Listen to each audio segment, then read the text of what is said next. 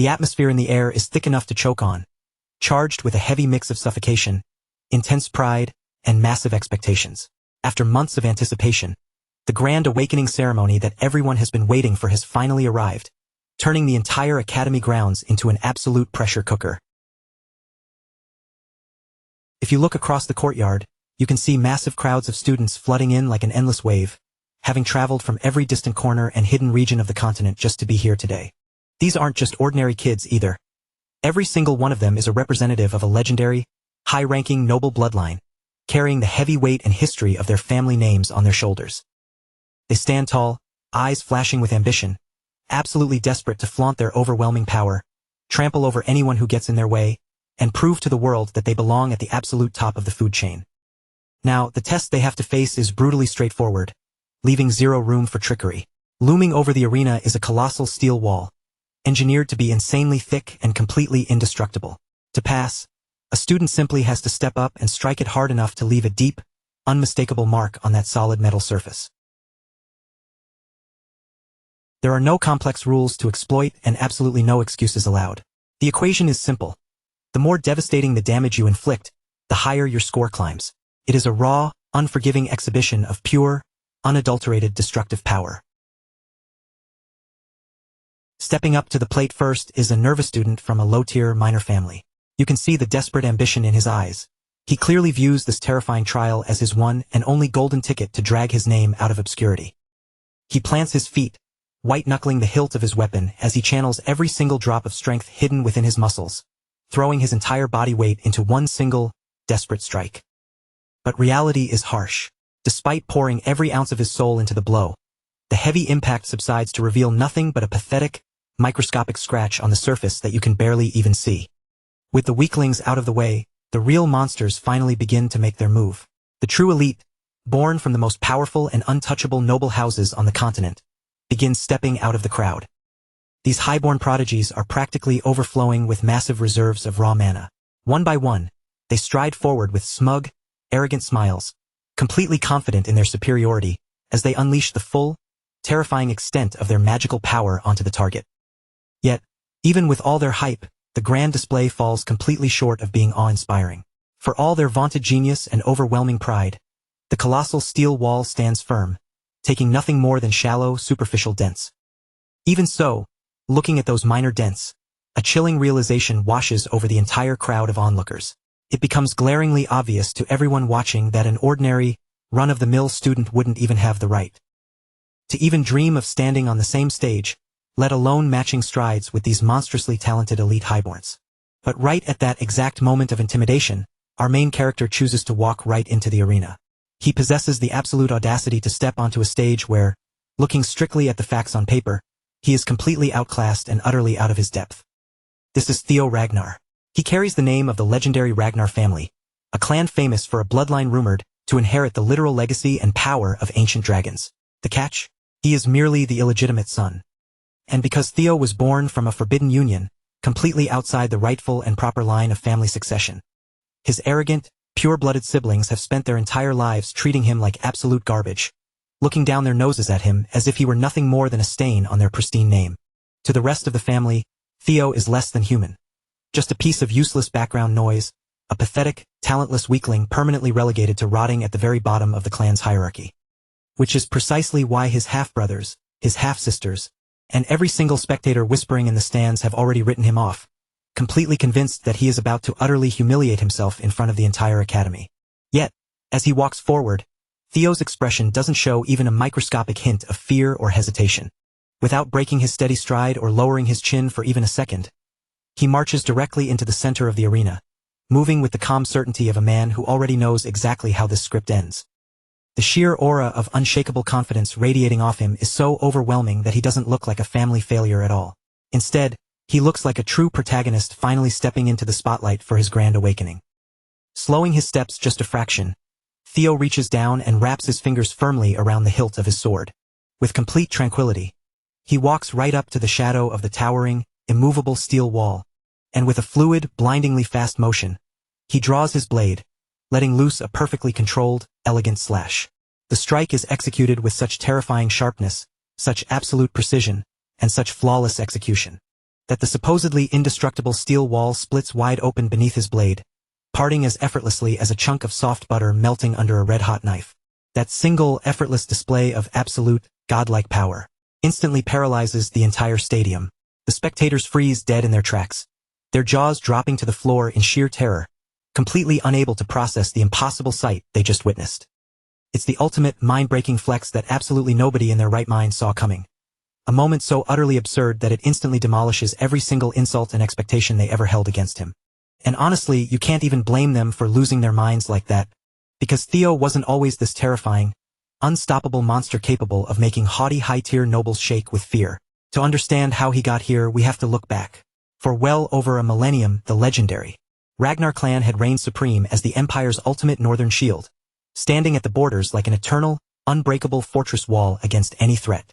Their mythical strength was rooted in a legendary, unique physique, one that ancient myths claimed was directly passed down to their ancestors by the dragons themselves. Because of this draconic heritage, every legitimate member born into the clan was blessed from birth with massive reserves of magical mana, near-infinite physical stamina, and a supernatural, instinctive genius for the way of the sword. Those godlike blessings were supposed to be an absolute birthright for anyone carrying Ragnar blood in their veins. But there was one tragic, painful anomaly in the family line. Theo, the very protagonist of our story, completely lacking even a single shred of magical talent or any of the physical gifts expected of his noble lineage. The family branded him a worthless outcast, openly calling him a mistake and treating him like literal dirt beneath their boots. Even the personal swordsmanship instructor who was formally tasked with guiding and training him looked at him with nothing but pure disgust. And then, one fateful day, absolute catastrophe struck without warning as a violent, bloody attack descended directly upon the Ragnar estate.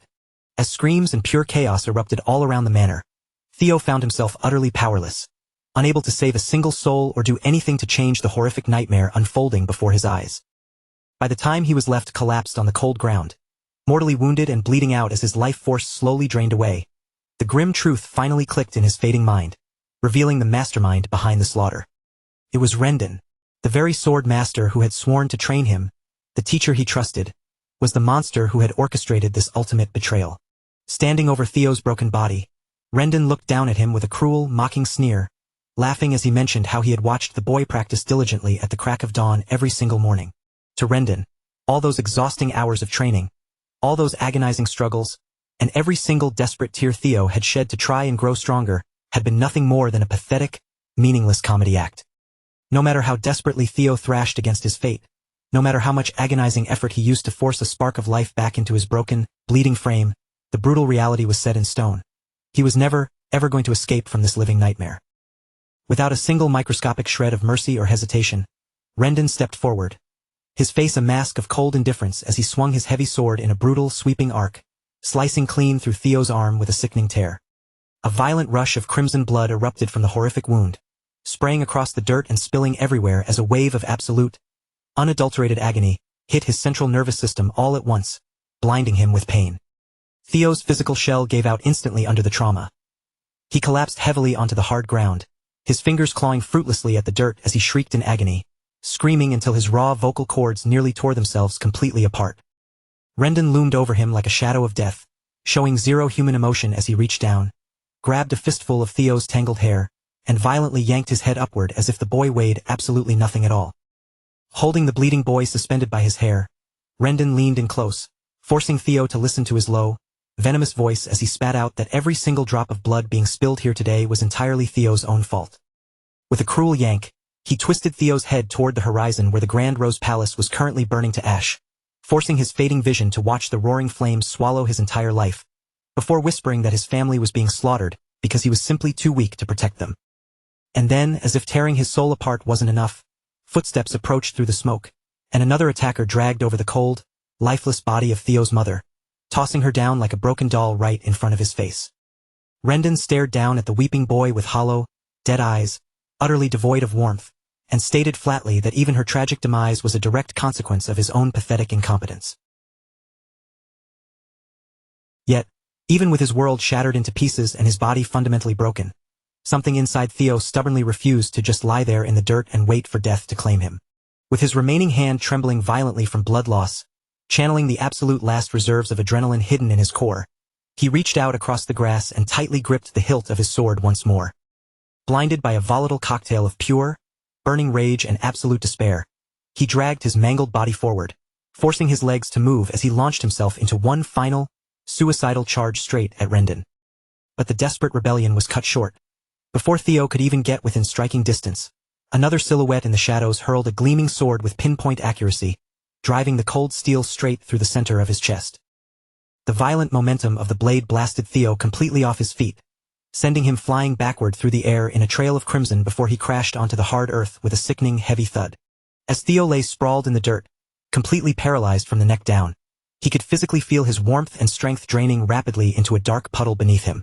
The chaotic sounds of the burning estate began to blur into a distant hum as his vision darkened at the edges, and in those final, fleeting moments of consciousness, the only thought left burning in his mind was the suffocating, bitter regret of his own utter weakness.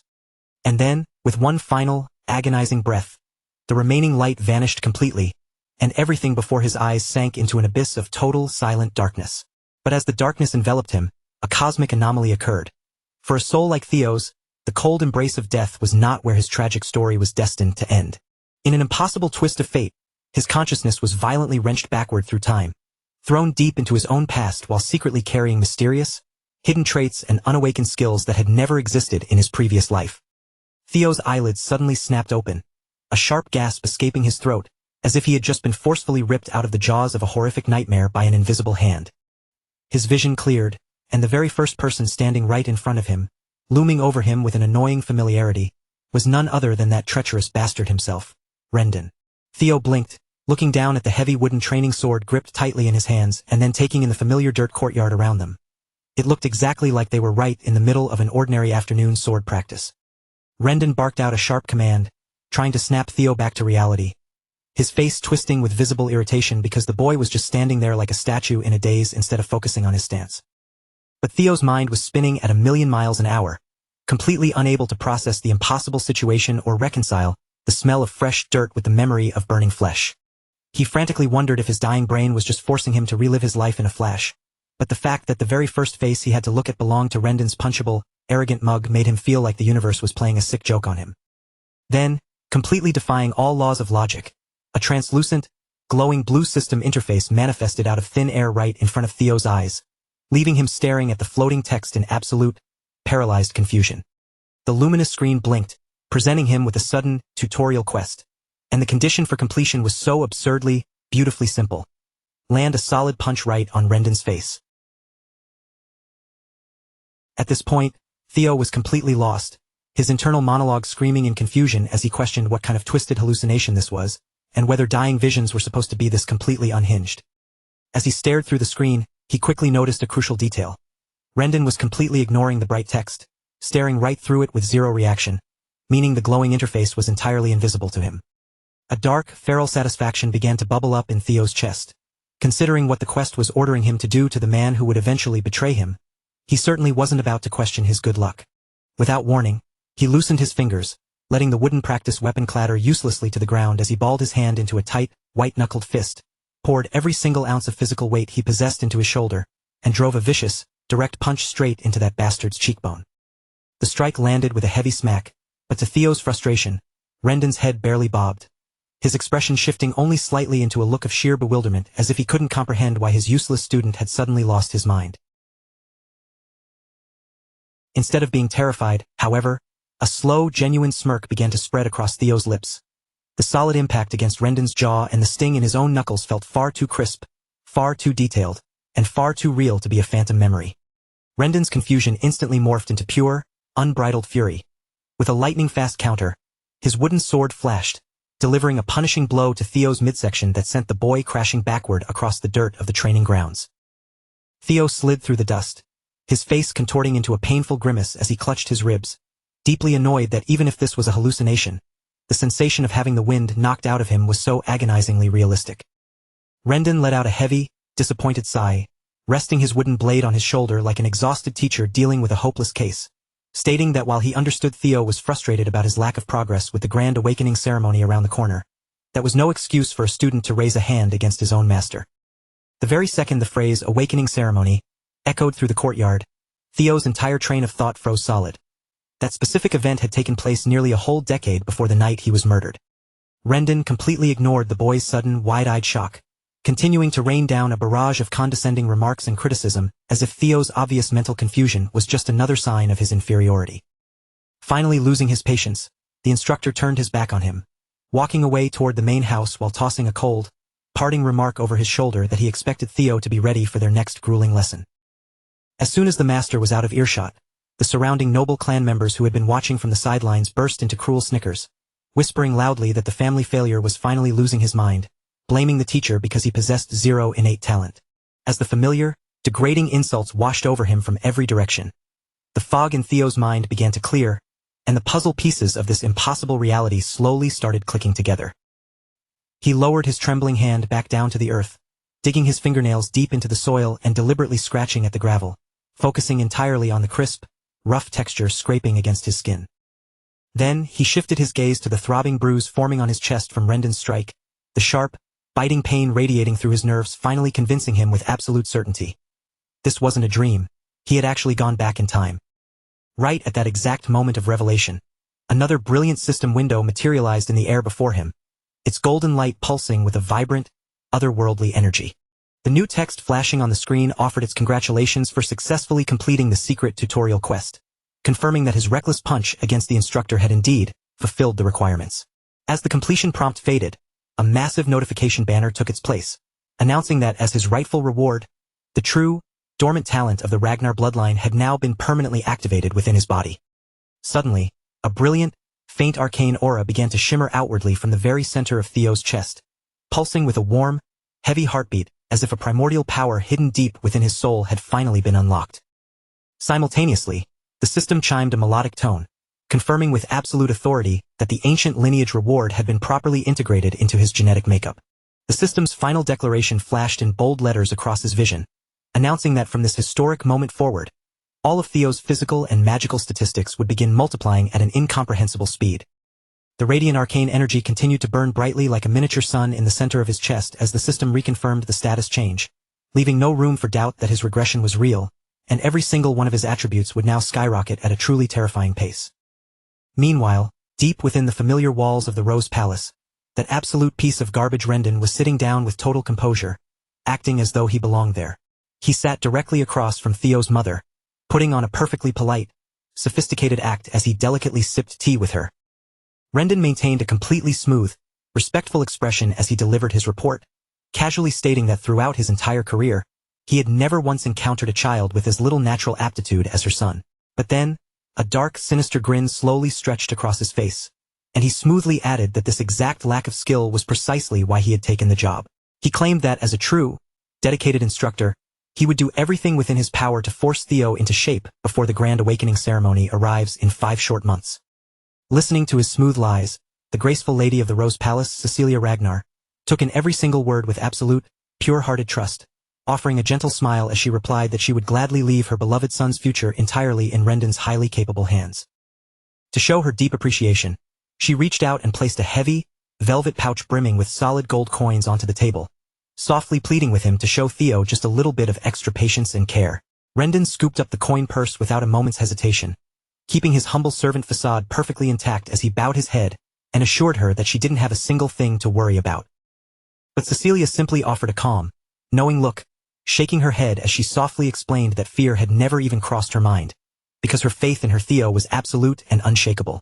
A short while later, Rendon swaggered down the quiet estate corridor completely alone, lazily tossing the heavy sack of gold up and down in his palm while a massive, arrogant smirk spread from ear to ear across his face. He was absolutely ecstatic, practically vibrating with glee over the fact that he was being handed such a ridiculously lavish fortune, all while fully intending to teach the boy absolutely nothing of actual substance or value. The more the scenario played out in his head, the harder it was to keep from laughing out loud, silently mocking both the mother and her useless son as nothing but incredibly naive, brainless fools. From where he stood, the situation was a goldmine. Not only was he getting paid a fortune to supposedly train a direct descendant of the Ragnar line, but he was also looking forward to a massive second payout from his secret benefactor for feeding them Theo's private information and covertly sabotaging his growth from the shadows. To a greedy snake like Rendon, this was the kind of flawless, highly lucrative setup that he had never been lucky enough to stumble into before. Just as he was basking in his own cleverness, Theo suddenly burst around the corner of the hallway, his legs moving like pistons as he sprinted at absolute full speed, rocketing right past Rendon in a blur without making even the slightest attempt to slow down. His fraudulent instructor was caught completely off guard, instantly clicking his tongue in deep annoyance and throwing a disgust-filled glare after the boy, muttering under his breath about what an absolute, brainless, pathetic loser the boy was, watching with narrowed eyes as Theo disappeared down the hall without giving his master so much as a single glance or acknowledgement. Theo's entire universe was pinned on a single room ahead, running as hard as he could to reach his mother's side, and the very instant her figure came into view, he cried out to her, a raw wave of desperate urgency bleeding through his voice. As Cecilia began to turn around at the sound of her name, the first sight that met her eyes was Theo standing in the doorway, completely out of breath, his shoulders shaking violently as his chest heaved up and down from the frantic sprint. Without uttering a single syllable of explanation, Theo threw himself across the room and crashed directly into her embrace, locking his arms around her waist and squeezing tightly as hot, heavy tears spilled over his cheeks, the mind-bending reality of holding her alive and breathing finally crashing over his soul.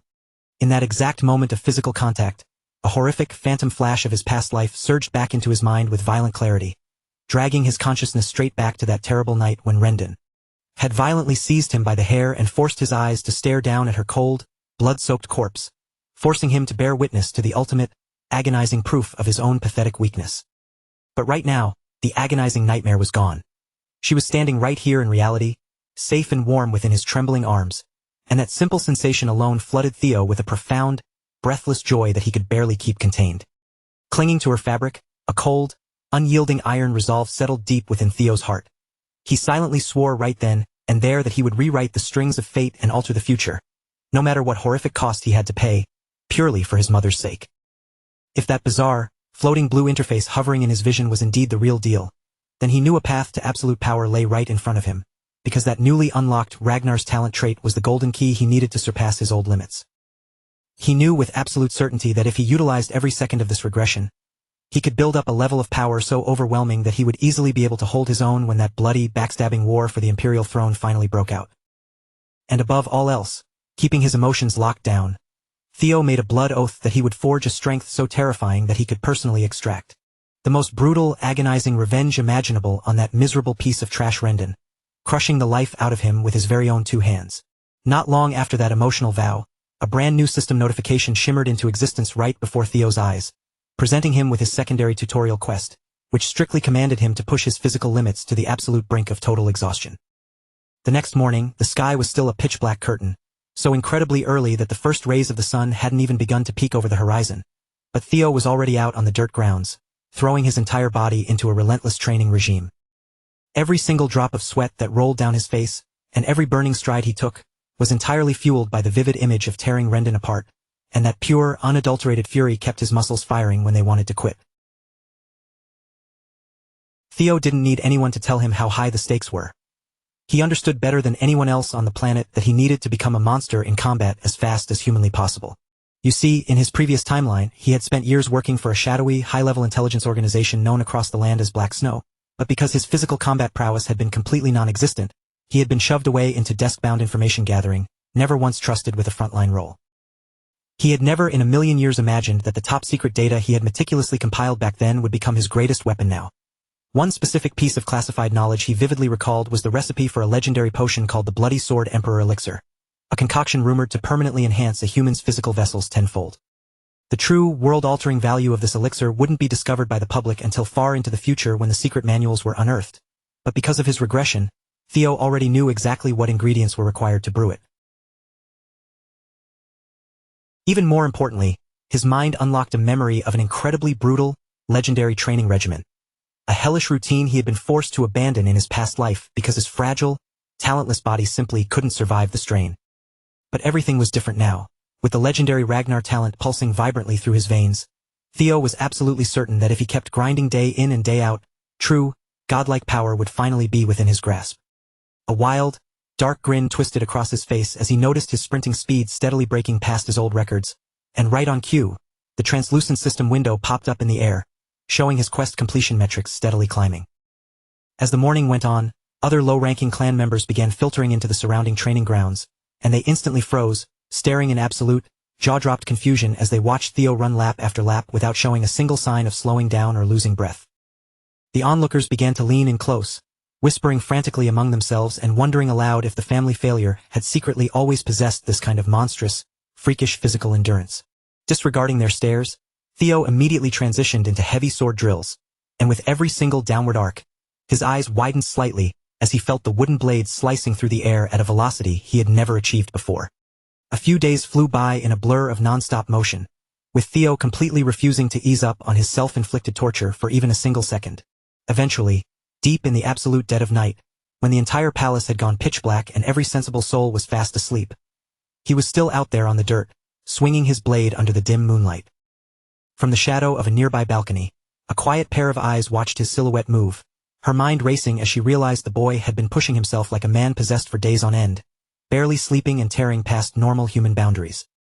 Witnessing that kind of terrifying, unyielding dedication with her own eyes, she couldn't stop the sudden doubt creeping into her mind, wondering if Theo was truly the worthless, talentless idiot that the entire empire claimed him to be. She remained hidden in the darkness, her gaze completely locked onto his repetitive, precise movements as she silently meditated on how he had maintained this suicidal pace day after day without a single moment of rest. And the longer she stood there observing his flawless focus, the more she began to question whether the venomous rumors spread by the high nobles had been completely wrong from the very beginning. As for Theo himself, his physical body was screaming in agony, his muscles burning so intensely that he felt like he might drop dead or pass out at any moment. But whenever his vision started to blur, the sight of that floating blue progress bar creeping closer to completion kept his soul from shattering. Finally, after what felt like an eternity of agonizing labor, he managed to force his trembling limbs to push the quest progress bar all the way up to a staggering 90%. But the exact millisecond he paused to catch his breath and wipe the sweat from his brow, the glowing numbers suddenly ticked backward, sliding right down to 89%. The system was absolutely ruthless. The moment he allowed himself a single second of relaxation, the interface penalized him instantly, docking his hard-earned progress without mercy. He had just spent days of pure, agonizing torture barely clawing his way up to that 90% threshold. Yet right before his disbelieving eyes, that meticulously earned percentage point vanished, resetting back to 89 like a slap in the face. It was clear as day now, the system demanded absolute perfection, and simply because he allowed his lungs a tiny moment to breathe, the bar refused to hold its ground. But instead of giving up, Theo let out a feral snarl, gritted his teeth until they nearly cracked, forced his screaming, broken muscles back into motion, and violently pushed through the barrier to claim his victory. The burning exhaustion tearing through Theo's muscles finally began to morph into something meaningful. Every single agonizing second he had spent pushing himself beyond human limits was starting to bear fruit, proving that his desperate gamble wasn't in vain. Right there, hovering in the dim air before his straining eyes, the glowing interface began to shift, finally revealing the elusive 3-digit milestone that he had been relentlessly chasing for what felt like an absolute eternity. Even though his physical vessel was screaming in pure agony, completely pushed past its absolute breaking point, Theo somehow tapped into a hidden well of sheer willpower, forcing his trembling legs to endure one final hellish stretch. Every single bead of sweat blinding his eyes, every ragged, suffocating breath tearing at his lungs, and every excruciating step he took across the dirt finally crystallized into a tangible, undeniable result right before him. At long last, the numerical value he had been starving for manifested in a brilliant flash of blue light, successfully ticking upward to hit that monumental, long-awaited 3-digit threshold.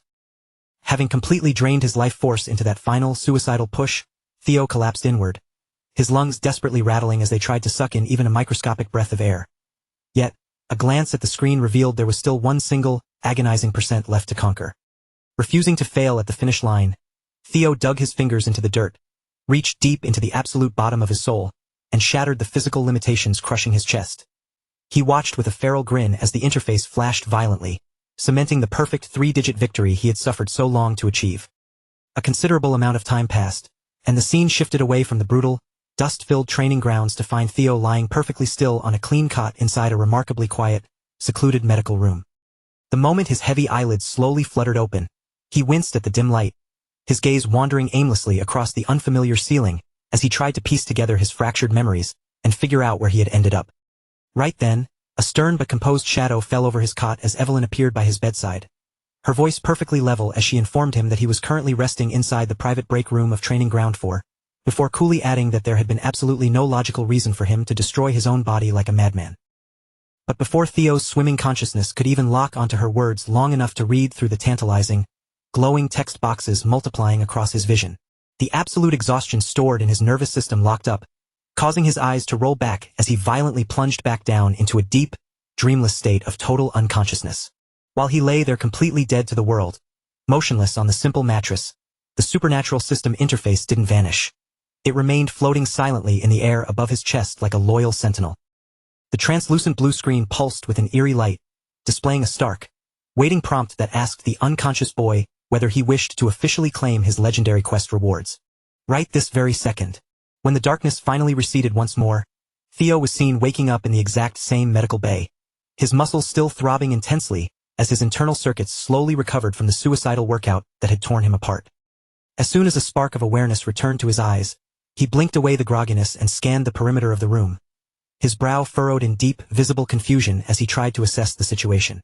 Evelyn stepped back into his line of sight, her arms crossed as she reiterated that he was safe inside the resting quarters of the 4th training ground, her tone carrying a faint hint of a lecture as she reminded him once again that driving himself to the brink of death was completely unnecessary. Ignoring her voice for a split second, Theo focused his gaze on the floating screen and mentally clicked the confirmation button to accept the system's massive bounty. And the very instant he did, an explosion of brilliant, blinding neon blue light erupted from thin air, completely enveloping his entire physical body in a swirling vortex of raw energy. Standing just a few feet away, the seasoned hall manager could only freeze in sheer, unadulterated shock, her jaw tightening as she watched this bizarre, ancient power violently surge through the boy's veins, forcing his physical frame into a visible, terrifying metamorphosis. As the blinding light show slowly dissolved into the atmosphere, Theo found himself fully awake, sitting up on the cot. The moment his vision cleared, he found Evelyn standing right over him, calmly restating that he was in the safety of Training Ground 4's break room while softly scolding him for taking such idiotic physical risks. When Theo's gaze locked onto her face, a flicker of profound recognition flashed across his features, a reaction so sharp and knowing that it caught Evelyn off guard, causing her to narrow her eyes before formally introducing herself as the official manager overseeing the 4th training ground. She adjusted her posture, explaining to him that he had completely short-circuited and lost consciousness while training like a lunatic under her watch earlier that morning, leaving her no choice but to carry him into these private quarters to recover. Theo offered a polite, low nod of gratitude, thanking her for the intervention, prompting Evelyn to hand him a cold cup of water while delivering a chillingly calm reminder. Within the sacred laws of the Ragnar clan, attempting to open one's internal mana hall prior to the official awakening ceremony was an offense strictly forbidden by blood law. Theo's heart did a sudden flip, not quite understanding why she was suddenly throwing such a severe, execution-level taboo into a casual conversation. But he kept his face perfectly emotionless, nodding slowly as he claimed to be fully aware of the clan's law.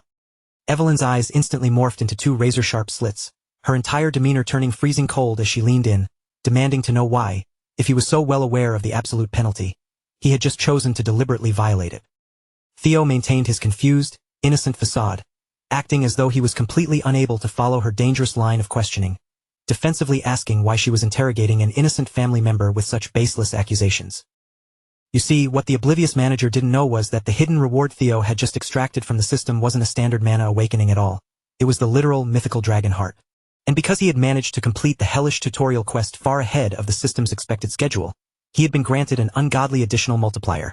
The accumulated, raw magical power belonging to 10 of his past lives combined. With a dangerous, predatory aura radiating from her posture, Evelyn demanded to know right then and there if he had illegally forced open his mana hall.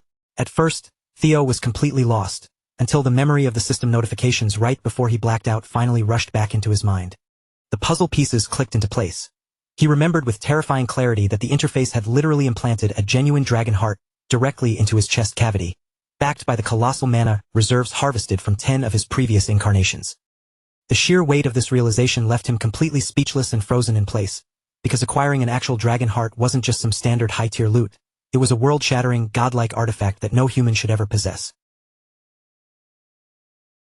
A dragon heart was considered an absolute myth for one primary reason. It possessed the unique, supernatural anatomy required to house an entire mana hall directly inside the organ itself. When a mana hall was successfully anchored within a heart of that caliber, the processing efficiency of magical energy became infinitely faster and more lethal.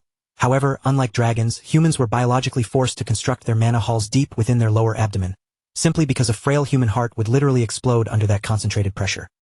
This exact anatomical limitation was why every single high-ranking warrior, especially the bloodthirsty elites of the Ragnar clan, spent their entire lives dreaming of a dragon heart. It was the ultimate, forbidden cheat code to absolute power, bypassing the slow abdominal center entirely. The catastrophic catch was that throughout human history, no mortal had ever successfully broken past the natural threshold of their own cardiac walls. And now, because the system had casually dropped a literal dragon heart into his ribcage, Theo had suddenly found himself trapped in a colossally dangerous predicament. There was absolutely no denying that these hidden rewards were completely unmatched on the continent, but it was equally undeniable that they had instantly painted a massive, invisible target on his back, trapping him in a web of deadly complications. To make his current situation an absolute nightmare, the woman staring him down right now was Evelyn Nereville, a legendary masterclass swordswoman who had only stepped down from active duty after losing her entire left arm in battle, now passing the time as the iron-fisted supervisor of these training grounds. In her glory days, Evelyn had reigned as the absolute commanding general of the feared white-armored dragon cavalry, a warrior so unervingly lethal that even the terrifying demon dragons spoke her name with respect. She was notorious for her unyielding, black-and-white moral compass. She didn't care about a person's high noble status or raw potential. The only traits she genuinely loathed were deceit and cowardice. In fact, in his previous timeline, because she had found Theo's stubborn, clumsy nature far too frustrating and unbendable, she had actually washed her hands of him completely, officially resigning as his personal master. Putting it bluntly, if a woman of her terrifying perception and caliber managed to decipher the supernatural truth beating inside his chest, Theo wouldn't just be expelled. He would likely lose his head before the sun went down. Yet, instead of letting panic compromise his posture, a subtle, highly dangerous smile slowly curved the edges of Theo's lips as his brilliant mind immediately began constructing a flawless counter-strategy. He reasoned that as long as she lacked any physical, concrete evidence to back up her wild suspicions, he had absolutely zero reason to cower before her gaze. Locking eyes with the legendary commander, Theo fired back with a sharp, incredibly daring response, asking her with a touch of mockery how a prestigious manager could openly talk about executing a direct heir based on nothing more than a passing gut feeling, before asking if she was truly prepared to forfeit her own life if her words proved false. The heavy room plunged into a suffocating silence. Evelyn's breath caught in her throat, completely paralyzed for a moment, unable to find an immediate answer to the lethal political question he had just hurled right back at her. Sensing her hesitation, Theo pressed his advantage even harder, his voice dropping into a cold register as he reminded her that he was still a rightful heir to the supreme Ragnar clan, and if her treasonous suspicions turned out to be hollow lies, this interrogation would be legally classified as a direct, unpardonable insult to the entire Ragnar name. Evelyn's fingers twitched against her side as she reluctantly conceded the point, her jaw tightening as she muttered that those were indeed the absolute laws of the Empire. Letting a dark, predatory shadow fall over his eyes, Theo leaned forward on the cot, staring right through her soul as he softly asked if she was fully aware of the exact, gruesome punishment that awaited any commoner who dared to humiliate a true heir. Evelyn didn't flinch for a second, her spine remaining perfectly straight and her voice ringing out with unshakable, absolute confidence as she looked him dead in the eye and answered that the punishment was immediate execution. Theo let out a low, satisfied breath, genuinely pleased to see that the stone-faced manager finally comprehended the lethal weight of her own accusations. He leaned back slightly, his eyes narrowing into a piercing glare as he coldly advised her to think twice before uttering such reckless claims again. Evelyn, on the other hand, stood completely frozen as the freezing sharpness in his tone cut right through her, her mind racing in absolute shock as she wondered if this commanding figure could truly be the same helpless boy she thought she knew. Yet, even as she reeled from his sudden display of authority, Evelyn simply couldn't shake the heavy sensation that had flared through her senses just moments ago. Her warrior instincts were screaming that the raw energy ripple she had detected was, without a doubt, a genuine mana wave. Because that gut instinct refused to quiet down, she resolved right then and there that she absolutely had to investigate this anomaly with the utmost scrutiny, rather than allowing a potential taboo to slip past her fingers unnoticed. In her eyes, it didn't matter if the boy carried the elite blood of the supreme Ragnar line pulsing through his veins. The ancient rules of the family were absolute. If he had dared to cross that sacred line, she fully intended to drag the truth into the light and make him pay the ultimate price. Stepping forward to conduct a thorough, intrusive scan of his internal pathways, Evelyn's focus suddenly shattered as she made a staggering discovery. There was absolutely no trace of a mana hall anywhere within Theo's lower abdomen. The confident color instantly drained from her face, her jaw tightening as the absolute certainty behind her grand accusation crumbled into dust, forcing her to accept the humiliating reality that her senses had completely failed her. Watching her composure fall apart, Theo couldn't resist letting a smug, cocky smirk tug at the corner of his lips. He tilted his chin upward, staring down at her frantic expressions with a gaze that silently mocked her, as if asking if she was finally satisfied with her pathetic failure. Bound by the unyielding iron laws of the clan she served, Evelyn didn't hesitate for a single fraction of a second. She dropped to her knees, sinking her form low to the floorboards as she bowed her head directly at his feet, her voice trembling but resolute as she begged him to order her immediate execution to pay for insulting a true heir with her worthless life. As he looked down at her prostrate form, her forehead practically glued to the dust, Theo kept his face impassive while a dark amusement swirled in his thoughts. The poor woman never stood a chance of finding Manhwa Hall, because a mythical dragon heart operates on an entirely different plane of reality, acting as a sentient energy core that the host can manipulate and mask at will. Put simply, Theo possessed the absolute power to completely vanish his mana signature from the face of the earth whenever it suited his needs. Furthermore, the historical fact that a human could even survive transplanting a dragon heart wouldn't be discovered by the Empire's grand scholars until several years into the future, leaving Theo entirely confident that no living soul in this primitive era could ever dream of proving his secret. Instead of taking advantage of her submission to demand her blood, Theo reached out, placing a remarkably calm, stabilizing hand onto Evelyn's trembling shoulder as he quietly told her to stand up, assuring her that there was no need to take a simple misunderstanding to such a gruesome extreme. He turned on his heel, his cloak billowing as he began to stride toward the exit, tossing a parting comment over his shoulder that she had merely been executing her sworn duties, adding that very few common warriors would ever possess the raw courage to risk their own necks to demand accountability from a highborn heir, a trait of pure righteousness that he genuinely respected. Of course, behind that mask of magnanimous nobility lay a cold, calculated truth. Theo was a pragmatist above all else, and he had absolutely zero intention of wasting a powerhouse of Evelyn's caliber when she could be utilized elsewhere. Ensuring her survival was a long-term investment that would yield massive dividends for him later down the line. As his footsteps faded down the hall, he loudly remarked that while the restriction on early mana awakening was meant to protect fragile vessels from exploding, he was actually quite pleased to see that she cared enough about the clan's future to interrogate even a disregarded bastard like him. And as that cryptic, heavy praise echoed through the empty spaces of the room, Theo vanished through the doorway, leaving Evelyn sitting frozen on the cold ground, completely alone as she tried to process the sheer gravity of the terrifying presence she had just encountered. Theo swaggered down the outer corridors with an unshakable, absolute confidence radiating from his posture, feeling a profound sense of triumph as he realized the chessboard of fate was finally tilting in his direction. Reminiscing on the fact that he didn't just hold a godlike dragon heart, but also wielded the accumulated, terrifying magical reserves of 10 whole past lives. A few days flew past in a blur of intense preparation, until that very same absolute clown of an instructor showed up on the grounds, his obnoxious voice echoing painfully across the training field as he screamed at Theo. Rendon barked like a rabid dog, wildly pointing his finger as he ordered the boy to shift his blade's arc further to the right, puffing his chest out as though every useless word spilling from his lips was a sacred piece of tactical genius. On the surface, Theo kept his head low, intentionally executing flawed movements to maintain his facade of a talentless weakling, but with every passing second that Rendon used to lob personal insults and mockery at him, the burning urge to tear the man apart became nearly impossible to suppress. Moreover, utilizing the extensive combat analysis from his past life, Theo began to notice a highly sinister pattern. The instructor wasn't just being a terrible, lazy teacher. He was deliberately and systematically drilling twisted, structurally flawed sword forms into Theo's muscle memory. This discovery cemented Theo's suspicions with absolute certainty. Rendon was merely a low-level pawn being manipulated by a much larger shadow, a realization that pointed directly back to the elite figure who had plunged a sword through his chest on the night the Rose Palace burned. Recognizing the trap, Theo decided that the time for playing victim had officially expired. It was time to force the snake out into the open and expose the true identity of the mastermind pulling the strings. A dark, incredibly sharp smirk slowly spread across his features as the perfect counter-strategy crystallized in his mind, knowing exactly which domino he needed to tip over next. Right in the middle of Rendon's loud tirade, Theo suddenly brought his wooden practice sword down across his knee, snapping the solid wood clean in two with a violent crack before locking eyes with the stunned instructor and stating flatly that he was entirely finished listening to his endless, pathetic barking. Before the man could even process the insubordination, Theo took a menacing step forward, his voice dripping with absolute venom as he mockingly questioned how a fraud with such laughably garbage skills had ever managed to cheat his way into the rank of a mid-tier swordsman in the first place.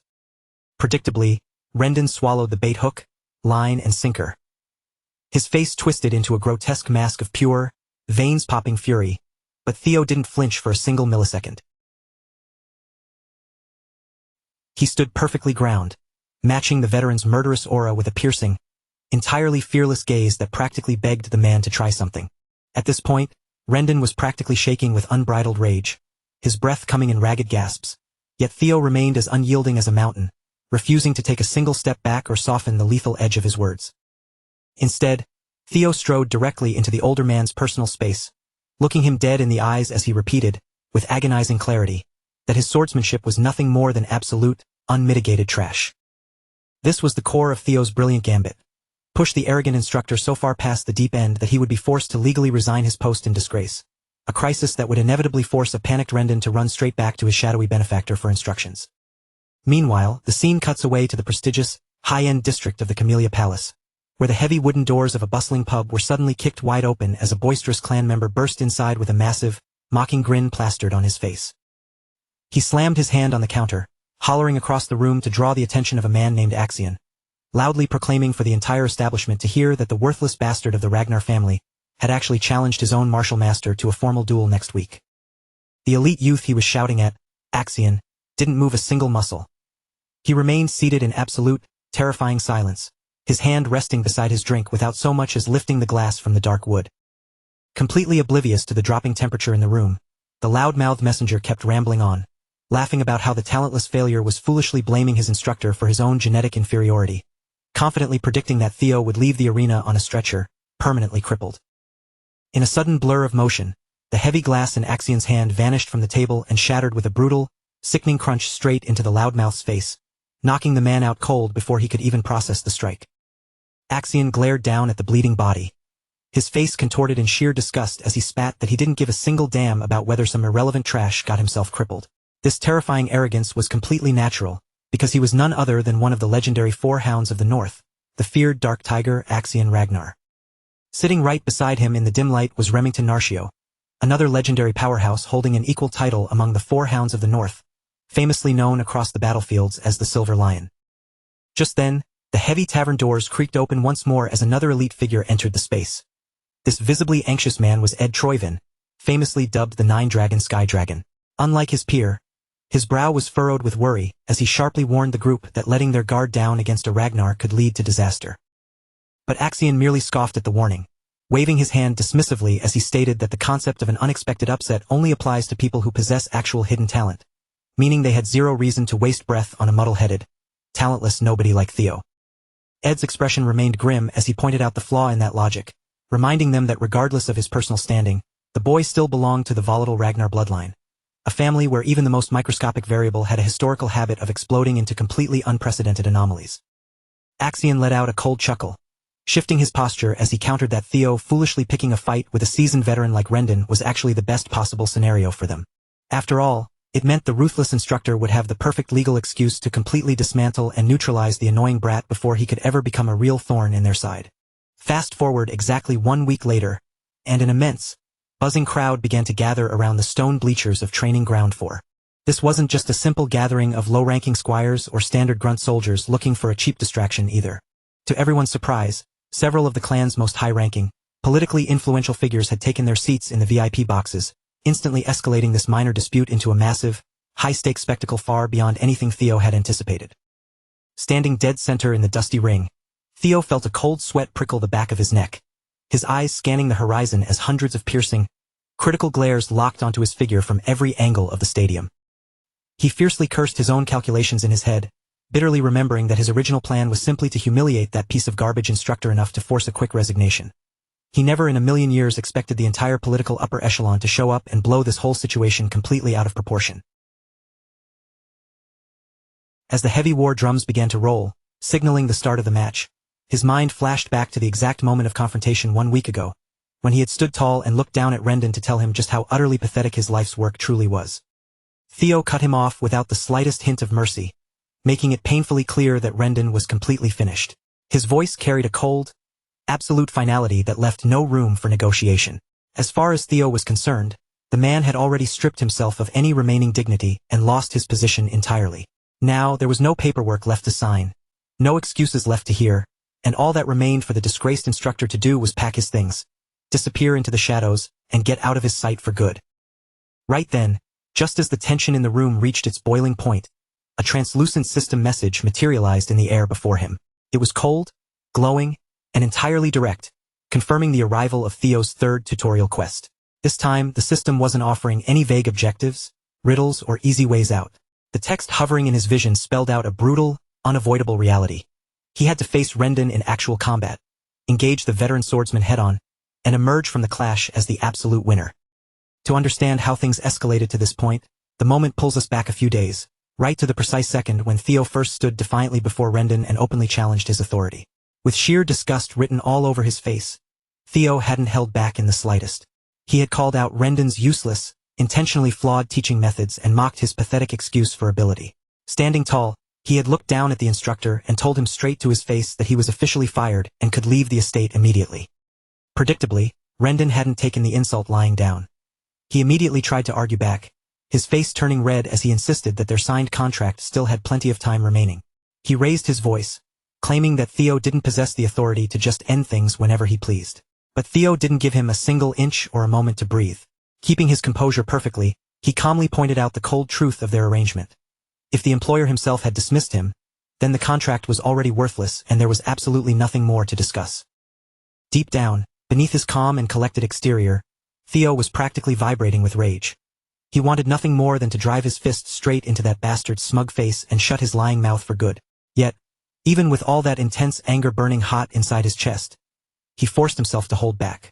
He clenched his fists tightly, knowing that he still couldn't fully trust the limits of his own current strength just yet, making a reckless physical outburst far too risky. Rendon, on the other hand, was in absolutely no position to simply accept being thrown away like garbage. Panic was beginning to mingle with his anger, because he still hadn't achieved the real, sinister purpose that had brought him to the Ragnar estate in the first place. For him, losing his role as the young master's instructor right now wouldn't just be an embarrassment. It would completely ruin everything his employers had planned. Desperate to regain control of the situation, Rendon took a heavy step closer to Theo, lowering his voice as he tried to smooth things over, put on a fake smile, and talk his way out of the dismissal. But just as he opened his mouth, a flashing system window suddenly erupted right in front of Theo's eyes.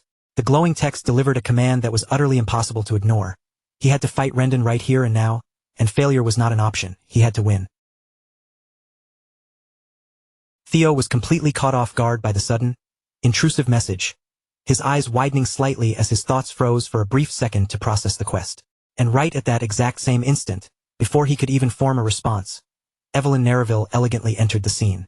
Stepping forward with an unbothered air, she loudly urged him to settle the entire matter the traditional Ragnar way, through a display of raw strength, where the stronger side naturally decides everything and the weak have no voice.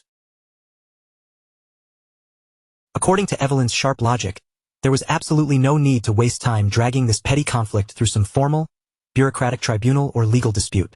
A simple, decisive sword match would settle the argument cleanly right then and there. She smirked, pointing out that once the duel ended and the dust settled, everyone present would simply have to bow their heads and obey the absolute will of the victor. Rendon's eyes instantly lit up with a predatory gleam the moment he heard her make that suggestion. The old bastard's mind started racing as he immediately saw a massive opening to salvage his mission, and he quickly spoke up to agree. He nodded eagerly, putting on an act and pretending as if this violent proposal was the most brilliant, fair, and honorable solution to their little problem. That unexpected turn of events left Theo standing frozen in place, his mind searching for how he was even supposed to respond to such a sudden development. Meanwhile, Evelyn kept pushing the idea aggressively, talking about the duel as though it were the most perfect, obvious answer in the world. Her overwhelming confidence and casual attitude only made the sudden weight of the pressure on Theo's shoulders feel twice as heavy. But despite the external pressure, Theo still couldn't bring himself to feel completely certain about his chances. No matter how much he deeply hated Rendon and wanted to see him suffer, he was realistic about his own current level of physical conditioning. He stared at his hands, knowing deep down that he didn't truly believe he was fully ready to face and defeat a seasoned bastard like that just yet. Even so, despite his internal doubts, the momentum of the situation kept rolling forward like an unstoppable boulder, dragging him along with it. Before he could find a way to redirect the conversation, the arrangements were made, and Theo eventually found himself standing out on the training grounds directly across from Rendon, a heavy training sword gripped firmly in his hand, with absolutely no path left to back out. All around the perimeter of the courtyard, the watching crowd of onlookers and servants began smirking, nudging one another, and whispering nastily among themselves. To them, the young master standing there with a weapon looked like a complete joke, and they were already thoroughly enjoying his impending humiliation before the match had even truly begun. They muttered loudly enough for him to hear, mocking how Theo couldn't even swing a basic sword properly, laughing under their breath as if the final result of the duel had already been set in stone. In their petty minds, he wasn't just going to lose a simple match today. With an opponent like Rendon, they fully expected the young master to leave the courtyard permanently crippled. After all, from their perspective, there was simply no physical way someone with Theo's reputation could ever defeat a certified mid-rank swordsman. Rendon himself was absolutely filled to the brim with confidence, looking down his nose at the boy with a smug, condescending sneer. He openly offered him one last patronizing chance to back down, saying that if Theo fell to his knees and apologized right now, he would graciously pretend none of this had ever happened, since a teenager's foolish pride wasn't worth risking his entire life over. But Theo wasn't about to bow his head to a traitor. Not now and not ever.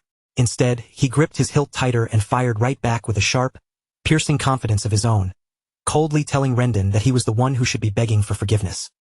He narrowed his eyes and leveled a chilling warning at the old bastard, telling him that unless he wanted to leave this estate as a useless, one-armed swordsman, he should accept his dismissal and walk away quietly while he still had his health. Rendon didn't take the threat seriously at all.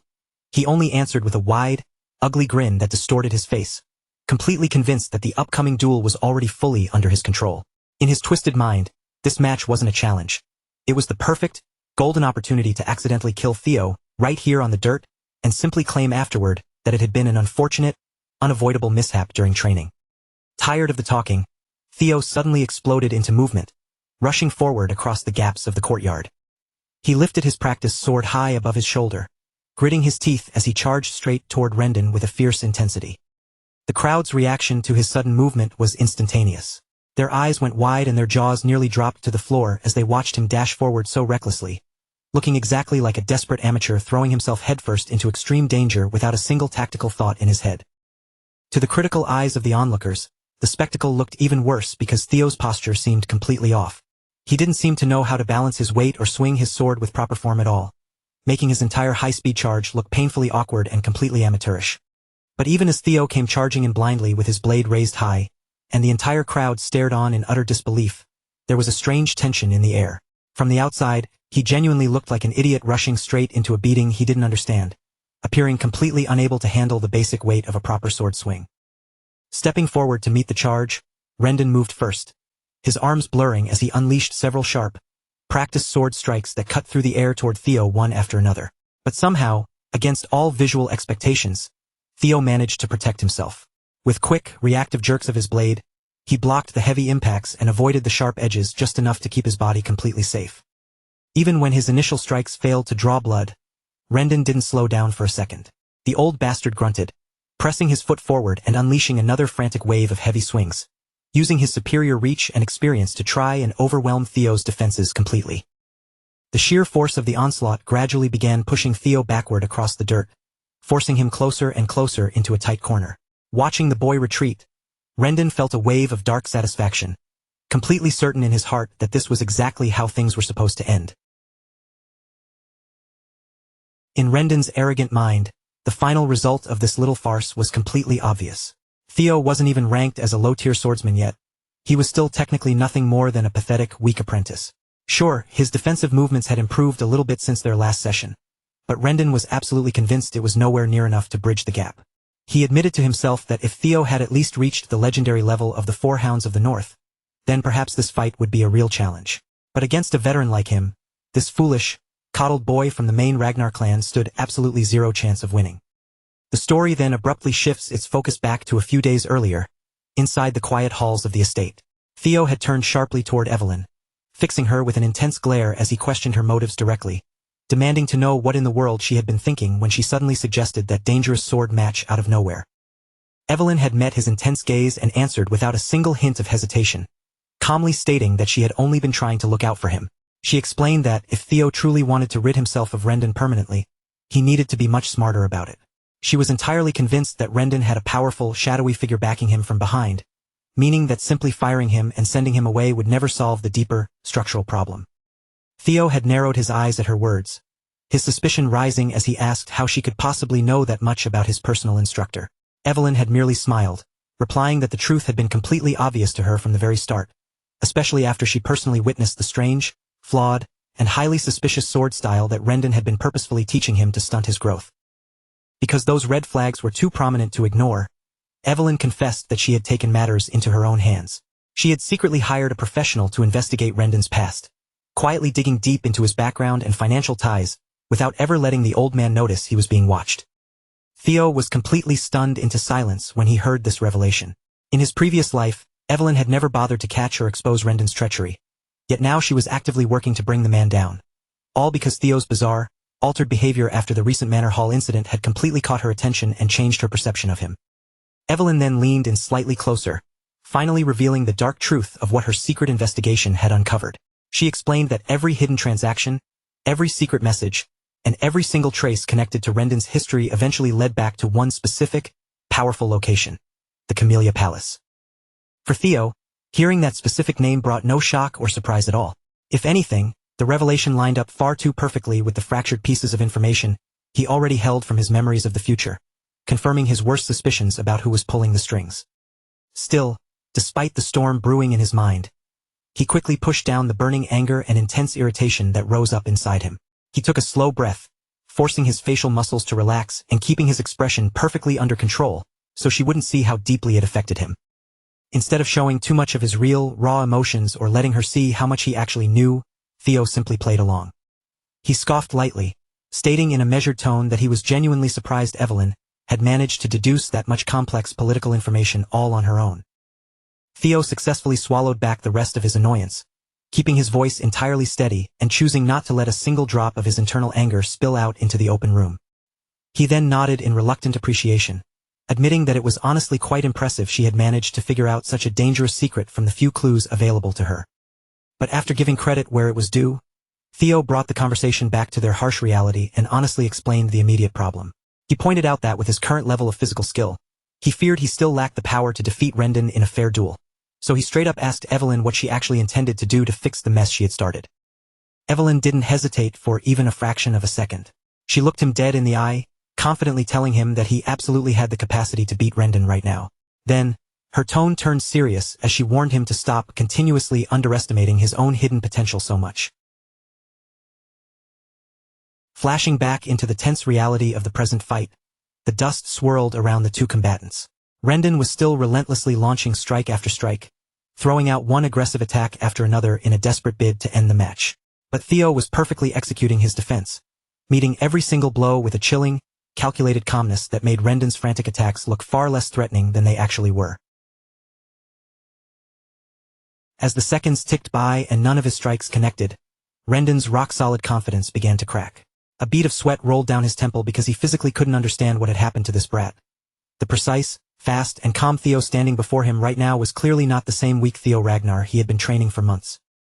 The shifts in movement were subtle at first, but before anyone watching in the crowd fully realized what was happening, the entire momentum and psychological flow of the battle had completely turned on its head. Now, in a shocking twist of roles, Rendon was the one being heavily pushed into a difficult defensive position. He found his breathing turning ragged, forced to violently struggle just to parry the counterattacks of the very same opponent he had looked down on as a weakling moments earlier. The surrounding crowd could feel the heavy, unbelievable weight of Rendon's possible defeat creeping into the chilly air, and their smug, mocking whispers instantly began to fade into stunned silence. Even a mysterious, hooded man sitting quietly in the back rows, who looked suspiciously like Remington, appeared visibly shaken in his corner, his posture stiffening as if the simple fight was turning into something far more dangerous than he had ever anticipated. Meanwhile, standing off to the side, Evelyn looked like she was thoroughly enjoying every single second of the unfolding chaos. Watching Theo effortlessly hold his ground and pressure his instructor seemed to fill her with a deep, genuine satisfaction, and for some reason, a faint, proud smile tugged at the corners of her lips. Then, the narrative dips back into the memory of the past one final time, pulling back the curtain on their secret preparation. It reveals that during that single, intense week leading up to the scheduled duel, Evelyn herself had taken Theo under her wing and personally trained him in secret. During those late-night training sessions, Evelyn had openly admitted that, technically speaking, helping a student prepare to fight their own instructor went entirely against the clan's strict rules. But she had shrugged it off with a smirk, stating that in her eyes, Rendon was such a rotten, corrupt teacher that he didn't deserve to keep his prestigious position for another day anyway. Hearing her say those words out loud had been more than enough to break through Theo's stoic armor, causing a knowing, confident smirk to spread across his own face as he realized they were completely on the same page. A sudden rush of pure excitement had run straight through his veins, mixed with a strange, dark thrill that he couldn't quite hide from his expression.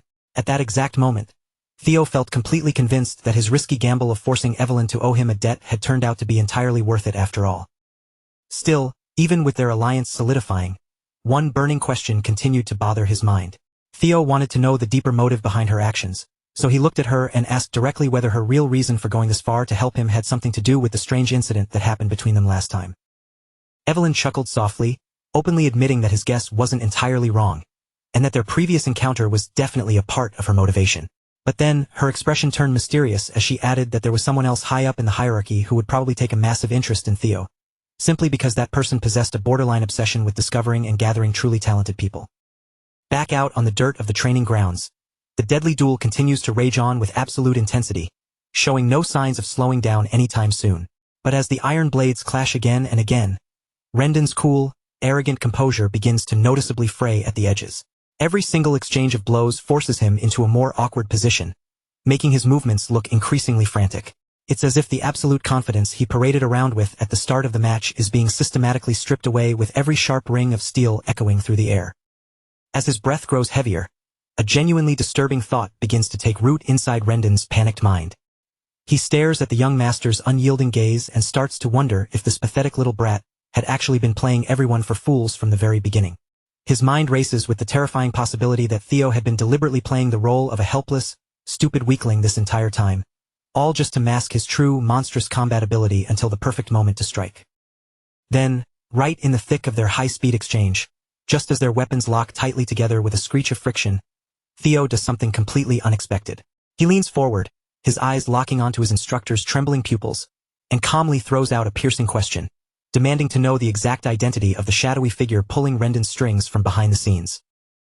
Hearing that dangerous inquiry causes the old bastard to completely snap, his face contorting in a mixture of rage and panic as he aggressively lashes out with his weapon, screaming over the sound of metal to demand what kind of nonsense Theo is even talking about. But Theo doesn't yield an inch of ground. Instead, he presses his blade forward, fiercely reminding the traitor that he's already fully aware of the useless, fundamentally broken garbage techniques Rendon had been intentionally feeding him for years. Deciding he's completely done playing games or dancing around the edges of the truth, Theo cuts straight to the absolute heart of the conspiracy. He glares directly into the old man's eyes and bluntly asks the million-dollar question, whether Rendon has been acting as a secret agent, working hand-in-hand with the treacherous forces residing within the Camellia Palace. The very microsecond those forbidden words cross Theo's lips, Rendon's entire body goes completely rigid. For one brief, damning second, the old coot looks utterly paralyzed with genuine shock, his jaw tightening as though Theo had just reached into his chest and dragged out the one deeply buried secret he thought the young master could never possibly uncover. And that single, microscopic physical reaction is all the confirmation Theo needs to see. Rendon's bloodless complexion, his sudden, suffocating silence, and that unmistakable flicker of sheer panic in his wide eyes tell the young master everything he needs to know. His darkest suspicions about his instructor's betrayal are 100% correct. With the conspiracy officially verified, Theo has no intention of wasting another second talking to a dead man walking. In the very next heartbeat, before Rendon can even attempt to recover his guard, Theo pivots his hips and drives his sword cleanly through the air in a flawless, blinding arc, completely severing the old instructor's right hand at the wrist. The disembodied hand spins wildly through the air, painting a gruesome arc of crimson blood across the dirt, before tumbling heavily to the ground.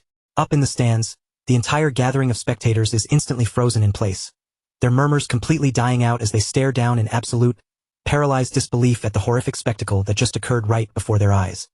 The corrupt teacher's face instantly twists into a grotesque mask of pure, unadulterated horror. He stares blankly at the empty space where his arm used to end, the brutal reality of what the young master has just done finally breaking through his shock and crashing down on him with full force. A split second later, a blood-curdling, pained shriek tears out from the very depth of Rendon's throat, a sound so raw, guttural, and ugly that it echoes off the stone walls.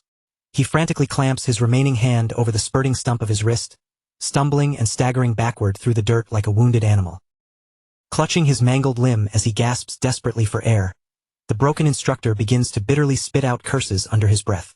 His whole body trembles violently, his voice cracking and shaking under the overwhelming weight of immense physical agony, blinding rage, and the sudden, public humiliation of being bested by an apprentice. With total composure, Theo begins walking toward the miserable, groveling bastard, his boots taking slow, steady, and terrifyingly confident steps across the stained ground. With each step he takes, a profound realization resonates deep within his very bones. He can feel it with absolute certainty now. He really has broken through his limits and become genuinely strong. As he closes the remaining distance between them, looming over the shivering old man, Theo opens his mouth to speak. He chooses his words with lethal intent, intentionally digging up the exact same cruel phrases that Rendon had mockingly leveled against him during the darkest moments of his tragic previous life, making absolutely sure the old man hears every single syllable clearly. He looks down at the bleeding instructor, coolly stating that if the legendary Ragnar clan truly operates on nothing but the absolute law of the jungle, then that means raw, undisputed strength is the only currency that carries any value within these walls. He levels the tip of his practice blade right at the old man's chest, adding with a chilling calm that a pathetic, weak individual like Rendon should have known better than to ever dare set foot inside this sacred estate to begin with. An unbearable, suffocating aura of bloodlust begins to radiate from Theo as he slowly raises his sword high into the air once more. He hurls those old, mocking words right back into Rendon's trembling face, driving home the brutal truth that the weakest, most pathetic creature standing on this battlefield today was never the young master. It was him. His voice echoes across the courtyard as he repeats the clan's core doctrine, telling the dying man that under the unwavering Ragnar belief in the absolute rule of power, a weak, talentless fraud like Rendon had absolutely no right to ever come here and act as though he stood above anyone else. Without a hint of hesitation or remorse, Theo snaps his arms down, bringing his sword crashing down in one final, merciless executioner's swing. In a flash of steel, Rendon's severed head goes rolling across the dirt, while a violent spray of blood erupts from the neck, instantly shocking the entire training grounds into a profound, breathless silence. Almost the exact second the brutal execution is finalized and the body collapses, a familiar, glowing system notification materializes directly in front of Theo's face. The bright text beams out a message of congratulations, officially acknowledging that he has successfully completed all the requirements for tutorial quest number 3. But the notification doesn't stop there. It notes that he didn't just merely survive or win the requested match. He completely shattered the expectations of the trial, going far beyond the basic objectives outlined for him, and because of this exceptional performance, the system loudly announces that he has qualified for a special, hidden extra reward. The magical interface shifts, presenting a prompt that asks whether he would like to claim and receive this bonus prize right away.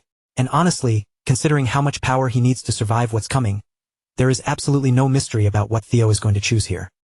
While Theo interacts with his invisible screen, the surrounding spectators are left completely, utterly shell-shocked. All the smug arrogance, the mocking snickers, and the nasty whispers from earlier have completely vanished, replaced by pale, bloodless faces and a heavy, stunned silence that hangs thick over the arena. After all, their minds are struggling to even process the reality of what they just witnessed with their own eyes. They just watched a supposedly talentless, low-ranked apprentice swordsman effortlessly butcher a seasoned, mid-tier combat veteran in a matter of minutes, a paradigm-shattering event that is almost impossible for their brains to accept. Standing over the corpse, Theo can't help but look down and think to himself that the feared instructor Rendon was actually far weaker than he had remembered from his youth. In fact, a small wave of embarrassment washes over him as he reflects on how a pathetic man like this had managed to make him suffer so intensely in his past life. But as he grips his hilt, he smiles, knowing that this time around, the wheel of fate is already spinning in a completely different direction. Right on cue, the system window blinks again to reveal the contents of his extra reward, immediately activating a unique passive skill known as observation. And as if that wasn't enough, a massive surge of warmth floods his core as the system grants him an additional, incredible bonus. One full, condensed year's worth of pure magic power. But before Theo even has a chance to properly test out his newly acquired energy, the air pressure in the courtyard suddenly drops. Out of nowhere, a massive figure comes tearing down from the sky like a comet, slamming violently into the center of the training grounds with the terrifying, earth-shattering force of a falling meteor. Dust and debris explode outward in a massive cloud, and before Theo can even raise his arms to guard his face, the dust splits open. The massive man looks straight through the haze, locks his piercing gaze directly onto Theo, breaks into a wild, feral grin, and barks out the boy's name with an absolute explosion of booming excitement. As the dust cloud finally clears away, the terrifying identity of the intruder becomes clear. The man standing in the crater is none other than Julius Ragnar himself, famously feared across the lands as the Demon Dragon, and the absolute commander of the legendary white-armored dragon cavalry. Theo is left completely, utterly stunned as he stares at the giant, his mind temporarily short-circuiting as he recognizes the legendary warrior. He can barely comprehend the fact that a powerhouse like Julius is actually standing right in front of him, and his thoughts immediately begin racing wildly, wondering just how long this monster had been hiding in the shadows watching his fight. The moment the surrounding crowd finally registers the identity of the newcomer, the entire courtyard erupts into absolute, chaotic pandemonium. This isn't just any high-ranking official. This is the apex commander of the White Armored Dragon Cavalry, a mythical figure whose status sits far beyond ordinary human ranks, and everyone begins panicking, frantically whispering about why on earth someone of his caliber would suddenly show up in a place like this. Then, the scene quickly shifts to catch Evelyn's immediate reaction to the grand entrance, and for once, her perfect composure is shattered. She looks absolutely devastated, her eyes wide with irritation as she stares down at the deeply cracked and utterly ruined stone flooring that Julius had completely destroyed just by landing his massive body there. Julius, completely oblivious to the property damage he just caused, stands tall and radiates an almost overwhelming physical pressure. Just by standing perfectly still in the center of the crater, he emits the terrifying, untamed presence of a legendary living beast. The sheer, suffocating weight of the commander's aura causes a cold sweat to instantly break out across Theo's forehead. He stands there completely frozen in place, his muscles tense as his mind scrambles, entirely unsure of what his very next move should be in front of such a dangerous man. But as it turns out, all of Theo's intense fear and caution are completely unnecessary. Without warning, Julius suddenly throws his massive head back toward the sky and bursts into a roaring laugh, his face contorting into a broad, shockingly carefree grin that catches everyone off guard. Despite his absolutely terrifying, muscular build and his fearsome reputation on the battlefield, the way Julius carries himself right now gives off a bizarrely familiar vibe. He somehow comes across like a much friendlier, boisterous, larger-than-life version of Brutus from the old Popeye cartoons. Before anyone can even process his strange demeanor, Julius bursts into yet another booming round of belly laughter, his deep, rumbling voice rolling over the stunned crowd like a wave of thunder. He takes a massive, heavy step forward, closing the distance to Theo in an instant, and brings his giant hand down to give the young master a heavy, resounding pat on the shoulder, acting for all the world as if the two of them were already old, familiar friends. And without wasting a single second on pleasantries or formal introductions, Julius leans in and casually throws out a mind-blowing offer, inviting Theo right then and there to come join the ranks of the elite White Armored Dragon Cavalry, the most prestigious military order in the entire clan. Still chuckling to himself, Julius shakes his head, openly admitting that he is honestly shocked to stumble upon someone carrying this much raw, unpolished talent in a backwater training yard. He grins, noting that while executing one's own official instructor is technically a bit disrespectful to clan traditions, even he has to admit that a worthless fraud like Rendon brought every single bit of that execution entirely on himself. Then, letting out another massive, booming laugh that rattles the ears of everyone nearby, Julius claps his heavy hand down onto Theo's shoulder once more, looking him dead in the eye as he openly invites him to bypass the standard trials and become a formal part of the White Armored Dragon Cavalry. Standing nearby, Evelyn watches the scene with a knowing look, appearing as though she had fully expected this exact, wild outcome from the very beginning. The rest of the crowd, however, can do nothing but stare forward with their jaws hanging completely open, unable to comprehend the fact that the infamous demon dragon has just personally scouted a completely unawakened apprentice to join the absolute pinnacle of elite knights. Off to the side of the courtyard, we catch sight of Remington's pale face once again. He slowly turns his head toward a high-ranking man standing right next to him, his voice shaking slightly as he asks whether the man has ever, in all his years of service, heard of a mere apprentice swordsman being personally scouted before they had even gone through their official awakening ceremony. The veteran warrior standing beside him looks completely lost, his brow furrowing as he clearly struggles to dig through his memories for an answer, before he finally shakes his head and sighs, admitting outright that he has never heard of such an absurd thing happening in the entire history of the clan. Of course, Remington didn't even really need to hear the confirmation, because he already knew the absolute truth of the answer before the words even left the man's mouth.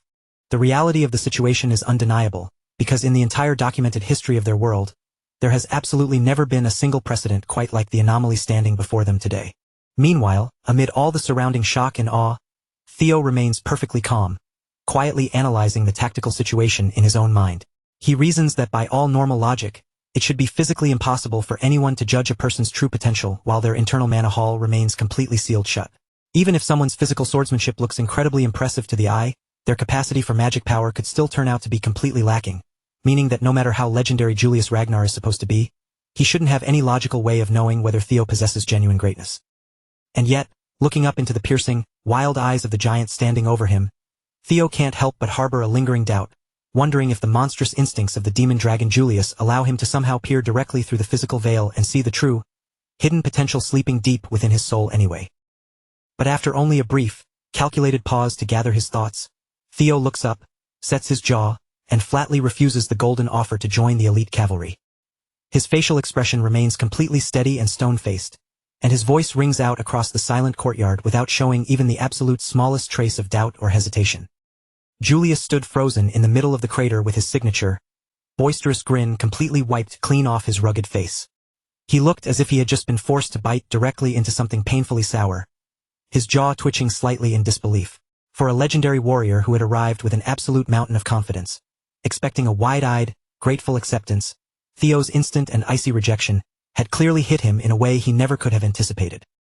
The surrounding crowd of spectators was just as profoundly stunned by the young master's words.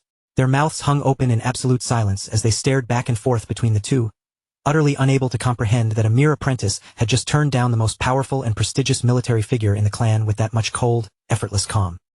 For a long, heavy moment, the entire training arena fell into a strange, suffocating silence.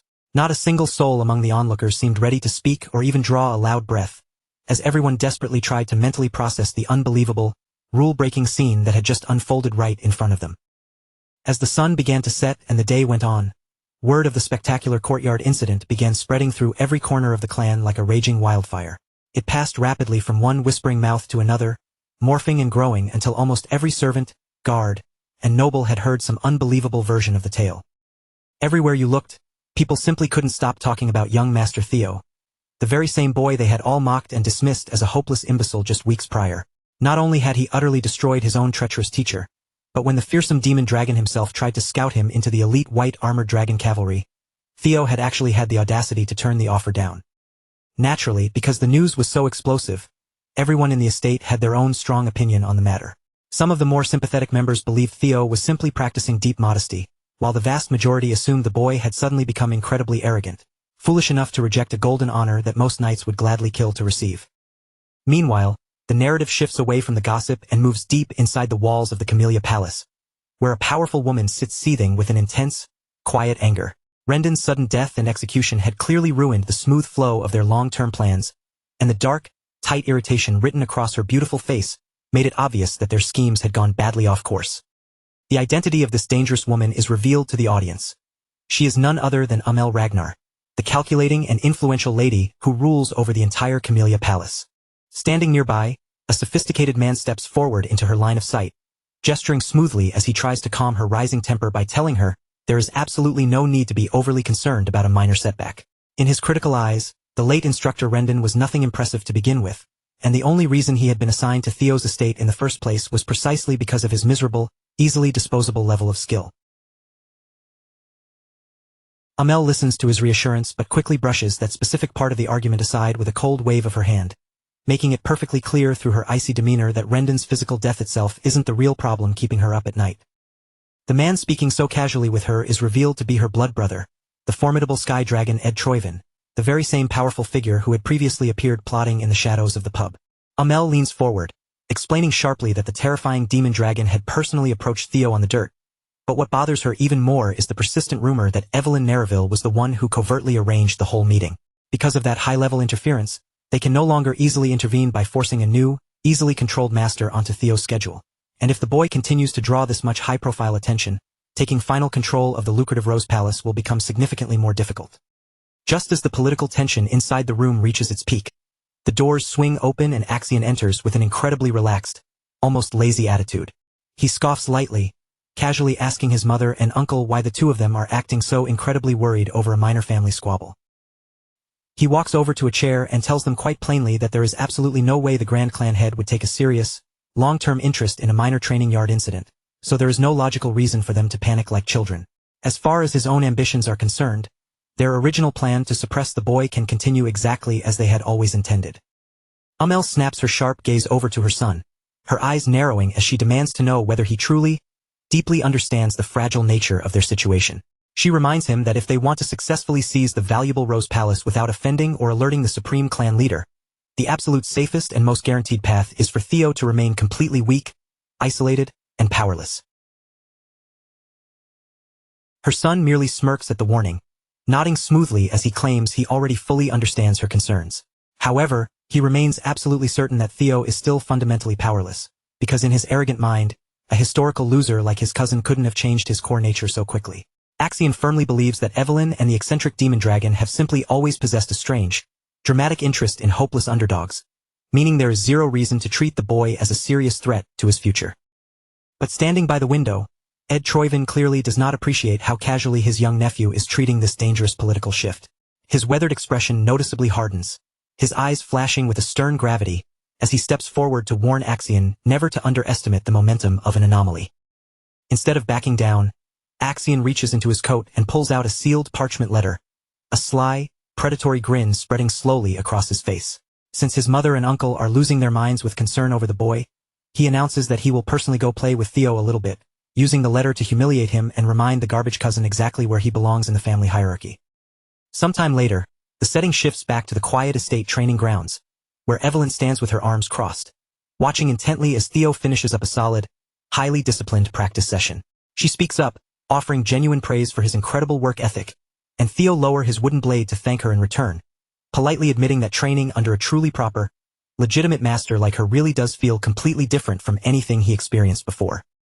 With the lesson winding down, Evelyn naturally brings up the explosive topic from earlier, mentioning that from a purely practical standpoint, it probably would have been vastly better for his future security if he had simply joined the white armored dragon cavalry. She tilts her head, looking at him with deep, unhidden curiosity as she tries to figure out why he would flatly refuse such a rare, career-making opportunity from the clan's top general. Theo pauses in his movements, taking a moment to genuinely think it over before offering a response. Deep down in his soul, he knows it would be an absolute lie to tell her he has zero regrets about the decision, because marching alongside the legendary white armored dragon cavalry had actually been one of his greatest, unfulfilled dreams during his tragic previous life. Even so, a faint, confident smirk crosses his face as he looks down at his hands, silently reminding himself that accepting Julius's tempting offer right now would actually end up holding his true development back far more than it would help him. There is absolutely no logical reason for him to lock his destiny into one specific military path this early in his second life. Once he calculates the immense structural privileges and absolute political influence he could easily claim by reaching the very top of the clan after his upcoming awakening ceremony, joining the cavalry no longer feels like the greatest prize available on the board. So, keeping his grander ambitions hidden, Theo simply smiles warmly at Evelyn and says he merely did not wish to receive unearned, special treatment from the higher-ups. He falsely claims to her that he still doesn't feel physically ready for such a high honor, and that for the time being, he is perfectly satisfied with training under her expert guidance as he prepares himself for the critical awakening ceremony. Evelyn lets out a soft sigh and chuckles, gently reminding him that despite his noble reasoning, a proud commander like the demon dragon is probably going to feel incredibly disappointed and slighted after being rejected so directly by a teenager. As she continues to speak, Theo looks at her face and decides that this quiet moment is the perfect opportunity to test out his newly acquired observation ability for the very first time. He shifts his focus entirely onto Evelyn's figure, activating the skill to read her hidden statistics and abilities in vivid detail, which immediately confirms what his instincts had already suspected. Floating before his eyes is the undeniable proof. She is, without a shadow of a doubt, an incredibly high-ranking swordswoman whose true power dwarfs his own. But as he reads further down the magical display, the glowing information begins to reveal something much more personal and shocking about her mindset. It states clearly that Evelyn deeply admires Theo's unexpected humility and strong character, and that instructing him has granted her a profound sense of vibrant energy and purpose she hasn't felt in years. It even notes a lingering hidden sorrow, showing that she deeply misses her old days with the white armored dragon cavalry. Reading this, Theo feels a massive rush of internal excitement as he realizes the sheer, game-changing value of this new observation skill. This incredible ability grants him far more than simple, dry combat strength readings. It literally allows him to glimpse the raw emotional truth hidden beneath a person's spoken words and false expressions. Then, his eyes narrow slightly as his gaze focuses heavily on that very last detail on the screen. The specific part mentioning how much Evelyn secretly misses the white armored dragon cavalry. That single line catches him completely off guard, and he can't help but find it surprisingly meaningful and potentially useful for his future plans. Just as he closes the system window, a heavily built man suddenly enters the training grounds, his armor clanking as he steps forward and introduces himself as Sybil Dree. He stands tall, stating in a serious tone that he has traveled all the way from the southern inspection post because he has something of immense importance he absolutely needs to discuss with Theo. The moment the man draws near, Theo immediately feels a subtle wave of uneasiness wash over him. Sybil's physical presence is remarkably intense and intimidating, boasting a battle-hardened face that makes the young master instantly wonder what kind of dangerous or hostile conversation this meeting is truly about. Seeking clarity before things turn ugly, Theo quietly activates his observation skill once again, aiming it directly at the newcomer's chest. But the psychological information he receives back is completely unexpected. Instead of hostility, the screen reveals that Sybil carries a powerful, burning desire to have a passionate sword spar with him. That bizarre revelation causes Theo to internally break into a nervous sweat beneath his tunic. The sudden, wild idea of crossing sharp training swords with a massive warrior who possesses such a frightening, scarred face is more than enough to make him feel genuinely anxious about what's to come. Right on cue, a familiar system notification pops up in his field of vision, officially revealing the details of his 4th tutorial quest.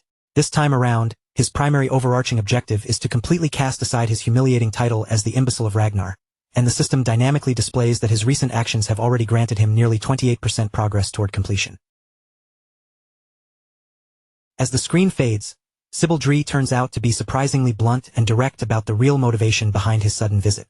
Without attempting to hide his true intentions or speak in riddles, he drops to one knee and loudly declares that he wishes to swear loyalty and follow young Master Theo from this day forward. He looks up, admitting with total brutal honesty that in the past, he had once been among the vast majority of people who completely ignored and looked down on Theo because the boy seemed utterly devoid of talent. Back in those days, Sybil confesses that he truly believed the mocking title of Ragnar's premier imbecile suited the young master perfectly. While Theo can certainly appreciate the warrior's raw honesty in a house full of liars, he still can't completely stop himself from feeling a sharp prickle of irritation as he stands there listening to his past failures being aired out so casually. After all, the massive soldier is practically insulting him straight to his face without fully realizing just how incredibly harsh his clumsy words actually sound to the ear. But Sybil quickly presses on, explaining that his entire opinion flipped completely upside down when he recently learned that Theo had been quietly coming out to the yards every single morning, training harder and sweating longer than anyone else in the entire lineage. On top of that immense dedication, Sybil's eyes light up as he states he felt profoundly honored to personally witness the spectacular, bloody results of all that hidden effort during Theo's public duel against that old fraud, Rendon Harvey. Sybil confesses that he was completely, utterly captivated by the majestic sight of Rendon's severed head flying through the morning air. Watching Theo's unbelievable, rapid growth with his own 2 eyes had left him feeling truly amazed and deeply inspired. And to top it all off, the legendary image of the demon dragon Julius Ragnar personally dropping from the heavens to invite Theo into the elite white armored dragon cavalry had burned itself permanently into the very depths of Sybil's memory. From that defining moment onward, Sybil says Theo instantly became his ultimate idol and inspiration. He explains that he had nearly given up on his own martial path after constantly being mocked by his peers as the idiot of the Southern Inspection Office, but seeing Theo rise from the ashes changed something fundamental inside his heart. Now, with his heart on his sleeve, all he asks for is one simple chance to respectfully cross swords in a match against the person he looks up to most. His blunt, overwhelming sincerity is so incredibly direct that it completely catches Theo off guard, leaving the young master temporarily speechless. Under normal circumstances, given the constant assassination plots surrounding him, Theo would be deeply suspicious of any random warrior approaching him so suddenly with sweet words. But thanks to the magical insight of observation, he can see right through to the young man's core nature with absolute clarity. The system interface confirms that Sybil genuinely, deeply respects Theo as a warrior, and that at his absolute core, all he truly wants from this interaction is a wholesome sparring match to test his own limits. Everything Theo scans through the skill points directly to the giant being completely genuine. It was definitely a bizarre and wholesome turn of events that Theo never could have expected to happen so soon after his victory. Even so, as the realization sinks in, a pleasant feeling of satisfaction begins to warm his chest.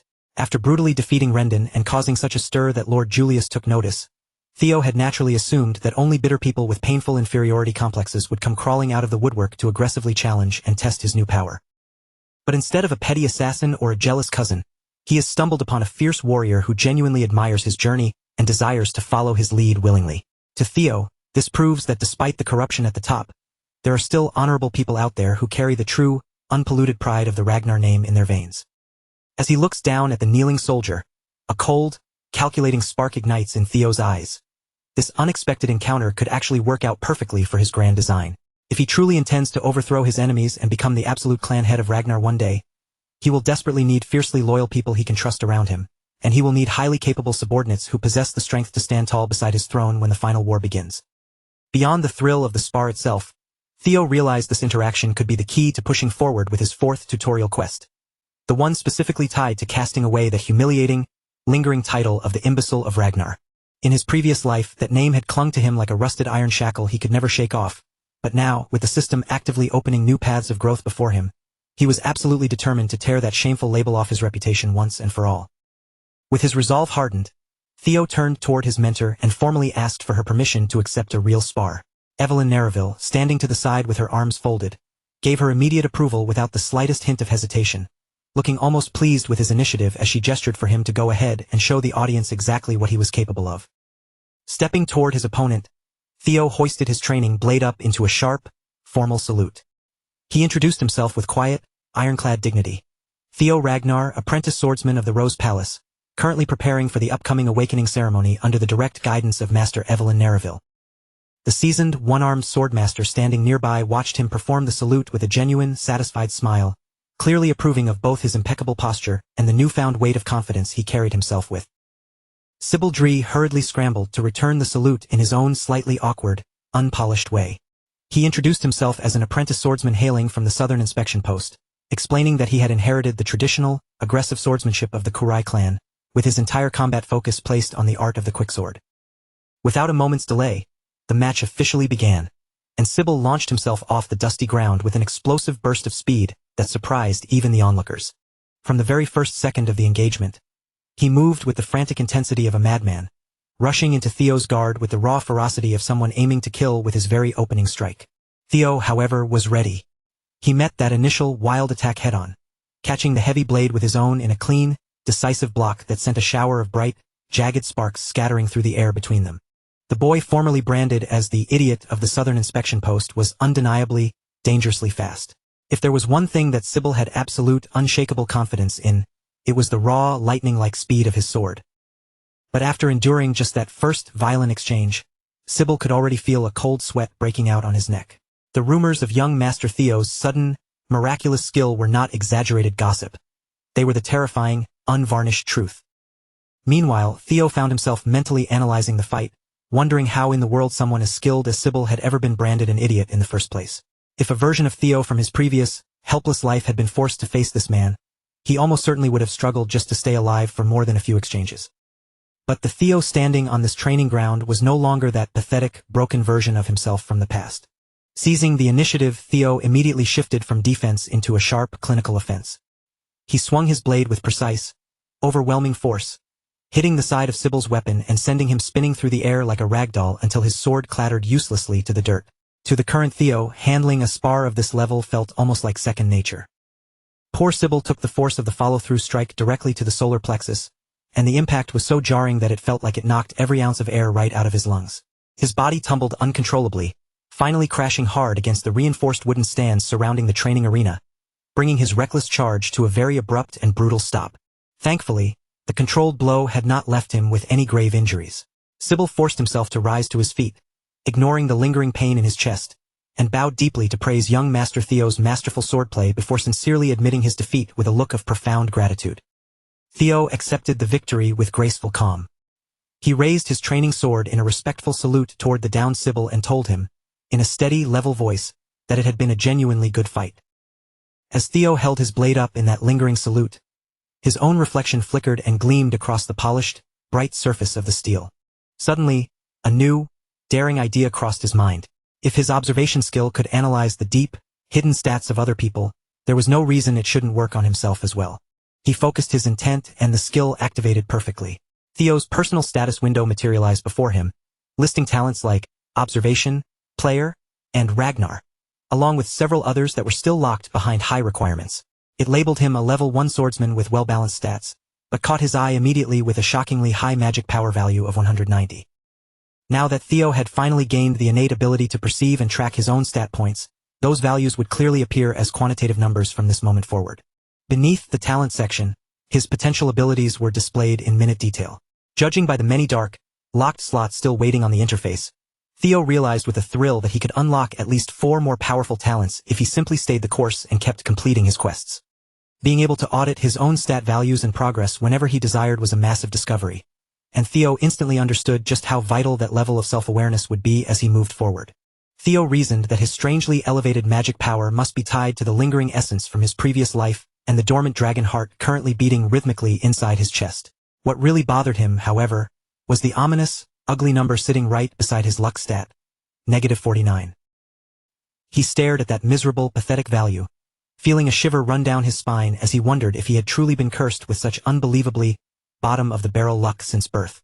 Maybe all the endless disasters, humiliations, and sheer misery he had endured in his previous life had been tied to this single, rotting stat all along. Theo realized he needed to find a way to raise it as quickly as possible, but he was so thoroughly absorbed in his own status screen and the momentum of the sparring that he completely failed to notice the growing crowd of young, ambitious men who had silently gathered around the edge of the arena, watching his every move from every side. After all, Theo had recently beheaded the fraud Rendon, a man who had posed as his teacher, and had even received rare public recognition from the clan's most respected military commander. Naturally, the sudden appearance of these young, hungry swordsmen around his private training grounds was only to be expected.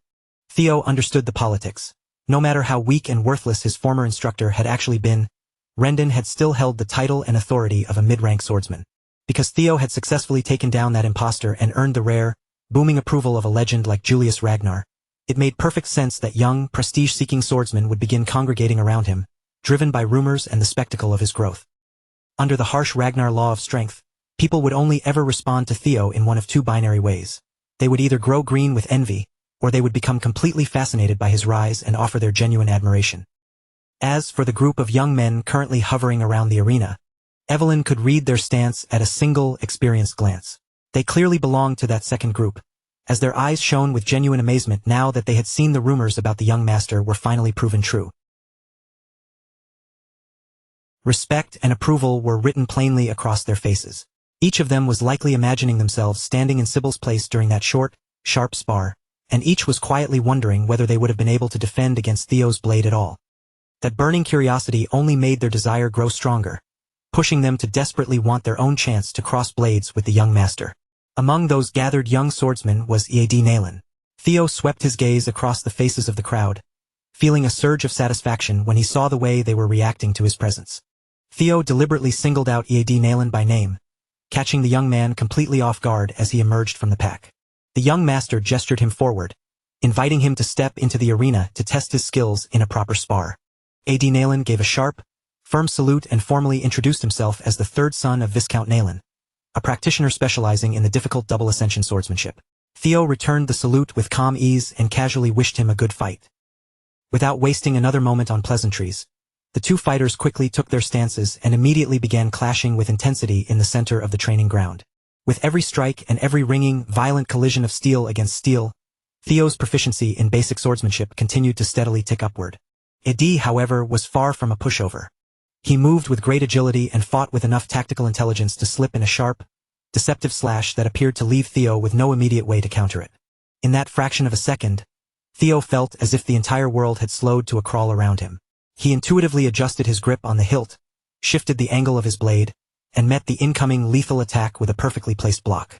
That single, expert defensive maneuver was enough to knock Eddie's primary sword clean out of his hand, sending it flying across the arena floor. That crucial block significantly raised Theo's proficiency in the changing heart swordsmanship style. With Ead disarmed, the match was effectively decided, and the young man accepted his defeat without argument, offering Theo his full and lasting approval as a warrior. To Theo's genuine surprise, earning Ead's approval also caused his luck stat to tick up slightly. Seeing that change, he began to wonder if his luck might somehow be tied to his rising reputation within the clan. If that tactical connection was indeed solid, then Theo had just stumbled upon a massive, game-changing method to finally patch up the miserable luck stat that had been dragging him down like an anchor throughout his entire life. All he had to do was keep the pressure on, continue winning these brutal sparring matches, and earn the begrudging recognition of his peers.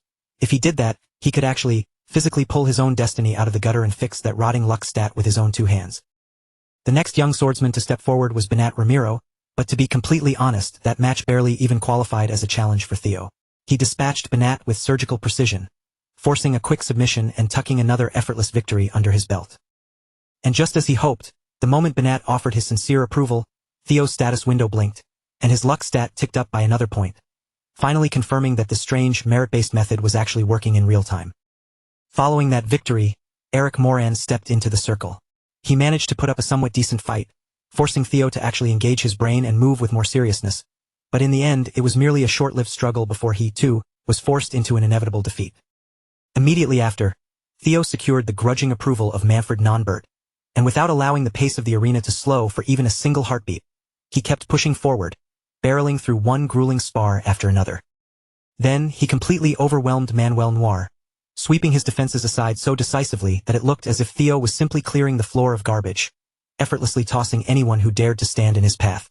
Before long, Theo was absolutely locked into the hypnotic, high-speed rhythm of battle, his mental focus sharpening to a razor's edge with every single clash as he steamrolled through his winning streak, eventually dismantling Daniel Riemann. Still riding the high of his momentum and ignoring the fatigue setting into his muscles, Theo stood in the center of the ring and called out for the next challenger to step up and test their mettle. But this time, the usual roar of the crowd turned into a thick, awkward silence, and not a single person dared to step forward to face him. By the time he had systematically dismantled the majority of the young swordsmen gathered in the courtyard, Theo's lungs were burning and his limbs felt heavy, yet his internal fighting spirit was still ravenously hungry for more. He raised his voice again, demanding the next challenger, yet the arena remained eerily still, with no one willing to be the next soul to step onto the stage and face the young master. Theo had fought so many back-to-back matches that his physical body was teetering on the edge of complete exhaustion, yet when he checked the status of his system quest, the one meant to erase his imbecile title, he saw that it had only crawled forward by a measly 1%. He speculated that the slow progress was likely because the men he just defeated already viewed him with a level of respect. He probably needed to face much stronger opponents, or perhaps he had to prove his worth in front of the arrogant elitists who still truly looked down on him. He knew he needed a change of pace to break the stagnation. Just then, a man pushed through the hushed crowd and pointed out that Theo looked visibly spent. Theo argued back, snapping that he would rest when he truly had to, but for now, he could still swing his blade, and as he staked his claim to continue fighting, the armored, imposing figure known as the Silver Lion stepped out from the shadows before everyone's stunned eyes. That man was none other than the legendary Remington Narcio, and he formally bowed, requesting a high-stakes sparring match against Theo. Neither Theo nor the gathered crowd of swordsmen had ever dreamed that someone of Remington's high status would actually appear in this lowly yard, let alone personally ask for a spar. After all, Remington Narcio was one of the prestigious Four Hounds of the North. The Four Hounds of the North were an elite quartet consisting of Hulkus Lanka, Ray Ragnar, Remington Narcio, and finally, the volatile Axion Ragnar from the Camellia Palace. Together, they were widely recognized as the four absolute strongest members of the current generation in the entire Ragnar clan, all of whom were preparing for the upcoming awakening ceremony. Remington Narcio explained, with a courteous tone, that he had arrived at the grounds early precisely because he wanted to personally observe the young lord's swordsmanship style before the ceremony officially commenced. With a polite smile, Remington offered a crisp, respectful salute and thanked Theo for entertaining his request. The Silver Lion was renowned throughout the region as a true sword genius, gifted with predator-like senses and backed by a legendary, relentless work ethic. During the formal, traditional exchange, Theo stood tall, planting his feet firmly in the dirt, and introduced himself with proper, regal weight. He was the 31st son of the great guardian of the North, Kyle Ragnar. Theo Ragnar returned the salute with pride, clearly establishing his heritage as the 31st son of the great guardian of the North, Kyle Ragnar. Theo had never in a million years expected to encounter Remington in such a casual setting, let alone be given the chance to cross blades with such a famous prodigy. In his past life, Remington had been one of the few figures Theo had genuinely, deeply respected from afar. So when Theo told him that he was truly honored to spar against the renowned young deputy clan head of Narcio, those words weren't just empty, aristocratic flattery. He absolutely meant every single word. After the exhaustion of so many non-stop fights, Theo found himself completely swept up in the intoxicating, searing heat of the duel. More than anything else, he wanted to demonstrate his true potential to Remington, and both fighters readied themselves for a match that would surely be remembered.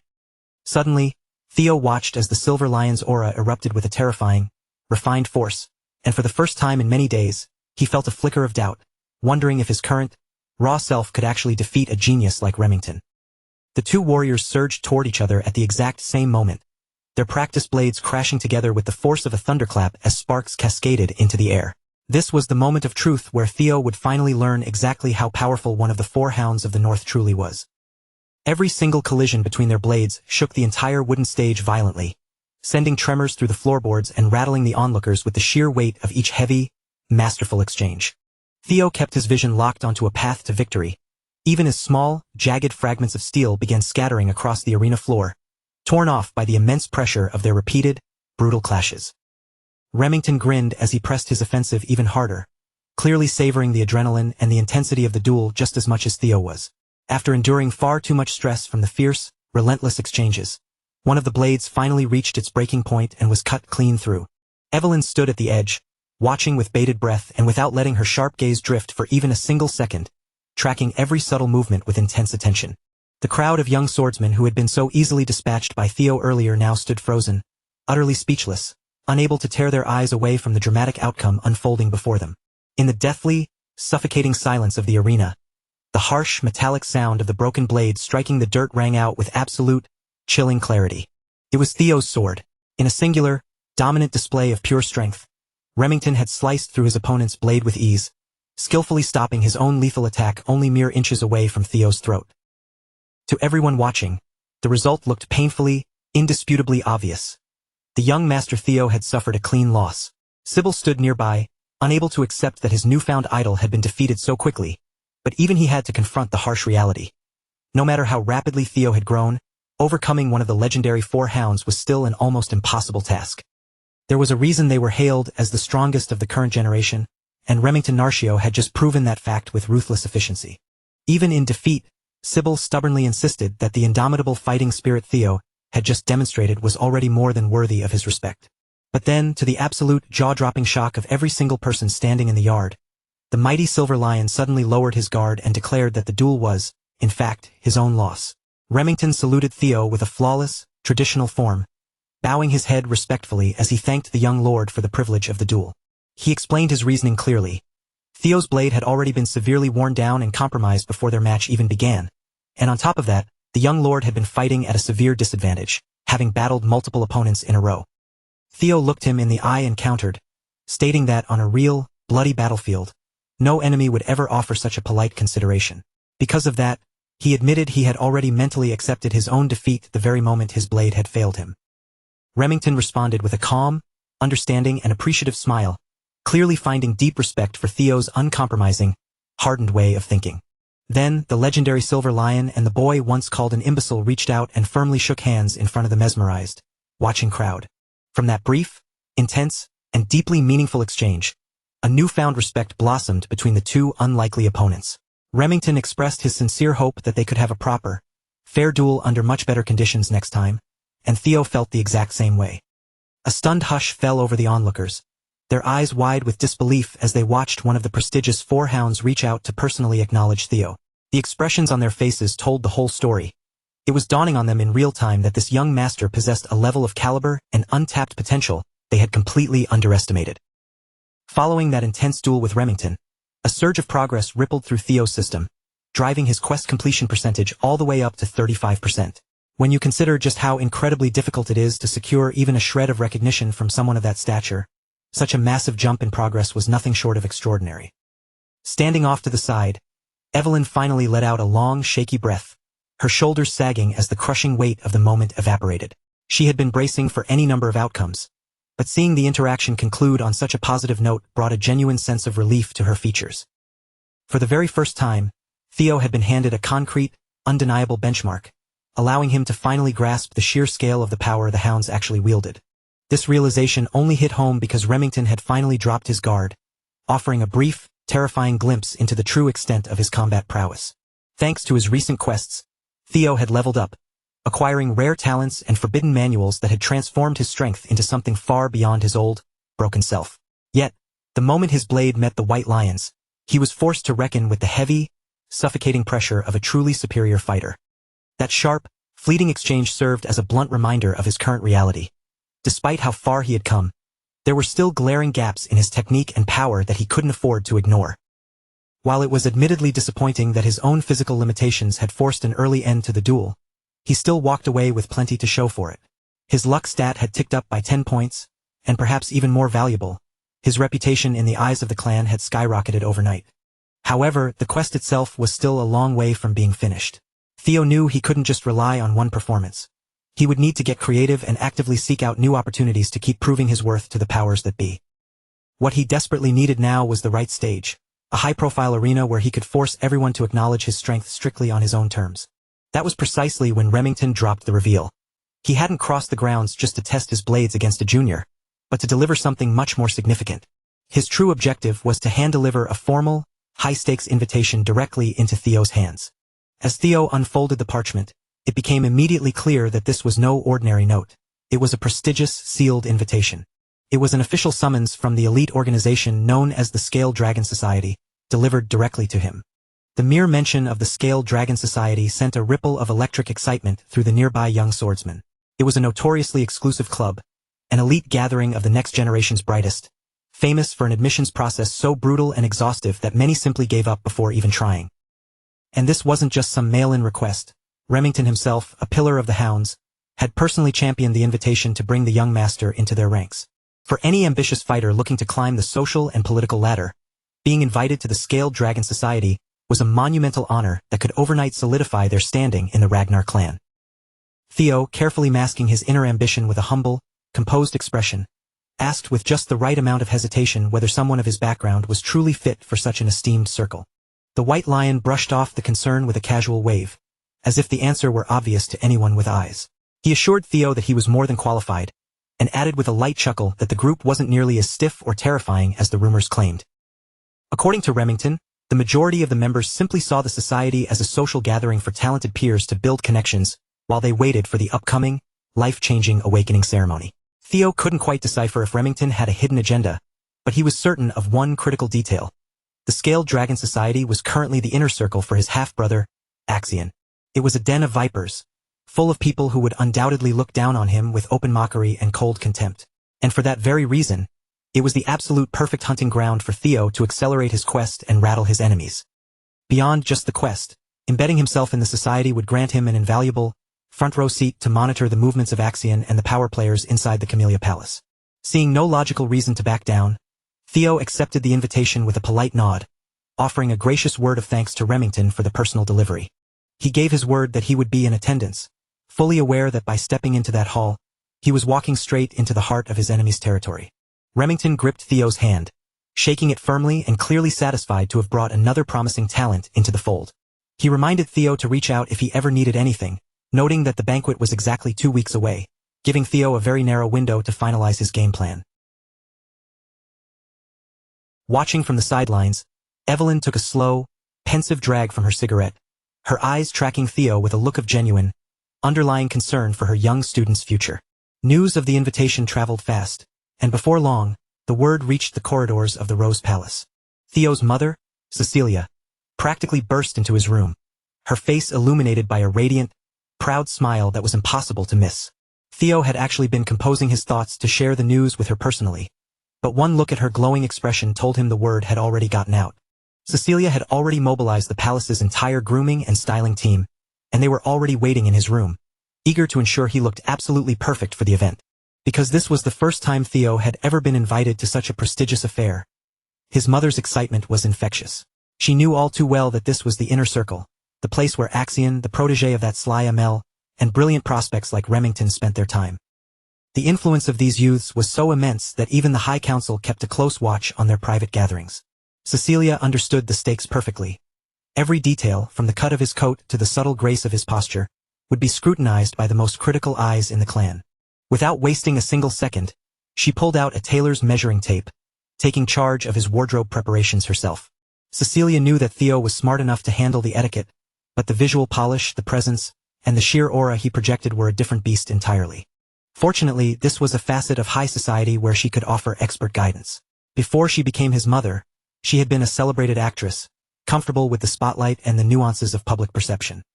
More than anything, the simple act of helping him, of being the one to stand by his side and prepare him for his debut, filled her with a deep, quiet happiness.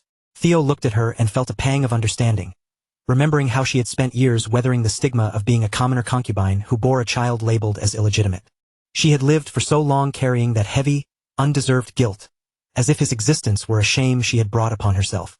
In the harsh, unforgiving hierarchy of the Ragnar clan, where raw power was the only currency, he could only imagine the immense emotional pain she must have endured in his past life. watching the world dismiss her son as weak. While she appeared cheerful and focused on the gala, he knew her outward excitement was really just a mother's heart, masking a fierce, protective worry for her son's path ahead. She stepped forward and wrapped her arms around him, holding him tightly as she whispered that she would always believe in him, no matter what the world said. To her, he was capable of conquering anything. The genuine, unconditional warmth of her embrace acted like a salve, slowly melting away the frost that had settled deep within Theo's heart. Theo closed his eyes and returned the hug, holding his mother close as a silent, powerful promise solidified within him. He was more determined than ever to sharpen his blade and push his limits to the breaking point, so that his mother would never have to lose sleep or worry about his safety ever again. While Cecilia was lost in the joy of his social ascent, Theo's mind was fixated on a far colder objective, dismantling that nest of snakes one piece at a time. The 2 weeks passed by in a blur of intense preparation, and finally, the night of the society banquet arrived.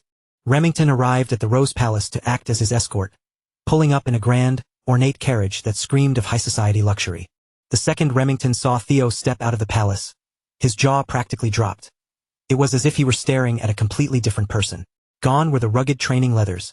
Thanks to his mother's meticulous care, Theo was dressed in an exquisite, high-end ensemble that gave him a sharp, refined, and completely new air of authority. Gone was the rough, unrefined look of a trainee warrior. In his place stood someone radiating the poise of a young aristocrat, looking for all the world like he had just stepped out from a gilded, noble portrait. Remington's eyes widened the moment he caught sight of Theo's transformation, and he immediately vocalized his surprise. Theo, however, only offered a small, dismissive reaction, fully expecting that the White Lion was just having a bit of fun at his expense.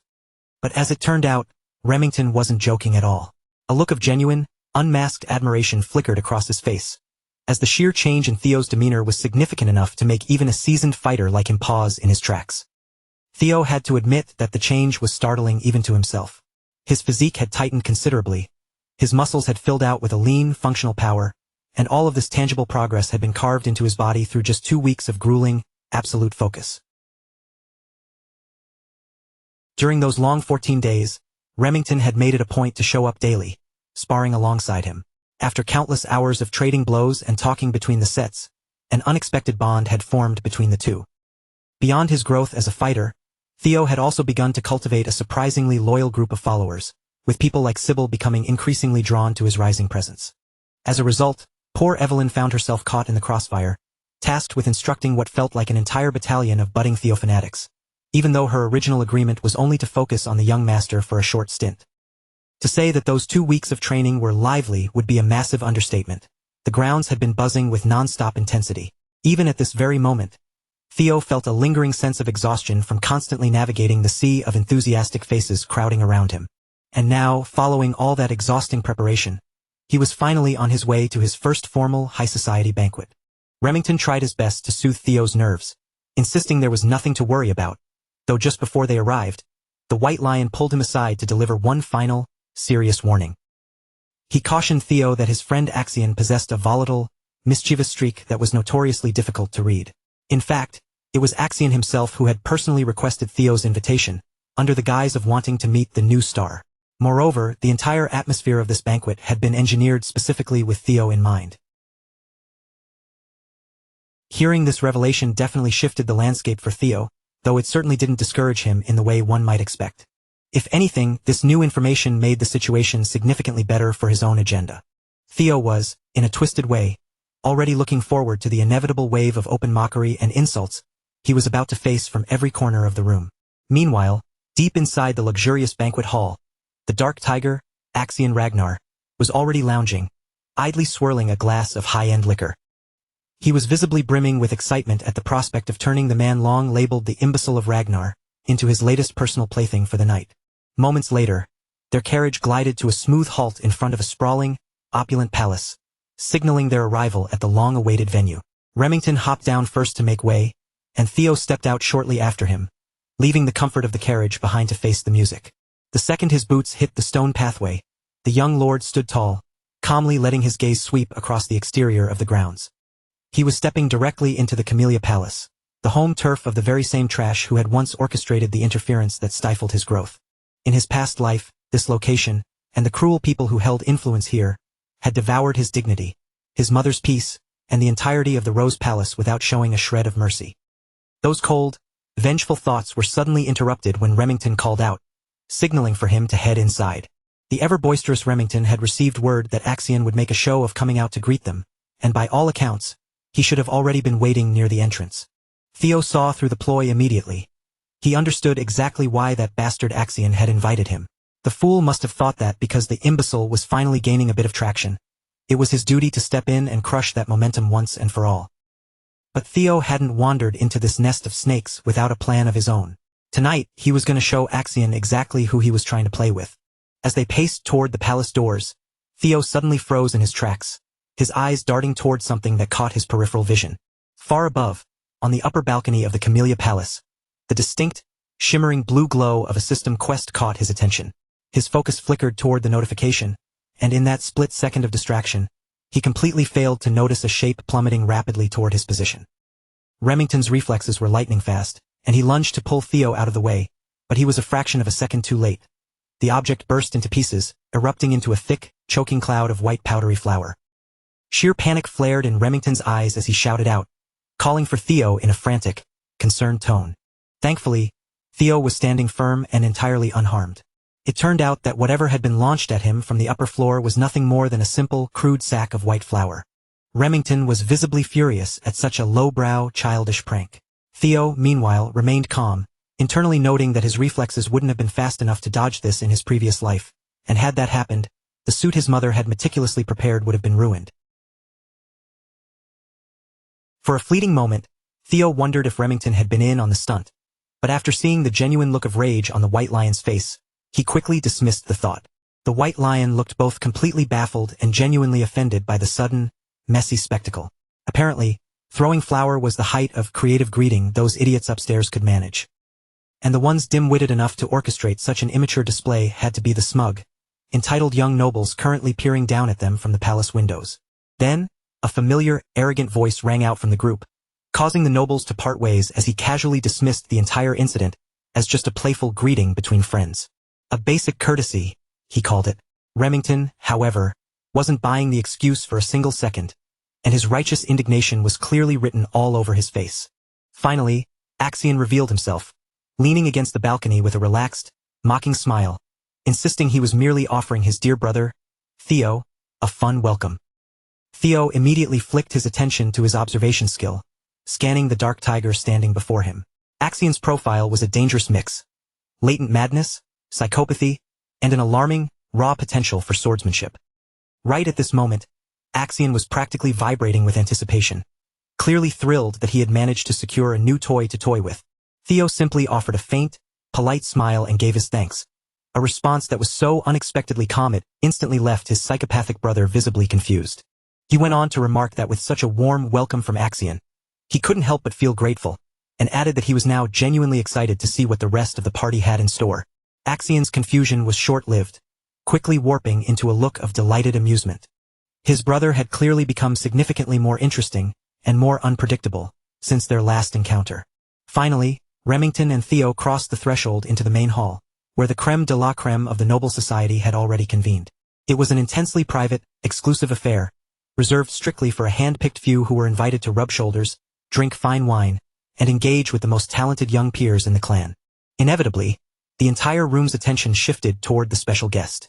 Most of the attendees couldn't fathom why Axion would invite someone they collectively viewed as a useless, broken bum. Even with the weight of the direct Ragnar bloodline, the reputation of the imbecile was so deeply ingrained in their minds that they couldn't see past it. To the majority of these nobles, seeing such trash invited into the inner sanctum of the Scaled Dragon Society was a sour, unpleasant surprise. Even so, they couldn't deny that he looked sharp, though it was clear to everyone that Axion was simply bringing in a new plaything to kick around. The gathered nobles didn't even bother to lower their voices, their scathing mockery cutting through the air and making the insults impossible to ignore. Remington, visibly tense and uncomfortable standing at his side, leaned in to whisper an apology to Theo, insisting that these social gatherings weren't usually this disgraceful.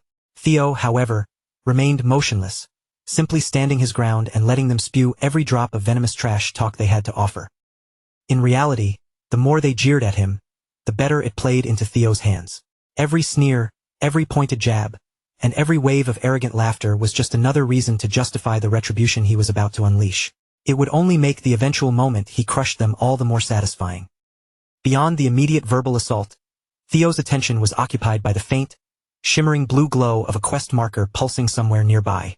He knew, with absolute certainty, that it held significant importance, but he was still searching for a natural, non-suspicious way to pivot his position and investigate.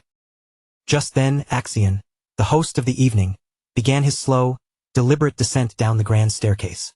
He approached with a relaxed, predatory smile, casually asking his younger brother if he was finding the party to his liking.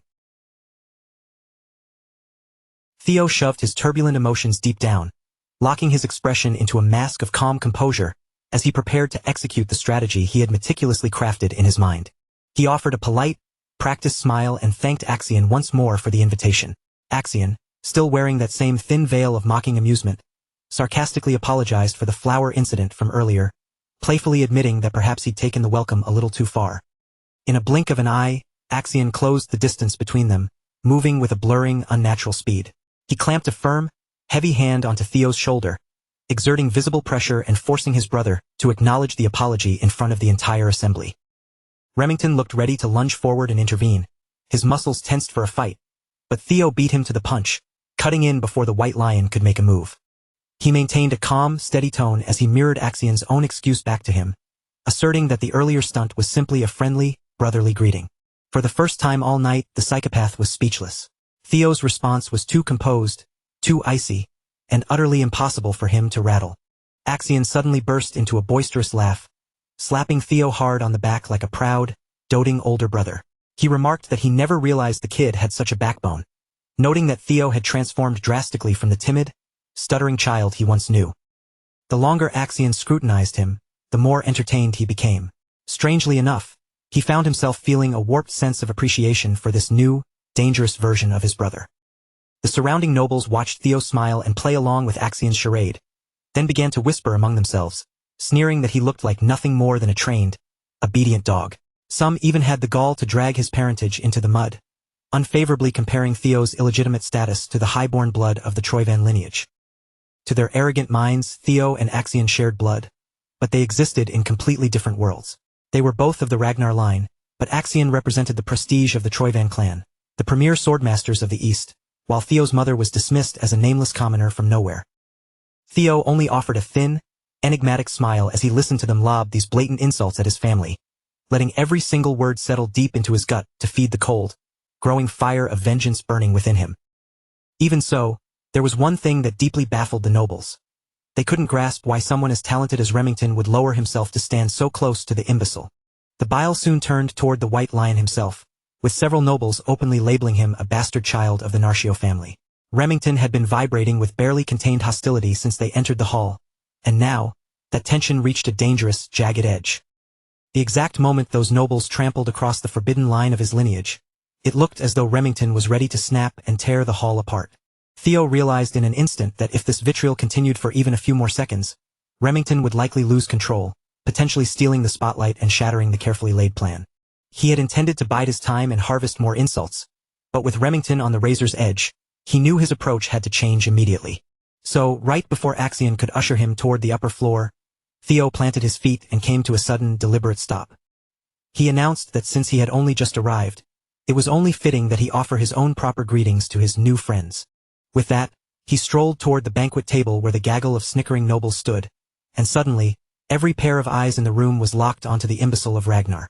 Theo reached out, his movements fluid and quiet, and snagged a bottle of wine from the edge of the table. He glided directly toward the noble who had been most vocal about Remington's lineage. He made a faint, mocking gesture as if to pour a drink into the man's glass. The noble smirked with sickening arrogance, asking with a sneer if he had said anything that wasn't true.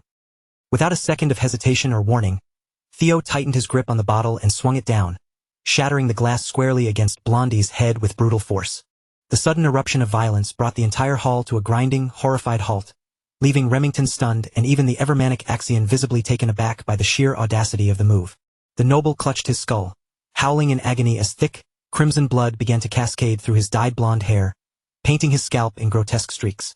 Theo stood over him, his face a mask of chilling indifference, still gripping the jagged, blood-slicked neck of the broken bottle.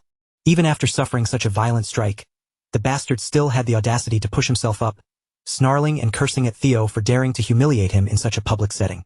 But before the noble could finish his typical pompous rant, Theo lunged forward and buried his boot into the man's face, shattering his jaw with a single sickening crunch. Theo's brutal, calculated plan was finally in motion. His eyes went sharp and cold, bordering on the fanatical, as he calmly remarked that he had only offered a simple, friendly greeting, and he was deeply hurt by such a violent reaction. The surrounding nobles stood paralyzed, too terrified and mentally scrambled to comprehend the scene unfolding before them. Meanwhile, deep in his peripheral, Theo watched his quest progress tick upward, climbing steadily to 43%. Remington, having spent 2 weeks training at Theo's side, knew better than anyone that the young lord wasn't some mindless thug. Witnessing the carnage, he couldn't help but wonder if Theo was exacting this brutal punishment on his behalf. As the noble continued to bleed out across the opulent palace floor, Theo calmly announced that this was simply his own, personal version of a welcome greeting. Theo stepped effortlessly over the noble's arm, pinning his limp, spasming body against a raised platform and slowly applying more pressure with his foot, speaking with a polite, terrifying grace. Since he had already said hello, he explained, it was time to move on to the goodbye. Blondie began to panic, frantically shouting for Theo to stop, his voice cracking as he begged for mercy, but his pleas fell on completely deaf ears.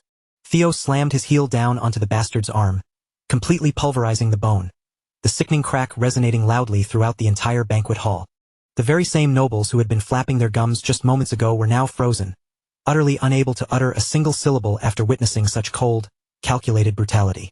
That single, deliberate act of destruction sent Theo's quest completion counter jumping significantly higher, reaching 58%. The noble finally lost consciousness, his body slumping over in a state of shock and overwhelming pain, leaving a messy trail of drool and blood on the plush palace carpet.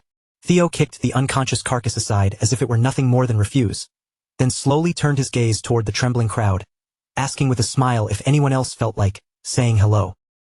The raw, suffocating intimidation radiating from him drove his quest progress up once more, pushing it to a staggering 66%. Suddenly, knights who had been lurking in the shadows shed their cover, rushing in to swarm the area and surround Theo from every conceivable direction. They drew their steel in perfect unison, their eyes narrowed and fully focused on neutralizing the dangerous threat currently standing in the center of the hall. For swords converged on Theo, effectively pinning him in place. The knights shouted for retribution, demanding he pay the price for harming their young master, declaring that such a heinous, vile act could only be washed away with his death. Theo simply smiled. From his vantage point, the situation was unfolding perfectly, with his master plan becoming more effective by the second. He maintained a calm, inquisitive tone, asking the knights who exactly it was that he had just dismantled. With a hint of pride, they spat back that they were defending Ian Hanavi, the third young master of the Hanavi clan. Theo looked genuinely amused by their indignation. The Hanavi clan, after all, was one of the 6 prestigious snow clans that swore allegiance to the Ragnar. He had known from the start that the bodyguards of these pampered, spoiled nobles would eventually reach their limit. They had always looked down on the imbecile. So Theo coolly countered, asking them what the issue was if he chose to rough up their precious young master a little. With an unmistakable, chilling pride weighting every syllable, Theo leveled his gaze at the surrounding knights. He demanded to know if the lapdogs of a mere Bannerman clan truly possessed the suicidal audacity to threaten him, a direct descendant of the House of Ragnar. Did they honestly think they could bear the catastrophic fallout of threatening someone who shared the blood of Kyle Ragnar? The Ragnar bloodline wasn't some minor heraldry. It was a legacy that demanded absolute deference and never tolerated open, public disrespect. The second those words hit the air, the knights felt their resolve crumble. Their knuckles turned white as their fingers went slack, their grips loosening reflexively around the hilts of their blades. The burning, righteous fury they had felt moments ago, triggered by the sight of their young master's brutalization, was instantly extinguished and replaced by a far more primal inherited dread. The instinctive terror that every northern warrior felt toward the Ragnar clan. Moreover, a suffocating, dense aura began to radiate from Theo's frame, pressing down on the hall like an anvil. This wasn't the imbecile of Ragnar they had been told about, nor was it the harmless weakling they had spent the entire night mocking. As the adrenaline faded, the knights were forced to confront reality. Theo was a legitimate heir with a legal claim to the throne, and above him stood the Lord of the North, the absolute overseer of all 6 snow clans. To voice a death threat against the dragon's blood? That was a transgression that crossed the line from insolence into absolute heresy. This was the kind of unforgivable sin where the complete erasure of an entire minor snow clan from the map would be viewed as a light, reasonable correction. For far too long, The protection granted by his heritage had been ignored because the world chose to see Theo as a failure. People had grown comfortable forgetting exactly what his lineage meant, but that period of willful ignorance was now over. The four knights realized their catastrophic blunder in the same heartbeat. They needed to grovel, to bow, and to beg for forgiveness.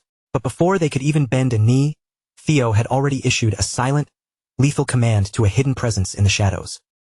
A blinding, razor-thin arc of steel shivered through the banquet hall, moving with such lethal, kinetic speed that it seemed to briefly rob the onlookers of their sight.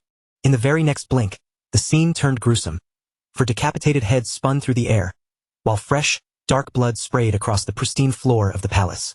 Theo remained perfectly, terrifyingly still, standing like the calm center of a hurricane, while the gore of his enemies painted the carpet around his boots. The mysterious executioner materialized on the carpet, landing with such fluid, feline grace that the act of mass murder looked like a simple, effortless chore. Stepping into the light, she revealed herself. It was none other than his mentor, Evelyn Narraville. With the metallic tang of blood filling the hall, the remaining nobles finally grasped the gravity of their situation. This was no longer a game of wits or social posturing. As the reality of death sank in, Theo's quest to shed the label of imbecile surged, hitting a massive 70% completion.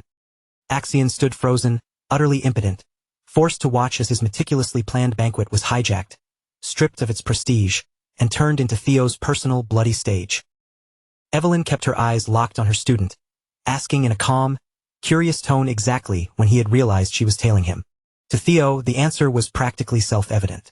He didn't need to know her specific reasons for trailing him to the Camellia Palace. All that mattered was that her presence gave him the freedom to dismantle these fools without having to hold back a single ounce of his strength. A heavy, suffocating silence gripped the crowd, every noble present waiting with bated breath for Theo's next move. The evening before the banquet, Commander Julius had made a clandestine visit to Evelyn's quarters. He had spent the time teasing her mercilessly, mocking her for refusing to take on any new disciples while simultaneously pouring her heart and soul into training this specific new student every single day.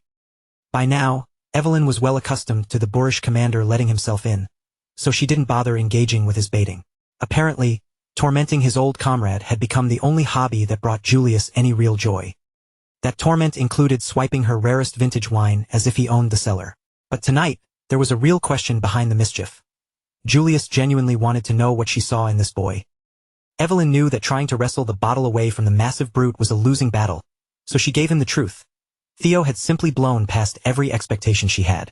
When it came to the sheer drive to hone his technique and refine his latent talent, Theo was easily among the most formidable students she had ever trained. Considering that even a prodigy like Axion had once passed through her tutelage, that was a heavy, calculated statement. Evelyn didn't sugarcoat it. Based on the ceiling of Theo's potential, she could state with absolute certainty that he had already eclipsed young Master Axion, and she assured Julius she wasn't just saying it for his sake. Julius had always relied on Evelyn's eye for talent. After all, she possessed two sharp eyes to his one. Still, Julius struggled to wrap his head around such a drastic, overnight transformation. The most logical conclusion was that Theo had been deliberately masking his true capabilities for a long-hidden agenda. Even then, Julius had to concede it was bizarre that someone would conceal their power for so long, only to decide the present moment was the right time to unveil it. As an instructor, Evelyn knew that anyone who moved too recklessly, too quickly, was bound to stumble and fall hard. But what she sensed in Theo was different. It felt as if he were being hunted by something unseen, pushing himself toward the limit not out of vanity, but out of raw, existential panic. That was exactly why the idea of him attending the Scaled Dragon Society gathering left her so uneasy. Julius polished off the final drops of the wine and agreed that the Axion brat was a dangerous variable that demanded constant vigilance. It was actually Julius who suggested she shadow the boy, just to be safe. He had a premonition that something would go wrong at the banquet. Perhaps not the exact disaster Evelyn feared, but something monumental was bound to occur. As a member of the Ragnar house, Julius knew exactly what happened when wolf cubs with a taste for blood were locked in the same pen. They didn't talk, they fought to carve out a hierarchy. Before leaving, the commander tossed a uniform onto the table, once again pressuring Evelyn to try and convince Theo to enlist in his unit. But it wasn't just the boy he was after. He wanted Evelyn back in the ranks of the White Armored Dragon Cavalry, and he clearly had no intention of letting her decline. He refused to accept her retirement just because she couldn't ride a dragon anymore. In his mind, she still had a duty to fulfill, and she had to come back to take responsibility for the legacy she had helped forge. After delivering his ultimatum, Julius marched out of the quarters, tossing a casual, infuriating thanks for the wine over his shoulder. Evelyn had lost a fortune in high-end wine that night, but in exchange, she might have just rediscovered a sense of purpose she'd long buried. Back in the present, surrounded by the carnage of the Camellia Palace, Evelyn began to piece the events together. She realized Theo must have detected her tailing him, and he had maneuvered the situation to his advantage. Maybe he had joined the Scaled Dragon Society specifically to draw out this exact confrontation. If that were the case, her maternal worries were entirely misplaced. Still, she couldn't help but wonder at what precise moment on his journey to the palace he had picked up her trail. In reality, Theo had felt his master's presence from the very second he stepped into that carriage. Thanks to his draconic heart, he could push his energy perception outward, allowing him to scan his surroundings with a sixth sense that went far beyond normal human perception. But those technicalities didn't matter. The only thing that mattered was that the stage for his retribution was officially set. Theo turned to Evelyn, his voice cutting through the hall as he noted that the nobles present had openly insulted a successor candidate of the Ragnar clan. He then asked what the appropriate penalty for such a grave crime would be. The accused nobles turned deathly pale, nearly fainting on the spot. Every single one of them knew exactly what that punishment was. Evelyn, unwavering in her adherence to the established laws, noted that under the rigid statutes of the clan, the immediate summary execution of the guilty was fully sanctioned. A dark, knowing smirk curled across Theo's lips. The intricate web he'd spent the night weaving was finally complete, and the moment had arrived to snap the jaws of his trap shut on those who had dared to mock him. Evelyn surged forward, poised to carry out his unspoken orders with lethal grace. Feigning the image of a magnanimous and forgiving master, Theo addressed the trembling crowd with an icy, mocking air of superiority. He dismissed these young offenders as little more than reckless, ignorant children who hadn't even undergone their formal awakening rituals yet. With a casual, almost dismissive wave, he declared that he'd be satisfied by claiming just one arm from each of them to settle the debt for their insolence. The instant the decree left his tongue, Evelyn moved with the speed of a striking viper. She became a literal blur of motion, a cyclone of razor-sharp steel. She unleashed a precise, utterly merciless assault directly upon the ranks of the panic-stricken young nobles of the Scaled Dragon Society. The second son of the noble Byron clan lunged frantically in a desperate attempt to parry, but his reflexes were far too sluggish. With one clean, surgical swipe, his right arm was severed clean from his shoulder. A piercing, blood-curdling scream tore through the opulent hall. The eldest son of the Red and White Mercenary Corps scrambled, clutching his side as brilliant, hot crimson blood erupted in a violent spray from the raw, jagged stump where his limb had once been. Even the fourth daughter of the influential series Merchant Guild, with her slender, delicate frame, found no quarter from Evelyn's blade. Her arm was lopped off in an instant, hitting the cold, polished floor with a sickening thud. Paralyzed by sheer terror, the third son of the Clark clan spun on his heels, trying to scramble away, but outrunning a seasoned, veteran warrior like Evelyn was a fool's errand. As the eldest daughter of the Howard clan was brought low and reduced to a one-armed cripple, a system notification materialized before Theo's eyes. His hidden quest progress surged, the counter ticking upward to hit 79% completion. Trembling and drenched in his own blood, one of the pathetic nobles dragged himself across the floor. He crawled frantically toward Axion or Axe, as his inner circle preferred, sobbing and wailing in a desperate plea for salvation.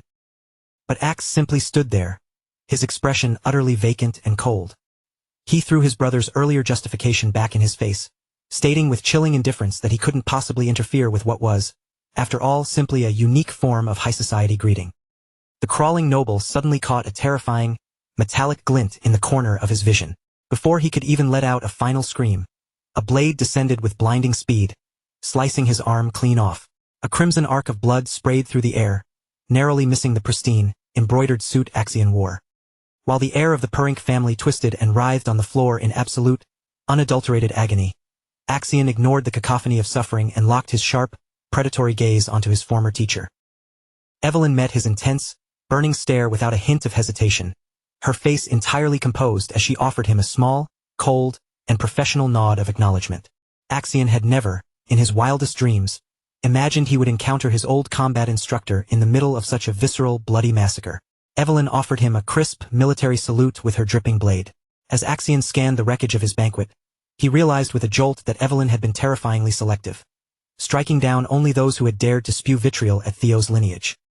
Theo had orchestrated the entire nightmare with such clinical, tactical precision that despite Axion being a fellow successor candidate, he found himself without any legal or social leverage to intervene in the slaughter.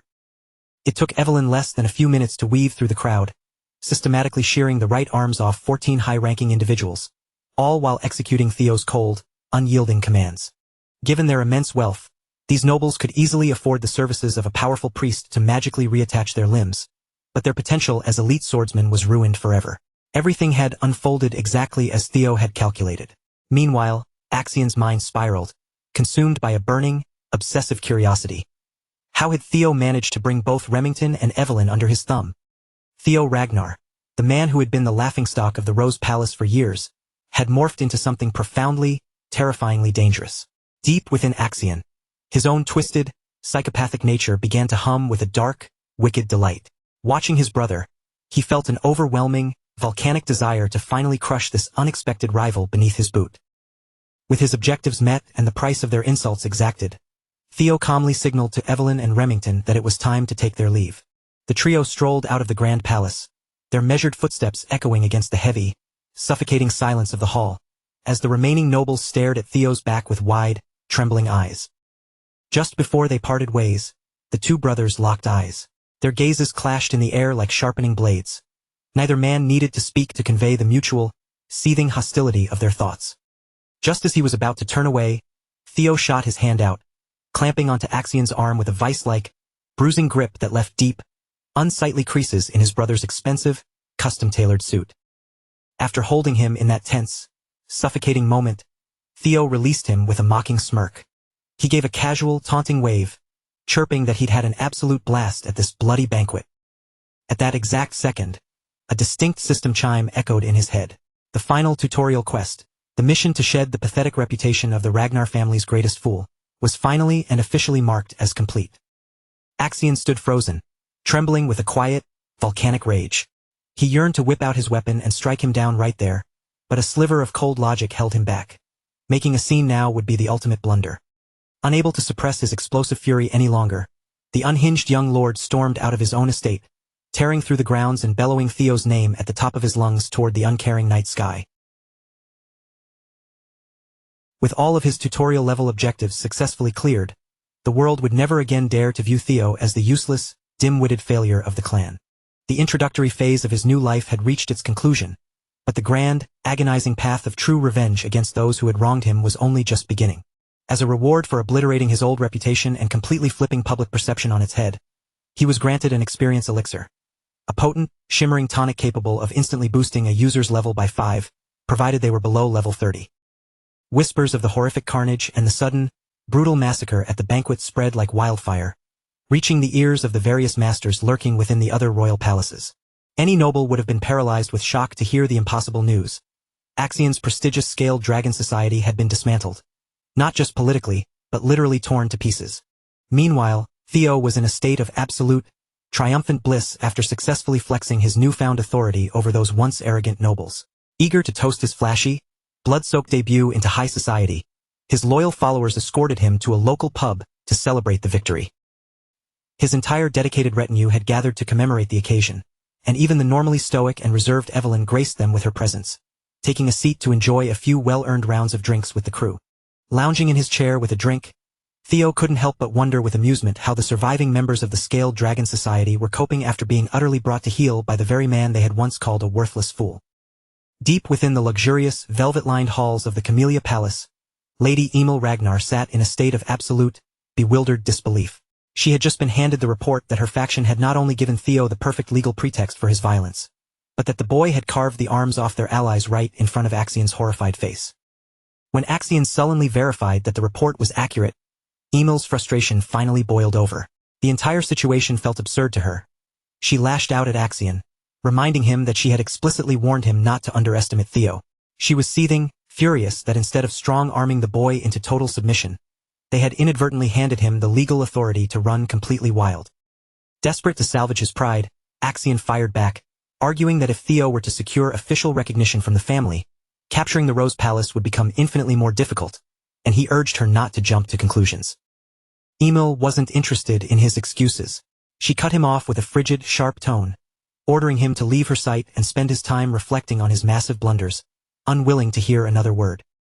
She pointed out the sheer gravity of his failures, emphasizing that his reckless, impulsive behavior had nearly derailed the elaborate, long-term machinations they had been cultivating for years. Recognizing that there was no arguing with her while she was in this state, Axion bowed his head in reluctant obedience and exited the chamber in silence.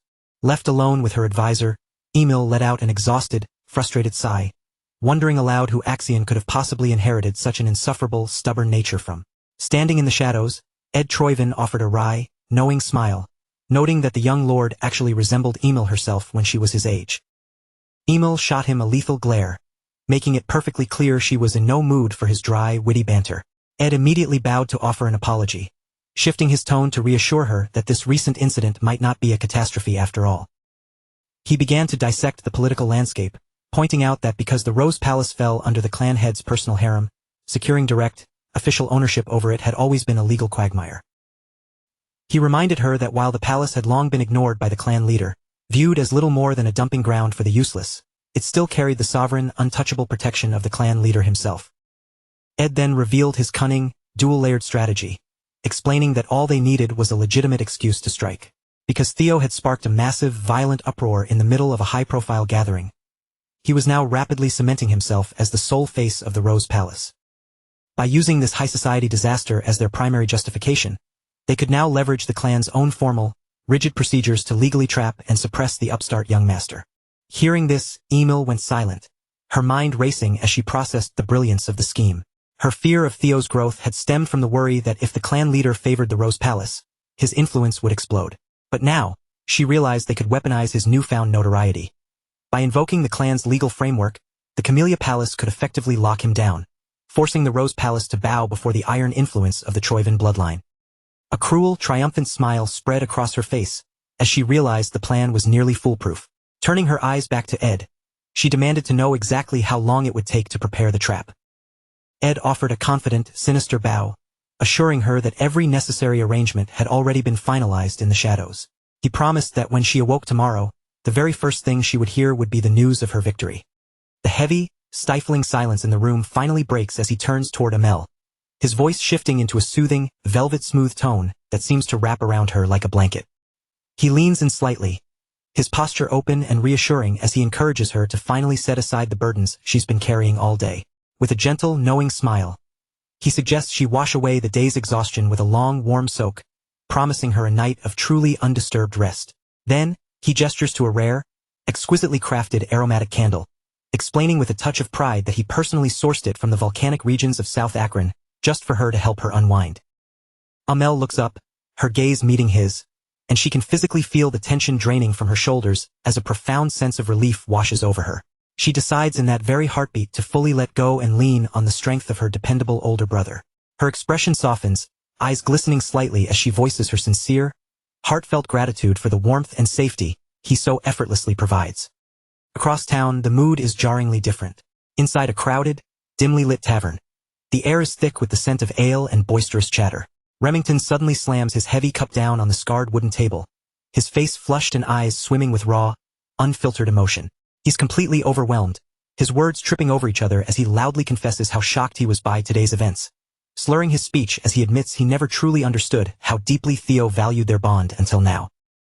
Theo sits perfectly still on the opposite side of the table, his expression a mixture of confusion and mild amusement. He watches his friend's dramatic outburst with a blink of bewilderment, genuinely struggling to grasp why Remington is spiraling into such an emotional state. It's almost comedic to him. He can't help but find it hilarious to witness Remington acting like he's hammered, especially considering the poor guy has been nursing nothing but a glass of sweet orange juice all night long. Remington stares blankly down into his half-empty cup, his voice dropping to a low, heavy murmur.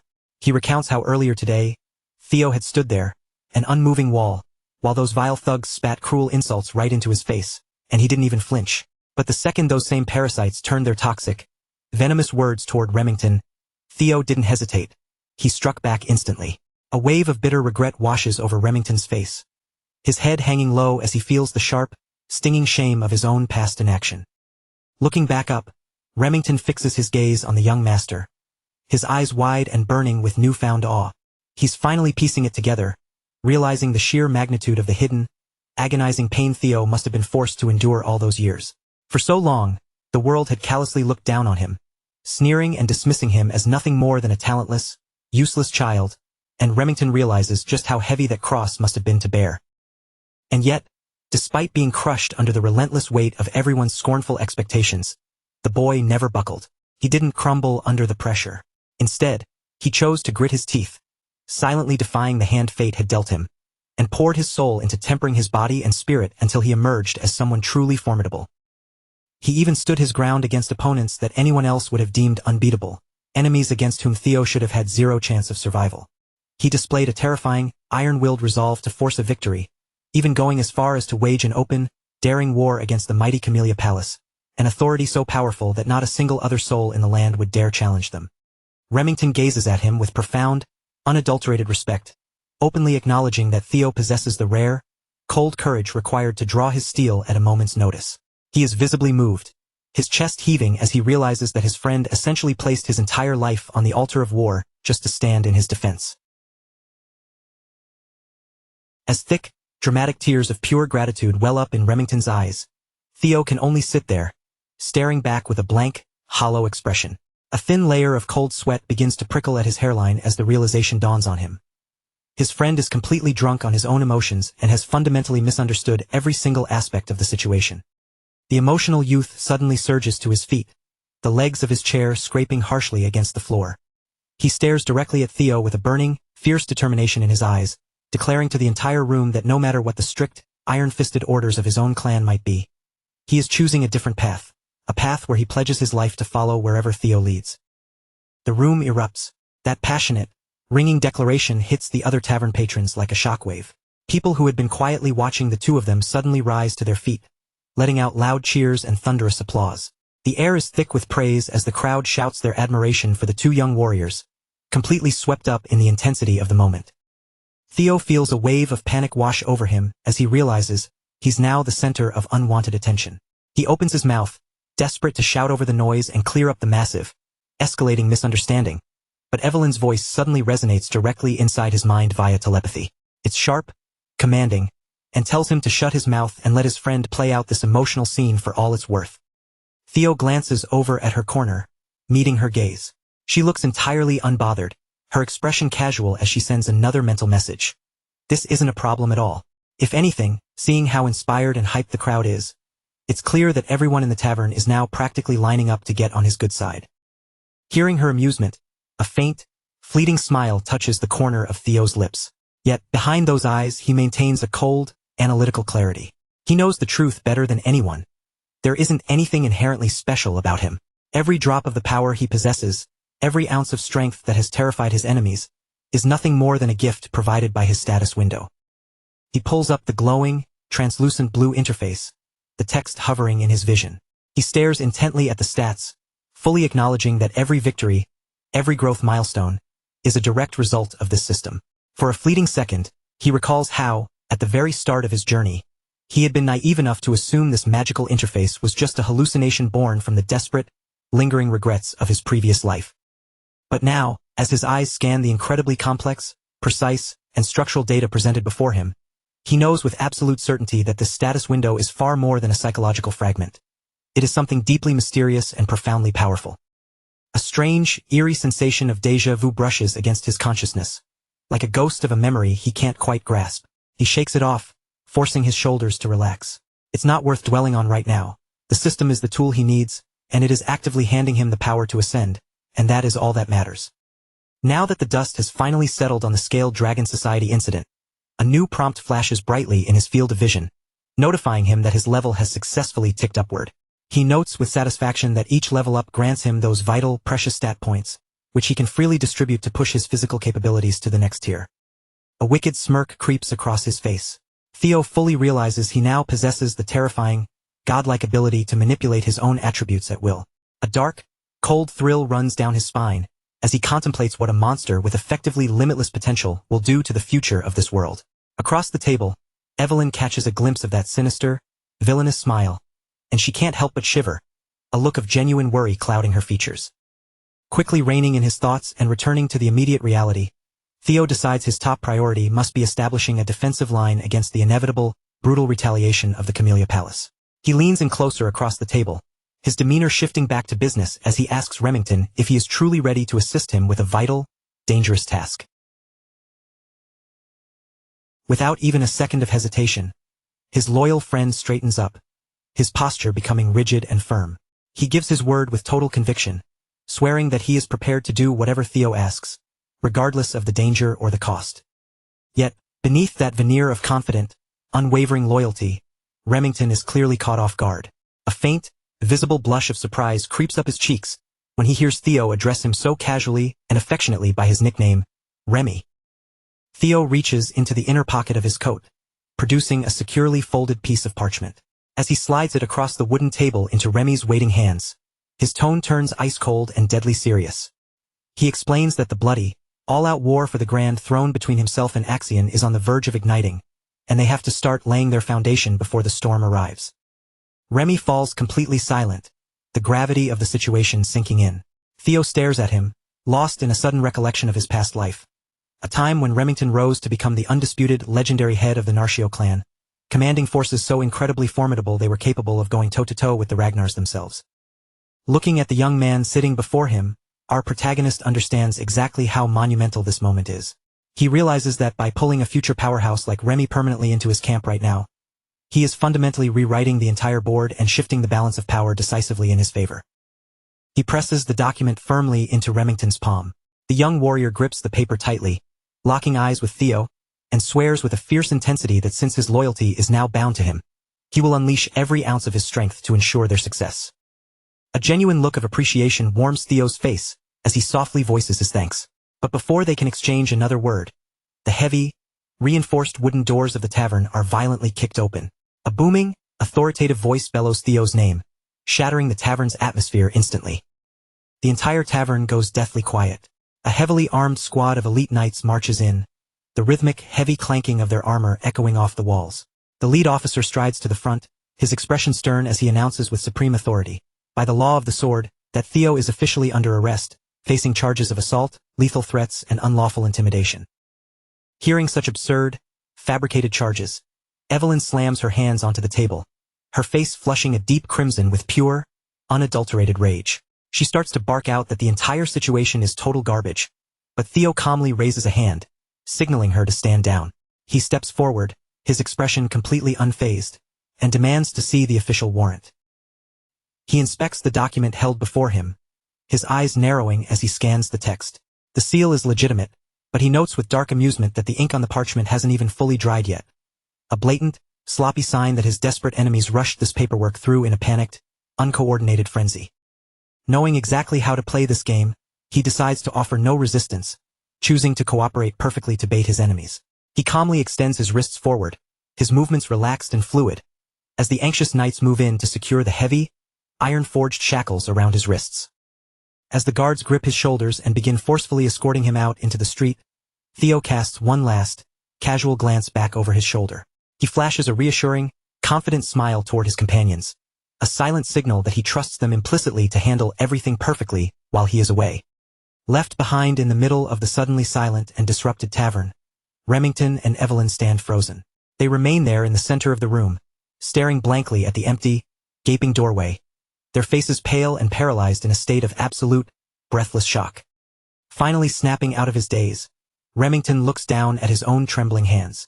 He forcefully redirects his entire, scattered focus toward the tightly folded piece of paper that Theo had securely handed him just seconds before the chaos descended.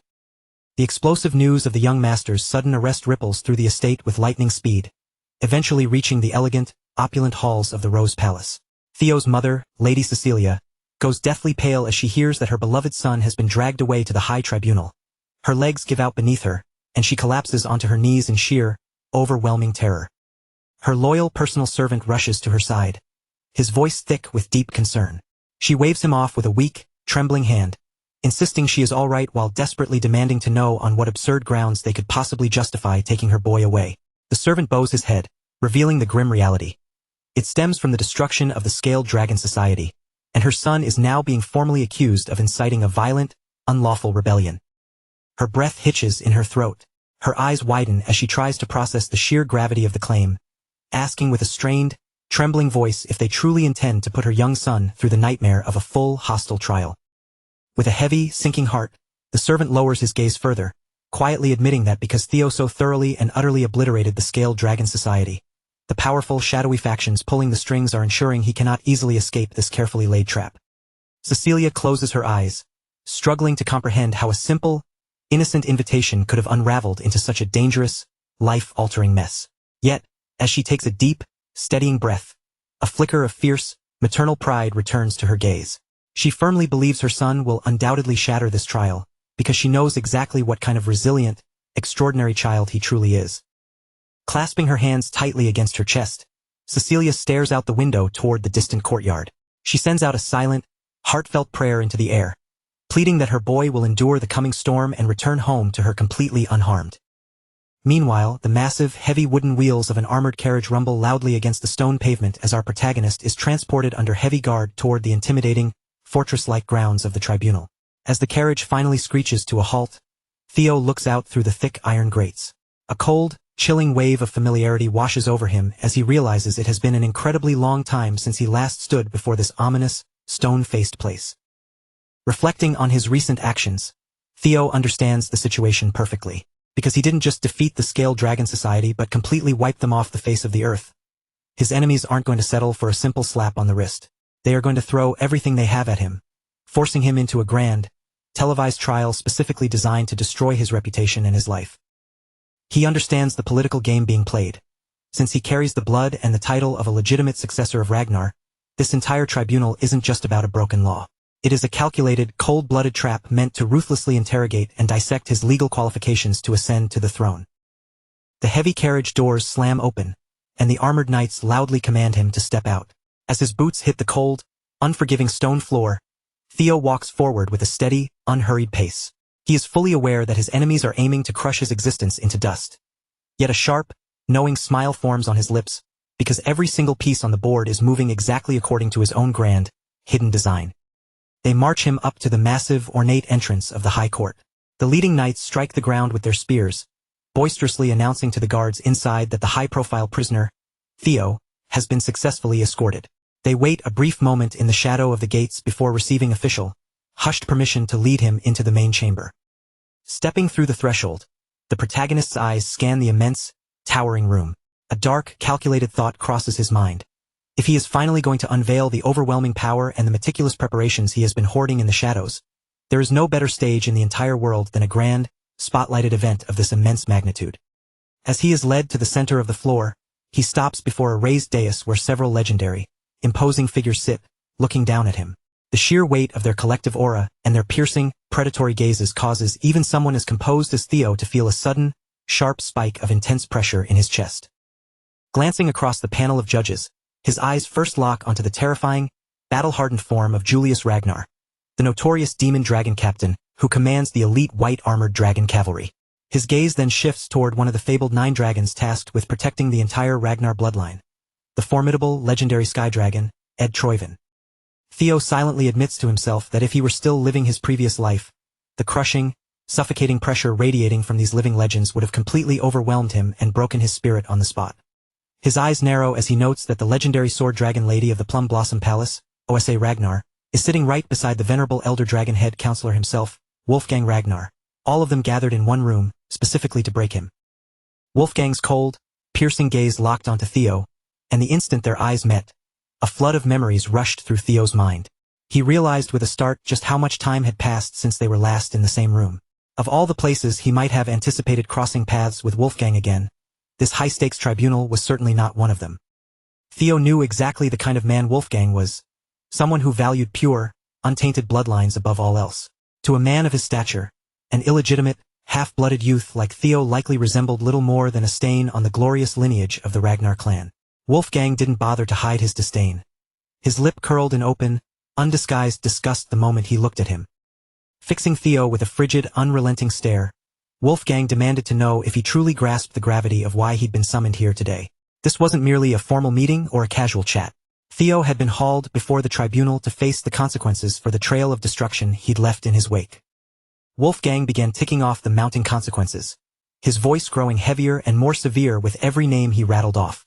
Because of Theo's reckless, violent outbursts, powerful allies like the Byron clan, the Ceres Merchant Guild, the Red and White Mercenary Corps, and the Hanavi clan were all officially severing their ties with the main family. Wolfgang's composure finally snapped. He barked at Theo, calling him a bastard and demanding to know if he possessed any shred of awareness regarding the scale of the damage he'd caused. In his eyes, Theo had dragged the sacred honor of the Ragnar name through the filth, and he made it crystal clear that Theo would be held personally responsible for this disaster. Surprisingly, Theo didn't fight back or try to deflect the blame. He offered a calm, steady nod, momentarily deflating the intense pressure in the room as he admitted that, yes, he had perhaps been a bit too careless. Then, Theo's tone shifted, his next words slicing through the heavy air of the tribunal like a razor-sharp blade.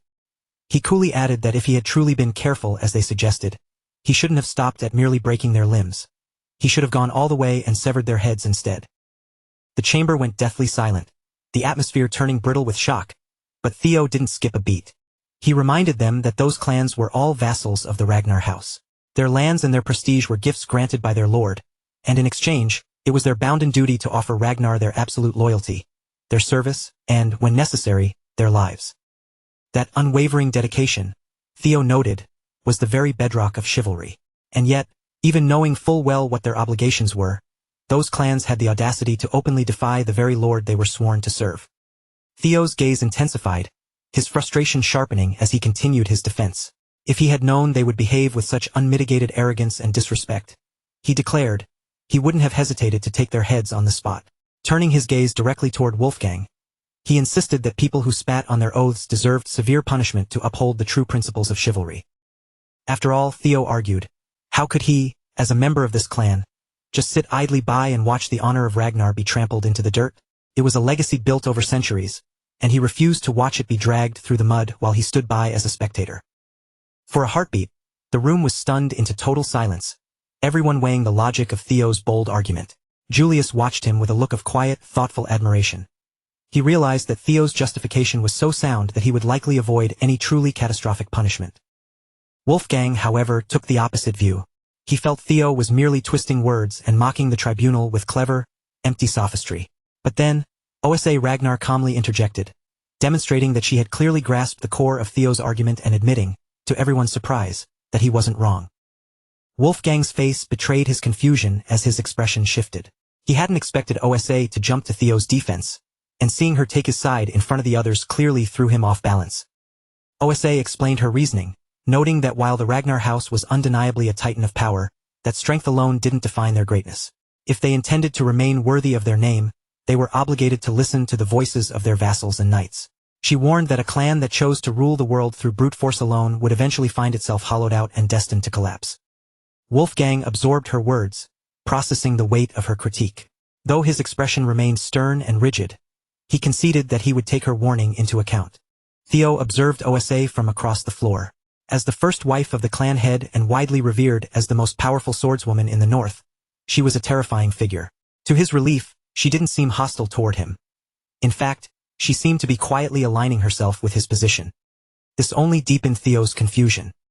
He hadn't counted on OSA acting in his favor, and he couldn't for the life of him figure out what had compelled her to support him so publicly in front of the entire assembly. OSA turned her eyes back to Theo, her gaze stern, hoping he understood one crucial detail. Even if she agreed with his logic, the disciplinary action he was about to face remained a necessary formality. Theo didn't hesitate to ask what that punishment would be. Wolfgang delivered the verdict in a flat, cold, and entirely unforgiving tone. Theo would be sentenced to 3 months of probation. Theo immediately pushed back, declaring that he still intended to participate in the upcoming ceremony. Wolfgang's temper flared again, viewing it as blatant insolence, but OSA stepped in to consider the request. Ultimately, she granted Theo permission to take part in the awakening ceremony the following year. Ed stood silently, absorbing the implications. The children Theo had wounded were already scheduled to participate next year, so the decision was essentially sealed. The stage was set for future conflict. Still, due to the unexpected intervention of the demon dragon, Theo had escaped with a much lighter sentence than he'd initially anticipated. Ed was pleased with how his long-term plan was unfolding. He knew that delaying the ceremony would still cast a long, dark shadow of dishonor over the Ragnar name. And since Theo was the one representing the Rose Palace, burdening him with that disgrace would give the Camellia Palace the perfect opening to eclipse them. A subtle, cold smile played on Ed's lips as he felt his plan finally gaining momentum. From this point forward, he was certain Theo would have no choice but to succumb to his defeat. Ed understood one other thing as well. If Theo attempted to appeal this ruling, he would effectively be walking into a death trap. But Ed didn't for a moment think Theo would be foolish enough to commit such an act of recklessness. Then, Theo shattered that expectation before everyone's eyes. With a voice that was perfectly calm and steady, he announced that he did, in fact, intend to appeal. The entire room, Ed included, was instantly blindsided by the bold proclamation. Ed had to struggle to keep his expression neutral. Internally, he mocked Theo as an insufferable fool, becoming even more convinced that there was truly no bottom to the boy's arrogance. As the situation pivoted further in his favor, Ed could barely contain his satisfaction. Meanwhile, Julius looked at Theo with a concerned gaze, asking if he fully understood the gravity of what he was doing by launching such an appeal. Theo replied that his understanding was absolute. He knew this wasn't a matter that could simply be swept under the rug with 3 months of probation, and he knew full well the demon dragon had been pulling strings behind the scenes. Regardless, Theo was committed to his own agenda, declaring that within the mighty and proud halls of Ragnar, to appeal was to declare war. Theo had no intention of accepting even a light slap on the wrist. In the Ragnar clan, he stated, the ultimate truth was only spoken by those who possessed the strength to prove it on the battlefield. He pushed his luck even further, asserting that rather than being punished, he believed he deserved to be rewarded for his actions. Once again, the surrounding figures were left completely speechless by his audacity. Meanwhile, in a hidden northern hideout of the series' merchant guild, the structure was being consumed by a hellish inferno. Amidst the swirling smoke and burning debris, Evelyn fought her way through the last of the enemy ranks, cutting down the final line of resistance standing in her path. Remington surveyed the wreckage and realized that this had indeed been their secret lair all along. Just as Theo had predicted, the enemy had been hiding in plain sight this entire time. After smashing through the compound and leaving the site in ruins, Remington and Evelyn finally unearthed something significant hidden deep within the rubble. Back at the tribunal, Ed's eyes sparkled with malicious delight. From his viewpoint, Troyvin of the Camellia Palace was finished, and the entire board was shifting exactly the way he had orchestrated. With Theo standing as the focal point for all the high-ranking figures, Wolfgang grilled him with a sharp, interrogative edge. Was he really prepared to take a minor dispute that would be over in 3 months and ignite a full-scale, all-out war? Wolfgang labeled it as pure, unadulterated arrogance. He pressed Theo further, questioning whether he was truly delusional enough to believe he could survive the combined wrath of 15 different clans all on his own. Theo didn't even flinch. He replied simply and directly that this was a matter he was fully prepared to handle. In cases where the power disparity between opposing parties was overwhelming, Theo understood that seeking an appeal through a proxy battle was a standard, legitimate method of conflict resolution. Theo knew the rules of an appeal within the Ragnar clan perfectly. It wasn't just a grievance or a request for a second chance. It was a formal declaration to decide right from wrong through trial by combat. However, when a direct, clan-wide war was impossible to win due to a massive gap in strength, each side was permitted to designate a representative. The final judgment would be determined by a one-on-one sword duel. That was the mechanism of a proxy battle. And in this specific instance, Theo intended to stand as his own representative. Julius immediately realized the lethal danger of this maneuver. There was an incredibly high probability that the plaintiff's chosen representative would be Axion, and if events moved in that direction, Theo's defeat was virtually guaranteed. He searched Theo's face, wondering if there was some master plan behind that icy, calm exterior. If Theo believed for a second that someone would step forward to fight for him, Julius thought he was in for a rude awakening. Theo then formally submitted his request to have the proxy battle held in 1 week's time, adhering strictly to the established rules of the house. Ed felt he could see through Theo's calculations like glass. He assumed that Theo was pinning his hopes on Julius or Evelyn stepping in as his champion. But Ed knew no one would dare agree to such a thing, leaving Theo with no alternative but to step into the ring and face his own doom. Ed decided he would send Axion to be his representative. That way, Axion would have the satisfaction of personally crushing Theo and showing him exactly where he belonged in the hierarchy. Just as Ed was preparing to announce his chosen warrior, a voice suddenly cut through the tension of the room. The moment the sound hit the air, everyone froze, falling into an eerie, total silence. A man walked into the chamber, carrying an aura of authority that instantly shifted the atmosphere. He offered a word of praise for the sheer cleverness of Theo's strategy. Fixing his gaze on the boy, he remarked that Theo had changed quite a bit since the last time they'd crossed paths. The man who had just arrived at the center of the tribunal was none other than the clan head himself, Kyle Ragnar. The moment Kyle Ragnar stepped into the tribunal, the very air in the room seemed to shift, thickening with an overwhelming, oppressive weight. Every single person present, from the high-ranking officials to the guards, bowed low in a show of profound respect. Theo, acting on instinct, dropped to his knees as well, pressing his head toward the cold stone floor to greet the man known as the living incarnation of the great dragon god. Just as the tension hit its peak, a shimmering system window flickered into existence directly in Theo's line of sight. A cold, mechanical quest notification flashed, commanding him to seize control of the Camellia Palace and unearth the dark, treacherous secrets buried deep within its foundation. Theo's eyes narrowed, his gaze locked onto the glowing blue text. This was the first true, high-stakes quest he had received since completing the initial tutorial, and he immediately began to wonder if this mission was connected to that strange, pulsing blue light he had witnessed earlier. A realization struck him. He had completely pushed the memory of that mysterious light to the back of his mind. Between the chaos of the recent trials and the constant threats surrounding him, he had almost forgotten the bizarre, supernatural phenomenon he'd encountered. Theo forcibly reined in his wandering thoughts before they could spiral out of control. He couldn't afford to be distracted by mysteries right now. His father stood only a few feet away, and the immediate crisis at hand demanded his absolute, undivided attention. He had to navigate this situation with precision. The unexpected arrival of the clan leader himself was a massive, game-changing variable that threatened to destabilize his entire strategy and potentially derail his carefully laid plans for the Camellia Palace. Maintaining a disciplined, controlled posture, Theo lifted his gaze toward his father, his voice steady as he asked the reason for his sudden appearance. Kyle commanded him to rise, his tone regal and detached. With the entire room hanging on his every word, Kyle addressed the assembly, stating that he had already been briefed on the situation and was fully aware of Theo's bold attempt to demand an appeal through a proxy battle. Theo confirmed the accuracy of the statement with a sharp nod. Kyle followed up by pointing out the practical difficulty of his son fighting his own battles. He fixed his gaze on Theo and demanded to know who he had chosen to serve as his champion for the proxy duel. Theo instantly recognized this as a calculated test of his resolve. He stood his ground, refusing to hide behind any allies, and answered firmly that there was no one else worthy of standing in his place. He made his intent clear. He was prepared to act as his own representative and fight his own battle for the appeal. Kyle's expression suggested he believed Theo would suffer a humiliating defeat if he stepped into the ring personally. Theo, however, refused to accept that preordained judgment, silently noting that his father had no logical reason to declare the outcome before he'd even been given a chance to prove his worth. In that fleeting moment, Theo's resolve turned to iron. No matter the caliber of the opponent standing before him, he had no intention of lowering his head or compromising his ambition for anyone, not even his own father. Upon hearing his son's defiance, Kyle suddenly broke into a boisterous, echoing laugh. The sound reverberated off the stone walls of the trial room as he turned to the stunned onlookers, asking them with a smirk if they had heard the sheer audacity of his son's declaration. Kyle seemed genuinely impressed by the display. Theo's refusal to bow or back down was the exact kind of untamed spirit he expected from a true scion of the Ragnar bloodline. To him, this stubborn, arrogant attitude was a perfect reflection of the clan's predatory nature.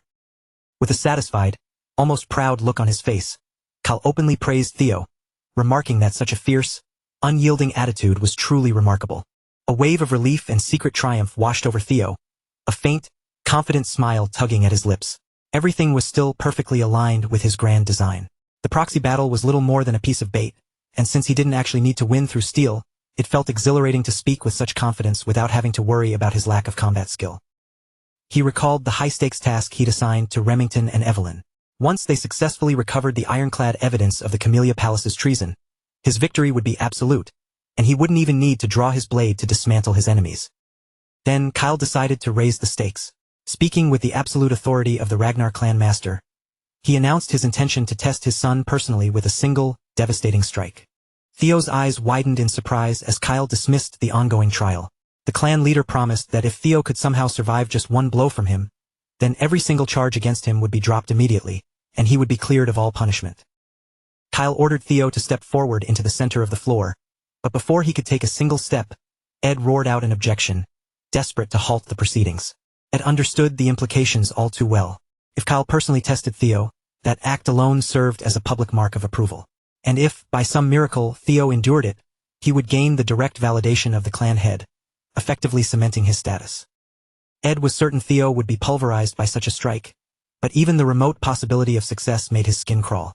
He stammered out a protest, questioning how mere vassals could interfere with the clan leader's decision, while desperately trying to cling to the original rules of the proxy battle.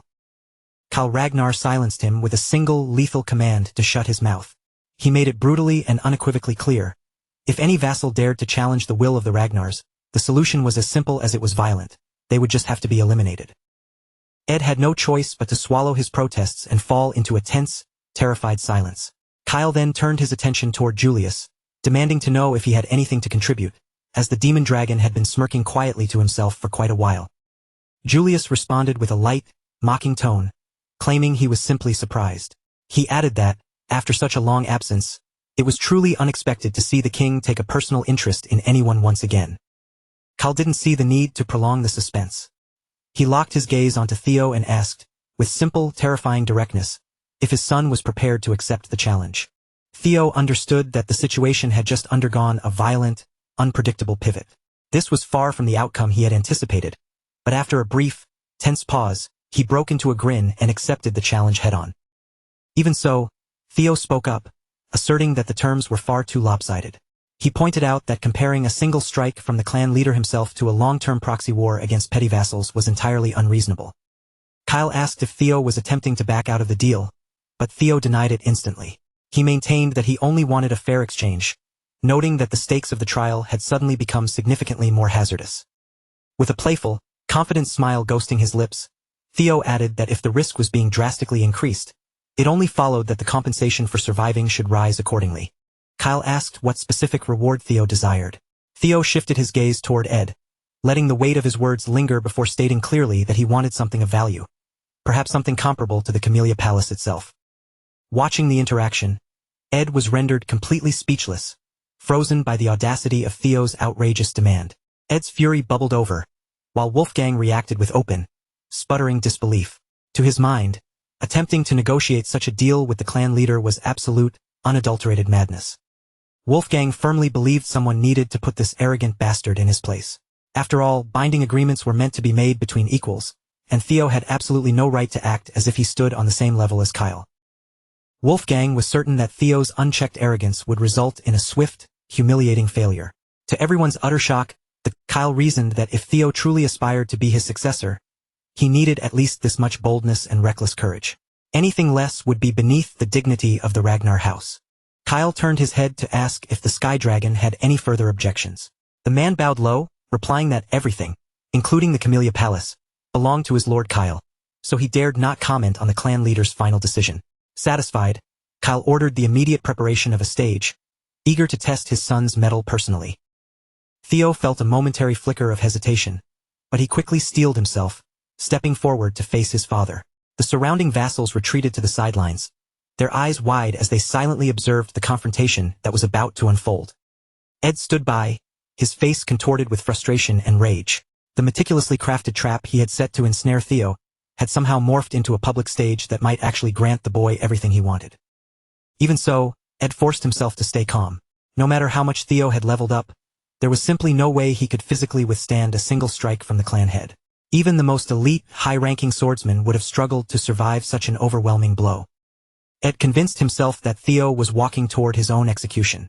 But Theo had already seen through Ed's pathetic intentions, and thanks to the substantial rewards he'd reaped from the tutorial, he was quietly confident that his death wouldn't be coming anytime soon. Kyle took note of the subtle shift in his son's presence. He wondered to himself if Theo had managed to secretly consume a rare elixir. Even then, he knew a simple elixir shouldn't have been enough to trigger such a profound physical transformation, but ultimately, he decided it didn't matter how the boy had achieved this strength, only that he had it. Theo realized with a jolt that his father had analyzed him almost instantly. Even the formidable 9 dragons hadn't detected that he had used an experience elixir, yet Kyle had perceived the change with unsettling ease. Kyle scrutinized Theo, asking in a low, resonant voice if he felt sufficiently warmed up for the challenge. Theo affirmed that he was ready. Kyle remarked that he would typically draw his greatsword for such a display, but since Theo hadn't yet learned how to wield mana, he would show some mercy and use a simple rusty steel blade instead. He asked once more if Theo had any objections. Theo shook his head, confirming he had no issues with the terms. The next moment, Kyle's expression shifted, his casual demeanor evaporating as the air around him grew heavy and sharp with the aura of a true warrior preparing for battle. A massive, suffocating pressure exploded from Kyle as he took a deliberate step forward. The raw, terrifying intensity of his fighting spirit filled the entire chamber, and Theo felt a surge of genuine anxiety coil in his gut, despite his calculated resolve. Theo stared at the overwhelming force radiating from his father's sheer fighting spirit. Kyle looked pleased, offering a rare word of praise as he expressed genuine surprise that his son was managing to remain standing firmly under such intense pressure. Theo, however, remained rooted in his confidence. After consuming the experience elixir he earned as his tutorial reward, his core physical strength had nearly tripled. The elixir had boosted his level by 5, and Theo had meticulously poured every single gained stat point directly into strength. With that massive surge of raw power surging through his muscles, Theo felt a profound sense of liberation. He was no longer shackled to the realm of the weak. He had finally crossed the threshold and stepped into the realm of the extraordinary. Theo planted his feet, gripping the earth with every ounce of his resolve. He held onto the unwavering belief that, even if it was just by a hair's breadth, he could survive at least one blow from the man who commanded the clan. The moment Kal Ragnar began his swing, the entire assembly fell into a suffocating, deathly silence. No one dared to breathe, let alone speak, while Ed watched from the sidelines with a chilling, predatory certainty. He was convinced that this singular, devastating strike would be the absolute end of Theo. Theo funneled every sliver of his focus into his defensive stance, mentally blocking out the surrounding whispers and the crushing weight of the gaze of the 9 dragons. His eyes locked onto the arc of his father's weapon with an intensity that burned. He refused to succumb to the paralysis of fear. Instead, he tracked the incoming movement with terrifying clarity, watching the lethal strike as it tore through the air directly toward him. A brilliant, blood-red beam of energy erupted from above, crashing down upon the stage like the absolute judgment of a god.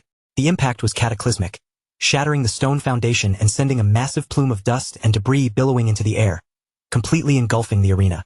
But as the haze gradually settled, Kal Ragnar wore a thin, enigmatic smile. Standing in the center of the wreckage, miraculously still on his feet, was the son he had finally recognized. The sight left every witness in the room completely staggered, their jaws hitting the floor. Through a display of sheer, iron-willed stubbornness and unfathomable determination, Theo shattered the doubts of his critics. He hadn't bothered to defend his innocence with pathetic pleas or sycophantic excuses.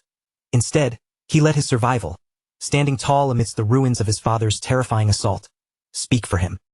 The moment Theo stood through that singular, world-shaking strike, the trial reached its inevitable conclusion. Simultaneously, the familiar, sharp chime of the system echoed in his mind, alerting him that his sudden quest, single strike from Kal Ragnar, had been marked as a resounding success. As a reward for surviving the ordeal, the system unlocked a specialized inventory feature for Theo. Tucked inside this new digital space lay a mysterious blue key, humming with an arcane, pulsing light that signaled its immense importance. It was clearly no mere trinket.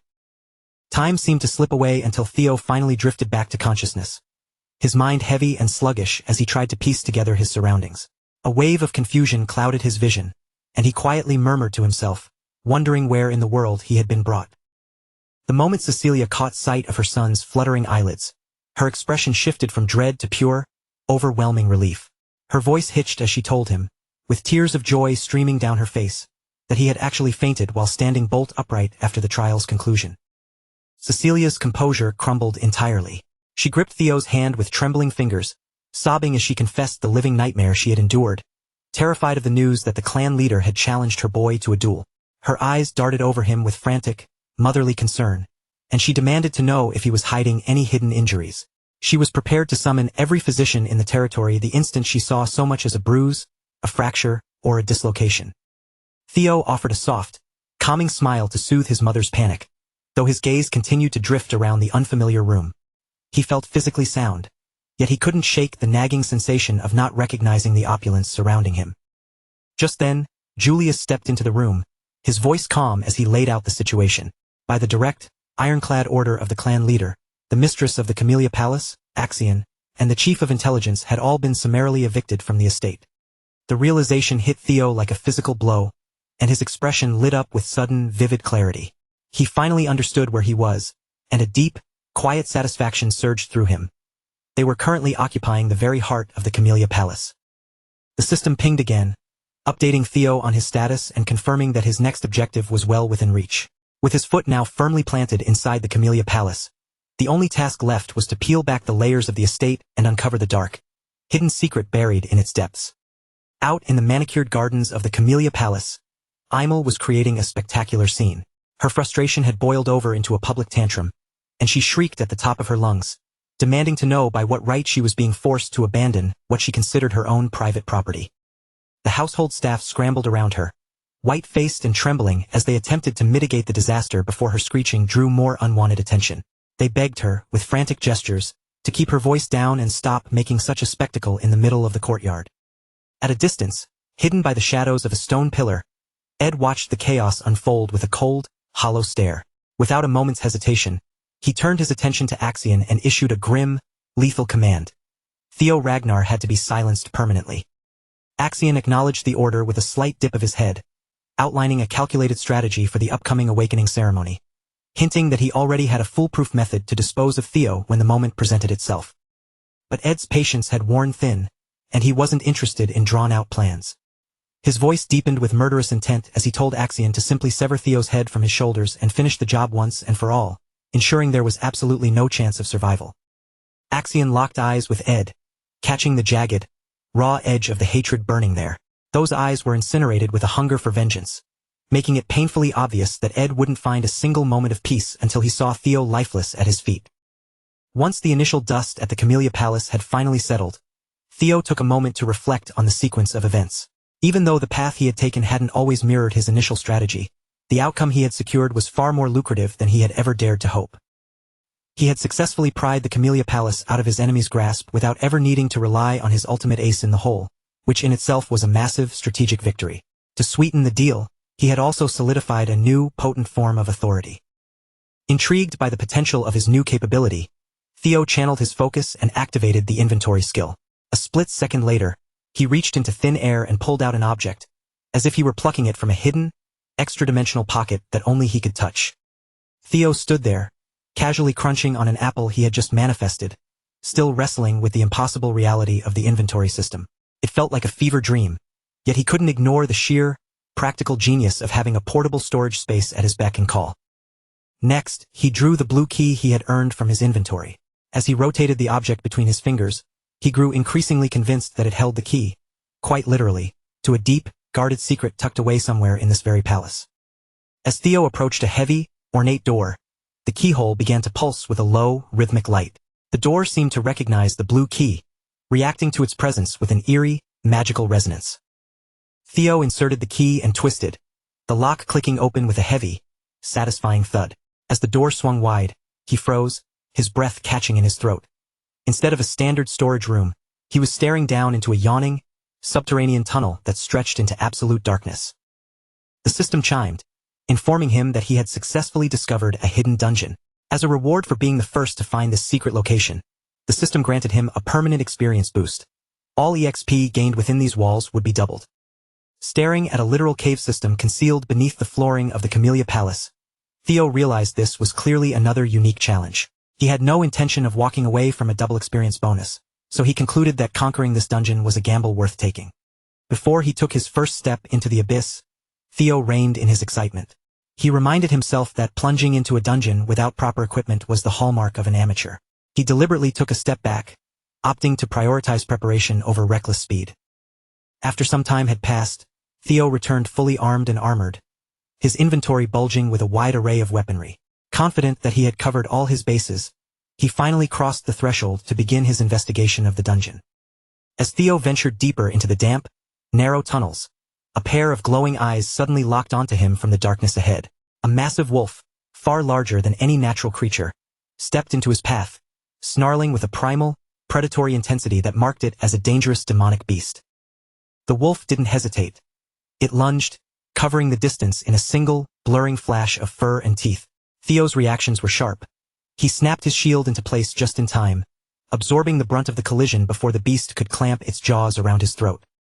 The sheer force of the impact vibrating through his arm told Theo exactly what he was up against. Digging his heels into the cold stone, he summoned every ounce of his core strength and shoved the creature back, refusing to let the monster dominate their exchange. Theo refused to be outclassed in a test of pure power. With his posture anchored and his grip tightened, he bared his teeth, signaling to the beast that he wouldn't be bullied by a simple monster. Confronted by Theo's stubbornness, the wolf let out a jagged, ear-piercing shriek and launched itself forward once more.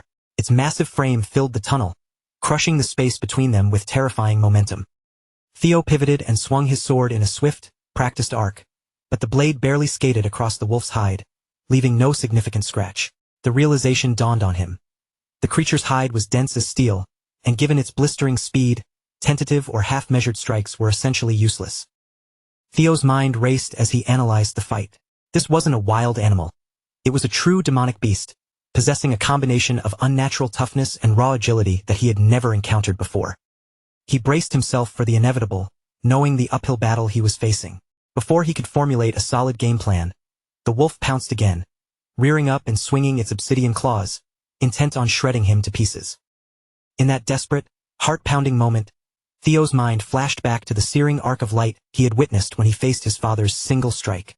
He thought to himself if he could just replicate even a sliver of that refined, absolute power, he could flip the script on this battle.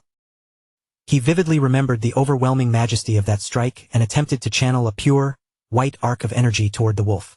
The attempt fizzled out instantly, and Theo had to accept the harsh reality. Copying his father's technique was going to be infinitely harder than it looked. The single strike wasn't just a fancy name. It was a title for a technique that guaranteed total lethality. It wasn't about showy theatrics or complex swordplay. It was the art of funneling everything into one, singular, decisive moment of destruction. The missing piece of the puzzle finally clicked into place. To mimic his father's mastery, he couldn't rely on flashy tricks. He had to strip his fighting style down to the bone and focus on pouring every last bit of his intent into one perfect strike. Theo sheathed his shield and shifted his focus, sharpening his mind toward the art of the blade. He recalled the secret sword techniques Evelyn had shared with him, forms that prioritized lightning-fast precision over blunt, overwhelming force. He exploded forward, a burst of speed catching the wolf off guard, and drove his blade directly into the beast's eye. The monster let out a guttural, wounded roar, stumbling backward as it desperately tried to distance itself from the stinging, precise pain. Seeing the beast retreat, Theo knew his shift in strategy was finally yielding results. A surge of confidence ignited in his chest as he prepared for a follow-up attack, certain that victory was now within his grasp. 2 months later, back at the bustling clan training grounds, Ed scanned the area and noted that the crowd was far more bloated than it had been in previous weeks. Sybil nodded in agreement, pointing out that with this many disciples crowding the area, they were going to have to find a much larger space for their training sessions. Lately, an irresistible rumor had been sweeping through the clan, that the young Master Theo had actually been personally trained by the clan head himself to master the single strike. Because of this legend, disciples were flooding the area, all hoping to catch a glimpse of him or even score a sparring session. While Sybil was deep in a discussion about Theo, a voice suddenly cut in from behind, thick with mocking derision. The speaker addressed Sybil with such casual, biting disrespect that the entire atmosphere turned sour instantly. Standing there was Henry Morris from the Plum Blossom Palace, a sneer plastered on his face. He asked, with dripping sarcasm, when their legendary young master was planning to finally grace them with his presence, noting that it had been 2 full months of waiting. Morris sounded genuinely annoyed as he claimed he had assumed Theo was the type of dedicated warrior who never missed a single day of training. Henry Morris snorted and labeled Theo a spineless coward. In his mind, Theo had merely fabricated a fake story about his training and had now gone into hiding because he was terrified to face the music in front of everyone. Sybil's face twisted into a mask of pure, indignant rage, but Henry wasn't even slightly intimidated. He just kept running his mouth. He sneered at the group, brazenly suggesting that the entire legend of Theo's single strike was likely nothing more than a fabricated lie, pointing out the suspicious lack of any real witnesses to verify the claim. He insisted that Theo had probably just spun a tall tale and exaggerated his own feats until the rest of the clan was gullible enough to believe it. Henry's arrogance reached a breaking point when he dismissed the destruction of the Sacred Dragon Society as yet another piece of fake news. That was the final straw for Sybil. With his patience completely evaporated, he lunged forward, throwing his entire body weight behind a vicious, crunching punch that slammed directly into Henry's face, instantly wiping the smug, mocking grin right off his lips. The moment Henry hit the floor, one of his cohorts from the Plum Blossom Palace erupted in fury, shrieking insults and branding Sybil nothing more than a pathetic dropout. But as the words echoed across the training ground, the air grew heavy. Every nearby disciple turned, their eyes narrowing as they pinned the loudmouth with sharp, hostile glares that made him recoil. Sybil didn't pull a single punch, firing back with a cutting insult, calling the guy a total eyesore. He then planted his feet, making his position crystal clear. None of the people standing here, especially those arrogant fools from the Plum Blossom Palace, had any business comparing themselves to their young master, Theo. Eddie stared at his friend, momentarily stunned by the sheer gall of the comment. Seeing Sybil, who wasn't exactly a beauty himself, standing there and deadpanning an insult about someone else's face was almost too absurd for Adi to wrap his head around. Sybil let out a long, pent-up breath, venting months of buried frustration. He confessed that he'd been sick and tired of the Plum Blossom Palace lackeys constantly skulking around to stir up trouble. He declared with unwavering conviction that he would never just sit back and watch while some lowlife disrespected their young master. The fuse had finally burned down to nothing. Sybil and his comrades didn't wait for a formal challenge. They drew their steel in one fluid motion, the blades gleaming under the sunlight as they openly declared war on the Plum Blossom Palace group. The opposition was just as bloodthirsty, eager to finally crush these so-called dropout losers and put them in their place. But just as the two sides were about to collide in a lethal frenzy, a figure suddenly blurred into the space between them. In the blink of an eye, every sword raised for the attack froze mid-air, locked in place by a sudden, invisible pressure.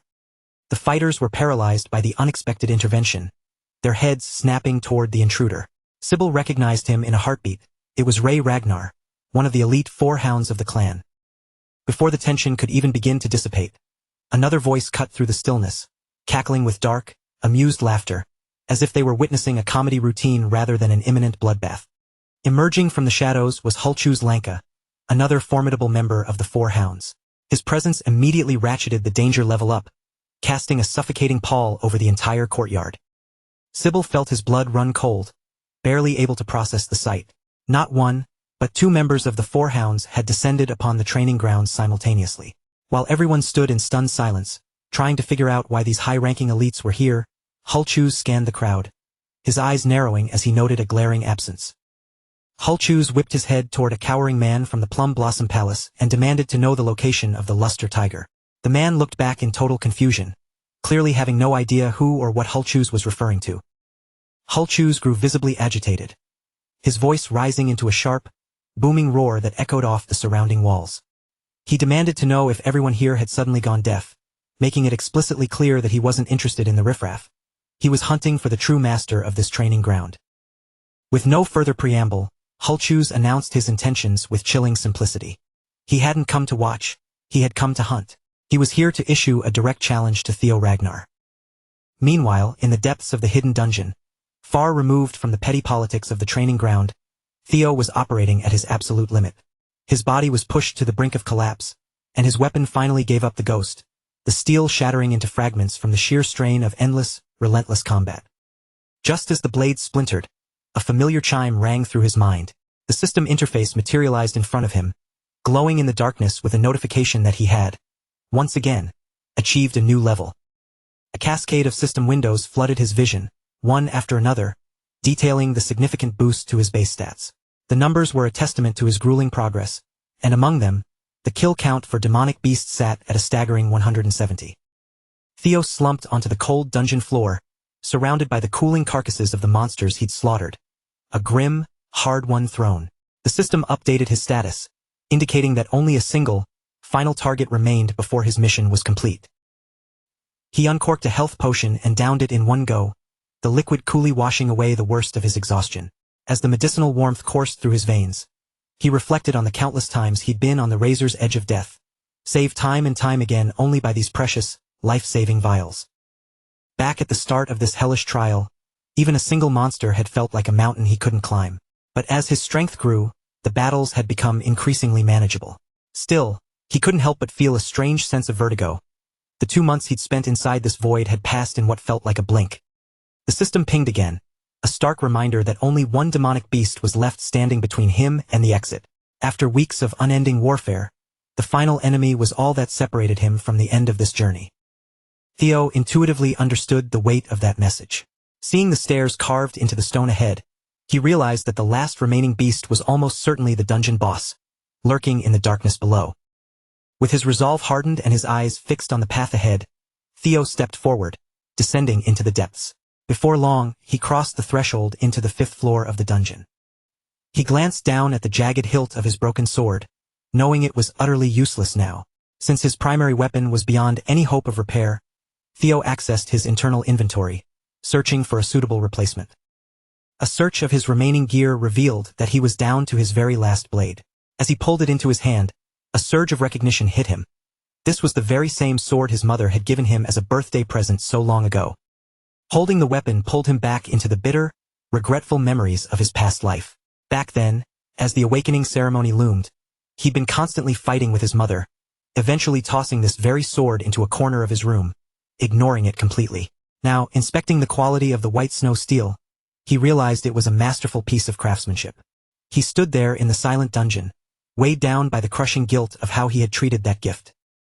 In that memory, he recalled his mother rushing into his room, her face radiating pure, infectious joy. She'd been so excited, having stayed up until midnight just to be the first to shower him with birthday love and gifts the moment his special day began. But he'd been a bitter, angry child.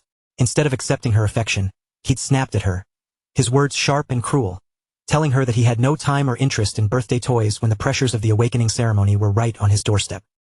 Back then, his heart had been poisoned by unrealistic expectations, and he'd lashed out, blinded by his own disappointment. He had made it clear to her that it didn't matter how finely forged his equipment was, it wouldn't change the mediocre bloodline he had been cursed with. He remembered the look on her face when he told her to just leave him alone, shutting her out when all she'd wanted was to celebrate him. But now, clutching that same sword in the heart of the dungeon, Theo swore silently to himself that he would not walk that same path of regret again. Before long, he reached the imposing entrance of the boss chamber. The system immediately flashed a bright warning, urging him to exercise extreme caution as a gargantuan, powerful demonic beast was lying in wait. Theo stepped inside and came face to face with the final guardian. It was a dragon, resting quietly in the center of the hall, slumbering with the casual confidence of an apex predator that feared absolutely nothing. A wave of relief flooded Theo as he got a clearer look.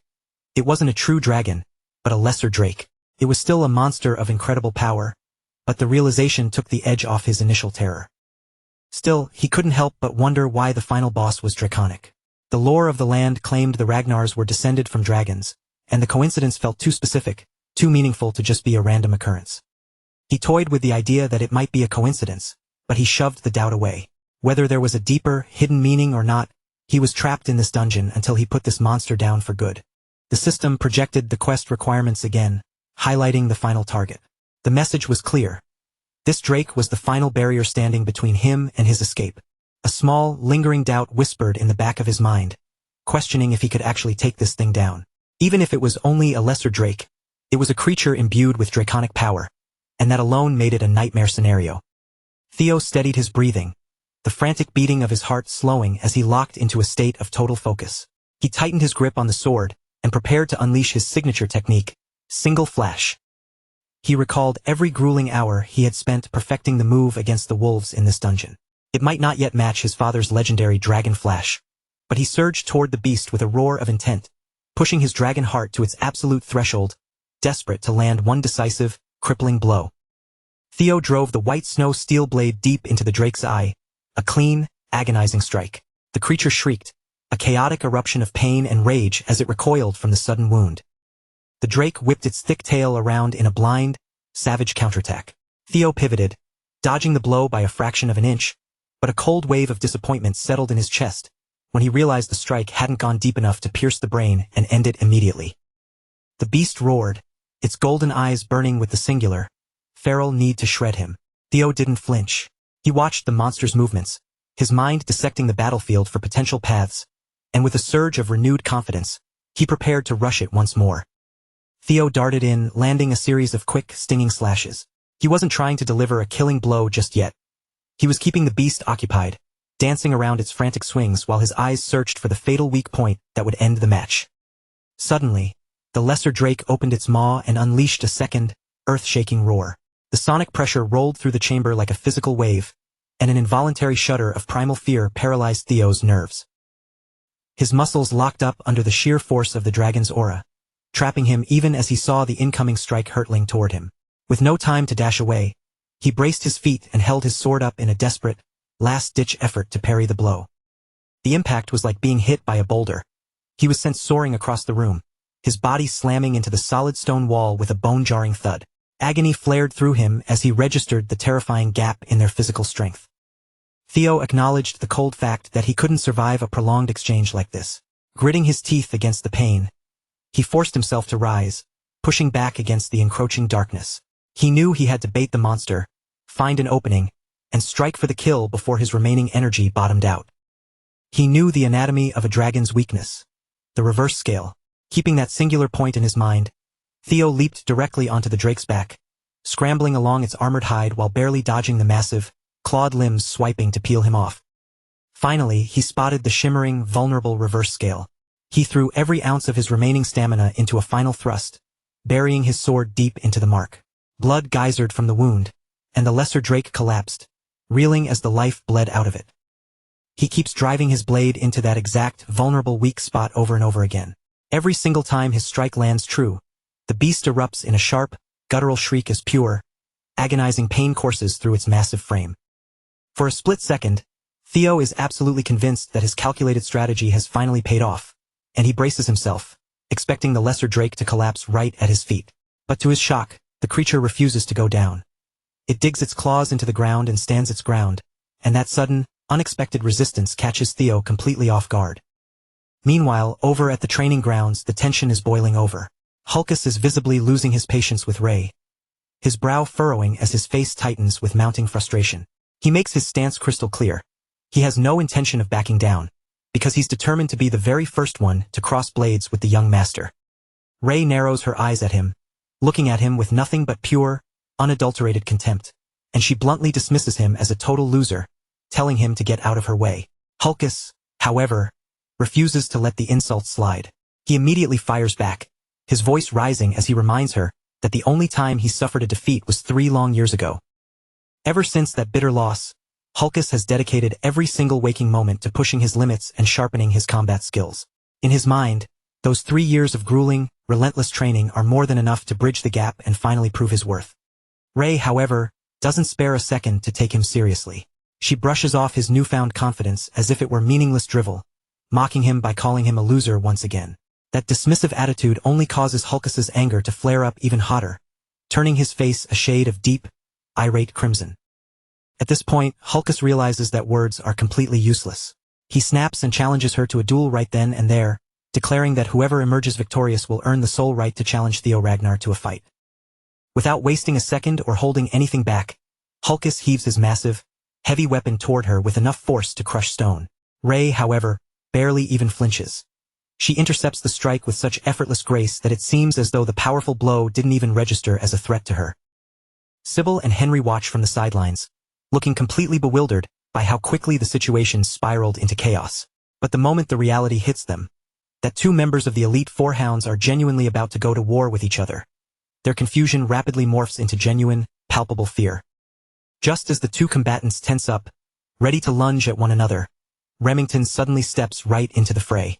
He plants himself firmly between them, radiating a cold, authoritative presence as he commands them to take their quarrel elsewhere, firmly stating that this space belongs to young Master Theo. Remington makes his position perfectly clear to everyone watching. He stands like an immovable wall, refusing to allow anyone, regardless of their status, to stir up trouble or bring chaos into his young master's domain. Instead of backing down in the face of Remington's authority, Hulkus actually beams with excitement at the prospect of a challenge. He admits he's been itching to fight Remington too, but the older warrior just stares him down, calmly telling him to quiet his tongue and listen closely to what he's saying. Suddenly, a suffocating, crushing pressure radiates across the entire training yard, pinning everyone in place. A collective chill runs through the onlookers, and even Remington's composure falters as he looks around, wide-eyed, wondering where such a dark, dangerous killing intent could possibly be originating. The very second that terrifying aura hits them, every head turns instinctively toward the main entrance. And there, walking with a steady, imposing gait into the heart of the training ground, is Theo himself. Remington stands there, visibly stunned by the raw, heavy pressure cascading off of Theo's frame. As he tracks the young master's approach, he can't help but be plagued by the question of what on earth could have happened to him during his intense, secluded training sessions. Ray and Hulkus, meanwhile, react in a completely different way. Their faces light up with pure, electric excitement. The moment they lay eyes on Theo, their gazes sharpen to a point, knowing that the master they've been so desperately waiting for has finally arrived. With one solitary, powerful step onto the grounds, Theo floods the entire area with his newly acquired skill, Lesser Drake's Fear. The atmosphere in the training yard turns heavy, dense, and instantly suffocating for everyone nearby. Back inside the dark, oppressive silence of the dungeon, Theo had finally managed to plunge his blade through the lesser drake's protected reverse scales. That fatal strike spelled the end for the monster, and the system immediately flashed a notification, congratulating him on successfully bringing down the beast. The instant Theo's steel made contact with those sensitive reverse scales, the lesser drake completely lost its sense of composure. The creature's massive body began to thrash uncontrollably, rampaging through the narrow space as if it had been driven into a state of blind, frantic madness. For a terrifying stretch of time, Theo genuinely believed that he was going to meet his end in that dark hole. But after several grueling minutes of dodging and weaving, the monster finally reached its limit and collapsed, proving beyond a shadow of a doubt that those scales were indeed its only fatal weakness. Once the dust settled and the battle finally reached its conclusion, the system chimed in again, informing Theo that he had successfully harvested 2 incredibly valuable items from the corpse: the lesser drake's tooth and its jagged claw.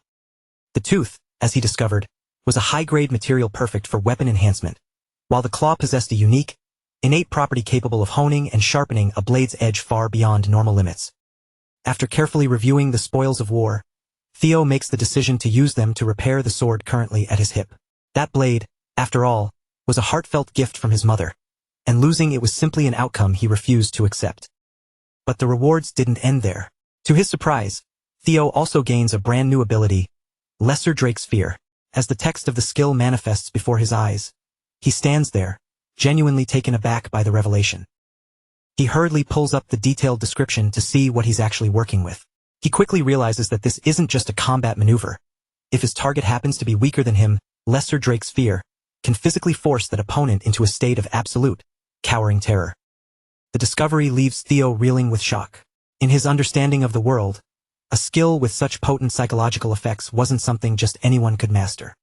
He had always been under the impression that only the exceptionally gifted, the chosen ones, could ever hope to wield such terrifying power. Nevertheless, a smile tugs at the corner of his lips at the thought of testing it out in the real world. As he tucks his belongings away into his inventory, he finds himself wondering if such a specialized skill will actually be practical within the walls of Ragnar, a place already teeming with incredibly powerful individuals. With the Camellia Palace dungeon finally cleared and the loot secured, Theo steps out into the open air at last, successfully completing the daunting quest to uncover the deep-buried secrets of the palace. As a reward for clearing the very first scenario quest, the system bestows upon Theo an additional mysterious item, a peculiar object known as a nest compass. Theo turns the strange, ornate device over in his hands, studying it from every angle, but he's left completely in the dark regarding its intended function. He can only speculate whether this compass is destined to play a pivotal role in the next quest he faces. Deciding to shelf the mystery for now, Theo stores the nest compass safely in his inventory and resolves that his top priority is rest. After the absolute hell he just went through, his body feels like lead, completely drained of all its energy. But fate, it seems, has other plans. Before he can even make a move toward his quarters, a maid comes sprinting toward him in a frantic panic. She is clearly out of breath and visibly distressed, telling him that an emergency has erupted and requires his immediate intervention. The maid stops short when she catches sight of the nasty wounds littering Theo's body, her face twisted in genuine concern and hesitation.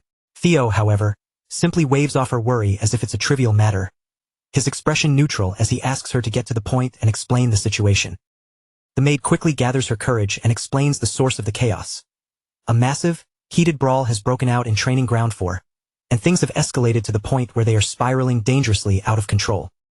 Upon hearing the news, Theo makes a beeline for the training grounds without a moment's hesitation. The instant he crosses the threshold, he releases his newly acquired skill, Lesser Drake's Fear, and the invisible wave of terror ripples through the air, instantly silencing every person present. Theo's patience is completely spent. His voice carries a sharp, dangerous edge born from both anger and bone-deep exhaustion as he orders everyone to clear out, stating flatly that he needs his rest. The sheer intensity of his aura is so overwhelming that several onlookers immediately lose their footing and pass out cold. Hulkus, however, is a different breed. He responds to the terrifying killing intent with a surge of adrenaline. His excitement peaked as he charges straight at Theo, desperate to see who among them is truly the stronger warrior.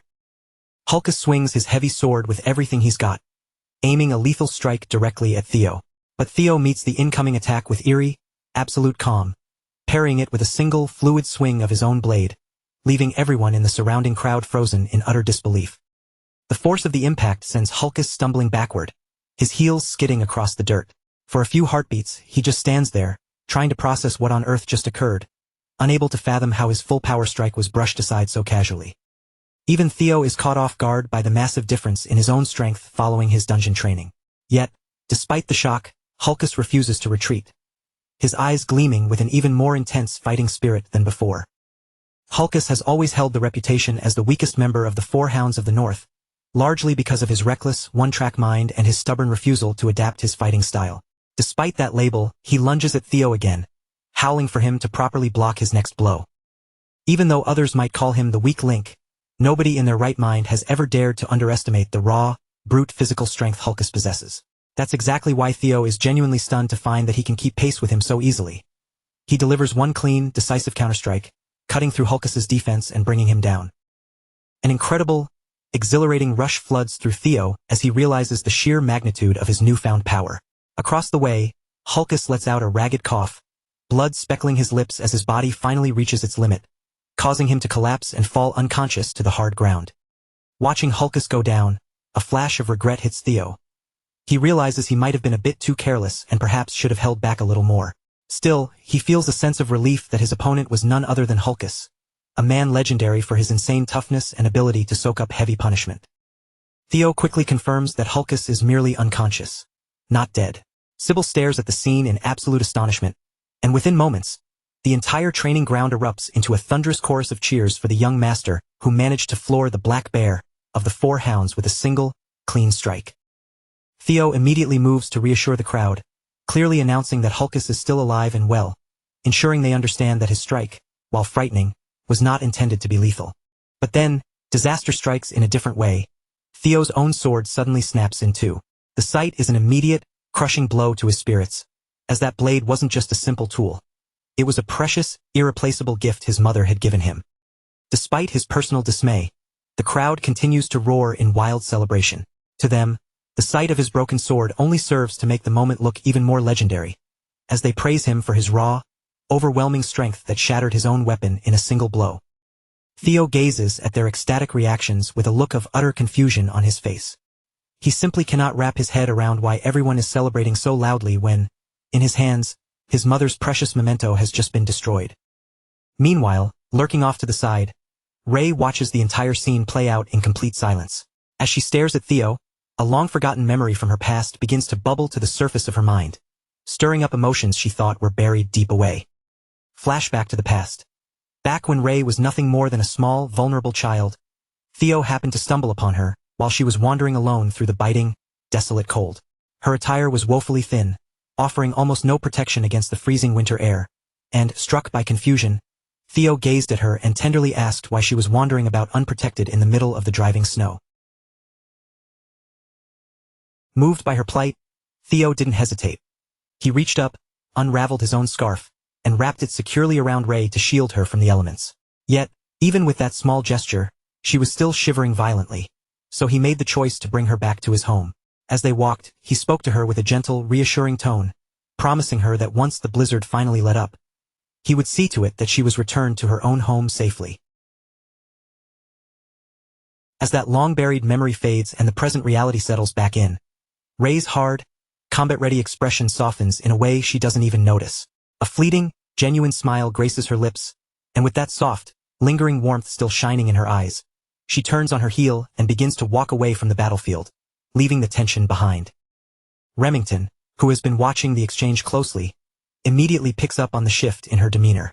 Seeing Ray display such a rare, tender smile, especially given the intensity of the situation they just faced, leaves him genuinely surprised, his eyes widening slightly as he processes the change. Sometime later, within the opulent confines of the Camellia Palace, Theo finds himself sitting there, looking visibly flustered and embarrassed. A group of maids has gathered around him, their faces bright with excitement as they chatter away, happily congratulating him on earning a brand new, prestigious title, the Luster Tiger. One of the maids beams with unconcealed pride, clearly delighted to witness the fruits of Theo's grueling labor finally paying off. She leans in with an encouraging grin, urging him to keep pushing his limits and to maintain this incredible momentum all the way until the upcoming awakening ceremony. She gazes at Theo with unwavering faith, telling him that she has no doubt he will succeed.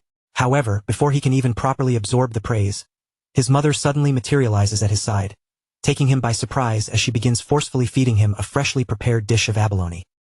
At first, Theo instinctively tries to fend her off, completely caught off guard by this aggressive display of culinary affection.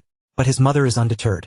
She doesn't slow down for a second, continuing to pile more food into his mouth while he can do nothing but helplessly beg her to take it easy. As Theo resignedly continues to eat, fragments of memories from his previous life begin to bubble up to the surface of his mind. Immersed in this quiet, domestic moment and surrounded by his mother's sincere care, he finds himself overcome by a profound, growing sense of gratitude. Theo manages to choke out a compliment, telling his mother that the meal is absolutely delicious, which earns him a pleased, satisfied look. However, almost immediately after, her gaze drifts downward and lands on the broken sword he has resting nearby. The very moment her eyes register the damaged state of the blade, a look of utter shock washes across her face. Theo feels his body instantly stiffen, and cold sweat begins to prickle on his skin as a wave of nervous, anxious tension overtakes the room.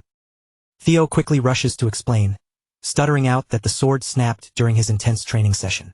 He starts apologizing profusely, well aware that this blade wasn't just some standard equipment.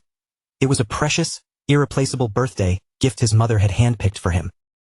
Instead of pointing the finger at Theo, his mother's mood shifts rapidly into a burning, white-hot fury directed at the smith who had sworn the sword would never break. According to their claims, it was forged using rare white snow steel and sturdy ebony steel wood, so it should have been far more durable than this. Theo cautiously asks if she's referring to the exotic steel wood imported from the southern jungles, and she confirms it with a sharp, indignant nod. She explains that it's an incredibly rare and costly material, and seeing the sword shattered leaves her feeling deeply betrayed and disappointed. If the smith had been telling the truth, the weapon should never have snapped so easily. Only now does the full reality of the situation dawn on Theo regarding how truly valuable the materials in his weapon actually were. He stares at the fragments in surprise, coming to the realization that he had completely underestimated the worth of the gift his mother had bestowed upon him. The revelation sparks even more questions in Theo's mind. He can't help but ponder how on earth his mother managed to secure such rare, high-end materials and commission such an impressive sword in the first place. With fire in her eyes, his mother declares she's going to march directly to the workshop and demand a full, thorough explanation from the maker. Furthermore, she fully intends to force them to forge a replacement that is actually worth a damn, one that is truly fitting for her beloved son. Theo attempts to defuse the situation, trying to calm her down by assuring her that it's really no big deal and that he can just pick up any other sword to use. She, however, point-blank refuses to entertain the idea, sternly telling him that the world is finally starting to acknowledge his true potential, which means he needs to be more careful and well-equipped than ever before. With the all-important awakening ceremony looming just around the corner, she makes her position crystal clear. She will absolutely not allow Theo to step into such a high-stakes event while carrying some pathetic, shabbily broken weapon. Theo experiences a quiet, warm sense of happiness at seeing just how much his mother dotes on him and worries for his reputation. But then, Cecilia abruptly announces that they need to get moving immediately now that the debate is settled, leaving Theo completely confused about where she actually plans on dragging him.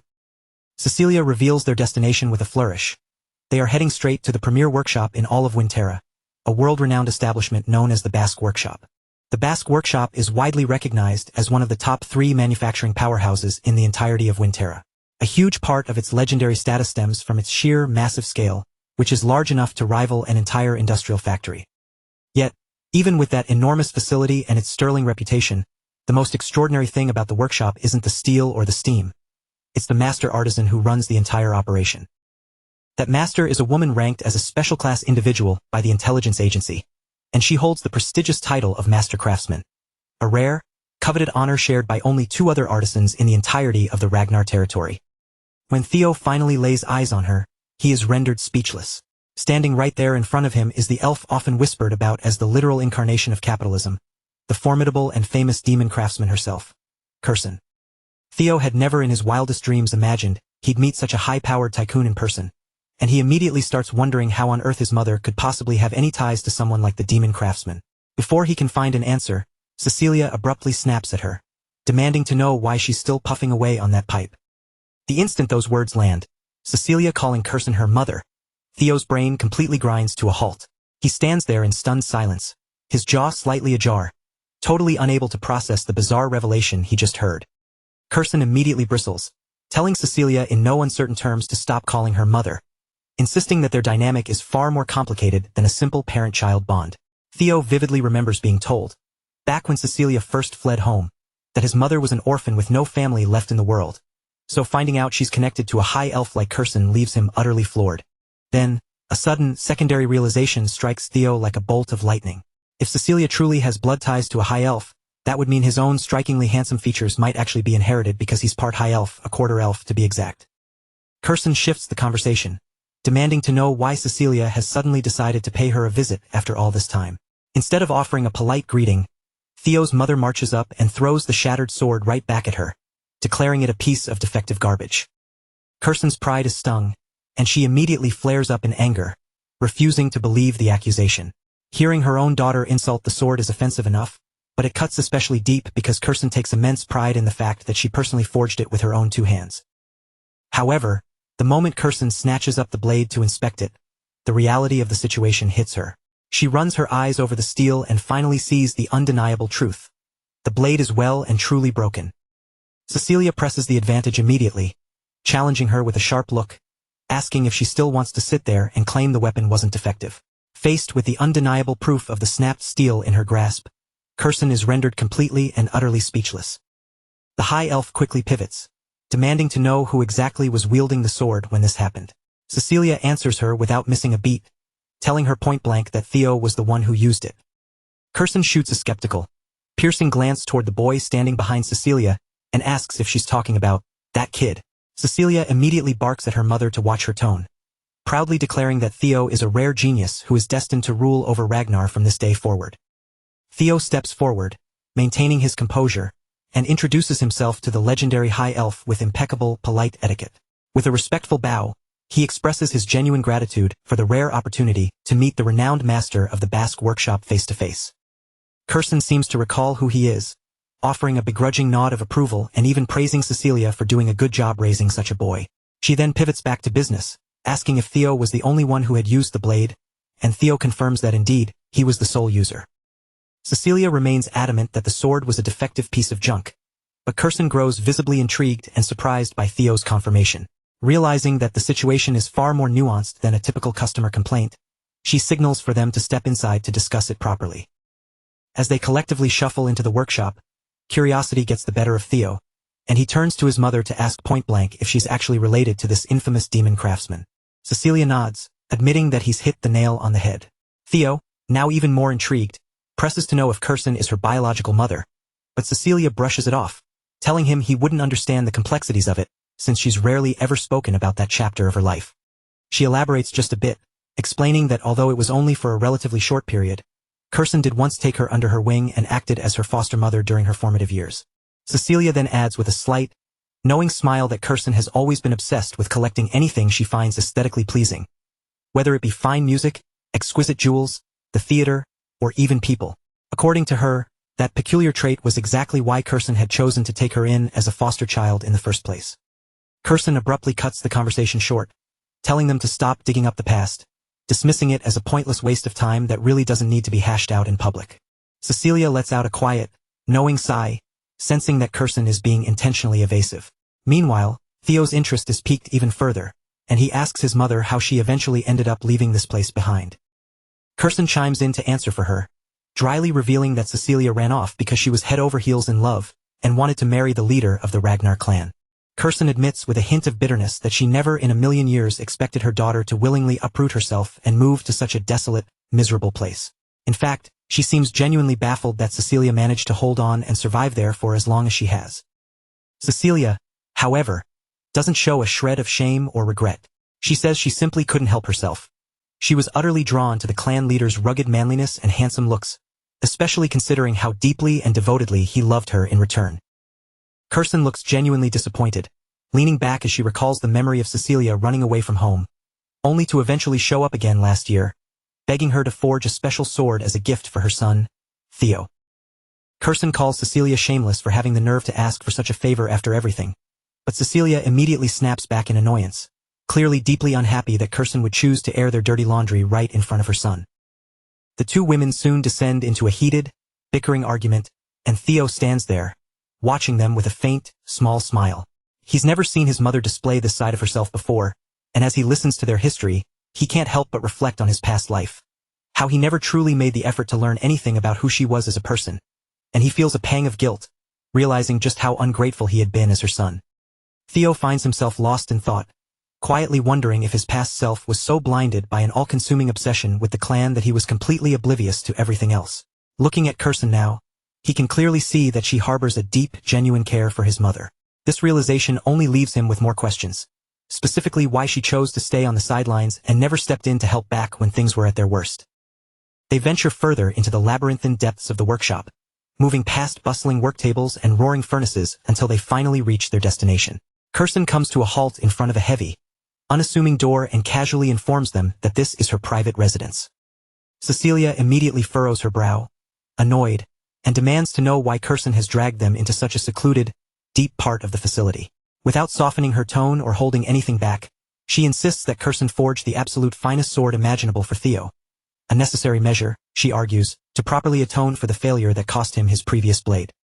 Kirsten doesn't even bother to acknowledge Cecilia's outburst. Instead, she abruptly waves a hand, ordering her to wait out in the hall. She then grabs Theo, firmly pulls him into the room, and slams the heavy door shut, leaving a completely stunned and frustrated Cecilia cut off on the other side. Inside the sanctuary of her room, Kirsten completely ignores the sound of Cecilia calling her name from behind the door. She shuts out the noise, turning her full, intense focus onto Theo, clearly aiming to get straight to the bottom of the mystery. Without wasting a second on pleasantries, Kirsten looks Theo straight in the eye and asks the million-dollar question. Does he possess a relic of the primordial dragon? Caught off guard by the gravity of the question, Theo pauses and asks if she's referring to the ancestor of the guardian dragon that watches over the clan. He tries to clarify, noting that he's only ever heard old, dusty legends about various treasures scattered across Windterra specifically for the descendants of Ragnar. Kirsten's expression hardens instantly as she makes it abundantly clear that this is no mere fairy tale. Her gaze intensifies as she presses him again, demanding to know for certain whether he truly doesn't have any kind of relic on his person. Frustration begins to bubble over, and her eyes even grow glossy with unshed tears. She simply cannot comprehend how Theo managed to shatter the sword she poured her heart and soul into, because in her professional estimation, that blade should have been indestructible unless it had collided with something of relic-tier power. She asks him, with a hint of desperation, if he even has a clue how priceless that weapon actually was. Theo tries to offer an apology, recalling that the blade was damaged during his high-stakes battle with the Lesser Drake. He still hasn't the faintest idea what a relic is, but Kirsten eventually tires of trying to explain it through conversation. She sighs, realizing it would be far faster to just show him what she means. Kirsten reaches into the shadows of the room and produces a heavy, ornate casket that is completely sealed shut, bound tight by thick, iron-forged chains. She nudges it toward him and asks if he notices anything inherently unusual about it. As Theo fixes his gaze on the casket, a faint, ethereal blue glow begins to manifest in his field of vision. He immediately wonders if this is linked to an active quest, as the shimmer is identical to the magical light he witnessed on the secret dungeon door inside the palace. Kirsten admits that, to her own eyes, the casket looks perfectly ordinary. However, based on the subtle shift in Theo's reaction, she can tell with certainty that he has detected something that remains hidden from her. She begins dragging the heavy, sealed box forward, explaining that she has spent years trying to break the lock and claim the treasure within. No matter what technique, tool, or spell she employed, every single attempt ended in total failure. Kirsten plants the casket firmly in front of him and finally reveals the true nature of its contents. It is, as she suspected, a genuine relic of the primordial dragon. She recounts an ancient tale to explain its origin, describing how the primordial dragon once pulled one of its own fangs and worked it into a lethal blade. That legendary weapon became known throughout history as the Monster Sword, or more commonly, the White Moonlight Blade. Kirsten then proposes a high-stakes, dangerous gamble. If Theo can successfully break the seal on the casket and claim the item, she will surrender the White Moonlight Blade to him, acknowledging it as his own. Theo looks slightly perplexed by the intensity of her tone. That's when Kirsten drops the real bombshell, warning him that the task is not just difficult, it is life-threatening, and if he fails to open the casket, he might very well lose his life in the process. Kirsten waits for him to back down, but instead, a confident, excited smile tugs at the corner of Theo's lips. He makes his position crystal clear. As far as he is concerned, that sword is already as good as his. At that precise moment, a system window flickers into view before Theo, detailing the next scenario in his quest. The objective is clear. He must be deemed worthy by the primordial dragon's relic, the White Moonlight Blade. The white moonlight blade isn't just a powerful weapon. It is the signature blade of the leader of Black Snow, one of the legendary 9 dragons, whispered about in the criminal underworld as the Black Dragon. Hardly anyone in the world knows the truth about this blade, mostly because the vast majority of people who have ever laid eyes on it, or even spoken its name, have either died or vanished into thin air without a trace. A memory flickers in Theo's mind. A mysterious man from his past who had locked eyes with him, clearly shocked that Theo could see him at all. By some bizarre stroke of fate, Theo had once caught a glimpse of the blade's true form, though he still struggles to understand why the Black Dragon had spared his life back then. It is for that very reason that Theo is absolutely stunned to find the Black Dragon's blade sitting right here in front of him, and even more so, to learn that it is an authentic relic of the primordial dragon itself. He thinks back to his encounter with the Black Dragon 4 years ago, and the timeline suddenly clicks. Even back then, Kirsten must have been in possession of this sword all along. Kirsten narrows her eyes at Theo, asking one final time if he is truly prepared to open it, ensuring he understands the magnitude of the danger he is about to invite. Theo's smile only widens, his resolve hardening like steel. No matter what kind of nightmare is lurking inside that box, he tells Kirsten with absolute, unwavering conviction that the sword already belongs to him. As Theo leans in to examine the seal, something about the casket's structure catches his attention. The way the energy radiates from it feels strangely, hauntingly familiar, mirroring the sensation he felt back at the Camellia Palace. Trusting his instincts, Theo pulls out the mysterious blue key and presses it against the casket, hoping that the connection he senses will bridge the gap. Kirsten watches in stunned silence as the lock begins to click and shift right before her eyes, a feat she hadn't been able to accomplish despite years of relentless effort. Suddenly, a strange, volatile energy begins to churn from within the casket. A ghostly, ethereal light begins to spill out from the cracks, quickly filling the room with an eerie, rhythmic pulse. Kirsten's expression shifts from surprise to genuine alarm as a thick, pitch-black fog starts to coil around Theo, acting like a tether that begins pulling him directly toward the casket. Theo struggles to maintain his footing, fighting against the supernatural force that is trying to drag him in. He digs his heels in, but the pull is too strong. He is hoisted off his feet and swallowed into a dark, incomprehensible void. When Theo finally forces his eyes open, he finds himself in a place he doesn't recognize. He scans the horizon, his expression clouded with confusion as he tries to pinpoint where he has been transported. Then, the realization hits him like a blow to the gut. Before him stands the Rose Palace, but the structure is completely engulfed in a sea of raging, hellish flames. He struggles to comprehend why he's being forced to relive this nightmare. As the memories of his past life play out like a cursed reel before his eyes, he is struck by just how thoroughly he had managed to suppress the memory of how weak and pathetic he once was. That sharp, painful sting only fuels his burning desire for strength. He knows he needs the power to eventually crush Rendon and tear down the Camellia Palace, but as that thought takes root, a spectral griffin begins to warp his surroundings, lunging toward him as if to tear his soul apart. Just as the beast is about to make its move, Theo snaps out of his stupor and springs into action. His hand flashes upward, clamping tightly around the griffin's beak, successfully catching the monster completely off guard. In that flash of a second, Theo deciphers the creature's trick. It's attempting to invade his mind, weaponizing his own desperate hunger for power against him, and he finally understands why this weapon carries the title of Monster Sword. The griffin lets out a low, menacing growl, calling him an insolent worm as it writhes and thrashes about, trying desperately to pry itself from his iron grip. Theo, however, doesn't blink. With calm confidence, he tells the beast that the despair it's trying to force upon him is something he conquered a lifetime ago. He mocks the creature, asking if it truly believed he would be swayed by such hollow power after all the trials he has already survived.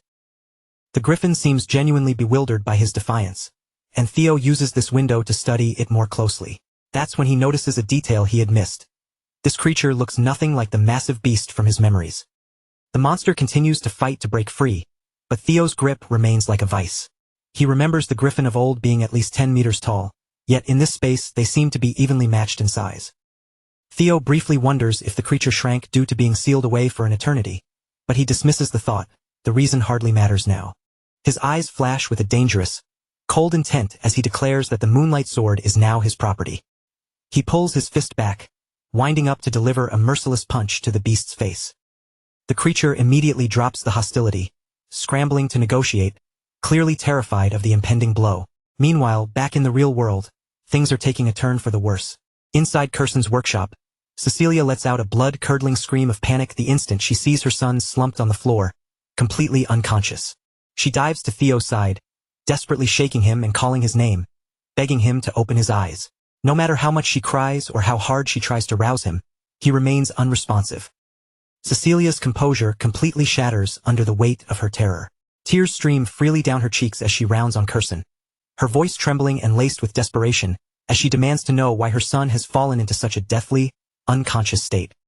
Curson stands frozen, utterly at a loss for words, as she watches Cecilia weep uncontrollably before her. Through her sobs, Cecilia pleads, her voice shaking as she insists that she never wanted Theo to be put through this kind of ordeal. All she had asked for was a reliable weapon for her son. Curson leans in, studying Theo's pale, unresponsive form with newfound intensity, and the realization that dawns on her is chilling. She can see a violent, monstrous energy pulsing directly through Theo's bloodstream. It's an anomaly that, even with her centuries of craft and experience, she has never once encountered. The only reason Curson had allowed this perilous situation to unfold was her underlying assumption that Theo's possession of a relic would act as a safety net. She had been fully convinced that such an item would be more than enough to shield him from any backlash. Cecilia's expression shifts from sorrow to a sharp, icy resolve. Through her tear-blurred eyes, she fixes her mother with a warning that leaves no room for debate. If any permanent harm comes to her son, she will never, under any circumstances, forgive Curson for this. No amount of excuses or complex explanations will bridge that divide. Suddenly, a twitch of movement breaks the suffocating tension in the room. Theo's fingers curl, and he firmly, instinctively locks his grip around the hilt of the moonlight sword. In that same heartbeat, a bizarre, ethereal radiance begins to pulse from deep within his chest, glowing brightly as if some dormant, ancient power has finally been stirred to life. The sight of the strange light enveloping him sends a fresh jolt of alarm through Cecilia. She leans over him, frantically trying to rouse him, her voice thick with panic as she calls his name over and over again. Finally, after the long, agonizing silence of his trance, Theo's eyelids flutter, and he slowly brings his eyes back into focus. The relief that washes over Cecilia is instantaneous. The moment she realizes he is truly conscious, she throws her arms around him, pulling him into a desperate, bone-crushing hug, unable to stem the tide of her relief. Still gripping him tightly, Cecilia pours out her heart, telling him how utterly terrified she was and admitting that she had been driven to the edge of madness with worry. Theo offers her a gentle, tired smile, patting her back to reassure her. He tells her not to dwell on it too much, insisting that despite the chaotic events that just transpired, he is feeling perfectly fine. At that exact moment, the system interface manifests in his vision, chime ringing with success. He has successfully bested the Griffin and brought the quest to a close. As his reward for the trial, Theo is officially recognized by the system as the owner of the White Moonlight Sword, cementing his claim over the legendary blade. Theo reflects on his victory, well aware that fortune had played a significant role. The Griffin had only just been unshackled from its long imprisonment, leaving its strength dampened enough for him to seize the advantage. Furthermore, the monster's attempts to break him with psychological warfare had proven futile. The specific fears and temptations it tried to plant in his mind were phantoms he had already vanquished long ago. The system continues to feed him information, noting that because he has observed the monster-class energy within the White Moonlight Sword, his own internal magic capacity has surged significantly. His magical energy reserves break through the 200 threshold, vaulting him into a tier of power he could only have dreamed of reaching before. Simultaneously, an aura begins to emanate from Theo's entire frame, as if the sheer volume of his newly awakened power is literally trying to burst out through his skin. Theo realizes with a start that his magic is beginning to manifest divine properties, elevating his overall combat level to that of a high-ranking master swordsman. Yet, instead of feeling pure, unadulterated joy, a cloud of disappointment hangs over him. He possesses this incredible strength, but it's essentially useless to him. He's forced to keep it bottled up and restrained until he successfully passes his awakening ceremony. Curson stares at him, genuinely taken aback, and offers him a rare, genuine congratulation on his success. Theo wastes no time in holding her to her word, asking if she intends to honor their deal, and she nods, assuring him that a high elf's word is bond. Even now, clutching his prize, Theo can feel the sword humming with a restless, defiant energy, clearly not yet ready to fully obey his command. A flicker of anxiety takes hold of him, and he wonders if the blade refuses to acknowledge him as its true master. Curson quickly steps in to allay his fears, explaining that the sword isn't rejecting him. It's merely suffering from 400 years of confinement. Now that it's finally back in the open air, it's desperately trying to purge all that pent-up, dormant frustration. She gestures to the thick, reinforced workshop wall and suggests that he try swinging the blade at it with every ounce of his strength. Theo hesitates, asking if that's really wise, but Curson instantly scoffs at his caution. To her, even a legendary weapon in the hands of a boy, especially one who hasn't even hit his awakening ceremony yet, couldn't possibly do any meaningful damage to her fortress-like workshop. Theo feels a bit uneasy about her bravado, but curiosity wins out. Knowing he can suppress his dragon heart's output at will, he decides this is the perfect, safe environment to test the limits of his new legendary acquisition. He steps toward the wall, calling upon his magical reserves. In a voice that is respectful yet tinged with a serious, sharp edge, Theo gives a quick warning before committing to the swing. Theo whips the cloth covering away, the moonlight sword's blade catching the light as he chambers his stance, bracing for a single, decisive strike. Curson watches him with a critical eye, but as she senses the sheer density of the power flowing into his hands, her expression abruptly freezes into one of pure panic. Realizing the situation has spiraled far beyond what she anticipated, Curson lunges forward, desperate to call him off before the strike lands. But she's far too late. Theo has already pivoted, launching a technique he calls the single flash. The shockwave of the strike tears through the air with terrifying velocity, carving directly through the reinforced wall of the workshop. Cecilia stands rooted to the spot, aghast at the sheer, raw destruction, while Curson's eyes grow wide, welling up with tears of disbelief as she stares at the wreckage. Every single assumption Curson had made about this boy's limits was decimated in that singular, violent instant. With one careless flick of his wrist, Theo had sheared the massive wall in half, despite having no intention to cause such havoc. Curson can only collapse into a state of despair at the cost of this new disaster, especially on the heels of the last one. Theo stares at the carnage, stunned by the result. It was massive overkill. He feels his body sag as the sword greedily drains the last of his magical reserves to execute that devastating slash. Quick as a flash, Curson is at his side, channeling her own mana into him to prevent a magical collapse. She moves with such inhuman speed that Theo doesn't even perceive the moment she arrived. As she supports him, she's hit with the startling realization that Theo, for all his destructive potential, has absolutely no fine-tuned control over his magic. Regardless of that technical failure, when she casts her eyes back at the gaping, jagged crack carved through the thick stone wall, the truth is undeniable. She is looking at a genuine, once-in-a-generation genius. A flash of pride ignites in her heart at the thought of having such a talented grandson, yet the predatory glint in her eyes tells a different story.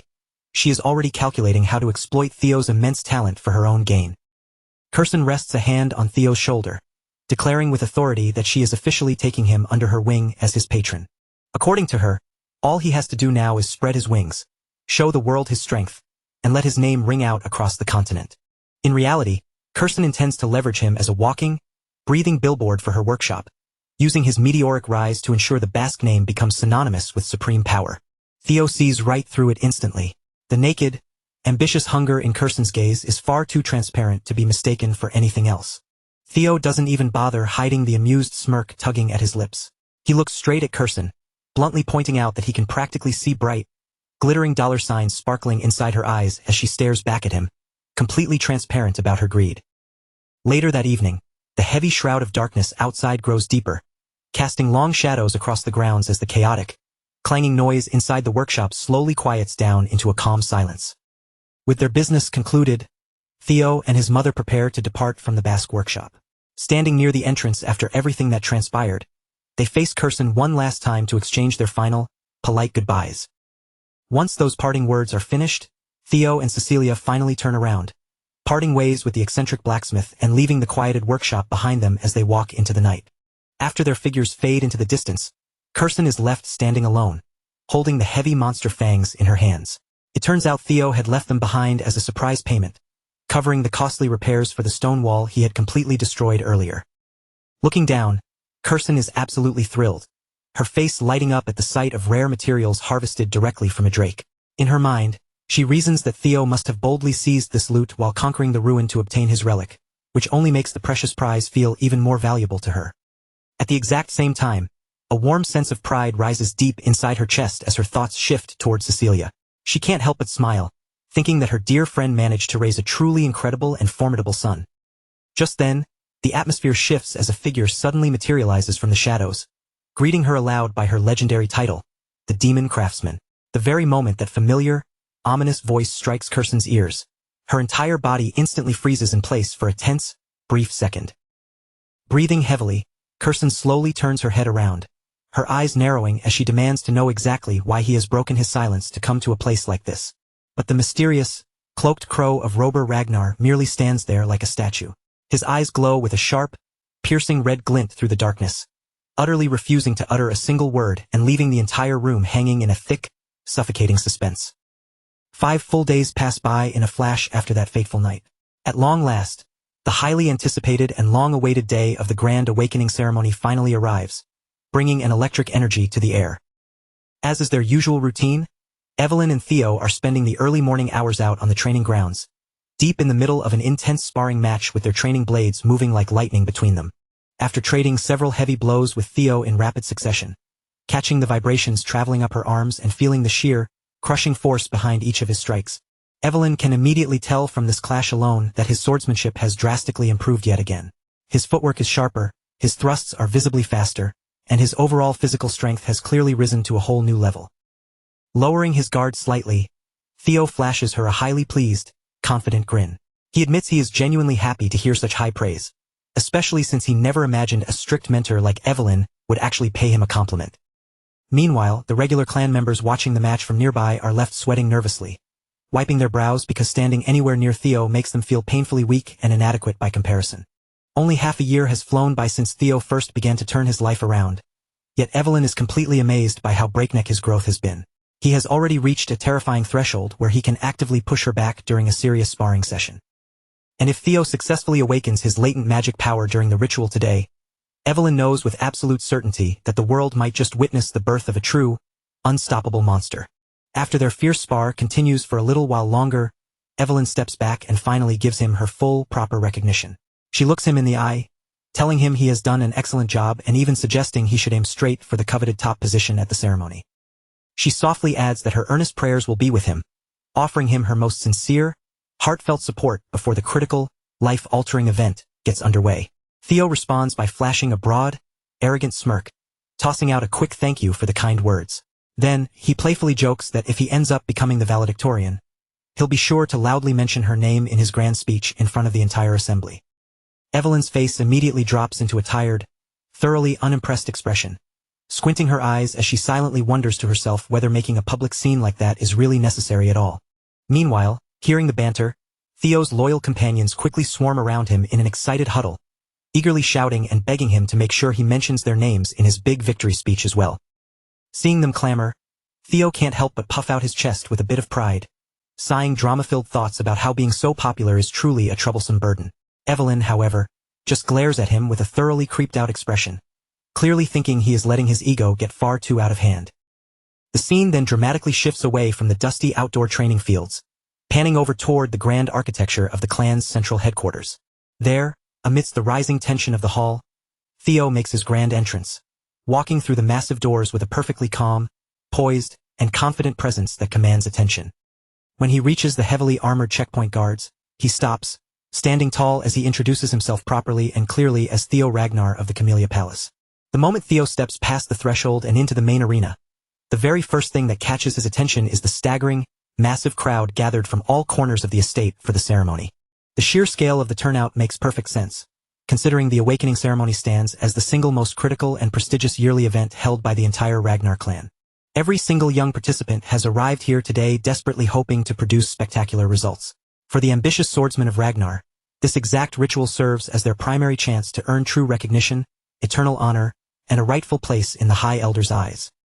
With hundreds of elite members of the Ragnar clan watching intently from the towering balconies on all sides, and with the terrifying clan head himself, Khal Ragnar, sitting high above them, the heavy atmospheric pressure weighing down on the floor is incredibly intense, making it hard to breathe. Even some of the most legendary, high-ranking figures have personally come to witness the new generation, including famed members of the mythical Nine Dragons, as well as the legendary former clan head from 2 whole generations ago, the ancient Hilda Ragnar. The more Theo gazes up at Hilda's youthful features, the harder it is for him to believe the rumors that she is actually 150 years old. Still, putting her defying appearance aside, he feels a wave of relief seeing her attending the ceremony once again in this timeline. Suddenly, the head conductor strikes a massive ritual drum.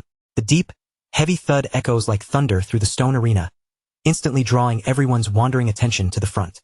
The stern man standing before the crowd is Vanna Ragnar, the chief judge tasked with overseeing the trial and a renowned master swordsman of the prestigious Dragon Gate. Vanna barks an order that instantly snaps the restless crowd to absolute silence, announcing that the preliminary examination will now officially begin. He explains that the test is deceptive in its simplicity. Each youth must pick up one of the basic iron swords laid out on the ground, step onto the stone platform, and leave a visible mark on the massive steel wall. However, he sharply reveals that the wall before them is forged from a dense alloy of white snow steel, meaning any ordinary, non-magical swing won't even leave a microscopic scratch on its surface. But Vanna notes that everything changes the moment the participants successfully learn to channel raw magic power into their weapons, transforming a standard physical slash into an empowered strike capable of cleaving through the hardened metal. In order to grant them the spark needed to awaken that dormant inner energy, Vanna gestures to his assistants, preparing to distribute a rare soma pill to every single participant in the room. He explains that each concentrated soma pill contains the dense essence of 10 full years' worth of pure magic, making it a miraculous elixir designed specifically to force open their tightly sealed mana halls.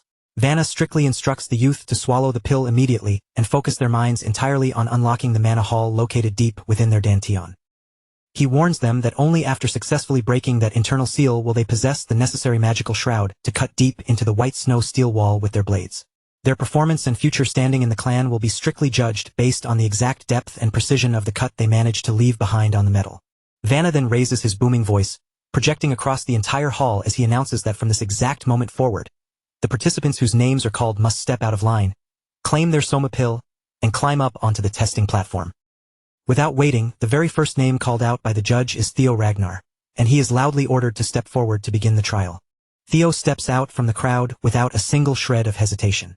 As he extends his hand to receive the glowing pill, his mind flashes back to the memories of his tragic past life, recalling vividly that his fierce rival Axion was the one who claimed the valedictorian title during that original timeline.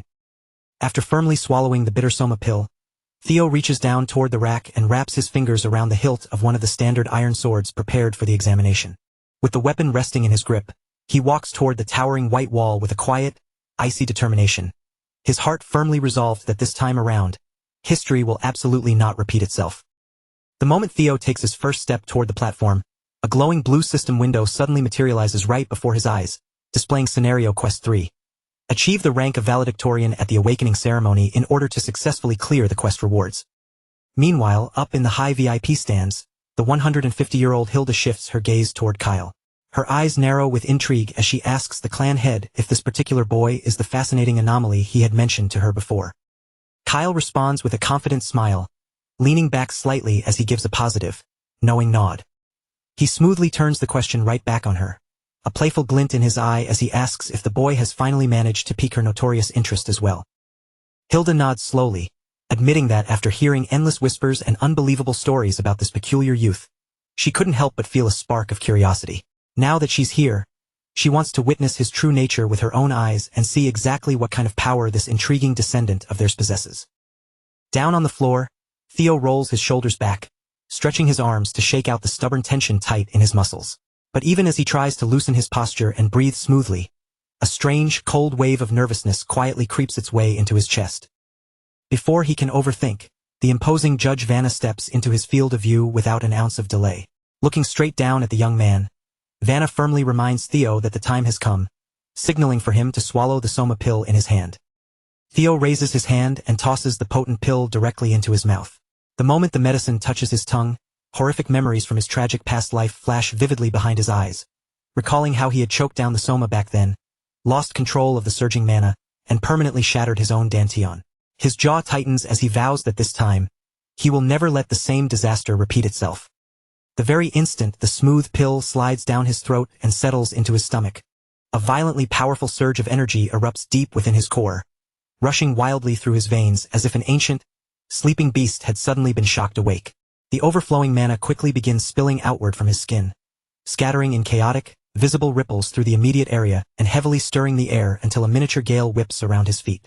Watching from the side, Vanna's eyes widen as he stares in absolute bewilderment, completely unable to comprehend how a mere brat could unleash such a staggering, massive wave of raw mana. The sheer, unbridled volume of the energy makes the judge clench his fists, suddenly terrified that Theo will lose his grip and be torn apart by the pressure. After all, Everyone in the clan knows that consuming soma is an incredibly volatile process that can never be handled carelessly without paying a steep price.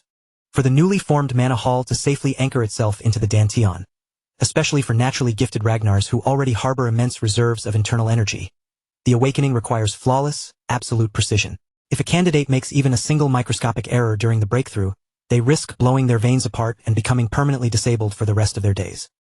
Sensing the wild, untamed pressure exploding from the boy's body, Vanna's expression darkens, already entirely convinced in his mind that this reckless brat has completely ruined his own future. But then, shattering everyone's grim expectations in an instant, Theo plants his feet, steadies his breathing, and almost effortlessly brings the wildly thrashing, unstable power under his absolute, iron control. Feeling the energy lock perfectly into place, a profound wave of pure elation washes over Theo as the incredible truth sinks in. His body now simultaneously plays host to both a legendary Dragonheart and a perfectly formed mana hall. When he compares this to the agonizing, bloody struggle of his previous life, it almost feels comically disappointing how smoothly and flawlessly everything went this time around. But none of that matters now.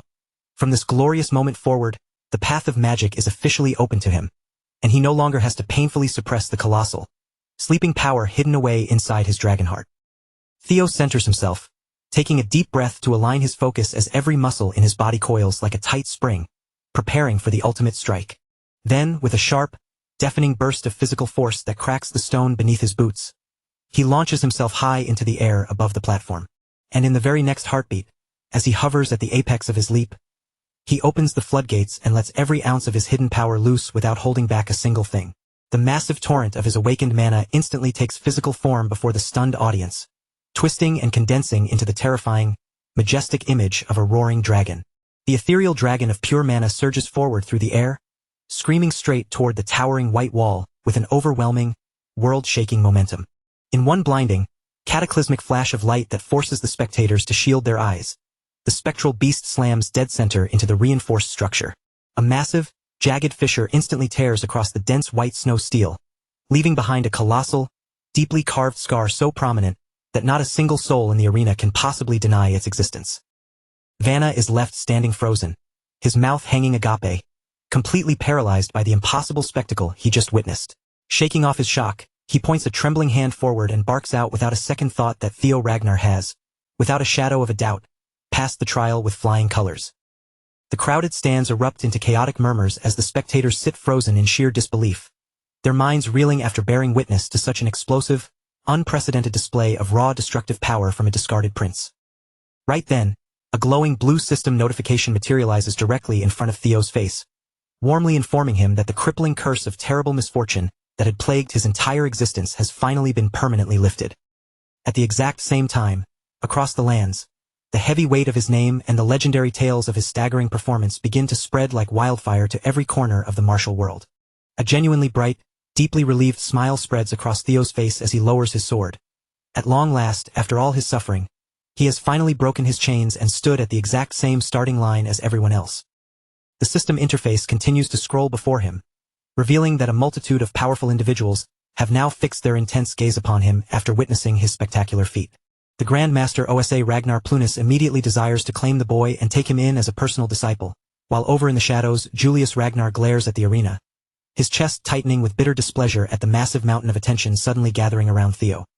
Meanwhile, the calculating Rober Ragnar keeps his guard up completely, narrowing his eyes as he studies Theo with deep, calculated caution rather than falling into simple, mindless admiration.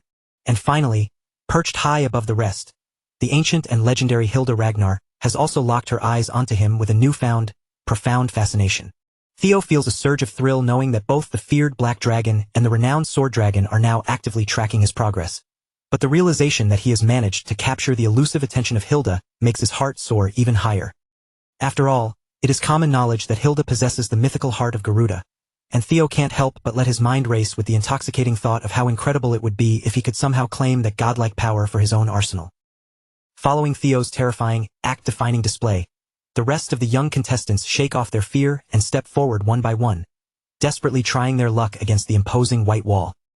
The next hopeful contestant unleashes everything he has, but only manages to leave behind the most pathetic, microscopic scratch. A mark so incredibly thin it looks no wider than a stray strand of hair. Staring blankly at his own miserable result, The boy drops to his knees and cries out in pure, bitter frustration, realizing with agonizing clarity just how immense the gap is before he can even dream of approaching the level of the monstrous Master Theo. Stepping out from the ranks next, Ray Ragnar marches up to the platform with a stern look, drawing his weapon to give the steel challenge his own best attempt. Right after him, Hulkus Lanka steps into the spotlight, squaring his shoulders as he faces the daunting white wall with every ounce of physical strength he can muster. Then, Remington Nacrio follows close behind, gripping his sword tightly as he tries his absolute hardest to prove his worth to the watching elders, just like all the rest. Each and every one of them pours their absolute soul into their strikes, yet despite their frantic efforts, not a single person manages to even spark a comparison to the catastrophic, Deep Canyon Theo left violently carved into the steel. One exhausted contestant nearby slumps over, his spirit absolutely crushed into dust, crying out that all 4 of the legendary hounds of the North have put on a monstrous, terrifying show. And yet, even when combining all of their fearsome elite strength together, not a single one of those praised prodigies managed to create a mark that surpassed the breathtaking achievement of the young Master Theo. At long last, a heavy silence falls over the stadium as the announcer calls the name of Axion Ragnar, prompting the crowd's favorite to finally step forward into the ring. The moment his boots click against the stone and he begins his slow, deliberate walk toward the daunting testing wall, the massive crowd of spectators starts whispering frantically among themselves. Voices in the stands buzz with claims that the entire ceremony has officially devolved into a legendary clash between the Luster Tiger and the Dark Tiger, though many skeptics openly doubt whether Axion can truly match Theo's god-tier performance. Hearing the surrounding crowd speak of Theo with such reverent awe and high praise only serves to fan the flames of Axion's deep-seated hatred, pushing his simmering irritation past its absolute boiling point. With his knuckles turning stark white around the hilt of his sword, Axion strides toward the white wall, radiating a fierce, suffocating, and bloodthirsty presence that chills the air. Then, tossing his head back, he swallows the golden soma pill in one aggressive gulp, and in an instant, his entire physical frame seems to violently ignite, bathed in a scorching aura of pure, unadulterated fighting spirit. Crackling arcs of dense mana begin to sparks and snap wildly around his limbs, flickering aggressively through the air as his terrifying pressure starts to skyrocket to its absolute limit. The violent energy coils fiercely around Axion's frame like a gathering storm. From the center of that blazing, crackling surge, a massive presence begins to manifest out of thin air, materializing in a blinding flash of crimson light. A gigantic crimson dragon, woven entirely from concentrated mana, bursts out from his aura. It lets loose a deafening roar as it drives forward, its ethereal claws slashing straight toward the white snow steel wall with absolutely terrifying, destructive force. The sheer, raw power behind that explosive strike leaves the Chief Judge Vanna completely speechless. He can only stare with wide eyes, having never once expected to be thoroughly shocked this many times in a single day by a single generation. A massive, deep crack instantly spreads across the reinforced surface of the wall, the heavy scar carved so deep into the white metal that even the spectators sitting in the furthest rows of the arena can see it plain as day. Without wasting a single moment to let the dust settle, Vanna raises his booming voice across the stadium, announcing to the tense crowd that Axion Ragnar has also successfully passed the first stage of the trial.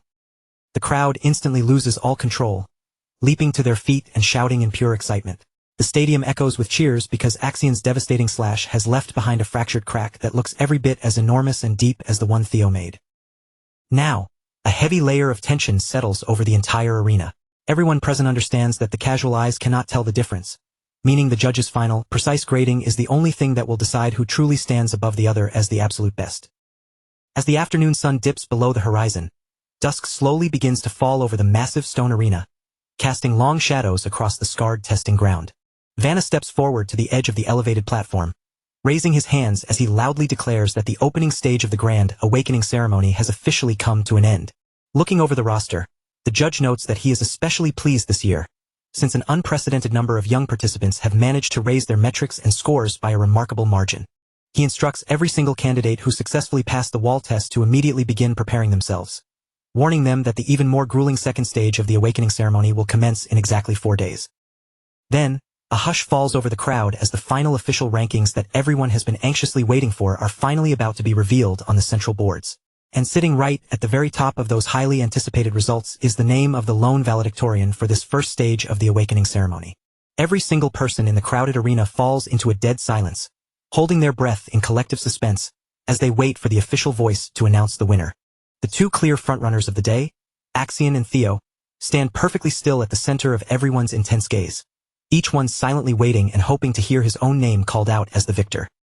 When the final verdict is read aloud, it is Theo Ragnar who has defied all odds, successfully managing to seize the ultimate victory for himself. Hearing the announcement, Theo stands completely stunned in place for a brief moment, while the entire arena around him suddenly erupts into an absolute frenzy of thunderous cheers and applause. Vanna Ragnar reads off the official evaluation with clear satisfaction, announcing that Theo's spectacular performance earned a perfect 10 out of 10 from every single judge.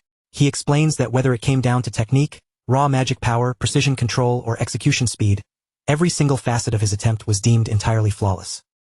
While Theo's small circle of loyal followers bursts into ecstatic celebration, most of the elite candidates from the mainstream branches struggle to accept reality, whispering in disbelief that the infamous Flash Tiger has somehow taken first place over the favored Axion. Then, a shocking detail is leaked from the judging table. The actual physical depth of Theo's deep sword mark was incredibly close to the legendary evaluation record, once held by the young Master Thorkel. That single piece of information sends the crowd into an even greater, roaring uproar. After all, Thorkel Ragnar is an absolute enigma within the clan, one of the 5 major candidates of the entire Ragnar family, and a figure many believe is currently the closest to the ultimate line of succession. The second-place salutatorian award goes to Axion Ragnar, but the deep, toxic displeasure written across his face is impossible for anyone to ignore. Even though he also received a mathematically perfect 10 out of 10 score from the panel, he is ultimately pushed down into second place simply because the physical length of his sword mark was just a fraction shorter than Theo's.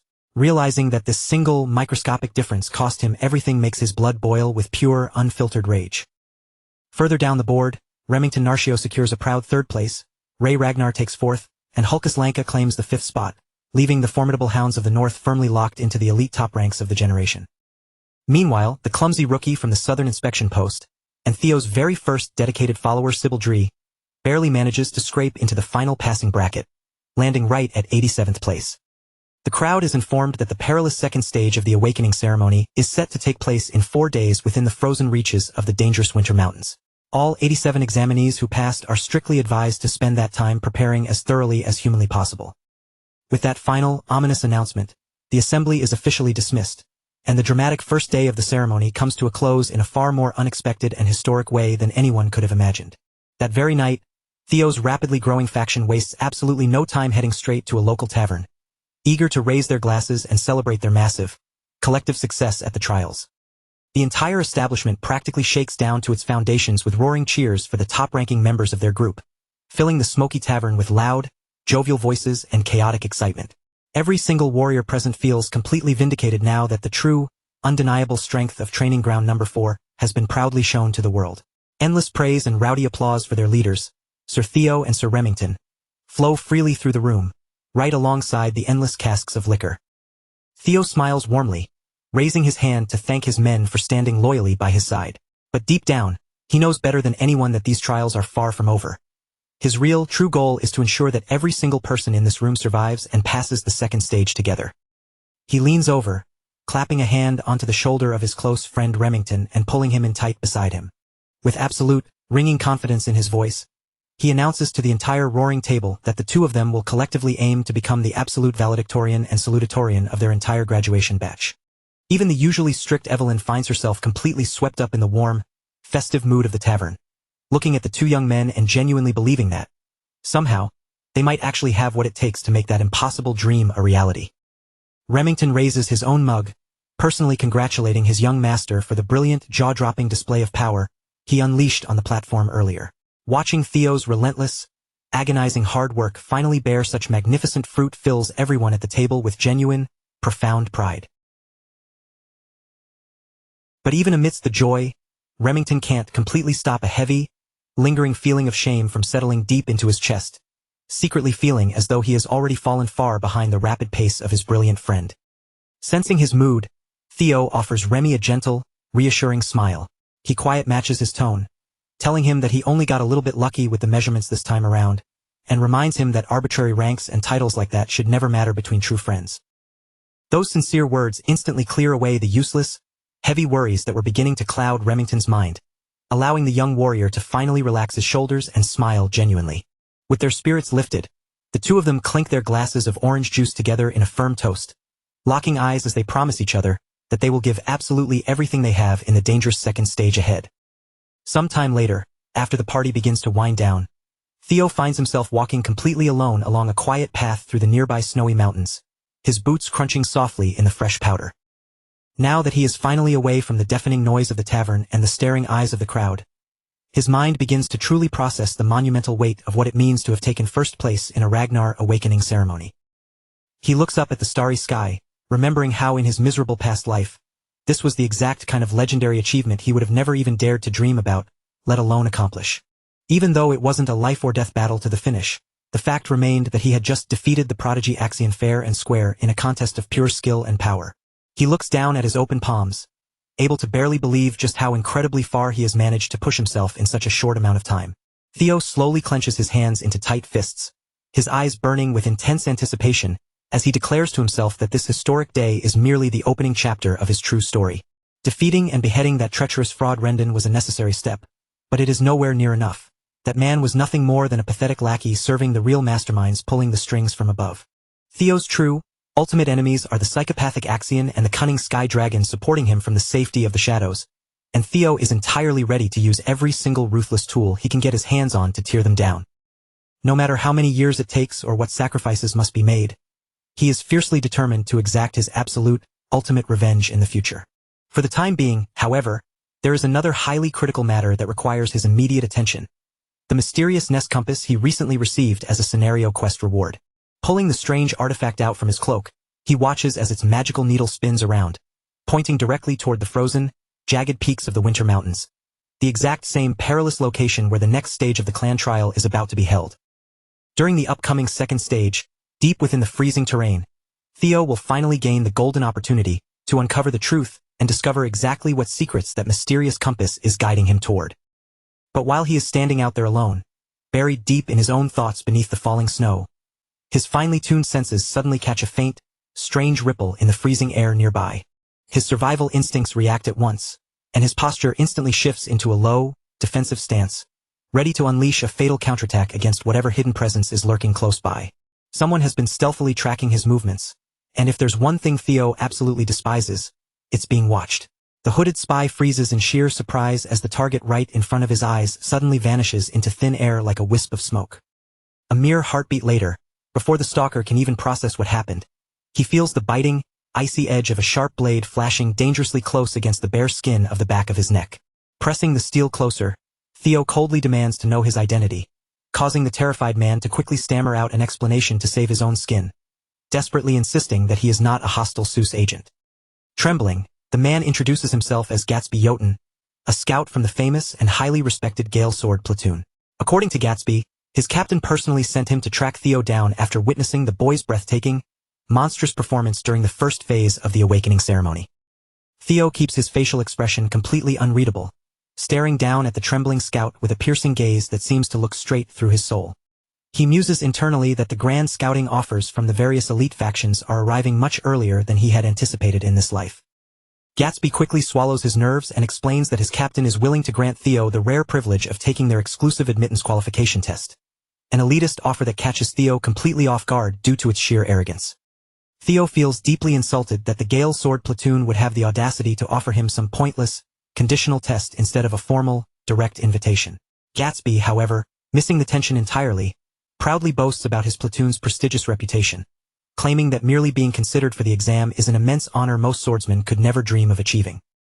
Before the scout can keep running his mouth and singing praises about his faction, a fiery, mocking voice cuts straight through the quiet woods, loudly calling the Gale Sword platoon a bunch of brainless, complete morons. A muscular woman with a massive greatsword strapped securely across her back steps out from the trees, addressing Theo respectfully as young master, before immediately offering him a direct deal that is light years better than whatever garbage the Gale Sword platoon brought. This fierce, imposing warrior is none other than Ian Sosili, a famous figure widely feared on the battlefield as the Fire Goblin, and known officially as the brutal vice-commander of the Black Iron Cavalry. She explains that she didn't bother sending a low-ranking scout. She has come here in person to hand Theo a direct, unconditional invitation to join their elite frontline ranks. The moment Gatsby realizes exactly who has just walked into the clearing, his jaw drops and he starts stumbling blindly over his own words. Anyone in the clan who recognizes the terrifying name of the fire goblin knows very well that angering her is a one-way ticket to an early grave. But before Ian can take another step closer to Theo, the bushes rustle violently as several hidden scouts from various other rival factions reveal themselves, clearly terrified that such a once-in-a-generation candidate might get snatched up before they can pitch their own offers. They rush into the clearing all at once, throwing all dignity aside as they loudly shout out their frantic proposals over one another. One desperate scout screams that the elite Black Sword platoon is fully prepared to guarantee Theo a promotion to squad leader within 3 short years. Not wanting to be left out of the historic hall, representatives from the prestigious Swords of Law and the Strict Security Bureau also jump headfirst into the chaotic competition, eagerly throwing their own massive benefits into the noisy pile. Thoroughly annoyed by the pathetic bidding war breaking out right in front of her eyes, the fire goblin snaps, her veins bulging in anger. These scouts are supposed to be tempting the young master with grand promises to advance his martial career, yet here they are, bickering and barking among themselves like mindless fools in an open market. Theo simply stands back and watches with a detached, amused expression as the gathered idiots curse at one another and trade petty verbal jabs. At this point, he figures it would be much better to quietly slip away into the shadows before they turn their annoying attention back to him. But his plan to stealthily depart comes to a sudden, grinding halt. Beautiful, pink plum blossoms inexplicably begin drifting through the freezing mountain air, slowly filling the space with a sweet fragrance as a seductive, echoing voice, backed by an absolutely crushing spiritual aura, instantly silences every single person in the clearing. The powerful newcomer acknowledges with a soft chuckle that people will likely criticize her for being far too greedy, but she simply could not bring herself to stay away from a diamond in the rough. She declares that if slightly staining her flawless reputation is the price for securing an extraordinarily talented individual for her palace, then she will gladly pay it. The legendary lady of the Plum Blossom Palace, the feared sword dragon herself, Osa Ragnar Plunis, gracefully steps into the snow, officially entering the scouting war and shocking every single person present into a state of paralyzed, breathless silence. Ian is the only warrior bold enough to break the quiet, narrowing her eyes as she demands to know what business the clan head's esteemed first wife has in a backwood place like this. Lady Osa merely offers a serene, chilly smile, calmly admitting that she has traveled out here for the exact same reason as everyone else. She has gone completely out of her way to meet the young Theo Ragnar personally. But while Theo finds himself trapped in the middle of this absurd, high-level recruitment standoff in the mountains, over on the other side of the estate, the humiliated salutatorian is currently releasing his psychotic frustration by brutally slicing off the heads of his own subordinates. To call Axion Ragnar a sore loser for throwing a tantrum after the results would honestly be putting the horrific situation far too lightly. He is actively slaughtering his own loyal men without a shred of restraint or mercy, cold-bloodedly using their lives as nothing more than stress balls to vent his humiliation before his mind completely snaps from the rage.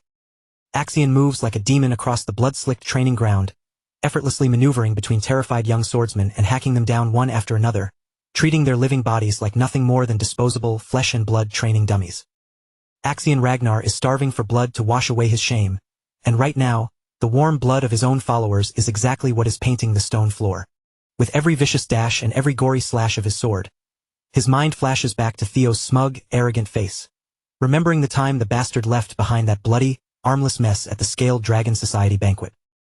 Furthermore, the unbearable sight of Theo unleashing such an impossibly dense, authentic draconic aura during his single slash at the trial wall has burned itself deep into Axion's twisted, envious mind, driving him mad. The excruciating fact that he lost the valedictorian title by a matter of a few measly inches makes this sudden defeat completely unacceptable to his ego. The only thought violently pounding through his skull over and over is the desperate, burning desire to wrap his hands around Theo Ragnar's throat, rip him apart, and tear his chest wide open, until he can actually get his hands on the real target. Butchering his own helpless, screaming subordinates will just have to suffice. By the bloody end of his horrific rampage, Axion has completely tossed his notched blade aside, switching to an even more primal, brutal, and hands-on method of ripping bodies apart to satisfy his psychotic rage. When the heavy breathing settles and he finally begins to calm down, the entire training courtyard is littered with the mangled, lifeless corpses of young swordsmen who had foolishly thought they were just coming out today for a routine sparring session with their young master. Suddenly, the heavy iron gates creak open, and another lone individual calmly steps into the gory arena. Axion's bloodshot eyes instantly snap in that direction, his body tensing like a wild animal cornered in its cage. Without even pausing to look or check who has actually entered the courtyard, he blindly reaches down, snatches a discarded sword from a corpse, and moves with explosive, murderous intent. He hurls the heavy iron blade with lethal, whistling accuracy, sending it spinning through the air straight toward the intruder's skull. But for a legendary powerhouse of his caliber, someone like the Sky Dragon, stopping such a simplistic, childish outburst requires absolutely zero effort. With a bored look, he casually extends 2 fingers and catches the flying sword by the very tip, freezing its deadly momentum right out of the air. Ed Troyvin tosses the weapon aside and spits on the ground, loudly cursing his nephew for acting so pathetically, reminding him that slaughtering random trash out of spite will never change the final scoreboard. Once Axion rubs the blood from his eyes and finally gets a clear look at his uncle standing before him, the wild, manic madness clouding his expression begins to settle back down into a cold simmer. The Sky Dragon narrows his eyes and advises the boy that in critical moments like this, a true warrior needs to cool his head and formulate a calculated plan. Ed Troyvin reveals with a dark smile that he has already set certain lethal chess pieces in motion behind the scenes, and all Axion needs to do now is play his part perfectly. Standing amidst the corpses, the wicked uncle and his unhinged nephew lock eyes, fiercely determined to transform the second stage of the awakening ceremony into Theo Ragnar's permanent funeral ground. Meanwhile, back in the quiet, snow-covered woods, the gathered military scouts quickly step aside for the Lady of the Plum Blossom Palace, hurriedly clearing a path for her with a thick mixture of profound fear and absolute political respect. Every single one of them understands in their hearts that whatever luxury benefits they had planned to offer Theo will look completely laughable and meaningless now that a literal dragon is directly competing for him. Just as the frustrated scouts are about to quietly open their mouths to complain about how deeply unfair the situation has become, before the frustrated scouts can even open their mouths to voice their complaints, the atmospheric pressure twists violently, and the entire space surrounding Theo and Lady OSA is suddenly cut off from the outside world. In a blink of an eye, the technique seals the two of them safely inside a private, shimmering domain that belongs exclusively to her. Standing frozen on the outside, Ayan's eyes widen as she immediately understands exactly what that phenomenon means. After all, a legendary master manifesting an absolute isolation zone in a sudden situation like this can only point to one extraordinary conclusion. Within that swirling, impenetrable mass of vibrant energy, the legendary Lady OSA is likely planning to personally pass down some of her highly coveted, closely guarded martial teachings directly to the young Ragnar prodigy. To the frustrated scouts watching from the outside, the barrier appears to be nothing more than a small, spherical, enclosed space. However, the moment Theo steps past the threshold, the interior boundaries stretch endlessly, expanding so impossibly wide that the horizon seems to go on forever in every direction. Theo recognizes the breathtaking environment at once as one of Lady Plum Blossom's absolute signature techniques, a reality warping skill where she can freely manifest a perfectly sealed space completely severed from the world beyond it. He had only ever heard mythical campfire stories about this legendary move in his past life. Yet now he is standing right inside it himself, making him realize with a wry smile just how quickly his growing reputation is catching up to him. Observing his wide-eyed astonishment, Lady Plum Blossom lets out a soft, melodic laugh that echoes through the void. She acknowledges with amusement that the tyrannical demon dragon will undoubtedly be absolutely furious once he learns what she is doing behind his back. But she confidently notes that if she decides to bestow a personal gift upon a promising youth, then absolutely no one in the clan has the right to stop her. And when a legendary figure of her caliber refers to an action as a gift, there is only one priceless thing it could possibly mean to a swordsman. With a fluid, graceful motion, she slowly draws her slender blade from its ornate sheath, and as the cold steel comes free with a sharp hiss, she begins speaking in a calm, analytical tone about the fierce, overbearing intensity of the current clan head's signature swordsmanship. She explains that his particular brand of swordsmanship is akin to a raging dragon fire falling straight from the heavens, a cataclysmic, unyielding destructive force that exists solely to burn, crush, and completely incinerate every single obstacle in its path. But as she raises her weapon, she notes that Lady Plum Blossom's sword could not possibly be more different. Rather than attempting to overwhelm everything with a single blast of destructive power, her personal style fully embraces endless shifts, fluid variations, and infinite possibilities woven into every microscopic movement. Theo blinks and looks around in absolute awe, realizing that the frozen, snowy trail he had been walking on just moments ago has completely transformed into a breathtaking, peaceful field filled to the brim with bright, blooming plum trees as far as the eye can see.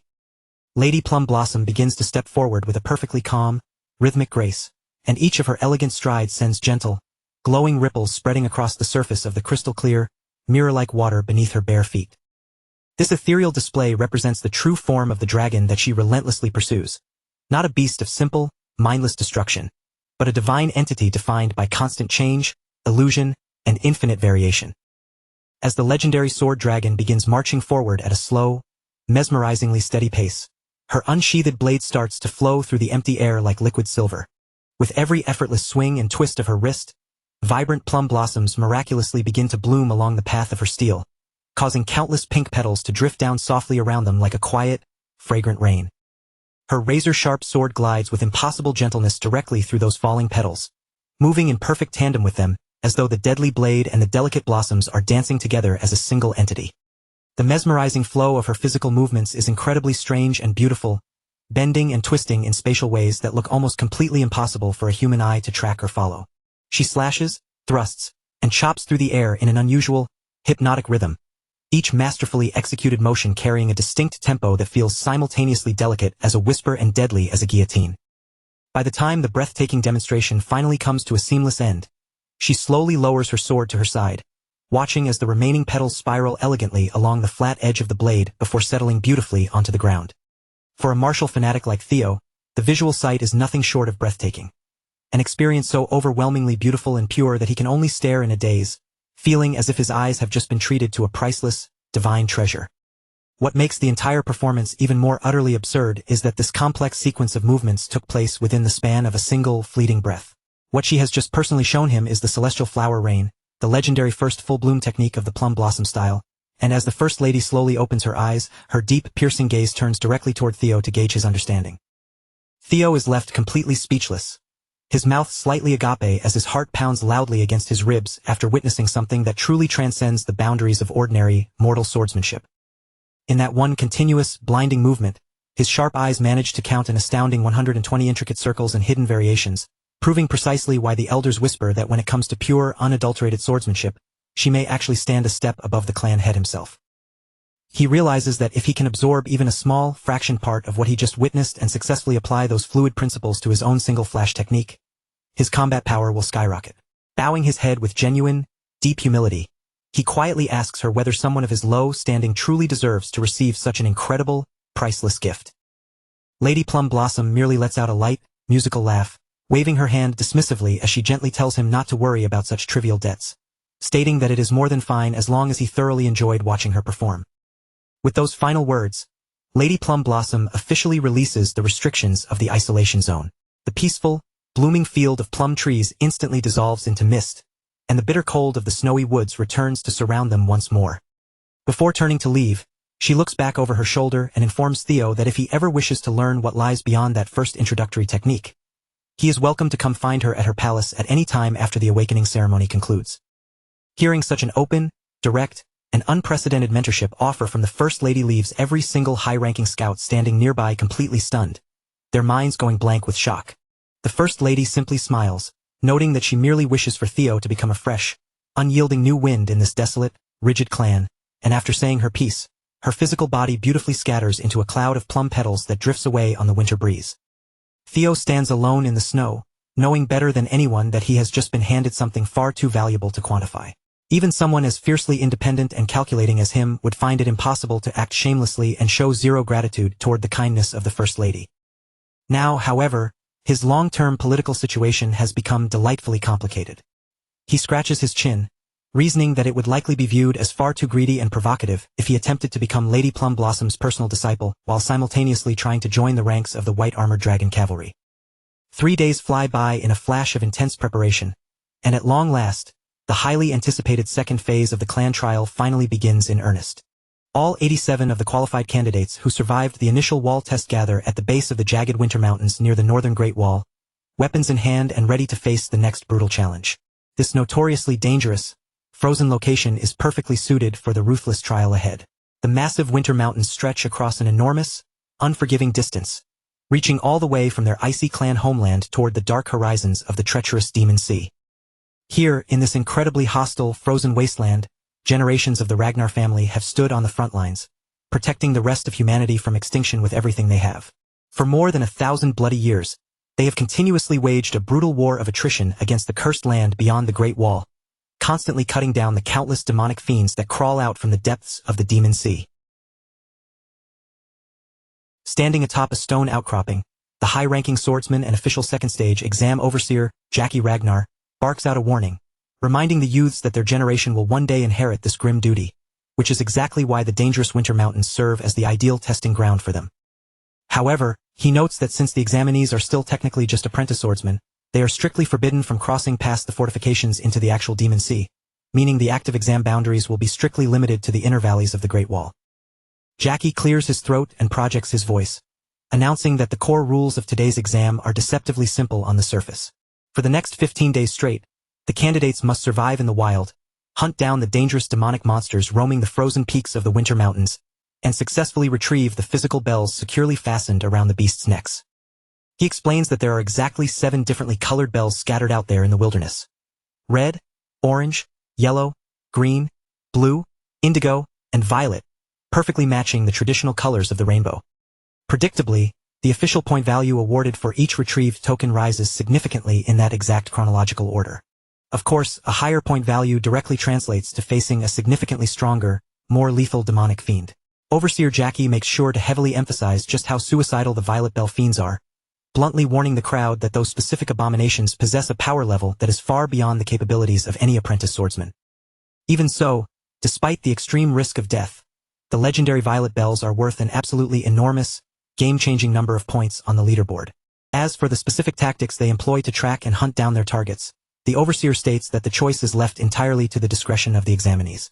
The exact method matters absolutely not at all to the High Elders, as long as the candidates physically bring the bells back to the camp to be counted before the 15-day timer expires. Hearing this, every single candidate in the clearing immediately understands what the Overseer is really implying. If absolutely any method is allowed, it means that tracking down another participant, stealing their hard-earned prey, or violently snatching their collected bells is perfectly valid. In fact, the rule is practically an open encouragement, showing that the exam itself is explicitly designed to sow bloody conflict and internal betrayal among them. But to Theo, this ruthless setup is simply another perfect reflection of the Ragnar clan's uncompromising, law of the jungle philosophy of survival of the fittest. As a final critical warning, the Overseer points toward the maps, explaining the mechanics of the ancient warding totems placed throughout the mountains, which are specifically designed to repel high-level demonic fiends with their holy energy. He reveals that near these safe zones, caches of survival supplies and rations have been buried for the examinees to unearth, and he strongly encourages everyone to utilize them as effectively as they possibly can to stay alive. With every single rule thoroughly laid out and the tension reaching its absolute boiling point, Overseer Jackie formally drops his hand, giving the booming signal for the second trial to officially begin. The absolute second Overseer Jackie gave the word and dismissed the crowd. The silence shattered as a handful of candidates bolted in completely different directions without a single moment of hesitation. Most of them were operating on the exact same logic as Sybil. With this grueling exam stretching out over 15 whole days, hoarding supplies right out of the gate was the absolute key to making it out alive. Before they could even think about hunting for points, they needed to lock down their basic resources, securing a foothold before executing the rest of their personal strategies. Even though the trial had only just begun, Hulkus Lanka looked like he was already having the absolute time of his life, savoring every single passing second. Out here in the raw, untamed wilderness, where lethal danger and massive opportunity were tangled together, he moved with absolute confidence, looking completely and utterly in his element. Axion, however, was in a completely different headspace as he stepped into the testing grounds, a vicious thirst for vengeance burning hot inside his chest and a far more sinister, cold-blooded objective already firmly rooted in his mind. His uncle from the prestigious Sky Dragon branch had pounded the warning into his head over and over again, emphasizing that he absolutely could not deviate from the script and had to execute every phase of the plan with flawless precision. The instructions were simple but absolute. As long as Axion played his part perfectly and didn't stray from his assigned role, it was only a matter of time before Theo was brought crashing down to earth.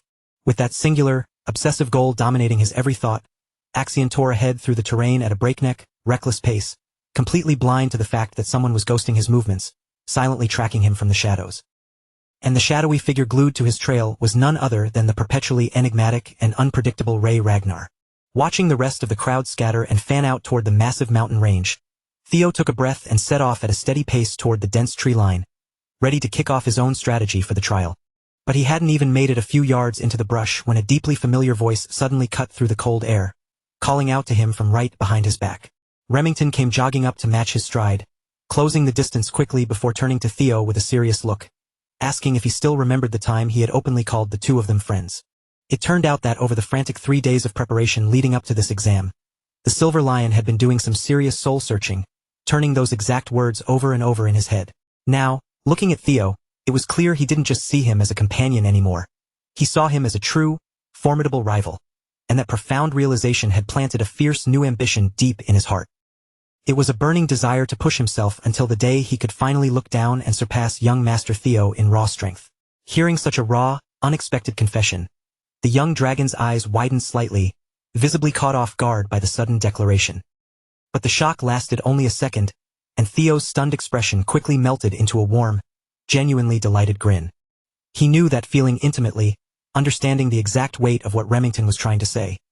After all, ever since the moment their blades had clashed violently against each other back at the training grounds, a deep, unspoken bond of mutual respect had quietly taken root and blossomed between the two warriors. In reality, Theo harbored those exact same sentiments toward the Silver Lion, viewing Remington not just as a trusted comrade, but as a worthy competitor he fully acknowledged. Catching that response, Remington let out a booming, relieved laugh, rubbing the back of his neck as he confessed he'd been sweating bullets thinking the whole dynamic was just wishful thinking on his part. With that heavy weight finally lifted from his chest and his mind crystal clear, Remington locked eyes with Theo and boldly laid down the gauntlet, declaring that he fully intended to take him down when they reached the second stage of the selection.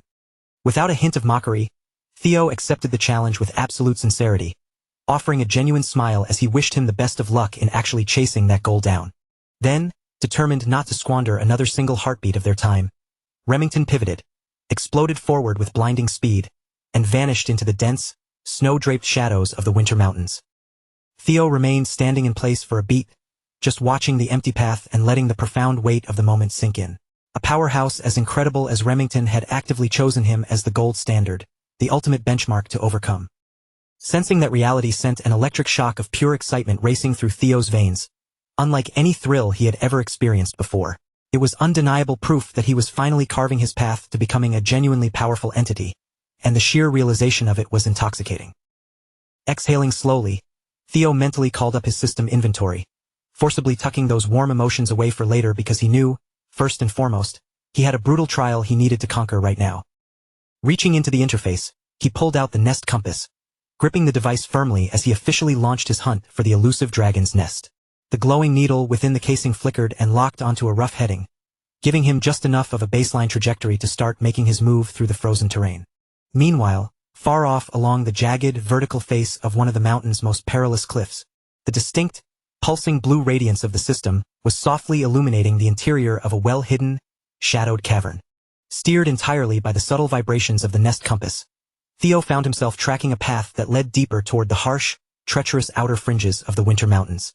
But the moment he finally arrived at the exact coordinate where the artifact signaled him to stop, he blinked in utter confusion, looking around the bleak landscape only to find absolutely nothing that seemed remotely out of the ordinary or important. Glancing down at the device, he noticed the needle had suddenly tilted sharply downward, pointing dead into the frozen earth beneath his boots, forcing Theo to realize the prize had to be right under his feet. He stared at the snow, realizing with a slight grimace that if he wanted to uncover whatever secret the compass was screaming about, he was going to have to physically excavate the spot. Leaning on his heels, he couldn't help but think that if this was going to be the trend, he seriously blundered by not packing a basic shovel into his inventory. Because drawing a masterpiece like the white moonlight blade just to hack away at frozen dirt and gravel would be an absolutely insulting, criminal misuse of a legendary weapon. Right as Theo was weighing his options on how to tackle the hard ground, his finely tuned combat instincts suddenly flared violently, sending a sharp prickle across his skin that screamed an enemy was closing in fast. Without changing his posture or betraying his alarm, he smoothly slid his hand down to the hilt of his blade, drawing it from its sheath with a faint, metallic hiss. In the next fraction of a second, he spun on his heel with explosive force, his piercing glare locking instantly onto the clumsy, unwanted presence lurking back in the treeline. Realizing the thick brush was obscuring his line of sight, Theo decided that if the mountain wind wouldn't clear the view for him, he'd just have to force the issue. Unraveling his strength, he unleashed a massive, horizontal sweeping strike, sending a pressurized wave of air tearing outward that leveled everything in its path. The dense cluster of trees was cleanly sheared apart in a perfect, terrifying straight line, the raw impact of the vacuum slashing open the frozen earth itself, letting a cold, suffocating drop of pure killing intent leak into the air toward the rats who had been playing spy. Theo's tone dropped to a menacing, gravelly pitch as he barked an order for them to show themselves immediately. The brush rustled as a few shadowy, unsavory figures stepped out into the open, their faces twisted in genuine confusion over how their carefully masked presence had been blown so effortlessly. The moment Theo's eyes registered the face of the man leading the group, his breath caught, a flash of genuine recognition catching him off guard. But as the shadows parted, It wasn't just a lone stalker. There were 3 of them standing shoulder to shoulder. In the timeline of his previous life, Theo knew these monstrous criminals all too well. They were the infamous, blood-soaked trio known as the 3 Scoundrels of Vuk Mountain: Hyde, Cow, and Rune. Those degenerate mercenaries more than earned every bit of their revolting reputation, living as absolute, irredeemable garbage who made a habit of slaughtering innocent civilians during their contract runs and framing the butchery as unfortunate accidents. They were precisely the kind of human cancer that naturally spawned under the Ragnar clan's corrupt, brutal doctrine of might makes right. Theo, in particular, could never scrub the horrific memory of the Vuk village massacre from his brain. Back when he was grinding away as a cleaner for Black Snow, he was the unfortunate soul specifically tasked with sanitizing the grotesque crime scene those exact bastards left behind. Because of that, he understood with absolute certainty the sheer, unmitigated horror these 3 psychopaths were destined to unleash upon the world if left unchecked. The falsified public records claimed the tragedy took 761 innocent lives, with another 220 souls permanently lost to the missing persons list. Yet the truly sickening detail omitted from the files was that not a single victim's body could be identified by their families, solely because the trio's favorite method of execution involved completely pulverizing the heads of their prey for nothing more than sick amusement. Theo had already marked them down as a problem he'd have to put in the dirt eventually before they could cause harm, but he never anticipated crossing paths with them this early in the timeline. Noting how precisely they had managed to track him through the mountains, Theo tilted his head, asking flatly if Axion was the petty fool who paid them to pull off this ambush. Hearing the question, one of the thugs just burst into a mocking, arrogant sneer, making it loudly clear that professionals of their caliber didn't take marching orders from wet-behind-the-ears brats. Naturally, they hinted that their true benefactor sat on a throne far higher up the food chain. Someone so insulated and powerful that a kid like Theo supposedly couldn't even conceive of them pulling the strings. But the young dragon didn't even blink, his mind instantly locking onto the pieces of the puzzle until he narrowed the identity down to one absolute certainty: the head counselor himself. The sudden, tense twitch in the scoundrel's expressions gave away the game instantly, letting Theo know with absolute certainty that he had hit the bullseye on his very first guess. The way these arrogant hitmen kept bragging about pure bloodlines and noble heritage made it painfully easy for Theo to piece together the larger conspiracy at play. When he scanned the horizon and confirmed there wasn't a single exam proctor anywhere in sight, the chilling reality clicked perfectly into place. Whoever was assigned to monitor this specific sector of the wilderness had either been ordered to look the other way, or even worse, had already been bought and paid for by the conspirators. Theo's razor-sharp intuition was rapidly turning into a massive headache for these killers, as he had unraveled their entire setup far quicker than they ever anticipated. Yet, despite being totally exposed, the 3 lowlifes didn't show even a flicker of panic or concern on their faces. In their twisted minds, the final outcome of this encounter was already a done deal, and they remained entirely convinced that no matter how clever the boy was, this contract would still end with his corpse buried in the snow. The sneering leader of the trio curled his lip into a grotesque, mocking grin, tauntingly telling Theo that there was nothing in this world he relished more than shattering the flawless face of a handsome young master. At that point, his words crossed the line from a standard intimidation tactic into a bizarre, narcissistic fixation on Theo's appearance, masking his deep-seated malice with a sick, lingering stare. But the young flash tiger didn't show a single trace of fear, remaining completely unshaken by the vile threats being hurled his way. His cold gaze stayed locked onto the 3 targets positioned right in front of him, his posture perfectly balanced and alert as he ensured not a single one of them could make a sudden movement out of his line of sight. Rather than standing around and letting the loudmouth thug waste more breath on childish insults, Theo decided to end the conversation right then and there. In a fraction of a second, his sword tore through the frozen air with an explosive, deafening roar, summoning the terrifying, towering silhouette of an ancient dragon that seemed to manifest from his sheer aura.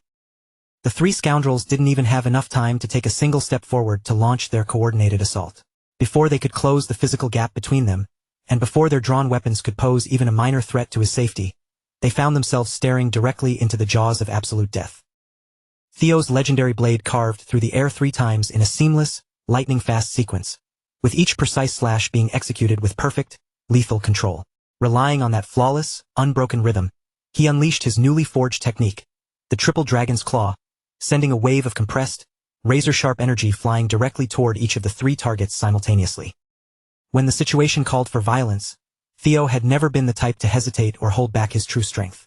Even so, he felt a profound disgust at the thought of lowering himself to the level of the human garbage standing before him, men who treated senseless cruelty and murder as badges of honor to boast about. In their foolish ignorance, these mercenaries were trying to execute him for a future political crime he wouldn't even commit until years down the line. Because of that irony, Theo resolved to handle this encounter in a way that completely inverted the signature, gruesome methodology these very scumbags were famous for employing. When the dust settled, only their intact heads would remain untouched amidst the carnage. The raw, concentrated power behind the dragon's claw was truly that terrifying, engineered to pulverize and mangle a target's physical body into an unrecognizable slurry, while miraculously leaving the head completely preserved and pristine. This wasn't just a simple victory. Theo had completely and utterly neutralized them, demonstrating the massive, unbridgeable gulf in power that existed between them as he handed down their final judgment. Even Theo himself felt a small wave of surprise at how effortlessly their defenses crumbled under his blade, though he reasoned that at this specific point in the timeline, they were still just young, unrefined thugs, far weaker than the legendary monsters they were destined to become in the future. The successful execution of this newly born sword technique was only possible because of the celestial flower rain concept that Lady Plumblossom had briefly demonstrated to him. That short, enigmatic lesson had left an indelible mark on his subconscious, fundamentally altering the way he structured his flows of energy. Over the course of the last 3 days of intense preparation, Theo had meticulously broken that advanced style down to its core components, analyzing its internal physics before rebuilding it into a customized form that perfectly complemented his own body. Through that grueling process, he finally unlocked the secret to chaining 3 separate, independent flashes of speed together without losing a single ounce of momentum. Weaving high-speed slashes through intricate circular paths and fluid arcs proved to be exponentially more difficult than standard linear strikes, requiring an absurd level of fine muscle control. Yet, as he mastered the precision, an entirely new horizon of tactical variations and lethal applications began to unravel before his eyes, even though he knew he was still a far cry from matching the First Lady, who could flawlessly string together 120 of those complex transitions without breaking a sweat. Stooping down, Theo quickly collected the 3 severed heads, noting that the grotesque expressions on the scoundrels' faces were permanently frozen in time. The raw agony, blinding shock, and total disbelief were still etched perfectly into their features, proving they hadn't even realized they were dead until the light completely left their eyes. With a cold, indifferent shrug, he carelessly tossed the grim trophies right over the sheer edge of the cliffside, leaving the flesh for the wild scavengers roaming the valleys below. Turning his back on the drop, his focus immediately shifted back to the primary logistical puzzle at hand, figuring out exactly how to bypass the solid ground and access the subterranean cavern. However, just a second after the severed heads tumbled a few meters down the steep rocky drop, a heavy, distinct thud echoed back up the mountainside. The metallic, solid echo was far too close and structured to be a random boulder, causing Theo to instantly narrow his eyes in sharp suspicion. Shifting his position to peer closely over the edge, the hidden mechanism of the mountain finally revealed itself to his gaze. A completely invisible staircase was built directly into the vertical cliff face, masked by powerful illusion magic, and its hidden steps were now clearly outlined by the bright crimson blood dripping from the scoundrel's remains. With that bloody trail lighting the way, the secret quest to locate the hidden stairs and infiltrate the mysterious blue cave had officially commenced. The restricted path, which had remained totally hidden from every other candidate in the exam, now lay completely exposed and accessible to Theo alone. A sudden rush of adrenaline surged through Theo's chest, prompting him to leap boldly off the cliff's edge without a single moment of hesitation, descending rapidly toward the hidden treasure room he had been hunting for. But as he focused entirely on his descent, completely oblivious to his surroundings, a bizarre, unnatural bird perched on a distant crag watched his every movement with unblinking eyes. Meanwhile, far away within the grand halls of the royal palace, the high-ranking clan officials were just beginning to receive the initial data packets from the opening hours of the trial. Sitting comfortably at the absolute top of the live leaderboards was Axion Ragnar, who had already managed to secure a staggering 41 demon bells by aggressively spearheading a ruthless squad of 20 elite underlings. Holding down the second-place slot with absolute stability was the quiet prodigy, Ray Ragnar, who maintained a razor-thin margin right behind Axion's inflated score as the live updates continued to scroll across the central monitor. Despite the high scores at the top, there was only one specific name that every single politician around the grand table was genuinely dying to see. Everyone wanted to know how Theo Ragnar was performing, forcing the panicked messenger to frantically flip through pages of data, scrolling all the way down to the absolute bottom of the final sheet before finally spotting Theo's official tally. According to the official tracking ledger, Theo's current score sat at an absolute 0, without a single demon bell to his name. To make matters worse, the data indicated he was operating entirely as a solo wolf, with 0 allies supporting him, leading the officials to whisper that he was either completely overwhelmed or hiding out in the brush, desperately waiting for an opportunity to scavenge a kill. Of course, all of this speculative guesswork could have been cleared up in an instant if the local proctors were actually checking in to report the ground reality. Sitting at the head of the table, The entire room could feel the suffocating wave of irritation leaking from Lady Plum Blossom as she grew increasingly impatient with the lack of transparency. The head counselor maintained a perfectly calm facade, smoothly pointing out that a candidate who dominated a structured theoretical stage won't necessarily replicate that success in a dynamic, live combat environment. He went so far as to suggest that Theo's mental fortitude was simply too fragile for the harsh realities of real warfare, where even a millisecond of hesitation results in a gruesome death. He sneered quietly, reminding the room that such a failure was entirely expected from a low-born, illegitimate child who lacked the pure, unadulterated blood of the true Ragnar lineage. As he spun his smooth lies, the head counselor secretly gloated to himself, fully confident that his hand-picked assassins had already thoroughly butchered the boy in the wilderness ahead of schedule. But right in the middle of his silent celebration, the old man's mind jarred as a sharp, high-level telepathic transmission from Ed Troyven cut straight into his subconscious. Ed's mental voice slammed into his thoughts with immense pressure, demanding to know if the old fool had gone behind his back to interfere with the trial. Rather than trying to play dumb or dodge the accusation, the head counselor didn't even bother to deny his involvement. If anything, he projected a wave of mild annoyance through the link, simply frustrated that the tight timeline had prevented him from coordinating the assassination with the rest of the alliance beforehand, though he remained confident the permanent elimination of the boy was all that truly mattered. Even a seasoned powerhouse like the Sky Dragon was briefly stunned by the old man's utterly shameless, arrogant demeanor. The casual, unapologetic way the counselor spoke about wiping out an illegitimate child of the throne was so completely brazen that it threw away any attempt at political subtlety. Ed was absolutely seething with rage inside. This fanatical, bloodline-obsessed old relic had authorized a wetwork operation without his clearance, without a single warning, and without checking to see how it impacted the broader strategy. Even worse, this reckless, uncoordinated hit risked completely derailing the elaborate long-term trap that Ed had spent months meticulously setting up behind the scenes. Ever since the tragic day Camellia had been forcibly stripped away from his household, the Sky Dragon had been aggressively maneuvering to seize absolute administrative control over the fabled Rose Palace. Yet, despite utilizing every single intelligence asset at his disposal, he had continuously failed to unearth the precise coordinates of the primordial dragon's ancient relic. Because of that prolonged dead end, Ed Troyven had recently developed a highly compelling alternative theory. He became convinced that somewhere in his sudden rise to power, young Theo had somehow stumbled upon a concrete, physical key directly linked to that long-lost Rose Palace treasure. The Sky Dragon could feel the absolute certainty of it vibrating deep down in his very bones. A boy like Theo didn't just magic his way into high-tier swordsmanship out of nowhere. He was entirely certain the brat was actively carrying an invaluable clue regarding the relic's whereabouts at this very moment. Knowing the boy had evolved far too quickly into a genuine existential threat to his ambitions, Ed immediately severed the link and initiated a new telepathic command. Forcing his mental voice into the mind of a high-ranking guard stationed at the testing grounds, he issued a strict order to contact Axion and tell him to accelerate his operations immediately.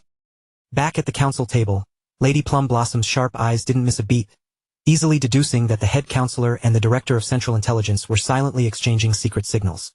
They clearly fancied themselves master manipulators, but from her perspective, their poorly hidden glances and tense body language were painfully obvious. Recognizing the shift in the room, she leaned slightly toward her faction, noting that the group backing Theo's ascension needed to immediately deploy their own countermeasures. If their political adversaries were already taking active steps to rig the board, they couldn't afford the luxury of sitting idly by and hoping for the best. While the concern was entirely logical, Julius Ragnar immediately put his foot down, flatly rejecting any outside interference on the boy's behalf. Living up to his terrifying moniker as the Demon Dragon, he firmly believed that Theo possessed a fierce, unbreakable spirit that wouldn't shatter just because a few unexpected obstacles were tossed into his path. Julius trusted his warrior instincts above all else, remaining completely unbothered by the 0-point score on the board. As far as he was concerned, the kid was perfectly fine, likely just embroiled in a hidden variable of the mountain that the palace's standard monitoring arrays weren't advanced enough to see yet. Changing the subject, Julius narrowed his eyes as he brought up the lingering irritation that Lady Plum Blossom had secretly arranged a private rendezvous with Theo without consulting him first. Faced with the sudden interrogation, the First Lady merely offered an innocent, beautiful smile, completely brushing off the tension with a soft, teasing laugh. Meanwhile, deep within the frozen valleys of the Winter Mountain, Theo finally reached the base of the sheer drop, the hidden staircase terminating directly in front of his destination. The cloaked pathway had guided him straight to the entrance of a subterranean world, completely buried away from the sight of ordinary mortals. Stepping inside the cavern, he quickly noted that the geological layout of the cave itself wasn't overly complex or labyrinthine. The internal structure was relatively straightforward, but the rocky terrain surrounding the outer threshold was absolutely crawling with ancient, animated skeletons, pacing back and forth like a tireless vanguard of undead guards. The moment his boots crossed the threshold, the skeletal guardians lunged forward in relentless waves, accompanied by a powerful, localized mental illusion spell designed to break an intruder's psyche. Under normal circumstances, a standard warrior caught in such a dual assault would find their sanity shattered within minutes, but after surviving the agonizing soul-tempering process of the white moonlight blade, Theo found this level of mental pressure completely laughable. Refusing to let the weak monsters distract him, Theo kept his gaze firmly fixed on the rotating needle of the nest compass. Navigating deeper into the dark recesses of the cave under its flawless guidance, he finally spotted an unnatural, hidden structure tucked away behind a false rock wall. To ensure no other hidden threats or candidates were creeping up on his position, Theo closed his eyes and unleashed a massive wave of pure sensory perception outward across the entire subterranean sector. The very instant his overwhelming aura swept through the dark cracks and crevices, the localized cave wildlife completely panicked, scurrying away in total terror, as if an apex predator had suddenly materialized in their nesting grounds. In tight, unpredictable environments like this, his specialized divinity skill felt almost like a cheat code. Relying on its passive radar, Theo could perceive things far beyond the physical limitations of human eyesight, effortlessly tracking the heat signatures of monsters, lurking deep around blind corners long before they ever had a chance to spring an ambush. Shaking off the momentary distraction, Theo tightened his grip on his hilt and pushed deeper into the damp dark. When all was said and done, his knowledge had ensured he was the absolute first soul to set foot in this forgotten sanctuary, meaning the historical honor of facing whatever ancient test lay ahead belonged to him alone. At long last, his boots stepped into a massive hollow chamber, revealing the magnificent, untouched lair of the dragon hatchling. He stood in silence, well aware that if the timeline proceeded along the exact course of the memories etched in his mind, this entire cavern would look drastically different 3 years from now. In that original, bloody future, the elite strike teams of Black Snow would eventually launch a massive raid here, slaughtering the majestic hatchling and looting a priceless, legendary tier artifact hidden deep within its nest. As Theo quietly strode toward the heart of the nesting grounds, he offered a silent, apologetic thought to the future version of Black Snow. He knew full well that by changing the timeline today, he was permanently rewriting their most celebrated historical achievement, but he had absolutely no intention of walking away empty-handed when absolute power was within his grasp.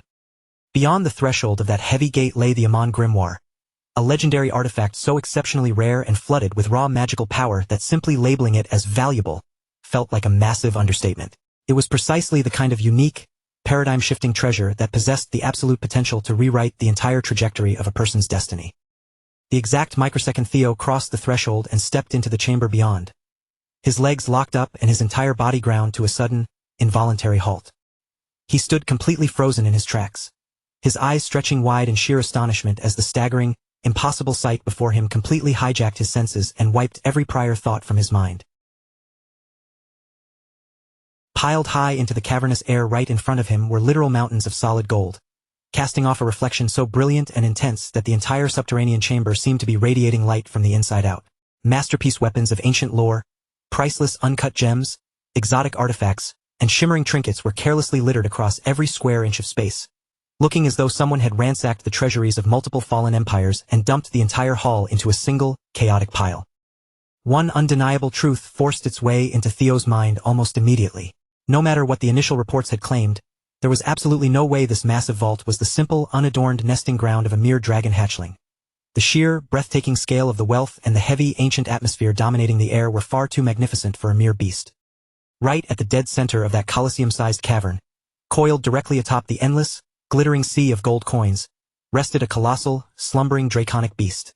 An ancient powerhouse that was casually using a fortune large enough to buy nations as the most absurdly decadent bed in existence. Shifting his weight to get a closer, more analytical look through the golden glare, Theo could see that the Titan was buried in an incredibly profound, heavy sleep. It showed absolutely zero awareness of or concern for the mortal world outside its vault, its mountain-like silhouette remaining completely motionless amidst the hills of glittering treasure. Theo was far too sharp a survivalist to delude himself about the catastrophic danger he was currently flirting with. If that mythological engine of destruction so much as cracked an eyelid and decided to purge the intruder, the grimoire, the gold, and every priceless artifact in the room would instantly become irrelevant, because he would be turned to ash before he could even process his own failure. For a tense moment, Theo couldn't stop his mind from aggressively questioning the validity of his own historical memories. Had the intelligence reports compiled by Black Snow been fundamentally flawed from the start, Or was there some hidden variable explaining why a fully matured, ancient dragon was occupying a den meant for a hatchling? Perhaps he had been sabotaged by inaccurate data, or maybe the true, glaring issue was that his regression had brought him to this exact coordinate 3 whole years ahead of schedule.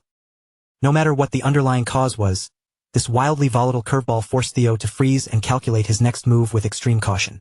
The suffocating pressure radiating from the sleeping beast was so utterly overwhelming that a strong instinct inside him screamed to turn right back around and slip out of the cavern without disturbing a single coin. It was a bitter pill to swallow, but he reasoned that he could always mark this location down and return a few years later to claim the prize right before Black Snow's historical raid was set to happen. Unfortunately, that tactical retreat evaporated into thin air the exact moment the massive, armored eyelids of the dragon slowly began to part. As Theo instinctively tensed his muscles, his breath caught squarely in his throat, a cold sweat breaking out as he realized with absolute certainty that the titanic creature was no longer dreaming. In the heartbeat that followed, Theo found himself pinned beneath the direct, unblinking glare of one of the most ancient and primordial living entities in the entire world. The atmospheric pressure between man and beast instantly ratcheted up to a suffocating degree, yet neither side broke eye contact or flinched away. To Theo's absolute bewilderment, the great beast suddenly vibrated the air, speaking in a flawlessly articulate human language that rumbled through the bedrock as she noted he was the first true selector to successfully breach her inner sanctum in a very long time. Despite possessing a physical mass and a terrifying aura that could easily crush a man's spirit, the ancient dragon displayed a bizarre, almost serene composure. There was no trace of immediate bloodlust or wild hostility bleeding into her deep tone, and she went so far as to introduce herself with the casual grace of an old acquaintance hosting an overdue chat. The great beast explained that within the formal annals of the Ragnar clan, she was officially revered as the legendary guardian dragon and the undisputed sovereign of the Winter Mountain. It was a name so deeply woven into the lineage that any child reared anywhere near the clan's territories would have had the moniker of Lodbrok beaten into their heads since infancy. Refusing to commit even the slightest tactical or diplomatic blunder in front of such a force, Theo didn't hesitate for a second, immediately dropping down onto both knees. Lowering his head flush against the stone floor, he executed a flawless, deeply respectful bow to the living myth he had only ever known through stories as a divine ancestor. Lodbrok's golden eyes narrowed slightly, a spark of genuine curiosity lighting up her ancient features the moment that specific word echoed through the vault. The fact that this tiny, unassuming human youth had just unironically addressed her as his ancestor clearly grabbed her full attention. After all, from the very moment he could walk, Theo had been taught the foundational myth that the guardian dragon Lodbrok had served as the direct battle companion to Sigurd, the progenitor who raised the Ragnar clan, and that she was also the literal biological mother of Friedreif. The primordial beast immediately snorted in heavy derision at the statement, scoffing aloud that Friedreif, that ungrateful, deceptive bastard, must have been spreading absolutely ridiculous, self-aggrandizing fiction out in the human world. Lodbrok openly clarified that while she and Sigurd had indeed run in the same circles as temporary allies for a brief era, that historical association was merely a professional sign of mutual respect toward a mortal contractor who had literally bartered his soul away to the dragon race. There had never been even a shred of genuine emotional intimacy or familial warmth between them. Furthermore, she laid down the cold biological fact that humans and true dragons were fundamentally incapable of crossbreeding or producing offspring. That definitive declaration left Theo's mind racing in shock, forcing him to question whether the entire Ragnar dynasty actually carried a single drop of real draconic blood, or if their entire divine history was just a massive web of fabricated propaganda designed to elevate their political authority to godlike status. Lodbrok smoothly corrected his spiraling doubts before they could completely unmoor him, stating that the core legend itself wasn't an outright lie. Thanks to the absolute, high-level blood covenant forged between her and Sigurd, a physical portion of her own divine dragon essence had indeed been permanently grafted into the man's genetic line. Just as Theo's mind lit up with a dozen new inquiries, his lips parting to press her for the deeper, darker secrets regarding the true origin of his family's bloodline, Lodbrok raised a massive clawed hand, cutting him off instantly and signaling with cold finality that the casual, introductory pleasantries were now officially over. From this millisecond forward, she would exclusively operate under her sacred mandate as the guardian dragon appointed to test the worth of the selectors. In accordance with the unbreakable blood pact sworn during the absolute dawn of the clan's creation, Lodbrok would now execute her ancient obligation. Any true selector who possessed the skill and fortitude to successfully endure her trial would be granted the absolute right to demand answers to 3 separate questions of their choosing. Hearing those terms, Theo finally let out a slow, quiet breath, silently offering a wave of relief to the heavens, as he realized this encounter wouldn't degenerate into a hopeless, suicidal brawl to the death. Since his long-term grand strategy required him to eventually dismantle the current hierarchy and stand at the absolute apex of the clan, unearthing the suppressed, foundational lore of his lineage was an invaluable asset. With only 3 precious inquiries allotted to him, he knew he had to analyze his options flawlessly, crafting questions that would extract the maximum possible strategic leverage. Meanwhile, far outside the subterranean vault, the chaotic storm of the second phase of the awakening ceremony was still raging violently across the peaks. Axion continued to absolutely terrorize the competitive rankings, butchering the high-tier monsters roaming the frozen tundra with terrifying ease, his devastating Thousand Dragons roar technique having already evolved to a level of lethality where it could vaporize waves of enemies in a single roaring blast. A massive, predatory white tiger beast collapsed heavily into the blood-soaked snow, its muscular frame completely torn open and devoid of life. As the monstrous creature's final twitches ground to a halt, Axion stepped over the debris, walking calmly toward the carcass without showing a single ounce of fatigue or hesitation. His hyper-focused gaze was glued entirely to the vibrant green demon bell fastened tightly around the dead beast's neck. That small, metallic token of progression was the absolute only thing of value to him as he closed the remaining distance and reached down. With that latest bell torn from the corpse and secured in his possession, Axion's verified body count officially skyrocketed to a staggering 57 high-grade targets. His score was accumulating at a genuinely terrifying velocity, widening the gap between him and the rest of the candidates with every single beast he slaughtered. Yet, despite his mechanical efficiency at hunting monsters, stacking points was never his true objective for this trial. Axion was consumed by a far more desperate, burning urge to track down and butcher Theo, but every single advanced scout he had deployed into the surrounding valleys kept returning with the exact same infuriating update. Theo's signature had completely vanished from the map. Standing nearby, one of Axion's most sycophantic lackeys, Orion Gardner, let out a smug, condescending chuckle as he confidently theorized that the cowardly trash Theo had simply lost his nerve the moment the exam forced him into a real-world scenario where he actually had to risk his life against genuine monsters. Orion had already made up his mind that he was going to tether his own survival and political future to Axion's coattails for the entire duration of the selection, no matter how brutal things got. He was secretly terrified of the unstable madness rippling off the young master, but at the same time, he possessed an almost religious faith in the absolute, monstrous strength that very same madness provided. Unfortunately for him, Orion's arrogant mouth ran away with his brain, causing him to overstep his bounds as he carelessly admitted that while Theo had admittedly shown a freakish spike in power recently, the guy had still spent his entire formative existence living like a pathetic, brainless idiot. Before the final syllable could fully exit his mouth or give him a chance to walk the insult back, the cocky smirk vanished from Orion's face, his eyes welling up with instant tears of pure terror as his breathing choked out into ragged, desperate gasps. With blinding speed, Axion's iron grip had clamped around his throat, his fingers digging deep into the soft tissue and slowly, methodically crushing his windpipe in a remorseless chokehold. Glancing down at the suffocating boy with eyes devoid of human warmth, Axion sneered, stating that a worthless, low-tier parasite like him clearly couldn't comprehend one fundamental truth of the world, likely because he had spent his entire pathetic life being weak. Within the brutal architecture of the Ragnar clan, possessing genuine, absolute power meant you never had to waste energy fearing anything or anyone. The Dark Leopard was visibly teetering on the absolute razor's edge of a severe psychological break, yet his profound cruelty and deep-seated paranoia remained as razor-sharp and inherently lethal as ever. Orion kicked and clawed weakly at the iron arm, desperately trying to force out a coherent apology, but each frantic syllable was instantly strangled into a pathetic wheeze before it could clear his throat. This ugly, unhinged display of internal violence would have undoubtedly ended in a broken neck if another intelligence runner hadn't chosen that exact second to sprint into the clearing, bearing a priority encrypted transmission straight from Ed Troyvin, the Supreme Director of the Central Intelligence Bureau. The contents of the dispatch were incredibly brief, blunt, and entirely devoid of pleasantries. Ed was issuing a stern, unyielding reminder for Axion to stop wasting time playing games and immediately accelerate the execution of their coordinated assassination plot. With a bored huff, Axion carelessly dropped Orion into the dirt like a discarded piece of trash, shifting his icy attention fully onto the trembling messenger. He locked eyes with the runner, telling him to relay a direct response back to his uncle, making it crystal clear that Ed needed to shut his mouth and stop micromanaging his movements. Axion didn't need a single soul breathing down his neck to remind him of what the target was. In this entire godforsaken world, there wasn't a single person who harbored a more psychotic, obsessive desire to violently end that bastard Theo's life than his own half-brother. Meanwhile, completely insulated from Axion's unhinged rampage across the surface, Theo remained deep within the silent, glittering sanctuary of the ancient dragon's lair. He stood perfectly still against a hill of gold coins, his mind working at maximum capacity as he systematically analyzed what specific line of questioning would yield the highest concentration of strategic data.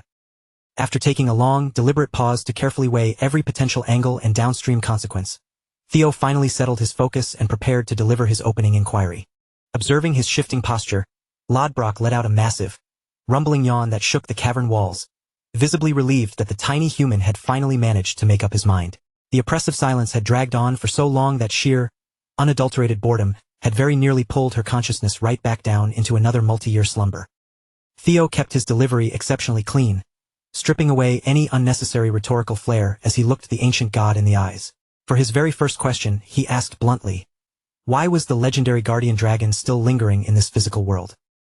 Lodbrok's golden eyes flashed with instant amusement as she effortlessly saw through the structural trap of his words. She noted that while he was technically posing a basic geographical question on the surface, his true intent was to peel back the layers and expose the entire hidden cosmic framework underlying her presence, prompting her to openly praise him for selecting his phrasing with such calculated precision. Regarding the absolute truth of why she chose to anchor her immortal physical form to the depths of this frozen mountain range, Lodbrok stated that the core reality was actually surprisingly elegant and straightforward. Far beyond the charted horizons, at the absolute, desolate edge of existence, there lurked an apocalyptic entity that defied the conventional laws of mortal comprehension. Its titanic, shifting mass stretched across entire oceans, becoming a terrifying, omnipresent threat that ancient civilizations eventually came to whisper about as the Nameless Monarch. For roughly the span of the last 1,000 consecutive years, Lodbrok had voluntarily sealed herself within this subterranean vault, remaining in a state of constant, vigilant readiness without ever abandoning her post. Her ultimate cosmic directive was to act as a shield for the preservation of the mortal world itself, and that heavy, unyielding burden was the sole reason she had chained herself to this mountain for centuries. The Winter Mountain and this entire, sprawling subterranean lair were merely a distant, isolated outpost in the grand scheme of things. As that revelation left Lodbrok's lips, a profound silence descended, leaving Theo rooted to the spot as he struggled to process the sheer gravity of what his ancestor had just unloaded onto him. Yet, deep down, Theo was absolutely certain of one thing. The chilling sensation he had caught in that split second wasn't a trick of the light, nor was it some paranoid projection of his own stressed imagination. For one fleeting, impossible moment, buried deep within the infinite depths of Lodbrok's ancient eyes, Theo had witnessed something that defied all logic. He had seen genuine, unmistakable fear. Who could have ever conceived that an entity like Lodbrok, a prehistoric dragon whose power rivaled that of the gods themselves, could be shaken by such a primitive emotion? The realization caused the ambient air in the chamber to thicken, turning heavy with dread. Somewhere out there in the vast unknown lurked a presence so utterly catastrophic that it could petrify a deity-like dragon who had endured and reigned for over a millennium. Whatever the Nameless Monarch truly was, Theo knew by now that it was a monstrosity that completely shattered all known laws of nature and common sense. Theo felt a burning, insatiable urge to keep pushing, to dig deeper into the forbidden history and isolate exactly what kind of horror could elicit such a visceral reaction from Lodbrok. But he forced himself to hold back. There were other, more immediate mysteries he had to unravel first. For his second question, Theo pivoted to the topic of the ancient dragon relics that had haunted his life like ghosts. He was finished with the vague whispers and fragmentary lore he'd scraped together until now. He needed the raw, unvarnished truth of what they actually were. Lodbrok mused that there were roughly 3 such relics recognized in the world. While she admitted that even her ancient memory didn't hold every minute detail, she could tell from the aura Theo was projecting that the young selector had been struck by an extraordinary stroke of fate. Of the relics she could personally identify, the first 2 were the sprawling dungeon beneath Camellia Palace and the legendary White Moonlight Blade. But when the conversation shifted to the final piece of the puzzle, the situation became far more complex. That final relic, Lodbrok noted, was the lost heritage of the ancient dragon Papnir. It had originally been birthed from the very soul of a supreme ancient dragon, a spirit so exponentially powerful that upon death, it had shattered and dispersed into 31 distinct, autonomous fragments. Those shards were then bestowed upon chosen humans with a singular, grim purpose: to serve as the ultimate bulwark against the darkness and resist the terrifying existential threat known as the Nameless Monarch. However, Lodbrok cautioned that ancient dragon relics didn't always manifest in one static, predictable form. Some solidified into physical items, others crystallized into transformative experiences, and in the rarest, most volatile cases, they dissolved into intangible, abstract phenomena that couldn't be held by any mortal hand. The moment those words settled into his consciousness, a long-missing cog inside Theo's mind clicked into place. All the disjointed, scattered clues began to align with terrifying clarity, forming a picture he had never dared to consider until this moment. Finally, the truth dawned on him. The final relic had been in his possession all along, disguised not as a sharp blade or a pile of gold, but embedded within the very impossible miracle that had defined his second life. Every experience he had endured since waking up in the past flooded his mind simultaneously, rushing forward like a panoramic montage of a life already lived and lost. Surviving 20 grueling years, standing at the precipice of a final, lonely death, only to be yanked back through the folds of time to that desperate, defining moment. That was as bizarre and unnatural a phenomenon as anyone could ever experience. His regression wasn't just a twist of fate. It was the relic itself. It dawned on him that he was the vessel, carrying within his very being one of the 31 shattered fragments of Papner's soul. But a single, glaring contradiction still refused to lock into place. Every known relic was inextricably tethered to a guardian dragon that watched over it. Yet, in the case of his regression, there was absolutely no guardian to be found. As that dissonance rattled in his brain, a sudden, chilling realization hit him. With that grim answer taking root in his heart, he steeled himself and finalized his third and final question. Theo locked his gaze onto Lodbrok's piercing, golden eyes, refusing to wither under her titanic presence. With unwavering resolve, he asked the ultimate question. Why had he been chosen as the vessel? Why would the cold hand of fate decide to elevate a man once mocked as the Ragnar clan's greatest imbecile, a supposed talentless failure, to stand as the only line of defense against a nightmare as absolute as the nameless monarch? Lodbrok returned his stare with a fierce, unwavering intensity. Instead of offering a simple, comforting answer, she tilted her massive head and countered his final question with a searing one of her own. She asked Theo point-blank why he was so incredibly arrogant to assume that he was the only soul out there who had been chosen. That sharp, sudden rejoinder hit Theo harder than any physical blow. In that single instant, he realized his entire worldview had been tragically narrow, blinded by his own limited perspective. There was zero guarantee that he was the sole recipient of these relic powers. In reality, the tapestry of fate might be infinitely larger, more chaotic, and far more lethal than he had ever dared to calculate. Men like the Sky Dragon Ed Troyvin, the Demon Craftsman Curson, and even the mysterious Black Dragon were all intimately aware of the relic's existence, and they weren't just observing them from afar, they were actively hunting, hoarding, and weaponizing them. If that was the case, the horrifying reality was that they, too, might have been chosen by other fragments of Papner's soul. If that possibility held water, even darker questions emerged. Were they seeing the same cryptic omens he was? Had any of them also been granted the power of regression, allowing them to carve through time just like he had? These revelations pushed Theo closer to the forbidden truth of their reality, yet they simultaneously rendered the world a far more dangerous and tangled web. The path ahead was no longer a straightforward climb to power. It was a minefield. The cold, hard facts were sobering.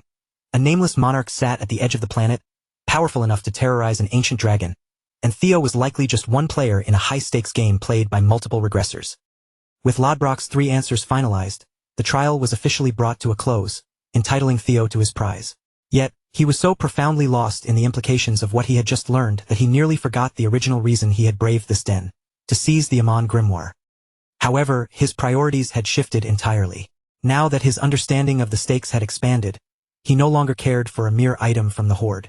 He hungered for something with true, world-altering significance.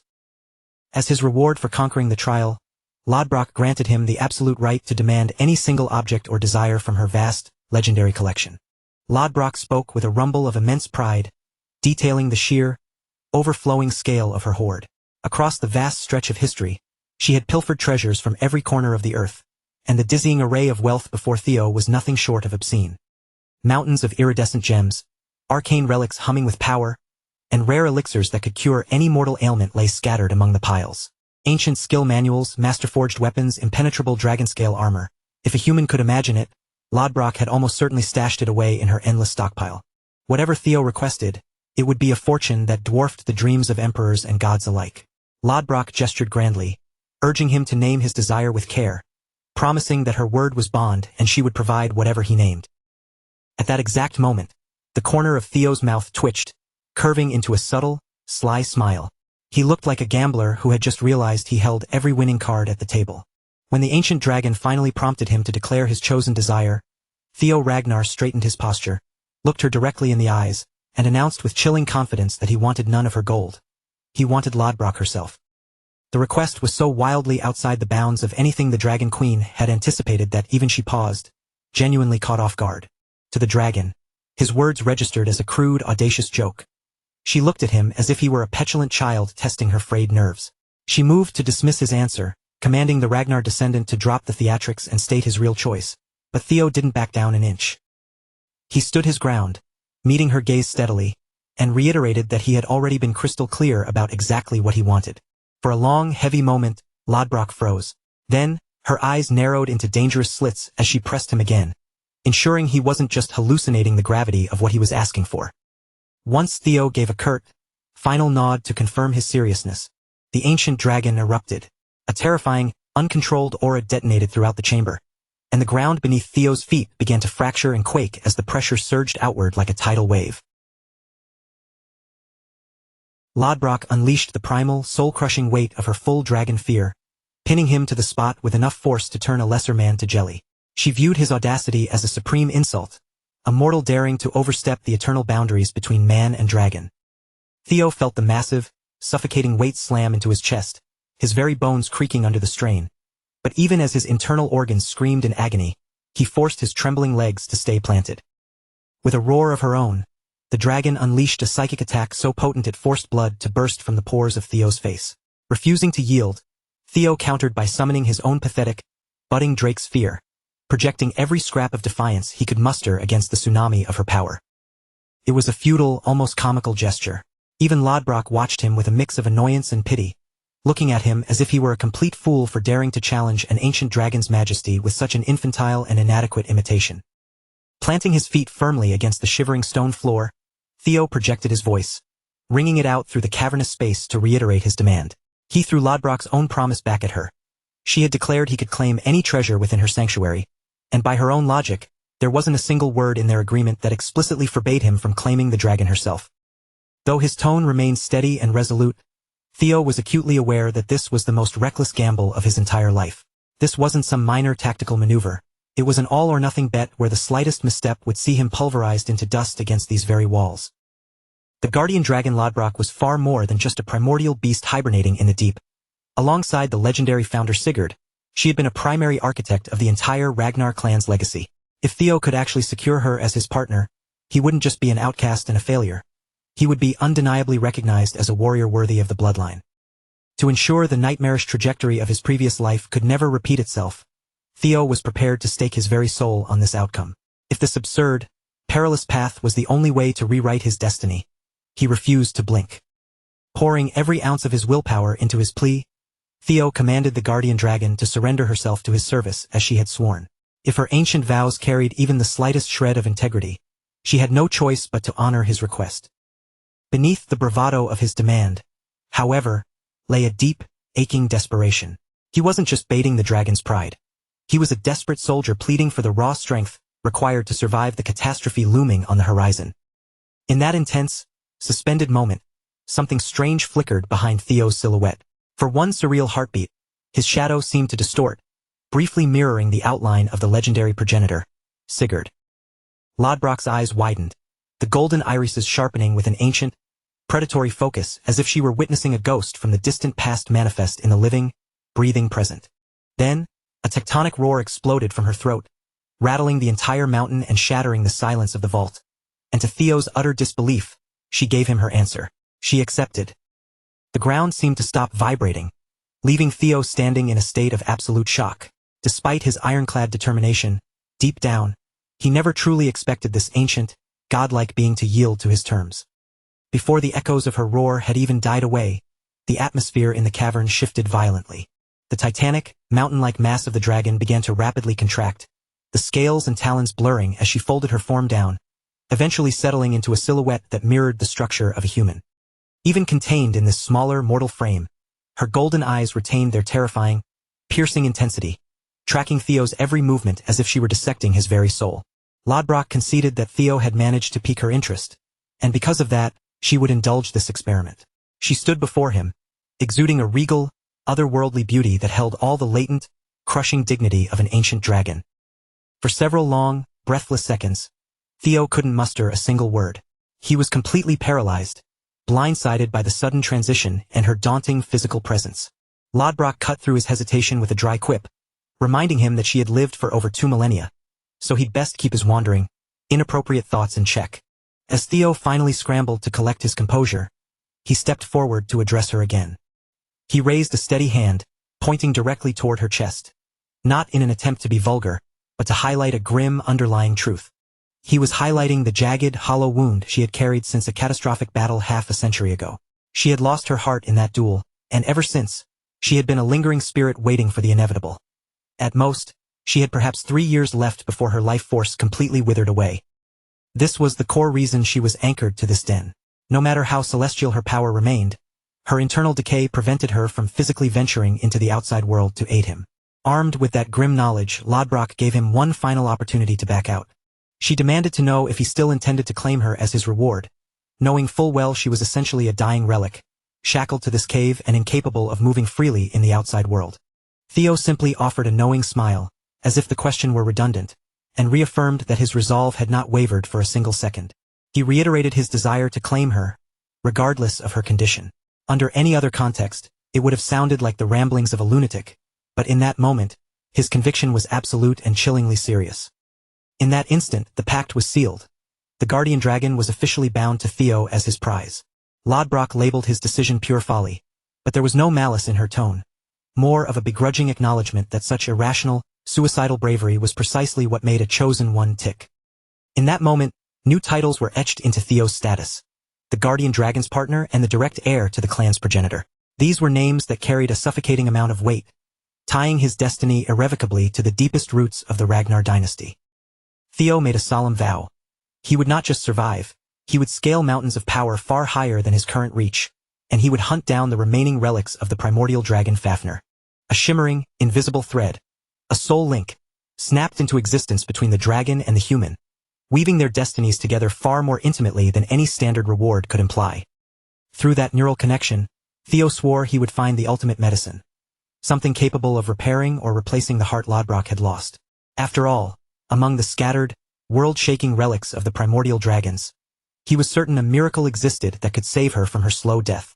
As the trial concluded and the bond synchronized, a wave of energy rushed through Theo, leveling him up and leaving him feeling the sharp, refined change in his core.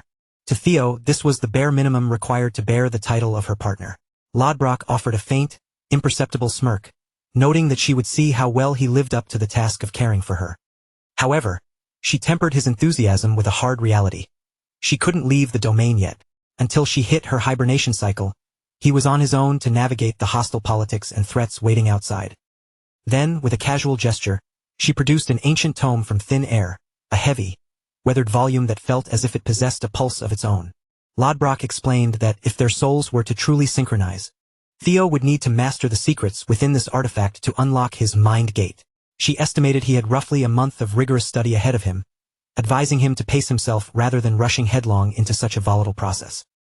Then, the system flashed a notification. He had secured an additional, secondary reward.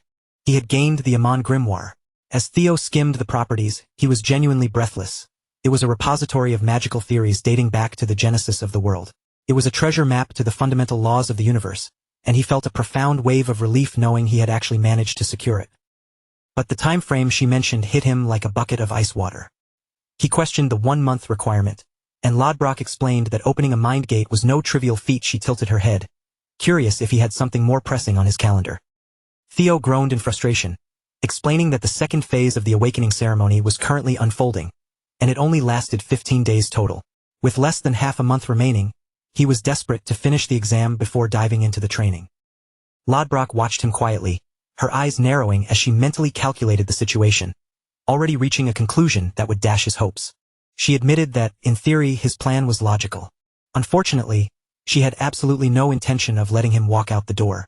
After all, she hadn't just chosen a partner to let him run off immediately. For his own survival, she insisted he open that mind gate before the second stage of the ceremony ended. Until that was accomplished, she made it clear he wasn't going anywhere. Her tone was serene, yet the implication behind it was cold and absolute. She was keeping him locked in. With only 13 days left on the clock, Theo had roughly 300 hours to achieve the impossible. To understand why this training was so critical, we have to look back at what was happening on the surface.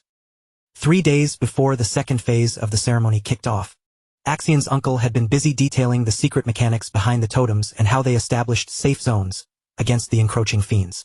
The secret wasn't the totem itself. It was the fiend summoning marble hidden at its core. That marble was essentially a miniature battery, saturated with high-intensity fiend energy. Because of the sheer potency of the signal it emitted, local monsters were naturally repelled, leaving the area around the totem effectively quarantined from the chaos. With a sharp, clinical squeeze of his fingers, he grinds the tiny marble into dust right before their eyes. The debris drifts through the air, a silent but terrifying demonstration of the pure, unadulterated catastrophe packed inside such a minuscule object. The instant the marble shatters, a grotesque fiend erupts into existence, materializing out of thin air without a second of hesitation. It's a chilling reminder that, regardless of the location or the hour, this summoning method ignores all boundaries, unleashing chaos on command. In a matter of moments, a cluster of these twisted fiends begins to congregate around the man. The sight serves as a brutal testament to the utility and the lethal danger of these specialized summoning marbles. Without a flicker of doubt or a wasted motion, he taps into the raw energy of his dragon spirit, crushing more marbles one after another to swell the ranks of his summoned army. He calmly outlines the mechanics. The entire second stage of the exam is built around the culling of these fiends to rack up points. The implication is crystal clear. If Theo wants to climb the scoreboard and secure his future, he has absolutely no choice but to hunt down every single one of these monsters released in his path. Watching the scene unfold, Axion begins to grasp the sheer scope of his uncle's machinations. He realizes that these marbles aren't just for show. They are sophisticated bait, meticulously designed to lure Theo into a deadly, prearranged slaughterhouse. His uncle is quick to interject, reminding him that this is merely the opening move of a much larger scheme. They aren't interested in a simple, pathetic kill. They need secrets, the lost knowledge of the Rose Palace. Axion's own hatred for Tegai has curdled into something far more toxic and obsessive, and he hungers to drag the information out of Theo through his own hands, savoring every moment of the torture. However, the uncle shatters that arrogance with a single, cutting remark, a calculated jab intended to pull Axion back from his descent into reckless vanity. He spells it out bluntly. There is no massive, insurmountable wall of power separating Axion from Theo. Despite the fantasies Axion clings to about being the puppet master, the situation remains volatile and is certainly not guaranteed to play out according to his ego. Simultaneously, he points out a fatal flaw in Theo's character, his capacity for compassion. It is this very softness that will be his undoing. The uncle suggests a cold, calculated strategy, using the vulnerable dropouts languishing at the fourth training ground as the ultimate bait. To the uncle, these people are nothing more than hostages, leverage that will force Theo to crawl out of hiding and surrender his secrets. It's a cowardly, indirect approach that doesn't rely on brute strength, and while Axion clearly bristles at the lack of a fair fight, he eventually bows to the efficiency of the plan. The narrative shifts back to the present, where the gears of this trap are already turning. The Dark Leopard recalls how Theo managed to vanish completely, leaving the audience stunned as the clock ticked down. Only 12 hours remaining before the second stage concludes. The prodigy from Ragnar had already surged into the lead with a massive 860 points. Even with that cushion, the Dark Leopard can't shake the growing anxiety that all this effort might be for nothing if their intricate trap falls apart at the finish line. One of his subordinates murmurs a theory. Perhaps the council scoundrels found Theo first? It seems the only logical explanation for his total disappearance from the map. Felix Ragnar, currently holding the 7th rank, decides to step into the conversation, offering his own observations on the current situation. Axion, however, shuts him down instantly, snapping at him with sharp, biting impatience. He sneers, labeling Felix's input as nothing short of moronic. To twist the blade further, he mockingly reminds Felix why Lady Plum Blossom chose to take a personal interest in Theo instead of looking his way. Felix is left reeling, his face flushed with fury. He can't fathom why Axion is being so needlessly vicious when he was only trying to assist in tracking their common target. The insult lands deep, and the humiliation begins to boil over, turning into a potent, simmering anger within Felix. Axion couldn't care less. He has absolutely zero regard for Felix's wounded pride or his bruised ego. With a slow, chilling grin, he rises to his feet. He declares with icy resolve that if Theo won't show his face voluntarily, he will simply drag him out into the light by force. And make no mistake, he already has everything required to do just that. He has at his beck and call the elite members of both the Scale Dragon Society and the Plum Blossom Palace. His plan is simple and monstrous. March forward and slaughter the failed examinees gathered at the 4th training ground. This sociopath intends to turn the area into a graveyard, keeping up the butchery until Theo has no choice but to emerge. Unseen in the shadows nearby, Ragnar remains completely still, eavesdropping on every single word of their dark plot. She remains focused and silent, holding the third-place position as she weighs the gravity of what she's just heard. Elsewhere, the scene cuts to a battle in progress. A frost lizard fiend being systematically carved up by a group of warriors. The yellow-bellied creature falls, and the group erupts into cheers, treating the kill like a monumental triumph. But the grim reality is that their point tally is pathetic, and with the clock counting down to the final 12 hours, they are running dangerously low on time. Their thoughts drift back to Theo, weighted down by the concern of their own preparations to support him. One of them tries to keep spirits high, speculating that maybe Theo is off on some far more important mission. After all, simply surviving the hell of the exam is the real hurdle. The rankings themselves are just secondary. Even so, deep down, they all harbor the same hope. To see Theo soar to the top once again and claim the valedictorian spot he clearly deserves. As they continue their light-hearted banter, entirely unaware of their surroundings, a cold-blooded blade suddenly pierces through their ranks. In a single, ruthless motion, Orion Gardner has executed Sybil in cold blood. The remaining group members freeze in absolute terror, their voices trembling as they demand to know why the Scaled Dragon Society would commit such a vile act. The horror deepens as they realize the truth. They aren't enemies or obstacles. They are bait. They are about to suffer a gruesome end solely to force Theo out of his hiding place. All for the crime of being in the wrong place at the wrong time. Meanwhile, the scene shifts to the glittering, treasure-filled vault of Lodbrok's nest. The guardian dragon watches with genuine amazement at the speed of Theo's progress, particularly his success in breaching his own mind's gate. To pull this off in less than half a month is nothing short of extraordinary. The system confirms he has officially made his first real breakthrough into the fundamental principles of magic, a feat fueled by the knowledge he carried over from his past life. Mastering the Aemon Grimoire hinges on two things: the raw volume of one's mana and the inherent quality of that power. Thanks to his unique mana haul and the dragon heart, the process is practically instinctive. He is internalizing techniques at nearly double the speed of an ordinary mage. The result is the manifestation of a lower-ranked skill, Hatchling Synchro. This technique grants him the uncanny ability to perceive the inner workings of objects using psychokinesis. Lodbrok finally acknowledges it. Theo has proven his worth as her partner. With these core fundamentals locked in, he now has the foundation to build something truly formidable through relentless refinement. She hints that as he ascends to higher tiers of power, the threshold will eventually break, and he will begin to hear her voice clearly. The ultimate reward will be when Theo becomes capable of channeling Lodbrok's own power, inheriting the same devastating strength once held by the clan's progenitor. But there is a ticking clock for her, too. The guardian dragon only has 3 years to recover. Even so, Theo stands ready and focused, eager to show her just how quickly he can bridge that gap. Seeing that his resolve is ironclad, Lodbrok formally declares that the primordial covenant is now complete. With a final, gentle farewell, she bids him leave, clearly looking forward to the day their paths inevitably cross again. Finally, Theo steps back out into the world, back to the reality of the exam. He's secured the pack, yes, but he is far from being in the clear. He's sitting on 0 points with only 12 hours of the exam remaining, and he has no idea what kind of storm is waiting for him on the outside. Even to someone as seasoned as Theo, it feels as if life has deliberately cranked the difficulty to the absolute limit. At every turn, he's confronted with an insurmountable barrier, forcing him to navigate a gauntlet where every single decision carries the weight of potential catastrophe. Theo's mind races as he quickly audits his remaining options. He realizes with cold clarity that continuing to hunt fiends through traditional means is a dead end. There's simply no mathematical way to claw his way to the top spot in the 12 hours he has left. As the clock ticks down, he realizes the old strategy won't cut it. He needs to deviate from the established rules and pivot to something far more aggressive. The solution is to forcibly liberate Bells from the other candidates. He recalls the methodology Axion used to seize first place in his previous life, and he deduces that the same logic holds true now. The most efficient path to the top isn't killing monsters, it's hunting his own rivals. The strategy crystallizes in Theo's mind with sharp, dangerous focus. Hunt down the rival from Ragnar, seize the points he requires, and violently carve his way into the number 1 rank. Of course, sketching out a high-stakes strategy in one's head is a world away from actually executing it on the battlefield. Just then, a figure stumbles out from the dense tree line behind him, fighting through the foliage with a battered, broken gait. Theo's attention snaps toward the sound, his senses locking onto the intruder the moment they collapse into view.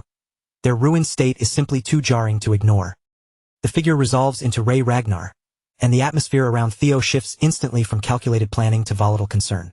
She looks shredded, her frame marked by such severe trauma that Theo's immediate instinct is to blame some monstrous, high-level fiend. Yet, As he scans the damage, a nagging intuition tells him that this doesn't add up. Try as he might to make sense of it, his gut refuses to accept that a warrior of Rei's caliber could be brought low by a mindless monster in a standard skirmish. Then he spots the damning evidence.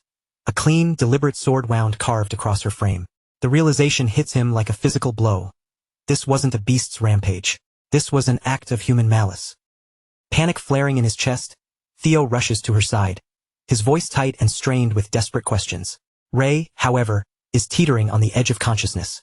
She barely manages to choke out a single, frantic command. He has to head west. Before she can offer any further context, her resolve finally fractures, and the last of her energy vanishes. She collapses forward, dead weight, into Theo's waiting arms. Calling upon his newfound skill, the uncanny ability to commune with the residual memories clinging to objects, Theo reaches for the sword she carried, grasping at the weapon in hopes of unearthing the truth buried within. As the ability takes hold, sensory fragments flood into Theo's consciousness, as if the weapon itself is a window dragging him backward into the scene of the crime. The first flash he perceives is Rei, moving with ghostly precision, keeping herself expertly concealed. She had been lurking in the shadows, tailing a dangerous, organized group that had gathered with the singular, malicious intent of entrapping Theo's allies. The candidates who had failed at the 4th training ground were already restrained, helpless, stripped of their dignity, and suffering under a barrage of brutal violence. Having reduced them to this pathetic state, their tormentors were already debating whether or not to end their lives permanently. One of the goons challenges Orion, sneering at why he'd bothered capturing 9 of these useless clowns, when a couple would have sufficed for leverage. But just as these psychopaths are poised to cross the line into murder, Rei finally breaks cover, stepping out from the shadows with reckless bravery to confront Axion head-on. The Dark Leopard urges Axion to handle this as a private affair, signaling that she has no intention of intervening in his personal vendetta. Rei refuses to be a bystander to this atrocity. Defying the overwhelming odds, she steels herself, drawing her blade to challenge Axion directly. Axion wears an expression of profound disappointment, as if Rei's very existence is an insult to him. Convinced she's become a pawn for Theo, he readies his own weapon, prepared to strike her down without mercy. The skirmish ignites instantly, turning into a blur of chaotic violence the moment they launch themselves at one another. Steel shrieks against steel as they trade a massive opening blow, the sheer force of the collision proving that neither is holding anything back. When the dust settles on their exchange, it's Rei who is left reeling, bleeding out from a savage, deep tissue slash that has brought her to the brink of death. At that point, the vision cuts to black. The memories refuse to yield further.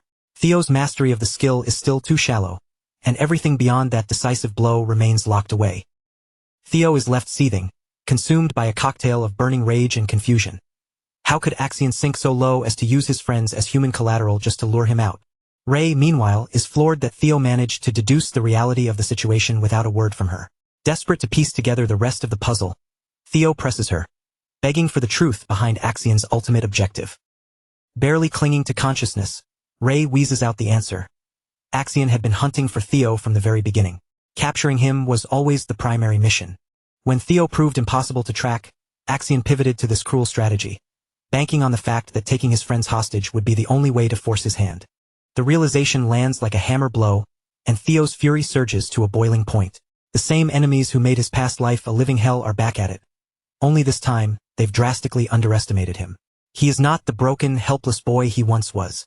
With a voice vibrating with icy, controlled rage, he demands to know Axion's exact location and what the next phase of his twisted plan looks like. Simultaneously, one of Axion's subordinates delivers the update. Theo has been spotted at the northern cliffside. The news hits Axion like a jolt, his attention locking onto the intel with predatory hunger. His men are certain of their assessment. Since Theo has already made contact with Rei Ragnar, they're betting their lives he'll be heading their way any second.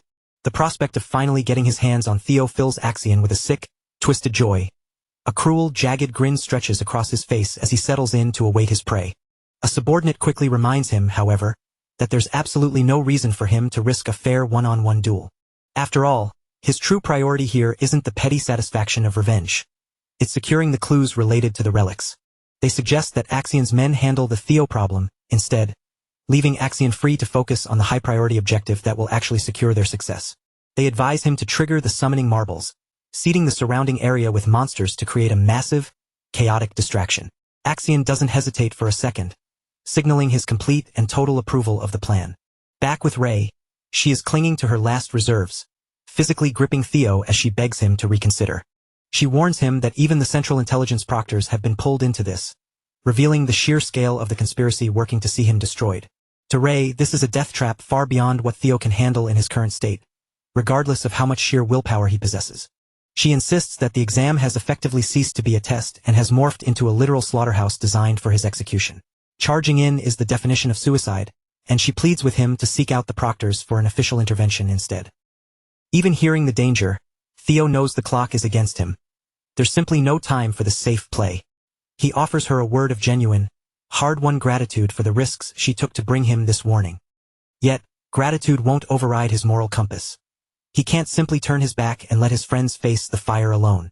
The second Ray coughs up the location, Theo is already in motion, his mind made up to execute this reckless plan regardless of the consequences. Watching him go, Ray can only stare in disbelief, certain that Theo has completely abandoned his senses. The risk-to-reward ratio is disastrous, and from her vantage point, he's sprinting directly into a shallow grave. She continues to scream at him to pull back, to take the path of least resistance. Theo snaps back, his composure finally shattering to reveal the raw emotion underneath. He declares that he refuses to watch anyone else precious to him be discarded, not for a second time. They had a pact to finish this second stage together, and Theo is absolutely not going to let that promise die here in the dirt. Ray speaks in a hushed, weary tone about the cursed destiny that seems to dog the heels of every Ragnar, reminding Theo that for people born into their station, sacrifice is merely the cost of doing business. In the harsh reality they inhabit, losing everything is rarely a tragedy. It's just an inevitable preordained choice. Theo isn't having any of it. He instantly pushes back, throwing her own recent history right in her face. He highlights the glaring contradiction in her fatalism, noting that she herself couldn't remain a passive observer when Axian's casual cruelty was erupting right before her eyes. Deep down, even Ray couldn't stomach the sight of that unfolding terror. No matter the lethal risk involved, her instincts overrode her logic, and she moved to intervene before she could even convince herself it wasn't her problem. That specific moment pulls Theo violently back into the haunting memories of his previous life, a time when everything he held dear was consumed by infernos and torn limb from limb while he watched in helpless silence. He was a prisoner of his own weakness back then, trapped inside a clan that obsessed over absolute strength, yet he was utterly incapable of guarding the few things that actually mattered to him. Theo has finally hit his limit. He is done being the man who stands by while others are stolen away, and he is certainly finished with being a puppet forced to dance at the whim of others. With every searing memory of his past failures weighing on his heart, he makes his stance crystal clear. He will not, under any circumstances, repeat the disastrous mistakes that cost him his world once before. That potent cocktail of long-buried regret and white-hot resolve ignites within him. His face becomes a mask of iron, and his voice carries a dangerous, sharp-edged finality. Theo demands the location of Axian, and he says it with the weight of a man who has fully committed to the point of no return. He is finished with playing defense. The narrative lens pulls away from Theo's urgent, tense confrontation to follow the movements of Remington Narcio. Remington has just stumbled upon a scene that puts his survival instincts on immediate high alert.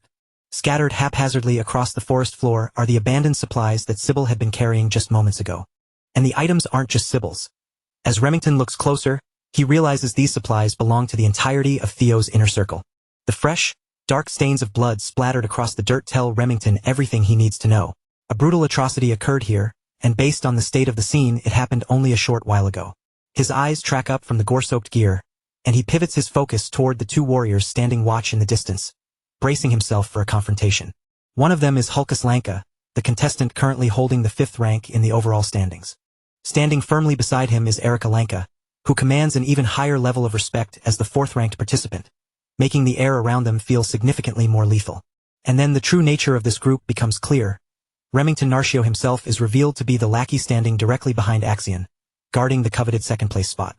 Back in the thick of the woods, Theo is already in the midst of a violent, high-speed struggle against a frost-bound fiend that has dared to block his path. The beast lunges with lethal intent, but Theo avoids its reach with sharp, fluid motion, refusing to grant the monster the dignity of wasting more than a second of his time. The instant the creature leaves an opening, Theo ends the fight with a single brutal and decisive strike. He doesn't pause to appreciate the kill. His mind is entirely consumed by the urgent, frantic need to reach his friends. Theo begins to sprint in the direction of Axian's position, fueled by the desperate, clawing hope that at least some of his companions are still drawing breath.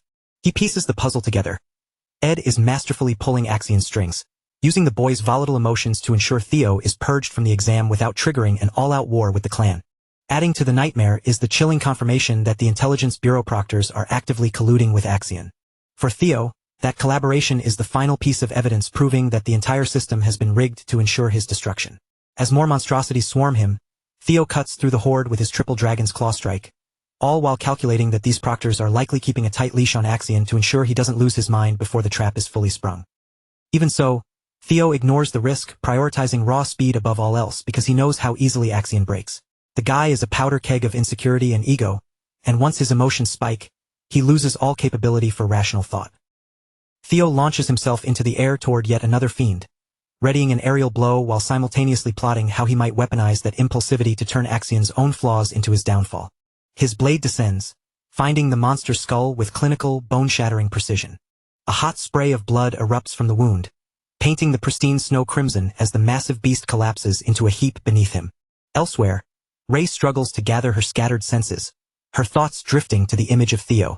After all these years, she realizes that deep down, he hasn't fundamentally changed from the boy she once knew. Even with her vitality ebbing away and her body screaming from the trauma, Ray's core desire is still to assist him, even if it's the very last thing she ever does. Meanwhile, the hostages are being subjected to a merciless beating under Axian's command, tossed aside as if their lives have the value of dirt. Axian stands ready to butcher them for so much as a stray noise, acting as if the slightest plea for mercy would be sufficient grounds to end their lives. Once again, the supervising proctors step in to warn him against acting unilaterally and inciting an unnecessary incident before the plan hits its critical phase. Obeying the order, Axian halts his blade millimeters from his target and forces himself to stand down, though the effort of holding back his bloodlust is clearly eating him alive.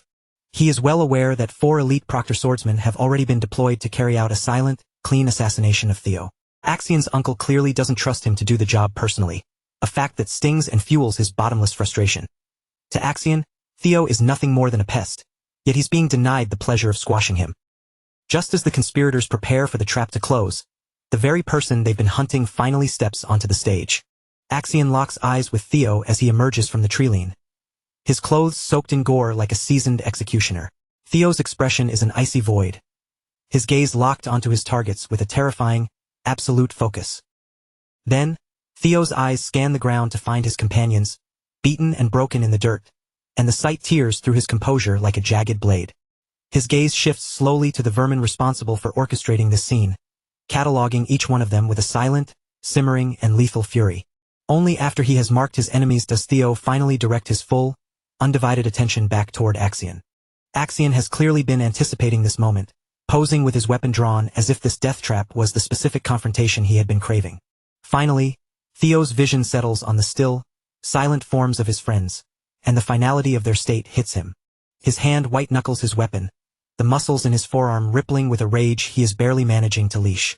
Axian mirrors the motion, whipping his own sword out with an eager, manic energy, desperate to charge into the fray. But yet again, a curt warning stops him in his tracks, commanding him to hold his position and avoid any reckless engagement.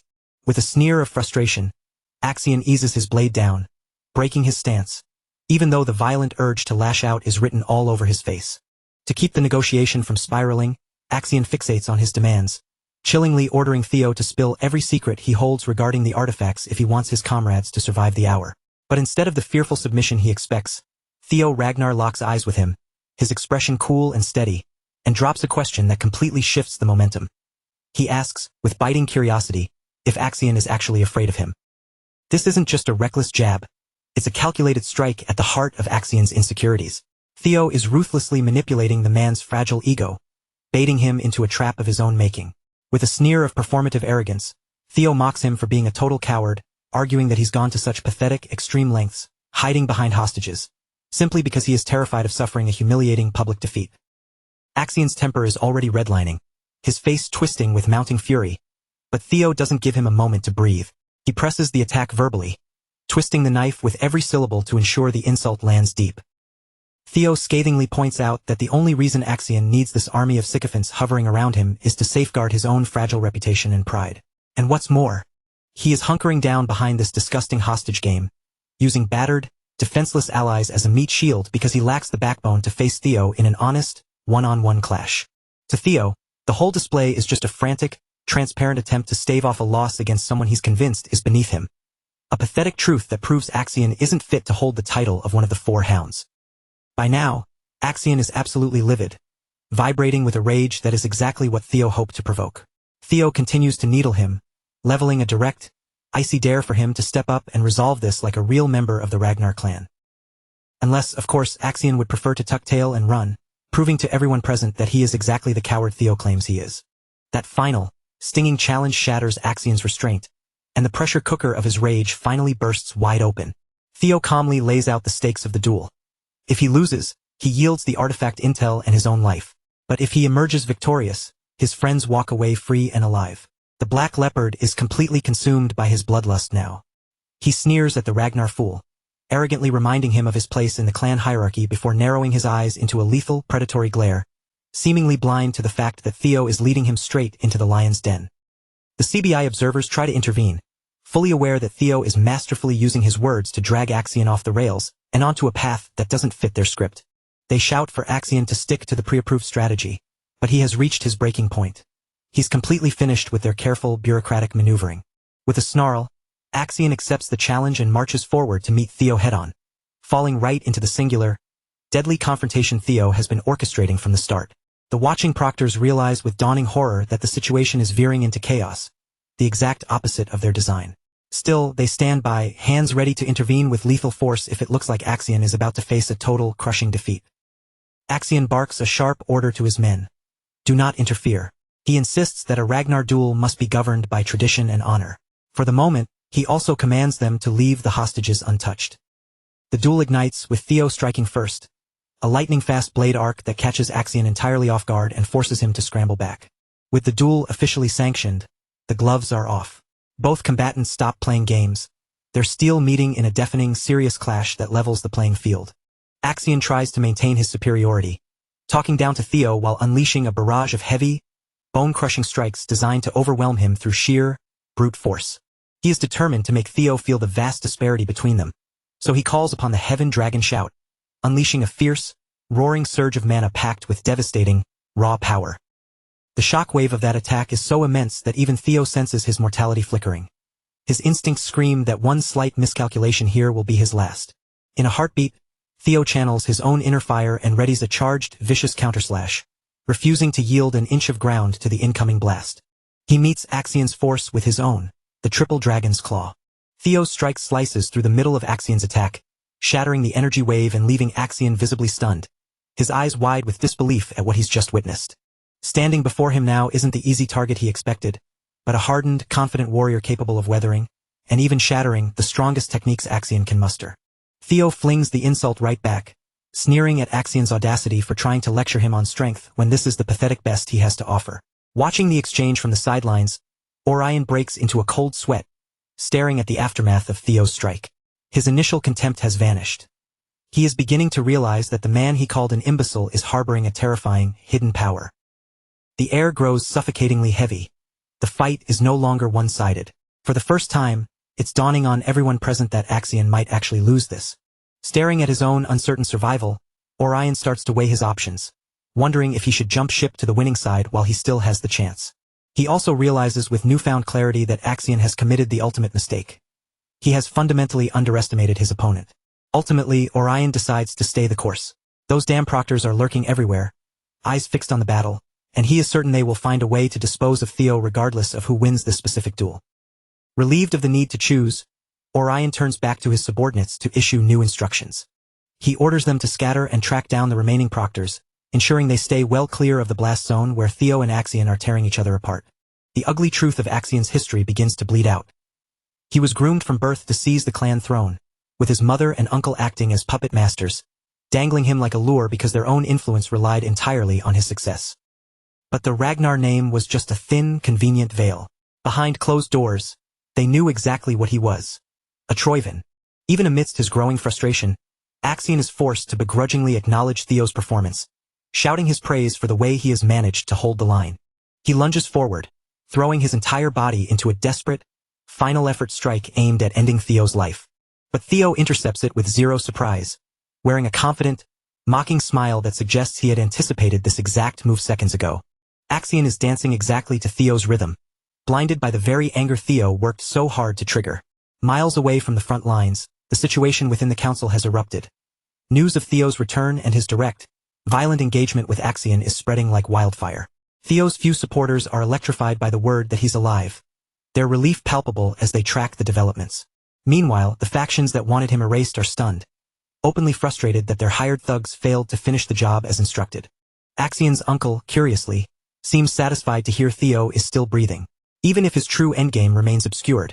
Keeping Theo alive provides a crucial window to squeeze the secrets they need out of him. He's playing a waiting game. Once the information finally surfaces, he'll order the elite swordsman to execute a clean, definitive strike to eliminate Theo for good. Then, without warning, a fresh report arrives detailing the savage intensity of the brawl currently playing out between Theo and Axion.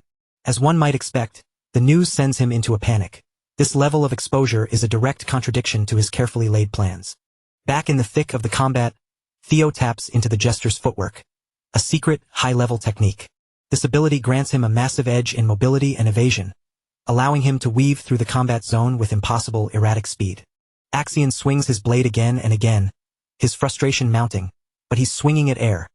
Not a single one of his savage attacks can find its mark. With every failed strike, the cold, hard reality settles over Axion. Theo's power has soared to a level he never thought possible. Axion's features harden into a mask of cold intensity. His gaze narrows, turning into a predatory, dangerous glare as he meticulously tracks and analyzes every subtle shift in Theo's posture and movement. With a smirk of arrogant superiority, he dismisses his opponent, remarking that Theo's speed is nowhere near as formidable as common gossip would have the world believe. Now that he feels he has successfully synced with the rhythm of Theo's footwork and spotted a barely perceptible flaw in his defensive technique, he abruptly launches his sword forward with blistering speed. The blade rockets across the gap, transformed into a lethal projectile aimed squarely at Theo's skull. The maneuver catches Theo completely off guard, not merely due to its raw velocity, but because the sight of the flying steel instantly triggers a suppressed, agonizing memory from his past life. Back then, he had been trapped in a fog of confusion and indecision, utterly paralyzed and unable to process the danger closing in on him, when a razor-sharp blade suddenly tore into his flank, striking him down before he could even register where the assault had originated. Axion gloats, explaining that no matter how sophisticated a secret technique might be, it's bound by physical laws and predictable patterns. Once those patterns become transparent, he can pinpoint exactly where his target will materialize. Blood begins to streak down the steel, but Theo has narrowly cheated death. He has managed to catch the projectile with his bare hands, stopping the momentum just an inch from a fatal wound. In that split second, as his hands lock onto the weapon, the final piece of the puzzle clicks into place. Theo finally confirms the identity of the person who orchestrated his execution in his first life. Axion was a key traitor, one of the architects who set the destruction of the Ragnar clan in motion. A wave of raw, unfiltered hatred surges through Theo's veins, tempered by a cold, grim satisfaction. He now knows for a fact that Axion was the parasite who delivered the killing blow all those years ago. On the day he died, Theo hadn't even scratched the surface of the conspiracy. He hadn't uncovered the true monsters lurking behind the fall of the Rose Palace. He had been utterly defenseless back then, scrambling through the wreckage of his life, lacking the strength, the intelligence, and the agency to mount any kind of resistance.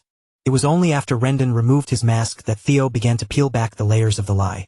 Later, Evelyn's investigation connected the dots between Rendon and the shadowy figures of the Camellia Palace. From that starting point, the remaining fragments of the conspiracy fell into place with chilling logical precision. The strike team that led the assault was comprised entirely of agents loyal to the Troyven clan. And among those treacherous dogs, only one individual was known for wielding such an obscure, unconventional throwing technique. The man standing before him now, the sly, manipulative traitor, was none other than Axion Ragnar. His ego was so bloated, his arrogance so immense, that he would casually discard his own blade just to land a finishing blow on his prey. Theo had entered this fight with only a suspicion, a whisper of a doubt. But now, the ugly reality stands manifested in the flesh right before his eyes. His grip tightens around the sword blade, his fingers digging into the sharpened metal with a terrifying, superhuman force. Then, fueled by a volcano of pure, unadulterated fury, Theo wrenches his hand closed and shatters the blade, snapping the steel into pieces with his bare strength. Theo is burning to understand their endgame. What possible motive could drive them to such lengths, orchestrating these elaborate, soul-crushing schemes just to extinguish his life and the lives of his companions? Witnessing such raw, visceral power exerted by someone he considered weak, Axion is left completely speechless, momentarily stunned by the feat.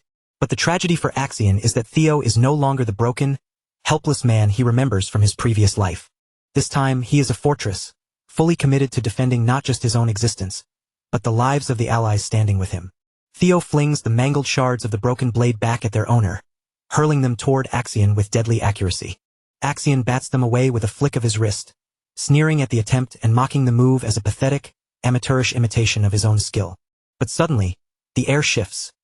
Axion feels a massive, oppressive wave of anger radiating off Theo. That agitation rapidly transmutes into something far more dangerous as a palpable bloodlust begins to bleed out from his opponent. It is a murderous intent so thick and suffocating that it feels like the oxygen is being vacuumed out of the air around them. Accompanying that presence is a massive, surging column of mana, outputting a level of power that Axion never dreamed Theo possessed. Axion's pupils dilate as the realization crashes into him. Theo has been concealing his true depth of skill this entire time. In the blink of an eye, Theo vanishes from Axion's field of vision, moving with such unnatural speed that he appears to have simply dissolved into the air. He rematerializes in a crouch directly beneath Axion, already coiling his muscles for a devastating upward thrusting strike. The sheer, kinetic weight behind the blow connects solidly, sending Axion reeling backward and forcing him into a desperate, backpedaling defense. Now, the roles have reversed. Axion is on the ropes, his movements frantic as he struggles to parry Theo's relentless, high-pressure onslaught. Theo successfully slices through the air, grazing Axion's face with a precise, razor-sharp cut, a bloody testament that the man's guard has been breached. With a mocking smirk directed at the volatile warrior, Theo asks exactly when he intends to stop playing around and actually unleash his full potential. The barb sinks deep, further unhinging Axion and stoking the fires of his already volatile temper. But then, in a sudden, violent reversal of fortune, Theo's arm is snatched mid-swing before he can retreat. Axion retaliates instantly, raking his own blade across Theo's face and carving a jagged mark of his own. The duel has leveled out. This is no longer a one-sided slaughter. They are locked in a high-stakes dance, trading lethal blows that could end the fight at any heartbeat. Theo opts to vanish from sight once more, executing a feint that leaves his opponent striking at empty space. He reappears with a slash so forceful, so overwhelmingly potent, that it hammers the sword right out of Axion's grip. For a singular, agonizing second, Axion is left completely defenseless, utterly exposed to whatever Theo decides to do next.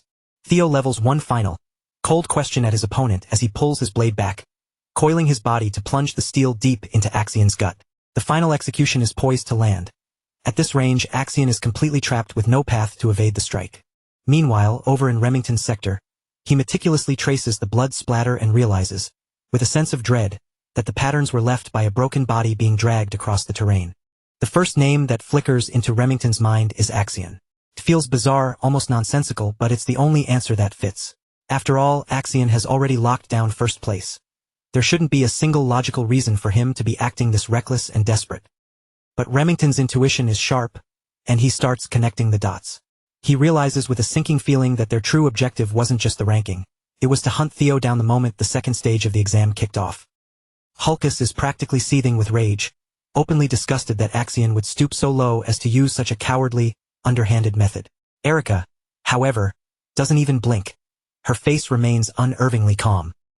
She speaks with a chilling level of composure, noting that these kinds of devious schemes are exactly what they should have anticipated from the very first day of the clan's awakening ceremony. Remington knows she's right, and the realization only deepens his frustration. Because he understands the nature of the Ragnar clan all too well, he doesn't hold back his disdain. He detests their entire philosophy, how they worship raw, unbridled power and use that warped belief as a convenient excuse to cross moral lines that should never be touched. Erica's eyes narrow instantly, her expression sharpening into a warning. She snaps at Remington, telling him to watch his tongue before he says something that lands him in serious trouble. Remington couldn't care less about offending her. His priorities are clear. He has to save his friends' lives, and he's acting exactly how he imagines Theo would if he were standing right in his shoes. He makes his plea for help, and to his relief, Hulkus doesn't hesitate for a second, nodding in agreement and bracing himself to move. Erica, however, remains completely detached, showing absolutely no interest in helping them. She turns her back on them with a cold dismissiveness, remarking that she only showed up hoping to encounter Theo. Since he's nowhere to be seen, she sees no point in wasting her valuable time playing hero for a bunch of weaklings. Her brother just stares at her, completely baffled, and asks if she really has to be such a cold-hearted jerk about the whole situation. Remington sees that Erica still has a flicker of curiosity about Theo, so he plays that card. He tells her that if she truly wants to meet him later, helping them right now is the best move she could possibly make. That does the trick. With the trio now united, they set off at a sprint, determined to track down exactly where those hostages are being held. As they rush through the terrain, Remington can't help but pray that everyone is still safe and breathing by the time they reach their destination. They don't get very far before a wall of figures suddenly cuts them off, blocking their path entirely. The warriors of the Scaled Dragon Society emerge from the shadows to confront them, leaving no doubt that the betrayal they feared is now a grim reality. Orion looks downright irritated, sneering at the white-haired punk for running to Theo's side and gathering a group of muscle-brained fighters to back him up. Hulkus is immediately insulted by the remark, but Remington keeps his tone low and steady, warning Orion that he'd be much smarter to just step aside and let them pass. Orion clearly has no intention of backing down. He squares his shoulders, itching for a fight and looking ready to bring the violence straight to their doorstep. With all diplomatic options off the table and the path ahead blocked, Remington unsheathes his blade with a sharp metallic ring, signaling that the time for talking has officially ended. All three of them surge forward in unison, launching themselves into the fray to carve a path through the members of the Scaled Dragon Society. Meanwhile, the scene shifts, focusing back on the hostages held in captivity. One of the captives manages to snag the shattered piece of a blade that Theo had discarded during the heat of their battle. Suddenly clicks. Theo hadn't thrown that broken weapon just to lash out at Axion. It was a calculated move. He had intentionally aimed for it to land right near the hostage. That jagged piece of steel is their only lifeline, a tiny, concealed opening hidden within the chaotic blur of the combat. With trembling hands and strained knees, the hostage wiggles into position, meticulously trying to saw through the thick ropes binding his wrists. Back at the epicenter of the fight, Axion's life has been saved at the 11th hour by one of the higher-ranking swordsmen. Having observed the fight spiraling into a total disaster, they finally decided to intervene. The man stepping into the fray is Liam Troyven. Even as he steps forward, Liam looks fully prepared to deal with whatever disciplinary fallout comes from interrupting a private duel. Liam forcibly thrusts himself between the two combatants, shattering the intensity of the clash just before Theo can deliver his final blow. He barks orders to his subordinates, telling them to attend to Axion, effectively shifting the focus away from the duel. Liam immediately turns his aggression toward Theo, while the surrounding proctors chime in, singing the praises of the young master for managing to hold his own in such a lethal encounter. They waste no time handing Axion's blade back to him, ensuring their young master is rearmed and ready. Axion doesn't look murderous because of the interruption. If anything, his expression is one of profound disappointment, as if his toy has been taken away. Meanwhile, Liam's savage slashes begin to put heavy pressure on Theo, each blow carrying a weight that makes the battle significantly more grueling. Even so, Theo maintains his rhythm, parrying and countering Liam's strikes in a tense, near-equal exchange. Liam drives forward with a lightning-fast strike, but Theo blocks it with a clean, precise motion, refusing to give an inch. From that short, intense exchange, the high-ranking swordsman is visibly impressed by Theo's ability to defend against both him and Axion. Still, the reality is clear. Theo's raw skill isn't enough to match Liam in a direct, head-on collision. With the other proctors distracted and out of view, Liam realizes this is the golden opportunity to permanently eliminate this budding prodigy. For the sake of the Troyven clan, Liam leaps into the air for a devastating overhead strike, intending to end Theo Ragnar's life with one final, lethal blow. But then, the situation takes an incredibly twisted turn that absolutely no one saw coming. It isn't Theo who gets run through. Out of nowhere, a blade pierces straight through Liam's chest. The person holding the hilt is none other than Axion himself, his expression cold and detached. Axion speaks with icy calm, reminding his own men that he had explicitly warned them from the very start. They were never to interfere in his battle. In a heartbeat, the battlefield descends into total chaos, as Axion turns his blade against his own allies, betraying the very men who had rushed in to protect him. The other swordsmen stare at the young master in absolute shock, demanding to know why he would lash out so viciously against one of their own comrades. Axion jerks his gaze toward them, his features twisting into a mask of pure, unadulterated fury. The mere realization that they actually harbored doubts, that they truly believed he might falter or fall here, strikes him like a physical blow. To his warped sense of ego, their hesitation isn't just a tactical concern. It's a vile insult, a mockery of the immense power and the ancestral pride he wields as the rightful heir. Theo watches the scene unfold, witnessing Axion completely unravel in real time. In that quiet observation, the grim reality settles over him. Axion has finally snapped. The man is no longer thinking like a calculated warrior. His mental state has completely spiraled into the depths of total madness. Yet, amidst that insanity, a sliver of acknowledgement breaks through. For the first time, Axion begins to accept something he had desperately fought against. The person standing across from him is not just some upstart. He possesses the genuine skill, the terrifying aura, and the undeniable presence worthy of the Ragnar name. From his earliest childhood, Axion's mind was corrupted by his uncle's twisted influence. He was force-fed grand, intoxicating dreams and poisoned promises, constantly spurred to climb over the heads of others until he alone could claim the coveted Ragnar throne. Even now, with his world crumbling, Axion insists that Theo's current display of strength is a fluke. In his own distorted perception, when he compares their potential, he remains the superior force. That fundamental hierarchy, in his mind, has not changed one bit. He roars his conviction into the air, declaring that destiny has marked him to be the greatest warrior alive and the rightful master of the throne. To him, the idea that he could be defeated in a skirmish like this is a logical impossibility. With that lethal obsession burning bright in his eyes, Axion makes his stance clear. Any obstacle, any soul foolish enough to stand between him and his grand ambition, will be cut down without mercy. Without a single moment of hesitation, he hurls himself forward. He unleashes a vicious, desperate slash, pouring every last ounce of his remaining strength and manic energy into the strike. But the blade cuts through nothing but thin air. Axion's sword whistles through the empty space, missing his target by a wide margin. Theo had already vanished, utilizing his incredible speed to propel himself straight upward. He's hovering high above the battlefield before Axion can even register that his opponent has abandoned the ground. From that elevated vantage point, Theo launches his counterassault.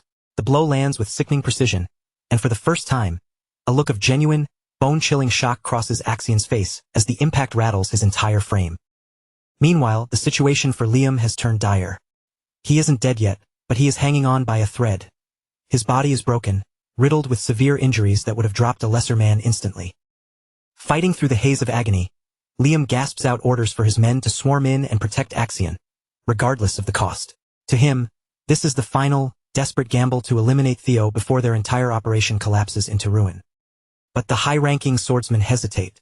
They plant their feet, clearly recoiling from the order. They witnessed firsthand what happened to Liam the moment he dared to step into the heat of the duel. Liam has no patience for their cowardice. He screams at them to move, his voice raspy and desperate, warning them that if the young master fails to survive this, every single one of them will face execution. Axion, meanwhile, is being pushed back inch by agonizing inch. He looks utterly bewildered, his eyes wide as he struggles to grasp why, despite all his power, he is the one being dismantled in this fight. In the crushing weight of this moment, his uncle's teachings echo in the back of his mind. A grim reminder that within the cutthroat environment of the Ragnar clan, outcomes can shift in a heartbeat. He remembers the lesson that no matter how insurmountable the odds appear, an unexpected force can always arrive to turn the entire board upside down in an instant. But Axion refuses to accept the truth unfolding before him.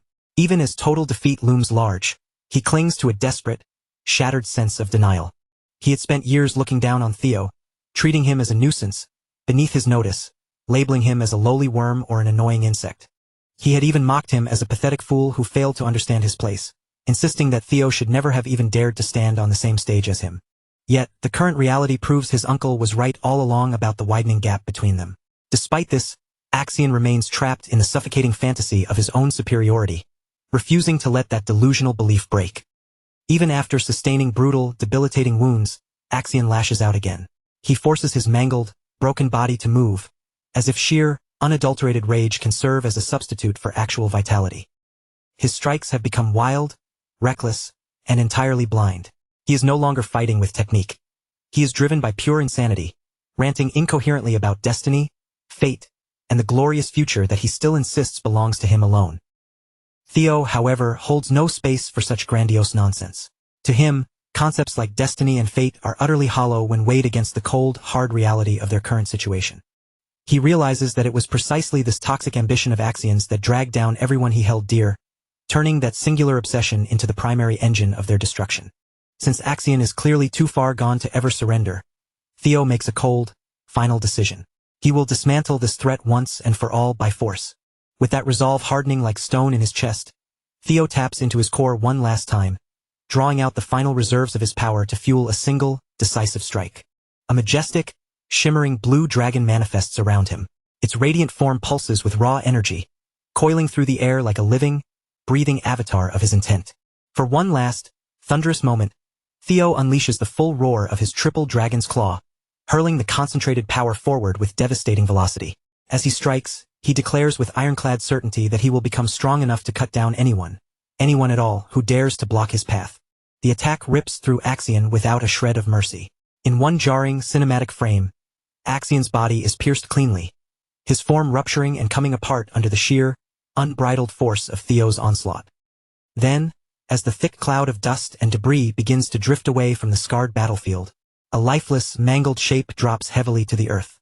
The corpse lies there, grotesque and final, with its head completely severed from the torso, leaving absolutely no question as to the lethality of that final strike. Axion's head falls separately from the heights above, tumbling through the air long after his body has already collapsed into the dirt. It hits the ground with a sickening, heavy thud, crashing into the earth until the features are reduced to an unrecognizable, ruined mess. A dark trail of blood begins to pool across the arena floor, but it's far too late. The deed is done, and history has been set in stone. Following that grueling and vicious confrontation, the lone figure left standing is Theo Ragnar, planted firmly on the ground, having finally exacted his long-awaited vengeance. Liam can only stare on in a dazed, catatonic state at the horrifying spectacle of the young master's decapitated remains, utterly unable to process the total disaster unfolding before his eyes. For a man as insufferably arrogant as Axion, it is a cruel and fitting conclusion, one that leaves his shattered pride strewn across the dirt right alongside his lifeless body. Liam knows full well the hellish fate that awaits him if news of this colossal failure reaches the ears of the Sky Dragon. Driven by pure panic, he rallies his remaining men, demanding they exact revenge and kill Theo, no matter the cost. The Troivan protectors, all veteran, high-ranking swordsmen, finally shake themselves from their state of paralyzed shock and advance as a unit. Ahead of them, Theo stands his ground, weary but unyielding. A faint ghost of a smile plays on Theo's lips. It is a mix of deep satisfaction and bitter fatigue, as if he is acutely aware of how perilous the coming moments will be. And he isn't wrong. He is walking on the edge of a blade. Even in peak condition, surviving a coordinated assault from 4 senior proctors would have been a near impossible feat in his current, exhausted state. The outlook is bleak. His physical stamina has hit a hard wall, and the massive amount of mana he expended to put Axion down has drained his internal reserves until they are essentially running on empty. Realistically, there is only one option left. With the meager scraps of strength left in his limbs, he must find a way to stall, to buy just a few more precious seconds.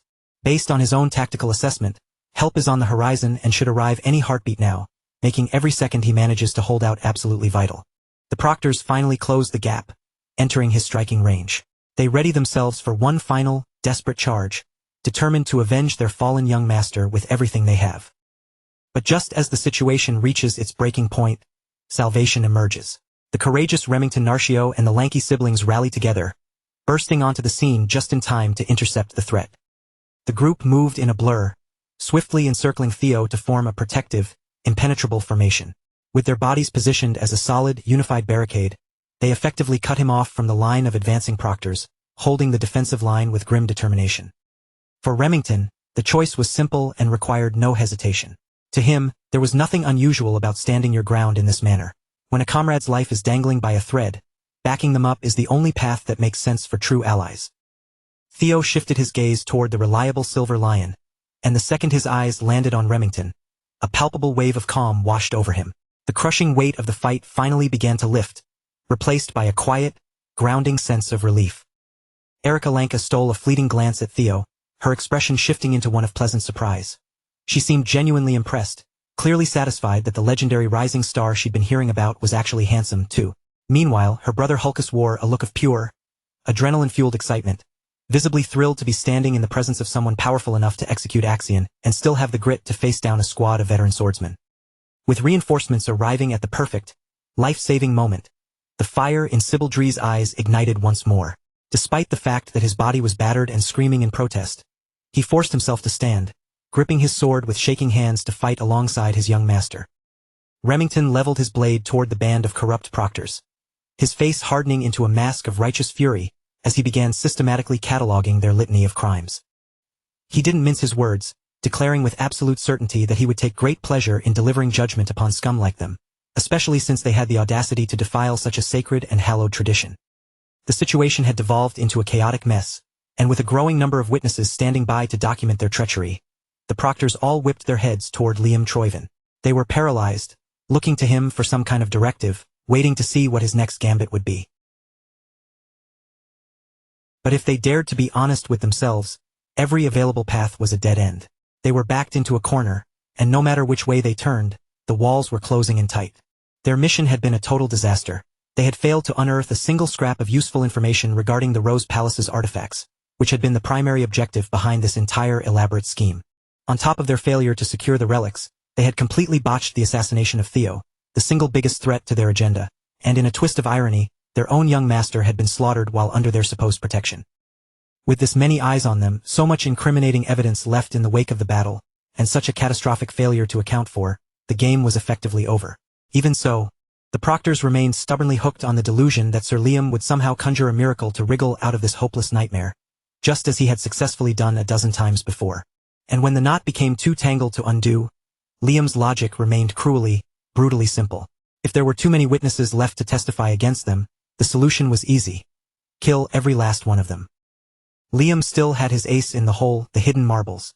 If he could trigger them correctly, they could fabricate a story about an abnormal monster outbreak and claim that all the candidates on the site had been tragically wiped out in the carnage. By reframing their failed torture session and botched assassination plot as a freak natural disaster, they could scrub the scene clean, burying every last piece of evidence that tied the Troyven family to this atrocity. Driven by pure, unadulterated desperation, Liam fumbled and dropped the 25th grade monster marbles onto the ground. If they could just stage the aftermath with enough skill, there was still a slim, haunting chance they might escape. Even as their world disintegrated around them, the proctors chose to prioritize the family's interests above their own lives, fully prepared to slaughter everyone present just to preserve the reputation of the Troyven name.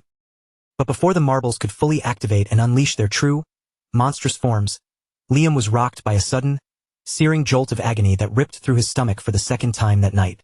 The wretched man had been blindsided with another vicious strike from behind, taking a brutal, bone-crushing blow that robbed him of his chance to complete his final, desperate plan. This time, the blade came from none other than the White Dragon Clan's supervisor, Selford Gardner, and standing resolutely by his side was another supervisor, Aaron Bacchus. And they weren't alone in this arrival. Behind the White Dragons, the Plum Blossom and Daffodil Palaces had also joined the fray, bringing two more high-ranking supervisors with them, Natasha Koppel and Sally Gardner. Finally, Liam, that conniving, treacherous snake, lost his footing entirely, his knees buckling as he collapsed face-first into the cold, unforgiving dirt. Supervisor Selford immediately leveled a stern warning to the remaining traitors, ordering them to drop their weapons instantly. He made it terrifyingly clear that any refusal would be met with immediate execution right where they stood. The Troyven proctors went rigid, utterly trapped, with nowhere left to run and no path left that didn't lead to their own destruction. Behind them stood the most brilliant young prodigy the Ragnar line had seen in ages, while directly in front of them stood veteran supervisors who had lived through a lifetime of brutal conflict. When Theo realized that the suffocating shadow of danger had finally retreated and that his safety was officially guaranteed, the final, flicking embers of energy that had kept him upright finally sputtered and died. Before he could faceplant into the ground, Ray Ragnar was there, catching him, the very woman who, only a short time ago, had warned him not to walk into this trap. Just as the velvet darkness of unconsciousness began to pull him under, Theo managed to rasp out a final word of thanks to her for the warning she had given. As the criminals were rounded up and shackled, Remington finally dropped his heroic, battle-hardened demeanor, sprinting over to his comrade with a face etched in genuine, raw concern. The Lanka siblings didn't waste a second, shoving their way through the crowd. Erica was clearly intent on making sure she left a lasting impression, while Hulkus was already fantasizing about scheduling a future rematch. Soon, the remaining boys from the training grounds flooded in, pushing the others aside as they wept openly, pouring out their heartfelt gratitude to the young master with tears streaming down their faces. Bathed in the chorus of their voices, their deep worry, and the warmth of their genuine care, Theo Ragnar let a soft, exhausted smile grace his lips. This was the true weight of the strength he had always craved, not just the raw destructive power of his blade, but having people who would stand firm at his side through the fire. And perhaps more than anyone else in that circle, Ray was the one who truly understood that quiet, hidden side of him. As his consciousness drifted away into the void, Theo murmured a final, groggy request for the bells, reminding them that he only needed enough to secure his place in the top rank. Not long after the treacherous proctors were hauled away in chains, the explosive news reached Ragnar headquarters and filtered up to the highest tiers of the organization. Ed Troyvin, predictably, looked like he'd been struck by a ghost. He stood there staring at the messenger, his mind completely unable to reconcile the words he was hearing. Around the grand round table, the most influential figures in the Ragnar clan sat in a deafening, heavy silence as the messenger delivered the grim report before them. The revelation that Axion Ragnar was dead hit the room like a thunderbolt. The sheer weight of disbelief etched onto every single face in the chamber. For the Sky Dragon, the news that his own nephew had been slain in a trial where he himself had orchestrated the assassination of a fledgling was almost too much. He barely managed to keep from losing his composure right then and there. While Unkt fought with every fiber of his being to contain his volcanic rage, the formal announcement for the second round of the blooming ceremony began to echo out. Back at the starting line, the survivors of that hellish test slowly drifted together, every one of them looking worn down, their bodies and spirits clearly pushed to the absolute limit. A man stepped forward to take the stage, his presence instantly drawing every eye in the clearing as the restless crowd finally quieted down. An elderly man began to offer praise for the candidates' grueling efforts. The man tasked with officially declaring the end of the ceremony was none other than one of the 9 dragons, the legendary Zenith Dragon, Pharaoh Ragnar. Everyone in the clan knew the fabled reputation of the Zenith Dragon, so the younger generation stood in stunned, wide-eyed silence. They could barely believe their eyes, as the old man was a phantom who rarely graced even the most formal of clan events with his presence. Old Man Pharaoh cleared his throat and began reading the final tallies, announcing that 45 of the original 87 candidates had successfully made it through. While that might seem like a harsh cull at first glance, compared to historical averages, the survival rate was impressively high, solidifying the fact that this year's group was incredibly gifted, perhaps even the strongest crop of recruits in the clan's long history. And even amongst such a formidable and talented generation, a few select individuals had risen to the top, shining with a brilliance that made the others look dim by comparison. So here we are at the final moment of truth. Can you take a guess at who walked away with the highest score? The atmosphere in the arena shifted as the gravity of the second round's results truly sank in. This wasn't just a basic assessment anymore. Anyone who had managed to endure the trials and come out on the other side was no longer just some nameless apprentice. From this moment forward, they would be automatically promoted to entry-level status, marking their first real step into the family's ranks. The survivors had every reason to stand tall and take pride in what they had achieved. By successfully navigating the carnage of the exam, they had finally earned the legitimate credentials to serve as official Ragnar inspectors, ready to be deployed under the banners of the family's various internal factions. Just as the energy in the crowd reached a fever pitch, the Zenith Dragon stepped forward. The hum of anticipation turned into a collective hush as he turned to the part everyone had been waiting for, the official tally of the scores. It came as little surprise to those watching closely. First place was claimed by Theo Ragnar, who had amassed a staggering, near-impossible total of 1,121 points.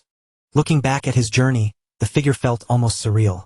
This was the same individual who had languished at 0 points for the vast majority of the test, only to mount a meteoric, late-game comeback that propelled him straight to the summit of the rankings. But once the crowd recalled the grisly climax of his duel, the moment he personally claimed Axion's head, that sudden, violent spike in his score began to make perfect, terrifying sense. The rest of the leaderboard solidified shortly after. Remington Narcio secured second place with 926 points, followed closely by Erika Lanka in third with 843. Ray Ragnar took a solid fourth with 789 points, while Hulkus Lanka barely scraped into the top 5, clinching the final spot in the upper tier. The old man's voice echoed through the clearing as he continued to rattle off the standings all the way down to the 45th position, the final cutoff for those deemed worthy. For these elite survivors, lucrative and prestigious assignments were essentially waiting on their doorstep. Yet, even after all that, the blooming ceremony had one final card to play. Beyond the public rankings, a third round remained, a clandestine ultimate stage reserved exclusively for the absolute best of the best. When the candidates who had successfully gathered enough bells to enter the secret trial were prompted to identify themselves, the familiar faces of the top performers immediately stepped forward, their hands held high with pride. In the end, only the top 4 contenders had demonstrated the monster-like tenacity required to earn a path into this final, hidden crucible. This secret segment of the ceremony focused on the mastery of the quality breathing method. Once a candidate possessed enough bells, they were meant to study the intricate, ancient inscriptions etched into the metal, attempting to decode the wisdom hidden within those cryptic messages. It sounded like a straightforward academic task, but in reality, it was anything but. To actually read the etchings, decipher their deeper meaning, and extract genuine insight from them demanded an incredibly refined level of discernment. Only those sharp enough to bridge that gap could integrate the resulting visions into their own fighting style, securing their qualification for the final assessment. In his previous life, Theo had managed to scrounge up a single bell, and even then, it was purely by the grace of blind luck. Even with that relic in his possession back then, he had been utterly unable to grasp even the smallest fragment of the secrets hidden inside it. This time, however, the playing field was vastly different. Theo wielded the power of hatchling synchronization, an extraordinary ability that allowed him to reach past the surface and commune directly with the essence and intent of inanimate objects. Because of this innate talent, the encrypted characters were no longer mere static text. Their true, hidden meaning bloomed within his consciousness as a series of vivid, high-definition visions and lived experiences. He found himself an observer of countless historical scenes, watching legendary warriors and masters refine their craft across different eras. In the span of a few heartbeats, these visions funneled a profound, deep-seated understanding of the truth directly into his mind. Under normal circumstances, having even a single candidate qualify for this final hurdle was considered a rare event. Yet, this year, 4 of them stood ready. To the best of Theo's recollection, Ray and Remington were not supposed to have mastered the quality breathing method on this particular night. It left him wondering just how deeply his own intervention had shifted the gears of their progress. As the icy floor of the arena slid open, the Zenith Dragon gestured for the top 4 to step onto the stage, challenging them to put their new enlightenment on display. When his turn finally arrived, Theo Ragnar stepped into the spotlight. With Axion now permanently erased from the equation, he understood that the tides of the future would begin to shift with unprecedented speed. But instead of feeling a sense of looming dread regarding the path ahead, Theo felt a profound, anchored calm settle over his spirit. This time, the outcome would be different. He possessed the wisdom and the tools to finally take hold of the wheel and shape a better future with his own 2 hands. As he paced toward the center of the clearing, faint, electric sparks began to dance around his boots, snapping against the frost-covered ground with a sharp, ozone-tinged glow. The sparks escalated in intensity, quickly swelling into the sound of rolling thunder. After sifting through the memories and essence of so many bells, Theo had finally resonated with his true, natural attribute. To prove the depth of his newfound mastery, he entered the first stage, saturating his internal mana with the primal, volatile energy of the roaring thunder. The second stage was the expression, a moment where the thunderous mana ceased to be a contained force, manifesting outward in a visual display that left the observers breathless. As the boys from the training grounds watched their leader standing there, crackling with the raw, untamed fury of a thunderstorm, they could barely suppress their collective awe. Usually, a top-tier candidate would be celebrated as a generational genius for reaching this milestone. But Theo Ragnar was operating on a level that defied all conventional metrics. There wasn't a single term in their vocabulary that could truly encapsulate the sheer scale of his potential. With the dragon heart thrumming rhythmically and powerfully within his ribcage, Theo advanced to the 3rd level of comprehension, demonstrating an absolute, iron-fisted control over the chaotic energy he had just unleashed.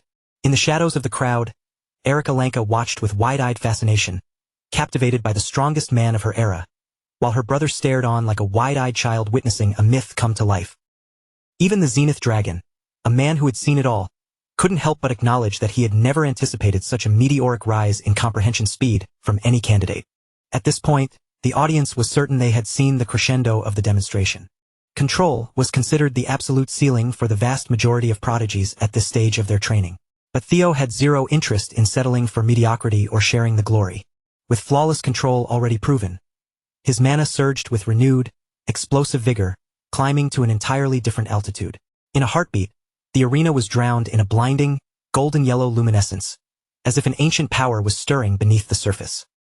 Theo's eyes flared open, his focus sharpened to a razor's edge. In one fluid, practiced motion, he unsheathed his blade while jagged bolts of lightning danced violently across his skin. With a forceful, sweeping swing of his sword, he manifested a lightning strike that took the form of a pressurized wind blade. Finally, Theo had unlocked a ranged offensive. The strike didn't just dissipate. It solidified, taking the terrifying, distinct shape of a ravenous thunder dragon as it roared through the air. Among the 5 stages of comprehension, he had hit the 4th, expansion. The surrounding candidates were rendered completely speechless. They stood frozen, their mouths agape in raw, unadulterated astonishment. Theo Ragnar didn't hold back. He aimed the thunderous technique directly at Old Man Pharaoh. The old man merely offered a chuckle, his eyes twinkling with amusement. Far from being offended, he seemed genuinely pleased to be on the receiving end of such a display of generational talent. Just before the dragon could make contact, the zenith dragon casually raised a single finger, pulling ambient water molecules from the air to form tiny, crystalline dewdrops. Those innocuous drops compressed themselves with terrifying density, hardening into a defensive wall that met the thunder dragon head-on and halted its momentum entirely. The zenith dragon wasn't even slightly perturbed by a candidate having the audacity to test his might so brazenly. On the contrary, he looked absolutely delighted, as if he had just unearthed a priceless, flawless diamond buried deep within the common gravel of this year's ceremony. The silence from the spectators was heavy. A single, haunting question seemed to circulate through every mind in the arena. Was this guy actually one of us? Sporting a much warmer, livelier expression, Old Man Pharaoh formally awarded Theo an additional 1,000 points as a testament to his bold mastery. Of course, Theo had calculated that the old man's affinity for true prodigies would likely net him a bonus, making that final, dangerous stunt a perfectly executed gamble. Following that breathtaking display of power, Theo's final score surged to an eye-watering 2,121 points. For the vast majority of the other candidates, even cresting the 1,000-point threshold would have been a near-impossible feat. Yet Theo had not only cleared that bar, he had effectively doubled it, leaving the rest of the field in the dust. The sheer magnitude of his performance was so staggering that the only name anyone could reasonably mention in the same breath was the legendary Lord Thorkel himself. Evidently satisfied and in high spirits after witnessing such a fearless exhibition, the Zenith Dragon gestured for the remaining 3 top-tier candidates to take their places on the stage. Remington Narcio stepped up next, having successfully harmonized his mana with the element of water and attained the 3rd stage of comprehension, control. He was awarded an additional 500 points for his efforts. Ray Ragnar followed, demonstrating the 2nd stage of comprehension, expression, which netted her another 300 points. The frigid, icy nature of her attribute was a perfect, chilling reflection of her composed demeanor. Erica Lanka mirrored Ray's success, reaching the same level of expression to secure her own 300-point bonus. Much like her explosive and fiery personality, her attribute manifested in brilliant, searing flames. The old man wore an expression of profound satisfaction as he looked over the exceptional pool of talent gathered this year. Under any normal circumstances, shattering the 1,000-point ceiling would be the hallmark of a champion. In truth, this particular batch of recruits boasted 4 individuals who could have easily claimed the top spot in almost any other era of the ceremony. Even so, the gap between 1st and 2nd place remained an absolute chasm, simply because Theo Ragnar could not be judged by the conventional yardsticks used to measure even the most gifted geniuses. With that, the General Assembly was dismissed, leaving the rest of the candidates to depart so that the staff could begin the heavy preparations for the prestigious nomination ceremony slated for the following week. Only the 4 finalists remained in the arena, waiting in a tense, expectant silence for the briefing on the final leg of their journey. Suddenly, from the jagged, snow-dusted peak of the mountain, a wave of pure, bone-chilling killing intent cascaded downward, blanketing the entire region in an oppressive weight. The pressure slammed into the 4 candidates with such physical force that their knees buckled. They were forced to fight just to remain standing beneath the crushing intensity of that hostile aura. The Zenith Dragon's expression grew grave and solemn as he formally announced the commencement of the next stage, a trial that would fundamentally alter the trajectory of their lives. Despite all the foreknowledge Theo held regarding the future, he found himself completely blindsided. He had never once heard of a development like this in any of his previous memories. His confusion deepened as he recognized the distinct, surging power resonating from the mountain peak. The force raining down on them, demanding that they break or bow, bore the unmistakable signature of Lodbrok's energy. The final act of the blooming ceremony was a tightly guarded secret, a privilege bestowed upon only a handful of chosen elites, an audience with the patriarch of the Ragnar family himself. The nature of this meeting was a total mystery to the outside world, as its outcome was dictated entirely by the patriarch's temperament and cold judgment. However, it was the definitive proving ground where a candidate could be elevated to a true contender in the brutal war for the throne. At this very moment, all 5 of the primary frontrunners for the family head position could trace their rise back to this exact final trial. Selection for the family head battle was the ultimate indicator of legitimacy. That meant Kyle Ragnar was currently waiting for these 4 at the summit. Even with that fact clear, it still failed to explain why Theo could detect the residual energy of Lodbrok radiating from up above. Then, in a chilling flash of insight, a terrifying possibility clawed its way into his thoughts. Could the man who had laid claim to the ancient dragon's heart actually be his own father? Old Man Pharaoh finally signaled the 4 to begin their ascent, commanding them to conquer their fear and climb the peak to face the Lord. Easier said than done. Under the weight of that suffocating pressure, The group found themselves paralyzed, unable to muster the strength for even a single step forward. Observing their struggle, Theo interjected, advising them to stop fighting the pressure with raw, brute force. Instead, they needed to tune their own mana to match the exact wavelength of the force bearing down on them. Remington's eyes lit up as the concept took root. He grasped the tactical nuance instantly. It would be a delicate operation, but if they could generate an anti-phase wave to cancel out the incoming pressure, the path ahead would open up. In essence, this stage served as a brutal filter, discarding any candidate who lacked the finesse to manipulate their magic power under extreme, life-threatening conditions. Erica stood by, her brow furrowed in confusion, clearly lost as the two smart guys traded technical jargon. Remington, never one to miss an opportunity to teach, launched into a sprawling, intricate breakdown of mana's vibrational properties. Erica just stared at him blankly, as if he were an alien broadcasting on a frequency she couldn't possibly decode. To put it in layman's terms, they had to project a mana frequency that acted as the exact inverse of the burden crushing them. Erica finally snapped, scolding Remington for being a goody two-shoes, and insisting that he was intentionally overcomplicating a solution that was inherently simple. While the others continued their bickering, Theo had already shut his eyes, focusing his mind on sculpting his own counter-resonance in total silence. Within a few seconds, a dense, formidable aura began to bleed out from his frame. The aura steadily bled off the pressure that had pinned him to the earth, granting him his mobility back. When the others finally looked over, stunned at the speed of his success, Theo replied with a cool, absolute confidence, remarking that such feats were merely expected for the next head of the clan. The candidates were visibly shaken by his sheer audacity, while the Zenith Dragon stood like a statue, his expression completely unreadable. Leaving the rest of them in his wake, Theo exploded into a sprint, diving straight into the thick of the snow-covered woods. Old Man Pharaoh called out, warning the stragglers to pick up the pace, as the points for this final stage would be awarded based on who reached the summit first. That singular instruction acted like a spark in a powder keg. The atmosphere of the group transformed instantly from confusion to cutthroat competition. As the last candidate vanished into the treeline, the Zenith Dragon fell into a rare state of quiet contemplation. A faint, wry chuckle escaped him. Even after all his years, he had never felt such a fierce, burning desire to mentor a young talent as he did for this boy. Meanwhile, over at the Camellia Palace, a boisterous elf burst through the entrance, her laughter echoing through the halls as she hunted for her daughter. Curson, the master demon craftsman, stormed through the corridors, kicking doors open with unceremonious force as she frantically searched for Cecilia. Judging by the weary, resigned looks on the maids' faces, this was far from an isolated incident. Ever since Theo's rise to prominence as a rising star, Curson had been a fixture at the palace, showing up nearly every day. Finally, Curson blew past the security of an important meeting, throwing open a door and erupting into cheers the moment she caught sight of her daughter. For what felt like the 100th time, Cecilia pleaded with her mother to observe at least a modicum of palace decorum. Curson simply didn't care. She had no interest in empty displays of etiquette when she was on the verge of making an absolute fortune. She was already wealthy by any reasonable standard, but the upcoming influx of treasure promised to be obscene. After all, Curson was widely regarded as the living, breathing, elven embodiment of pure capitalism. Ever since Theo had captured the spotlight, the demand for her custom work had skyrocketed, pushing her workshop into the mainstream and making her brand a household name. Cecilia was genuinely happy for her mother's success, but deep down, she took even greater pride in the fact that her son had finally begun to live up to the immense potential she had always known he possessed. Previously, Cecilia's only hope was to watch Theo find his footing and prove his worth to the world. But now, seeing her boy constantly thrust into life-or-death situations, her heart is trapped in a perpetual cycle of dread. She's haunted by the worst-case scenarios.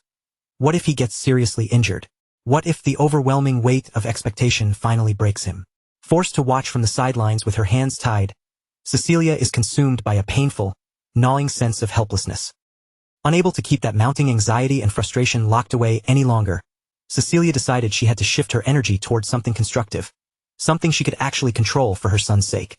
If she was destined to stand on the sidelines while he fought his battles, then she would be damned if she let him head into danger looking anything less than perfection. She made a silent vow. Theo would at least look absolutely impeccable, no matter what challenges he faced. Meanwhile, elsewhere, Curson was practically vibrating with excitement, rambling on about her grand ambitions to scale up her business operations. Her forge, which had long been dedicated solely to weaponry, was about to undergo a massive transformation. She was preparing to pivot and start crafting exquisite accessories as well. And it wasn't just a small change, either. This single strategic expansion promised to boost her revenue by tenfold. Given those kinds of numbers, it's easy to see why she was so incredibly worked up and enthusiastic. Sensing an opportunity to better support her son, Cecilia approached her mother with a serious, calculated request. She wanted to commission a custom-made, specialized prosthetic arm for Theo. Far above the lowlands, atop the freezing, jagged peak of the mountain, Karl Ragnar erupted into a boisterous, echoing laugh the moment his son boldly declared his intention to claim the throne. The clan head then turned his attention to a small, dark bird perched nearby, offering a calm, chilling assurance to the creature that he wasn't the type of father to stand in the way of a child's grandest dreams. Moreover, he understood the fire of youth better than anyone. After all, back when Kyle was a younger man, he had burned with that very same hunger and ambition as Theo. Indeed, the very summit where they stood, littered with the abandoned, rusting blades of countless challengers, served as a grim monument to that undying drive. This graveyard of swords was the physical legacy of every goal he had once chased down. For a man like Kyle Ragnar, the only thing that truly carried any weight was the continued, absolute prosperity of the Ragnar family name.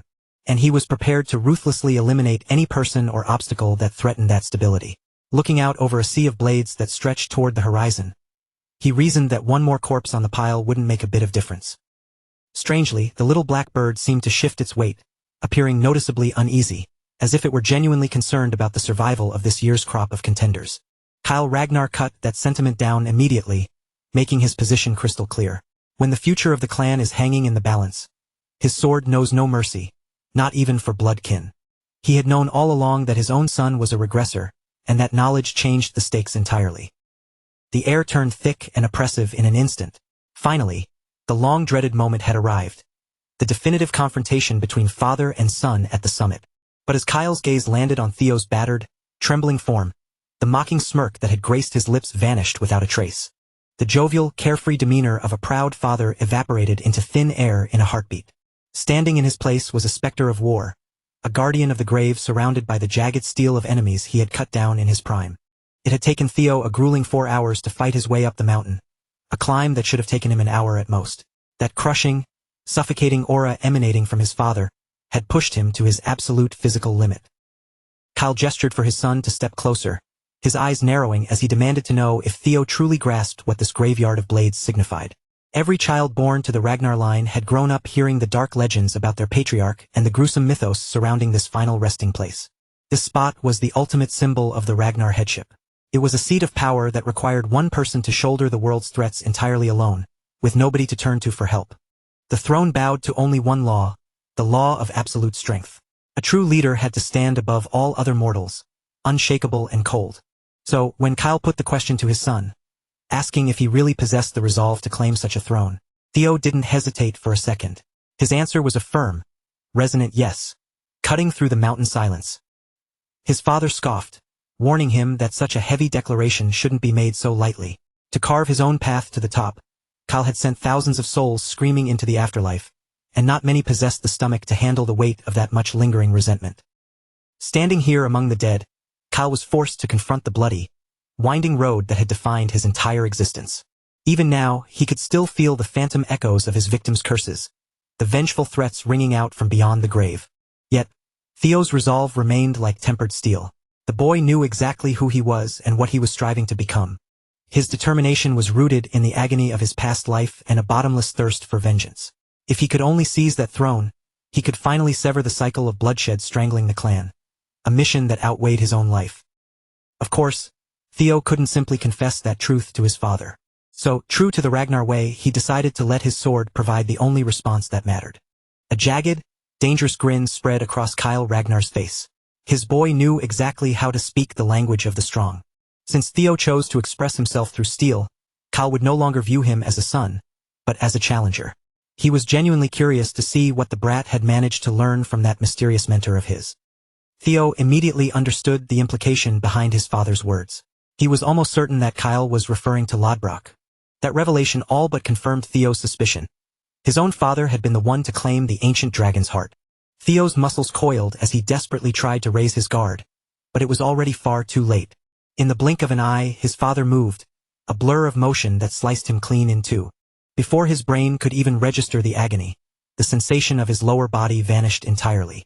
Death began to wrap its cold fingers around him, and as his torso was separated with the clinical precision of a butcher's knife, his grip on existence began to rapidly slip away. Karl Ragnar hadn't been holding back at all. This was the raw, terrifying power of his signature technique, the heart sword. Having cut his own son down, the patriarch turned back to the agitated black bird, calmly telling the creature that there was no reason to fret over the boy's fate. Only someone with an iron will and an absolute, unshakable resolve could ever hope to survive his heart sword. It was an undeniably brutal test for a newcomer in the midst of an awakening ceremony, but if Theo was truly the man he claimed to be, he would find a way to return. But if his determination proved to be hollow, Karl reasoned it was better for him to expire right there as a soulless husk. The patriarch had no interest in nurturing a regressor who might, one day, become a liability to the clan. Theo's consciousness was plunged into an infinite, silent void, a purgatory hovering between the living world and the afterlife. He felt that grim, familiar weight once again, the crushing pressure of death grinding his very soul to dust. Strangely, he felt a weird sense of acceptance. After all, not many could boast of surviving a strike from someone approaching the power of a demigod. As his awareness began to drift, Theo looked back on his current life, trying to console himself with the fact that he had done everything in his power. He had successfully snatched the Camellia Palace from the grip of the Troivans. He had also successfully taken down Rendon and that rabid Cur Axion, the very bastards who had cut his first life short. Compared to those hard-won victories, anything else he might have accomplished would have just been a stroke of fortune. Compared to the hell of his first life, this second attempt had been cut short, sure, but at the very least it had been a life worth living. For a fleeting, quiet moment, the thought crossed his mind that perhaps it would be easier to just let go, to stop the endless struggle, to cease the fighting, and to finally slip away into a peaceful, eternal slumber that no one could ever interrupt again. As the fire in Theo's spirit began to flicker and wane, he started to accept that this might truly be the end of the road. With that final, agonizing surrender, the last fragile remnants of his consciousness began to dissipate, much like a single dewdrop vanishing under the scorching heat of the morning sun. But just as those final threads of his existence were about to fray completely, and before the very last traces of who he was could be wiped into the abyss, the great griffin's spirit dormant within his blade suddenly intervened, refusing to stand by while his host simply faded away. That massive, majestic creature forced its way into the void, cutting through the encroaching darkness just to scold its own master. The message was clear. If the kid seriously thought he could just roll over and die after climbing this far, the griffin was going to be absolutely furious.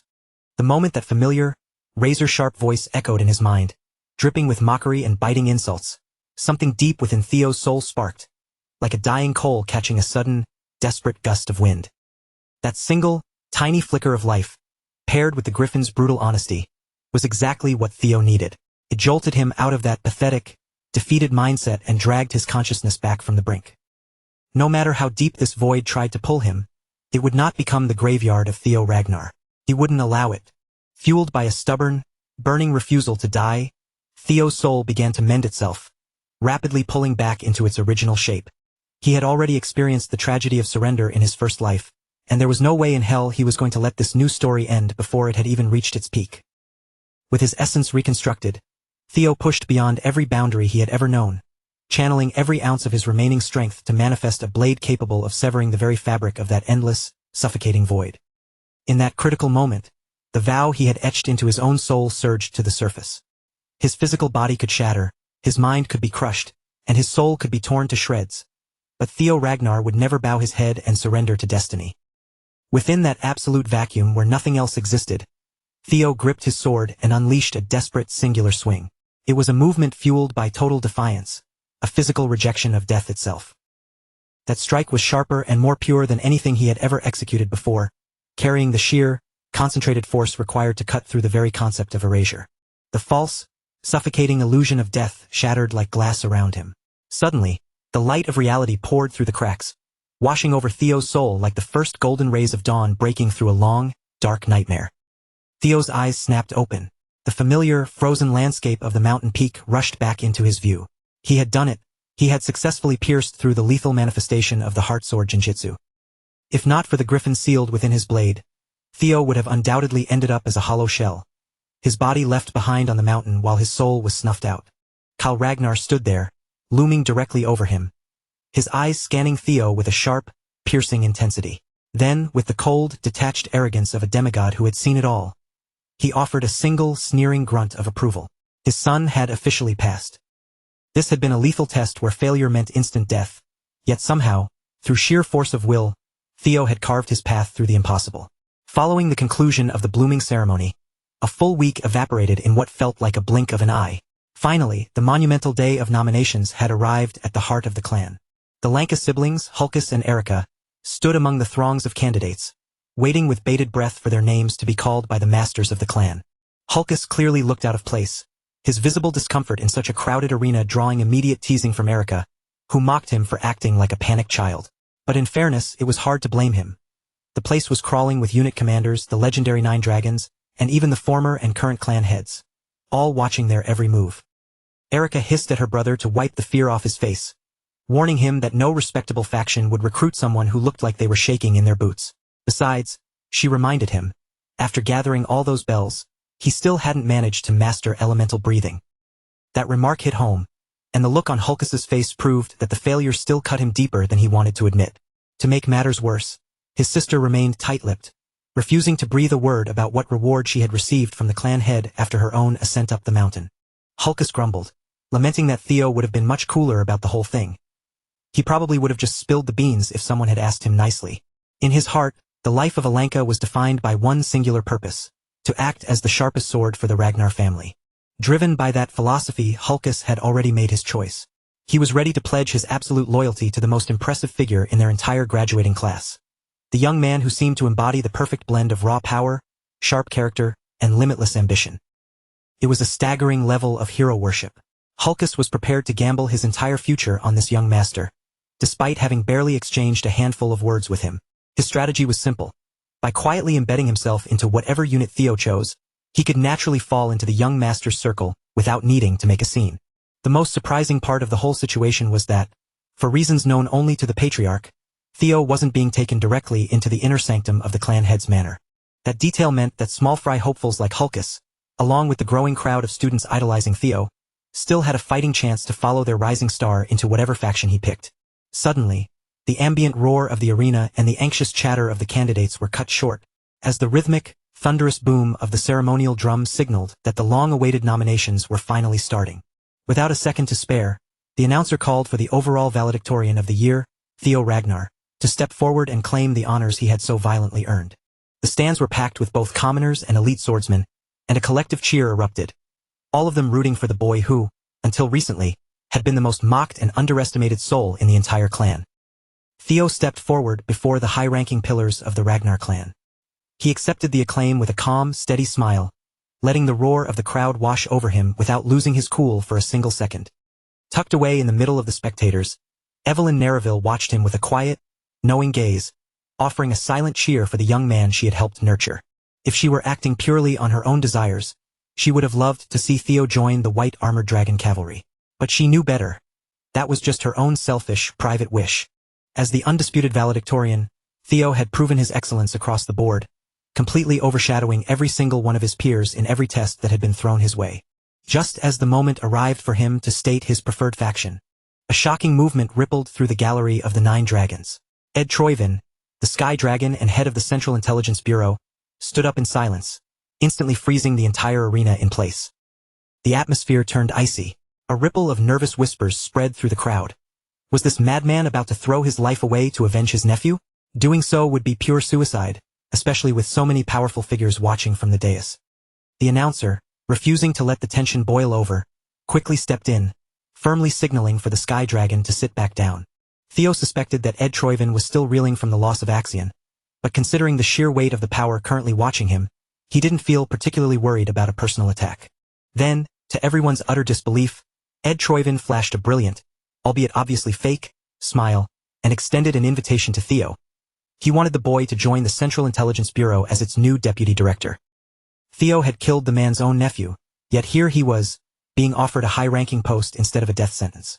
Within the ranks of the Ragnar clan, being named valedictorian meant everything, but for Theo, it carried an even deeper significance. Only a short while ago, he had been at the absolute nadir of the succession line, fighting just to survive. Now he had finally cracked that shell, emerging into the world as if he were spreading his wings for the very first time. Word of Theo's exploits tore through the clan like wildfire. Everywhere people gathered, They whispered about how he had eliminated Axion and successfully held his ground against a proctor. His meteoric rise from the lowest of the low to the very top touched something deep within the hearts of the apprentice swordsmen. Now, more than ever, they were beginning to see him as a leader worth following into the fire. The collective perception of Theo shifted dramatically, almost overnight. The biting mockery and dismissive contempt that had once followed him everywhere were replaced by a wave of genuine, wide-eyed admiration and a newfound, begrudging respect from the very people who had once looked down on him. The label of the Ragnar imbecile had been completely scrubbed from the public consciousness, as if it had never existed at all. In its place, the clan now saw a once-in-a-generation prodigy. A young monster of a man whose terrifying potential was only just beginning to reveal itself. As Theo stood firmly in the spotlight, basking in the sea of expectant gazes, the familiar, chime-like notification of the system echoed clearly within his mind. The third scenario quest had been officially cleared, and as his spoils, he was granted the ether core. Theo was caught completely off guard, though in the best possible way.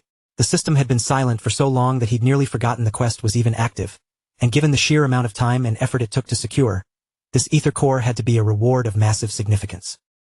But before he could even begin to process his latest boon, he was interrupted by that two-faced snake Ed Troyven, who stood there offering him a seat as a deputy director in one of the family's most prestigious and influential factions. Theo didn't respond immediately. Instead, he coolly activated his observation skill, fixing his gaze on Ed Troyven and peering intently past that thin, artificial mask of a smile. One single look was enough for the truth to crystallize. Theo saw exactly what this man was angling for. Ed wanted to leash him, turning him into a pliable puppet who could be exploited to uncover the hidden secrets of the primordial dragon relics. Theo had already sensed this was a possibility, but having it confirmed was crucial. The Sky Dragon likely believed Theo had already stumbled upon one of those relics, but unfortunately for Ed, Theo had absolutely no intention of bowing to any member of the treacherous Troyven clan. For Theo, dismantling that wretched, cursed family with his bare hands wasn't just some casual, lingering grudge.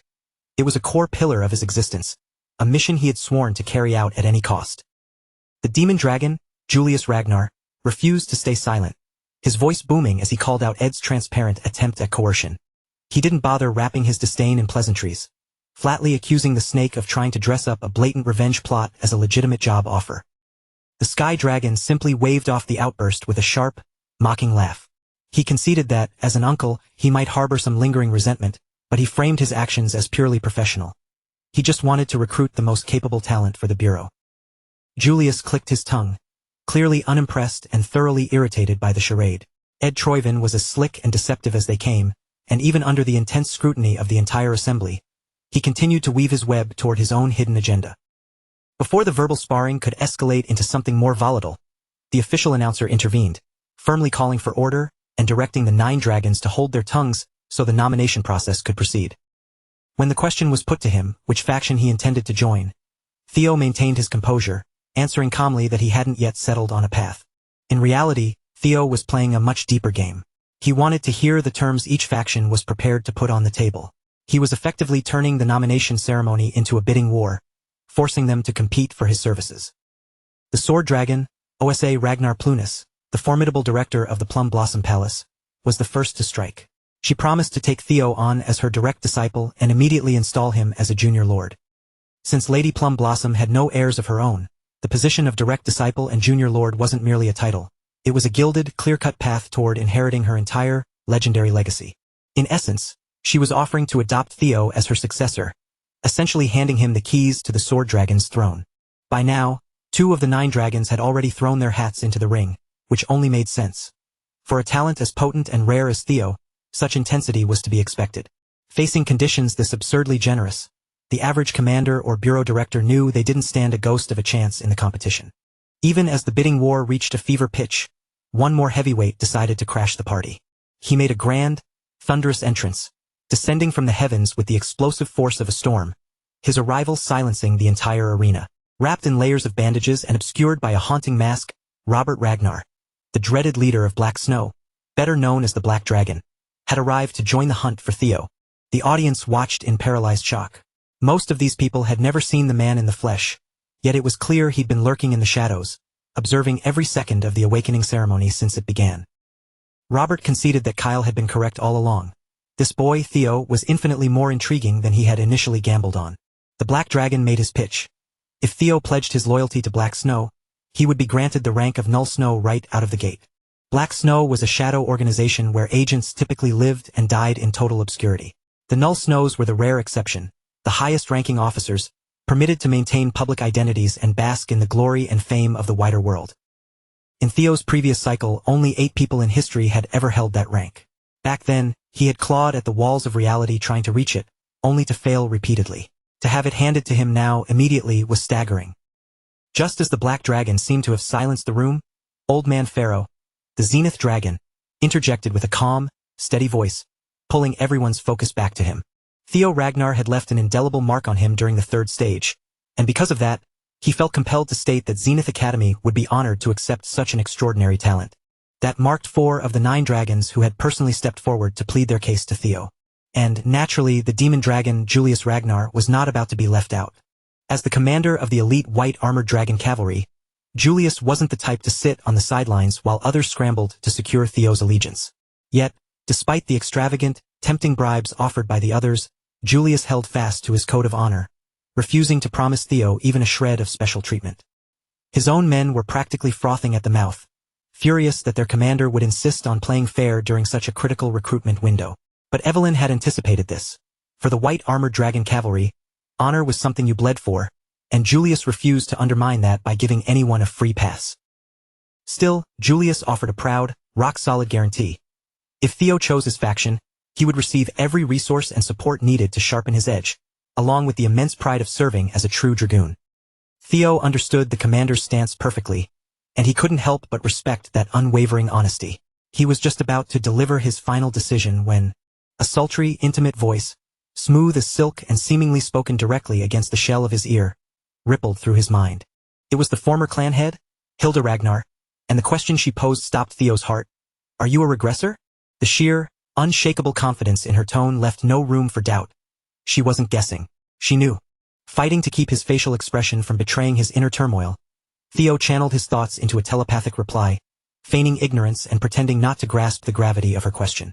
Hilda let out a low, amused chuckle at his flawless performance before wondering aloud what kind of hell he must have endured in his previous life. When she specifically mentioned cycles, Theo's mind reeled. That single word landed like a physical blow, forcing him to consider a terrifying possibility, that the phenomenon of regression might not be a one-time occurrence. With the entire arena holding its breath waiting for his announcement, Theo was reeling from the existential shock of her revelation, so he asked for a brief moment to collect his scattered thoughts. Hilda's smirk grew as she observed his visible panic. She told him to drop the act as she was a fellow regressor, the only difference being that her own allotted cycles had long since been exhausted. In other words, this dangerously elegant, centuries-old grandmother of his was casually dropping the bombshell that she had walked this path of regression multiple times over. The weight of that revelation was almost too much to process in the middle of a ceremony, and Theo immediately realized he needed to corner her later for a real explanation. When he pressed her for the meaning behind these cycles, Hilda sounded genuinely taken aback by his ignorance. She lamented that her son, Kyle, must have left the poor boy completely in the dark. It wasn't entirely surprising, given that Kyle held a visceral, burning hatred for regressors. The only real mystery was why he had allowed one to keep breathing, even if they were his own flesh and blood. Perhaps that was the true, hidden reason Theo had been subjected to such a suicidal trial at the mountain peak all along. Hilda seemed genuinely amused, even a little pleased, to sense the burning hunger for answers in the boy's eyes. However, she knew full well that this bustling arena was neither the time nor the place to peel back the layers of such a complex history. If Theo really wanted to uncover the deepest, darkest secrets of the Ragnar clan, and the terrifying truth of the world beyond, he would have to seek her out in private to continue this conversation. Reflecting on the final leg of the awakening ceremony, the image of his father's gift stood out in sharp relief. That merciless, cold-blooded heart sword. It had been a trial explicitly designed to break him, a test of spirit that offered zero mercy or paternal warmth. At the very least, one crucial truth had been hammered home. If Kyle Ragnar truly harbored such a deep-seated, visceral hatred for regressors, then Theo needed to be twice as careful, guarding his tongue and his thoughts whenever he stood in his father's presence. Perhaps this was precisely why the patriarch had moved to claim Lodbrok's heart. The ancient dragon had been notoriously tolerant, even welcoming, toward the existence of regressors, a trait that, in Kyle's eyes, likely made the dragon a liability to be eliminated.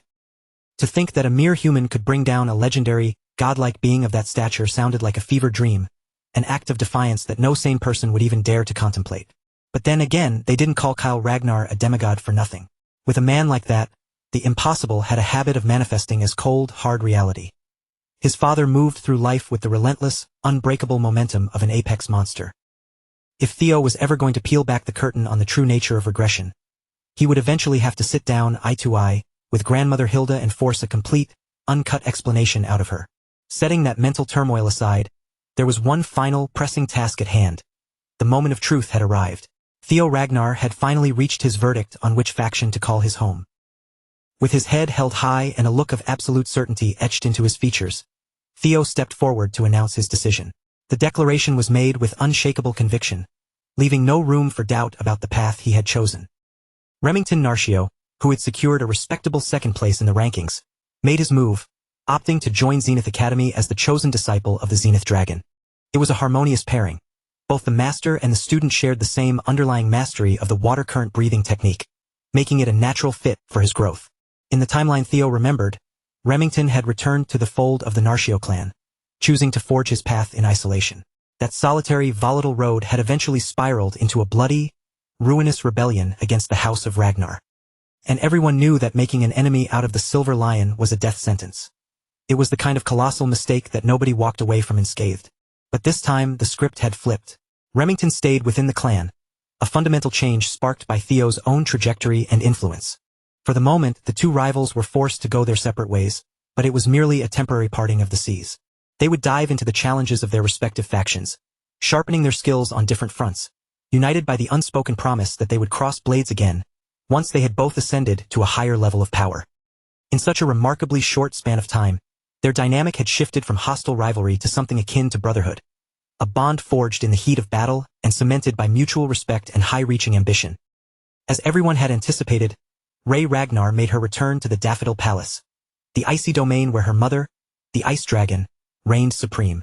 For a figure as cold and commanding as Rey, there truly was no theater in the entire clan better suited for her talents than that frost-covered palace.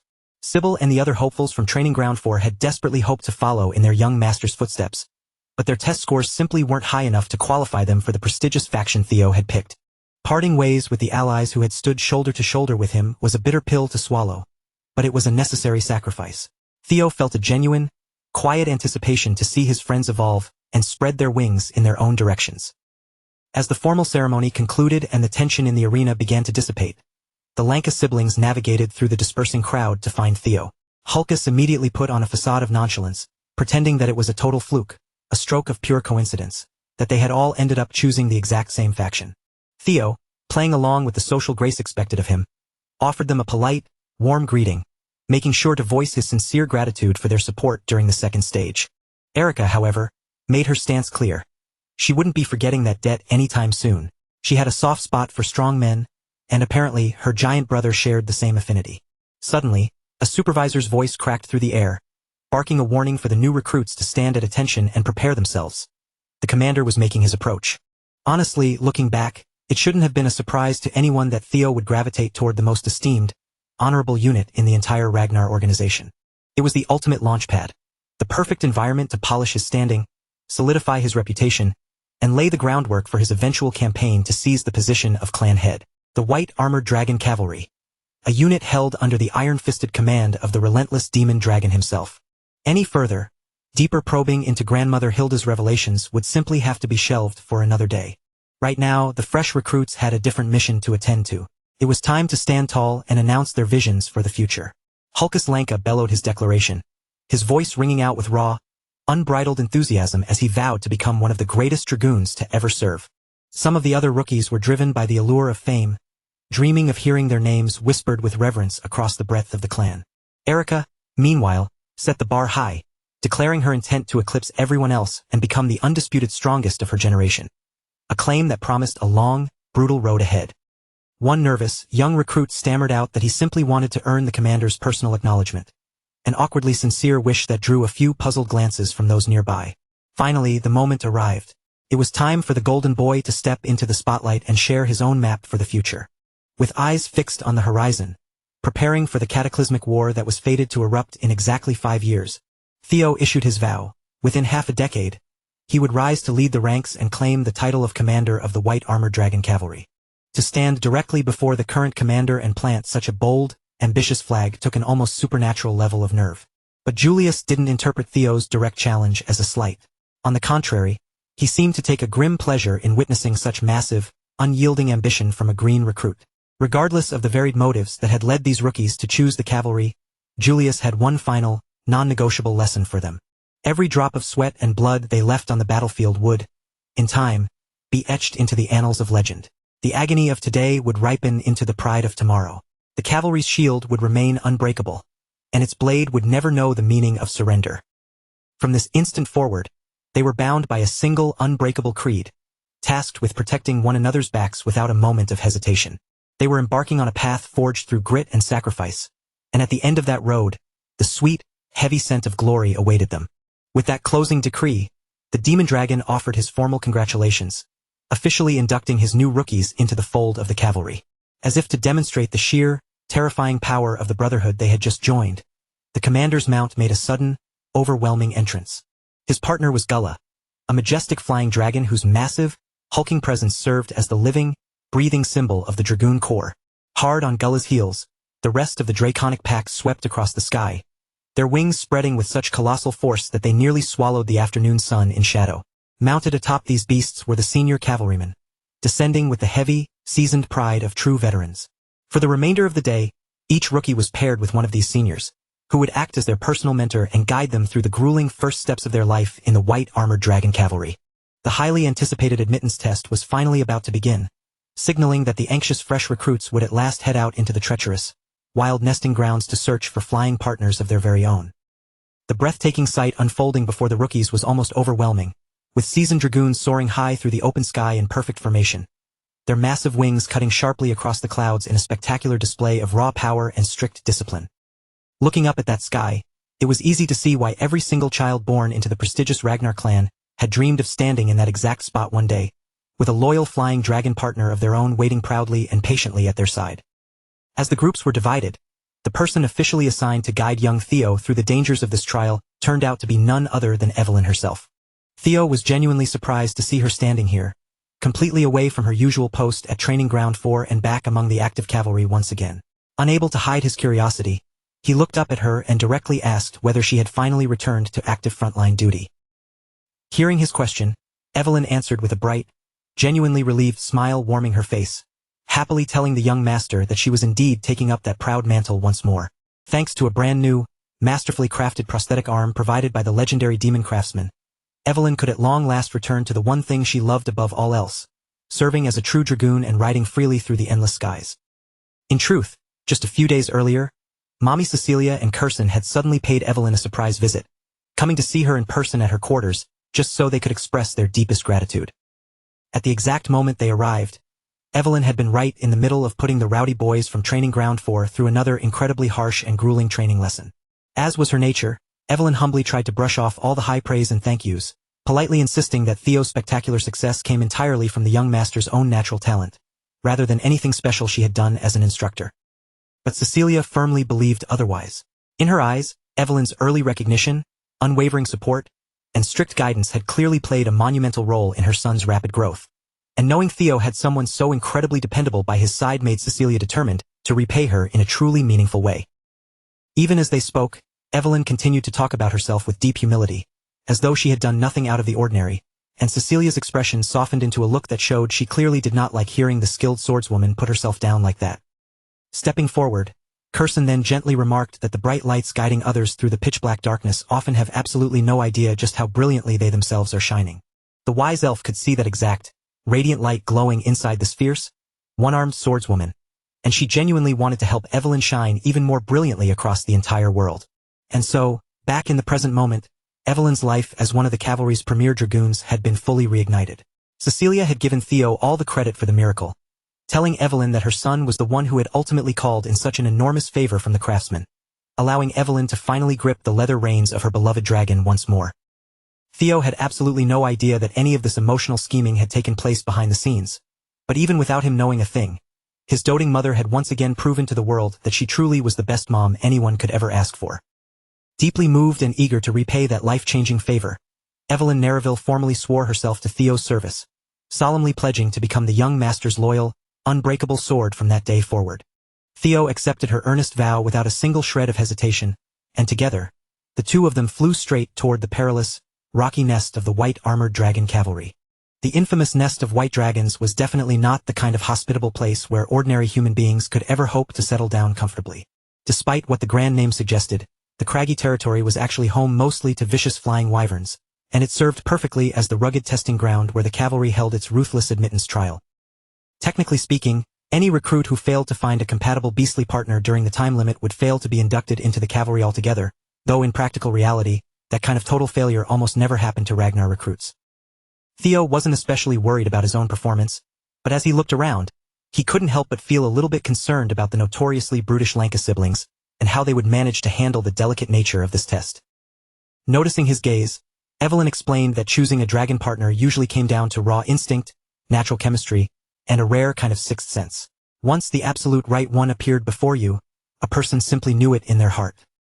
Stepping up to the edge, their first observation point overlooked the dusty stomping ground of the Opteryx, a massive, brown-scaled wyvern species widely known across the land as a tyrannical and relentless predator. Moving along, next came the damp, treacherous den of the poisonous aviary, bizarre creatures with long serpentine bodies that could spray a deadly violet poison mist and strike with razor-sharp tail stingers fully capable of becoming lethal weapons in an instant. Peering downward, they also spotted the blade dragons known as Sigia, which were surprisingly docile herbivores that usually preferred to burrow deep underground and build their secure nests beneath the earth, relying purely on sudden ambush tactics only when dangerous enemies wandered too close. Then, looking much higher up in the windy skies, they saw the speed dragons, often called velociraptors, small, lightning-fast, and incredibly intelligent creatures that hunted in highly coordinated packs and spat bursts of searing fire from their snapping jaws. While most of the diverse wyvern species managed by the cavalry fell neatly into these four distinct groups, unfortunately, absolutely none of them gave Theo that sudden, instinctive feeling of a deep connection that he was desperately looking for. But then, as Theo closed his eyes and searched carefully through the dark memories of his previous, first life, one particularly infamous and terrifying wyvern suddenly came to mind. He remembered it clearly. Exactly 6 years after the devastating Great War first began, a massive, horribly mutated wyvern would descend without warning upon the white dragon's nest and launch a terrible, bloody raid, ruthlessly slaughtering hundreds of precious mounts raised by the white armored dragon cavalry. That unstoppable monster was eventually given the fittingly terrifying name of the evil shadow dragon. On that dreadful, historic day, 8 entire villages were burned completely to the ground, and dozens of brave warriors lost their lives trying to halt its rampage.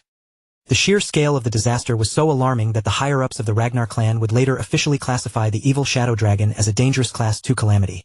A demonic, chaotic fiend that could absolutely not be ignored. In the end, finally defeating that vile creature required the sheer power of both the demon dragon and the sword dragon to be deployed together in combat, and the beast had earned its dark name precisely because of its terrifying, supernatural ability to melt completely into the shadows. Thinking about it, this trial was basically a bloody, high-stakes version of training your dragon, and Theo, being the ambitious person he was, realized he would absolutely love to form a partnership with that exact abnormal, legendary beast. From what he could recall of the old historical records, the young beast currently had one incredibly obvious physical feature that completely set it apart from all the other ordinary wyverns in the nest. After flying around the vast nesting grounds on horseback for some time, Theo's patience finally paid off, and he got incredibly lucky, spotting that glaring, unique distinction with his very own eyes down in a dark ravine. Meanwhile, while the frantic rookies down below were each doing their absolute best to somehow secure a flying partner of their own, the formidable commander was relaxing atop the deadly, wind-swept cliffs with the loyal Gullah standing silently at his side, calmly watching over the entire training area in his usual composed, authoritative manner. However, his rare moment of quiet peace was suddenly interrupted when the powerful presence of the sword dragon entered his immediate territory. On this particular day, however, Commander Julius didn't seem to mind the unannounced interruption at all. After all, his faction had just secured the most insanely talented prospect in the clan's entire history, meaning a dragon he had never realistically expected to catch had fallen right into his grasp. And as the heavy silence broke, it turned out that checking in on this development was exactly the reason why OSA had come up the mountain to see him. With her sharp intuition, she already knew that Commander Julius fully intended to establish young Theo as one of the cavalry faction's main foundational pillars much sooner rather than later.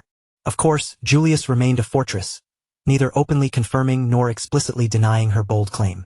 He knew all too well that a man who ran his mouth too easily could quickly bring about his own messy downfall, and he was definitely not about to make that rookie mistake here. Even without him uttering a single incriminating word, the perceptive sword dragon could easily tell just by his posture that Julius was painting a much larger, more ambitious political picture than she had first assumed. The commander had not spoken a single careless sentence, but the grand direction of his inner thoughts was still clear enough for a veteran like OSA to easily sense. Still, OSA had not climbed all the way up here just to stir up petty trouble between factions. On the contrary, she had arrived bearing a serious, official proposal meant entirely for the ultimate sake of the Golden Boy's future growth. Hearing this, Julius kept his spoken answer incredibly short and blunt. He stated that Theo was already firmly integrated into his faction, so transferring the boy over to the Plum Blossom Palace was completely out of the question. Still, he narrowed his eyes, wanting to hear what kind of unique proposal this plump woman had actually brought him.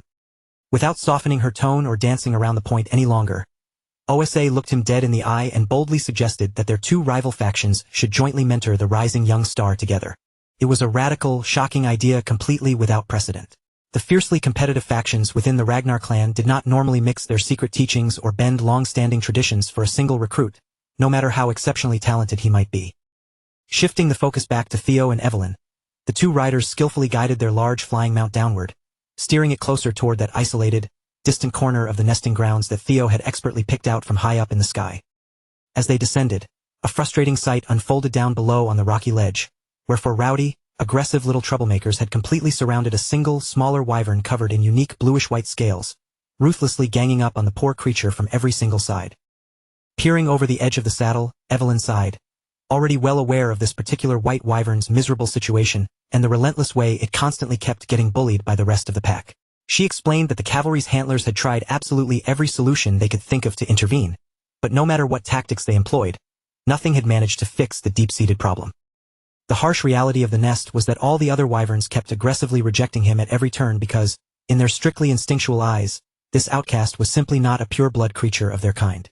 The unfortunate, solitary creature had actually been born from an accidental union between a captive female wyvern and a wild male viper, making him a strange hybrid that the ordinary beasts completely refused to accept as one of their own. Viper, as Theo quickly recalled from his vast knowledge, were highly dangerous Class 1 demonic fiends that usually lurked deep within the treacherous waters of the Demon Sea. Honestly, the cavalry's researchers didn't even understand how one of those shadowy monsters could have possibly reproduced with a standard wyvern in the first place. By all accounts of magical biology, a bizarre union like that should never have been physically possible, and the mere idea that such an unnatural pairing could actually produce a living, healthy offspring sounded completely absurd to anyone who heard it. Theo could barely believe the bizarre piece of beast history he was currently listening to, and the more Evelyn explained the circumstances of the creature's birth, the more completely wild and unprecedented the whole situation became to him. After all, Class 1 demonic fiends were definitely not just your average dangerous monsters. They were literal disasters to human civilization itself, living, breathing calamities that existed solely to spread terror and destruction. If a single full-grown viper ever managed to breach the defensive line of the Great Wall, the catastrophic damage it would unleash would be completely unimaginable, and to make matters worse, they were notoriously hideous, terrifying creatures to behold. Viper were well documented as ghost-type monsters that lived and lurked entirely within the shadows, and the moment Theo heard that specific detail, the grand truth behind his future memories immediately clicked into place. It all made sense now. The infamous evil shadow dragon from his past life must have gained its incredibly rare, terrifying stealth abilities from the latent viper blood flowing through its veins right now.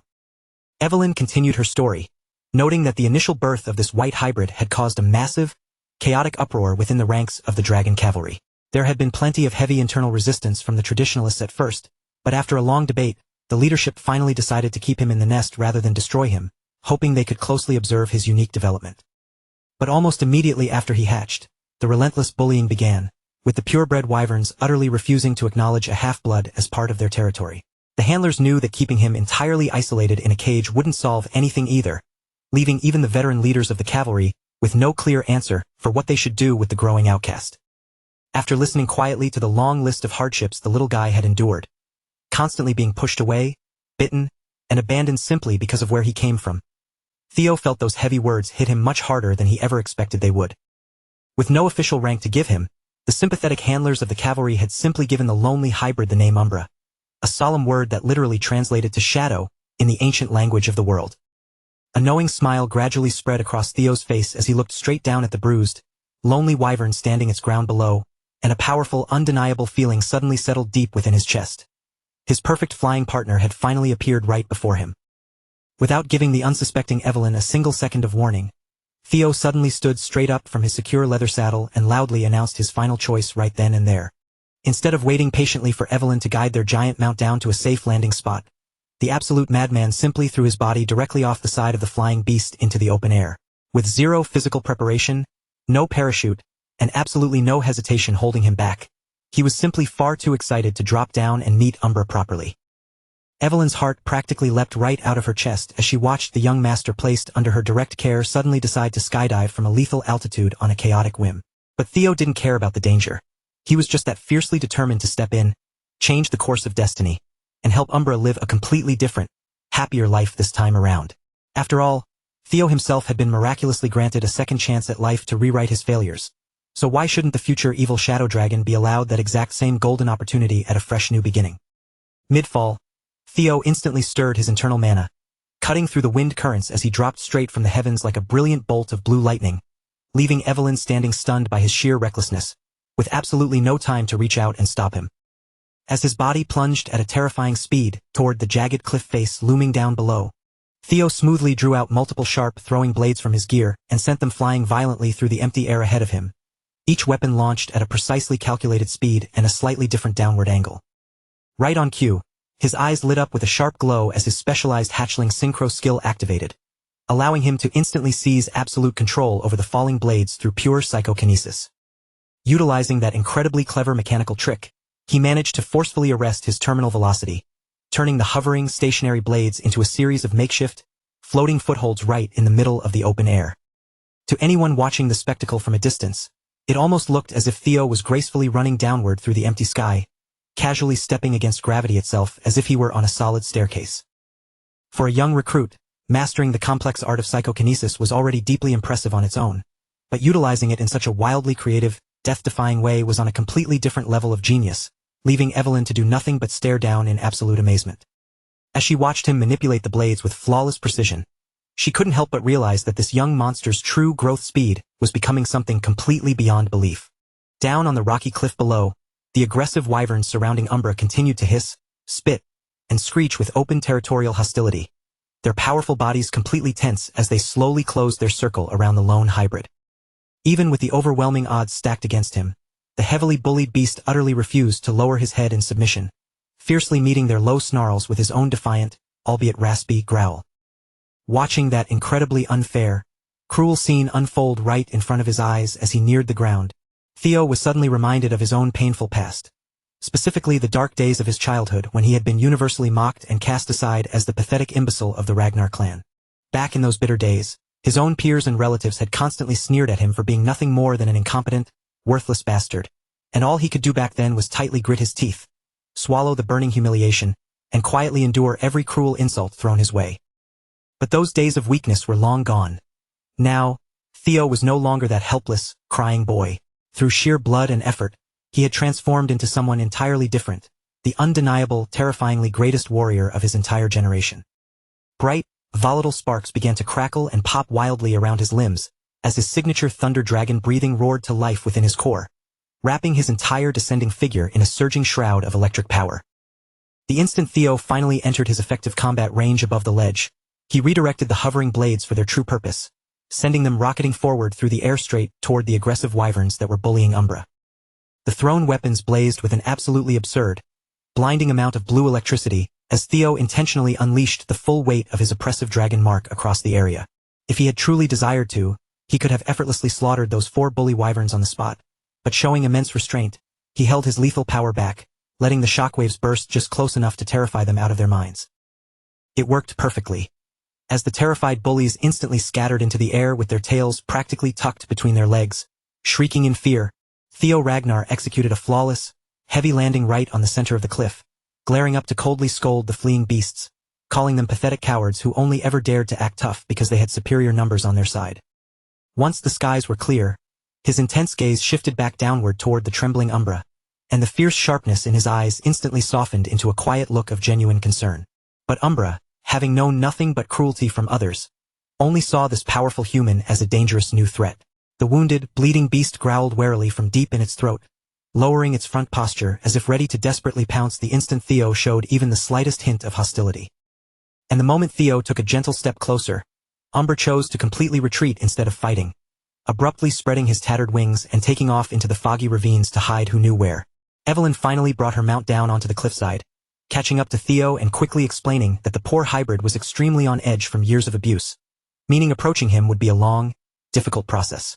However, when she gently advised Theo to take things slow and try again another day, he immediately voiced his disagreement. To Theo's mind, what Umbra needed more than anything right now wasn't space, but someone willing to stubbornly stay by his side through the fear. After all, if the creature truly wanted to be alone, why would he keep lingering around this dangerous nest despite being ostracized and beaten time and time again? The heartbreaking answer was incredibly simple to Theo. Umbra was desperately lonely, and the invisible, deep wounds currently carved into his heart were far harder for him to endure than any physical injuries on his scales. Considering Umbra's exhausted, wounded condition, Theo knew the little guy couldn't have flown very far into the upper peaks, so he and Evelyn quickly climbed back into the saddle of their mount and immediately set out to track down the fleeing creature. Just as Theo had smartly calculated, Umbra very quickly ran out of physical stamina due to his existing injuries, forcing him to halt and rest his shaking body on one of the jagged, isolated rocky peaks nearby. Yet, even though he was completely weak, panting, and entirely exhausted, the very instant his sharp senses detected the humans approaching through the mist, he gritted his teeth and forced himself back up onto his wounded feet to face them. He stood there, terrified but defiant.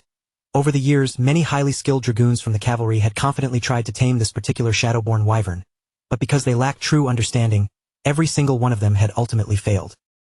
Throughout his entire miserable life, Umbra had always been extremely cautious whenever humans ventured anywhere near him, and now, with his battered body covered in freshly bleeding, painful wounds, that basic instinct to stay guarded and defensive was sharper than ever before. Recognizing the creature's immense distress, Theo turned and quietly asked Evelyn to fly back and fetch something substantial that could feed the poor, starving beast. While she took off to handle that task, he decided to stay behind on the rocky ledge, determined to take his time and try to truly understand Umbra not merely as some wild monster, but as an individual with its own soul. Taking a deep breath, Theo began walking forward toward the defensive beast at a slow, deliberate and careful pace. However, the moment his boots drew too close, Umbra snapped and released the crushing, oppressive fear aura of a true apex wyvern. Theo didn't flinch for a second, answering the threat immediately by pushing right back with the dominant, overwhelming fear aura of a lesser drake. In that incredibly tense, localized space between them, beast and man faced each other completely head-on, each stubbornly trying to overpower and break the other using nothing but raw presence and an invisible torrent of psychological pressure. But as the seconds ticked by, Theo's cultivated aura ultimately proved to be the stronger of the two. Step by agonizing step, his heavy presence pressed relentlessly forward across the stone until Umbra's posture faltered, and the hybrid was steadily forced down beneath its weight. Sensing that he had lost the battle of wills, Umbra tightly braced his wounded frame and closed his eyes, fully expecting a wave of agonizing pain to follow, absolutely certain that this powerful human was about to brutally strike him down while he was weakened. But the expected blow never came. Instead of hurting him, Theo gently uncorked a high-grade healing potion, stepped right up to the shivering creature, and poured the soothing liquid carefully over the beast's deeply wounded body. The very moment the magical medicine soaked deep into his raw injuries, Umbra could feel the burning pain fading away into nothingness, his torn flesh and broken scales recovering bit by bit as a small but noticeable amount of physical strength returned to his limbs. Once the absolute worst of those terrible, throbbing wounds had been properly treated, Theo reached out with an open hand and gently stroked the side of the poor wyvern hybrid's head, keeping his touch entirely calm, warm, and careful. Completely stunned by the sensation, Umbra could only open his eyes wide and stare at the boy in utter confusion. For as long as he could remember, his entire existence had been filled with nothing but raw pain, bitter rejection, endless suffering, and the constant reminder that he never belonged anywhere. And yet right now, a completely strange human was standing right beside him in the dirt, unconditionally offering him genuine warmth instead of cruel violence, and heartfelt kindness instead of terrifying fear. Because of the literal dragon heart beating powerfully inside his own chest, Theo found that he could feel Umbra's raw emotions echoing clearly within his mind the moment he established close physical contact with the wounded beast. Through that spiritual connection, he first sensed the fierce, burning rage bubbling inside Umbra, a red-hot, explosive anger directed entirely at the arrogant herd that had violently thrown him away like garbage. But tightly intertwined with that explosive rage was a deep, crushing sadness, born from Umbra's desperate, childlike wish to simply be accepted by the very same group that constantly rejected him. And beneath absolutely everything else, the clearest, Most heartbreaking feeling of all was the long, aching loneliness that had been buried for years deep inside the lonely wyvern's heart. Even now, Umbra's immediate feelings toward Theo himself were painfully conflicted and tangled up. The hybrid was still deeply wary of this mysterious man who had suddenly appeared out of nowhere to offer him unprecedented warmth. But at the exact same time, a quiet, vulnerable part of his soul desperately hoped that this incredible warmth would stay for just a little while longer, silently praying that this human would not simply turn around and walk away like everyone else. Reading those thoughts perfectly, Theo looked into Umbra's glowing eyes with a completely serious heart and made a solemn, unshakable vow that he would never abandon him, nor would he ever turn his back on him no matter what happened in the future. To make that grand promise feel tangible and real to the creature, Theo reached into his pouch, pulled out the sparkling gem he had received as a reward from his previous mission, and held it out as a personal gift to his brand new friend. The absolute millisecond Umbra saw the incredibly shiny gem gleaming brightly in Theo's open palm, its polished surface sparkling under the sunlight with a beautiful, eye-catching luster. The half-blood beast became completely and utterly captivated by the sight, his eyes going wide as he found himself physically unable to tear his intense gaze away from the treasure. Even so, the young wyvern still possessed a fiercely stubborn side, and acting like a true textbook tsundere, he quickly jerked his head slightly to the side, trying his absolute best to pretend that he wasn't interested or tempted at all. But there really wasn't much resistance his pride could offer when Theo simply chuckled, leaned forward, and gently fastened the glittering gem directly around his scaly, bluish-white neck. Gently patting the beast's neck, Theo then looked him in the eye and confidently promised Umbra that if he chose to follow him from this day onward, the two of them would go out and find plenty more of these shiny, priceless treasures together. For Umbra, who was already staring back down at the heavy gem against his chest with barely hidden, pure desire, an enticing offer like that was becoming almost physically impossible to refuse. To make the lifetime deal sound even more ridiculously tempting, Theo grinned and playfully suggested that they could eventually craft custom reins and riding saddles completely covered in rare gems. Something so dazzling, flashy, and beautiful that it would easily turn every single head in the clan. Of course, he noted with a smirk, pulling off a luxury upgrade like that might require them to go and rob someone's wealthy grandma. And the specific wealthy grandma he happened to have in mind at that exact moment was none other than his own doting relative Kurson. Far away from the nesting grounds, deep inside the safety of her personal crafting workshop, the legendary elf artisan Kurson suddenly shuddered as a chilling, ominous sense of impending doom washed over her, making her feel as though a very large, catastrophic amount of her personal savings was about to suddenly vanish into thin air. Completely surrounded by these incredible promises of loyal companionship, boundless treasure, and a grand future filled with glittering things, Umbra finally let go of all his doubt, throwing his head high into the air and letting out a booming roar of pure, unadulterated joy. With that roar, Theo Ragnar was officially systematically recognized as the true master of the unique Viper wyvern. At that exact same moment, a familiar notification chimed in his mind, confirming he had successfully unlocked the specialized wyvern taming skill. This powerful passive skill would grant him significantly greater riding mastery depending entirely on how much absolute trust his partner placed in him, while simultaneously providing both the rider and the mount a permanent 10% attribute boost in overall combat power. A few minutes after the contract was sealed, Evelyn finally made her way back down into the rocky ravine to return to the area. She arrived walking on foot, casually dragging two massive, heavy bulls by their thick horns, while her own personal wyvern mount stood nearby, heavily panting and still catching its breath after the immense physical effort of transporting the cargo. But the moment she looked over, she froze in absolute shock. The very same aggressive beast that not a single elite dragoon in the entire cavalry had been able to successfully tame over the years was now curled up peacefully close to the young master, practically cuddling with him like a giant pet. Quickly breaking her out of her daze, they handed the massive bulls directly over to Umbra, and the hungry wyvern happily dug into the heavy, fresh meal, tearing into his lunch with clear, absolute satisfaction. When Evelyn looked over at Theo with immense curiosity and directly asked him how on earth he had managed to pull off such an impossible taming feat, Theo simply smiled and casually explained that he had merely taken proper care of Umbra's deeply wounded heart first. After establishing that emotional foundation, he added, the glittering gemstone gift had easily stepped in and finished the job. Indeed, the vicious, terrifying outcast from before now looked almost exactly like an adorable, over-eager puppy, even happily nudging and offering some of the raw bull meat back to his new master. By this point, watching the bizarre scene play out, Evelyn had absolutely no choice but to shake her head and accept reality. Whether the young master was dealing with stubborn, difficult people or wild, dangerous beasts, Theo possessed a strange, magnetic charm that simply worked miracles. Then, when Umbra smoothly lowered his long neck and broad back toward the ground in front of Theo as a clear, submissive sign of absolute trust, Evelyn smiled warmly and formally congratulated the young master for officially passing his admittance test. But just a mere moment later, her smile completely vanished as she noticed his movements, suddenly realizing that Theo was absolutely not planning to make this some simple, slow, ceremonial first ride on his new mount's bare back. Evelyn immediately threw her hands up and panicked. She reminded him frantically that Theo had not received a single hour of proper high-altitude flight training yet, and trying to ride a wild, powerful wyvern without any reins or a safety saddle was practically inviting a horrific, fatal accident. Theo only flashed a confident, wide grin at her maternal concern, waving his hand off as he calmly assured Lady Evelyn that he would be perfectly fine up there. With the passive benefits of his newly acquired wyvern training skill surging through his muscles, he firmly believed he could easily make up for any formal riding experience he still technically lacked.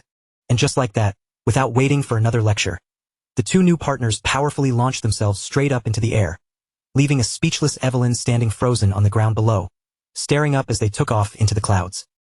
As Umbra soared upward through the wind currents with obvious, overwhelming excitement, Theo could feel his thoughts through the bond, guessing that his new partner must have been incredibly eager to fly out and show his savior something deeply special.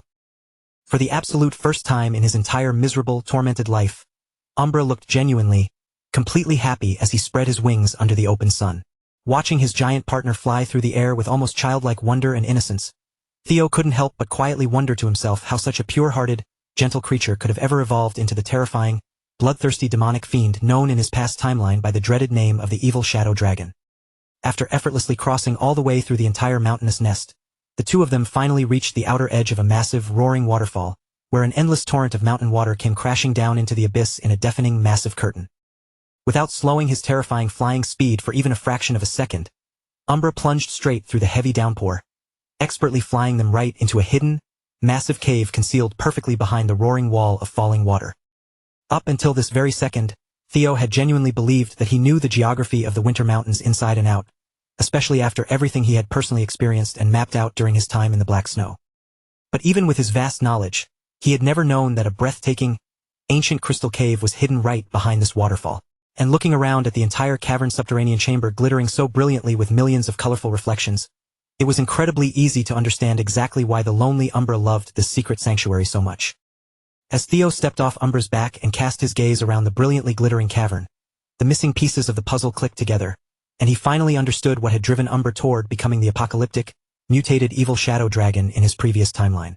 Scattered throughout the pristine crystal cave were patches of eerie ghost spirit flowers, and it was blindly obvious that the isolated Umbra had been surviving in this dark sanctuary by eating nothing but these forbidden plants. Looking closer at the pale petals, Theo felt a chill run down his spine, knowing these unnatural flowers were not supposed to grow in a terrestrial environment like the winter mountains at all. Under normal circumstances, they only bloomed in the crushing, dark depths of the demon sea, anchoring their roots in soil that was entirely saturated with pure demonic energy. According to ancient lore, dragons and demons carried primordial energies that opposed each other on a fundamental level, leaving Theo deeply baffled as to how a wyvern hybrid like Umbra had managed to survive on something so inherently toxic to his draconic nature. Whatever the biological miracle behind it might be, one immediate priority took shape in his mind. These corrupting, dangerous flowers had to be systematically burned away for Umbra's own safety. The moment Theo kindled a small flame in his hand, Umbra let out a low, defensive growl, instantly making it clear that he did not like the idea of his only food source being destroyed. But Theo gently patted his snout and managed to calm him down by softly promising that he would only target the vegetation and wouldn't touch or damage a single beautiful crystal. Accepting the reassurance, the young wyvern stepped deeper into the subterranean shadows, and as Theo followed him past a thick cluster of glowing pillars, another completely shocking, macabre sight slowly came into view against the far rock face. There, suspended high off the ground and tightly chained against the damp cavern wall, hung a horrifying, desiccated human corpse, its frame incredibly thin, withered, and rotting away in the absolute freezing darkness of the hidden cave.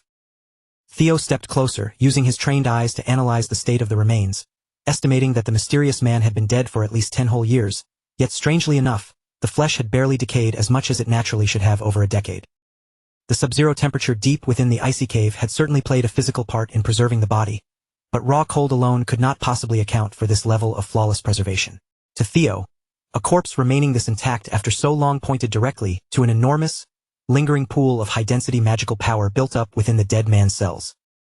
In life, This prisoner must have been an absolute monster. A high-ranking martial expert possessing terrifying, world-shaking strength. Realizing that a complex anomaly like this was not something he could fully examine or dissect while stranded in the middle of an admittance test, Theo made a mental note to return here another time to investigate the dead man's identity properly. But the exact millisecond Theo turned his back on the chained remains to walk away, the frozen air in the cave violently shifted, and the withered face of the corpse suddenly stirred as its sunken eyelids snapped open, revealing a dead glare burning with absolute, murderous resentment. An unholy aura burst from the wall as the rotting entity began to shriek a name over and over again, its raspy, dried voice echoing off the crystals as it desperately screamed the name of the current Ragnar clan head, Kyle. Umbra reacted with lightning-fast animal instincts to the sudden threat, instantly lunging forward through the air and throwing his heavy shoulder into the reanimated corpse, slamming it deep into the stone wall before it could break its chains and move freely. Positioning his entire scaly body as a physical shield between the thrashing monster and his master, Umbra bared his teeth and roared furiously at the undead enemy that had dared to project its malicious hostility toward Theo. Even while pinned flat against the solid rock by the wyvern's immense weight, the frenzied corpse refused to stop, continuing to spew Kyle's name from its decaying, black-veined mouth along with a torrent of dark energy. At that exact flash of movement, Theo felt a sharp, icy sense of impending danger wash over him, realizing in a heartbeat that his new dragon friend was about to walk right into a serious, fatal trap. The maddened corpse suddenly lunged its head forward, trying to sink its rotten, cursed teeth straight into Umbra's exposed foot, but Theo didn't hesitate for a second, throwing his own bare arm directly into the trajectory and taking the brutal bite instead of his partner. The dead jaws clamped down with unnatural, bone-crushing force and utterly refused to release his flesh, while the entity hissed, cursing the names of Kyle and Robert Ragnar with a multi-generational hatred that seemed to crawl straight out from beyond the grave. Hearing those two names uttered in the same breath was more than enough for Theo to realize something was deeply, dangerously wrong with the clan's history. His powerful father and the legendary Black Dragon had to be intimately connected somehow to this random, chained corpse hidden away in the dark. At that critical, life-threatening moment, a loud crash echoed from the waterfall entrance as Evelyn finally burst into the cavern, taking in the bloody sight and instantly sprinting forward to come to Theo's rescue. Drawing her weapon with her new prosthetic arm, she unleashed the signature high-tier technique of the elite white-armored dragon cavalry, the Blade Barrage, striking the target with ruthless, blinding precision. Countless piercing thrusts rained down upon the wall in a fraction of a second, completely shredding the corpse's head until it was practically erased into dust, and only when the skull collapsed did the dead jaws finally go slack, freeing Theo from the horrific bite. Theo staggered backward away from the wall, his vision swimming as his legs completely gave out beneath him, and he dropped heavily onto his knees in the dirt, breathlessly apologizing to Evelyn for letting his guard down and allowing the situation to go so terribly wrong.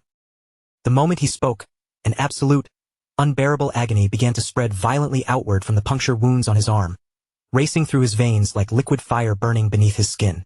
As it turned out, the corpse's desperate bite had been deeply infused with a lethal, ancient toxin manufactured from pure demonic energy, and Theo knew that without a highly specific immediate antidote, he would end up dying a slow, excruciating death right here on the cave floor. Evelyn completely panicked at the sight of his blackening veins and immediately tried to lift his limp body onto her shoulder so she could rush him back to the medical bay at headquarters, but Umbra aggressively stepped into her path, spreading his wings and flatly refusing to let her take his master away. The panicked wyvern used his head to firmly push her back, then kept gently nudging Evelyn away from the dying young master, whining loudly as if desperately trying to make the human understand that moving him now would kill him. Sensing the sheer, intelligent urgency in Umbra's behavior, Theo gripped his burning chest and forced himself to look up into his partner's eyes, weakly asking him if he truly knew a way to save his life. Without a single shred of hesitation, Theo made his choice, choosing to place his entire life completely in Umbra's hands. Even as the agonizing poison threatened to tear him apart, he managed to flash a reckless, trusting grin, leaving the Viper Wyvern to decide his ultimate fate. Evelyn immediately rejected the crazy idea, horrified by how utterly suicidal it sounded to trust an untamed beast. She yelled at him that a concentrated corpse toxin mixed with concentrated demonic energy was basically an uncurable death sentence if it wasn't treated by professional clan doctors immediately. But Theo understood his own body better than anyone. He wheezed out that even if they miraculously made it back to headquarters for ordinary treatment, his survival rate would still be less than a dismal 30%. That was exactly why he preferred to gamble everything right here on Umbra's cryptic instincts. His logic was sound. After all, Umbra had successfully evolved into a powerful Class 2 demonic hybrid precisely by eating those toxic ghost spirit flowers for years. The beast must have faced off against that demonic corpse before, meaning he had somehow discovered the secret method to suppress both volatile demonic energy and lethal corpse toxins within a living body. Before the darkness took over and his consciousness slipped away completely, Theo looked up at Evelyn one last time, begging her with his final breath to please put her fears aside and follow Umbra's lead completely. The moment Theo passed out, the Viper Wyvern whirled around, scanning the layout of the cave before moving with incredible speed, deftly harvesting a specific bundle of the pale ghost spirit flowers from where they grew along the jagged rocks. Next, he slammed his tail against the cavern walls, intentionally breaking off several glowing pieces of the surrounding raw crystals and gathering the fragments off the ground with an urgent, desperate purpose. Umbra scrambled back over and dropped the scattered materials directly at Evelyn's boots, nudging them forward while looking at her, clearly gesturing for her to crush the elements together and feed the resulting mixture to the young master. Evelyn clenched her teeth until they nearly bled, swallowing her immense fear of the unknown, as she chose to honor Theo's dying request and place her faith in his dragon partner. Reaching down with a shaking breath, she grabbed the fragile stalks of the ghost spirit flowers and the sharp, glowing chunks of the broken crystal in her hands. Then, channeling her internal mana down into her palms, she forcefully crushed the materials into a fine paste, blending the raw magical elements and the demonic petals together into one harsh, swirling mixture. What formed from the synthesis was a viscous, dark purple liquid radiating a strange warmth, and Evelyn carefully tilted Theo's head back, slowly dripping the concoction down into his open mouth. The moment the fluid disappeared down his throat, the loyal soldier and the terrified beast both froze in a tense, agonizing silence, completely holding their breath as they stared at the boy's pale face, waiting to see if the strange medicine would save him or kill him. The exact millisecond the dark purple mixture reached the center of Theo's chest, the powerful dragon heart resting inside his core reacted, giving off a sudden, thunderous, and deafening thrum that rattled his ribs. With that mythical heart acting like a high-powered engine inside his chest, Theo's dying body began to visibly and violently recover, and an absolute torrent of pure mana started overflowing from his skin in visible waves. The massive pressure of that overflowing mana gradually shifted into the elemental form most natural to his soul, taking on the violent, crackling blue force of his innate electric affinity. Little by little, the surging currents of his lightning began to forcefully absorb the extracted corpse poison, twisting and braiding together with the corruptive demonic power inside his bloodstream rather than fighting it. As the two opposing forces fused, the very color of his electrical magical attribute started to mutate, darkening rapidly until it was no longer an ordinary blue lightning storm, but a terrifying, absolute shade of pitch black. Once the elemental transformation finally finished its course, the newly born black lightning surged backward, flowing straight back into Theo's core and completely restarting his entire life support system from within. A comprehensive, full-body cleansing purification erupted throughout his meridians, and through surviving that terrifying, agonizing process, Theo successfully conquered the demonic toxin and permanently obtained the terrifying trait of the evil shadow dragon itself. Meanwhile, while Theo was literally fighting on the brink of death inside that hidden crystal cave, the powerful commander Julius Ragnar was sitting far away from the mountains, inside the quiet safety of his personal faction office. As he reviewed his documents, a shadowy operative stepped into the room, delivering a piece of incredibly grim news that the elite intelligence network, the Black Snow, had already cross-checked with absolute, meticulous care. And according to the highly classified report placed directly before his eyes, the terrifying, world-altering information had just been officially confirmed with an overwhelming 89% authenticity. The heavy silence in the room was violently shattered as Julius's emotions completely boiled over. In a sudden, explosive burst of unbridled fury, the demon dragon slammed his fist down with such terrifying force that his massive wooden office desk splintered and exploded into a shower of broken shards. He stood breathing heavily among the wreckage, bitterly reflecting on how he had been riding a phenomenal wave of success and momentum lately. With things going so smoothly, a cynical part of him supposed he should have anticipated that a catastrophic piece of news would eventually come crashing down to ruin everything he built.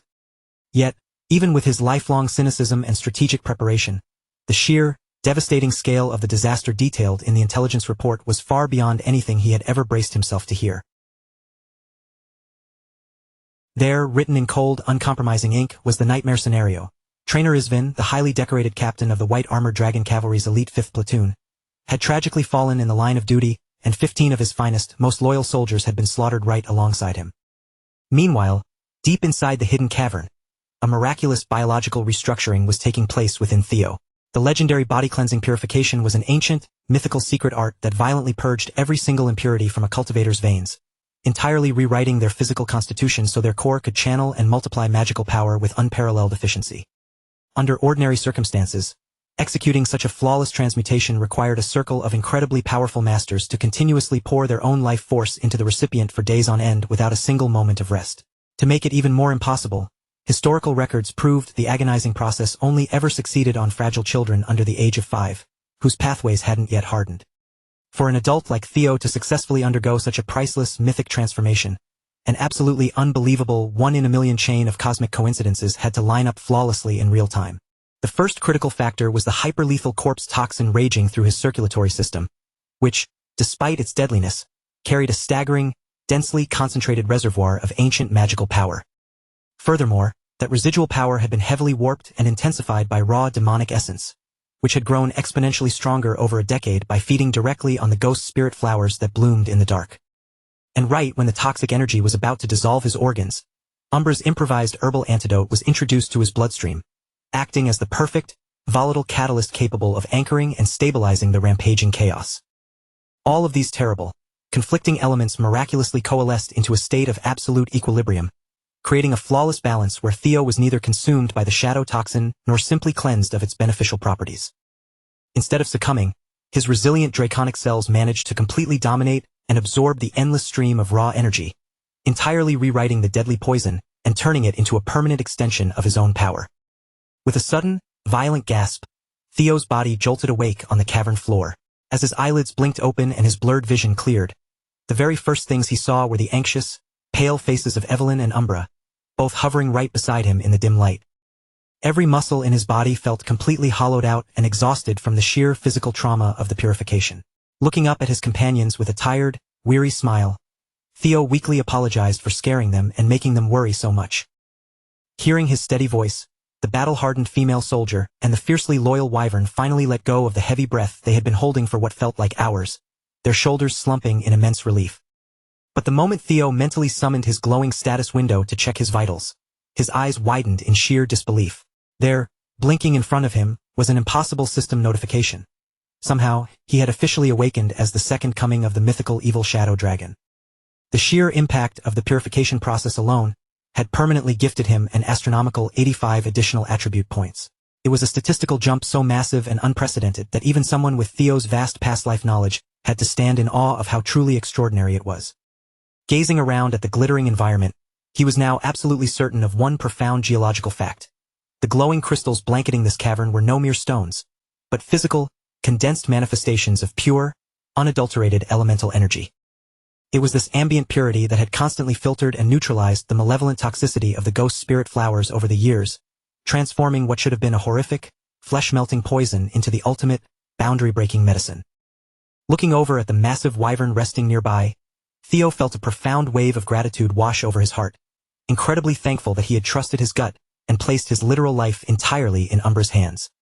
To begin with, anyone carrying the blood of the Ragnar family possessed a physical vessel that was already considered genetically flawless and close to perfection from the moment of their birth.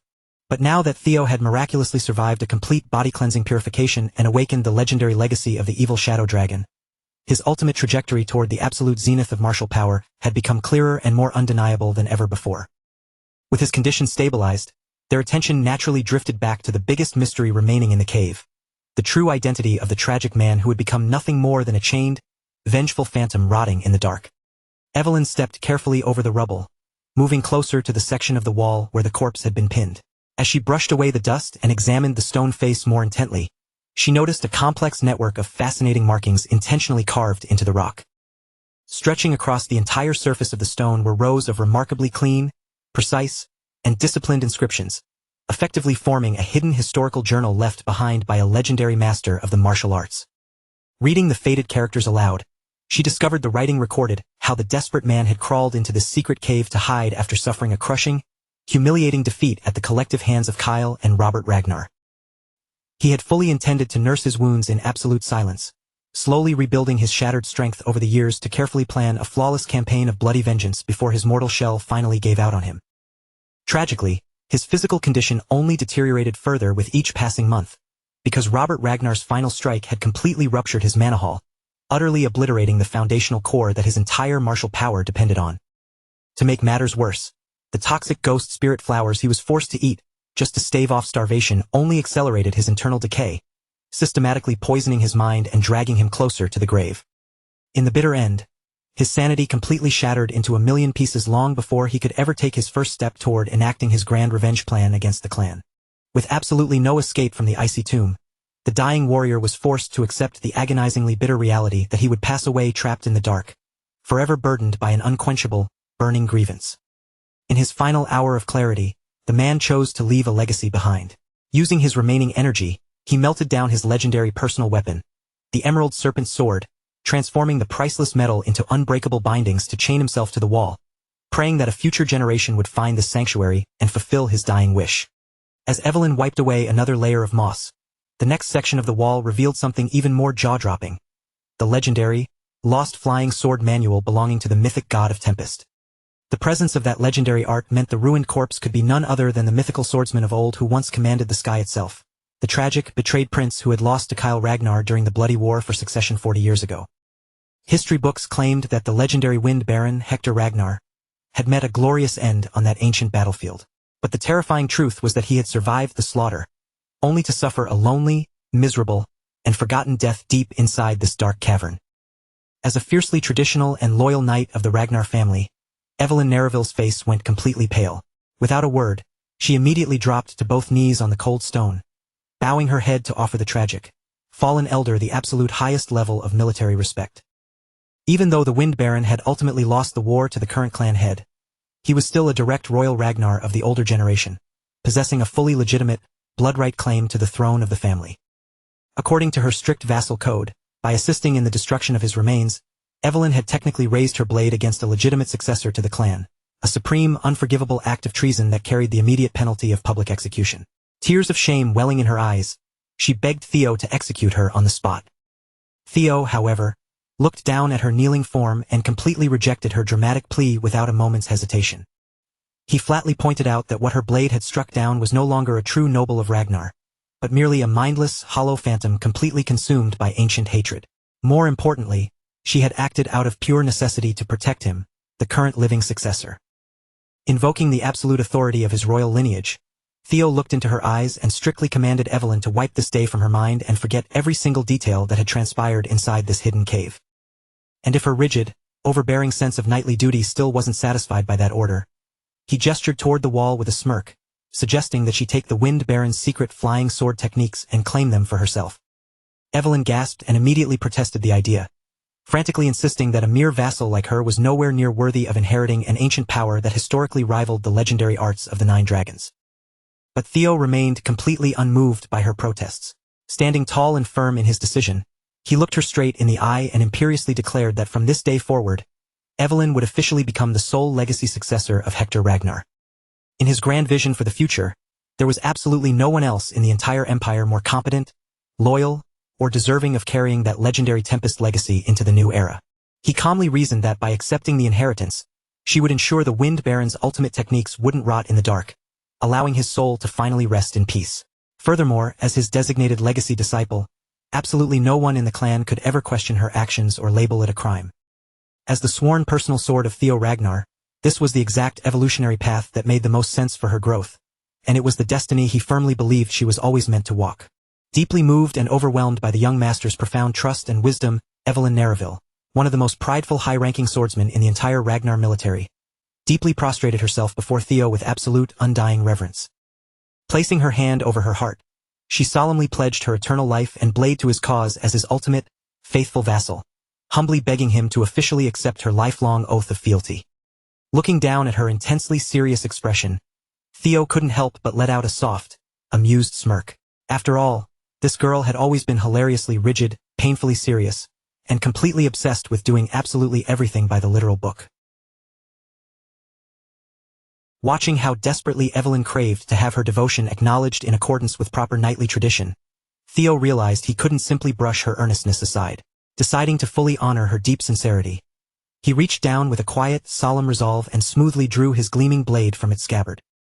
With a fluid and incredibly graceful motion, Theo lightly tapped her shoulders and officially knighted Evelyn right then and there on the open field.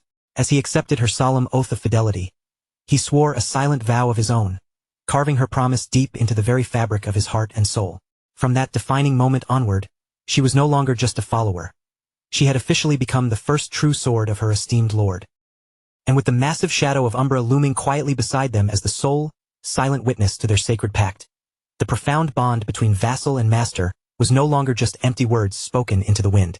It had been permanently sealed, officially recognized, and bound by a gravity that neither of them would ever break. Hours passed, and by the time the blazing sun began its slow descent, painting the horizon in deep hues of orange and crimson, the vast majority of the weary rookies had already made their way back to the expansive grounds of the White Armored Dragon Cavalry headquarters. Among them, Hulkus was practically beaming with a smug sense of self-satisfaction. He felt incredibly proud of his performance, puffing out his chest with extra delight after scanning the grounds and realizing that he had actually managed to touch down well before Theo.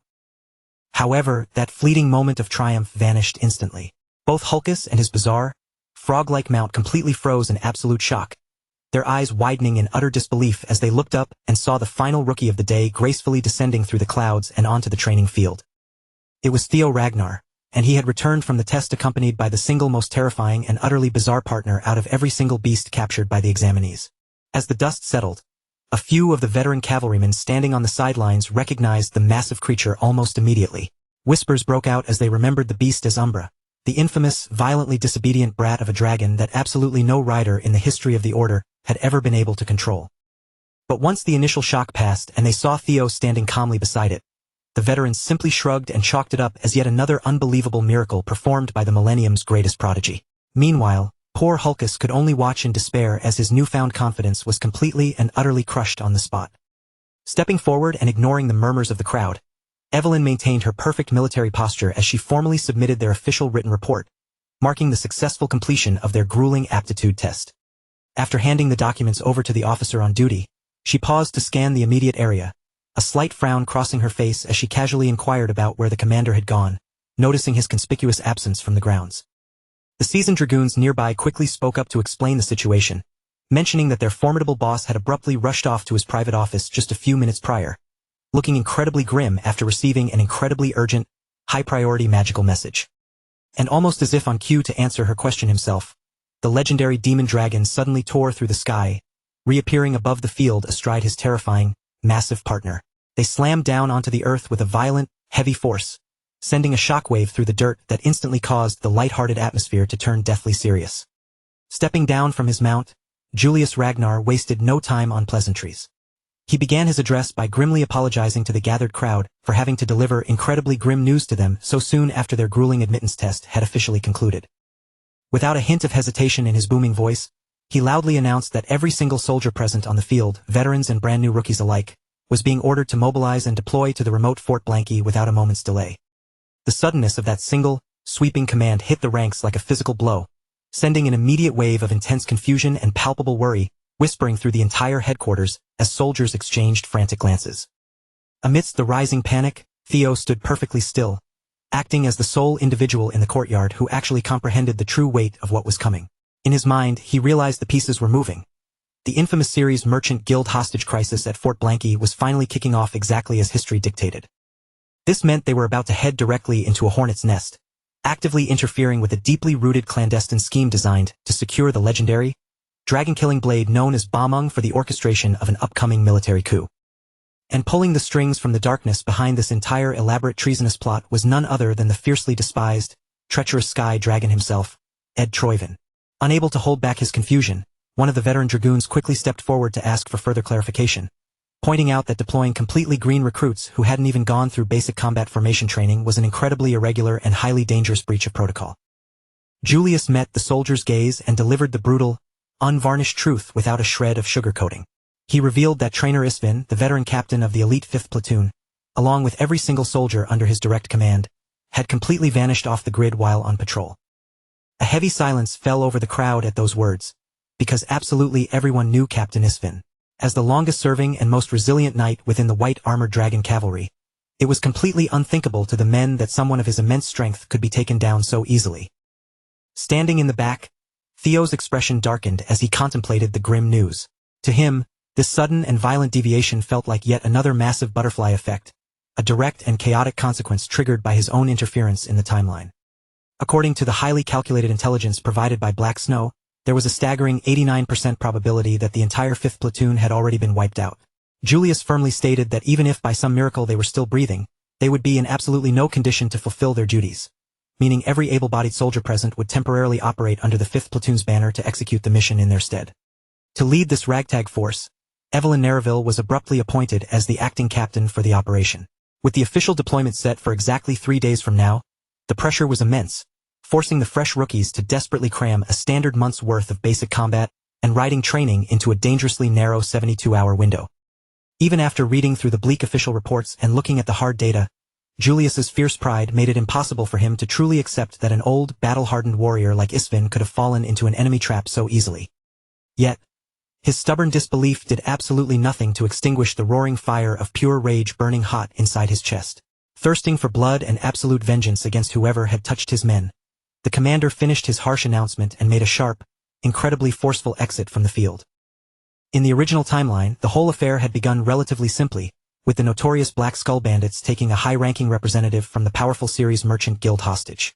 Under normal circumstances, with an elite cavalry unit sent to intervene, the entire incident should have been resolved swiftly without a single military casualty. But Theo knew better than anyone that the true, sinister motive underlying this entire chaotic situation had absolutely nothing to do with a simple hostage negotiation or a mere ransom demand. All of those loud, public distractions and bandit skirmishes were nothing more than a carefully coordinated smokescreen, deliberately orchestrated to mask the illicit theft and secret transportation of the priceless Dragonslayer sword, Bamong. The second Ed Troyvin successfully wrapped his greedy fingers around the hilt of that legendary, god-killing blade, the signal would be given, and the devastating coup to overthrow the kingdom would officially plunge the world into fire. However, as Theo looked around at the frantic preparations of the soldiers, he couldn't help but notice that when compared to the memories of his previous life, the flow of events was already beginning to warp into a completely uncharted direction. If this dangerous deviation was truly a ripple effect caused by his own actions, then he knew he had a responsibility to witness it unfold with his own eyes and see it through to the bitter end. And with that heavy realization weighing on his shoulders, the hidden, high-stakes quest to intercept and claim the Dragonslayer sword officially commenced. Following 3 grueling, sleepless days of incredibly rushed and intense basic training, the newly formed unit finally mobilized, moving their operations far into the northern stronghold, where the howling winds and freezing climate were harsh enough to bite straight through leather armor and freeze a man's bones. High up on the perimeter, a solitary soul bandit watchman stationed inside the wooden guard tower suddenly squinted into the distance, his eyes catching an unsettling anomaly far away, a massive, pitch-black shape rapidly expanding across the night sky and completely blotting out the pale light of the moon. A second later, his breath caught in his throat and his eyes threatened to pop out of his skull as the horrific reality sank in. He wasn't looking at a storm cloud.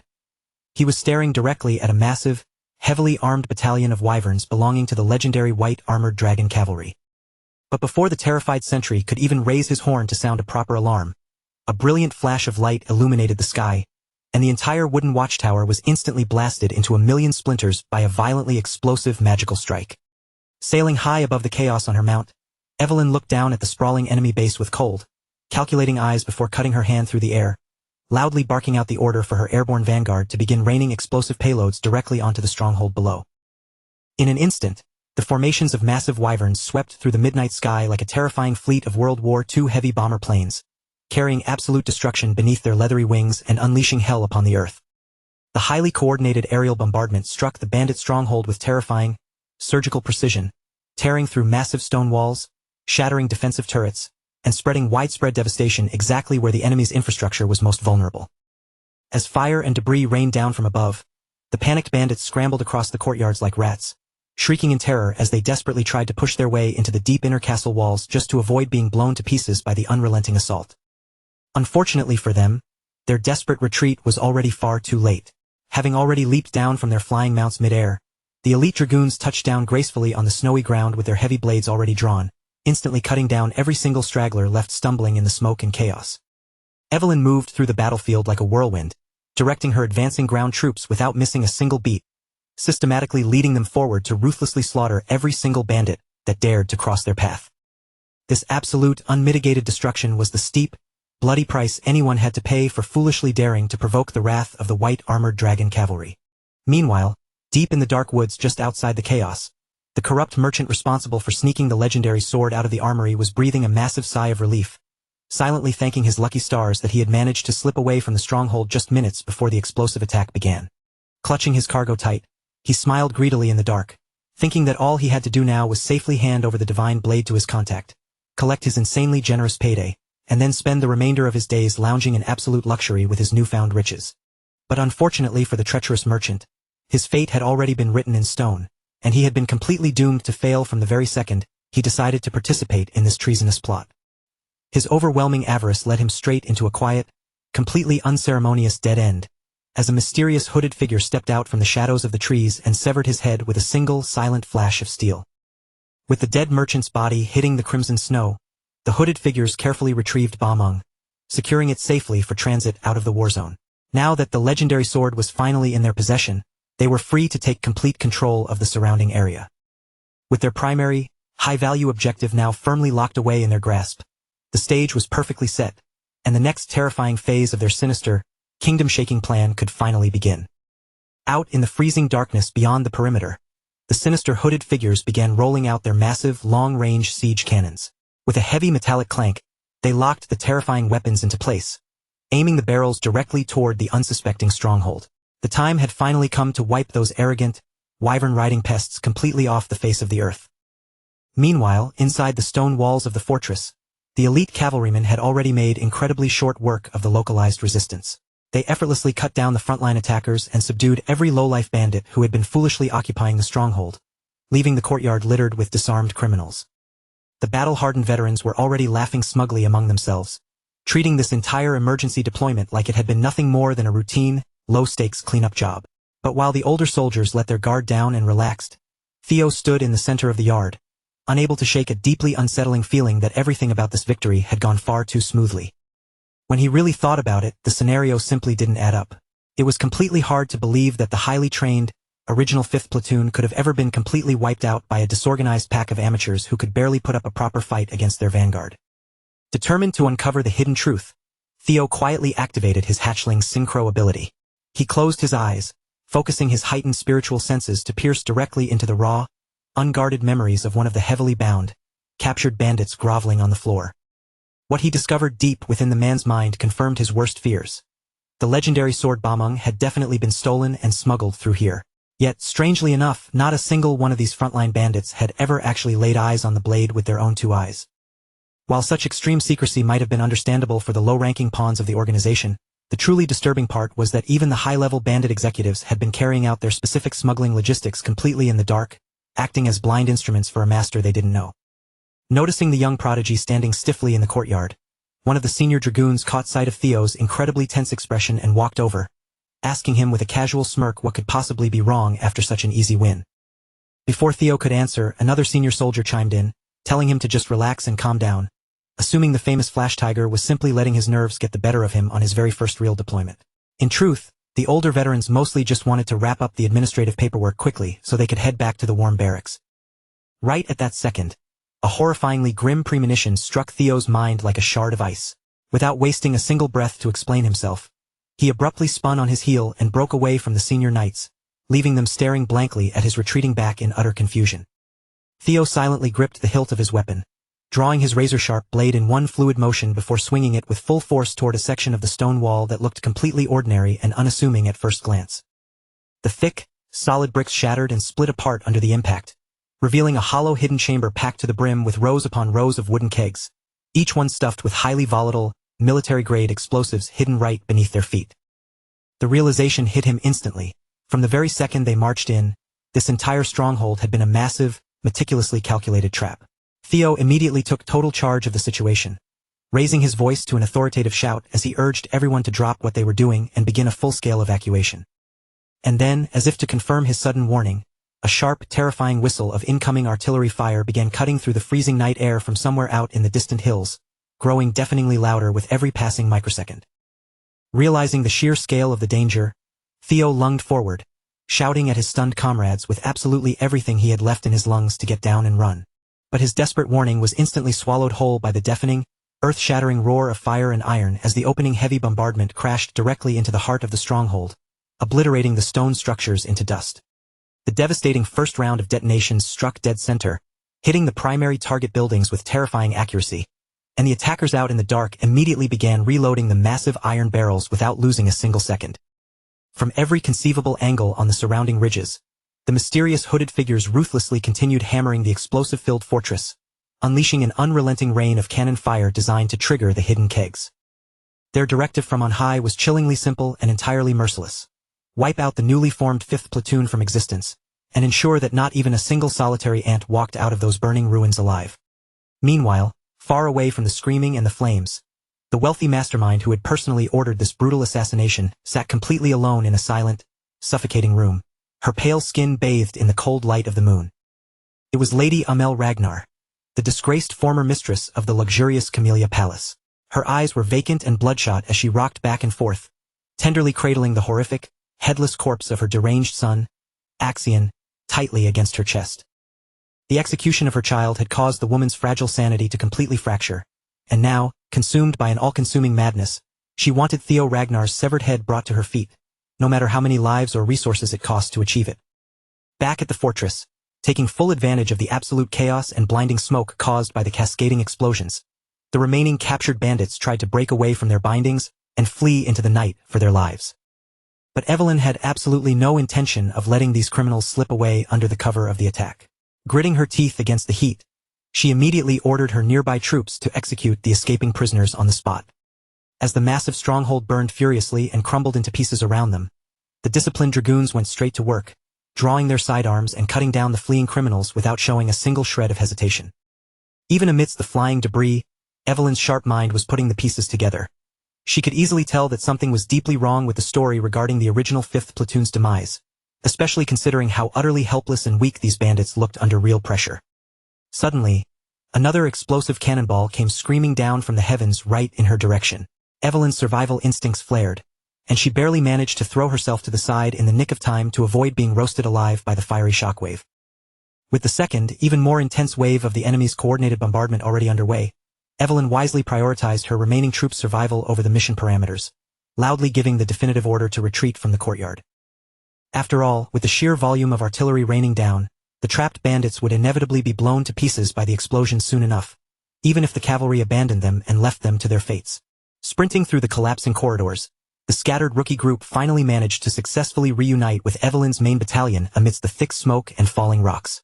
Now that the fractured pieces of the 5th platoon had successfully gathered together under one banner again, their singular, burning priority shifted entirely to finding a viable escape route out of this crumbling, fiery hellhole.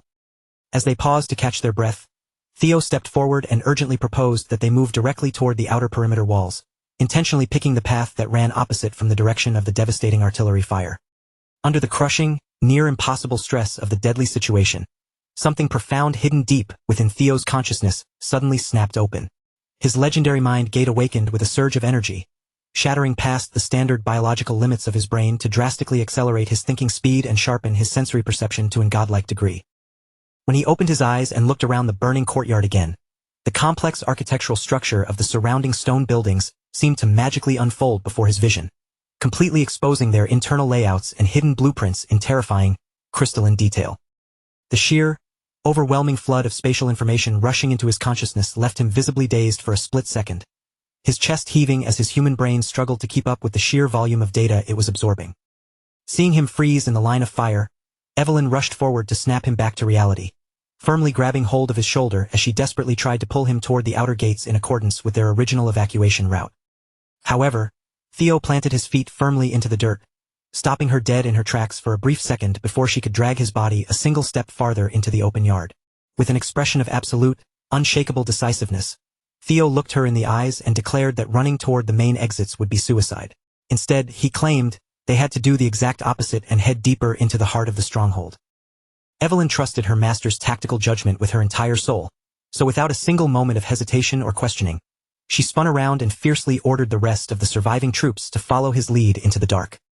Right now, there were exactly 21 human lives hanging precariously in the balance, and every single one of those terrified soldiers was now relying entirely on the golden prodigy to guide them out of the jaws of death alive. Utilizing his newly heightened perception, Theo could clearly see that the obvious exit gates were not a path to salvation at all. Waiting right outside the threshold was a secondary line of artillery fire and a heavily armed, carefully coordinated ambush party. That was meant to be the final, inescapable trap prepared specifically to catch any survivors. Relying heavily on his newly open mind gait in perfect tandem with his hatchling synchro, Theo began rapidly reading the ancient memories embedded within the stone walls of the fortress itself, mapping out the architecture until the entire stronghold appeared in his mind's eye like a living, breathing web of pure information. The unseen enemy commanders outside had confidently assumed that no one could possibly survive staying inside the burning castle, but with Theo now completely seeing through the stronghold's secret layout, a narrow path forward revealed itself. Focusing on the corridor to the left, his heightened senses immediately picked up the faint, ticking danger of even more hidden explosive caches just waiting to erupt into a fireball. Shifting his attention to the path on the right, he calculated that another massive wave of external artillery bombardment was scheduled to come crashing down on that exact position within seconds. That meant the single safe route left available to them in the entire fortress was the ancient, central stone staircase that led directly downward into the dark belly of the castle. Without losing another second, Theo turned and led his weary comrades down the central stairs, every single one of them sprinting with desperate speed as the entire mountain stronghold shook violently around them. True to her duty, Evelyn deliberately stayed at the very back of the rushing line, keeping her blade drawn as she made absolutely sure that none of her younger troops fell behind or were swallowed up by the encroaching chaos. But the exact moment their boots hit the floor at the very bottom of the flight, all of their desperate hopes for survival seemed to instantly vanish into thin air, because the dark stone corridor ahead of them ended abruptly in a solid, impenetrable dead end. An immediate wave of blind panic swept through the ranks, the cold reality of their situation settling heavily over the rookies. With their hearts hammering against their ribs, every eye instinctively turned toward Theo, their wide, desperate gazes silently pleading for the young prodigy to pull some brilliant miracle out of thin air.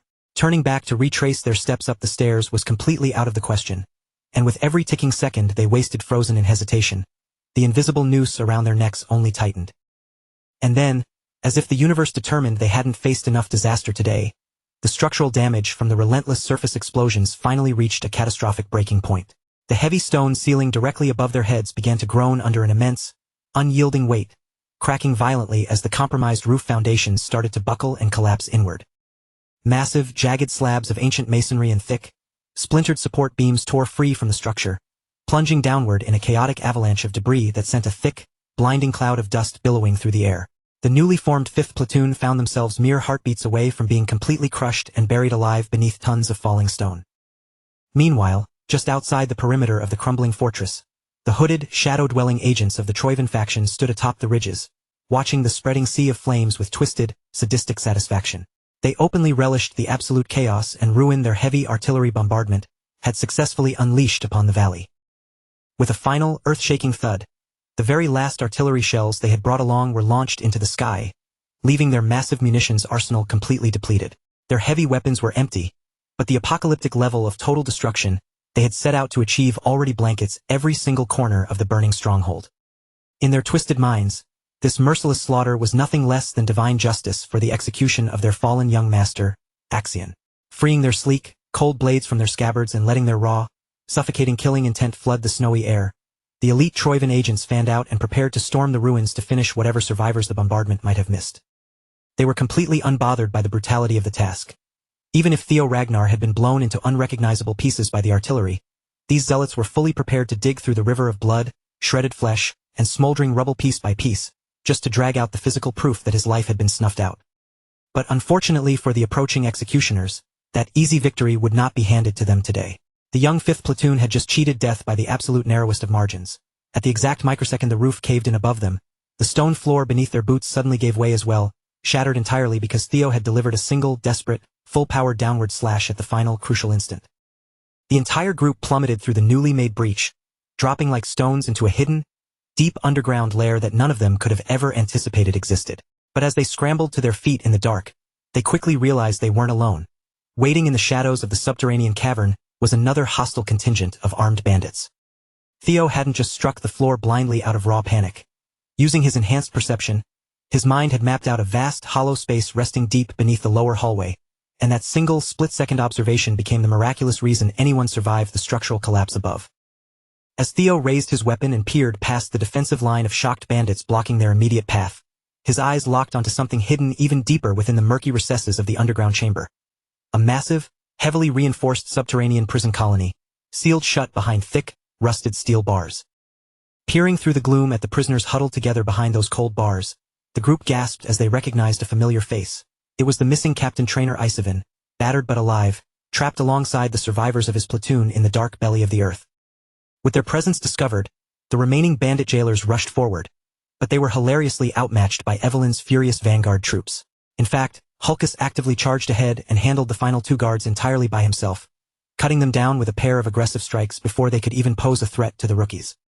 The moment the heavy cell doors were pried open and the prisoners secured, Evelyn rushed to the old knight's side, quickly receiving the full, horrifying breakdown of the situation from Captain Isavin.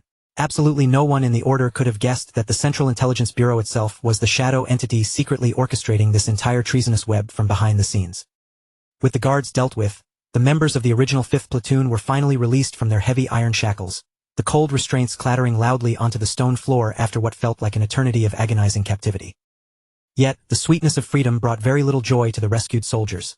A grim glance revealed that nearly every single one of them had been brutally missing limbs from their torture, and even the indomitable old captain himself had been left permanently, severely crippled by his captors.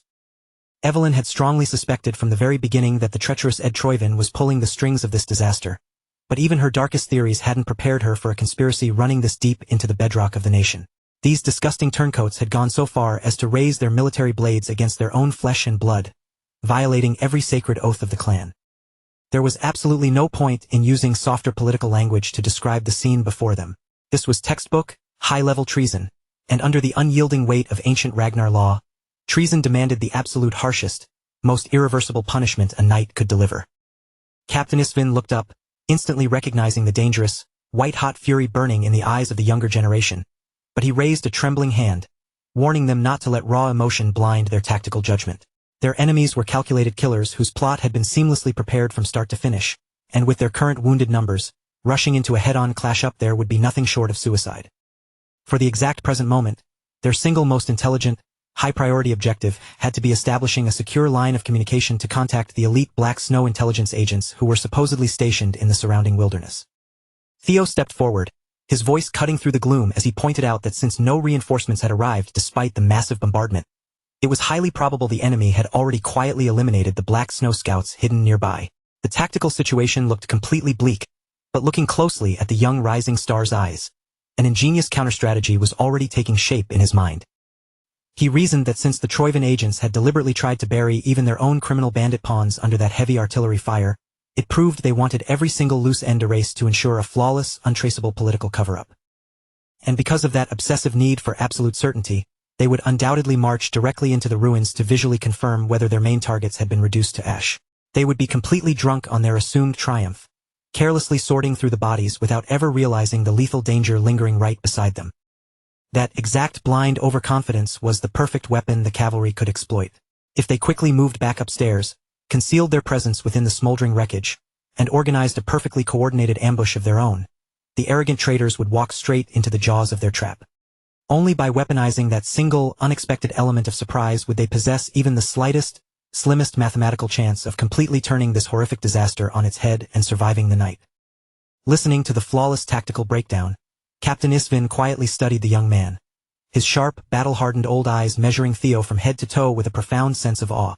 With his immense experience, the old captain could easily tell that Theo had only recently unlocked the legendary power of his mind gate, and to achieve a feat of that caliber at such an incredibly tender age was nothing short of a historical anomaly. For a long, quiet moment, the old warrior could only bitterly lament the advanced age of his own body, feeling a twinge of shame that when faced with this sudden crisis, he had nearly given up and accepted defeat far too quickly. But fortunately for the future of the Order, the fierce younger generation standing tall before him still possessed unshakable courage, absolute tactical clarity, and more than enough survival instinct to keep pushing forward through the flames. As though a dying, cold ember had suddenly been blasted with pure oxygen, a fierce martial flame reignited inside the veteran. Captain Isvin gritted his teeth, forcefully pushing his battered body upright onto his single remaining leg as he rallied his remaining men through pure, unadulterated force of will. The proud warriors of the white armored dragon cavalry, both the battle-weary survivors of the original platoon and the fierce rookies of the new one, would stand shoulder to shoulder, moving in perfect unison to execute the ambush exactly as Theo had brilliantly laid it out. With the trap set, an all-out, no-holds-barred deathmatch between two opposing factions of the mighty Ragnar house was about to violently erupt within the burning ruins. Not long after, The arrogant Troivan strike team poured through the shattered gates of the ruined stronghold, fanning out carelessly across the smoldering wreckage as they casually began searching for the charred bodies of their targets. They lazily overturned heavy stones, kicked aside fractured wooden beams, and poked through every single collapsed corner, fully expecting to easily identify the mangled victims left behind by their flawless artillery strike. Their cold intent was clear. Anyone they managed to find who was still miraculously drawing breath was to be executed immediately, dispatched on the spot without even the slightest, most microscopic trace of human mercy. But after picking through the debris for quite some time, a heavy wave of unease began to settle over the search parties. They had found absolutely no physical remains belonging to the cavalry. The squads inspecting the western sector reported 0 corpses, and the eastern division wasn't finding anything useful to confirm their kills either. To make matters worse, the scout team monitoring the outer perimeter exits radioed in with the exact same frustrating update. Not a single fleeing dragoon had been spotted breaking past their line of sight. Across the entirety of the burning, flattened landscape of the stronghold, the only dead bodies scattered through the rubble belonged exclusively to the disposable pawns of the Black Skull bandits. Suddenly realizing that something was horribly, terribly wrong, the veteran leader's combat instincts flared. His eyes narrowed in suspicion, and he sharply barked at his men to halt, stopping them before they wasted another second wandering blindly through the ruins. But in the very next millisecond, the trap sprung, and fresh blood splattered across the snow. The hidden dragoons erupted from the smoldering rubble like ghosts, unleashing the lethal ambush they had flawlessly prepared right beneath the enemy's feet. The traitorous Troivan commander's reflexes were the only reason he survived the opening salvo, barely throwing his head back in time to avoid having his skull pierced clean through by the lightning-fast thrust of Evelyn's blade. With the element of surprise spent, the 2 opposing captains, standing on completely opposite sides of this bloody military betrayal, locked eyes and prepared to clash directly in single combat. Desperate to regain the upper hand, the Troivan captain immediately tried to fight dirty, throwing low kicks and utilizing underhanded combat tricks to break Evelyn's guard and throw her off balance. But Evelyn was a masterclass warrior. Her mind remained entirely composed, far too skilled to be thrown off by such petty tactics. With a breathtaking, incredibly sharp acrobatic twist, she effortlessly slipped out of his strike zone, flipping backward to create just enough physical space to completely reset the rhythm of the duel on her own elite terms. Realizing the sheer gravity of their blunder, the Troivan captain screamed at the top of his lungs, desperately warning his scattered units that they had walked directly into a counter-ambush, but his frantic warning came far, far too late. He fiercely barked out an order for the survivors to immediately shift into a defensive ring formation. Yet by the time the words actually left his mouth, half of his elite vanguard had already stopped breathing entirely. They had been systematically, ruthlessly cut down in the blink of an eye by the highly trained dragoons who had been patiently lying in wait within the shadows of the wreckage. With this illegal, treasonous Black Ops operation now dragged fully into the light of day, Evelyn stood tall amidst the fire as the literal enforcer of Ragnar law. Brandishing her weapon, she coldly used that absolute legal authority to sentence every single traitor present to immediate death. The cornered Troivan captain, however, had absolutely no intention of laying down and dying quietly. Snarling in defiance, he charged forward to meet Evelyn head-on, their weapons colliding with a shower of sparks as they traded a rapid, fierce exchange of lethal strikes.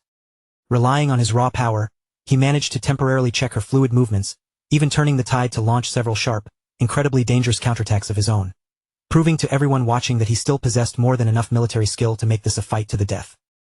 Deep down inside, the Troivan captain was reeling, his mind unable to process the impossible sight before him. After an absolutely relentless aerial bombardment, enough to reduce an entire mountain fortress to nothing but dust and gravel, these supposedly doomed wyvern-riding bastards were somehow still standing upright, blades drawn and eyes defiant, staring him down. That creeping shadow of sheer disbelief shattered his concentration for a single, critical moment. In the high-stakes dance of a life-or-death battle, that tiny flicker of hesitation was all it took for the tide to turn from a struggle into a death sentence. Evelyn, with her hunter's instincts honed to a razor's edge, instantly identified that microscopic opening in his defense. Her eyes narrowed into predatory slits, and she lunged forward with explosive speed before he could even dream of recovering his guard. She moved for a clean, efficient kill, her steel flashing in a lethal arc toward his exposed neck. The turncoat barely managed to jerk his body to the side at the last possible millisecond, saving his head from being severed cleanly from his shoulders. But Evelyn wasn't the type to offer second chances. She pressed her relentless assault, driving him back step by agonizing step, her blade carving through his defenses and opening fresh, jagged wounds that forced crimson blood to spray with every single desperate exchange. As she forced him into a corner, Evelyn's voice boomed across the ruins, warning the remaining stragglers of the Central Intelligence Bureau that their only path to survival was to drop their weapons and surrender immediately. She made it clear that at this stage of the operation, any further resistance was nothing more than a pathetic, meaningless struggle against an outcome that had already been sealed in stone. The moment Theo's perfectly timed ambush had sprung and the hidden cavalry surged forth from the rubble, the entire battlefield had been locked into a terminal checkmate. She offered a path of mercy. Those who chose to cast aside their blades and submit willingly would be allowed to breathe for the time being, so they could eventually face a proper, fair judgment in a lawful military trial. But before his terrified subordinates could even consider clutching at that lifeline, the Troivan captain roared a final, desperate command across the chaotic battlefield, giving them the authorization to ignite their ultimate, forbidden technique. Every dragoon on the field froze in their tracks for a breathless second, startled not just by the sudden shout, but by the horrific, ominous weight behind those specific orders. It was instantly obvious that the Troivan agents had been clutching one final, dirty card against their chests, a last-ditch gamble they had preserved for the exact moment the walls closed in. Then, without warning, one of the Troivan agents completely snapped. Abandoning all reason and discipline, he turned feral, his eyes bulging as he lunged straight for Theo like a starved beast finally unshackled from its heavy iron chains. Theo felt the shift in the air immediately. The man's aura didn't just grow. It spiked with a sharp, distorted intensity that felt profoundly unnatural and far too volatile to ignore. These fanatics had actually triggered the forbidden reverse blood surge technique, a dark, ancient power that grants explosive, godlike strength by forcibly draining the user's own life force to fuel the flames. Even with Theo's formidable training, keeping pace with an agent empowered by such a twisted, taboo art was an absolute nightmare. Every single strike he exchanged was heavier and faster than humanly possible. One crazed assailant was already a handful, but then the rest of those brainwashed bastards started swarming toward him in a frenzied pack, all of them hungry to claim his head as a trophy for their cause. Seeing Theo caught in the center of a lethal vortex of blades, one of the severely injured officers from the original 5th platoon surged forward, physically throwing himself into the path of the enemy to absorb the crazed strikes with his own body. As his life began to ebb away, the officer offered no screams of agony or curses against his killers. Instead, wearing a calm, almost serene expression, he simply looked at Theo and urged him to run. Watching such a brave, honorable man willingly sacrifice his life right before his eyes, all for the sake of his own survival, hit something profound and fragile deep inside Theo's heart. That singular, crushing moment of loss ignited a raw, primal furnace of fury within Theo, a cold, focused wrath so intense it seemed to erupt from the very center of his soul. With that white-hot rage fueling his movements, Theo unleashed the most devastating, lightning-quick triple dragon's claw he had ever channeled in his life, carving a path through the fanatics in a single, brutal, sweeping strike. But he wasn't finished. Pushing far beyond the boundaries of his physical capacity, the young master dove deeper into his own consciousness, forcefully tapping into the absolute limit of his mind gate. In that suspended second, the world around him seemed to grind to a crawl. Theo's eyes tracked dozens of moving objects at once, marking the exact position of every frenzied enemy pulsing with that unnatural, forbidden power. He released a second triple dragon's claw, a technique even more terrifyingly powerful and refined than the first, surging with focused, jagged intent. His blade moved in a complex, twisting dance, weaving through the chaotic battlefield with a lethal, terrifying precision that effortlessly sidestepped his own allies while shredding the enemy into ribbons. The sheer, overwhelming synthesis of raw power, perfect control, and elite swordsmanship left even the battle-hardened veterans standing in the background paralyzed with absolute shock. When the churning dust finally began to settle, the very ground of the ruined stronghold was scarred with deep, terrifying grooves, as if the concept of destruction itself had been physically carved into the stone. Of all the treasonous agents caught in that horrific, overwhelming display of martial arts, the only one left standing was the Troivan captain. Seeing that the annoying thorn in his family's side had evolved into a threat of this magnitude, the captain hardened his resolve. Even if it required his own life, he would drag Theo down into the grave with him.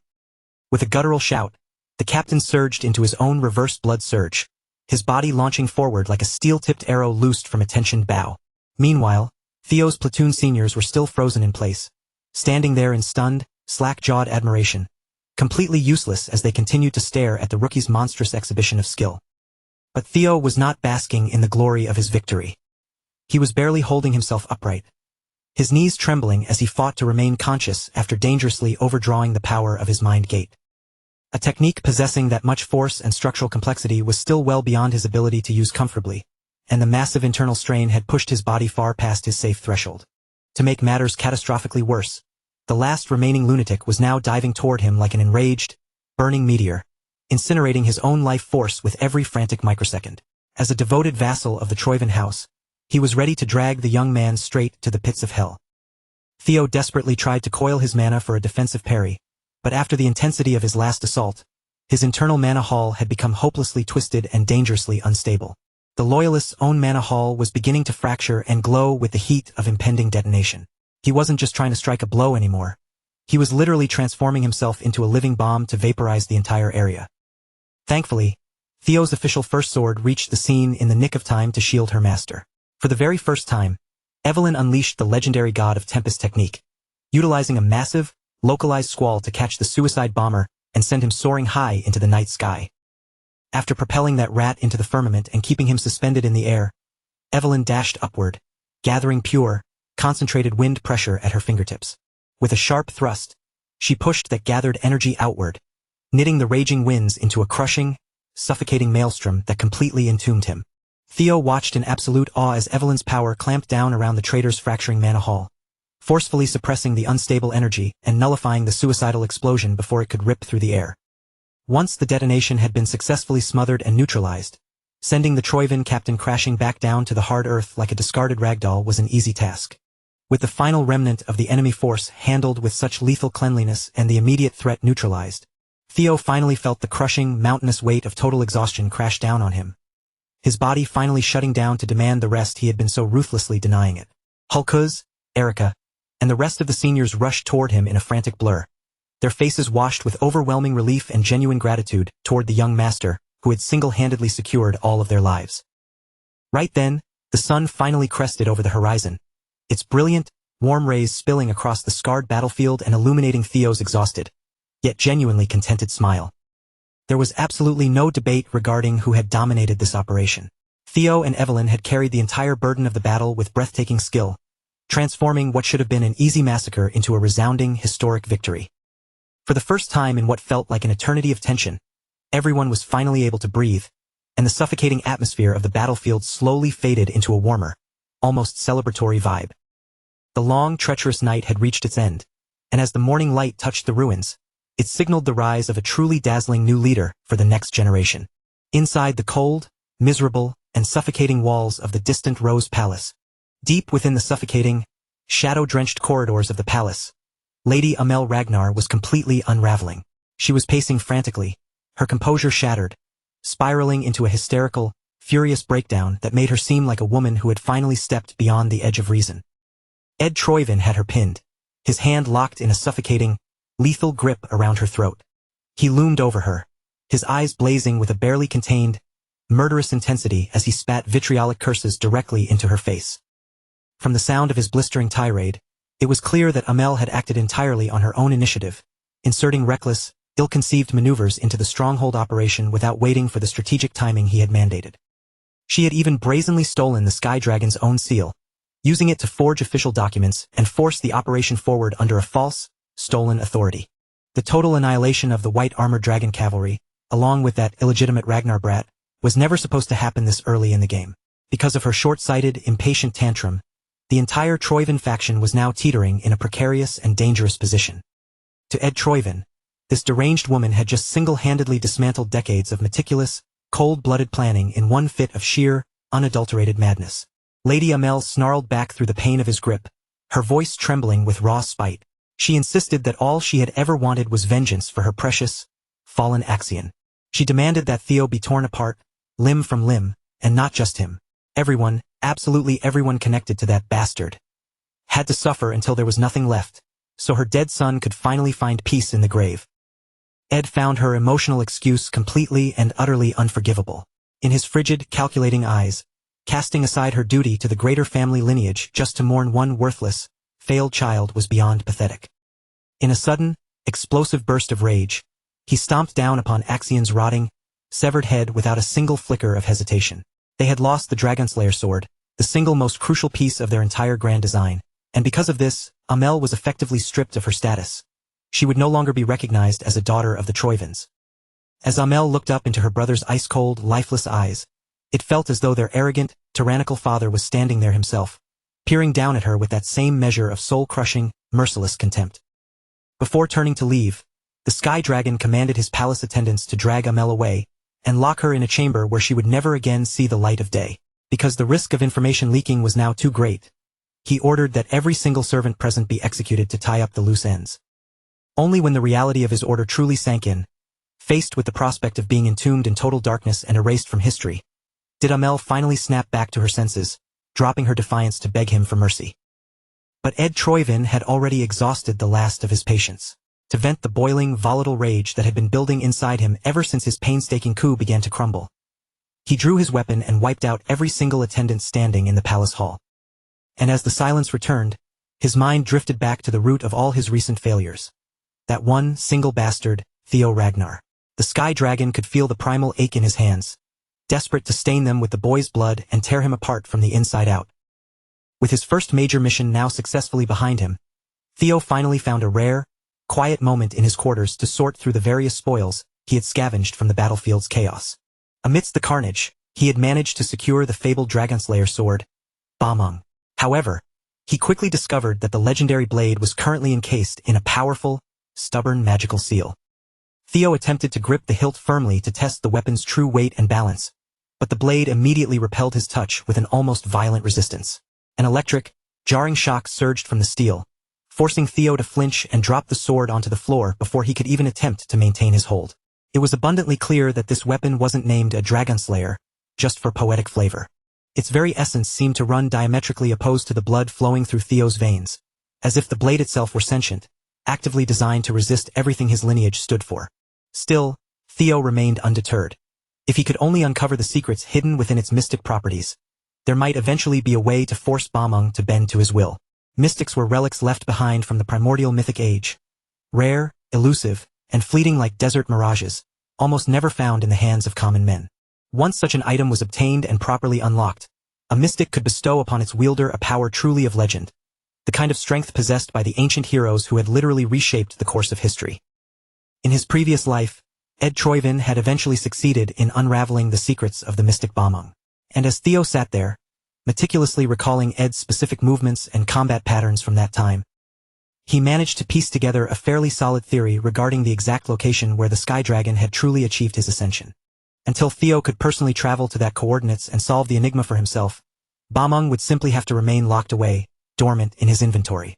Just as Theo was becoming lost in his deep, contemplative thoughts, a sudden, sharp knock at the door shattered the quiet of his room. It was Evelyn. Even though the hour was late and the moon was high, she had come bearing an urgent request that couldn't wait until the dawn. The commander was demanding to see Theo immediately, and the tone of the message made it clear that this was not a meeting that could be delayed. Inside Julius Ragnar's personal office, the air hung heavy and thick with an unspoken gravity, even as the conversation initially drifted through the motions of standard, polite formalities. Sitting directly across from him was the weary captain trainer Isvin.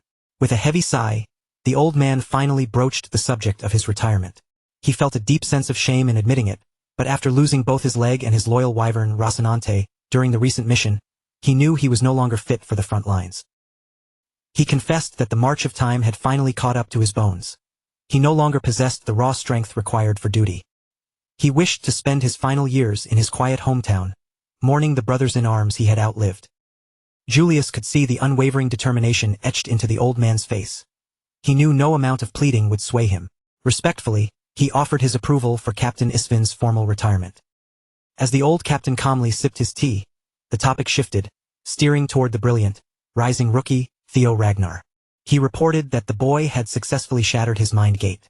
Julius leaned back, clearly gratified to hear that his chosen star had finally crossed the invisible threshold between ordinary men and true superhumans. Isvin was certain of one thing. Theo was not one of those rare, natural-born prodigies who entered the world with their mind gate already wide open. All the evidence indicated something far more impressive. Theo had forced that brutal bottleneck to open through sheer, unadulterated willpower and relentless personal effort. This meant that Theo's internal vessel of power was now on the precipice of a massive, structural expansion. That expansion, Isvin noted, might eventually grow so vast and deep that even Theo himself could not yet fathom the true scale of the potential resting inside him.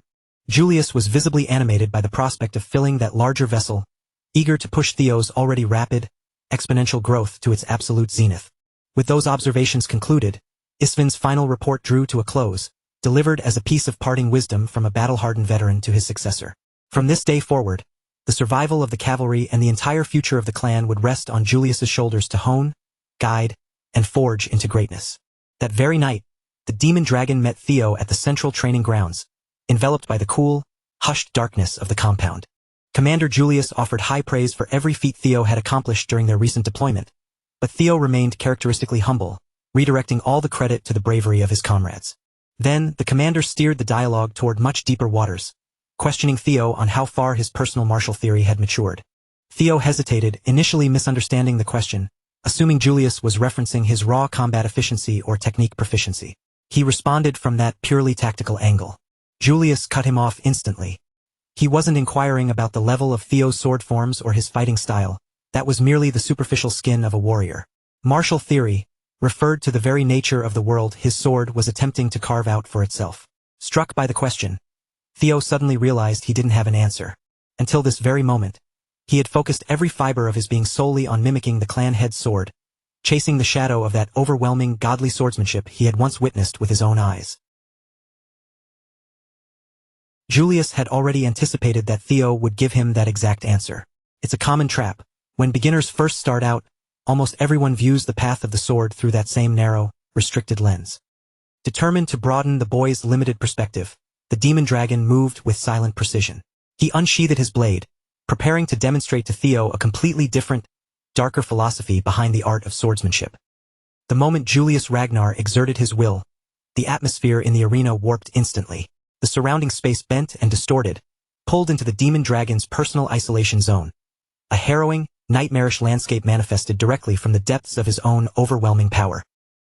This was worlds apart from the sword dragon's isolation zone, where that one had felt vibrant, graceful, and possessed an almost poetic beauty.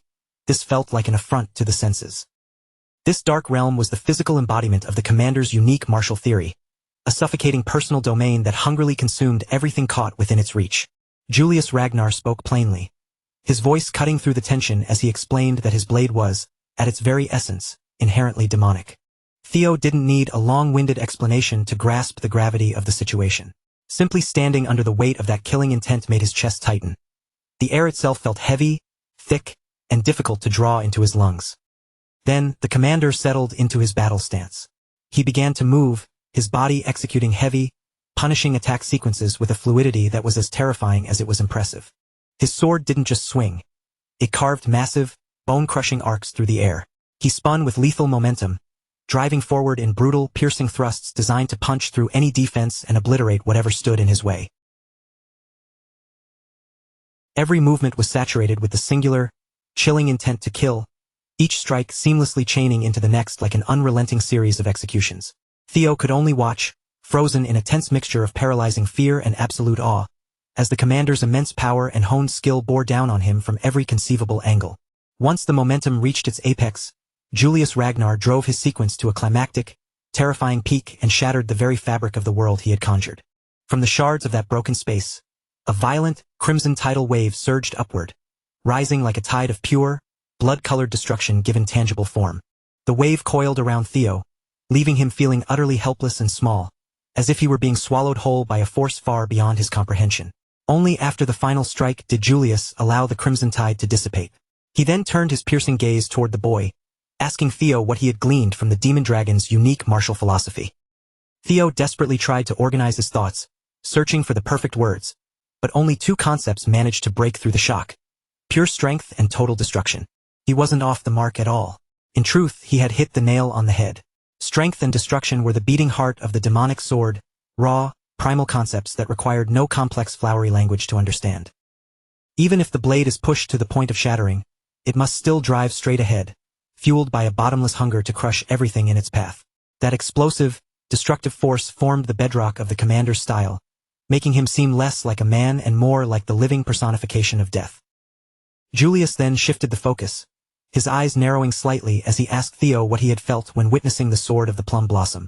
Theo reflected for a moment before answering that her swordsmanship felt dazzling, elegant, and possessed a natural grace that was beautiful to behold. Julius nodded, seemingly satisfied with that interpretation. It made sense. After all, the sword of Lady Plum Blossom embodied the very essence of life. Her style mirrored the life cycle of a seed, taking root, breaking through the soil, and unfurling into a vibrant, blooming flower. It was a pure, undeniable expression of living, breathing existence. It was slow, gentle, and overflowing with endless variations, refusing to be constrained by a single, rigid path or predictable trajectory. It ebbed and flowed, twisting and adapting to whatever obstacle stood before it, spreading outward in every direction until it reached its full, brilliant bloom. In that short, intense span of time, 2 of the 9 dragons had shown Theo 2 radically different interpretations of martial theory. Seeing Theo fall into a state of deep contemplation, Julius posed a final, lingering question. Were life and death truly separate, diametrically opposed concepts?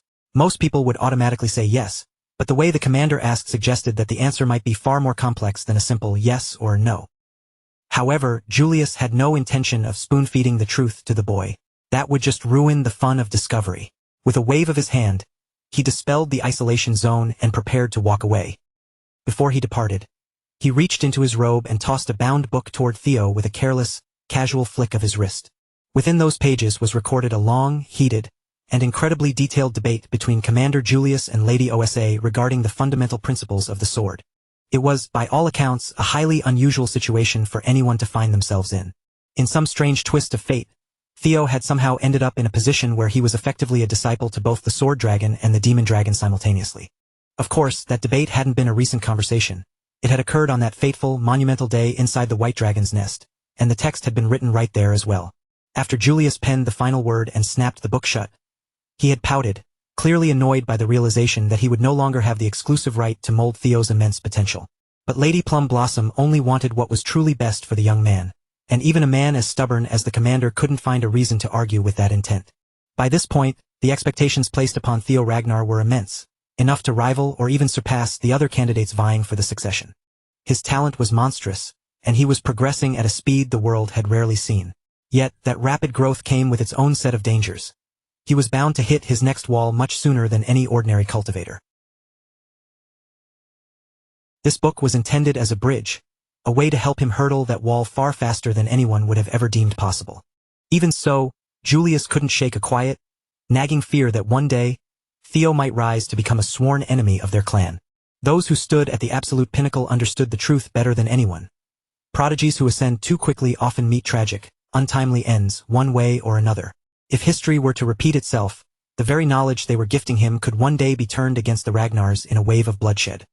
Hearing Julius voice those dark premonitions aloud, Lady OSA became entirely convinced of one thing.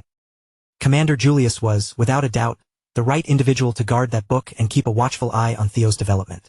The moment Julius felt certain the boy's heart would not be corrupted by greed or ambition, he would feel ready to pass those secret teachings onto the young dragon. As it turned out, that day arrived much sooner than anyone had dared to hope. Now, the gathered wisdom of the 2 dragons, considered first and second in the world of the sword, was finally resting in Theo's own hands. Theo couldn't help but feel a wave of humility, wondering if he truly deserved something so profoundly valuable. But Julius had already made his assessment. He had judged Theo's worth and deemed him worthy of the challenge. So, Theo accepted the book with deep, sincere gratitude, feeling the weight of the pages, a weight far greater than paper and ink should possess. Looking back, he realized his meteoric rise hadn't been a solitary journey. It was only made possible by the handful of mentors who had constantly nudged and guided him toward the light. They had offered him their support without demanding payment, repeatedly picking him up and setting him on the right path as he climbed toward the summit of power. From the chaos of the Rendon incident all the way to this very moment, Commander Julius had consistently favored him. For that kindness, Theo silently swore a vow that he would find a way to repay the debt. As it happened, an opportunity to repay that favor was already presenting itself, though for Theo it was hardly going to be a pleasant or easy experience.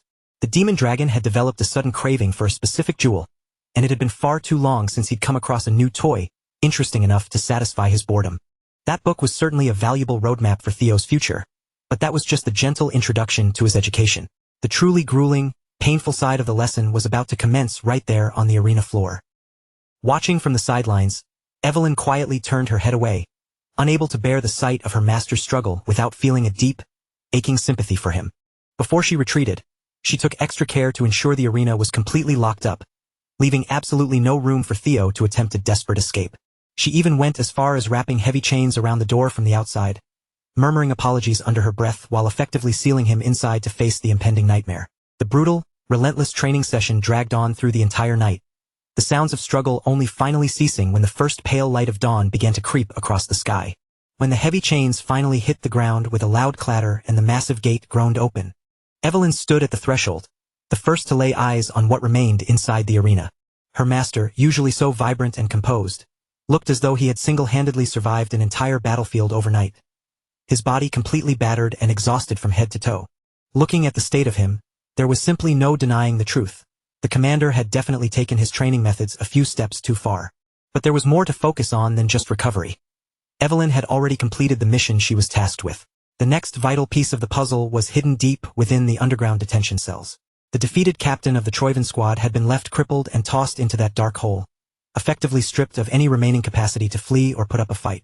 Yet, he was clearly not the type to break under pressure, regardless of what interrogation tactics they might employ. Understanding this, they left him to languish in his cell while Theo began drafting a different, more effective strategy to force the situation wide open. Theo spoke to Evelyn in low, measured tones, detailing the precise sequence of events he anticipated over the coming days, carefully outlining exactly how each step needed to unfold. A few days later, once his preparations were complete, Theo finally made his way toward the training grounds of the Plum Blossom Palace. Upon entering, he approached the Lady of Plum Blossoms, offering her a formal, respectful greeting while maintaining a perfectly humble and poised posture. OSA Ragnar Plunus had been expecting his arrival, especially considering the heavy weight of the knowledge she had already entrusted to him. That book had proven to be an invaluable asset, sharpening Theo's insight and deepening his comprehension far beyond what he had originally dared to hope. Determined to gauge exactly how much he had internalized, Lady Plum Blossom summoned a practice sword, the weapon appearing instantly in her grip. The instant she held the blade, the air in the training yard shifted. Her unique martial presence expanded, blooming outward like a sudden, sweeping floral gale. She intended to continue guiding him through the bedrock of her technique. Those seemingly small, essential nuances that most practitioners overlook, which truly serve as the roots of master-level swordsmanship. As the session drew toward its conclusion, she hoped to have a serious conversation with Theo about the philosophy of making life itself blossom through the edge of a blade. For the second time, she formally extended the invitation for Theo to become her official, direct disciple. However, before committing to a final answer, Theo felt it was necessary to pose a single, pointed question. He wanted to know, with absolute clarity, if she was extending this offer in her capacity as the legendary Heaven Dragon Swordmaster. Lady OSA's expression shifted, her surprise clearly visible. That title was a well-guarded secret, known by only a tiny handful of people. The Heaven Dragon Sword was an ancient, secretive school that permitted only a single successor at any given time, and at this moment, she stood as the sole, mysterious heir to that legacy. Lady Plum Blossom instantly realized that Theo wasn't asking out of mere curiosity. He was digging deeper, attempting to uncover the true nature of her underlying intentions. She chose to answer him with total candor. There was no ulterior motive, no hidden trap, and no complex scheme disguised by her warmth. From the blossoming path of the plum blossoms to the secret arts of the Heaven Dragon Sword, she held a genuine desire to pass every ounce of her knowledge and power down to Theo. Minutes later, Theo emerged from the training grounds, finally having arrived at a definitive decision. As he navigated the elegantly manicured corridors of the Plum Blossom Palace, a group of members from the Flower faction intercepted him, closing in to surround him with smug, challenging expressions on their faces. Theo had never been one to tolerate insolence, and the moment he delivered a blunt, curt response, those arrogant men instantly took offense.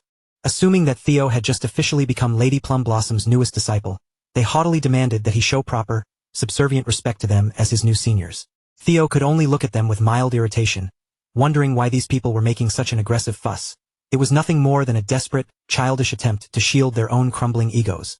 It was the same old song and dance. None of them were his direct superiors, meaning their pathetic attempt to throw rank around was completely hollow. Even so, these sycophants were determined to act superior, hoping to use the clan's rising star to bolster their own lack of status and reputation. But there was one critical fact they were completely oblivious to. While Theo had indeed been granted the incredible honor of becoming Lady Plum Blossom's direct disciple, he had actually declined the offer. When he was initially presented with the chance to inherit two of the most precious, legendary legacies in the world, he was naturally tempted to accept. Yet, He still struggled to comprehend why Lady Osa held him in such high regard when he had done nothing to provide her with a tangible benefit. She had confessed that there was no grand, calculated reason for it, no hidden agenda waiting to be sprung. Lady Osa simply wanted to support him because seeing Theo felt like looking back at Kyle during his younger, more idealistic years. In his appearance, and even more so in his spirit, he was an almost perfect reflection of the clan head during his youth. A man who once pursued his dreams and ideals with an unyielding, relentless intensity. And perhaps, even now, that same man remained a dreamer, still reaching for something that lay just beyond the horizon.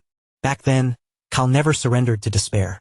No matter what brutal trials or obstacles were thrown in his way, he always fought to overcome them through his own raw strength and perseverance. Every single day of his life had been a gauntlet of one hardship after another, a grueling, endless road that would have snapped the spirit of any ordinary man. Despite that, Kyle Ragnar never faltered, and he never once compromised the core principles he held in his heart. Whenever Lady Osa cast her eyes upon Theo, she saw that younger version of Kyle, the man she had once fallen deeply in love with. With those memories rushing back, it was impossible for her to simply stand by and remain indifferent. Having been completely honest about her motives, the choice now lay entirely in Theo's hands. Even though the offer was prestige incarnate, the kind of legacy most practitioners would kill to inherit, Theo remained composed. He weighed the weight of the proposal against his own path and, with quiet conviction, chose to turn it down. Right now, his life was already crowded with influential figures. Everywhere he turned, there were mentors watching him, correcting his stance, refining his technique, and actively steering his journey. Lady Plum Blossom was certainly a monumental part of that, but she was merely one thread in a much larger tapestry. So many individuals had scrutinized Theo, shaping his spirit through their own unique perspectives, and leaving indelible marks upon his character. The demon dragon had taken him under his wing, personally overseeing his development, while his senior dragoons, Evelyn, Selford, and Aaron, remained relentless, pushing him toward the next level, day in and day out. Even those who stood beside him as peers had helped forge the man he was becoming. Remington, Hulkus, Erica, and the boys from Training Ground 4 had all contributed to his growth. Honestly, Theo would even credit people like Axion and Ed Troyvin. Even their interference had taught him vital lessons. That admission clearly caught Lady Osa off guard. It was common knowledge throughout the clan just how deep and bitter the conflict between Theo and the Troyvins truly ran. But from Theo's vantage point, the suffering those villains inflicted had only served to sharpen his resolve, forcing him to evolve and constructing the resilient version of himself standing in her presence today. His sword had been refined by every person who had touched his life, those who loved him, those who guided him, those who challenged him, and even those who wronged him. Because of this, he couldn't say with a clear conscience that he was the right fit to carry one school's traditions into the next generation. Lady Plum Blossom fully grasped the intent behind his words. Theo's swordsmanship was inherently restless, fluid, and far too dynamic to be shackled by a single rigid form. While his independence made him all the more captivating to her, it simultaneously left a lingering, quiet regret in her heart. Nevertheless, even if Theo could not stand before her as a traditional disciple, he looked at her and offered a different, more personal proposal. He would be honored to stand by her side as her son. Those words struck a deep chord within Lady Plum Blossom, igniting a warmth in her heart she had never expected to feel, let alone acknowledge. After Theo departed, Osa Ragnar Plunis returned to the quietude of her quarters, settling back into her peaceful ritual of enjoying a glass of wine. Yet, the atmosphere around her felt transformed. There was a vibrant brightness that hadn't been there before. Her attendant noticed immediately. The master's mood had shifted in a way that was impossible to overlook. The heavens had decreed long ago that Osa would never bear a child of her own. And now, a youth like Theo had pledged to become her son. With such a precious gift offered to her, it was only natural that she felt completely overwhelmed with joy. For her loyal attendant, simply witnessing her master's radiant smile was enough to bring genuine happiness to her own day. Lady Osa wanted to express her gratitude to Theo for granting her the opportunity to finally experience the feeling of motherhood. With that resolve in mind, she decided she would draft a letter to her husband immediately. The primary objective of that missive was to request that Theo's promotion examination be fast-tracked as soon as possible. Upon hearing this, her attendant urged caution, gently advising Lady Osa not to move too recklessly. Theo was still a rookie, having only just concluded his awakening ceremony. Drawing even more intense scrutiny to him at such a tender age might expose him to far greater dangers than those he was already facing. But to Lady Osa, that was exactly why they had to accelerate his advancement rather than holding him back. Before the great, Encroaching winds of the Ragnar clan swept in to devour everything. They had to help Theo climb to the summit. As his new mother, she would ensure her son had every advantage within her power to survive.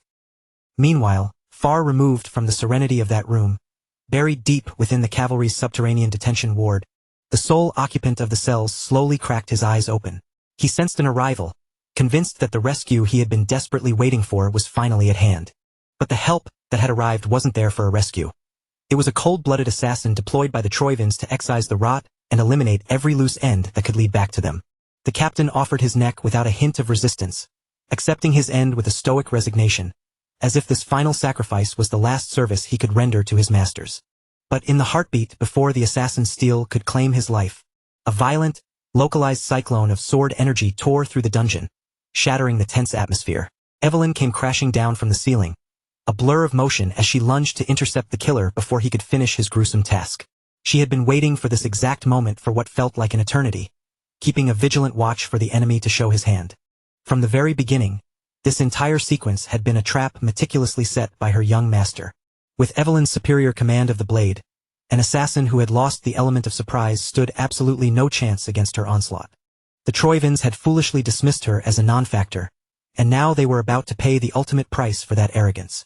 It was a disaster that Captain Sidra couldn't be silenced as planned, but if their cleanup operative was also captured, the situation for the Troivans would plummet from bad to catastrophic. The assassin's mind scrambled, frantically searching for any possible exit strategy to make it out of the dungeon alive. However, Evelyn had no intention of allowing him to walk away. She struck instantly, channeling a forbidden secret technique of the god of tempest. She unleashed the whirling squall, summoning a raging, pressurized current of air that pinned the assassin in place, stripping him of all mobility. Within the claustrophobic confines of the underground cell, there was zero room for him to evade or countermaneuver. Facing total entrapment, the assassin turned to a final, desperate gambit. He attempted to incinerate the evidence by detonating his own mana core. But Evelyn didn't yield an inch, raining down pressure that disrupted his focus and cut off his ability to trigger the volatile technique. She had witnessed this exact maneuver before. Since it had failed once, she was absolutely certain she wouldn't let it succeed here. Ultimately, Evelyn decisively overpowered and shackled the cleanup operative sent by the Troivan family.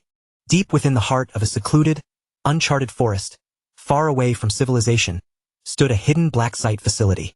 Inside that clandestine bunker, high-ranking operatives convened to discuss the failed hit in the underground dungeon and the subsequent capture of the assassin.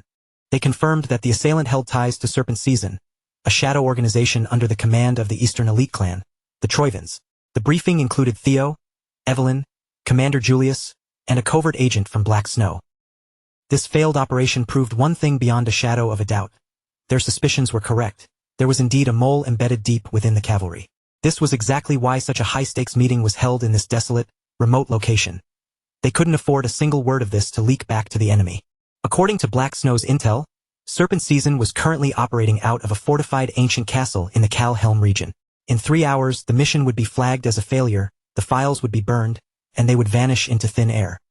Before that window closed, they had to storm the base, neutralize their forces, and secure every scrap of evidence and intel before it was lost forever. The Black Snow operative delivering this briefing was Cleve, a high-ranking Null Snow agent. Theo hadn't anticipated coming face-to-face with an operative of such caliber so soon. Before the strategy session could officially conclude and the tactical execution of the ambush could begin, Commander Julius interjected. He raised one final, critical matter, making it abundantly clear that there was still unfinished business that demanded their attention. This operation was to be no mere assignment. Beyond the strategic importance of the raid, it was to serve as the formal venue for Theo Ragnar's official promotion examination. For a heartbeat, Theo was certain he had misheard the commander's words.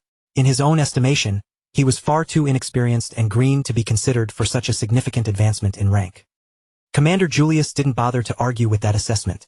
In fact, he validated Theo's hesitation. That precise lack of readiness was exactly why the stakes, and the difficulty, of this test had been cranked up to an absurd, borderline lethal degree. Ordinarily, as a warrior ascends the ladder of power, the trials become progressively more grueling. This time, however, the higher-ups were using a mission that threatened to spiral into a full-blown civil war as the testing ground for a mere mid-rank promotion. The Demon Dragon had already been briefed that Theo was the primary architect behind Evelyn's surveillance and the entire capture operation. Since Theo had been the one to set these gears in motion, it was only fitting that he be the one to see the machinery through to its conclusion. Even with his status as an heir, conducting secret operations without first consulting the commander was a breach of protocol. If he truly wanted that promotion, he had to see this mission through to the end with absolute, flawless precision. Julius made sure the gravity of the moment weighed on Theo. Once he achieved the rank of mid-rank swordsman, he would earn the autonomy to undertake solo missions, granting him unprecedented freedom. With the current trajectory of events, the young man was being pulled inexorably toward the eye of the storm. It felt as if the threads of history itself were converging upon his name. As if to test his resolve further, the system chimed to life, triggering the fourth scenario quest. It provided Theo with a long-awaited chance to sever the dark, lingering tendrils of the conspiracies that had plagued his previous life. Theo felt a surge of cold, focused heat running through his veins. He was determined to tear away the facade and expose the rot eating away at the core of the decaying clan. With that grim conviction burning in his gaze, he swore a silent oath. No matter what obstacles or horrors stood in his path, he would bring this mission to an absolute close. With that declaration, the mission codenamed Operation Snake Cleanup was officially put into motion. Due to the lingering, high-probability concern that a traitor was embedded somewhere within the cavalry's ranks, they had to maintain the strictest operational security. The strike team was restricted to a bare minimum. Only 3 operatives. Those 3 were Cleve, Theo, and Evelyn. As highly skilled swordsmen, they held a distinct advantage should the situation devolve into a close-quarter skirmish, but in terms of pure numbers, they were venturing deep into hostile territory at a severe disadvantage. Regardless of the risks, there was no time for hesitation. Whatever conditions awaited them inside that enemy stronghold, they would have to adapt on the fly to ensure the operation's success. Meanwhile, deep within the shadows of the Serpent Season headquarters, the assassins had just finished gathering every sensitive document and ledger that linked their shadowy network directly to the Troyven family. As they were finalizing their contingency plans for an emergency evacuation, a small, spherical object suddenly tumbled across the floor and rolled into the center of the room. The moment it came to a rest, its purpose was obvious. A thick cloud of smoke billowed out, signaling the start of the ambush. Before the assassins could even gather their wits or draw their steel, heads were already parting from shoulders, rolling through the haze. Cleve clearly earned her reputation as a high-tier Null Snow operative. Only one of the assassins managed to survive the initial onslaught, but he was in dire straits, blood gushing rhythmically from a gaping, jagged wound across his throat. Cleve wasn't the sort to let wounded prey escape simply because it had stumbled out of her direct line of sight. She pivoted sharply, intent on finishing what she had started. With her sector neutralized, Cleve and Evelyn moved to secure the intelligence documents, while Theo was dispatched to investigate the subterranean levels. Even while he was on the move, Theo couldn't help but feel a lingering sense of awe after witnessing a combatant of Cleve's caliber in action. According to the structural blueprints they had been provided during the briefing, the staircase leading down to the basement should have been just around the next corner. But for a split second, Theo's vigilance wavered. He was moving with too much haste, driven by a need for speed, and his boot snagged a nearly invisible tripwire. The second the wire tensioned, a concealed mechanism triggered, propelling a lethal array of projectiles directly toward his face, aiming to skewer his eyes. Had Theo's reaction time been even a fraction of a second slower, he wouldn't have been able to dodge the strike. He drew his blade in a blurred flash of motion, the steel ringing as he parried the sudden, point-blank storm of hidden stingers. Quickly activating hatchling synchro to parse the weave of the environment, Theo's vision expanded, highlighting every hidden danger in the hallway. A web of tripwires and deadly traps sprang into view, and beyond the inanimate threats, several hidden assailants were lying in wait, prepared for a surprise attack. To eliminate the entire nest of threats in one stroke, Theo unsheathed multiple blades, flooding them with crackling black lightning. His thunder dragon breathing technique had reached a new level of potency following his recent upgrade, making the discharge far more devastating than before. The unfortunate assassins lurking in the shadows were erased in an instant. The blades carved through them, and the surging black lightning incinerated their nervous systems simultaneously. With those obstacles cleared, Theo bypassed the remaining tripwires and traps with significantly greater ease. The security measures here were far more rigorous than expected, almost aggressively so. To Theo, this was a glaring indicator that something of high importance was stashed away in the basement. Finally, Theo reached the lowest subterranean level of the ancient castle. The second he crossed the threshold, the nauseating, heavy stench of fresh blood and the horrific sight of mangled flesh and gore flooded his senses. Standing amidst the carnage was a lone figure, a man cloaked in a vivid red robe and hat, calmly chanting as if he were leading a holy, solemn prayer. The blood-stained priest did not seem pleased by Theo's interruption of his crimson ceremony. Theo recognized the nature of the man instantly. This was a practitioner from the infamous Holy Demon Church. That putrid organization peddled a twisted, nihilistic doctrine, prophesying that an inevitable apocalypse would soon descend to swallow the world whole. They promised their brainwashed followers that a Messiah would arrive from the heavens, using that saccharine lie of salvation to exploit and capture the hearts of the desperate masses. In just a few short years, this very cult would serve as the spark for the Great War, the catastrophic conflict that would herald the Empire's ultimate collapse. Maintaining a tight defensive stance, Theo activated hatchling synchro, focusing his sensory perception on the disturbing priest before him. What he observed was a repulsive, crimson aura fueled by anomalous mana that defied the standard laws of nature, pulsing through what appeared to be a fractured mind gate. Theo surmised that this was the divine grace the blood priests were so fond of praising. To them, however, Theo was nothing more than an insolent, unenlightened heretic. Because of that, the priests declared that Theo would be granted the singular honor of serving as a blood sacrifice for their one and only god. The blood priest abruptly bridged the gap, lunging toward Theo with both of his gore-streaked, clawed hands. Theo managed to parry the grab just in time, but the moment their force collided, a chill ran down his spine. The priest's flesh was unnaturally dense, far harder than anything that should be possible for a human body. Theo and the blood priest engaged in a frantic dance of death, their blades and bodies clashing repeatedly. Every heavy exchange of force echoed through the cramped confines of the basement, creating a deafening rhythm of combat. But no matter how Theo pivoted to adjust his angle or poured every ounce of his remaining strength into his strikes, every single attack he launched was casually brushed aside, rendered utterly ineffective against the priest's bizarre defense. Theo could feel the overwhelming, terrifying weight behind each of the priest's movements.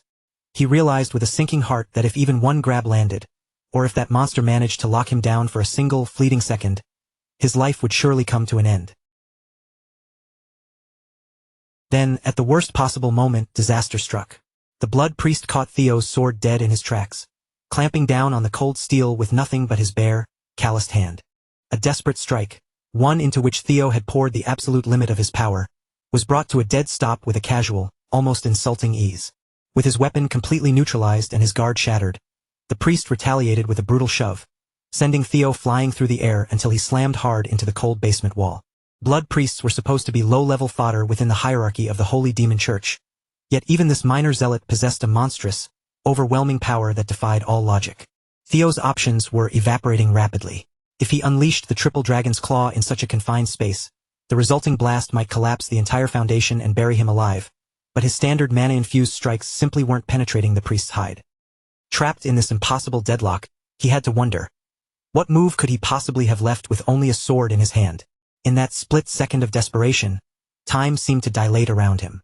The sage advice and brutal lessons once imparted by the demon dragon bubbled up to the surface of his consciousness. He remembered the demon dragon's philosophy, a style defined by explosive, absolute destruction, a force so pure and overwhelming that it mirrored the finality of death itself. The sword dragon, conversely, had offered him a different perspective, one that focused on the pulsing, vital root buried at the core of true swordsmanship. Life and death were not binary, opposing forces standing isolated from one another. They were intertwined parts of a singular, greater whole. Before Theo could fully process this revelation, the maddened priest roared and charged again, his intent clear. He wanted to crush Theo's skull and paint the floor with his lifeblood. Theo barely managed to scramble out of the way at the very last microsecond, his motion ragged, desperate, and devoid of grace. He continued to slip past one lethal blow after another, flirting with death on every turn, and the priest's mounting irritation began to manifest in his increasingly erratic, aggressive attacks. It was in the midst of this life-or-death struggle that Theo's epiphany finally crystallized. Life and death did not reject one another. They existed in a perpetual cycle, with death acting as the necessary precursor to the end of life. And from that ending, life could germinate once more, utilizing the remnants of what had passed as the catalyst for a new beginning. Superficially, they looked like disparate powers, but in reality, they were a single, unified force. Theo realized he had been dispersing his mana too thinly. He needed to condense every drop of his potential into a single, focused flash of light, something faster, more refined, and infinitely more destructive. The priest, still anchored in the arrogant belief that his skin was utterly invulnerable, stood his ground against Theo's incoming strike without a shred of hesitation or fear. Theo tested this newfound clarity in the heat of battle, and in that singular heartbeat, he successfully awakened a brand new technique, Dragon Flash. Initially, the priest only chortled, completely unbothered by the sharp, high-pitched whine emanating from Theo's blade. But that smug, mocking laughter rapidly devolved into pure panic as the skin he had trusted so implicitly was suddenly shredded to ribbons. The technique carved through him with a life of its own, rampaging through the priest's anatomy and tearing him apart from the inside out. This time, the roles were reversed. Theo delivered a crushing counterstrike, sending that pale, wretched bastard crashing violently into the basement stonework. The priest snarled, his eyes wild with malice as he labeled Theo a seed of evil for achieving a breakthrough in the middle of a slaughter, an existence that could never be permitted to draw breath.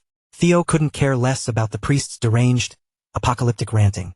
At that moment, his focus was entirely locked onto finishing the fight. Seizing the blood priest by the face with a crushing grip, Theo triggered hatchling synchro, forcibly breaching the defenses of the lunatic's mind to pry into his memories. This was his golden opportunity to pull back the curtain and expose the true origin of the uncanny, dark power wielded by the holy demon church. The instant he pushed deeper, the world around Theo began to warp and swirl, as if his very consciousness was being unmoored from reality and dragged into a nightmare dimension. It was a sensation he was familiar with, the eerie weightlessness of his soul drifting through an expansive, infinite void. Yet, this felt entirely unlike his previous memory dives. This experience was profoundly deeper, more alien, and infinitely more perilous than anything he had encountered before. Suddenly, his system pinged with an alert, but the holographic interface was flickering, glitching, and riddled with a chaotic mess of unreadable, corrupted text. As if the very framework of the system were struggling under the strain, it issued a desperate warning. He was on the verge of confronting an entity of an exponentially higher order. The system urged him to flee immediately, but where could Theo possibly run when he was adrift in an endless, suffocating darkness that stretched to eternity? Then, a deep, primal voice boomed through the void, vibrating through Theo's very soul as it demanded to know the identity and essence of the intruder. As his perspective seemed to recede, Theo realized with horror that the infinite darkness surrounding him was merely a tiny, microscopic fragment of a single eye belonging to a being far beyond human comprehension. Theo had landed himself in a catastrophic mess. Without intention, he had disturbed the tranquil, ancient slumber of what felt like the final boss of the entire universe. The deity worshipped by the holy demon church had finally fixated its attention upon Theo's existence. Exasperated by Theo's terrified silence, that godlike entity exerted its presence once more, demanding an answer with crushing force. Forced to confront the very grace that the cultists spent their lives praising, Theo found himself entirely paralyzed, robbed of the ability to move or even gasp for air. It felt as though that entity was peering directly through his flesh and soul. Then, with an aura of terrifying, absolute certainty, it whispered his name, Theo Ragnar. As it turned out, this primordial force had already been actively hunting for him. To that supreme existence, Theo was nothing more than an ugly blight upon the fabric of reality, an error that had to be purged. The deity's massive, shifting form began to coil and reshape itself, constricting around Theo's soul from every conceivable direction. It bent, twisted, and mutated into non-Euclidean forms that no mortal mind could hope to grasp. And just as Theo's consciousness was about to be extinguished, a brilliant, blinding golden light suddenly erupted around him, acting as a bulwark against the suffocating gloom. An avatar of the ancient, primordial dragon, Lodbrok, tore through the fleshy, abyssal form of the god, shattering its hold and hauling Theo to safety. Theo could only look on in dumbfounded awe, witnessing two titanic existences far beyond the scope of his world locked in a standoff. Lodbrok addressed him with a strange, intimate sweetness, yet her warning was cold and absolute. This entity was a threat that Theo was nowhere near ready to confront. Even if Theo somehow miraculously bridged the gap and reached the towering heights of Sigurd Ragnar's power, Lodbrok made it chillingly clear. Defeating that cosmic entity was far from a sure thing. For this moment, at least, it was Lodbrok who would have to bear the burden and stand firm against such a terrifying, world-altering disturbance. She didn't give Theo even a heartbeat to protest or argue his case. With a swift, dismissive flick of her massive tail, she sent his soul hurtling back toward his physical body. Theo's mind was still reeling, a chaotic storm of unanswered questions and desperate curiosities swirling within him, begging for clarity. Yet, before he could utter a single word or voice any of his inquiries, the force of her command slammed him back into the cold, oppressive atmosphere of the blood-stained basement. Back in the driver's seat of his own body, the young man found himself trembling uncontrollably, his entire psyche rattled to its core by the ancient, soul-crushing terror he'd just narrowly escaped. A heavy, suffocating realization settled over him as he processed the scene. Lodbrok had been standing as a lonely, solitary bulwark against that incomprehensible horror for an eternity. Theo gripped his chest, fighting to steady his ragged, shallow breathing, while trying to make sense of the impossible cosmic spectacle he'd just witnessed firsthand. Across the room, the blood priest had completely snapped, his composure crumbling into unhinged rage as he grappled with the bitter irony that a non-believer like Theo had been granted an audience with the Lord, while he, a lifelong fanatic, had been ignored. Theo didn't entertain the man's madness a second longer. He moved with cold precision, striking the bald zealot down and swiftly severing his head. The cultists might have hailed that entity as a god, but to Theo it was an abomination, not a deity. More than the kill itself, Theo was now possessed of a terrifying certainty. The Holy Demon Church was actively serving the nameless sovereign, the very entity Lodbrok had cryptically warned him about. It became painfully evident that safeguarding the realm from that looming, nightmarish presence had been Lodbrok's silent, lonely responsibility for countless generations. But the grim reality remained. Without her heart to sustain her, Lodbrok's own existence was ticking away, limited to a mere 3 years. And the clock was already counting down to the Great War in 5 years' time, with the impending death of the Guardian Dragon serving as the first grim bell tolling the end of the world. The pieces of this jagged puzzle finally clicked into place. The rise of the Holy Demon Church, Ed Troiven's treacherous rebellion, and the encroaching chaos. It was all inextricably linked. Theo's legs felt like lead, and his equilibrium was shattered, his consciousness still trying to recover from the violent whiplash of his out-of-body encounter. Thankfully, Evelyn was already by his side, sensing his instability and stepping in to offer her shoulder as a sturdy support for him to lean on. Cleve watched the scene unfold with genuine shock and dawning respect. She was honestly impressed that her young master had managed to dismantle such a formidable blood priest all on his own. With such a lethal display of skill under his belt, there was no doubt left. Theo had shattered the requirements for his promotion exam with room to spare. Once the trio finished purging the castle of every remaining threat, they finally had the breathing room to scour the debris for the incriminating evidence they needed. But as they sifted through the mess, the reality hit. Everything they had gathered so far was little more than circumstantial chatter. It wasn't nearly enough to seal the deal in a formal prosecution. So Theo reached into his pockets and produced a mysterious, familiar-looking box he claimed to have uncovered in the deep recesses of the basement. The second her eyes landed on that box, a flash of recognition crossed Evelyn's face. She knew exactly what that was. It was the very same container she and Remington had been tasked to retrieve back before the awakening ceremony had even begun. Inside lay the secret ledgers detailing the illicit trade between the Ceres Merchant Guild and the House of Troiven. Evelyn marveled at her master's cunning. He'd kept this explosive secret tucked away, waiting for the perfect, most damaging moment to reveal it. Cleve pored over the documents, her eyes widening as she spotted formal transaction records tied directly to Ed Troiven, verified by official seals that made the evidence impossible to refute. With these documents in hand, they finally held the smoking gun needed to expose the Sky Dragon's treason and their dirty dealings with the Holy Demon Church. The weight of the proof was undeniable. They finally had the ammunition required to move against that snake, Ed, and drag his schemes into the light. Their first strike would be a targeted assault against the Ceres Guild, signaling that the time had finally come to derail history and crush Ed Troiven once and for all. Back at headquarters, when word of the Sky Dragon's wretched betrayal finally reached the Demon Dragon, his fury ignited, barely contained behind a wall of cold, lethal intent. For now, however, they only possessed enough evidence to cast suspicion, which meant they needed to conduct a much deeper, more meticulous investigation. Julius received the intel directly from the Black Dragon himself.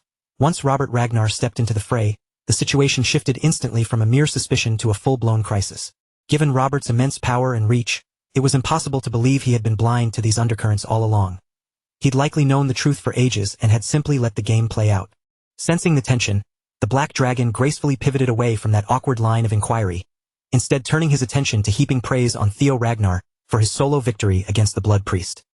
Robert boldly asserted that the boy's natural talents were far more aligned with the Black Snow Division, and that Theo belonged where his skills would truly be sharpened, under his watch.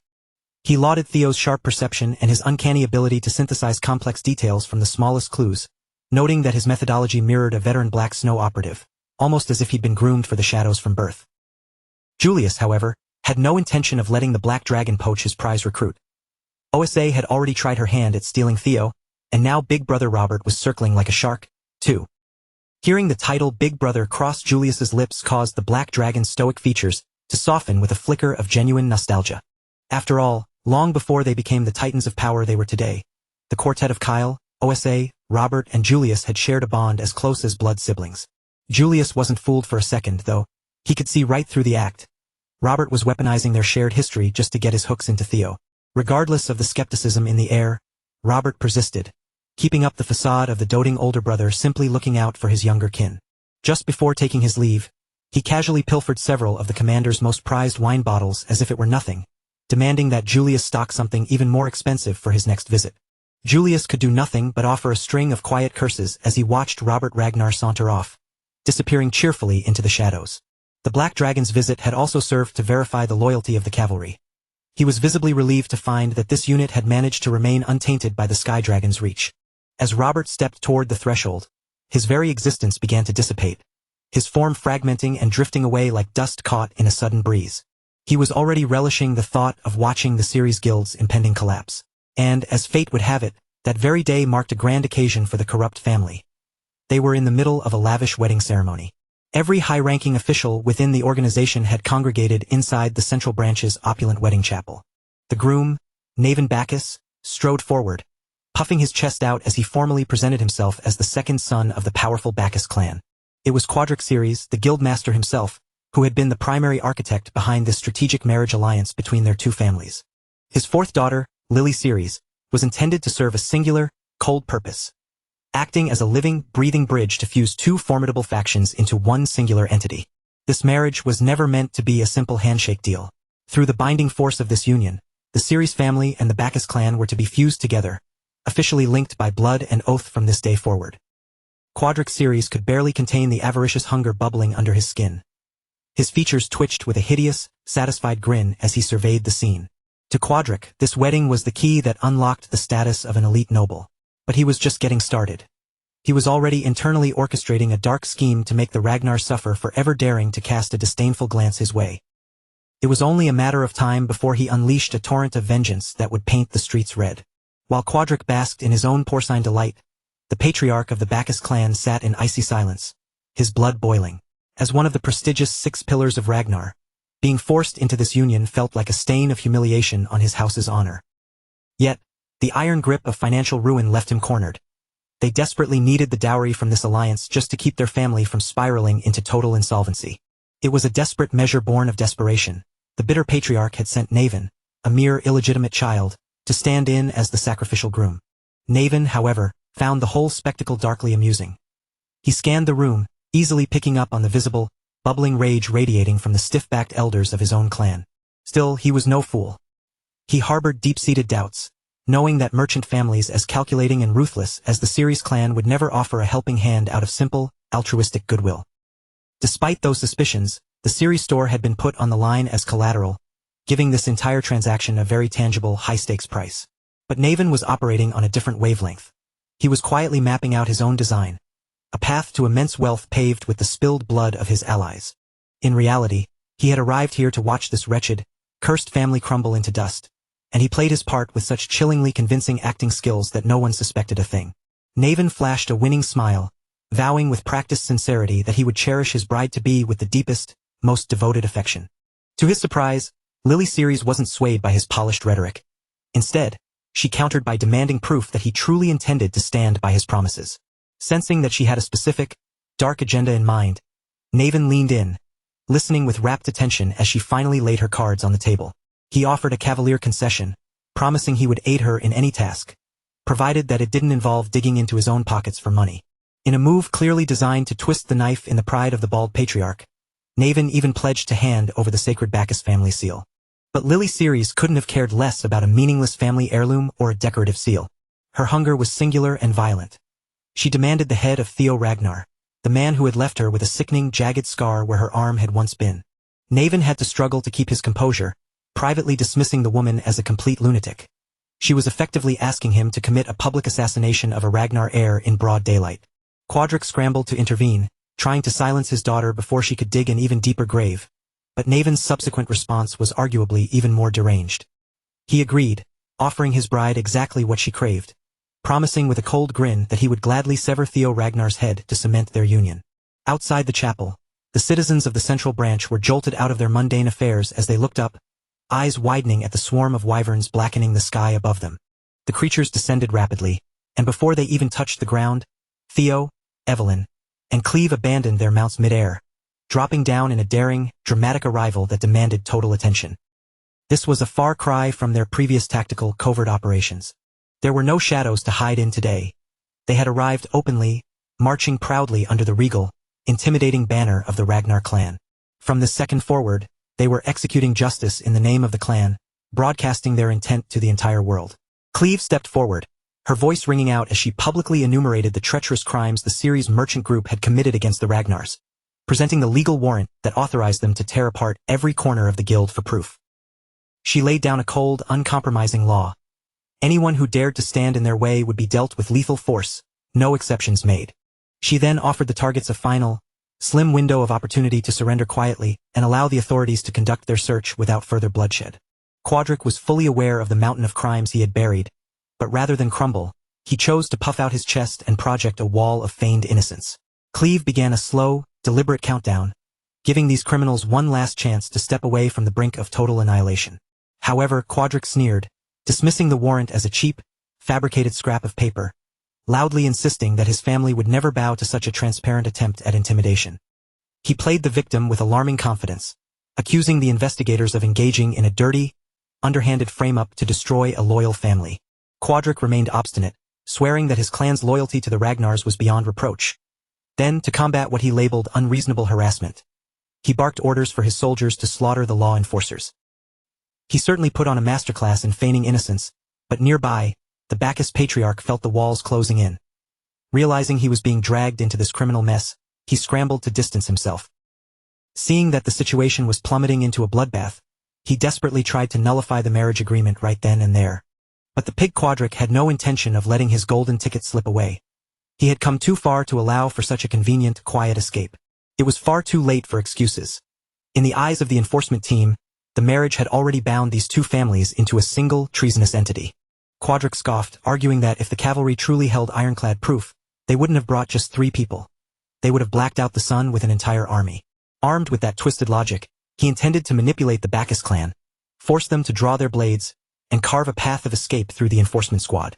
Before the two masters could continue their frantic debate, Naven calmly inserted himself into the fray, moving with the casual air of a spectator enjoying a show.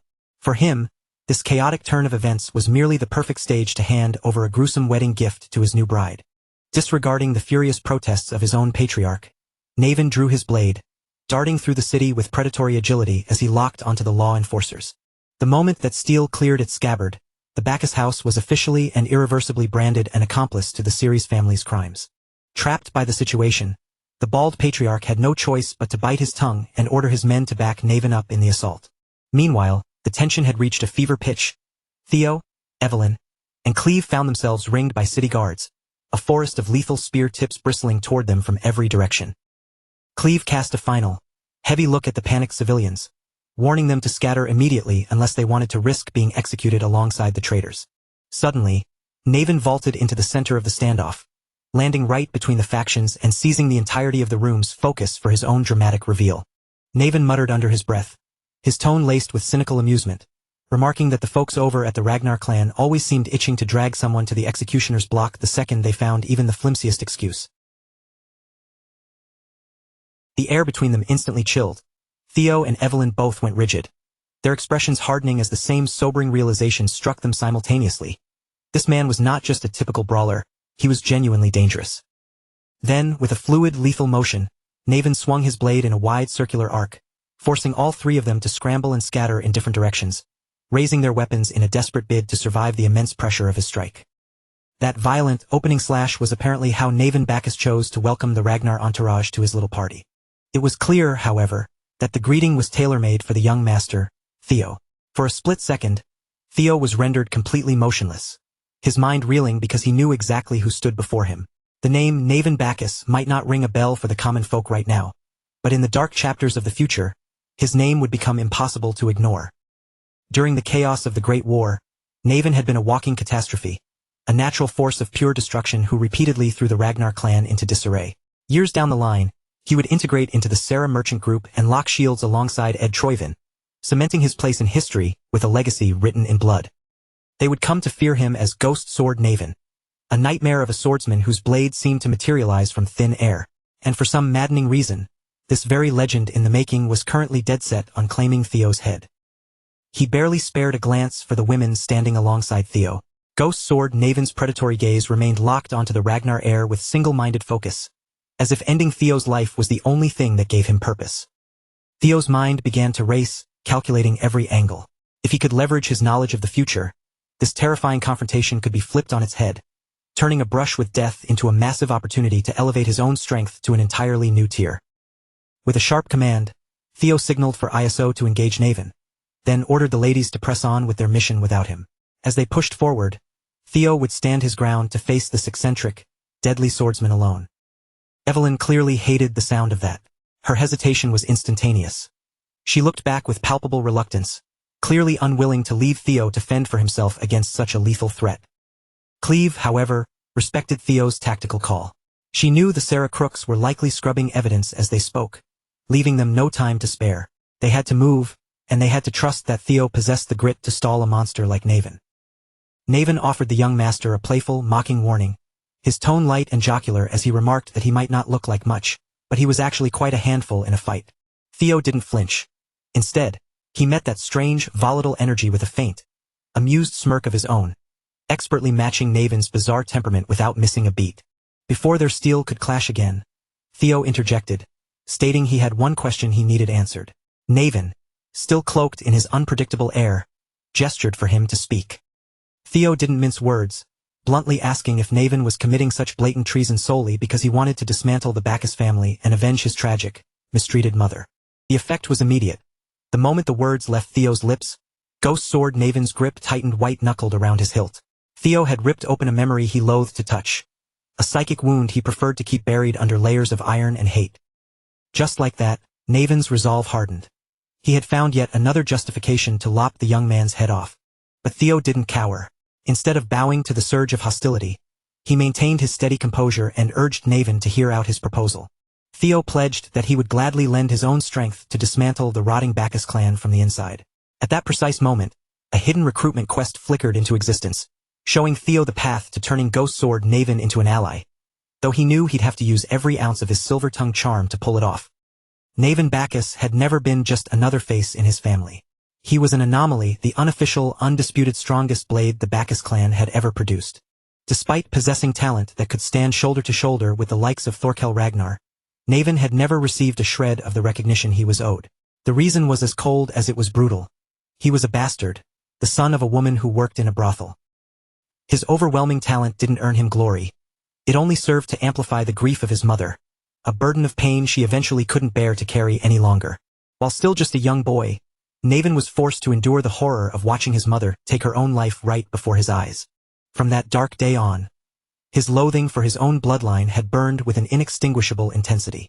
Theo understood this jagged part of Naven's past, and he gambled that if he played his cards correctly, that hatred could be the key to securing an incredibly powerful comrade. Unfortunately, Theo had severely underestimated how explosive Naven's reaction would be when his mother's memory was dragged into the fray. Before Theo could regain his footing, he was hammered by another ferocious, deadly strike from Ghost Sword Naven. It was no playful spar. The force of the impact was staggering, nearly lifting Theo off his feet and rattling him to his very marrow. Naven saw zero incentive to entertain such an absurd offer from a total stranger, especially not from some pompous Ragnar brat who stood there radiating such misplaced confidence. In Naven's eyes, the Bacchus clan was already careening toward a cliff, and he didn't need to partner with some arrogant punk just to watch them hit the bottom. That may have been true, but Theo pointed out the obvious. If Naven just stood by and let the ship sink, he would inevitably be dragged into the abyss with the very family he despised. Even that warning barely moved the needle for Naven. As far as he was concerned, he had zero regrets, no future to speak of, and nothing tying him to the living world. Theo, however, understood that Naven's bleak resignation wasn't just personality. It was the symptom of the ether fever, silently devouring him from the inside out. Naven was dying. His body had remained frail and youthful, far too weak to handle the immense, crushing weight of the mana he carried. Ether fever was treatable if caught early with rigorous care, but Naven had long missed that critical window, sealing his fate to a life that was rapidly evaporating. His incompetent family had essentially broken him before he could ever truly begin. At this rate, Naven had only about 5 miserable years left on this earth. For a brief moment, even Naven was taken aback. It wasn't every day that some noble young master managed to excavate such buried, painful secrets from his past. Even so, Naven remained unmoved. In his mind, the Bacchus collapse was inevitable, and when it finally happened, he was more than content to be buried in the rubble. Theo's lips curled into a smug, confident smile as he dangled the ultimate bait. Would Naven change his tune if Theo offered him a cure? For the first time, Naven's icy veneer cracked. His expression shifted into pure shock as he snapped back that such a thing was impossible. There was no cure for ether fever. Technically, Naven was right.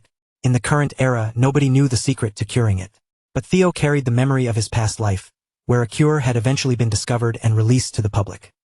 And in a twist of cruel irony, that discovery had been made just days after Ghost Sword Naven had finally succumbed to his illness. In this timeline, however, Theo was likely the only living soul who knew that a cure existed. With unwavering conviction in his voice, Theo assured Naven that they could purge that wretched ether fever from his system entirely. Not a maybe, not a possibility, but 100% certainty. As they had already established, the corrupt Bacchus clan was going to be razed to the ground no matter what, with or without Naven's help. But if Naven chose to join forces with Theo, he wouldn't have to vanish along with them. He could survive, live a full life, and rise to become a figure of genuine importance. He could leave a lasting, meaningful mark on the world, not as a doomed, forgotten blade of Bacchus, but as a hero who had helped reshape the future for the Ragnar house. All Naven had to do was trust Theo's word just once and take that terrifying leap of faith. Meanwhile, moving closer to the chapel, the city guards had hastily cobbled together defensive measures intended to stall Evelyn and Agent Cleve. Of course, against combatants of their caliber, those standard mortal traps and barricades were almost laughably pathetic. The real nuisance was just the constant annoyance of swatting away arrows. Deflecting them one by one was less about genuine danger and more about the sheer irritation of the interruption. From their vantage point, Evelyn and Cleve watched as the violent clash between Theo and Naven suddenly came to a dead halt. Instead of continuing their dance of steel, the two men stood motionless, locked in an intense, low-voiced conversation. Cleve's grip tightened on her weapon, her patience frayed to the breaking point. Every wasted second only fed her desire to settle this mess the old-fashioned way, by butchering every hostile target within her reach. The only thing tethering her bloodlust was the weight of her superior's orders. Her mission wasn't simply to clear the field. She was tasked with observing Theo Ragnar and determining, once and for all, if he possessed the caliber required for recruitment. The Black Dragon demanded cold, hard intel, not guesswork. They needed to see exactly how the boy would react when his back was against the wall and the pressure became suffocating. After all, one of the primary functions of Black Snow was the ruthless vetting of those who might one day stand at the vanguard of the Ragnar clan's future. As a member of Null Snow, Cleve bore that responsibility heavily. Before they had even breached the castle, she had grilled her superiors on the exact criteria for when she would be permitted to remove her self-imposed limiters. With the demonic cult now firmly entangled in the plot, the protocol was absolute.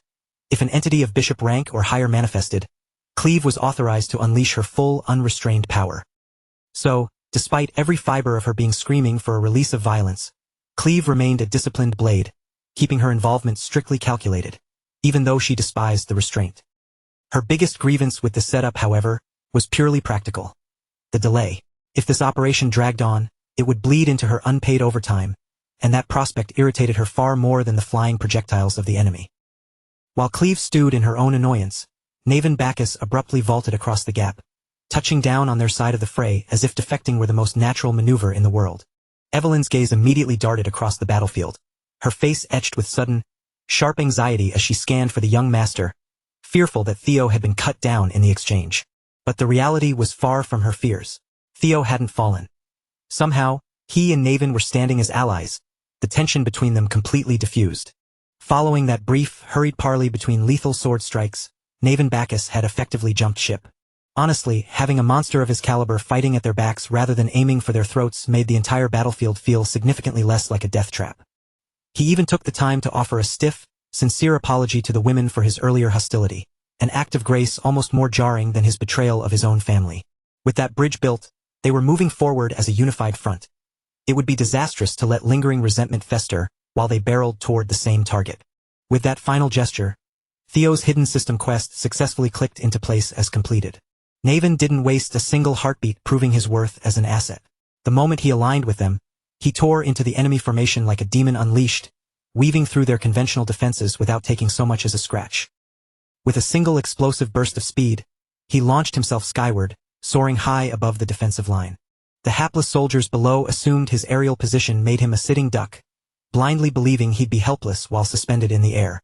Naven only looked bored by their amateurish contraptions. With one devastating, sweeping arc of his blade, He shredded their rows of anti-siege equipment as if he were harvesting dry wheat. The soldiers unfortunate enough to be within range of those machines were punished with total annihilation, their bodies torn asunder before they could even register the threat. While Naven was busy turning the battlefield into a slaughterhouse, the bald patriarch bellowed at him, screeching in outrage that an illegitimate whelp would dare turn steel against his own blood. Naven spat out a laugh the moment that word, family, hit his ears. Hearing that sentiment crawl out of that man's mouth caused his blood to boil over, focusing years of suppressed agony into one razor-sharp edge. Naven finally delivered the judgment he had been craving for years. He swung his blade in one fluid, merciless motion, bisecting the shouting patriarch before he could let out another breath. The man's bald skull split open under the force of the strike like ripe fruit hitting pavement, denying him even a shred of dignity in his final moments. Evelyn stood rooted to the spot, staring in stunned awe. The rumors hadn't been exaggerated. The man truly moved with the lethality of young Lord Thorkel himself. Theo didn't give them time to dwell. He barked an order for the women to seize the momentum of Naven's rampage and push through the crumbling enemy formation. With Naven carving a bloody road through the chaos, they finally held a clear, unblocked path to seize that gluttonous pig, Quadric Ceres. And as for Quadric, the man was rapidly unraveling, his composure shattering as reports flooded in that his defenses were being dismantled layer by layer. Only now, with the wolves at his door, did he finally panic and consider disposing of the incriminating documents that could bury his guild. One of his attendants, face drained of color, frantically urged him to start by incinerating the files linked to the House of Troyven. But the pig erupted in a fit of rage, violently rejecting the advice. In his twisted mind, those documents were his personal property, and no one else dared touch them. The terrified subordinate had only been trying to speak logic, hoping to stem the tide of casualties and mitigate the inevitable disaster. Quadric, however, had no ears for common sense. If he torched the Troyven connection, how would he recoup the fortune he'd sunk into them? Even with the noose tightening around his neck, he was still clawing at every last copper he thought he could squeeze out of the world. Suddenly, a new voice cut through the room, dripping with disdain as it mocked Quadric for being a pathetic creature drowning in vulgar, short-sighted greed. Quadric's eyes bulged in desperate hope. The one man capable of handling the encroaching cavalry had arrived exactly when he needed him most. Outside, the momentum of the four-person strike team had become an unstoppable tide. Everywhere they marched, a carpet of fallen bodies marked their progress. Theo, still maintaining a relentless pace, suddenly throttled back when he spotted a massive crowd pouring out of the doorway ahead. Leading the pack was a high-ranking official of the Holy Demon Church, and behind him, a sea of hundreds of hooded fanatics lined the chapel entrance, ready to enact the bloody will of their god. Quadric practically fell to his knees in relief, offering thanks to the Abyss for sending him a bishop of the cult at the 11th hour. Given that these lunatics were also chained to the Troyven conspiracy, he calculated that they might be willing to intervene to save their own interests. The bishop deigned to offer assistance, though not out of loyalty. He simply saw the pig as a tool that might still be useful when the final day of judgment arrived. However, the moment the bishop demanded the handover of the Troyven records, the pig's greed flared up, and he immediately tightened his grip on his stash. His obsession with his hoard was jeopardizing their larger agenda. And at this point, the bishop decided that a little physical correction was in order. The bishop lacked the temperament to coddle the ego of an arrogant fool. Furthermore, Quadric was nothing more than a wretched, expendable non-believer. Without hesitation, the bishop issued the order for Quadric's execution. He had no more use for the pig's coin or his life. As callous hands clamped around his windpipe, crushing his trachea, the pig miraculously managed to wheeze out a pathetic, desperate apology. He stammered that he'd been far too rude and frantically cautioned them that killing him now would only make the messy ties with the Troyven faction infinitely more complicated to unravel. Quadric might have been a gluttonous, bottom-feeding pig, but when he felt the cold steel of death hovering over his neck, his instinct for survival kicked in, forcing him to grovel and beg with every ounce of his pathetic being. The bishop, deciding that the worm still held some utility, granted him a temporary reprieve, giving him one final, strict ultimatum: incinerate every trace of the evidence before their window of opportunity slammed shut. He followed that directive with a chilling warning, his voice devoid of warmth. Don't even think about running. Their Dark Lord's gaze was fixed upon all of them, and there was nowhere in this world for a rat like Quadric to scurry into hiding. Paralyzed by the terrifying thought that the bishop might retract his mercy at any moment, Quadric scrambled toward the basement entrance, his body trembling as he dragged himself forward in a frantic race against time. Outside the chapel, Theo's strike team was about to be greeted by a harrowing welcome committee, curated specifically for them by the Blood Bishop and his army of fanatical zealots. The cultists began to fan out, their ranks unfurling like a surging crimson tide. The hour had arrived for them to unleash their fanatical holy war upon the world. The sickly, gaunt bishop of the demonic cult projected his voice, preaching of the imminent arrival of their god, a deity that would manifest in a cataclysm of blood and ruin. All around him, the brainwashed masses mimicked his demented sermons, their voices chanting those twisted dogmas with the hollow, haunting devotion of the truly lost. On Theo's front, the math was grim. Only 4 warriors stood against an encroaching ocean of cultists, who were packed together so tightly they formed a wall of flesh. They had suspected the demonic cult was pulling the strings, but the premature appearance of a high-ranking bishop was a complication that shattered their expectations. Peering past the folds of those blood-red hoods, Theo locked eyes with the cultists. He saw only empty, glazed stares. Their humanity had been utterly stripped away, leaving them devoid of even a shred of fear. He didn't wait for a signal or a second thought. Theo plowed straight into the thick of them, his weapon singing as he hacked open a gruesome passage through the sea of bodies. These fanatics were entirely indifferent to their own survival. They flung themselves into the fray without hesitation, driven by a single suicidal impulse to strike, no matter the cost to their own lives. Even veterans like Evelyn and Naven, who had stood knee-deep in battlefields before, found themselves rattled by the sheer, relentless stampede of zealots throwing themselves toward their blades. Cleve, however, remained on the periphery, her reaction starkly different as she assessed the developing carnage. She offered a silent prayer of gratitude that a bishop had finally shown his face.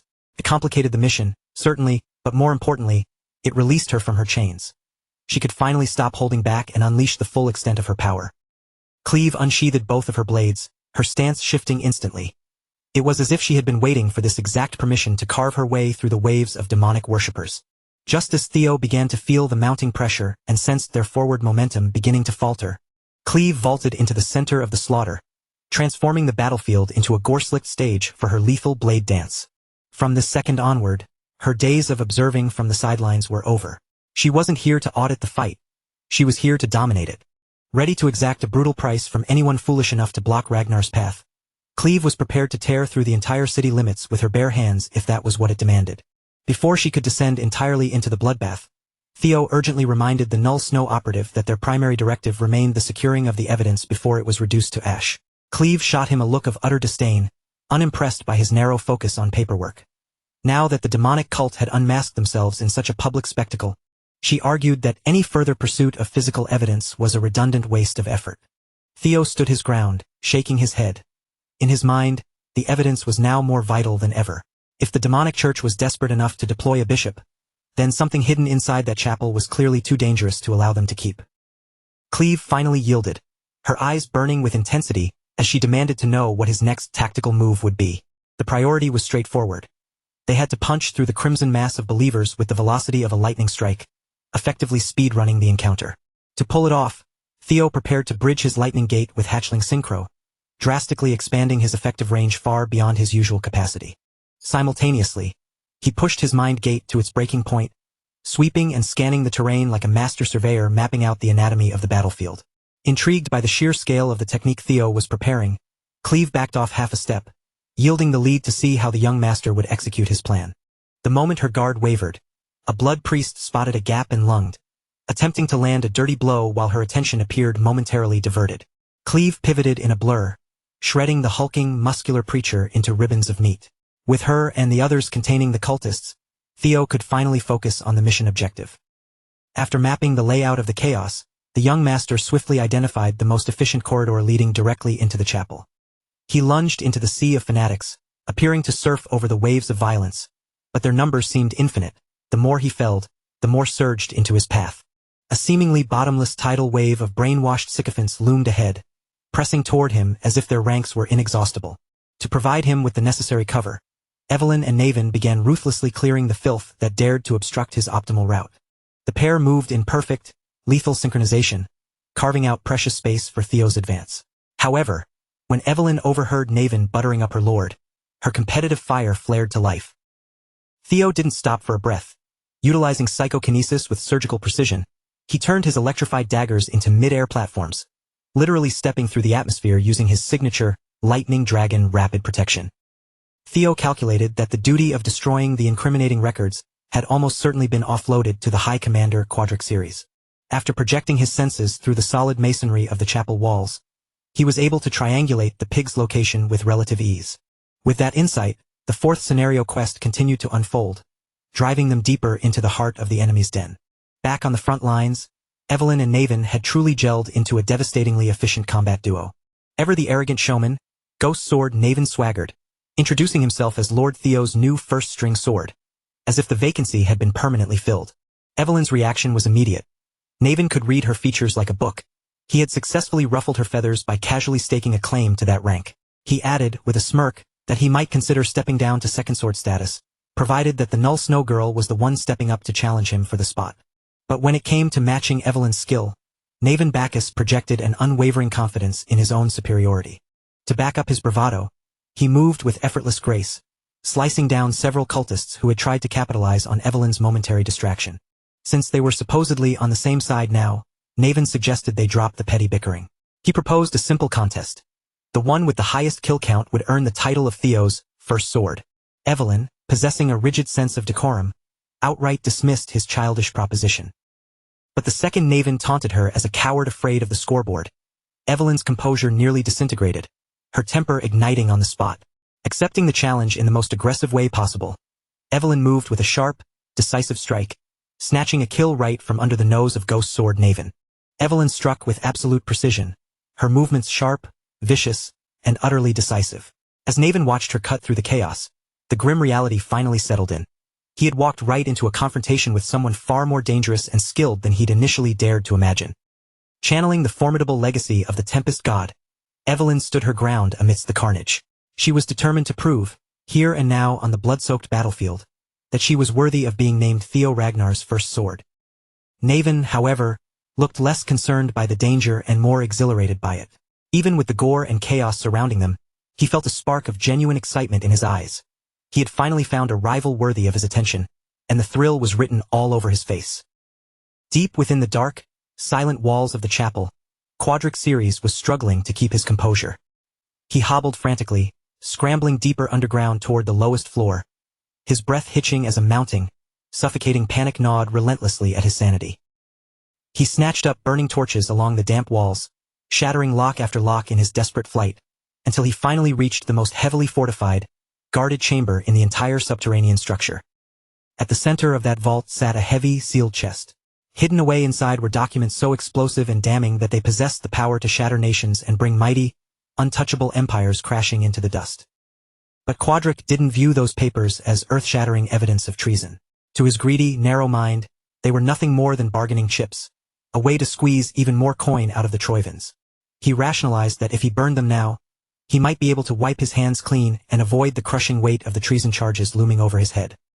Yet, even as the truth of his predicament clawed at him, his insatiable greed fought back, refusing to let him drop the torch onto what he still stubbornly viewed as his ultimate future payday. He had already poured an obscene amount of capital into the Sky Dragon's elaborate plans. The mere thought of losing the revenue streams tied to those documents twisted his stomach in knots, an agony even sharper than his terror of facing the law. The bishop's chilling threats suddenly echoed through the back of his mind. Quadric knew that twisted fanatic wasn't bluffing. While his money was precious to him, he realized with a jolt that staying alive was, perhaps, just a little bit more important. With fingers trembling so violently that he could barely hold the handle, Quadric finally surrendered and let the torch fall toward the pile. But at that exact, critical second, Theo burst into the room like a streak of dark, crackling lightning, moving with such speed that he stopped the precious evidence from being claimed by the flames. As soon as Quadric laid eyes on Theo Ragnar, his face contorted through a whirlwind of terror and disbelief. Theo stood there like a grim harbinger of death, and this time, he hadn't just come to reclaim property. He had come to exact a final, brutal judgment. The corrupt, stubborn businessman understood perfectly well that he had run out of road. Seeing no way out, he immediately groveled, desperation staining his voice as he begged for even a shred of mercy. Theo had absolutely no patience left for such pathetic, hollow pleas. Veins of violent electric energy began to flood the cramped room, the air humming and crackling with a lethal, sharpened pressure that made the very atmosphere feel heavy. For his blatant rebellion against the honor of the Ragnar clan, Quadric Ceres received his ultimate sentence right there in the dark: death. With that repulsive, greedy man finally purged from existence, a notification shimmered in the air. Theo's fourth scenario quest, Ties of Evil from a Past Life, was officially marked as complete. Theo began sifting through the scattered paperwork, but his brow furrowed as he scanned the documents. No matter how closely he examined the pages, he couldn't immediately grasp why these specific records were valuable enough to mobilize a demonic cult and a high-ranking bishop. He had already handed the secret ledger to Cleve. That should have been more than enough to condemn Ed Troyvin for his crimes. Still, Theo knew how the game was played. The Sky Dragon connection could easily be brushed off as a disposable lie, a scapegoat the Troyvin clan would eagerly sacrifice if it meant saving their own necks. Theo wasn't looking for a minor win. He wanted the total, irreversible destruction of that treacherous, arrogant house. With a literal library's worth of incriminating evidence sprawled out before him, the potential to drag the entire Troyvin clan into the abyss was there. The challenge, however, was sifting through thousands of pages of drivel to find the smoking gun. Then, by some stroke of intuition he couldn't quite explain, one specific, dusty book caught his attention, as if an invisible force had guided his hand straight toward it. He pulled it from the stack, reading the title aloud. Rose Palace Investigation Report. As he flipped through the pages, he found detailed records concerning the pursuit of primordial dragon relics. Every single word handwritten in the distinctive, arrogant script of Ed Troyvin himself. Theo read in silence, his eyes widening. The Sky Dragon had already secured 2 relics, and their research concluded that yet another one was hidden deep within the foundations of the Rose Palace. The Rose Palace, the place he once called home. In an instant, the puzzle pieces fell into place with agonizing clarity. The systemic discrimination, the fabricated accusations, the hollow ruin of his mother, and his own pathetic end in his past life. It all happened because of this. The book contained explicit, cold-blooded orders to remove Cecilia and Theo Ragnar from the board, all to keep a potentially game-changing relic from being discovered. For the first time in his new life, the cold hatred Theo felt toward Ed Troyvin surged into a boiling, uncontrollable rage he had never experienced before. Acting on pure instinct, his hands blurred as he ripped the incriminating pages mentioning his name and his mother's name directly out of that wretched, history-altering book. Then, Theo forced a long, jagged breath, fighting to calm the turbulent storm inside his chest, desperate to center his focus back onto the mission at hand. To ensure his final, perfect revenge, he knew there were 2 vital items hidden within this hoard that could inflict the most devastating pain imaginable upon the Troyvin clan. They had been arrogant enough to keep the very relics they had spilled so much blood to obtain hidden away in this forgotten basement. And just like that, with a grim sense of satisfaction, 2 more cube-shaped relics of the primordial dragon were safely stowed away in Theo's possession. Outside the vault, the battle raged on. Naven and Evelyn remained locked in a fierce, unwavering struggle against the relentless, screaming horde of blood cult fanatics. In the heat of the fight, Evelyn was pulled back by a flicker of memory. 7 years ago, she had watched Naven claim second place at the blooming ceremony, only to see him fade into obscurity immediately afterward. Naven seemed genuinely touched, even honored, that someone had actually remembered his name from those days. But he was quick to shake it off. This was hardly the time to get sentimental. After all, his current kill count was rising rapidly, putting him firmly in the lead for the coveted title of Lord Theo's first sword. Determined to wipe that cocky, self-assured smirk off his face, Evelyn gathered her strength and unleashed a series of ferocious, whistling blasts of wind, drawing directly from the Wind Thunder God technique. With one sweeping, wide-area assault, she carved a path through the enemy lines, cutting down cultists in droves and dragging their little rivalry right back to a dead heat. But before their friendly competition could take another turn, the bishop's right-hand man exploited the distraction, darting from the shadows to launch a lethal, surprise strike at Naven. Naven was nearly caught off guard and pulverized into the earth, but with lightning-fast reflexes, he threw himself sideways at the last possible microsecond, narrowly dodging the crushing blow. The cultist loomed over him, gripping a massive, gore-stained axe, snarling with fanatical rage that he would not let his god's grand design be derailed by mere mortals. Naven and Evelyn locked eyes, and they reached the same unspoken conclusion in an instant. The winner of their duel would be the one who ended this freak's life first. Evelyn, bolstered by the lingering strength of the Wind Baron's legacy, and Naven, the genius who had once been forgotten but was now reclaiming his brilliance. Both lunged forward with hungry intensity, each racing to deliver the killing blow before the other could even twitch. But before either could claim the final kill, Selford made an explosive cinematic entrance, crashing into the fray atop his powerful wyvern and crushing the enemy underfoot in a shower of debris. Pinned beneath the massive, suffocating claws of the wyvern, the bishop's right-hand man could only let out a choked, desperate growl of pure agony. Selford surveyed the wreckage, looking incredibly pleased with himself, clearly basking in the glory of an entrance he deemed absolutely legendary. However, instead of receiving the enthusiastic applause or recognition he clearly anticipated, Selford was met with nothing but icy, murderous glares from both Evelyn and Naven.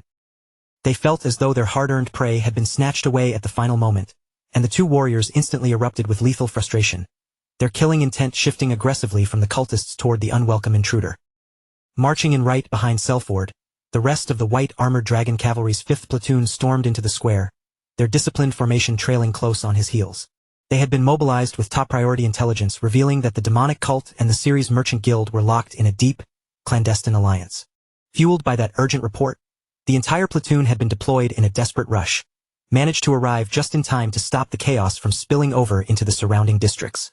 In a matter of heartbeats, the once orderly central square of the Ceres territory devolved into a chaotic, full-scale war zone, with armored dragoons clashing in a violent, steel-shattering struggle against the fanatical cultists. And once the bloodthirsty, massive wyverns were unleashed into the fray, the cultists' sheer numerical advantage became completely irrelevant in the face of such raw, overwhelming power. While his disciples were being systematically slaughtered by the dozens, the bishop remained disturbingly detached, continuing to pray for a new sun to rise beneath the crimson, blood-stained sky, chanting calls for the ultimate end of all creation. That twisted, fanatical freak continued to preach his demented gospel at the top of his lungs, while nearby, Cleve sat quietly on the sidelines to catch her breath. Truth be told, after finally cutting loose and going all out, she felt she had rightfully earned a momentary respite from the endless cycle of slaughter. Unbeknownst to the combatants, the Null Snow operative had already silently incapacitated the bishop, leaving the man broken, hollowed out, and rapidly spiraling into a state of total, irreversible madness. Once the cavalry had fully asserted control, it took only a few grueling hours to mop up the remaining remnants of the cult and finally restore a semblance of peace across the battered region. Now, however, the real struggle began. Everyone, including a clearly exhausted Evelyn, was forced into the tedious nightmare of processing paperwork for the citizens displaced or harmed by the short-lived conflict. The very same dragoons who, only moments ago, had been heroically carving through lines of cultists, now looked like they would gladly charge back into a suicidal battle rather than suffer through this mind-numbing, endless desk work. It felt as though everyone was being subjected to a special form of bureaucratic torture, with the notable exception of Erika Lanka. She might have projected the image of a savage warrior on the battlefield, but when it came to organization and logistics, she proved to be surprisingly reliable. Her brother, Hulkus, seemed to be thriving in the environment as well, calmly and efficiently navigating compensation requests for the civilians who had suffered property damage during the skirmish. Evelyn, on the other hand, was rapidly nearing her breaking point, her frustration mounting because it seemed like everyone in the room kept turning to her for help with their own assigned tasks. Every single redundant question, every new stack of forms, and every confused, incompetent subordinate was pushing her closer to an absolute mental collapse. When she finally reached her limit and snapped, she cast her subordinates away with a sudden burst of energy, conjuring a localized, violent storm of wind that whipped through the office. While the cavalry remained trapped in their own administrative hell, Cleve and Theo sequestered themselves in a separate area to meticulously organize the massive, dangerous pile of evidence they had successfully recovered. From clear traces linking back to Ragnar's stolen relics to Ironclad, detailed plans for full-scale treason, every piece of information had been carefully preserved within those incriminating documents. Recognizing Theo's indispensable contributions throughout the operation, Cleve was the first to offer her sincere congratulations on his promotion to the intermediate rank. She further noted, with a knowing look, that someone with his caliber and potential would undoubtedly flourish if he decided to join the ranks of Black Snow. Theo immediately grew visibly uncomfortable, shifting in his seat as he tried to gracefully dodge the conversation. It was obvious he had no interest in being drawn into a serious recruitment pitch by the Black Dragon. Shifting gears, Cleve delivered one final piece of promising news. The operation to finally hunt down and capture the Sky Dragon had officially been set into motion. The secret ledger they had recovered from the chapel was deemed sufficient, concrete proof to justify the commencement of the hunt. That meant Black Snow's elite, high-stakes arrest team had already been dispatched, and was currently making a rapid, determined push toward the capital. But before they could even bask in the success of their progress, a breathless messenger burst into the temporary encampment, bearing an urgent, game-changing update. The elite arrest team had run into an unforeseen, brutal complication. Ed Troyvin had been masterfully concealing his true level of power the entire time. And now that the facade had crumbled and he no longer felt the need to operate from the shadows, the Sky Dragon was finally unleashing his full, terrifying strength. Ed was sharp enough to understand that exposing all of his hidden cards at such a volatile stage was far from a strategic masterstroke. However, he calculated that if he could leave a high enough trail of bodies in his wake, he might still manage to cripple Black Snow to a significant degree. In his own warped, arrogant fashion, Ed Troyvin even offered a mocking nod of respect to Theo Ragnar for forcing him into such a desperate corner. The Camellia Palace, the incident at Axion, the loss of the Dragonslayer sword, and now the total collapse of the Ceres Guild. Every painstaking preparation Ed had made had been unraveled by the actions of that one wretched imbecile. Ed Troyvin was beginning to slip into a state of unhinged, dramatic madness, his sanity fracturing under the weight of one crushing failure after another. Even so, deep down in the dark, he remained a hater to his very core. He decided he would allow Theo a moment to celebrate his small victories, but he knew with cold certainty that the master plan of the Troyvin clan was far from finished. The Dragonslayer sword might have been lost, but Ed had already managed to secure a formidable replacement contingency. He was already moving, heading back to his father to leverage resources that might just turn the tide back in his favor.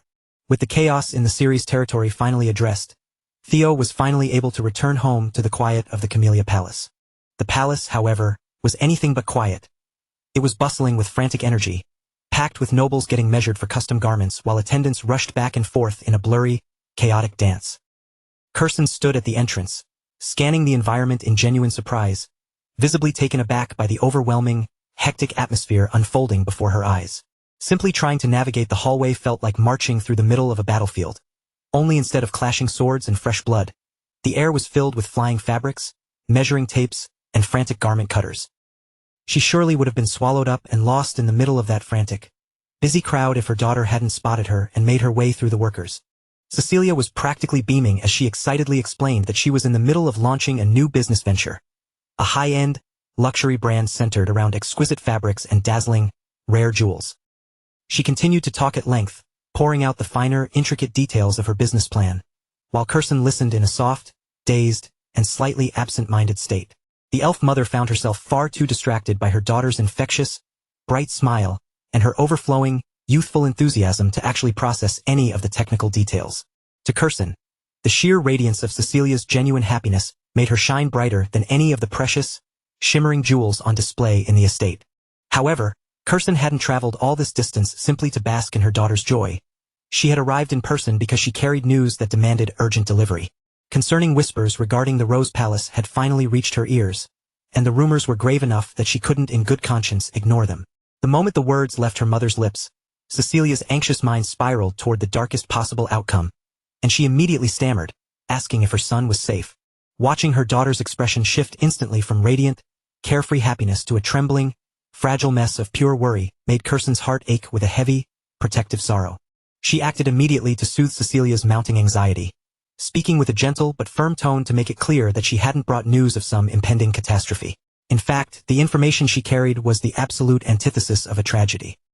Amel, that spiteful, manipulative woman who had brought so much darkness into their lives, had finally met her end. She had been discovered dead, and she wasn't alone. Her entire camp had been decimated along with her, wiped out to the very last follower. To ensure there was no mistake, their severed heads had been publicly displayed along the outer walls of the Rose Palace. It served as a gruesome, unmistakable message.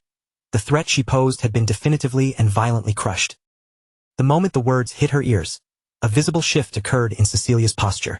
It was as if an immense, crushing weight that had been pinning her down for years had suddenly been lifted, allowing her to draw a full, steady breath for the first time in an eternity. A wave of pure, overwhelming relief flooded over her features. After living on the edge of the abyss, she could finally permit herself to believe that this terrifying nightmare had truly reached its conclusion.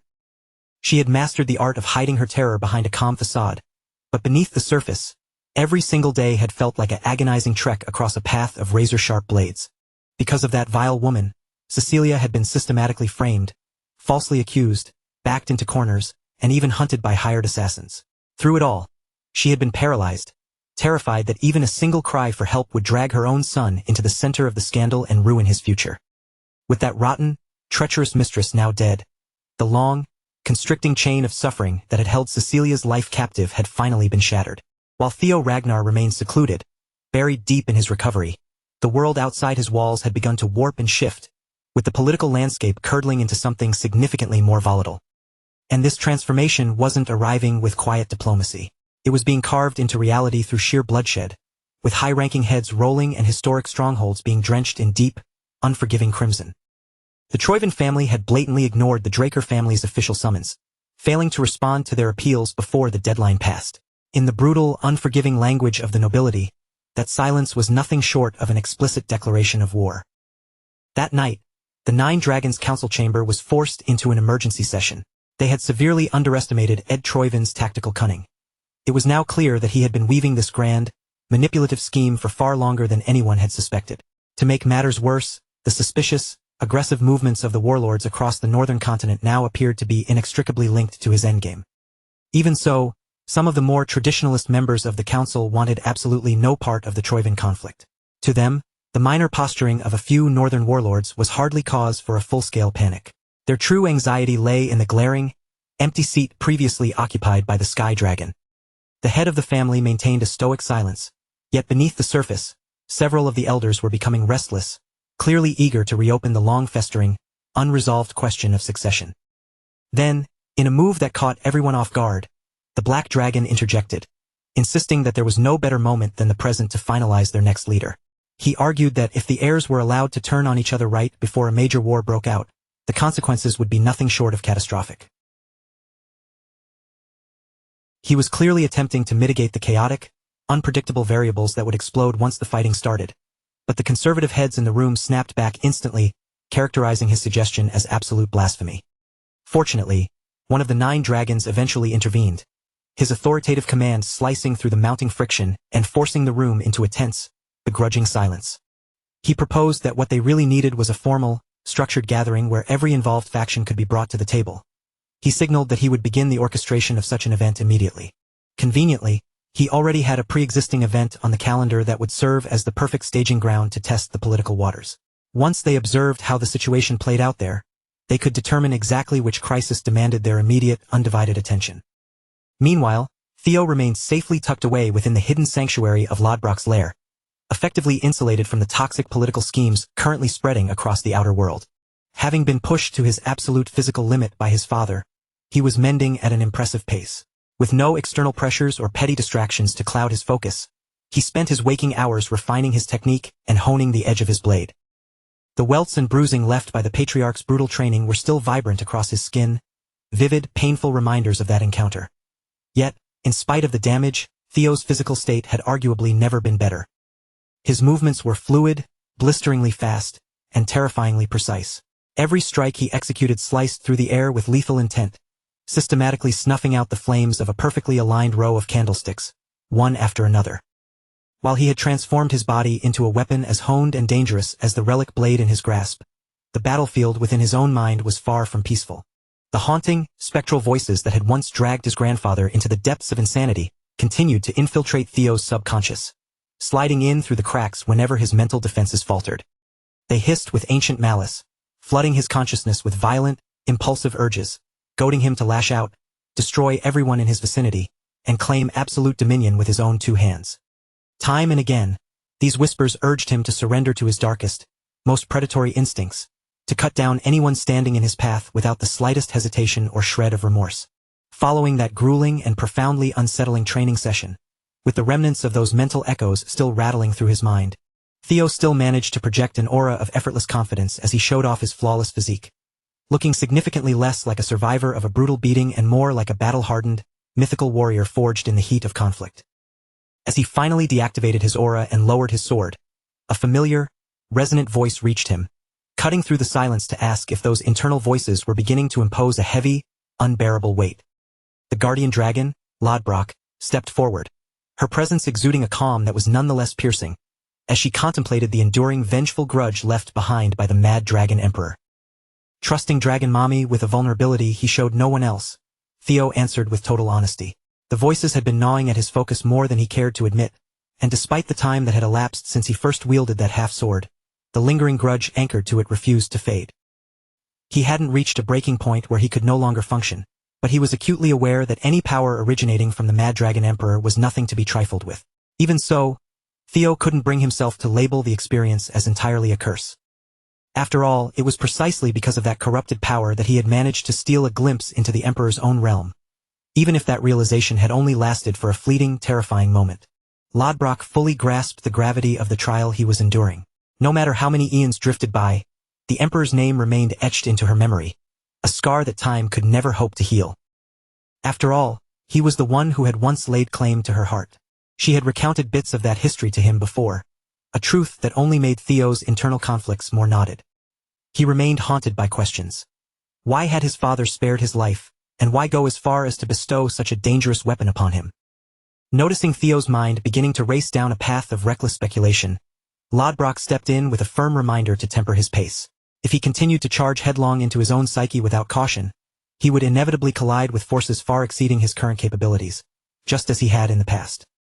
For the present, they still possessed the luxury of time.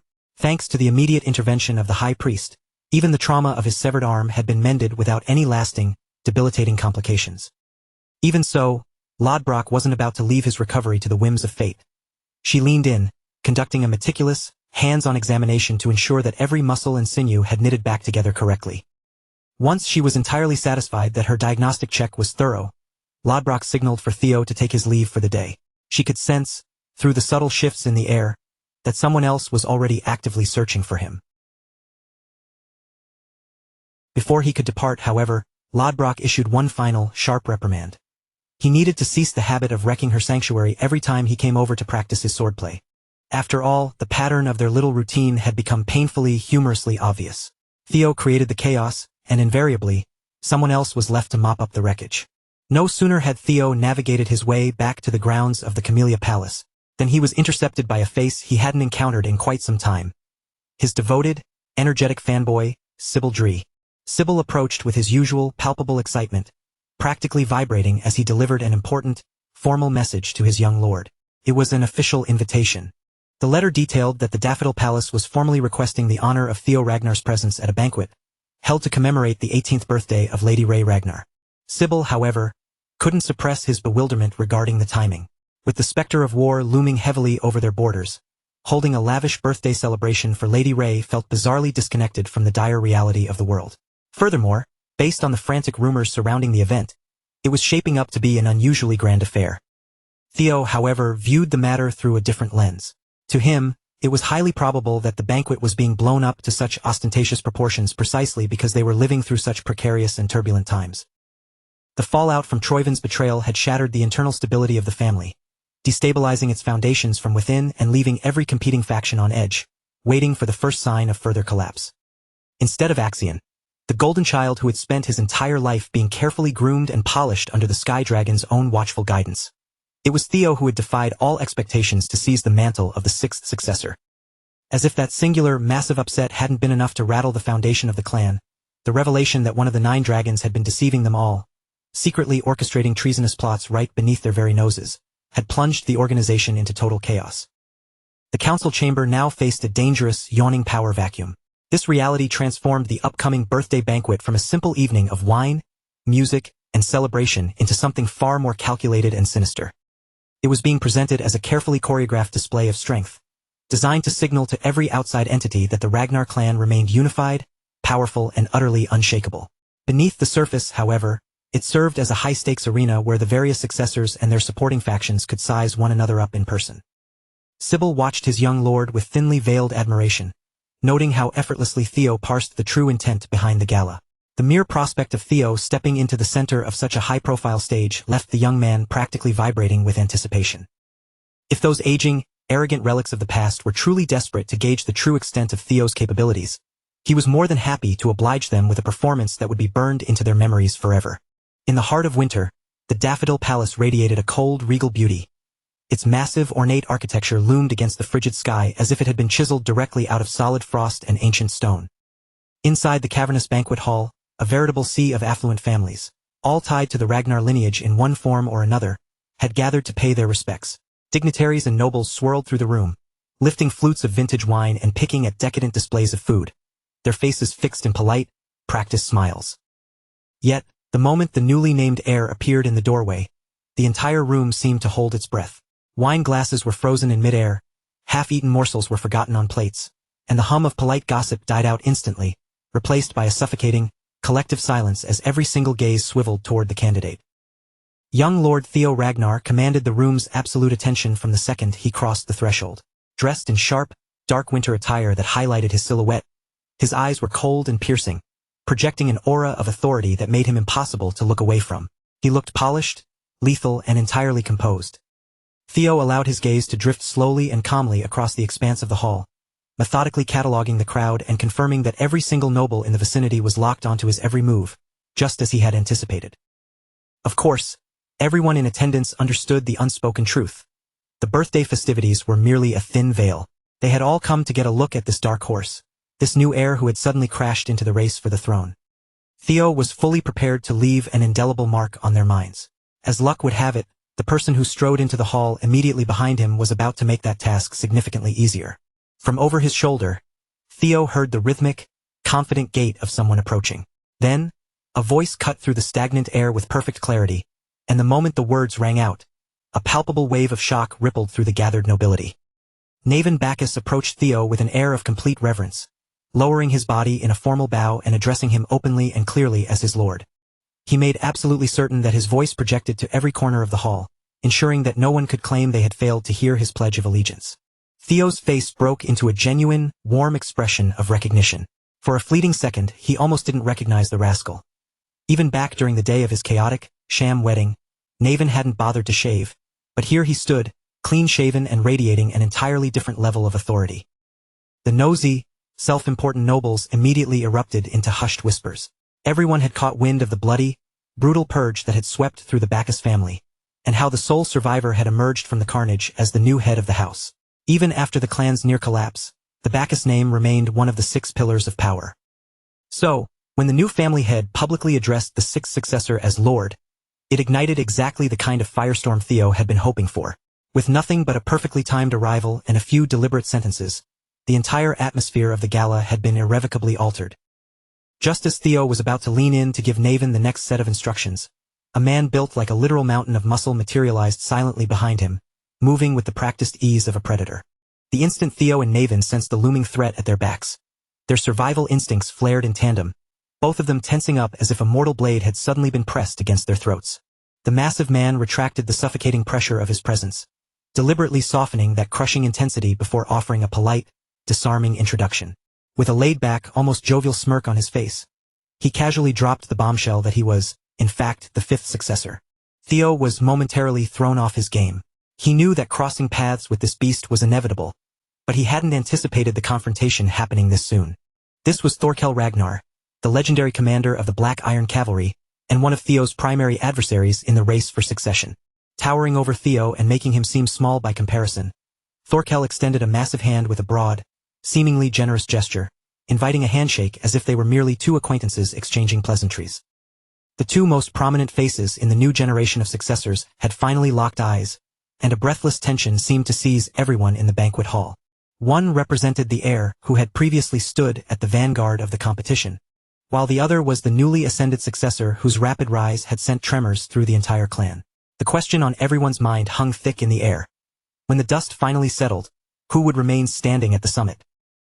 Wearing a smile that seemed calculated to be entirely disarming, Thorkel urged Theo not to be so stiff. He laughed, claiming he had simply wandered over to pay his respects to the rising star that everyone was currently obsessed with. He even chuckled, remarking that he was personally relieved to see that the immature Axion had finally been discarded, and that someone with actual potential had secured the patriarch's favor in his stead. The tone was breezy and sounded almost sincere, but Theo didn't let his mental guard slip for even a fraction of a second. Within the ranks of the Ragnar, where raw might dictated respect and any sign of weakness invited an immediate, vicious strike, only a fool would accept a rival's offer of friendship with open, trusting arms. Therefore, keeping his senses dialed to the limit while masking his vigilance behind a veneer of formal courtesy, Theo reached out to meet Thorkel's grip. He recited the appropriate polite pleasantries, remarking on how deep an honor it was to finally meet the celebrated commander of the Black Iron Cavalry, while carefully reminding the man that he himself served with the White Dragon Squad. Thorkel's eyes twinkled with amusement. He clearly appreciated how carefully the boy navigated the conversation, drawing a firm, respectful line between them without resorting to open aggression. Then, Thorkel's grip hardened into an iron vice, and his aura flared outward, swelling and wrapping around Theo in a heavy, suffocating shroud of pressure. He utilized that raw, overwhelming power to demonstrate the chasm between them, forcibly pressing the clan's youngest rising star down until he was forced onto one knee, all while framing it to the surrounding nobles as a mere display of formal etiquette. Looking down at a kneeling Theo, Thorkel told him to stay relaxed, smoothly suggesting that, from this day forward, Theo should address him simply as Big Brother. This was exactly how a true, terrifyingly competent Ragnar heir conducted himself. Clever, inscrutable, dangerous, and backed by a level of power that commanded submission. However, when it came to a direct confrontation of raw power and will, Theo was never the sort of man to crumble under pressure or accept humiliation lying down. And to Thorkell's genuine surprise, the little brother actually possessed the inner fortitude to push back against that smothering, oppressive aura. Theo willed himself back to his feet, maintaining his composure far better than his rival had anticipated, and with a voice marked by a bold, eerie calmness, he returned the greeting and called Thorkell brother. Elsewhere in the opulent hall, the lanky siblings arrived, with Hulkus audibly groaning about the misery of being forced into a stiff suit for a formal function. His sister was frantically trying to repair their family's reputation for being wild barbarians, but with his blatant lack of decorum, she clearly had a massive hill to climb. As Hulkus continued to look as if he were being slowly strangled by his own necktie, another familiar figure sauntered into the grand hall. Remington Narcio, widely known as the Silver Lion, walked in with an easy, fluid stride, his eyes scanning the room to find his old comrades.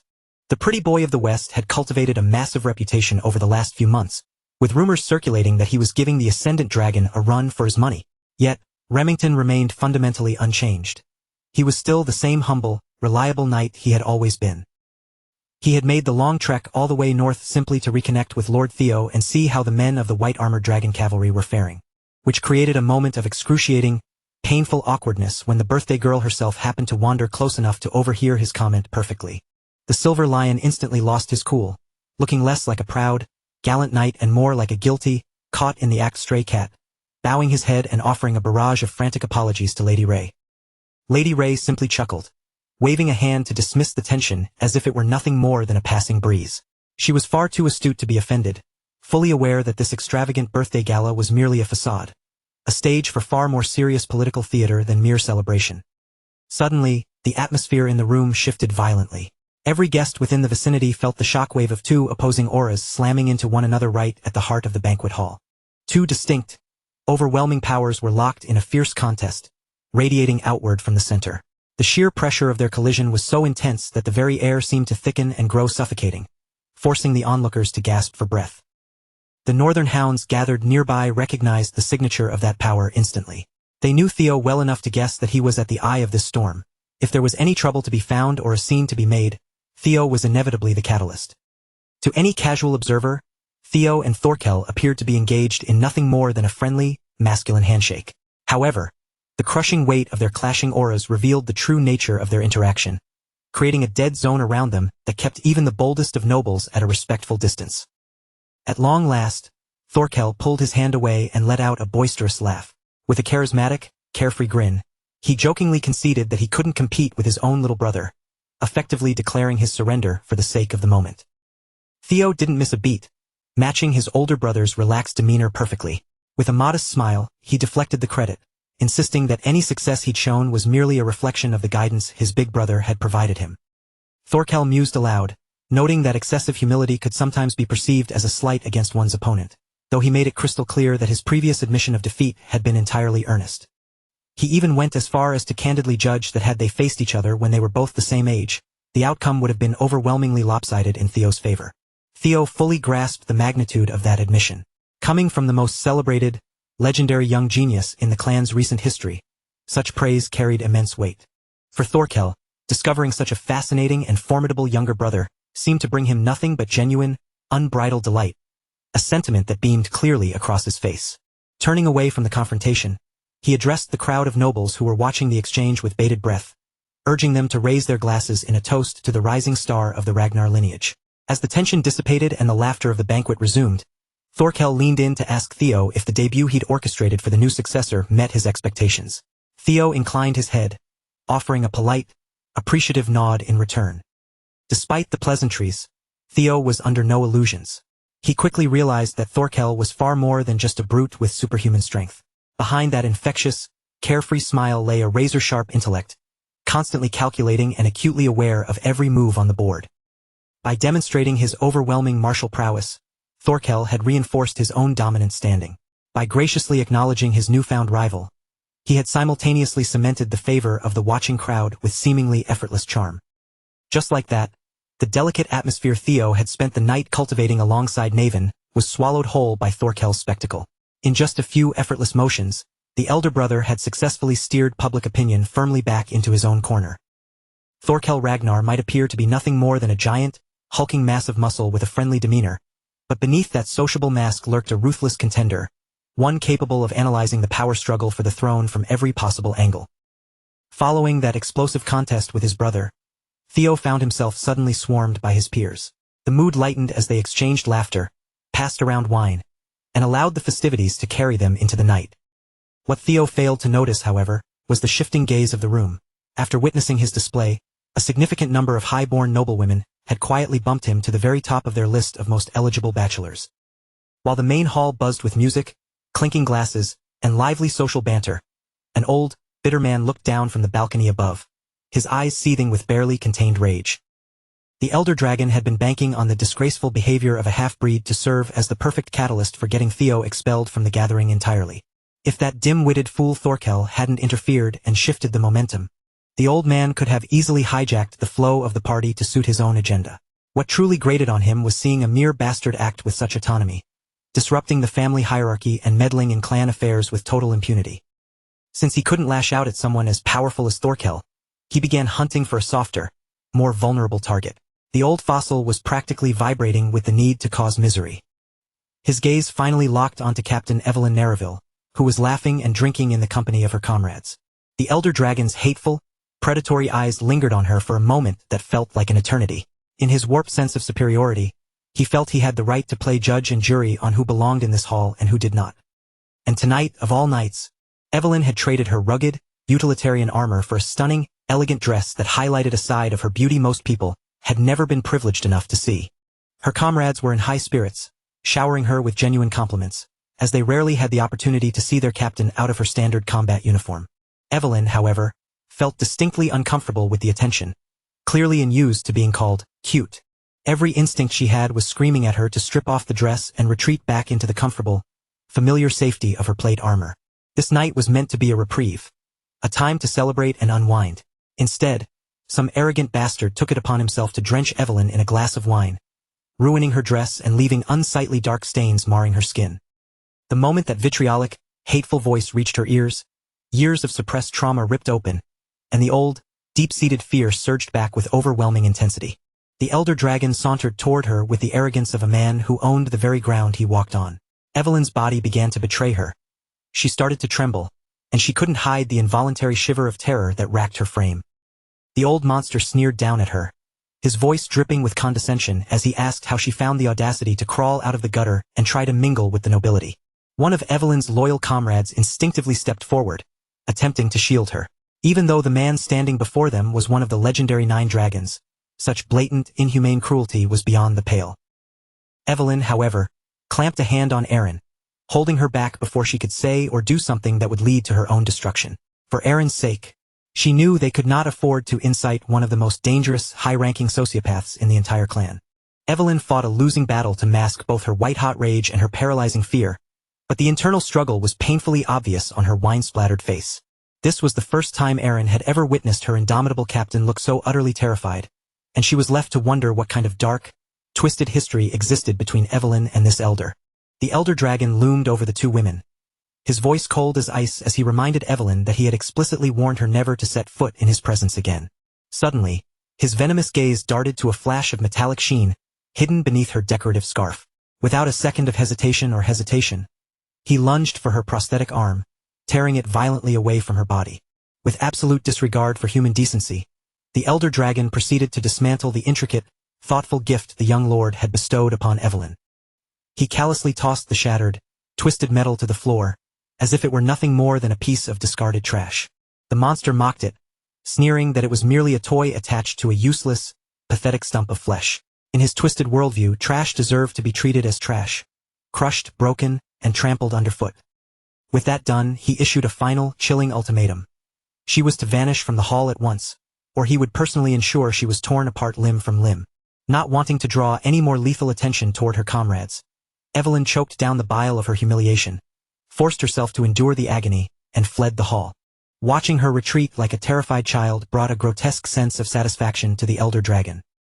He even chuckled to himself, remarking with a smirk that now that she was gone, The stench of the filth in the room was finally beginning to clear.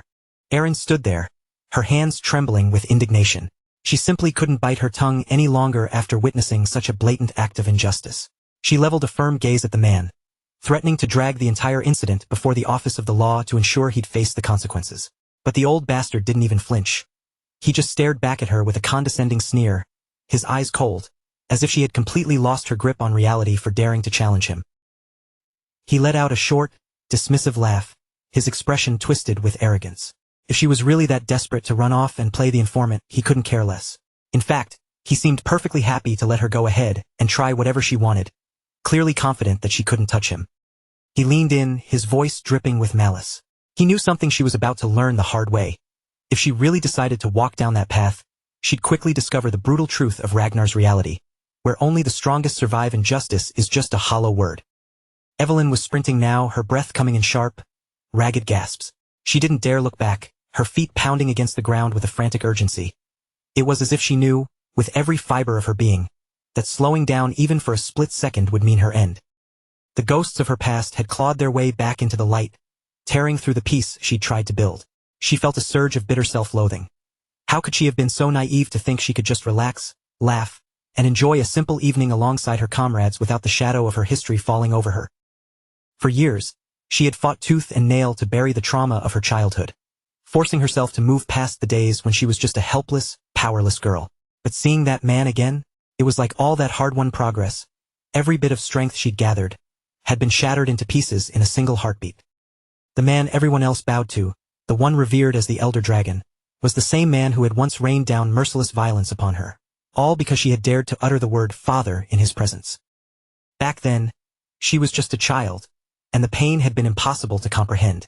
She'd spent so many nights weeping in confusion, wondering why she was being punished so cruelly, never finding an answer to why she was forced to suffer like that.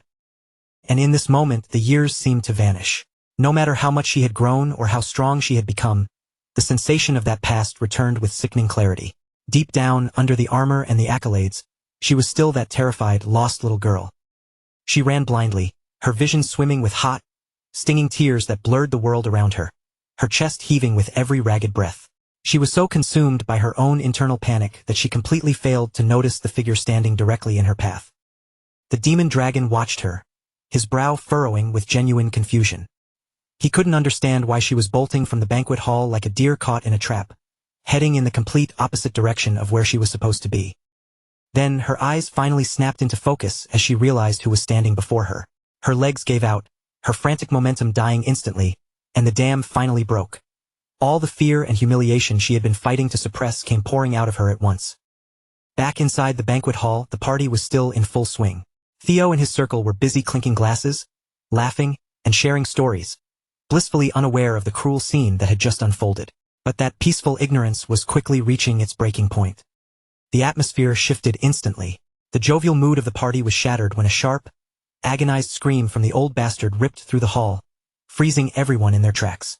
The scream was immediately followed by the sickening, wet crunch of bones being snapped, punctuated by the old man's hysterical, foul-mouthed curses directed right at the captain of the white-armored dragon cavalry.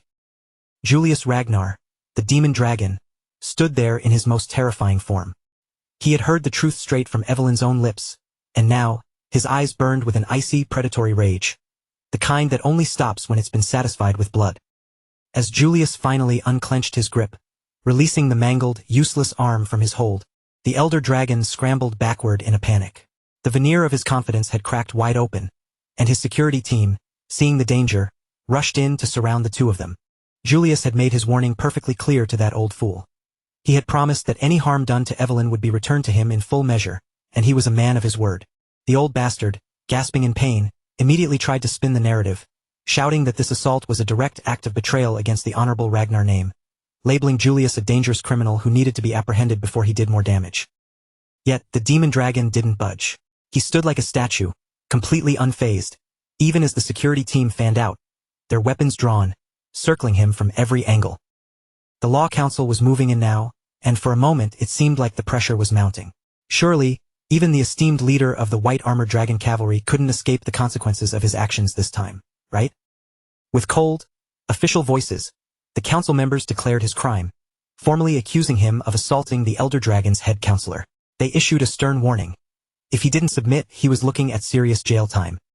They tried to maintain their authority, suggesting it would be better for everyone if he just cooperated with their arrest, but Julius wasn't there to play along with their bureaucratic games. The leader of the law council caught a glimpse of the molten, murderous rage burning in Julius's eyes, and a bead of cold sweat immediately began to trickle down his spine.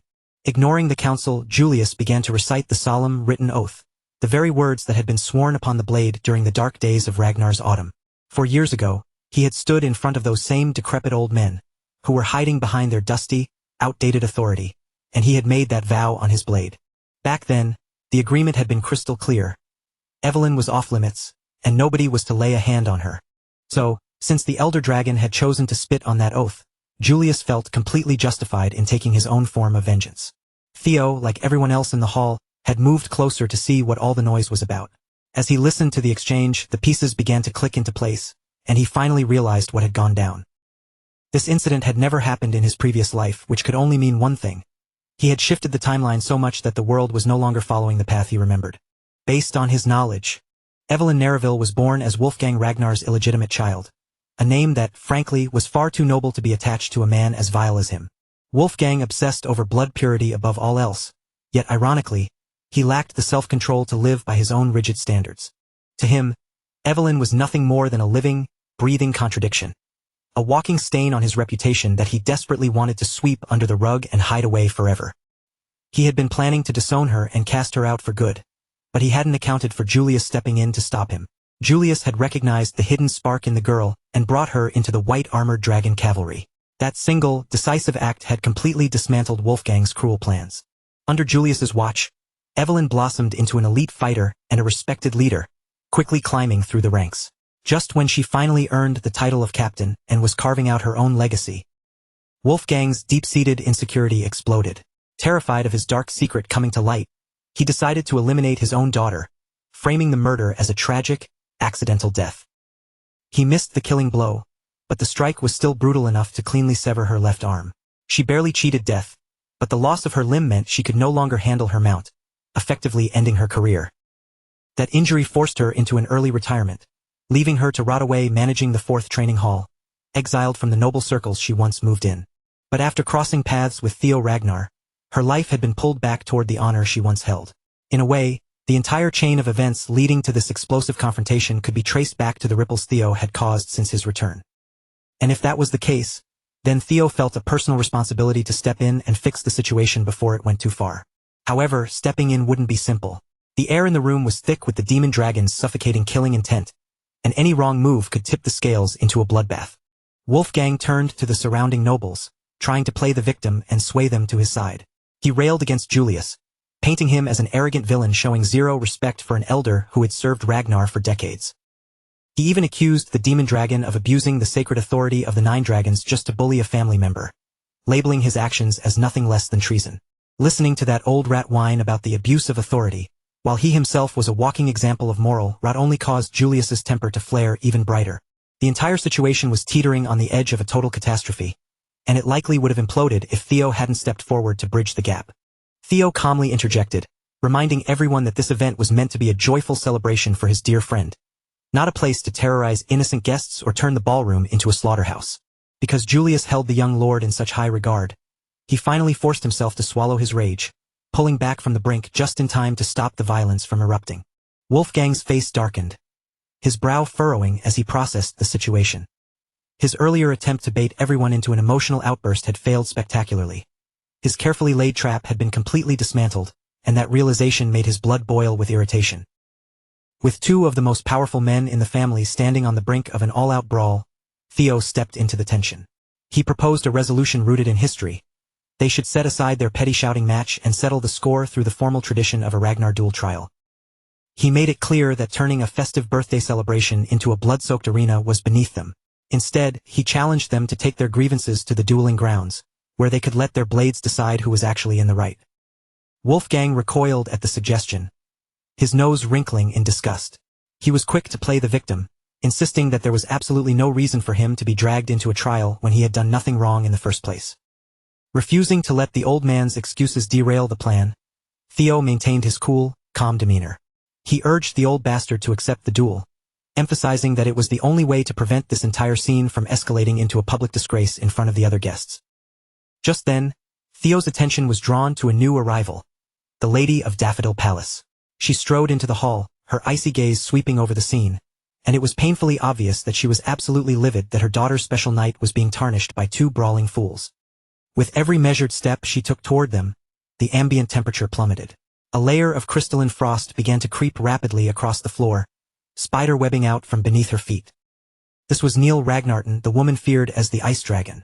She was an absolute force of nature, and quite frankly, there wasn't a sane person in the room who wanted to be the target of her wrath. Wolfgang immediately tried to retreat behind his usual defense of victimhood, but Neil cut him off with a sharp, chilling command to hold his tongue. She had zero patience for his pathetic excuses or his trivial squabbles. Speaking firmly, she insisted that for the sake of her daughter, both men needed to stop acting like children and follow Theo's suggestion, settling their dispute immediately so the celebration wouldn't be dragged any further through the mud. It was clear that her patience had reached its limit, and that ultimatum was the only shred of mercy they were going to get from her. As word spread, the nobles began to murmur amongst themselves. Most of them were already betting on the outcome, assuming that Wolfgang and his circle of elders would dominate the field. After all, even in their older age, they were still seasoned, high-ranking inspectors. Wolfgang shared that exact sentiment. He was supremely confident that his own men would have no problem tearing apart whoever Julius decided to send out to face them. According to the strict protocols of the duel trial, the primary parties, the plaintiff and the defendant, were only allowed to face each other in the final, decisive round. Everything leading up to that, the first two bouts, had to be contested by hand-picked representatives. When Wolfgang scanned the opposition, he felt a surge of smug satisfaction. All Julius had to offer was a one-armed woman who had been sidelined by her injuries, and a wretched, illegitimate child who, in Wolfgang's eyes, held absolutely no standing whatsoever. Wolfgang did the math in his head and smirked. He didn't even think he'd have to draw his own weapon to settle this. His underlings were more than capable of securing a clean 2-0 sweep. So, while he put on a show of feigned reluctance, Wolfgang officially agreed to a pure blade-to-blade contest to resolve the matter once and for all. The crowd began to pour out of the banquet hall to reach the duel arena. Whispers and rumors traveled through the throngs of people as everyone debated how these high-stakes matches would play out. Among them stood Thorkel, a calm, amused smile playing on his lips. He sipped his wine slowly, watching the chaos unfold as if it were a private performance put on solely for his enjoyment. To be perfectly honest, he hadn't expected his younger brother to be the one to step up and handle the situation with such incredible boldness. Knowing the infamous, hair-trigger temper of the demon dragon, this entire confrontation had been moments away from exploding into total, uncontrollable carnage. If Theo hadn't stepped in with that quick, clever intervention, the corruption-loving dragon would have absolutely used the legal system to trap Julius, ensuring he was politically and socially ruined before the sun came up. But in one brilliant, decisive moment, Theo had defused the ticking time bomb while negotiating terms that both sides were forced to accept. Thorkel could already tell that what was about to happen next was going to be an incredibly fascinating show. Before long, the assembly had gathered outside the Daffodil Palace, surrounding a freshly cleared, snow-dusted arena. The crisp, biting night air circled them, heightening the tension. With the Law Council serving as official supervisors, the trial began. To ensure total fairness, the use of mana was strictly prohibited, and every action taken within the arena was protected under the ironclad rules of Ragnar law. Both sides were required to swear a binding, solemn oath. No matter the outcome, there would be no retaliation later, and no lingering resentment would be tolerated. Julius and Wolfgang recited the oaths with cold, formal precision, though their eyes remained locked in a glare of pure, unadulterated hostility. With the formalities concluded, the order was given for the first combatants to step into the ring. To everyone's genuine shock, it was none other than the rising star, Theo Ragnar, who confidently drew his sword and stepped into the center of the arena, bathed in the silver glow of the moonlight. Those who knew Theo understood that he was a terrifying combatant, but seeing him take center stage against such dangerous odds still made his allies wince with worry. The opponent he was facing wasn't just some random soldier. He was clearly a force to be reckoned with. Remington recognized him immediately. It was Galesword Beta, the Elder Dragon's right-hand man. Among all the high-ranking inspectors, Beta was widely feared for his lethal skill and brutal combat efficiency. Before Beta made his move, Wolfgang leaned in close, whispering an unsettling, cold-blooded pep talk into his loyal aide's ear. He gave Beta explicit permission to go for the kill, telling him not to hold anything back. Beta showed a moment of hesitation. After all, Taking the life of a successor candidate to the patriarch was no small matter. But the old bastard just waved it off, promising that any so-called accidental death during the trial would be absolved by the rules. If he couldn't get the kill, he at least wanted Beta to return with one of the boy's arms as a trophy. While that vile conversation was happening, Theo stood composed on his side of the arena, his stance rock-steady and his blade poised. Julius had regained some of his composure, but he was still deeply troubled by the weight of this decision. He hated the thought of dragging such a talented young man into his own personal war. He had actually apologized to Theo earlier for his recklessness, questioning over and over if this was truly the right call. But Theo had just looked him in the eye and told him, with absolute confidence, to trust him. This duel wasn't just about winning. For Theo, it was about settling a deep, festering grievance that had been left to rot for far too long, and perhaps carving out a bit of his own legend in the process. As both combatants locked into their starting positions, the referee from the Law Council raised a whistle to his lips and blew a sharp, piercing sound that cut through the frozen night air. Beta decided to test the waters, settling into a patient, stationary defensive stance, his eyes glued to Theo's every movement. Theo, however, refused to play the waiting game and surged forward with a sudden, explosive burst of speed. Beta stepped up to intercept him, and their weapons collided with a jarring force. With no mana to shield them, it was purely a test of raw physical strength. The impact sent a shower of sparks raining down as both men were forced back by the sheer power of the blow. The second their boots found their footing again, they were both off like a shot, launching themselves into the next rapid-fire exchange without a second of hesitation. It turned into a chaotic blur of steel. The clashes were so fast and so intense that the spectators could barely follow the movement. To most of them, the arena was just a series of flashes as blades hammered against blades. Beta might have had an unfortunate name, but his swordsmanship was anything but weak. He was a master of his craft, and he was successfully trading blow for blow, matching Theo's strength perfectly. The Elder Dragon's aide, Beta, felt his eyes widening in genuine alarm. As he tracked Theo's movements, he realized with a shock that transcended simple combat metrics. He couldn't find a single viable opening. Every time he searched for a lapse in the young lord's defense, he found only a wall of perfect, calm readiness. They were still in the early stages, merely trading light, probing strikes to gauge each other's rhythm. Yet, even these preliminary exchanges were enough to silence the skeptics. For a young, rising talent to trade blow for blow with a hardened veteran like Beta was nothing short of extraordinary. Theo was rapidly proving that he wasn't just successor material, he was a prodigy. However, Beta knew that raw talent and youthful vigor had their limits. He had clawed his way through enough brutal, real-world skirmishes to know that true battle-hardened experience offered advantages that pure speed couldn't match. Specifically, he knew how to weaponize the environment itself, turning the very ground beneath them into his greatest ally. With a sharp, calculated snap of his foot, Beta gouged the loose, sun-baked earth and scattered stones beneath him. He kicked the debris upward, sending a thick, blinding cloud of grit and jagged dust swirling directly into the young lord's face to sabotage his vision at the perfect moment. That fleeting second of disorientation was all the veteran needed. As Theo's focus faltered, Beta exploited the gap, lunging forward with a calculated, lethal strike. He felt a sickening surge of pride, convinced that his seasoned battlefield instincts had finally outclassed the boy's brute force. And, because he still recognized that Theo held the status of a successor, a position that required at least a veneer of aristocratic decorum, Beta made a choice to be merciful.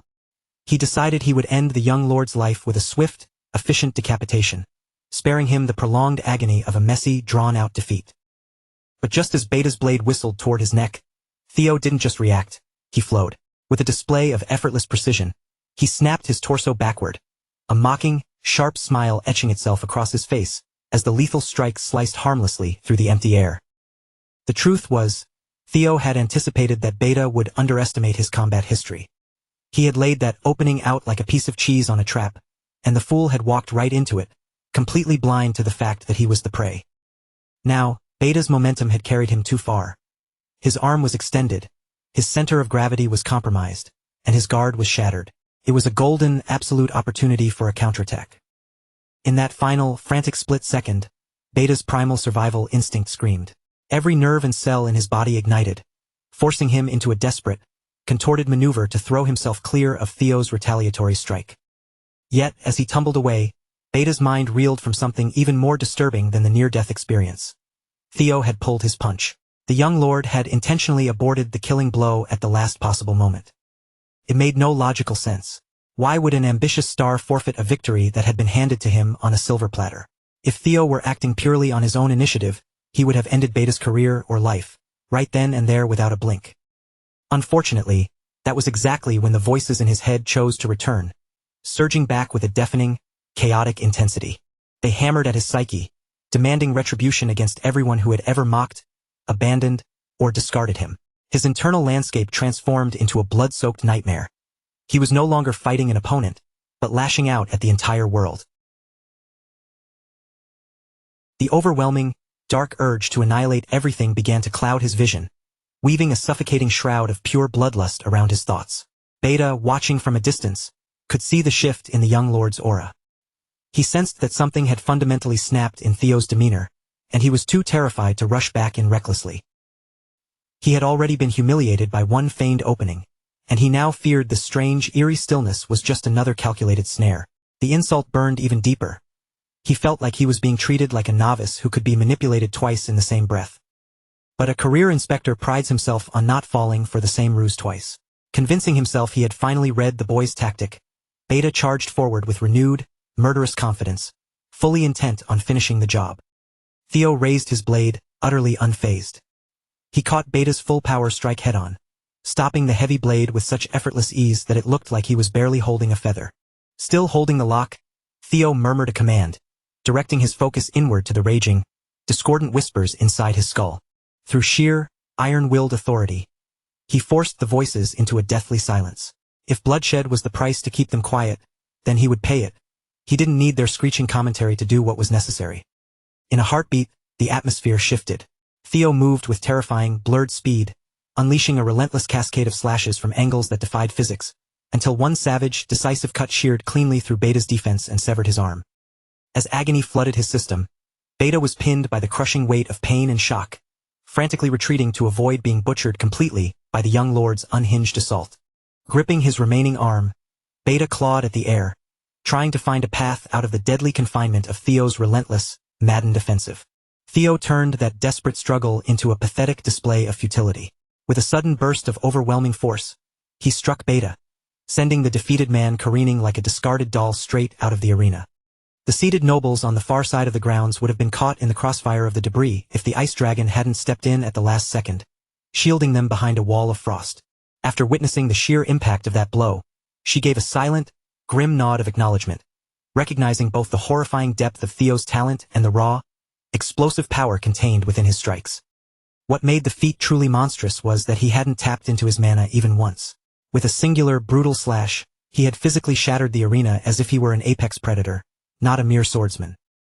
As for Beta, he lay motionless in the center of a jagged crater, unconscious, missing an arm, and utterly incapable of fighting another round.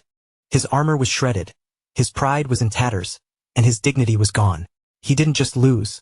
He had been completely and utterly dismantled in front of the entire assembly. The Law Council referee took one look at the wreckage of the man and the arena, then promptly signaled the end of the first round. The verdict was official. Theo Ragnar was the victor of the opening duel. As the crowd erupted into roars of disbelief and excitement, Theo struggled internally, working to suppress the lingering, ravenous hunger for more violence. He managed to pull himself back from the brink before the madness claimed him. Still, the weight of the old grudges bubbling within him today felt heavy, heavier than usual, as if a much larger, more ominous force were guiding him toward a dark, predetermined fate. That terrifying, suppressed power only surfaced when he surrendered to that strange, echoing malice. But he knew that relying on those echoes of the past was a razor-thin path, one that could easily plunge him into an abyss of no return.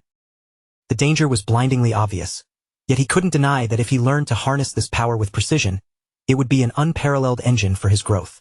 Truth be told, with that dark current at his beck and call, he could likely double his lethality as effortlessly as one might flip a switch.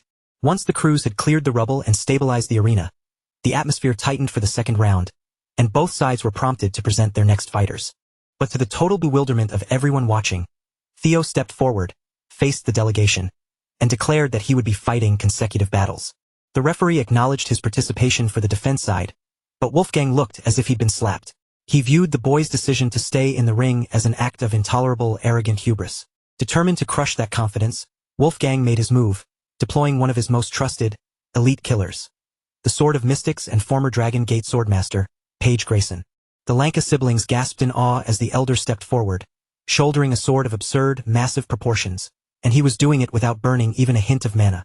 Next to them, Remington was vibrating with anxiety, his nerves clearly shot, but the Lanka siblings just hushed him, telling him to breathe and stay focused. The Silver Lion noted the difference.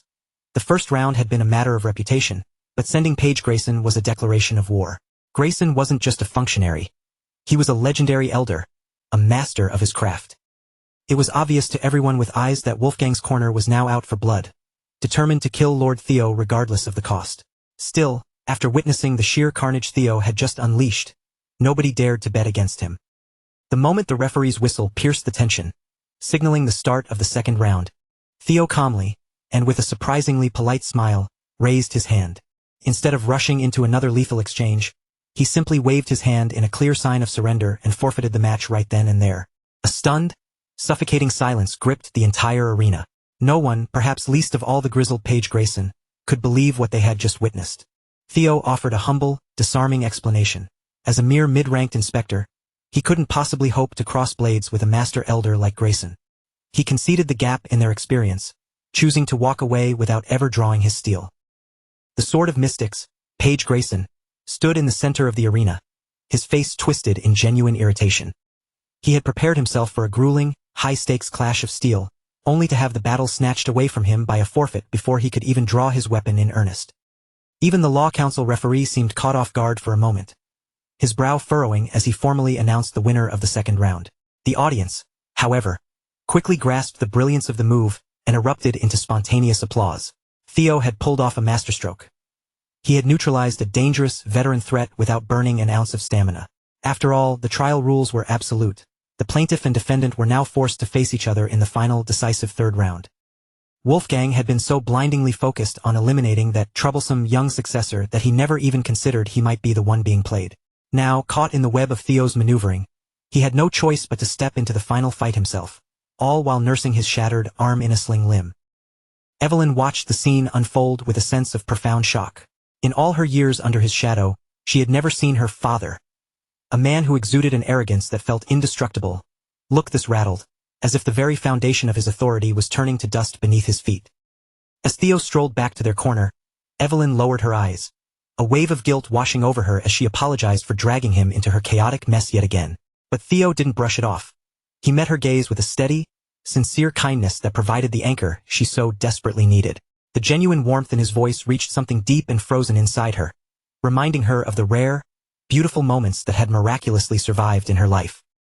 She drifted back to the memory of when Julius Ragnar was still just an ambitious, unproven newcomer in the cavalry. Even then, he had approached her with nothing but bright, infectious enthusiasm, inviting her into his squad as if she were an equal. He was the very first person to look past her status and actually acknowledge the flickering talent that was beginning to blossom. Even after the tragedy of losing her arm, the demon dragon never once wavered or turned away. He remained her steadfast ally, repeatedly reminding her that one catastrophic setback didn't mean her story was finished. It was just a chapter, and she was capable of rising from the ashes. And then, she had encountered the charismatic young lord who completely pivoted the trajectory of her once doomed existence.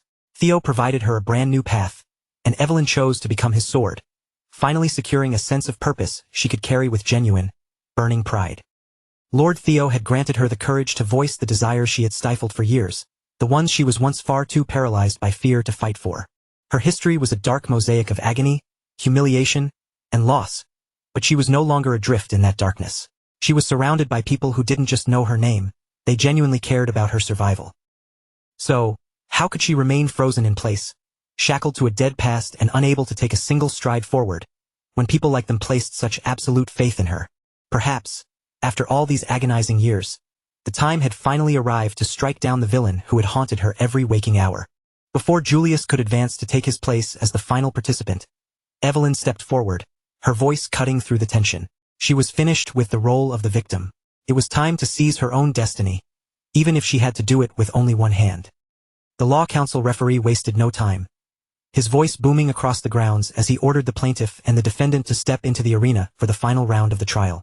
Even with his broken arm heavily bound in a sling, Wolfgang Ragnar still moved with a predatory, threatening aura, strutting into the ring with his head held high, as if he could still bully the entire crowd into submission. Internally, however, he was seething, cursing that cunning successor for cornering him and stripping away his remaining scraps of reputation. Wolfgang had already calculated that Julius might kill him here, but he was driven by a single, dark obsession. He was going to take at least one of their arms before he went down. After all, dismemberment had always been his favorite way to handle disappointments. After a hushed, sharp exchange with the referee, the defense's motion to swap their final fighter was officially cleared.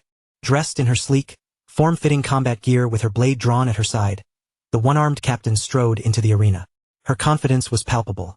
Her posture was perfectly straight, and her resolve was ironclad.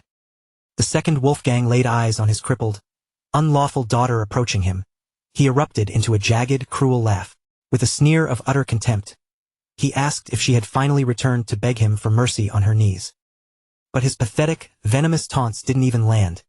They shattered against her composure like a dull blade striking solid stone. Evelyn raised her rapier, the tip catching the light as she locked her gaze onto the man she despised more than anyone else in the world. She didn't need a lengthy, emotional diatribe to dismantle his ego. A single, sharp word from her lips was enough to send Wolfgang into a blind, shaking rage.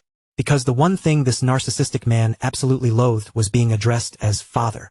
The entire audience plunged into a stunned, breathless silence the moment Evelyn uttered that forbidden name. Almost no one present knew the real connection between the elder dragon and Evelyn Nareville. While rumors of an illegitimate child had drifted through noble circles for years, they were almost always dismissed as petty, idle gossip that no one cared to investigate. Thrown off balance and spiraling, Wolfgang immediately tried to paint Evelyn as a lunatic, shrieking that she was just babbling nonsense. Seeing his violent, unhinged reaction, Evelyn realized that if a single word could rattle him this profoundly, she really should have used it years ago. She didn't offer him a shred of grace. She began to methodically expose every ounce of the abuse she had endured at the hands of that miserable excuse for a man. She laid out the truth. When she was just a small, defenseless girl, Wolfgang had beaten her so viciously that she had hovered on the brink of death. And even later, after she had fought her way up through the ranks of the white-armored dragon cavalry, he had tried to assassinate her, all because her very existence threatened the pristine, blood-obsessed image he spent his life curating. Wolfgang's composure finally disintegrated, his mask of nobility ripped away by his own fury. He barked that, as an esteemed elder of House Ragnar, he possessed the absolute right to clean up anything that dared to stain his history. Evelyn had baited him with surgical precision. In his uncontrollable anger, he had essentially confessed to his heinous crimes in front of the entire assembly. The nobles observing the trial couldn't help but be overcome with sympathy for Evelyn, replaced by a visceral disgust for the old bastard. Who could have imagined that the man who constantly preached about the sanctity of bloodlines was the one spreading his own seed in such a rotten, secret fashion? Those who were already familiar with Wolfgang's debauched habits maintained a deafening silence. They had warned him long ago that a day of reckoning would come if he continued to live with such reckless, hypocritical disregard for others. And Wolfgang finally realized it too. In that agonizing moment, he understood that his reputation was incinerated, stained beyond any possibility of repair. Off to the side, Julius and Theo remained still, watching the confrontation play out, allowing the ugly truth to tear through the arena on its own terms. The demon dragon still burned with the desire to step in and end it himself, desperate to shield Evelyn from further emotional damage. But Theo held him back with a firm gesture. He knew this was a burden Evelyn had to conquer with her own hands. The instant the referee's whistle pierced the air, Evelyn launched forward, immediately seizing the offensive and refusing to grant Wolfgang even a second to catch his breath. With Evelyn operating with one arm and Wolfgang burdened by his own shattered limb, the physical disparity was surprisingly balanced. However, Evelyn had navigated life with her handicap for far longer, and that adaptation gave her the edge in rhythm and flow. She controlled the tempo, forcing Wolfgang onto his back foot. Then, sensing the perfect opening, Evelyn unveiled the secret weapon she had been holding in reserve. As a battle-hardened veteran, Julius immediately felt the shift. Her stance smoothed out, and the very air around her seemed to vibrate with sudden intensity. Evelyn was tapping into the Wind Thunder God technique, Dockhart. Relying on raw, refined technique, she began to whip the air around her, quite literally conjuring a localized storm. The veteran onlookers squinted, their eyes widening as they faintly identified the signature style of the windstorm blade. To their knowledge, that technique had been lost to the ages. So, how in the name of the ancients had Evelyn not only mastered such a complex art but refined it to the point where she could deploy it in a high-stakes duel? The Wind Thunder God technique lived up to every legend attached to it. Evelyn moved through the center of the fray like the calm eye of a hurricane. Her strikes were razor-sharp and calculated, parrying Wolfgang's heavy blows while relentlessly driving him toward the edge. It was an astonishing display. Not every day did one see such a young warrior standing toe-to-toe with a veteran predator like Wolfgang. Theo observed the bout with a genuine, delighted smile, his eyes tracing Evelyn's footwork as if he were savoring every flicker of her long-overdue breakthrough. Because magic was strictly banned in the trial, pure, disciplined swordsmanship finally had the stage to itself. Stripped of the crutch of magical power, a refined technique like Evelyn's could finally display its true, devastating brilliance. The reality was simple. Wolfgang was a total fraud, a man who had coasted his entire life on the prestige of his bloodline. Without that privilege serving as a shield, his actual sword skills were embarrassingly mediocre. Still, Evelyn's relentless pressure was suffocating him, and the elder dragon eventually clawed his way out of the corner through sheer, desperate force. Even if he was a hack, he had spent decades as one of the family's premier enforcers. At the very least, he still knew how to swing a blade with the brute, unrefined violence of a caveman. After finally bashing open a gap in Evelyn's defensive screen, Wolfgang roared and charged at her with a renewed, ugly strength. Having bypassed her momentum, his arrogance surged back to the surface, and he couldn't stop his mouth from running again. He snarled, swearing he would beat Evelyn until she groveled at his feet, begging for his mercy and finally, coming back to her senses, as his obedient puppet. Evelyn had reached her breaking point with Wolfgang. She was finished listening to his vitriol. His endless threats, the poisonous insults, and the toxic weight of his words had shadowed her for years. But in this moment, they completely lost their sting. The fear that once paralyzed her had simply evaporated. For the first time, she possessed the inner fortitude to stand her ground and face him with a blade of her own.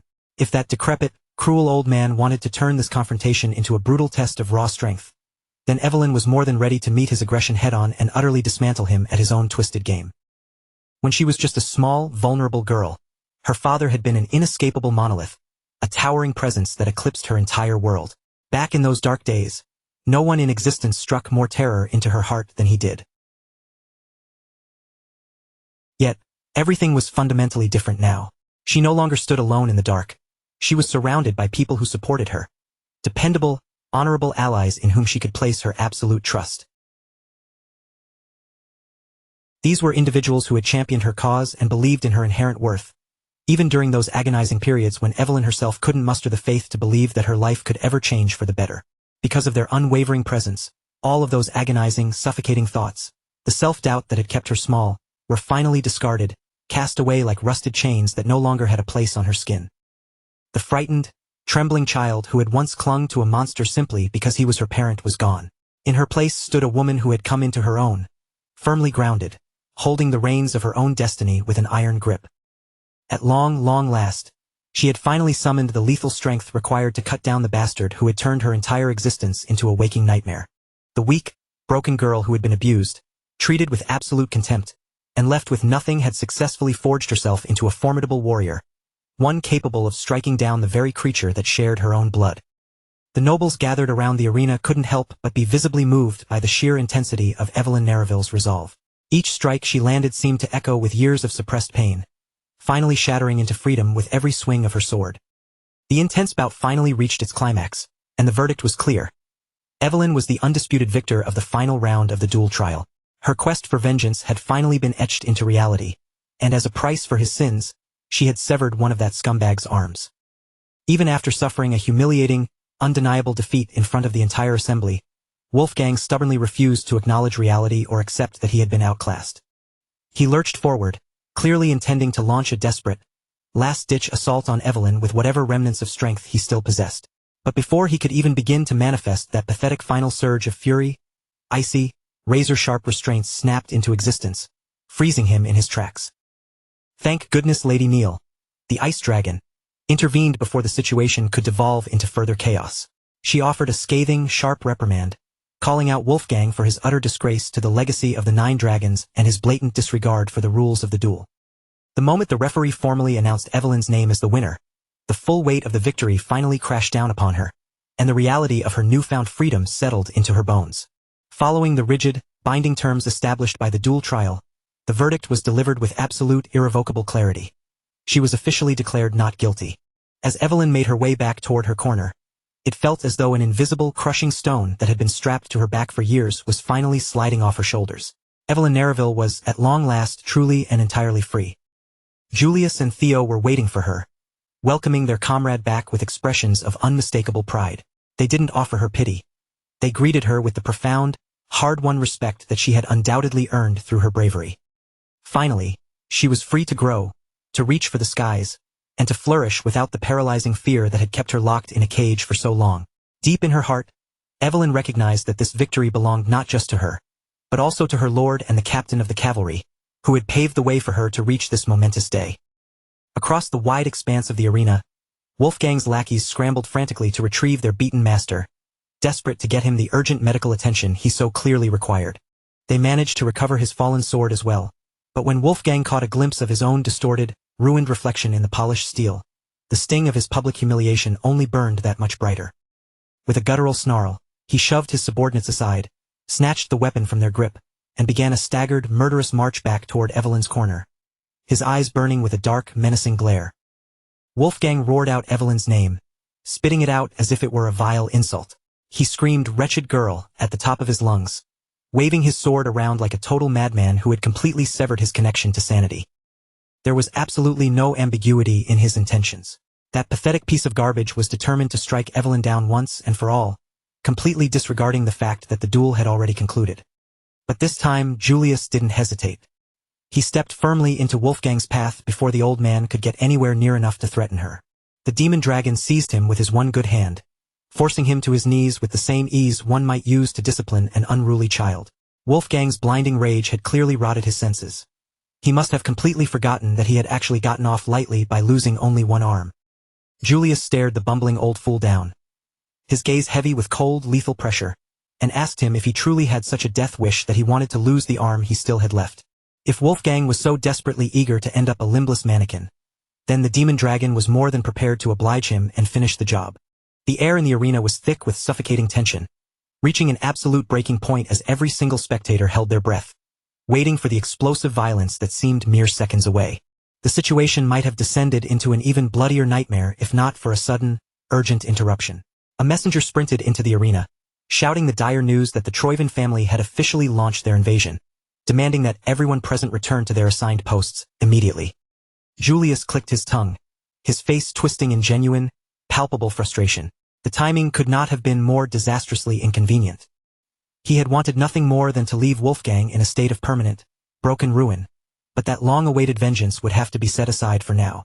It took every ounce of his discipline to turn away and release his grip, but he quickly signaled his trusted aides. They were now officially at war, and the white-armored dragon cavalry needed to be at the front lines.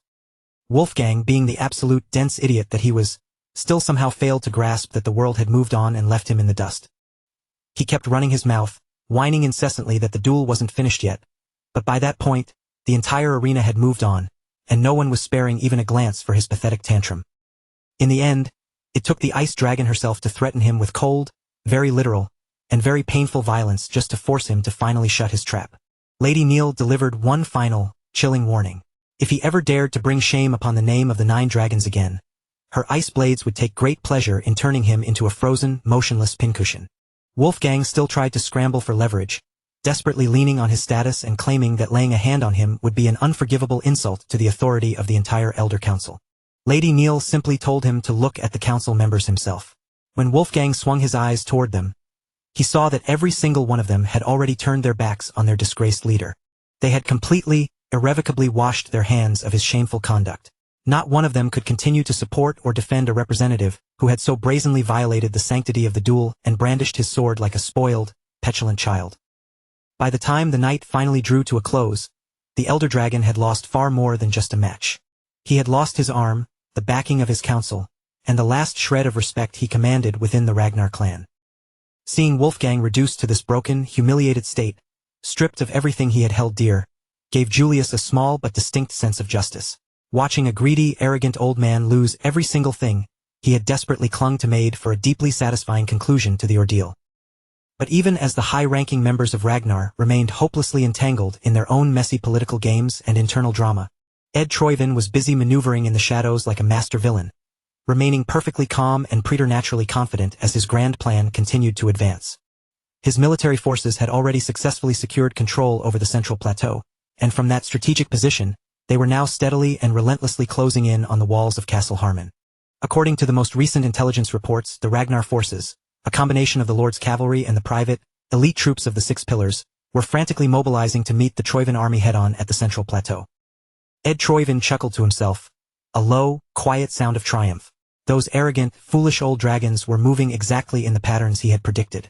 It was almost time for them to wake up and realize that this war was merely the opening act of a much more devastating scheme, as the final piece of the puzzle was finally real. With all their focus and military might locked onto the plateau, Troivan would have the freedom to sink his teeth into the ultimate prize. Every single component of his wicked takeover had perfectly fallen into place, and all that remained now was to set the final stage of his plan into motion. Meanwhile, in a completely different sector of the map, the territory belonging to the Bacchus family remained eerily, strangely quiet. Following the absolute disaster of the Sarah's Guild, one of the Six Pillars had undergone a truly drastic and mysterious transformation. Even the veteran guards stationed along the massive stone walls couldn't help but whisper and gossip among themselves about the enigmatic new head of the house. Ever since Lord Navan took the reins of power, he'd done nothing but isolate himself from the rest of the world, spending his days and nights buried in a haze of alcohol. With the Bacchus territory standing on such shaky ground, even his own subordinates and vassals were beginning to whisper behind his back, questioning if a man so utterly spiraled could truly be called the head of the house. One of the grizzled, long-serving guards scoffed at the state of things, pointing out that with almost their entire family locked away in prison, the Bacchus domain was little more than a giant pile of debt waiting to bury them.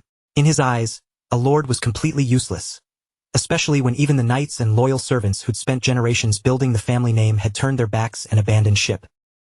Still, it's hard to blame the new lord for wanting to drink his way into oblivion every single day. Given the circumstances, the ability to find even a moment of numb release might have been a mercy.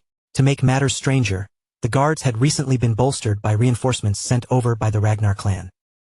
You'd think these fresh troops would be a godsend to fix the territory's desperate manpower shortage, but instead, they proved to be nothing more than dead weight. Useless freeloaders just taking up space and eating rations. Much like the Lord himself, these soldiers spent their time hitting the bottle and letting the days drift by. And as luck would have it, the captain leading this pathetic Ragnar contingent was none other than Sybil Dree, backed by Ead Naren and the rest of Theo's die-hard fanboys. They were technically on the roster for the night watch, but without fail, every single night ended with them sprawled out in the streets in a sloppy, drunken heap. Their assignment didn't feel like military support at all. It felt like the main clan's way of politely telling them to vanish and stop bothering anyone. One of the guards patrolling the ramparts was within earshot of all this gossip, but instead of looking concerned or annoyed by the incompetence, he wore a faint, rather pleased smile, as if he just heard exactly what he was hoping for. The very instant the sun dipped beneath the horizon and darkness swallowed the walls, that guard slipped away from his post, moving stealthily until he reached someone waiting in the shadows. He whispered the report. Morale inside the Bacchus territory had completely bottomed out.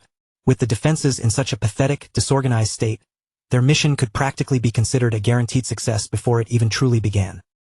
More hooded figures detached themselves from the gloom, their faces obscured as they began their advance toward the Bacchus walls. They'd heard enough to be confident. It was go time, and with the fallen household in such a ruinous state, they were certain they could crush their objective in record time.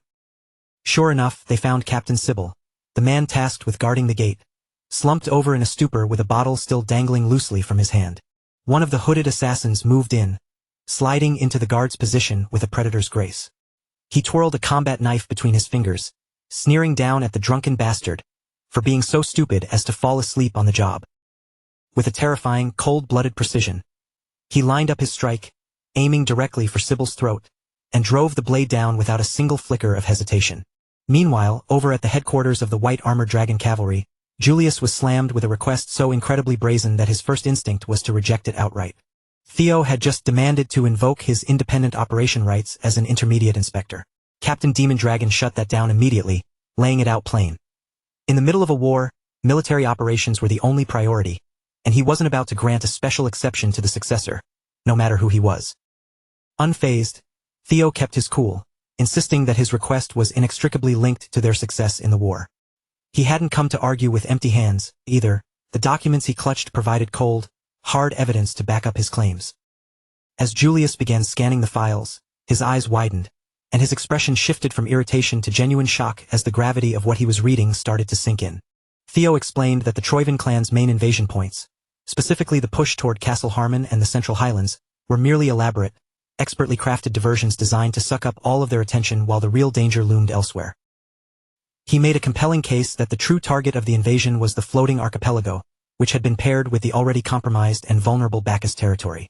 With the mountain of reports Theo had provided spread out before him, Julius realized the young lord's assessment wasn't just a hunch, it was a logical, ironclad deduction. Thinking back to the recent series hostage crisis and the movements of the Black Skull, the pieces started falling into place. It was clear they had been acting in tandem with the Troyven family all along. Theo elaborated further, noting that the Black Skull had originally been a maritime league operating out of that very archipelago, a place once renowned as the central hub where the Empire's massive wealth circulated. That one crucial detail changed everything, explaining exactly how the Troyven clan had managed to amass such an absurdly massive war chest to fuel their campaign. And given the archipelago's strategic location, it was only a matter of time before that area became a direct, existential threat to the heart of the Ragnar territory itself. Because of the mounting threat, Theo strongly urged them to hike the priority of reinforcing the neglected Bacchus territory before it became impossible to salvage the situation. The catch, of course, was that the main bulk of Troyven's army was already locked in around the Central Highlands and Castle Harmon. The threat was immediate, and Ragnar had already committed their forces to meet that clash head-on.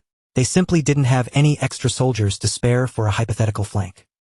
Even so, they couldn't afford to just let these strategic points fall. That was precisely why Theo was pushing for independent command authority.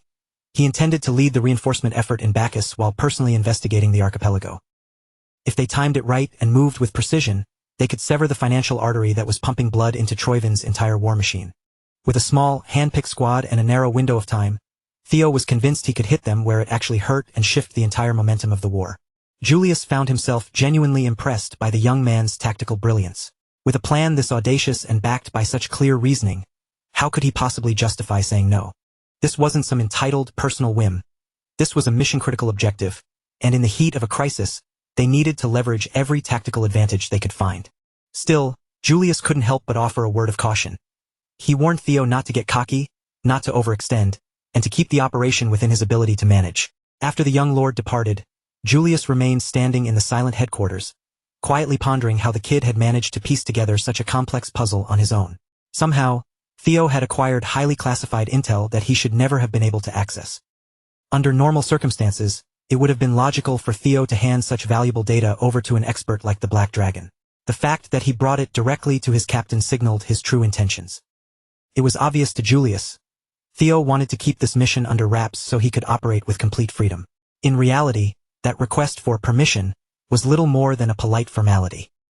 Julius surmised that Theo had likely set his plan into motion long before he even walked through the doors of headquarters, and as it turned out, that suspicion was dead on the money. Theo had already infiltrated his men into the Bacchus territory, and tonight, they finally dropped the drunken fool act to face their enemies. Captain Sybil shed his intoxicated facade in a heartbeat, catching his hooded attacker completely off guard and cutting him down with swift, brutal efficiency. As the bottle of booze flew from Sybil's grip, it spun through the air, and the liquid inside splashed out in a bright, glistening arc. The masked attacker caught a whiff of the liquid mid-air, only to realize, too late, that what had been sloshing around in the bottle wasn't alcohol at all. It was orange juice. Sybil had been stone-cold sober and sharp as a tack the entire time. In fact, he didn't even drink. After enduring days of acting like a useless, stumbling drunk, he was finally able to shake off the act, loosen his muscles, and swing his sword with the full weight of his training behind it. Without the cover of surprise, the Troyven operative stood absolutely no chance against a warrior who had honed his skills alongside Lord Theo. Sybil's squad tore through the enemy vanguard with terrifying ease. With the first wave effectively wiped out, they didn't waste a second, immediately turning their attention to lighting the signal beacon. None of them could have ever predicted that their first real field assignment would involve purging Troyven spies from the shadows. Looking back at the pageantry of the blooming ceremony, they never could have imagined their path would lead them to a mission as grim as this. While Sybil was focused on getting the signal fire roaring, the sneaky operative he'd supposedly finished off suddenly surged back to life, having laid face down in wait for the perfect opening. Sybil's team let their guard dip for just a fraction of a second, and in that split-second opening, Sybil came terrifyingly close to meeting his end. Just as the enemy's blade was about to find its mark, a figure appeared out of thin air, perfectly timed, and cleanly severed the operative's head before the strike could connect. It was Naven himself. True to form, the first thing he did was berate the boys for getting sloppy. If any of them had been maimed, he asked, how would he have been able to look Lord Theo in the eye ever again? Realizing he'd made a grave tactical error, Sybil stiffened, immediately correcting his posture and offering a respectful, deep salute to the head of the Bacchus house. Naven simply waved a hand, telling him to stop being so uptight and to just take a breath and relax a little. Of course, if these guys really wanted to kick back and finally enjoy a moment of genuine relaxation, there was still one crucial piece of business to wrap up. They had to see Lord Theo's mission through to its absolute completion. A satisfied, wide grin spread across Sybil's face. Recentering his focus, he turned back to the task at hand, pouring his efforts into getting that beacon fully lit. Naven found himself feeling an unexpected, growing warmth toward having these young soldiers stationed in his territory. Their restless energy, their loose, informal way of carrying themselves, and the strange, chaotic rhythm they brought with them actually meshed perfectly with his own mood. The moment the massive walls ringing the Naven territory were bathed in the sudden, sharp glow of the signal flames, crossbowmen materialized along the ramparts. They lined the upper stone walkways, silent and alert, their fingers resting on the triggers as they braced for the inevitable arrival of the next wave of intruders. Perched high upon the highest tower of the castle, Naven surveyed the unfolding battlefield with a cool, detached calm, his eyes tracking every flicker of movement down in the darkness. Just as his lord had predicted with chilling foresight, the enemies were indeed beginning to crawl out from the shadows of the night. Even now, Naven couldn't shake his wonder at how Theo had managed to peer through the Troivans' complex attack strategy with such pinpoint, terrifying accuracy. At this point, there was simply no other way to frame it. Theo was just built differently than the rest of them. As the beacon's fire cut through the gloom, exposing the Troivan rats skittering in the dark, Sybil bellowed a command, his voice echoing across the yard as he ordered his men to defend Bacchus Castle at any cost. As the hooded invaders desperately clawed their way up the sheer stone of the towers, a relentless rain of thousands of arrows descended upon them, hammering into the climbing figures until the entire assault dissolved into a brutal, messy bloodbath. By the time Theo descended from the sky on the back of his viper wyvern, Umbra, the battle was already raging in full, violent force. He landed just in time to peer down and watch his boys proving their worth on the field. Seeing those familiar, fierce faces brawling below, a surge of adrenaline hit Theo. He spurred Umbra forward, diving deeper into the fray, eager to finally reunite with his squad after such a long time apart. When the morning sun finally crept over the horizon to illuminate Bacchus Castle, the ground outside the fortifications was littered with the crumpled, lifeless bodies of Troivans' failed operatives.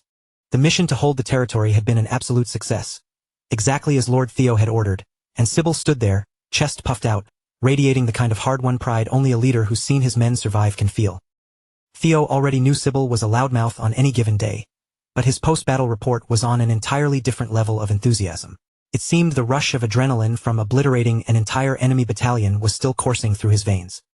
Naturally, after such a stellar, decisive defense of Bacchus territory, the reinforcements were more than entitled to some serious recognition and praise.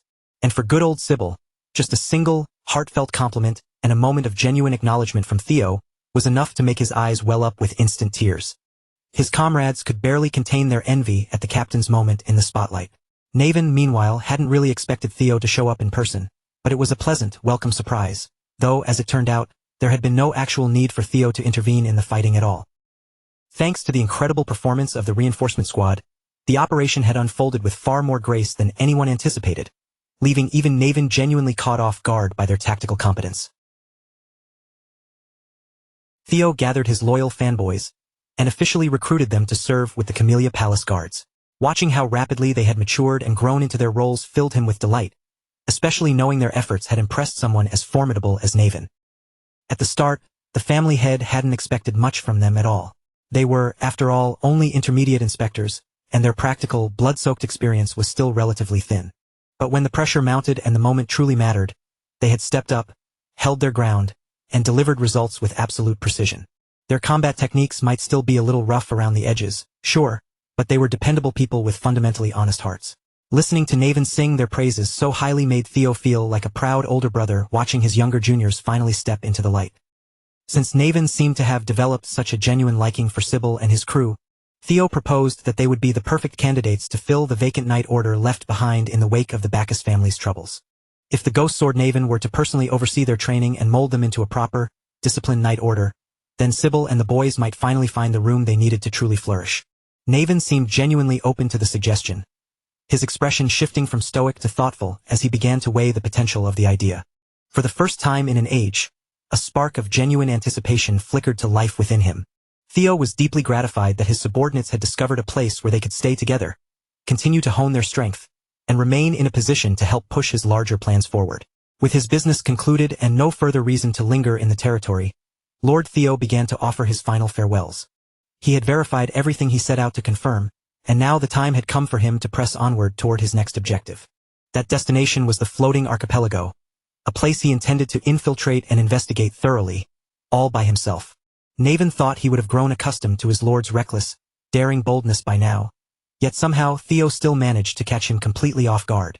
The archipelago was notorious for its intense hostility toward outsiders, and even simply gaining entry was considered a Herculean task. Fortunately, Theo was never the type to move forward without a calculated, ironclad plan.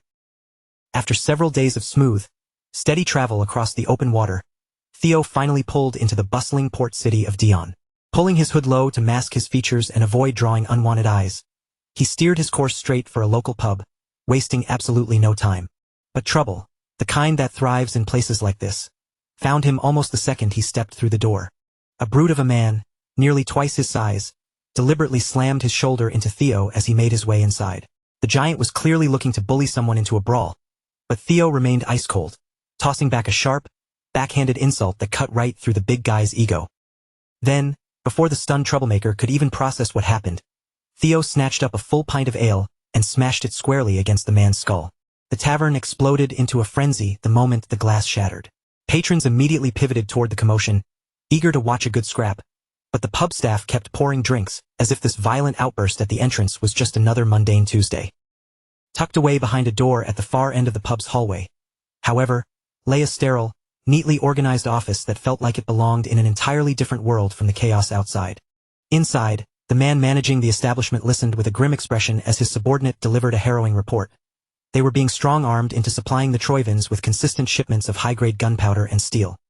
All of these precious, vital commodities were being extorted as payment, categorized as a supposed rental fee for the legendary dragon-slaying sword.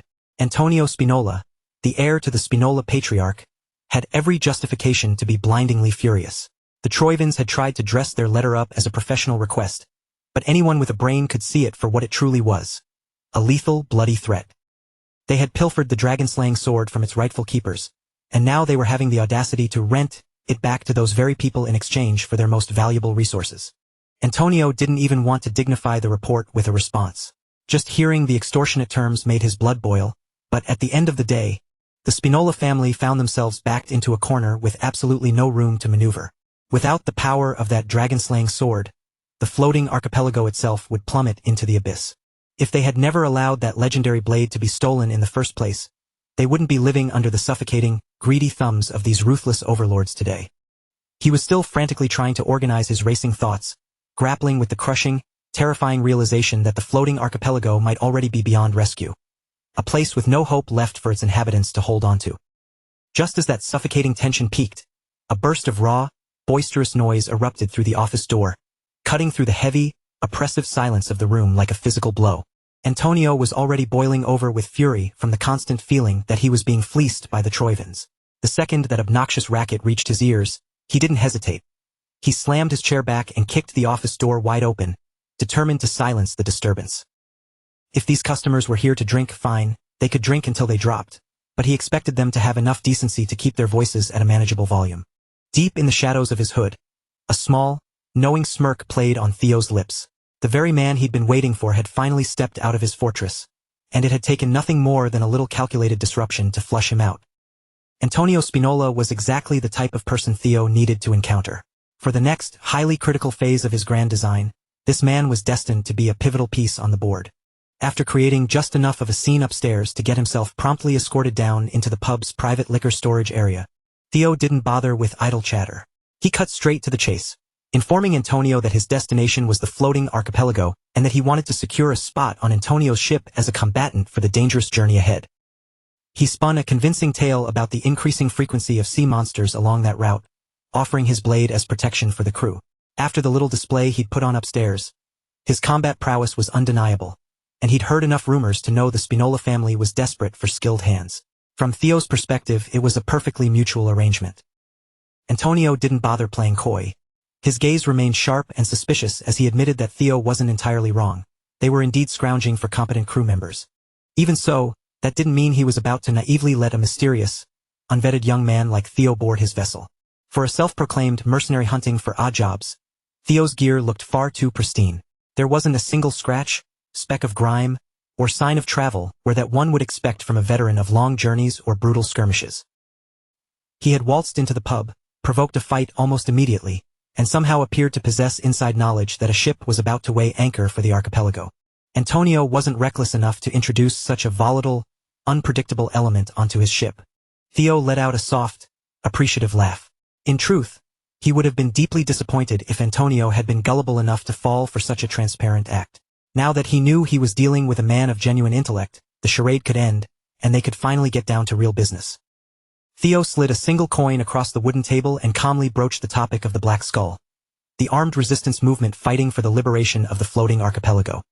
He had journeyed to the specific port city with one singular purpose, to strike a deal with the resistance leader himself, Antonio Spinola. Antonio's expression went rigid, his eyes narrowing. The amount of classified intelligence the stranger possessed was enough to feel like a direct threat to his entire operation. Theo didn't flinch, making it perfectly clear that his methods of gathering intel were irrelevant. What truly mattered now was the nature of the information he was currently holding over Antonio's head. For instance, he was intimately aware that Antonio had been tossing and turning, unable to sleep for fear of what would happen regarding the legendary dragon-slaying sword. The very moment that sacred name passed Theo's lips, Antonio's temper finally snapped. He lurched forward, accusing Theo of being nothing more than a lapdog for the Troivan clan. Theo met the accusation with a light chuckle, gently warning the businessman to keep his head and not let his burning rage cloud his judgment. Antonio caught himself just before the situation could escalate into open violence, physically forcing the hostility he felt down into his gut. When his guards, alerted by the raised voices, approached to investigate the tension, Antonio raised a hand and gave a sharp, silent wave to dismiss them. It was clear he didn't want any interference. Theo then dropped the bombshell. The dragon-slaying sword was, in fact, already in his own hands. Antonio reacted with immediate, sharp ridicule, insisting the claim was absolute nonsense, as he believed the Troivan dogs had the blade under heavy lock and key. Theo remained unfazed, calmly pressing the advantage and driving a wedge into the fragile belief Antonio had been clinging to for his own sanity. After all, he pointed out, those Troivan goons had only claimed to possess the sword. There was absolutely no empirical proof that the legendary blade was actually in their custody. As the logic settled in, Antonio had to admit the Troivans had never actually displayed the item they were using to extort them. With the terrifying fate of the archipelago hanging in the balance, he realized his own judgment had been warped by sheer, unadulterated panic. Since he had already been backed into a corner and felt he had nothing left to lose, Antonio decided it was time to put his pride aside and listen to what this bizarre young man had to say. So, Antonio forced himself to stay grounded, swallowed his mounting anxiety, and sat back to listen as Theo began to speak of the ancient legends and secrets shrouding the floating archipelago. The tale began with the legendary hero Kriemhild, a narrative that held immense, sentimental value to Antonio, woven deep into the core of his own identity.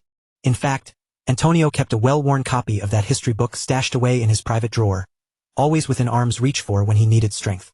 According to the ancient legend, Kriemhild had plunged his blade directly into the skull of the sea dragon that had terrorized the oceans for ages, effectively imprisoning the monstrous beast beneath the crushing depths. While the common folk viewed it as nothing more than a bedtime fairy tale, Antonio knew it for what it truly was, historical fact. Most people believed the archipelago stayed aloft due to some freak occurrence of natural currents, but that was a complete fallacy. The truth was that the mana being released by the dragon Kriemhild sealed below was still pouring out, creating a massive, continuous updraft that held the islands firmly in the sky. The dragon-slaying sword was far more than a mere weapon. It was the anchor, the very device that kept the seal intact and stabilized the volatile mana flows sustaining the archipelago. However, ever since the Troivan clan brazenly stole that blade, the mana currents had grown progressively more erratic and unstable with each passing hour. If the dragon-slaying sword wasn't returned to its sacred pedestal immediately, the archipelago was destined to face a total, inevitable catastrophe. The islands themselves would eventually fall, plummeting from the sky and dragging every soul living upon them down into the sea. This was no longer just business for Antonio. This was a fight for survival. The lives of his entire people were on the line, and a single misstep would cost them everything they held dear. Therefore, if Theo truly was in possession of the dragon-slaying sword, Antonio was prepared to offer him any price he demanded to ensure its safe return. But Theo understood that simply returning the sword wouldn't fix the underlying structural problem. Those devious Troivan scum could always strike again, and frankly, he had no desire to surrender such an incredible source of latent power so cheaply. Since Theo had walked in the door promising business, Antonio finally shed his hesitation, leaning into the negotiations and opening the path to a genuine, binding deal. If it was cold, hard currency that Theo wanted, the Spinola family was ready to pay him every single coin he named. Fortunately, Theo already had a complex plan already in motion, one that would allow him to retain control of the dragon-slaying sword while still magically preventing the collapse of the archipelago. For now, his demands were modest. He only required safe passage to those legendary islands suspended high above the clouds. With time slipping away and the situation spiraling into pure desperation, Antonio was left with no real alternative but to concede. And just like that, Theo had successfully secured his spot aboard the ship that was preparing to set sail for the floating archipelago. Of course, even after locking in his passage, Theo wasn't about to let the opportunity go to waste. He made sure to get himself a firm footing on the ship, ensuring he was ready to strike the moment they arrived. With the bustling port city of Dion now far behind them, the voyage across the open ocean unfolded with an eerie, unsettling tranquility. The ship sliced through the waves with such seamless precision that the journey felt almost too quiet, as if the sea itself were holding its breath, anticipating the storm to come. Gazing toward the horizon, the legendary floating archipelago didn't look like some mystical wonder suspended in the clouds. At first glance, it appeared remarkably mundane, just another ordinary port city resting on the water, waiting to greet them in the distance. However, this wasn't just any city. That cluster of floating rock islands was a venerable merchant federation, rich with centuries of unique customs and traditions.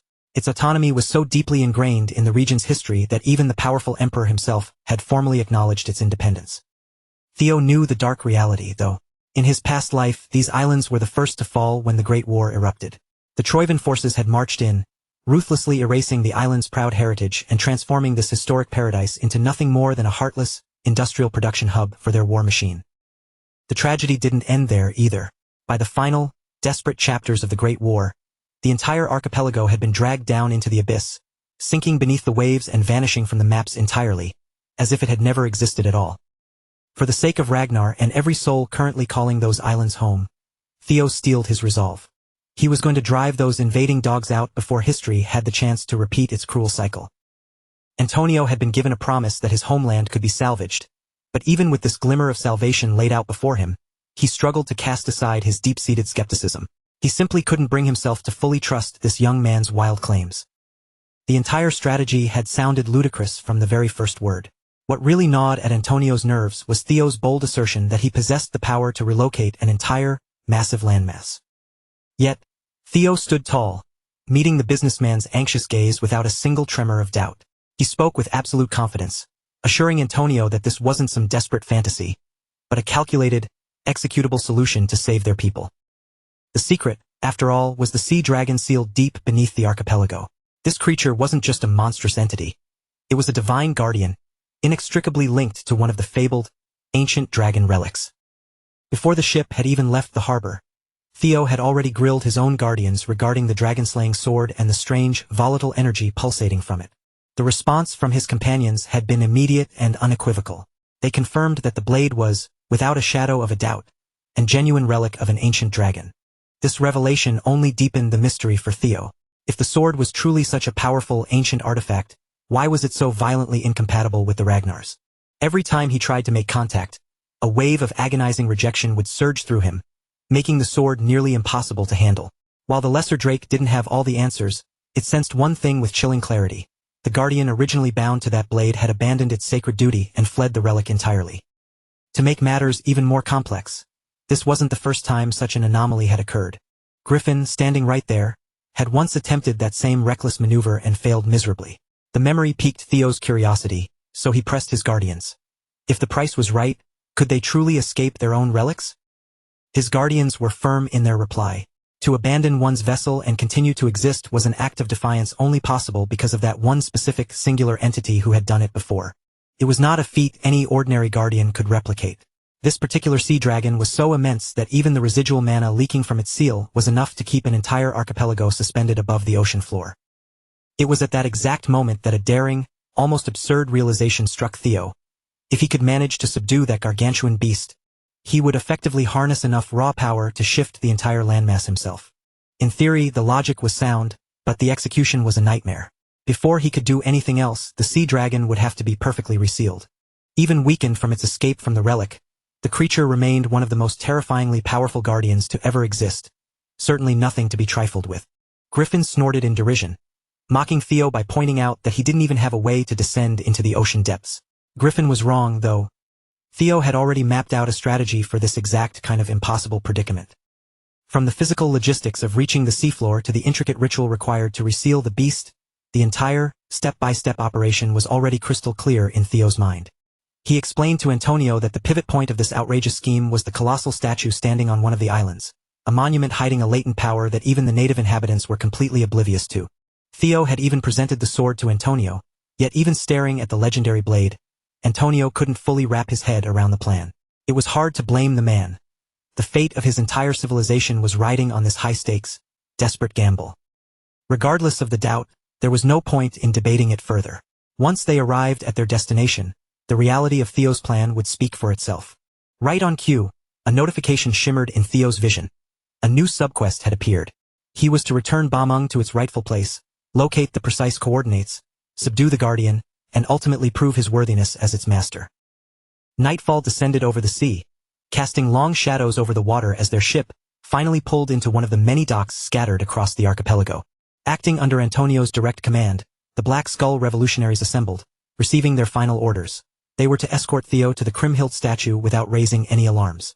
Once they reached the designated spot, their instructions were brief and strict. They were to withdraw, stay entirely out of sight, and leave the young man to finish the job on his own. It was common knowledge that the leaders of the major families had been bought and paid for by Troyvin. Knowing the area around the statue would be under heavy guard, they opted to bypass the main roads entirely in favor of a clandestine, hidden infiltration route. The survival of their floating home was at stake. Each member of Black Skull growled the words with a fierce, burning resolve, their determination piercing through the gloom of the night. Before setting out, Antonio offered Theo a final wish for luck. Theo remained silent, his gaze coolly sweeping over the lineup of Black Skull operatives standing before him. Almost instantly, his eyes narrowed as he spotted one individual who didn't seem to fit the group's profile. As predicted, the massive statue was heavily fortified, with vigilant soldiers patrolling every approach to the historical site.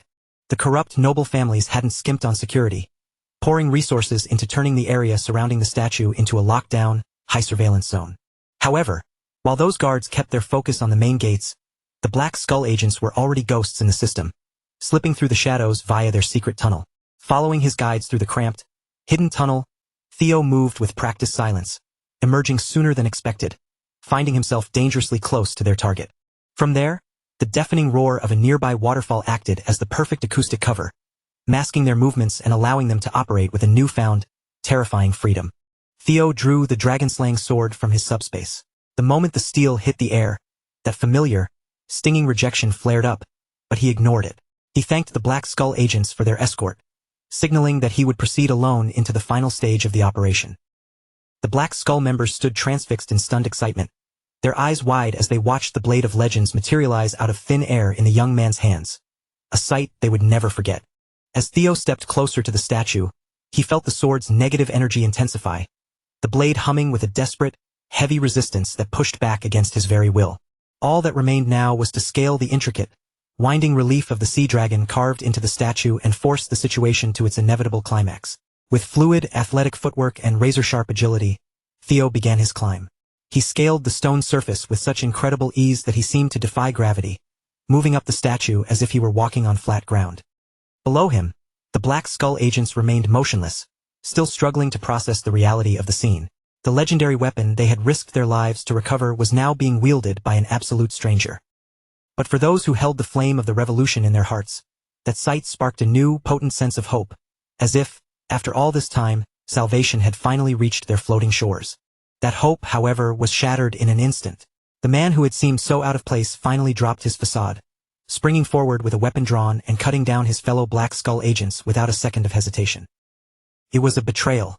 The resistance had been thoroughly compromised by deep-cover spies.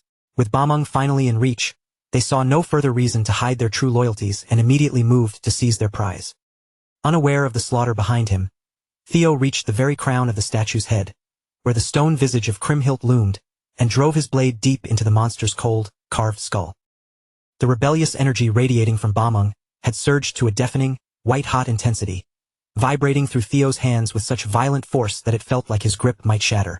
Yet, despite successfully reaching the statue, he was momentarily stranded, lacking any clear instruction on the next phase of this perilous process. Taking a gamble, Theo attempted to mimic the posture of the monumental Kriemhild statue. He raised the legendary blade high and thrust it into the stone skull of the massive sculpture. To his immense frustration, the sword sank into the rock, but not a single thing changed. The structure remained perfectly still. With one palm badly charred by the intense rejection of the blade, Theo quickly downed a healing potion. As he felt the soothing magic begin to dull the searing pain, he began to mentally dissect every cryptic clue provided by the system's subquest, desperately searching for the missing piece of the puzzle. That was the precise second the concealed spies made their move. They lunged from the shadows, attempting a perfectly coordinated, lightning-fast ambush meant to catch him entirely off guard from his blind spot. It was, objectively speaking, a well-executed sneak attack, sharp and timed to perfection. Unfortunately for them, Theo's combat senses were far too finely tuned, and his instincts too honed by years of war, to fall for such a predictable, underhanded maneuver. The spy stumbled to a halt, his face frozen in a mask of genuine shock. He clearly hadn't expected his strike to miss so cleanly. He had walked into this assuming it would be a routine, low-effort hit, but as his frantic gaze swept the area, he realized with mounting dread that Bameng had vanished from sight. That split second of hesitation and panic was all the invitation Theo required. He pivoted on his heel and delivered a brutal, wind-sucking kick that drove straight into the spy's midsection with punishing force. The assailant doubled over, his expression twisting into a grimace of pure, unfiltered rage. He was absolutely furious that a momentary lapse in focus had left him battered and completely exposed before his target. The bald spy fought to regain his balance, digging his heels into the ground to remain upright. Even through the agony of the impact, he could feel the dull, throbbing ache of internal injuries taking hold, but he forced himself to stay locked in the fight. His comrades didn't wait. They scrambled toward him in a frantic rush. Their faces were tight, etched with genuine concern as they hollered out to their leader, Lord Grey, who had evidently been orchestrating this betrayal. Grey, however, raised a hand, barking a sharp warning to his men. They were not to charge Theo recklessly. He made it chillingly clear that if they just threw themselves into the fray without a strategy, they would be decimated in a single clean sweep. Beyond the boundaries of the statue grounds, the guards were suddenly jolted into a state of high alert. A sharp, rhythmic sound, like the cracking of ancient stone, echoed violently from the heart of the restricted site. Every single one of them tilted their heads, looking toward the top of the monument, and were instantly struck dumb, their eyes widening in collective horror at the unfolding spectacle. The colossal statue of Kriemhild, a landmark that had stood as a silent witness to countless generations of history, was buckling. Massive, spiderweb-like cracks raced across its surface, and the entire structure began to disintegrate, shedding chunks of stone like dead skin. At a safe distance from the chaos, Antonio and his remaining crew paced nervously, waiting for any scrap of news.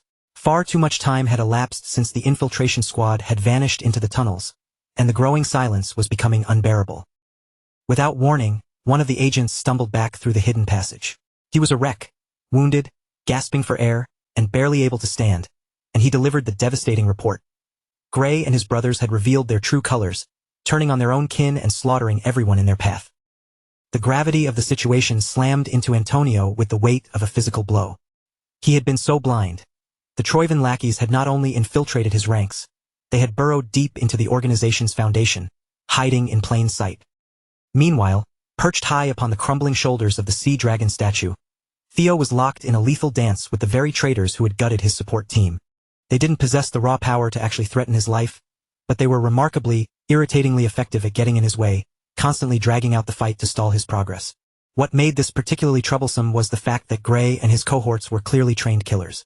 They moved with the calculated, cautious rhythm of seasoned combatants who knew exactly how to manage a crowd. Even when Theo purposefully left his guard down to bait them into a mistake, they stubbornly refused to take the opening. They weren't fighting to win. They were fighting solely to waste his time. Theo's mind raced as he dodged their strikes. He quickly surmised that they had already seized control of the nearby 3rd District and were merely biding their time until reinforcements could arrive to finish the job. Since his enemies refused to take the bait, Theo realized he had to stop playing their game. He ceased the defensive dancing and surged forward, taking the offensive with overwhelming intensity. He unleashed a relentless barrage of attacks, his movements blurring as he struck at the statue's surface. Each blow tore through the masonry, sending jagged shards of stone raining down like shrapnel. As his unbridled assault chipped away at the exterior, the stone grew dangerously thin. Suddenly, the outer layers gave way, revealing an ancient, metallic container concealed deep within the statue's hollow core. The instant Gray caught sight of the narrow, deliberate slit carved into the box, clearly designed as a perfect receptacle for a blade. He let out a desperate, guttural shout, commanding his brothers to do whatever was necessary to stop Theo from reaching it. Theo gritted his teeth, inwardly cursing his own hesitation for letting the situation spiral into this mess. The subquest's instructions were etched in his memory. Bameng had to return to its origin. All he had to do was trust the pull of the blade and deliver it to the coordinates he had been chasing. Now the hollow, ancient slot sat inches from him, every fiber of his being focused on a single, final objective, slotting the tip of the sword into that ancient mechanism.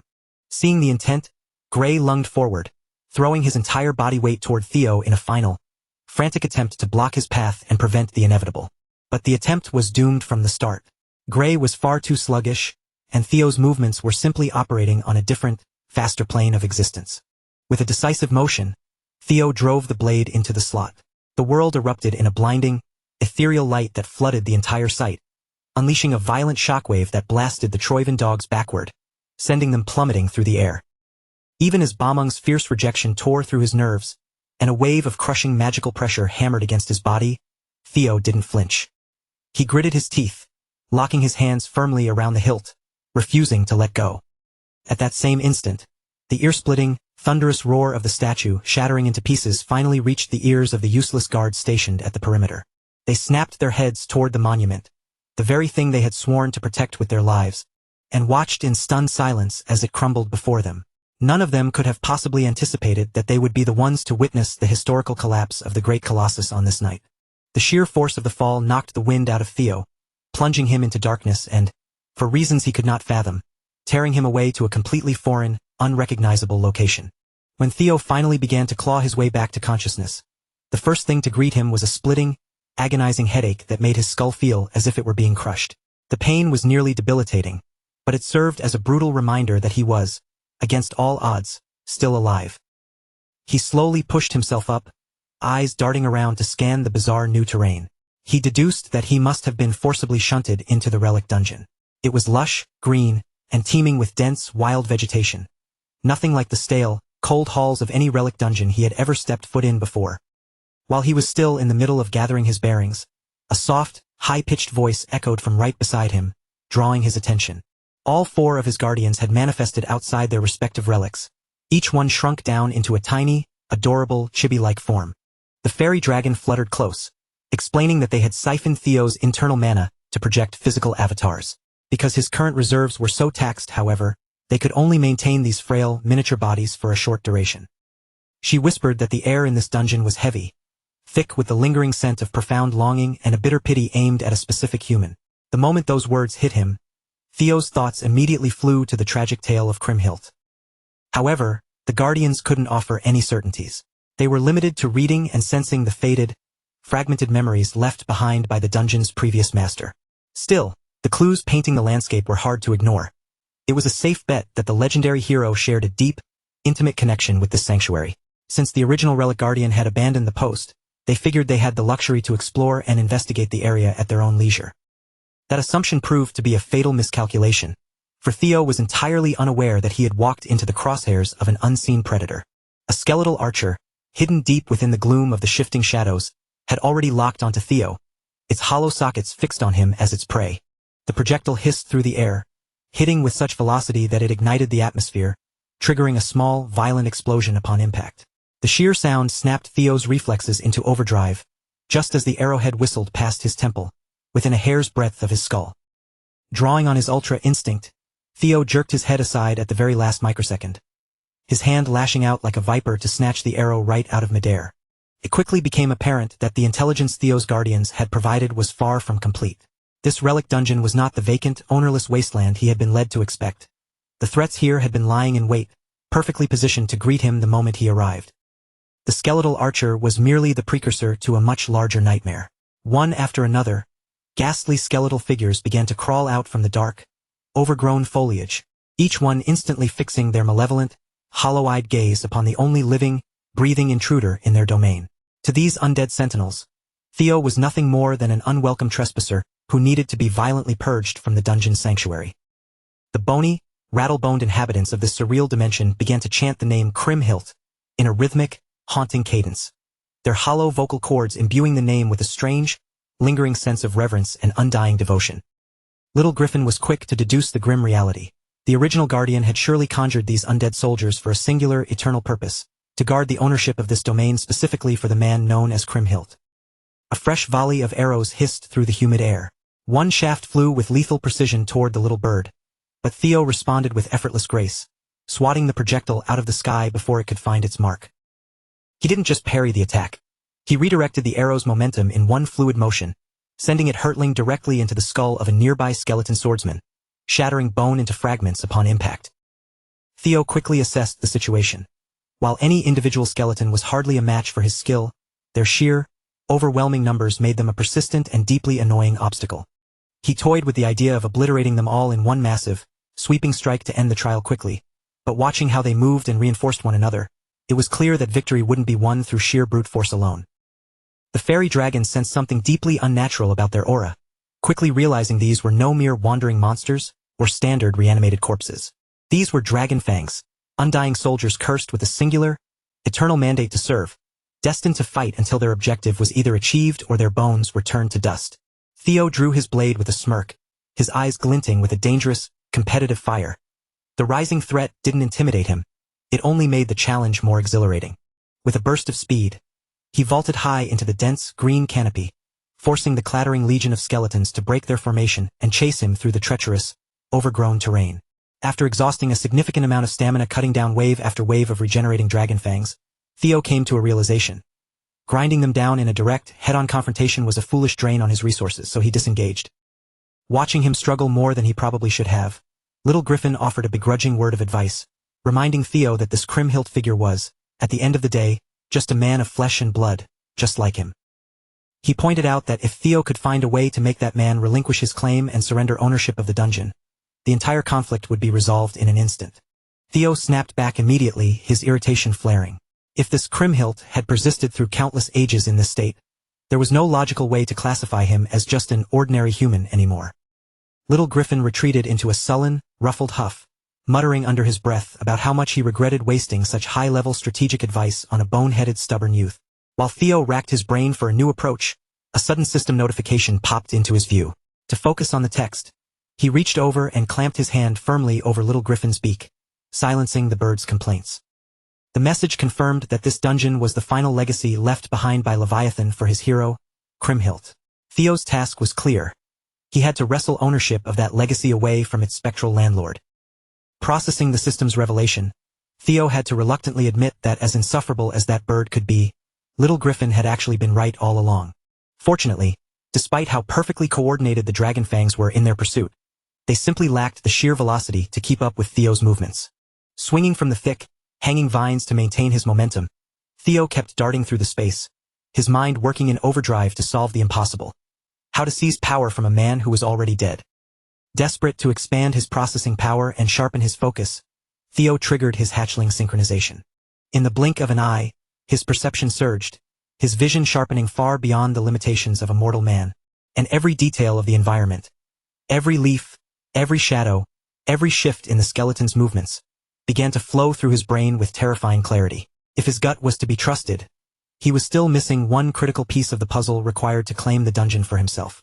Guided by the heightened focus of the synchronization, Theo finally spotted a single dragon fang hovering at the edge of the pack, carefully keeping its distance from the aggressive, mindless swarm. This specific skeleton emitted an aura distinct from the rest. It stood out from the others like a beacon of intent that Theo couldn't afford to ignore. When the main pack of fangs lunged at him in a coordinated assault, Theo noticed that this specific one broke rank and attempted to retreat.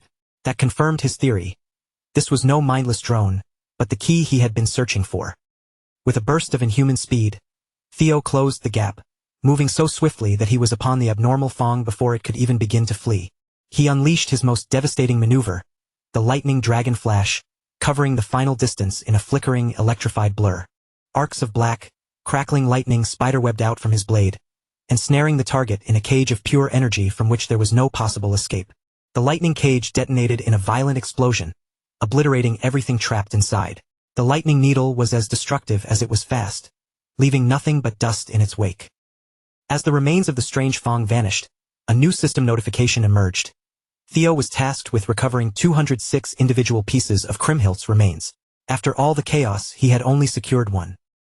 The number was absolutely absurd, bordering on impossible, but at the very least, he finally had a concrete, clear-cut objective to pursue. The unique dragon Fong he had just shattered had yielded Kriemhildt's third cervical bone, the first step in a long, tedious process. With the path forward finally illuminated, Theo set his eyes on the long, gruesome harvest ahead. Collect every single bone of a dead man, and only then would he finally secure his exit. Meanwhile, back in the real world, a formidable sailing fleet cut through the churning waves, pulling into the archipelago's port amidst the fury of a brewing storm. Stevedores rushed to the docks as an attendant moved toward the singular passenger descending the gangplank. Peering through the dense, swirling fog, the man remarked with a cold smile that the harsh weather was actually a perfect cloak for his agenda. However, the moment the port workers stepped onto the newly arrived ship to begin their duties, they froze, their faces drained of color at the sight awaiting them. The deck was a nightmare of iron and gore. It was slick with blood, and every single member of the crew had been butchered with ruthless, systematic efficiency. The man leading the arrival had heard rumors that his previous band of bumbling spies, the ones sent to undermine the Black Skull, had let the precious dragon-slaying sword slip right through their fingers. But honestly, in the grand scheme of his plans, it didn't really matter whether those incompetent fools failed or who was currently clutching Bamung. For all intents and purposes, the floating archipelago was already a prisoner, trapped firmly within the suffocating grip of Troyvin. Noyle, the ninth of the 9 lords of Troyvin, had arrived to personally ensure that the task was finished once and for all. In the dead of that rain-lashed night, the inhabitants of the archipelago were jolted from their sleep by the terrifying, deafening roar of explosions rocking the city. They could only watch in helpless horror as the great merchant institution that had safeguarded their home for centuries finally began to crumble. Deep inside the confines of the relic dungeon, Theo had just finished his frantic, grim speedrun of bone hunting, having successfully met the system's impossible requirement by tracking down and recovering every single one of the 206 pieces of Kriemhildt's remains. The system now pushed Theo to look deeper, guiding his consciousness to peel back the layers of time and inspect the fragmented, ancient memories that had been carved into the hero's scattered remains. As the physical world around him began to dissolve into a hazy, indistinct blur, Theo couldn't help but wonder what the true, flesh and blood person behind the myth of the legendary hero actually looked like. Without warning, his perception was violently yanked into a vivid snapshot of Kriemhildt's past. She was just a child then, her feet pounding against the island soil as she made the same familiar trek over and over, her heart racing with the impatient, innocent excitement of going to visit her closest friend, Levi. Bundling up a few meager snacks for the journey, the young girl navigated the rugged tropical terrain, pushing steadily forward until she reached the entrance of a vast, gaping cavern that sat tucked away in the landscape. Tucked inside that humble, shadowy cave, the legendary Dragonslayer sword sat discarded, abandoned in the dirt as if it were a common tool rather than a divine relic, resting in the quiet, dusty gloom. The child didn't hesitate.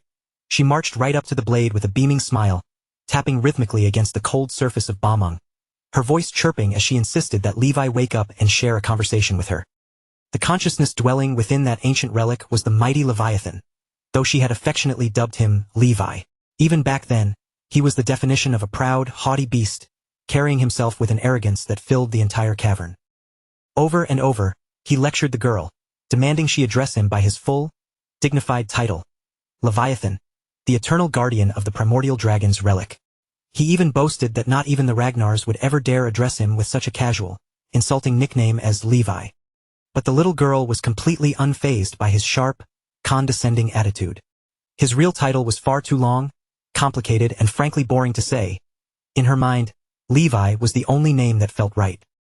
Eventually, the great guardian slumped in defeat, accepting the reality that this impossibly stubborn child was never going to learn how to properly grovel before his name.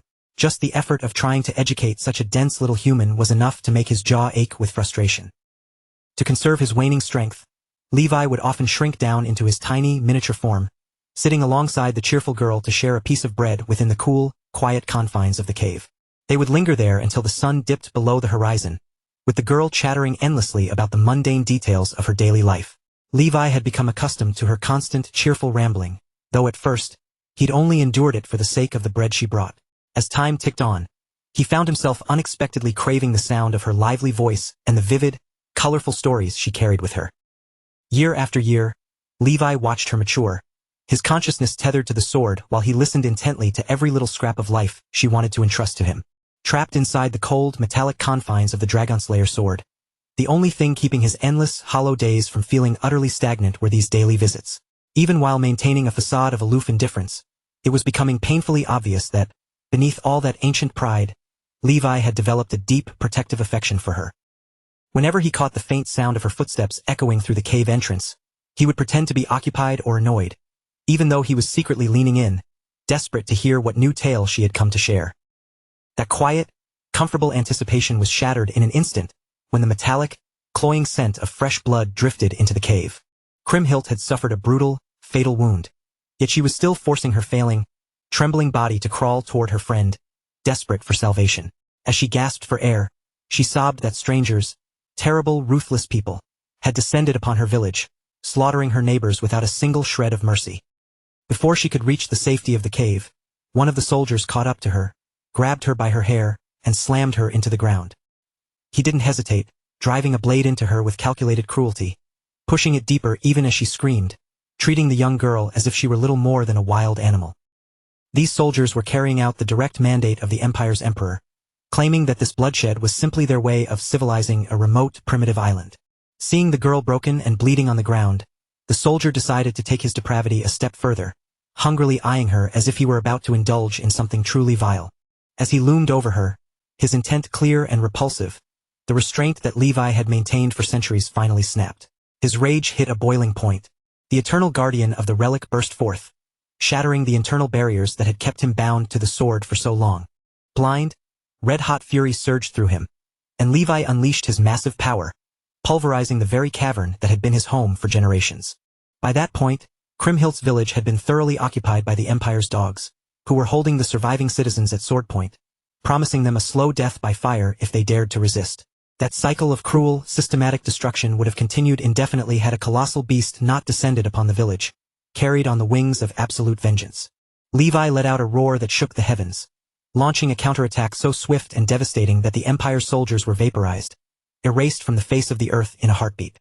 And sitting regally atop the crown of Leviathan's head was a single, defiant human. By some miracle, Kriemhild had survived her brush with death. On that day of fire and blood, she awakened the latent strength required to wield the Dragonslayer sword, officially becoming its master. The instant the remaining Imperial soldiers caught sight of her, perched high on the dragon's head, they pivoted, focusing all their remaining firepower on trying to snipe the girl down. But they were nothing against a force of nature that overwhelming. As the Imperial soldiers fell like wheat before a scythe, Kriemhild wove protective barrier spells that kept the terrified villagers shielded from the carnage. When the dust of battle finally settled, the Empire's forces were completely annihilated, though the village itself had sadly been reduced to smoldering ash. Kriemhild wept, apologizing to Levi over and over for daring to pick up the blade, convinced that she had ruined his destiny by failing to wait for the true, chosen one to claim the sword. Levi shifted, gently soothing her fears, reassuring the girl that, in his eyes, things had turned out exactly as they were meant to. He draped her in the same shimmering, protective barrier that had guarded the villagers, then carefully lowered her to the ground, presenting the hero to her people.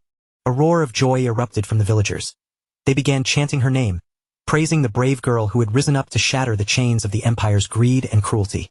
Levi admitted to himself that he might have abandoned his ancient, sacred duty, but he felt an unexpected, profound peace settling in his heart because of the choice he had made.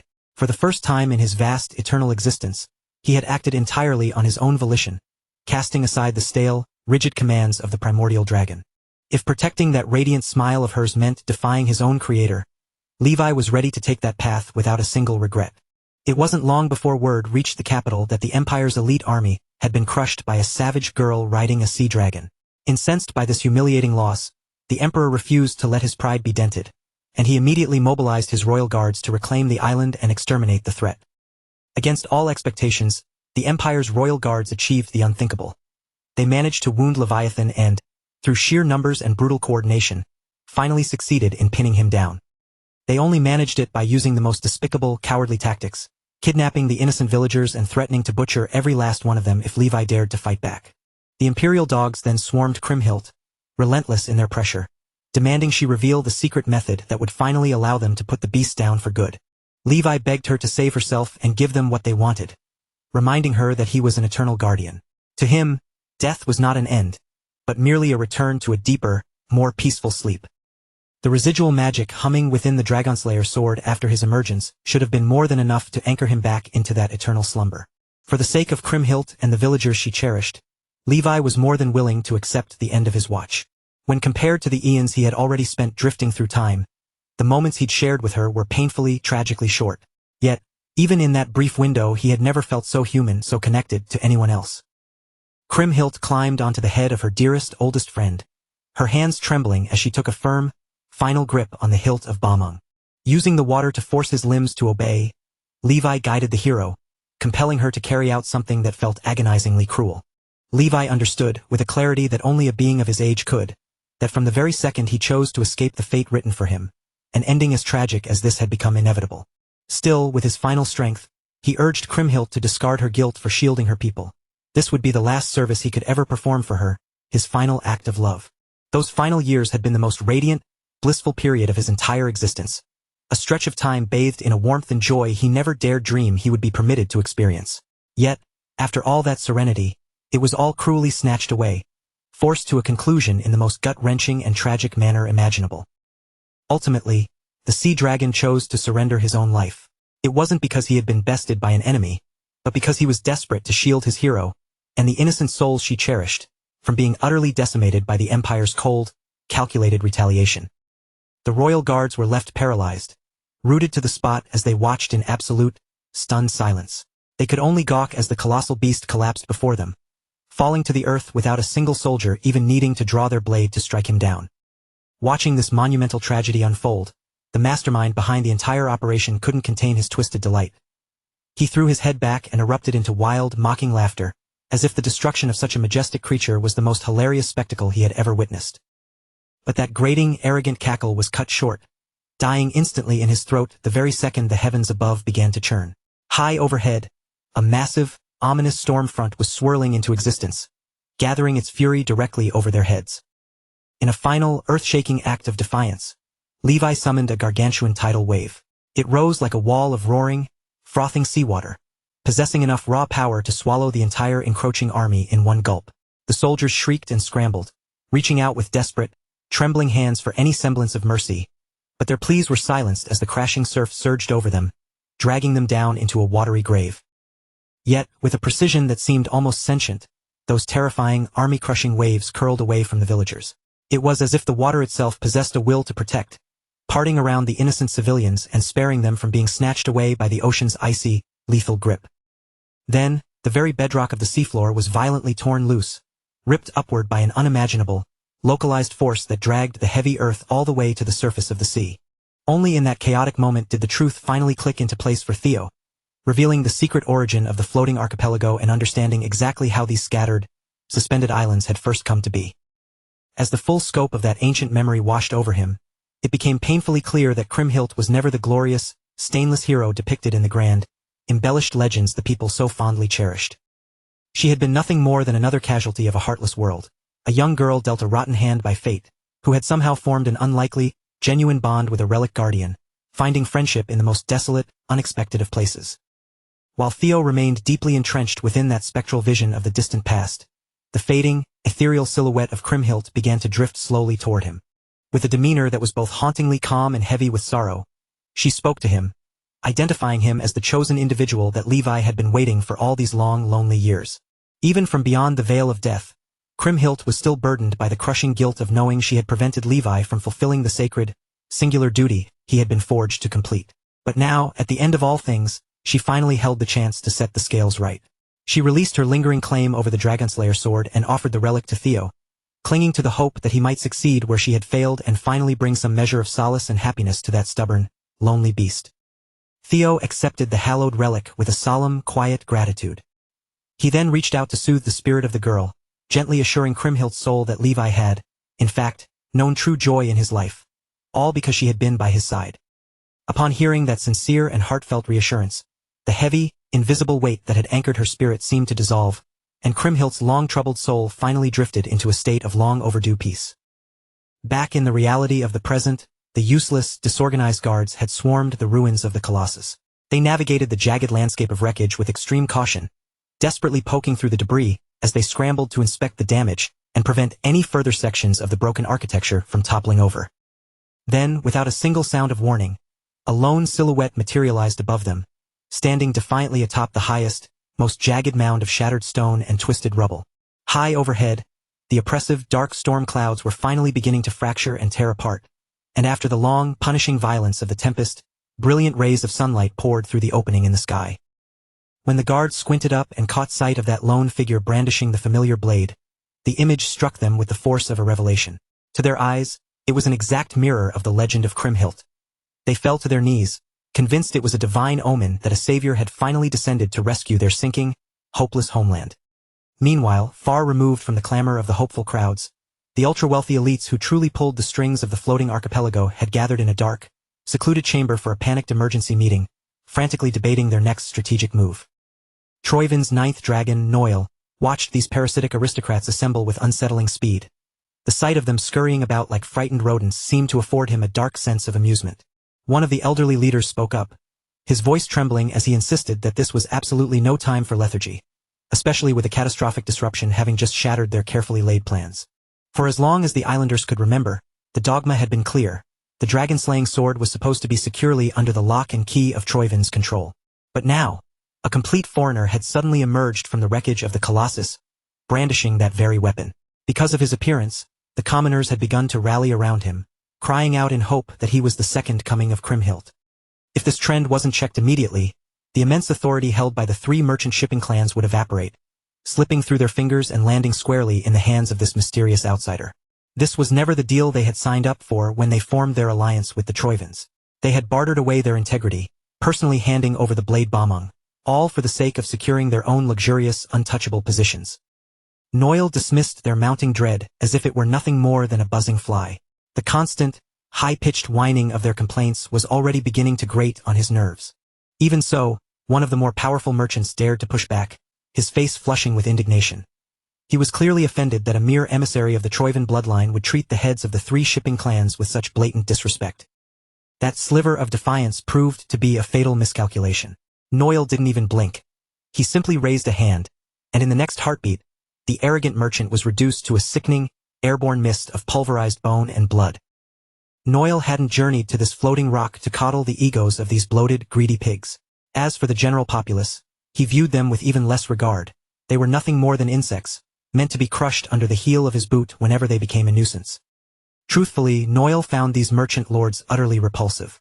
In his cold estimation, they were nothing more than spineless traders who had eagerly sold out their own birthplace just to protect their profit margins and social standing. If these fools had managed to follow their simple instructions, none of this chaotic mess would have ever seen the light of day. But now that their stranglehold on the sinking archipelago was loosening, they were panicking like cornered animals, completely blind to their own failures. One of the moguls, scraping together the remnants of his shattered courage, called out Noil for his blatant hypocrisy. They all were well aware of just how deeply the treacherous Troivin family relied on the very resources of the archipelago they were currently destroying. The ninth dragon immediately closed the distance, looming over the old man and crowding his personal space. He used his sheer, overwhelming presence alone to force the man into silence for the crime of speaking an inconvenient truth. Then, Noil stripped away all their pretense and narrowed their entire existence down to one brutal, singular command: keep their mouths shut and follow the orders they were given. If the three clans wanted to continue drawing breath, they would coordinate their efforts and retrieve that dragon-slaying sword immediately, without offering another word of protest. With a posture of rigid, trembling respect, one of Noil's subordinates stepped forward, cautiously questioning whether it was truly a sound strategy to entrust such a critical mission to merchant clans that had already proven their total incompetence. Noil acknowledged the validity of his soldiers' concern with a curt nod. He would have preferred to oversee the recovery personally, but the current geopolitical landscape made it impossible for him to vacate his post just yet. He had just received intel that one of Ragnar's 9 dragons, the formidable hegemony dragon, was already en route to this very archipelago. Compared to this brewing crisis, suppressing the commoners had to take a backseat to neutralizing a threat of that magnitude. Outside, almost every single citizen of the archipelago had swarmed the plaza, all of them craning their necks, desperate for even the briefest glimpse of the man they now fervently believed to be their long-awaited hero. The collective sound of their voices rose into a singular, rhythmic chant, repeating Kriemhildt's name with absolute, unbridled admiration. A display of reverence that mirrored the ancient devotion of their ancestors. Theo had been aware that Kriemhild was idolized almost like a deity throughout the centuries, but even he was taken aback by the intensity of it. He hadn't expected their devotion to evolve into such a feverish, near-fanatical state. Perhaps Theo was the only living person left who truly knew the real Kriemhild. She hadn't been a goddess, and she certainly hadn't been the flawless, invincible hero of the nursery rhymes. She had been a kind, vulnerable girl shackled to a destiny far too heavy for her to carry alone. Furthermore, the dragon-slaying sword itself was no mere heroic trinket. It was a potent, primordial artifact of the dragon species. A weapon fundamentally crafted to be wielded by a Ragnar, not a human. Then, from the deep, surging mass of the crowd, a single, frustrated citizen abruptly broke the chanting, his voice cracking as he bellowed out a desperate, tearful plea. Everyone was painfully aware that since the arrival of those Troivan vultures, their homeland had been slowly, inexorably sinking. To make matters worse, the people were now being caged in, forbidden from fleeing their own doomed, watery tomb. Their unified, desperate request was simple. They begged this reincarnation of the hero to intervene and save their floating archipelago before it was swallowed whole by the endless ocean. Choosing to capitalize on this massive misunderstanding and weaponize the atmosphere in his favor, Theo hoisted the legendary blade high above his head, capturing the eyes of every person below, and began to address the desperate masses. With the entire crowd's collective gaze locked firmly onto him, Theo stood his ground and uttered a solemn, binding vow right there in the heart of their home. He made a promise that he would be their savior, declaring that the very sword he wielded would serve as the instrument of salvation for their entire, precarious, and sinking archipelago. After managing to peel himself away from the deafening, frantic energy of the district, Theo finally found a quiet moment to catch his breath. However, he barely had time to recover before he was greeted by a rather peculiar-looking individual who had clearly been waiting for his arrival. The man, a priest with delicate, refined features, stood flanked by a solemn group of priestesses. He introduced himself as Marty, the primary overseer tasked with the sacred duty of maintaining Kriemhildt's ancient temple. With a formal bow, Marty stepped forward and made a startling declaration.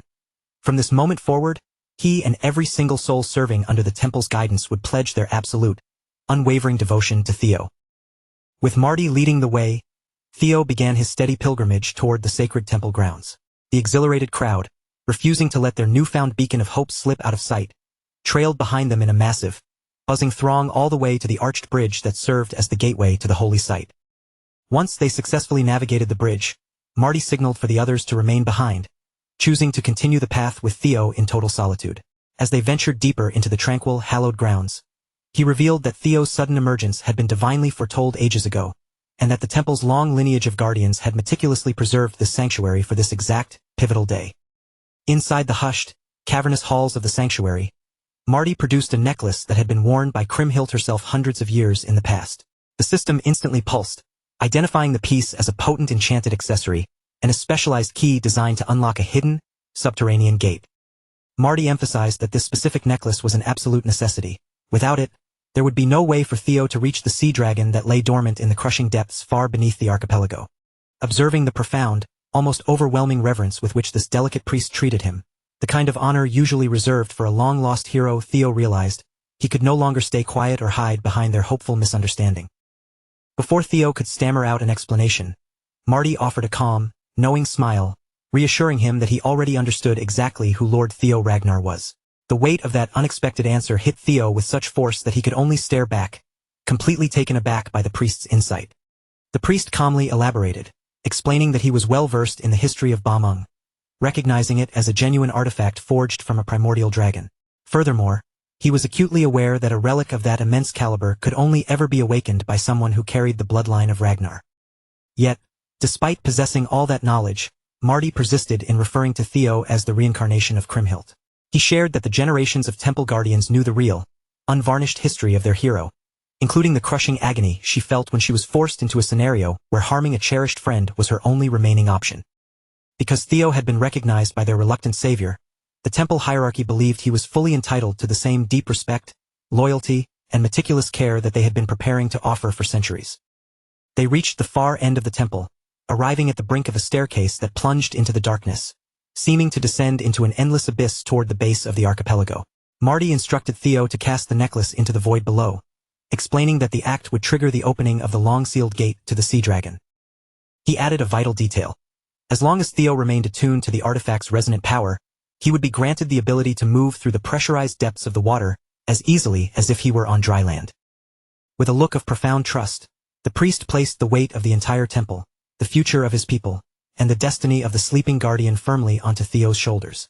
Lord Theo Ragnar accepted this heavy mantle of trust without a moment of hesitation, vowing to the priest that he would see this mission through to its absolute conclusion. Outside the sanctuary, the citizens had huddled together in a mass of solemn, desperate prayer. Heads bowed and voices trembling, they whispered pleas for Kriemhildt's blessing, hoping against hope for the safety and salvation of their vanishing archipelago. But that fragile, quiet vigil was abruptly shattered by the sounds of aggressive, encroaching hostility. The forces of the three merchant clans had marched onto the scene, their objective glaringly obvious. They were there to forcibly scatter the gathering crowd and squash their hopes. They began shouting declarations, claiming that after an official investigation, they had identified the man who presented himself as a hero as nothing more than a dangerous, radical terrorist. The coalition of the three clans was hell-bent on framing this supposed terrorist for the theft of the Dragonslayer sword. With that poisonous accusation echoing through the plaza, they issued a stern, threatening order for all citizens to disperse immediately. Umberto Spinola, the patriarch of the Spinola shipping clan, was convinced his judgment was sound. He conceded that Antonio might have shared the same family name as this insect, Theo, but in Umberto's cruel worldview, the two couldn't have been further apart. Umberto knew full well that this heavy-handed move would likely shatter his reputation, but prestige was meaningless when his own life was balancing on a knife's edge. If he failed to retrieve the blade, he knew the ruthless Noil would end him in an instant. Consequently, public opinion had become entirely irrelevant. Even if the cost meant drenching the plaza in the blood of every man, woman, and child present, Umberto was prepared to trade their lives to ensure his own survival. Driven by that cold, ruthless resolve, he gave the signal to his kill squad, commanding them to mercilessly cut down anyone who dared to defy his orders. While the seeds of chaos and slaughter were being sown on the surface, Theo was far beneath the temple, navigating the long, treacherous descent into the crushing depths of the archipelago. After what felt like an eternity of trekking downward through the dim, cold stone passages, he finally felt the first touch of freezing water washing over his boots. He had reached the very floor of the foundation. The space here was eerily still and silent. This had to be the exact location where the hidden gate was meant to be triggered. Theo pulled out Kriemhildt's necklace, holding it for a brief, reflective moment, before gently tossing it into the dark pool. It hit the surface with a soft splash, sending rhythmic ripples expanding across the black water. That solitary ripple began to amplify, twisting and churning with unnatural energy until it erupted into a violent, bubbling whirlpool. As a surge of immense, ancient power welled up from the deep. As the necklace was accepted by the depths, the current swirled and coalesced, carving out a glowing, shimmering doorway that manifested directly before Theo's eyes. Without wasting a single second, Theo took a breath and leapt into the swirling water, letting his body go limp as the powerful current sucked him into a realm that was entirely alien to him. In an instant, he found himself drifting in the silent, pressurized heart of the sea. Countless schools of marine life darted through the currents, but beneath that deceptive serenity, something massive, vicious, and starving was lurking in the shadows. With Bamung gripped tightly in his hand, Theo scanned the murky, shifting waters. He knew he was in the vicinity of the slumbering guardian, but he had no clear path forward. It was becoming painfully obvious that reaching his goal would be a far from simple task. Suddenly, Theo felt a prickle of lethal intent radiating through the water. Something had locked onto him, marking him as prey, and whatever it was colossal. When the creature finally drifted into his line of sight, even he couldn't help but be stunned by its scale. An entire school of starved, jagged-toothed sea serpents had surrounded him, tightening their formation from every conceivable angle. Every single one of the beasts fixed their gaze on Theo with an intensity of hunger that suggested he was the only morsel of meat left for a pack of ravenous monsters. As the serpentine swarm circled him again and again, systematically carving away his escape routes, Theo Ragnar merely offered a calm, sharp smile. No matter how formidable they appeared in their own aquatic domain, these serpents were far from enough to rattle his nerves. Back on the surface, the Spinola Patriarch had officially signaled the start of the slaughter, commanding his men to crush all opposition. However, rather than scattering in a panic, the crowd instinctively locked arms, preparing to stand their ground and defend themselves. They tried to appeal to the soldiers' humanity, pleading for them to stand down and listen to reason. But their voices were ignored, treated with the same indifference as the crashing waves. The armed forces' momentum finally faltered only when Marty, the delicate priest, stepped to the forefront, his voice cutting through the tension with a sharp, authoritative shout. He was absolutely livid that these base thugs would have the audacity to brand the temple and its peaceful, innocent followers as terrorists without a shred of evidence. Marty stepped forward and boldly declared that the man he had ushered into the depths was the true reincarnation of Kriemhild. He swore it on the sacred honor of every priest who had served before him, asserting that if anyone here needed to answer for their crimes, it was the 3 clans and the hired scum they had dragged into the sanctuary. Marty then ripped the mask off the Spinola patriarch in front of the entire assembly, loudly accusing him of trafficking Troivan mercenaries to defile the archipelago's most sacred religious site. The moment the realization hit the crowd, that the very same forces responsible for stealing the dragon-slaying sword were once again orchestrating chaos, their resentment flared into a white-hot rage. That collective anger instantly turned the tense standoff into a chaotic, full-blown brawl. After everything the archipelago had suffered, the people's long-repressed fury was finally boiling over. The faithful believers of the temple locked arms, forming a human barricade. They pressed their shoulders together, determined to put their own bodies on the line to shield the hero they had sworn to support. Umberto had arrogantly assumed he could just bulldoze his way through the peasants without meeting meaningful resistance, but he had catastrophically miscalculated the resilience of their faith. Even the men within Umberto's own ranks began to whisper, urging him to halt this reckless, embarrassing display. From their perspective, it was a tactical necessity to retreat and regroup with a much more calculated plan rather than forcing the issue here. When Umberto's own local soldiers hesitated, visibly shrinking back and refusing to raise their steel against the innocent citizens of the archipelago, the patriarch's face twisted. His expression hardened into a mask of chilling, icy impatience as he watched his men falter. Deciding he had no time for their moral quandaries, Umberto pivoted and handed off the dirty work to the Troivan mercenary corps that had been lurking within their ranks all along. For these professional killers, innocent blood was just another payment. They moved with terrifying practice speed, striking with a brutality that marked them as a true, cold-blooded execution squad. What unfolded across the plaza outside the holy sanctuary was nothing less than a waking nightmare.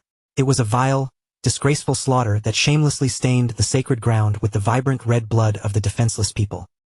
Umberto's most trusted aides, witnessing the carnage, desperately tried to pull the senile patriarch back from the brink.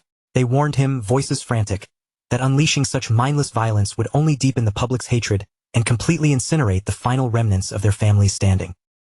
But the cruel old man snapped back, his eyes burning with a twisted resolve. He insisted he was only doing what was necessary, and that anyone hoping to see tomorrow needed to fall in line immediately. To him, honor and reputation were meaningless concepts. Dead men, after all, have no need for a good name. In his warped vision, once the floating archipelago was reduced to nothing more than a mindless resource processing factory for Troivan, the 3 merchant clans would have no choice but to bend the knee. They would be forced to lower their heads and accept their new lives as obedient, whimpering hunting dogs. The common soldiers, who had initially believed they were being deployed to apprehend a singular terrorist, stood frozen in shock. Their faces paled as they watched their own allies, men wearing their exact same uniforms, methodically butcher civilians right before their horrified eyes. The Troivan mercenaries waded deep into the dense crowd, carving through the people without a shred of mercy. They indulged in the senseless violence as if every scream of agony served as a sick kind of fuel for their rampaging cruelty. Even as the chaos reached a fever pitch, Marty refused to yield his ground. He stood firm, anchored by the realization that his sacred duty in this dark hour was to remain shoulder to shoulder with the citizens, fighting alongside them against the encroaching tide of death. The civilians mirrored his steadfast resolve. They planted their feet firmly against the stone, refusing to retreat even a single inch, despite the overwhelming reality that each passing second brought the cold steel of their attackers closer to their hearts. They burned with the desire to strike back against this outrageous, bloodthirsty tyranny with every ounce of strength they possessed. Yet, that flicker of courage was incredibly difficult to maintain when a sharpened spear was already whistling through the air, aimed directly at an innocent person's chest. Just as the situation reached its most dire breaking point, Antonio Spinola, the prodigal son himself, burst onto the scene, arriving at the absolute perfect moment to halt his father's insane slaughter before the tragedy reached the point of no return. He had arrived with his elite resistance force, the Black Skull, in tow. They moved with lethal efficiency, immediately engaging the Troivan mercenaries and systematically picking them off as they moved through the panicked crowd. Umberto clearly had not anticipated that his own flesh and blood would crash this horrific spectacle. The moment his gaze locked onto Antonio, he erupted into a vein-popping, infantile tantrum, screaming in fury like a spoiled child denied his favorite toy. Antonio ignored the screeching, advancing with a measured, lethal calm toward his father's position. He cut through the madness with surgical precision, effortlessly parrying blades and neutralizing attackers without ever losing his focus. Umberto stood there, utterly unable to comprehend how his son could possibly cast aside the glorious status of the heir apparent for something he deemed so pathetic as the defense of common lives. Antonio, by contrast, was boiling over with a righteous, white-hot fury.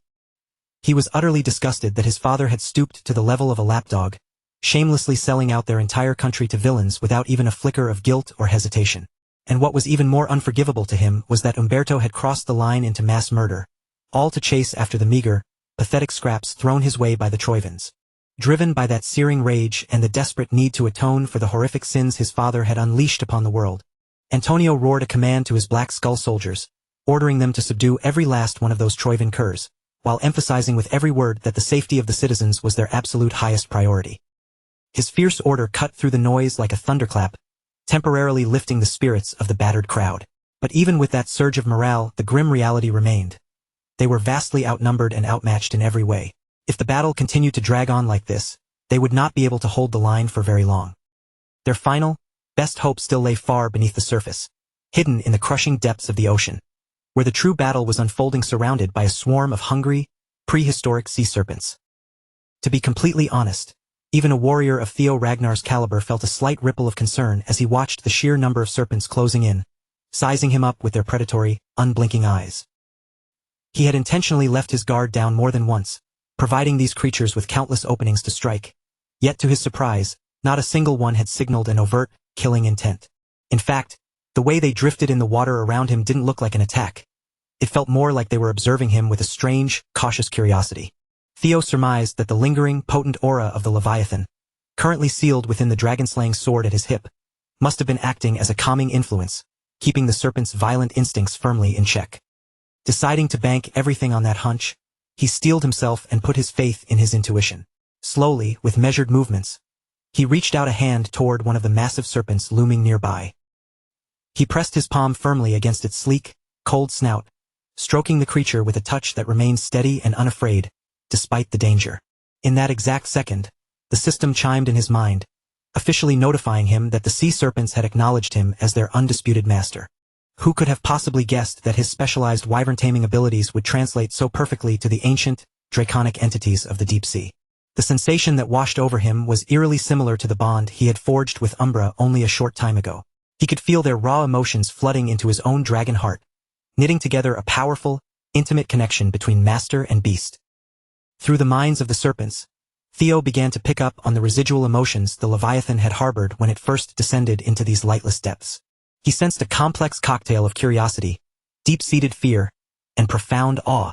Levi's journey clearly hadn't been a simple nap. It was something far more traumatic and complicated than anyone could have imagined. These serpents had been drawn to this place originally by the Leviathan's immense power, and over the ages, they had laid claim to these waters. It made perfect sense why they had gathered to observe Theo. He was a mirror of the very power that had created their home. Now that he had unlocked the ability to converse and commune with the serpents, Theo finally began to grasp the true, unsettling nature of what was transpiring in this submerged domain. Armed with that newfound insight, Theo felt a surge of absolute confidence. He finally held the means to right these wrongs and set the world back on its proper course.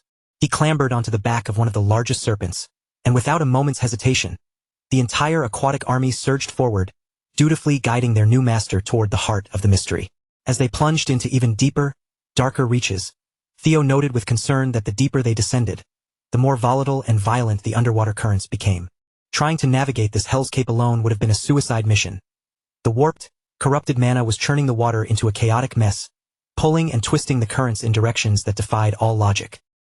Determined not to let a single detail slip past him in the suffocating darkness, Theo triggered his hatchling synchronization, heightening his senses to the extreme. Once they had finally descended far enough, the oppressive, thrashing currents abruptly died down, and the water around them fell into an eerie, unnatural silence. Then there it was, revealed right before his eyes, one of the most powerful relic guardians to ever walk the earth, the Leviathan. It rested on the abyssal seafloor just as they had hoped, but even in its comatose state, The colossal scale of its body and the sheer density of its mana were staggering. However, unlike the clean, rhythmic pulse of energy he'd felt from other guardians, the mana swirling around the Leviathan felt jagged, muddy, and deeply corrupted. This had to be it, the primary source of the anomaly that the sea serpents had been desperately trying to communicate. Griffin scrambled out from his hiding spot, immediately recoiling in disgust at the rotting, diseased state of their fellow guardian. Usually, the fairy dragon was careful with her language, but even she found herself speechless, fully validating the bird's visceral reaction. She turned to Theo, her eyes wide, realizing that he had already pieced together the root of the disaster, primarily because he carried the exact same resonant aura deep within the core of his own soul. And she was spot on. The Leviathan wasn't just resting. It was being eaten alive by a severe, spreading case of demonic corruption. Levi the Leviathan had been exposed to this malignant demonic influence for far too long. That prolonged, agonizing exposure had completely compromised its existence, leaving it a hollow shell of its former glory. With Levi the Leviathan currently corrupted and spiraling toward instability, the wild, chaotic currents churned into existence beneath the archipelago, manifesting as the massive, devastating tidal waves currently wreaking havoc on the coast above. Hidden away within the labyrinth of islands that make up the floating archipelago, a deeply sinister meeting was unfolding behind heavy, locked doors inside what should have been a serene, holy sanctuary of worship. Noel, the ninth vassal of the Troivan bloodline, stepped into the hallowed building. His expression was as cold as ice. He had arrived with one singular, heavy purpose: to confront a key player regarding the rapidly escalating war between two catastrophic global powers. Despite the fact that these two individuals stood on opposite sides of the conflict, they were bound by a shared necessity to hold this conversation in complete secrecy, far removed from the prying eyes and listening ears of the public. His secret partner in this conspiracy, Baryon, offered a greeting marked by a careless, infuriatingly casual smile, acting as though the monumental tension of the moment was nothing more than an impromptu social call. It had been a considerable amount of time since Noel had last stood face to face with this barefoot, absurdly muscular wanderer to settle their mutual business. The moment Noel's eyes locked onto that smug, irritating grin, his composure began to fracture. He hadn't trekked all this way for pleasantries or small talk. Their alliance existed solely because both parties had found it pragmatically essential to their own goals. The agreement was straightforward. Baryon was meant to seize the northern territories, while the Troivan legions occupied themselves with the Ragnar clan. In return, Troivan's takeover of the archipelago was supposed to remain a silent, surgical operation. While the muscular nomad couldn't recall violating their pact, the lethal glare radiating from Noel made it painfully obvious that a massive problem had emerged. Noel's composure was teetering on the edge of a total collapse. To him, Baryon's laid-back, nonchalant posture felt less like a misunderstanding and more like a deliberate, provocative display of ignorance. Theo Ragnar, that unpredictable, meddlesome outsider, had somehow stumbled upon the archipelago and begun throwing a wrench into their carefully laid plans. There was simply no way that Baryon, himself an heir to the throne, could have remained oblivious to the movements of a rival of that caliber. His voice saturated with a sharp, undeniable menace, Noel leaned into the space between them, demanding that Baryon drop the act and start offering some real, honest answers. To prove he had absolutely zero patience left for these games, the ninth vassal unleashed a thick, suffocating aura of murderous intent, pinning the pressure directly onto Baryon. Since the elusive, mischievous heir seemed determined to play the fool and dance around the ugly truth, Noel reached a swift, cold conclusion. Their current arrangement was officially at an end. Deep below the crushing pressure of the sea, Theo Ragnar was still struggling to process the sheer, terrifying extent of the Leviathan's degradation.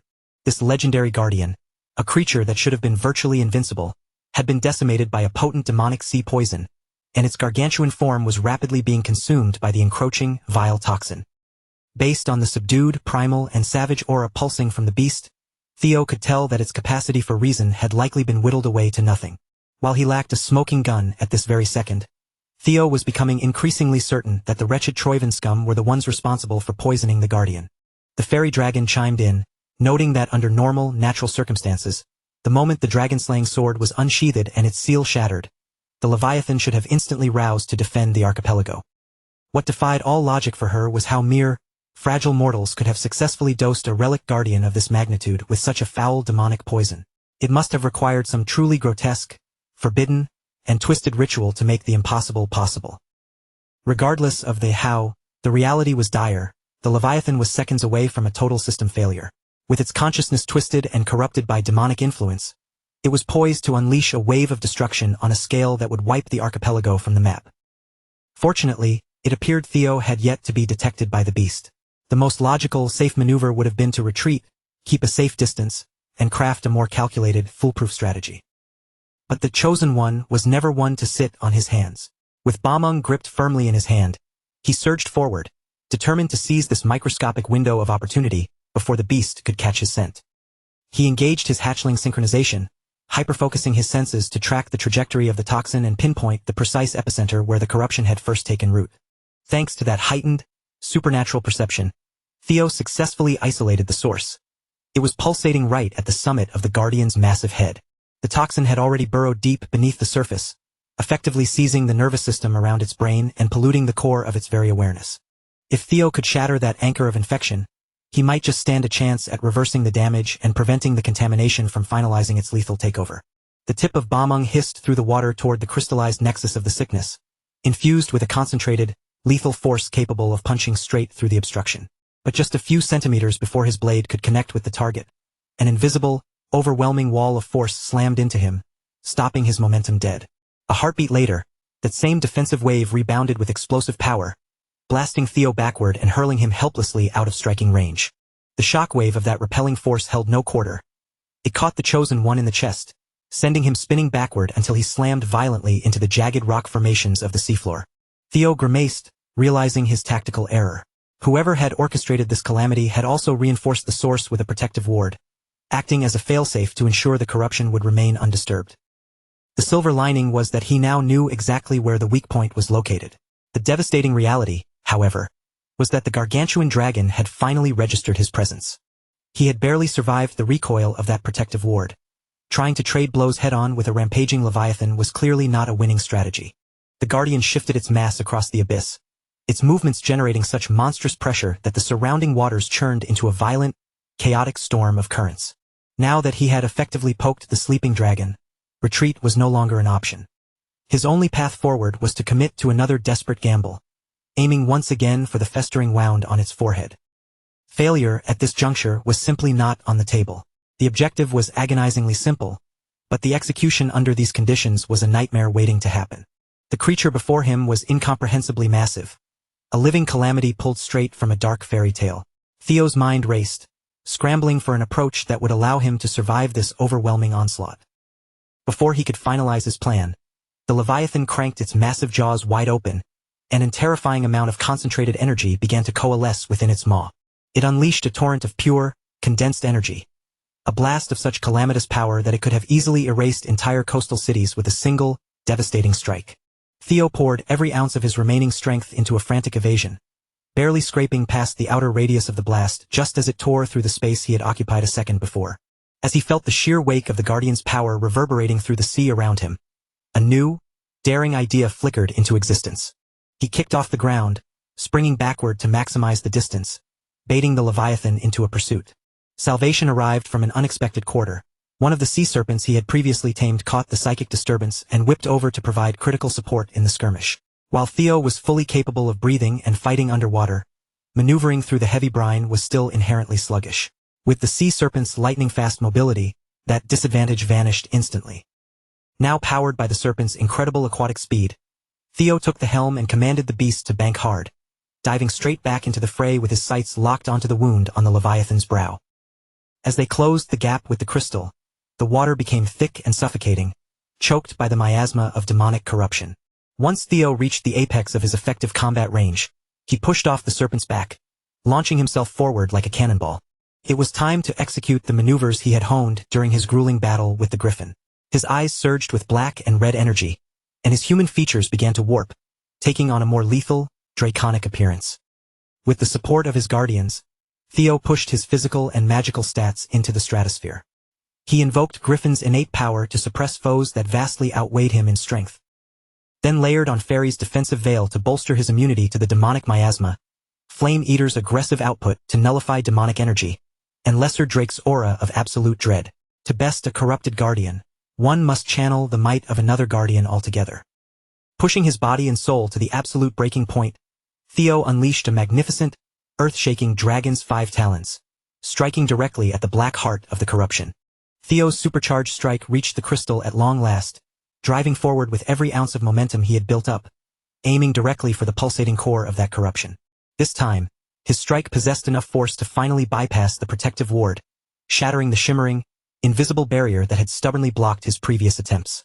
With his teeth gritted in intense concentration, Theo poured every bit of his physical strength into the movement, gambling everything he had on this single, decisive slash as Bameng's edge tore through the air.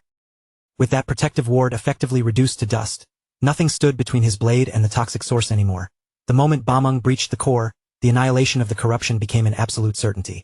Even as the crystal began to crack, Theo refused to let up for even a heartbeat, driving his blade deeper with unrelenting ferocity until he was completely satisfied that the mission had been brought to its end. A massive, thunderous explosion roared through the watery depths, the shockwave rippling outward across the deep sea. It was a discharge that drained nearly every shred of energy Theo had left in his reserves. Yet, in that breathless, climactic moment, Theo had executed the strike with the exact same precision and spirit that Kriemhild herself would have displayed. As soon as the heart of the demonic sea poison was crushed into countless floating fragments, Levi's own innate power began to surge through the dragon's body, effectively scrubbing away the foul toxins that had been slowly consuming him. Moments later, the guardian's spirit flickered back to life, and a clearer, more focused light began to return to his weary eyes. Still visibly disoriented and struggling to shake off the lingering, heavy haze of the demonic corruption, Levi gazed at Theo, his vision momentarily playing tricks on him as he mistook the young man for an old friend. When Levi's eyes landed on the legendary dragon-slaying sword gripped in Theo's hand, his perspective shifted, and the image before him blurred into a ghostly memory of Kriemhild standing in that very spot once again. Theo had to firmly ground him back in the present reality, clarifying his own identity as the chosen successor meant to carry the Guardian's legacy. He had traveled this treacherous path specifically to deliver the hero's final words. As Levi absorbed Theo's message, a flood of memories involving Kriemhild rushed back to him all at once, the warmth of their most beautiful shared moments, mingled with the sharp, lingering ache of their final parting. Levi quietly accepted the weight of Theo's words, bowing his head to mourn the ultimate sacrifice of his dearest friend, finally realizing that her consciousness had stayed anchored to this world solely for his sake. Griffin stepped in to break the heavy, bittersweet atmosphere, urging the sea dragon to return to the relic without delay. Fairy chimed in right after, adding her persuasive voice to convince Levi that Theo was indeed the chosen one worthy of their combined strength. Even though Levi had spent centuries yearning for this exact moment, he knew deep down that returning to the traditional cycle was no longer an option.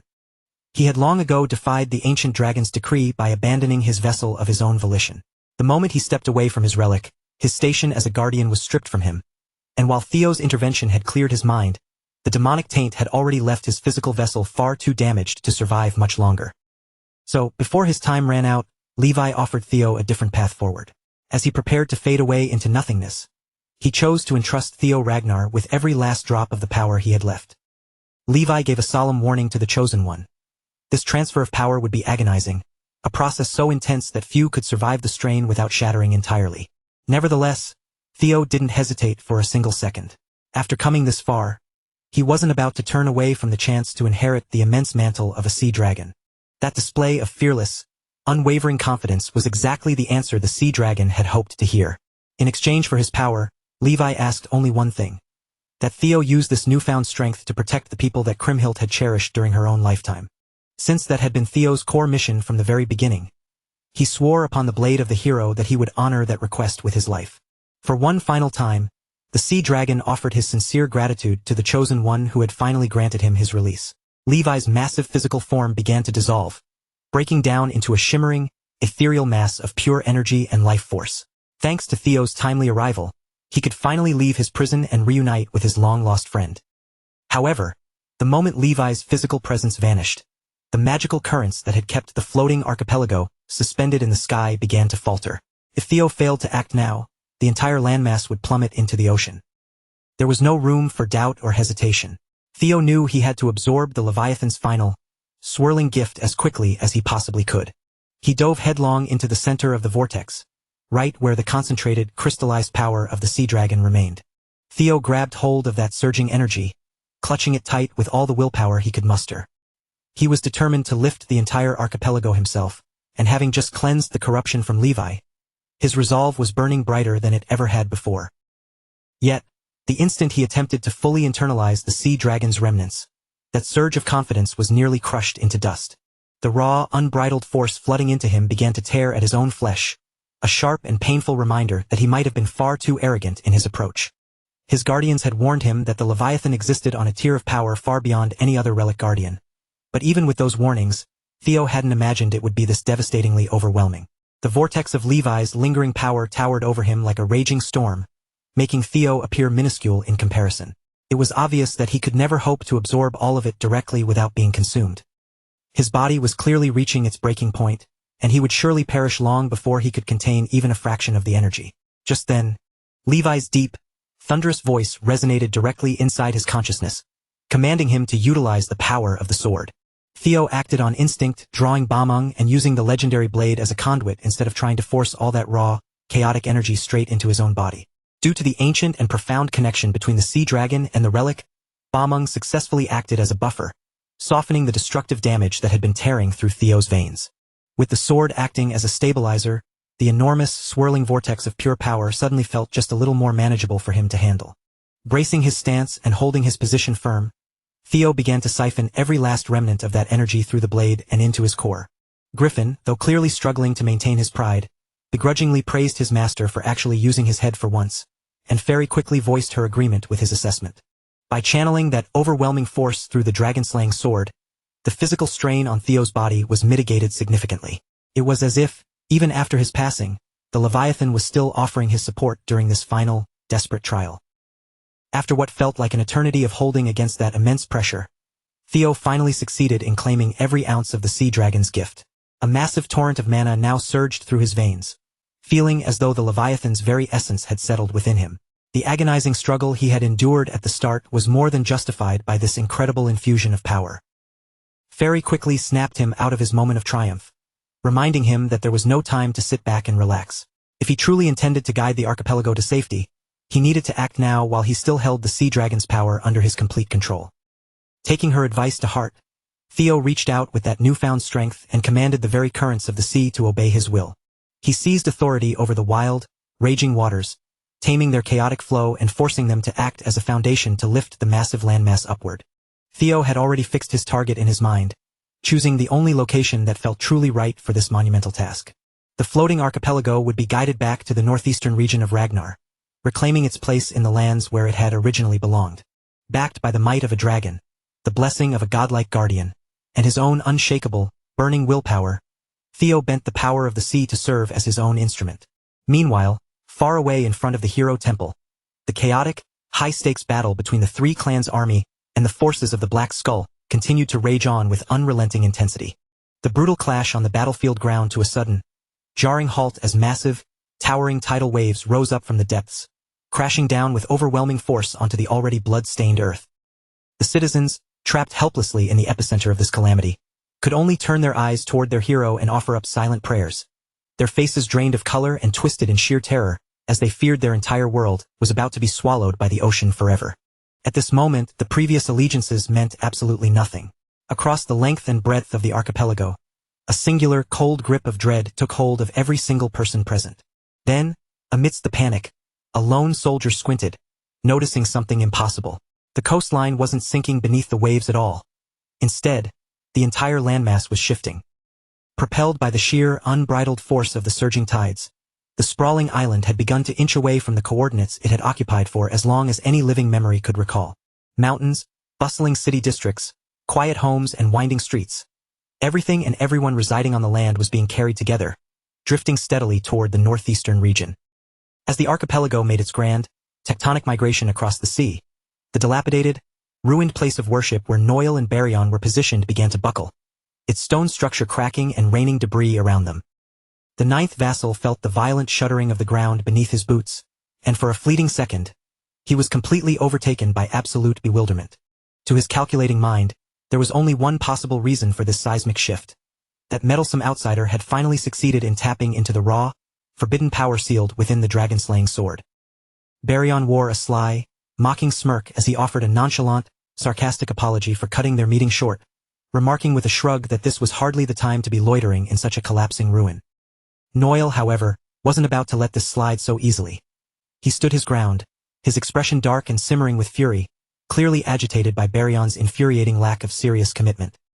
The heir offered a calm, detached reasoning, admitting that even he hadn't foreseen Theo Ragnar's sudden intervention.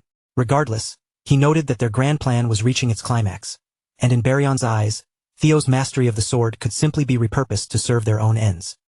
With Bamung now fully awakened, their only remaining hurdle was to slaughter Theo and reclaim the blade. Ultimately, Baryon was using Noil as a blunt instrument to eliminate a rising political threat while ensuring his own hands remained pristine. The rugged, battle-hardened wanderer completely ignored Noil's continuous, bitter complaints, sharply urging him to stop wasting precious time and start moving. After all, if they navigated the fallout of this event with enough care, it could yield a massive windfall for the House of Troyven. Back on the front lines, Antonia Spinola instantly pieced it together. Theo was the catalyst behind the island's miraculous movement. The mad lad had actually pulled it off, proving his promise wasn't just empty words. Realizing the immediate threat of the island's sinking had been nullified, he bellowed an urgent order for his men to cease hostilities. With the imminent extinction of his people no longer a concern, there was no logical reason left to spill another drop of blood on the battlefield. But that singular moment of ceasefire, meant for peace, became the golden, opportunistic opening for a hidden predator. From the shadows, a glinting blade lunged forward with lethal intent, aiming a treacherous, unseen strike directly at the head of the Black Skull leader.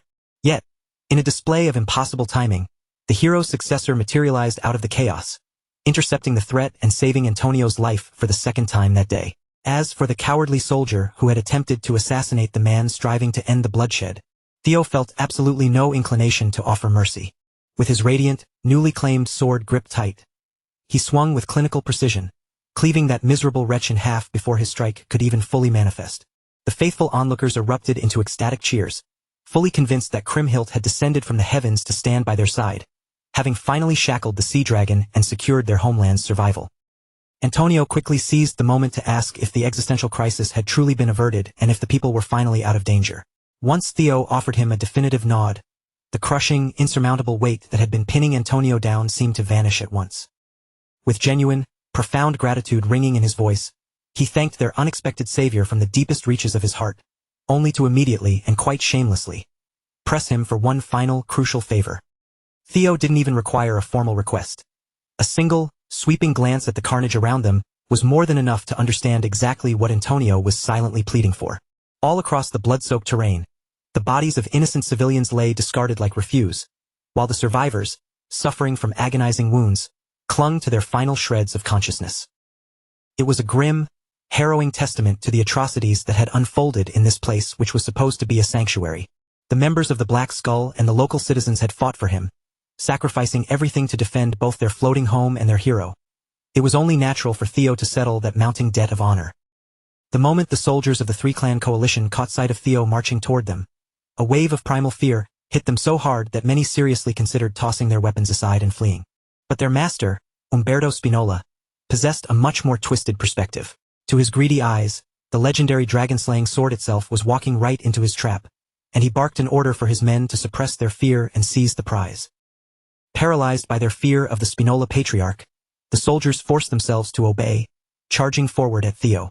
But before their blades could even hope to graze him, a true, visceral menace descended upon the battlefield, blanketing the area in a thick, suffocating aura of slaughter. In the brief time he'd been away, his incompetent pawns had managed to turn everything into an absolute catastrophe.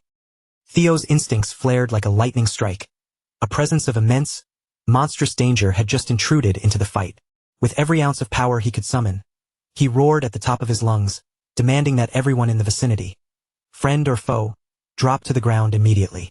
A singular, terrifying slash tore across the bridge, drawing one perfectly straight, lethal line through reality itself. Those caught in the wake of that horrific attack never even processed their deaths. For that heartbeat, it was as if the world had simply hit the pause button. The first casualties were the sturdy banisters of the bridge, sliced through with such effortless precision that they simply slid off their bases. Next came the scalps of every soldier who had been foolish enough to ignore Theo's urgent warning.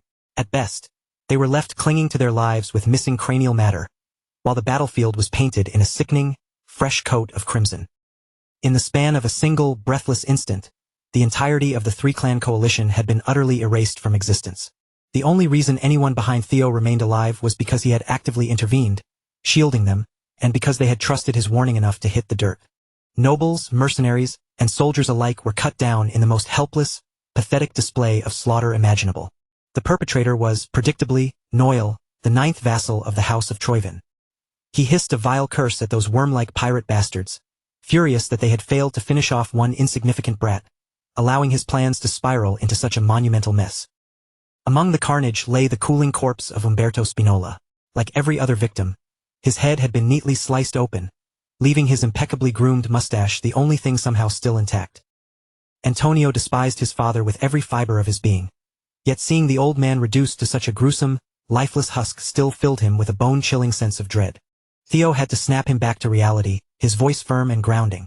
The leader of the Black Skull had to regain his composure and lead the evacuation, as the floating archipelago would depend entirely on him when the time finally came to rebuild. For the sake of his people, Antonio pushed his turbulent emotions deep down and immediately sprang into action. As the others retreated toward the safety of the temple, Theo stood his ground. His eyes narrowed as he locked onto the butcher who had just revealed himself. Noil's hatred for the House of Ragnar burned with an even brighter, more malevolent intensity. He wanted nothing more than to carve the life out of the insolent whelp who kept placing obstacles in the path of Troyvin's grand design. He was absolutely boiling with a murderous intent so intense it felt like he wanted to dismantle the young lord piece by piece, ensuring that not even his own father could recognize the mangled remains. With every slow, deliberate step Noil took, his blood-soaked aura radiated outward, hanging heavy and suffocating in the air. Theo Ragnar gritted his teeth, his jaw muscles tight. If a combatant possessing this level of overwhelming, monstrous power had suddenly materialized on the battlefield, the odds were high that the Troyvins had finally deployed one of their elite noble servitors. Based on everything Theo had learned, these warriors weren't mere humans at all. They were artificially enhanced beings, crafted with the singular, terrifying purpose of standing toe-to-toe against the legendary 9 dragons of Ragnar. During the chaos of the Great War, their combat prowess had proven itself formidable enough to rival the 9 dragons, and in several historical engagements, they had even managed to surpass them entirely. The truly unsettling part for Theo was that he hadn't anticipated encountering such nightmarish monstrosities this early in the timeline. But while Theo was still frantically processing the tactical implications of this man's sudden appearance, another long-range slash whistled toward him, and he only barely managed to dodge the path of destruction. He no longer had the luxury of standing still to analyze the situation. The masked assailant had effectively forced the pace of the battle, leaving Theo no choice but to engage. Noil displayed a level of speed and grace that defied the laws of human motion, instantly blinking out of sight and reappearing high above Theo's head before the young lord could even adjust his stance.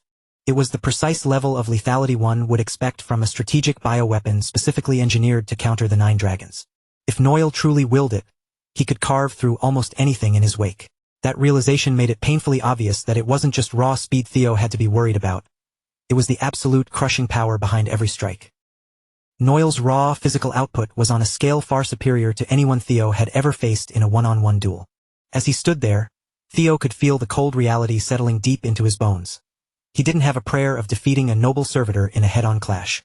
And after taking a moment to probe Theo's defenses, Noil finally surged forward, closing the remaining distance between himself and the young lord. Theo hauled the dragon-slaying sword upward at the final possible microsecond, successfully blocking the strike, but the sheer force of the impact sent him skidding violently backward across the ground. A jolt of searing pain raced through his limbs as he absorbed the full brunt of that testing blow. The shock of it rattled his very skeleton. Noil's eyes widened slightly. He was genuinely taken aback that Theo, at his current stage of development, had managed to tank that much power without shattering. The noble servitor quickly surmised that such an unexpected display of durability could only be attributed to the unique, defensive properties of Bamong. Without allowing even a single second to catch his breath, Noil lunged back into the fray, relentlessly closing the gap and denying Theo any semblance of a recovery period. Troyvin's extensive research had long claimed that anyone harboring dragon blood could never wield Bamong. Theo had just shattered that theory, but Noil couldn't care less about scientific inconsistencies. He only cared about the kill. After raining down a flurry of brutal, heavy attacks, Noil finally eased his pressure, coldly commanding Theo to give up now before he decided to inflict even more agonizing trauma. Hiding his next move behind the swirling clouds of dust, Theo launched several mana-infused blades crackling with lightning directly at his opponent. Noil saw right through the deception, effortlessly plucking the crackling blades out of the air as if they were nothing more than harmless toys.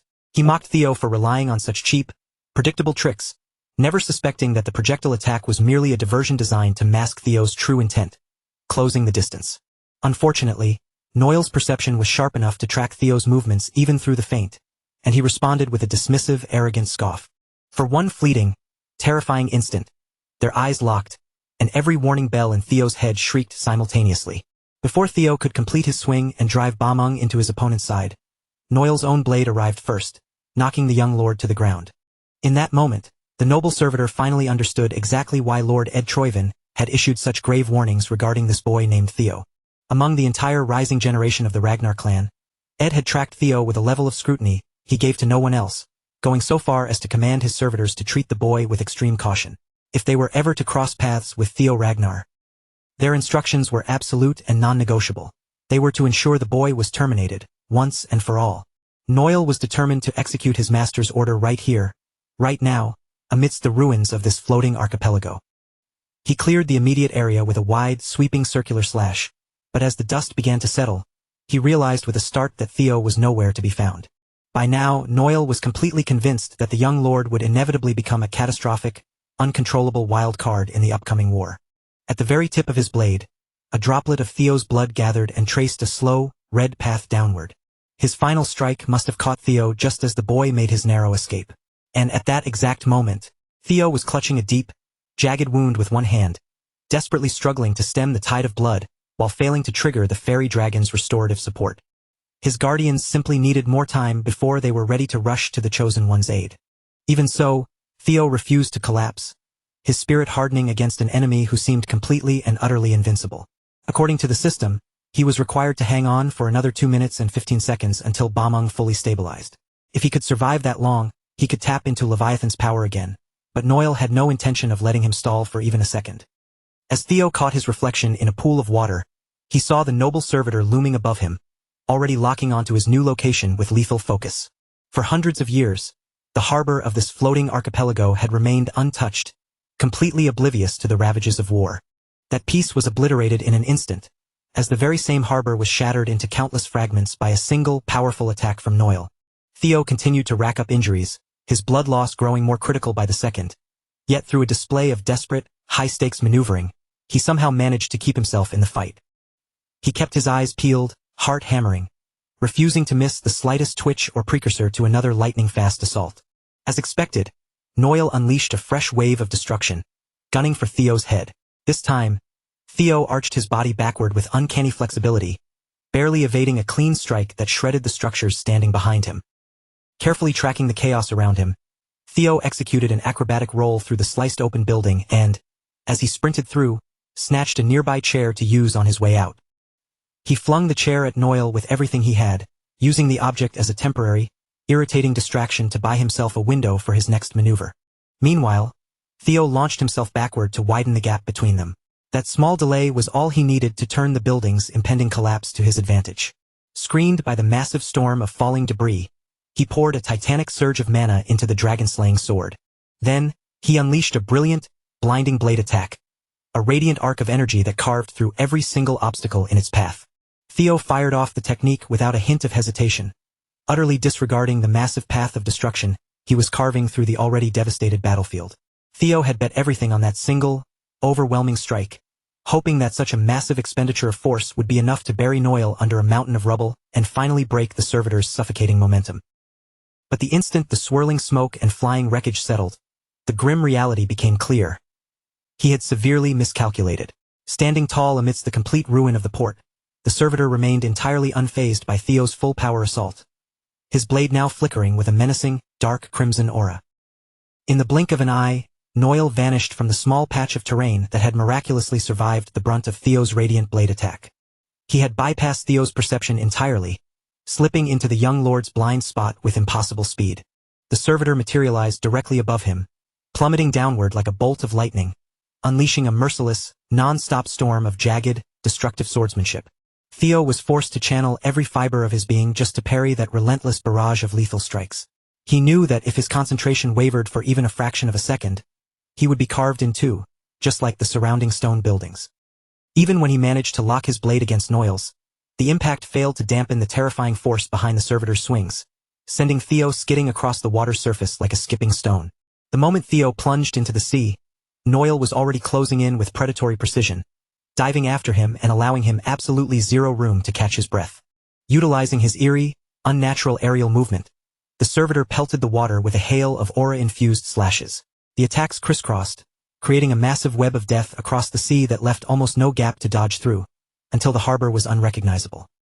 With splintered debris floating everywhere across the churned-up water, the young lord had seemingly vanished from view. But a few heartbeats after the barrage ceased, Theo broke the surface, gasping for air and miraculously free of any new wounds. Somehow, hidden beneath the surface, he had navigated the deadly web of aura blades. Even so, narrowly escaping that lethal combination had utterly drained his remaining reserves. Theo was trembling with exhaustion, his physical body pushed to the absolute edge of collapse. Thankfully, those desperate, death-defying maneuvers had bought him the time he needed. According to the system's readout, Bameng would reach full stabilization in exactly 17 seconds. Unfortunately, Noel's patience had evaporated. He was visibly irritated by Theo's persistent, slippery style of combat. Determined to bring this hunt to a swift and brutal close, Theo felt a surge of terrifying, concentrated energy crackling within the servitor's blade. He knew, with absolute certainty, that he could not afford to fall here. He needed just a few more seconds, a moment of distraction, to unlock the final threshold of his potential. The only desperate gambit Theo could muster was to bait the servitor with the sword itself. Since Noel had clearly been dispatched to retrieve the legendary blade, Theo wound up and hurled Bameng away with every ounce of his remaining strength, effectively forcing the Troivan lapdog to scramble after it like a pet chasing a toy. But just as the servitor reached out to grasp the dragon-slaying weapon, Theo signaled his newly contracted sea serpents, ordering them to intercept the blade. Noel's reaction was instantaneous. His face contorted into a mask of pure, unadulterated rage at the childish trick Theo had just pulled. Theo, meanwhile, couldn't help but flash a smug, shameless grin, looking far more pleased with himself than his dire situation warranted. Behind Theo, the rest of the pack of sea serpents breached the water. They were clearly ready to fight to the death for their new master, and inside their wide-open jaws, massive spheres of compressed water power began to swell. Noel stared in disbelief. He possessed superior speed, overwhelming strength, and a clear power advantage. Yet this boy continued to drag the conflict out with one annoying distraction after another. Finally, the sea serpents unleashed their concentrated blast. Individually, these shots were trivial to someone of Noel's caliber, but converged into a single point, they forced the servitor to stop his advance and focus entirely on deflection. He was livid that the brat thought a few measly beasts could hinder his mission. With a single, devastating swing of his blade, Noel shattered the serpent's combined assault into nothingness. Theo had spent the entire fight dancing around, running, and creating distance, but now, he surged forward with reckless abandon, leaving his defenses wide open. Noel couldn't immediately decipher what the young lord was plotting. Even so, the servitor wasn't one to back down. He expanded his aura to its limit, daring Theo to throw everything he had into a final, desperate clash. Then, right at the apex of their collision, Theo's countdown timer finally hit 0. The dragon-slaying sword, Bameng, had finally achieved full stabilization. For a split second, the world seemed to freeze. Deep within the recesses of his consciousness, Leviathan's voice resonated. He thanked the Chosen One, expressing his final wish that his remaining power would serve to protect Theo. For the very first time since the duel commenced, Noel felt a genuine shiver of danger creeping up his spine. The young lord had finally unlocked Nibelung, the hidden skill embedded within the blade's core. Theo triggered the ability by pure instinct, and Nibelung surged forward, coalescing into the form of a massive, vengeful dragon that perfectly mirrored the wrath of Leviathan.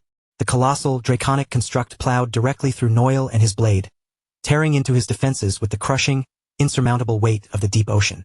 The sheer impact launched Noel off his feet, sending him spiraling violently toward the open sea. Theo's plan had paid off perfectly. He had bought exactly enough time to survive, and in doing so, he had unveiled a devastating new weapon for his growing arsenal. Nibelung was, without hyperbole, a manifestation of nature's own fury. The strike, fueled by the will of a guardian, shredded Noel's body, fracturing his bones and leaving him in a state of grievous, life-threatening injury. Noel plummeted downward, disappearing into the dark, churning depths. And as he sank, the water seemed to turn against him, pressing him harder and deeper toward the ocean floor. Theo landed back on the ruined remains of the harbor, his fingers gripped tightly around the hilt of Bameng. As an artificially enhanced warrior, Noel possessed monstrous durability. Even after enduring a direct hit, he clawed at the water, fighting the vortex with his final dregs of strength to swim back toward the surface. He broke the surface, gasping for air, and let out a manic, mocking laugh at Theo for failing to seal his fate with one final blow. But his mask had been blasted away, exposing a grotesque face and a body horribly warped by the side effects of human experimentation. Thankfully, Theo had never been naive enough to assume a single strike would be enough to permanently down a monster of this caliber. Regardless of how monstrous and deformed Noel appeared, he was still a noble servitor capable of challenging the 9 dragons, beings renowned for their terrifying resilience. Even so, Theo felt a surge of cold confidence. He was certain that this newly awakened power could pierce through the artificial limits imposed by the Troivan's dark science. Using the ocean itself as an extension of his will, Theo commanded Nibelung to reshape itself, forming a gigantic, ethereal hand that loomed directly behind Noel. If he couldn't vaporize that artificially enhanced monstrosity in one go, he would simply grab it, drag it down, and bury it at the bottom of the sea forever. Noel felt the ocean's heavy currents closing in, slamming against him from every conceivable angle. The immense pressure squeezed his body so tightly that he was effectively paralyzed, rendered unable to even twitch as that colossal hand loomed closer and closer, blotting out the light. He was completely trapped, and to ensure the noble servitor wouldn't have a single opening to mount a counterattack, Theo channeled every ounce of his remaining strength, forcing the crushing weight of the deep sea to wrap tightly around the entire expanse of the archipelago. With a final, earth-shaking roar that echoed across the surface, he commanded the massive body of water to rise up and swallow the noble servitor whole, dragging him down into the depths. Noel was hauled under the waves, plunging toward the dark, unforgiving seafloor. As those suffocating currents locked his limbs into place, the terrifying reality finally set in. There was no escape from this watery tomb. A violent, churning vortex manifested, fueled by a relentless and terrifying suction force that snagged him, dragging his thrashing body deeper into the cold, silent abyss of the ocean. The moment Noel's life force and presence were completely extinguished beneath the dark tides, the tension left Theo's frame. His shoulders slumped forward in exhaustion, and the searing, sharp pain from his previous wounds slammed back into him all at once. His legs simply couldn't hold his weight any longer. His knees buckled instantly, and he collapsed heavily onto his back, gasping for breath. As he gulped down ragged mouthfuls of air, a wave of relief washed over him. He had finally managed to fulfill his promise to the Leviathan, no matter the cost. Yet, as he lay there, a grim thought crossed his mind. If that massive dragon ever dared to ask him for another favor, Theo honestly doubted he'd have enough life left in him to see it through again. Having successfully put an end to his clash with one of the 9 noble servitors of Troivan, Theo turned his focus toward the urgent task of steering the drifting archipelago to safety. Standing nearby, observing the scene, his navigator, Antonio Spinola, cautiously adjusted their trajectory. At a steady pace of 2 knots, they were on track to hit the coastline without any major incidents. Still, just a few days prior, when the young lord first announced his intention to physically move the entire floating archipelago, Antonio had dismissed it as a flight of fancy. Now, even as he watched this impossible feat unfold before his very eyes, it still felt like a surreal dream. Some of the residents were rightfully curious, questioning why Theo had gone to such exhausting lengths to relocate the entire landmass when legend suggested simply sealing the dragon would have been a far simpler path to safety. Theo understood their confusion, but he knew the truth. If the archipelago stayed where it was, today's nightmare was doomed to repeat itself. He explained to the people that true peace in this harsh world always demanded a sacrifice. Enemies like the Troivan faction would never stop hunting the dragon-slaying sword. Consequently, moving the archipelago was the only way to eliminate the constant danger of their home sinking into the depths. From this day forward, the floating landmass would find a new permanent home in the calm, shallow waters of the northeastern bay, deep within Ragnar territory. It would be a place where the citizens could finally start rebuilding their lives and slowly piece back together the stability they had so tragically lost. And with their home no longer aimlessly drifting across the unforgiving seas, they might even need to consider adopting a new name to suit their fresh beginning. As Antonio watched Theo pour his entire heart into helping his people recover from the devastation, a heavy, suffocating blanket of guilt began to weigh down on his chest. He bowed his head low, standing before the young lord, and earnestly begged for his forgiveness. Antonio finally confessed the truth. The hostage crisis involving the Ceres Merchant Guild had been the work of his own organization, the Black Skull.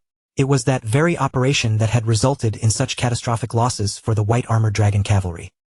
Although he had been coerced into the job by the threats of the Troivans, Antonio didn't try to hide behind excuses, taking full responsibility for the tragedy he had helped facilitate. Theo reached out, placing a firm, steadying hand on Antonio's shoulder, confirming that yes, he would indeed have to pay the price for his actions. Antonio stood braced for the consequences, prepared to face whatever punishment awaited him, even if it meant paying with his life. Instead of calling for his head, however, Theo stunned him by declaring that he intended to promote him. In Theo's eyes, Antonio Spinola possessed the exact qualities required to evolve into a powerful, capable leader for the Northern Maritime Alliance. With the Ragnars having successfully dismantled the Ceres Merchant Guild, the North had been left with a glaring void where its major distribution hubs used to be. Theo was convinced that the archipelago's new maritime alliance could step up and fill that space perfectly. And just before Antonio could protest that he was unworthy of such a grand responsibility, Theo pivoted toward the survivors of the archipelago, putting the decision directly into their hands. The temple priest was the very first to step forward and raise his hand. He openly championed Antonio, highlighting the genuine remorse and sincerity the man had displayed throughout this ordeal. A few other citizens followed his lead, and in a matter of moments, the entire crowd of survivors voiced their unanimous support, officially choosing Antonio as their new leader. After all, he had fought to protect them when it mattered most. Theo had already anticipated this outcome. Antonio was far from a perfect man, but in these dark, uncertain times, Theo believed he had the grit to be a capable leader. The Northern Maritime Alliance would serve as the conduit for supplies and capital into Ragnar territory, and in exchange, Theo pledged to take full responsibility for the security and autonomy of the archipelago. He gave his word, swearing the oath under the noble and honorable banner of House Ragnar. And for Antonio, it was abundantly clear that even at the very end, he was once again on the receiving end of the young lord's immense grace and generosity.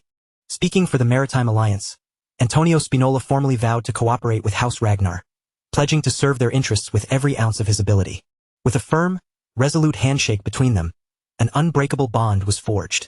The citizens watched in awe as their land seemed to be reborn, a miracle made possible only by the young Ragnar who had never once thought of abandoning them. Then, right on cue, the ground beneath their feet let out a deep rhythmic rumble. They had finally reached their destination.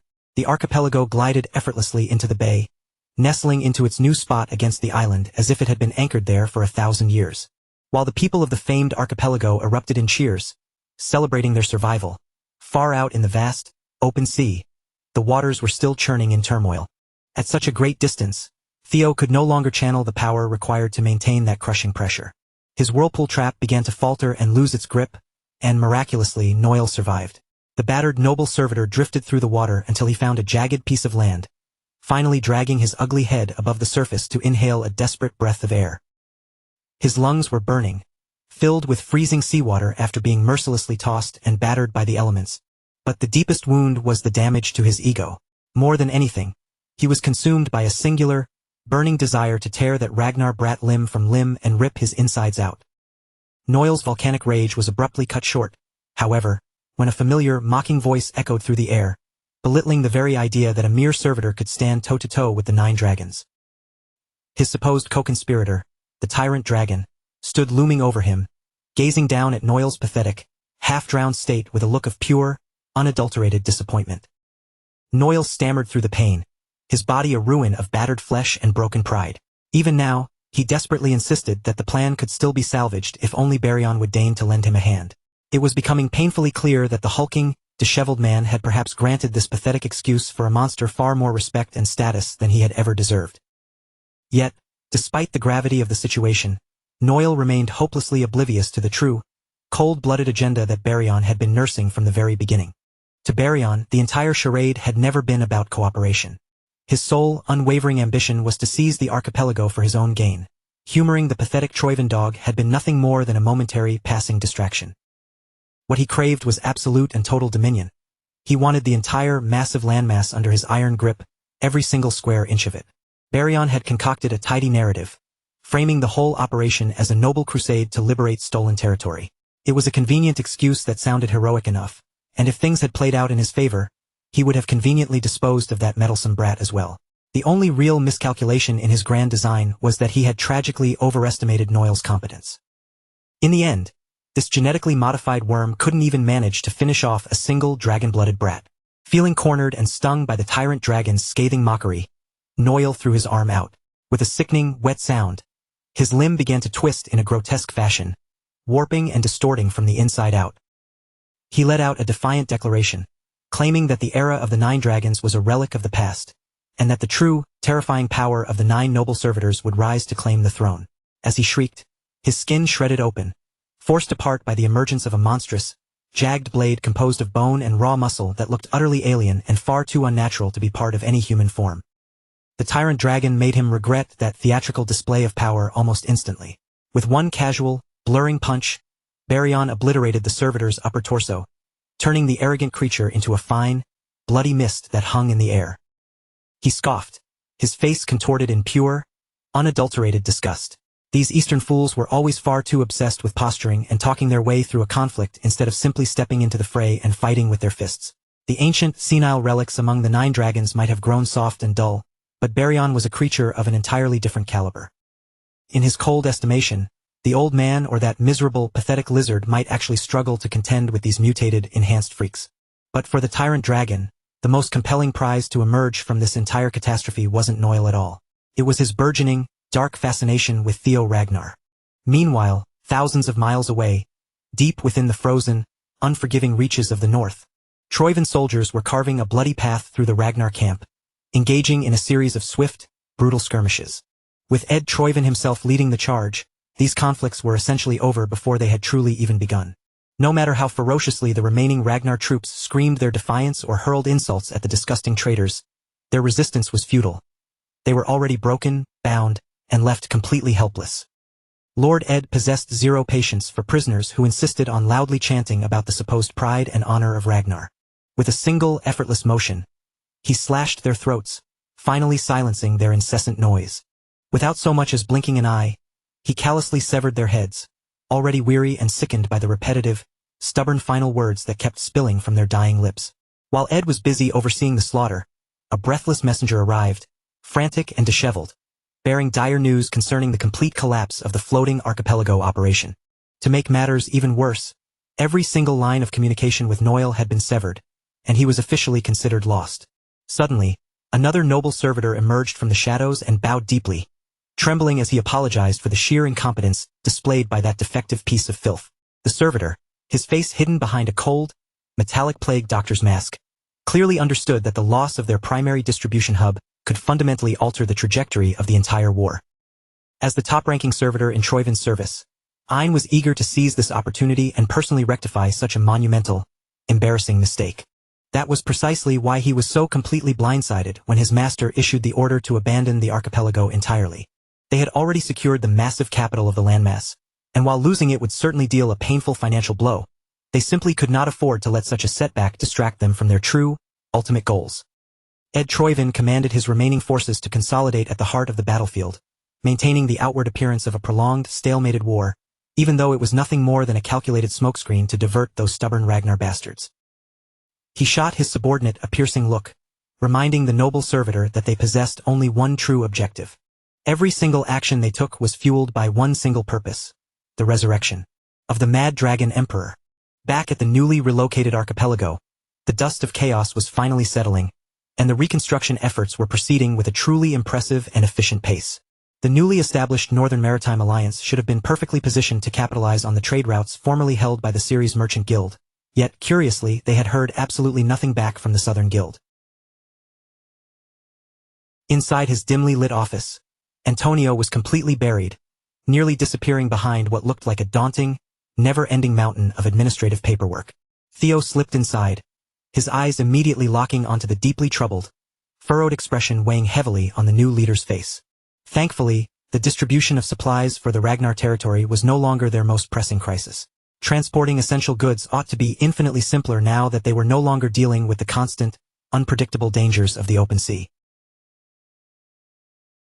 Still, if Antonio were to speak his mind completely honestly, the sheer, encroaching influence of Ragnar terrified him. He was profoundly grateful that his people had managed to slip from the suffocating grip of Troivan, but he also recognized the harsh truth. In this world, nothing ever comes free. With just a single, dismissive flick of Theo's finger, they could find themselves trapped in the exact same predicament as before, only this time, they would be trading one master for another. Antonio hesitated, grappling with the fear of voicing such a dangerous sentiment directly to Theo, but he couldn't stop the nagging, intrusive thought of whether they were actually safer when they were drifting aimlessly in the middle of the sea. The young lord, however, seemed to read his mind, perfectly understanding why Antonio was plagued by such deep-seated doubts. After all, any competent and responsible leader should naturally be wary of the threat of a hostile takeover. But Theo approached the situation from a completely different perspective. In his view, the floating archipelago had been at its most vulnerable precisely because it was isolated out in the vast expanse of the ocean. That sense of isolation had created a false illusion that no enemy would ever dare to strike. But that same distance had also tragically dulled their capacity to defend themselves when the fires of war finally reached their doorstep. The recent Troivan takeover had ripped that weakness wide open for everyone to see. They could never hope to solve the fundamental issue of national security by perpetually relying on someone else to play the hero and save them. Even if their current, static location presented its own unique set of risks, any nation that had even the slightest ambition to survive simply had to develop the strength to defend itself. In fact, Theo interpreted Antonio's hesitation as a positive sign. It demonstrated that he was finally starting to think like a true leader, and Theo already had a few tactical ideas that might help soothe those worries, one of which was directly tied to the legendary white-armored dragon cavalry. That world-renowned cavalry owed its power to the use of airborne wyverns, and, as luck would have it, the waters surrounding the archipelago were teeming with creatures possessing a very similar latent potential. Antonio's eyes widened as he instantly realized Theo was suggesting they domesticate the sea serpents. But those beasts were infamous for swarming anything that dared enter their territory, tearing ships apart and causing nothing but constant, life-threatening emergencies for the local people. As if the very mention of them had summoned them to the scene, sea serpents suddenly broke the surface right by the docks. Civilians scrambled, diving for cover as panic rippled through the crowd, while the local fighters scrambled to prepare themselves for a brutal clash. Before Antonio could even manage to spin around in his chair to address the developing disaster, Theo remained perfectly, hauntingly composed, calmly assuring him that there was absolutely no reason for him to panic.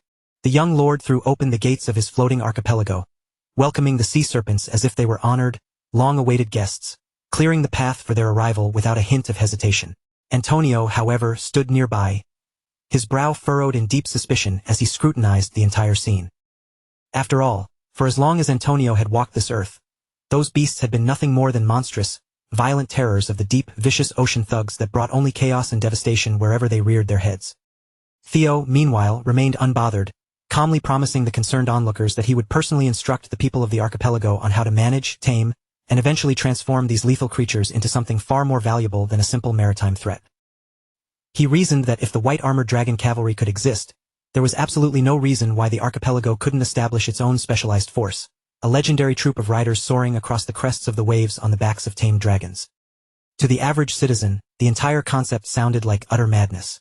As far as they were concerned, charging into battle on the back of a dragon was the kind of fantasy strictly reserved for bedtime stories, not something that people actually dared to do in the real world. But to Theo, that very absurdity was exactly what made the idea so fitting. Their own local folklore centered on the hero Kriemhild, who had fought while mounted on a sea serpent. Thus, dubbing this future unit the Kriemhild Knight Order felt like an act of destiny. And as if fate itself were trying to validate his vision, one of the massive serpents had already begun to display a clear, almost uncanny affection for Antonio, hovering persistently nearby as if he were the one it had chosen to serve. As Theo stood by, savoring the sight of his people cautiously stepping forward to interact with the sea serpents, watching as the sharp edge of their primal fear slowly began to dull, replaced by budding curiosity, a messenger suddenly darted toward him, cutting through the lively atmosphere of the docks with an expression of urgent concern.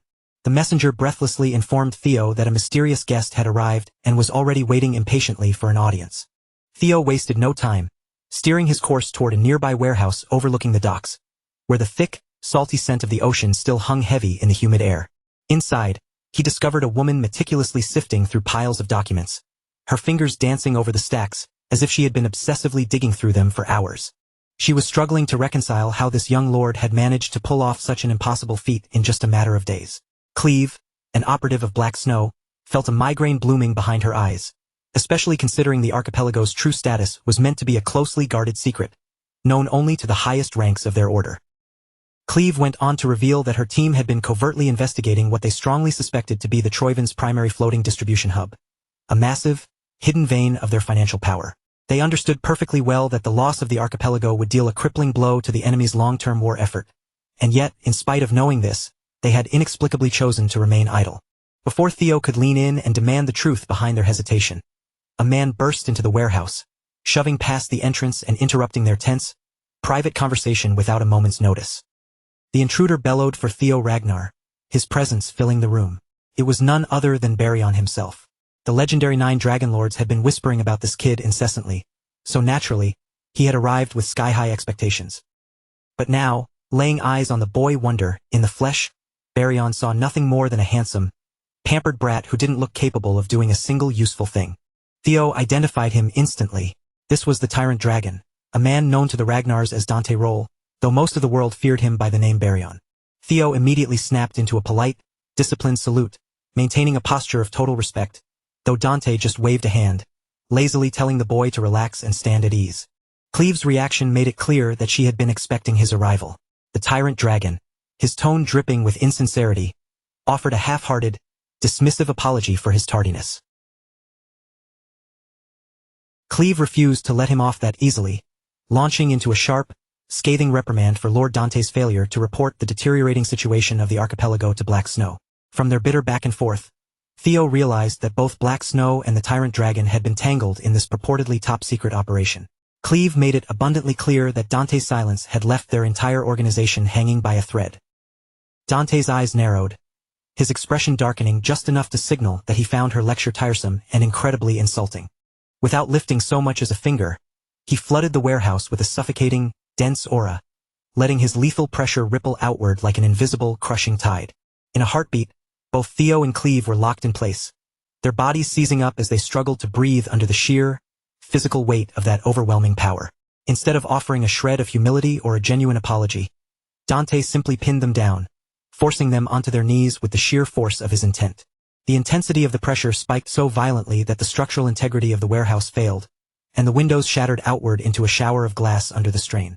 Theo had always been aware of the Tyrant Dragon's reputation, but feeling that raw, unrestrained strength in person made him realize just how monstrously far above mortal limits this man really was. In that suffocating moment, Theo finally understood why, in his previous life, the Ragnars had failed so miserably in their attempt to liberate the archipelago. The man might have passed for a rugged, unkempt vagrant in a crowd, but the aura radiating from his soul was terrifying. It was heavy, primal, and utterly tyrannical. After subjecting Theo and Cleve to what could only be described as a display of psychological torture, Dante finally retracted his aura and barked out a harsh laugh, claiming he had only been testing them and simply hadn't found the right moment to file his report. He insisted he had been keeping a watchful eye on the Troivan encampment the entire time, meticulously cataloging their every shift and movement. From Dante's arrogant perspective, the 9 dragons had no reason to lower themselves by chasing after mere scraps. He had intended to let the conflict boil over, then arrive at the perfect, decisive moment to wipe the board clean with one stroke. But then, the Ragnar kid had appeared and spoiled his plans by cleaning up the mess prematurely. Laughing off his annoyance, Dante delivered a heavy slap to Theo's back that nearly sent the young lord sprawling into the dirt.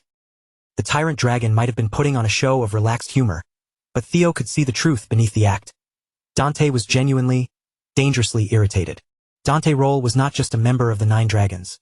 He was a titan even among that elite, terrifying group, standing firmly in the upper echelons of power. At his very core, he was a creature driven by a single unquenchable obsession, the insatiable hunger for more power.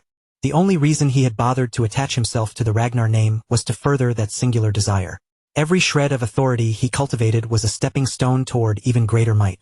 And as Theo recalled from his previous life, Dante Roll had wielded a suspiciously astronomical amount of wealth.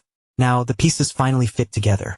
Back then, he must have seized control of the floating archipelago for his own gain.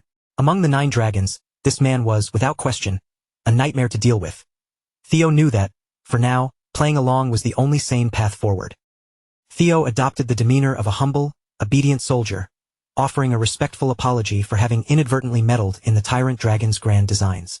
Dante threw his head back in a thunderous laugh, waving it off by saying that no real damage had been done.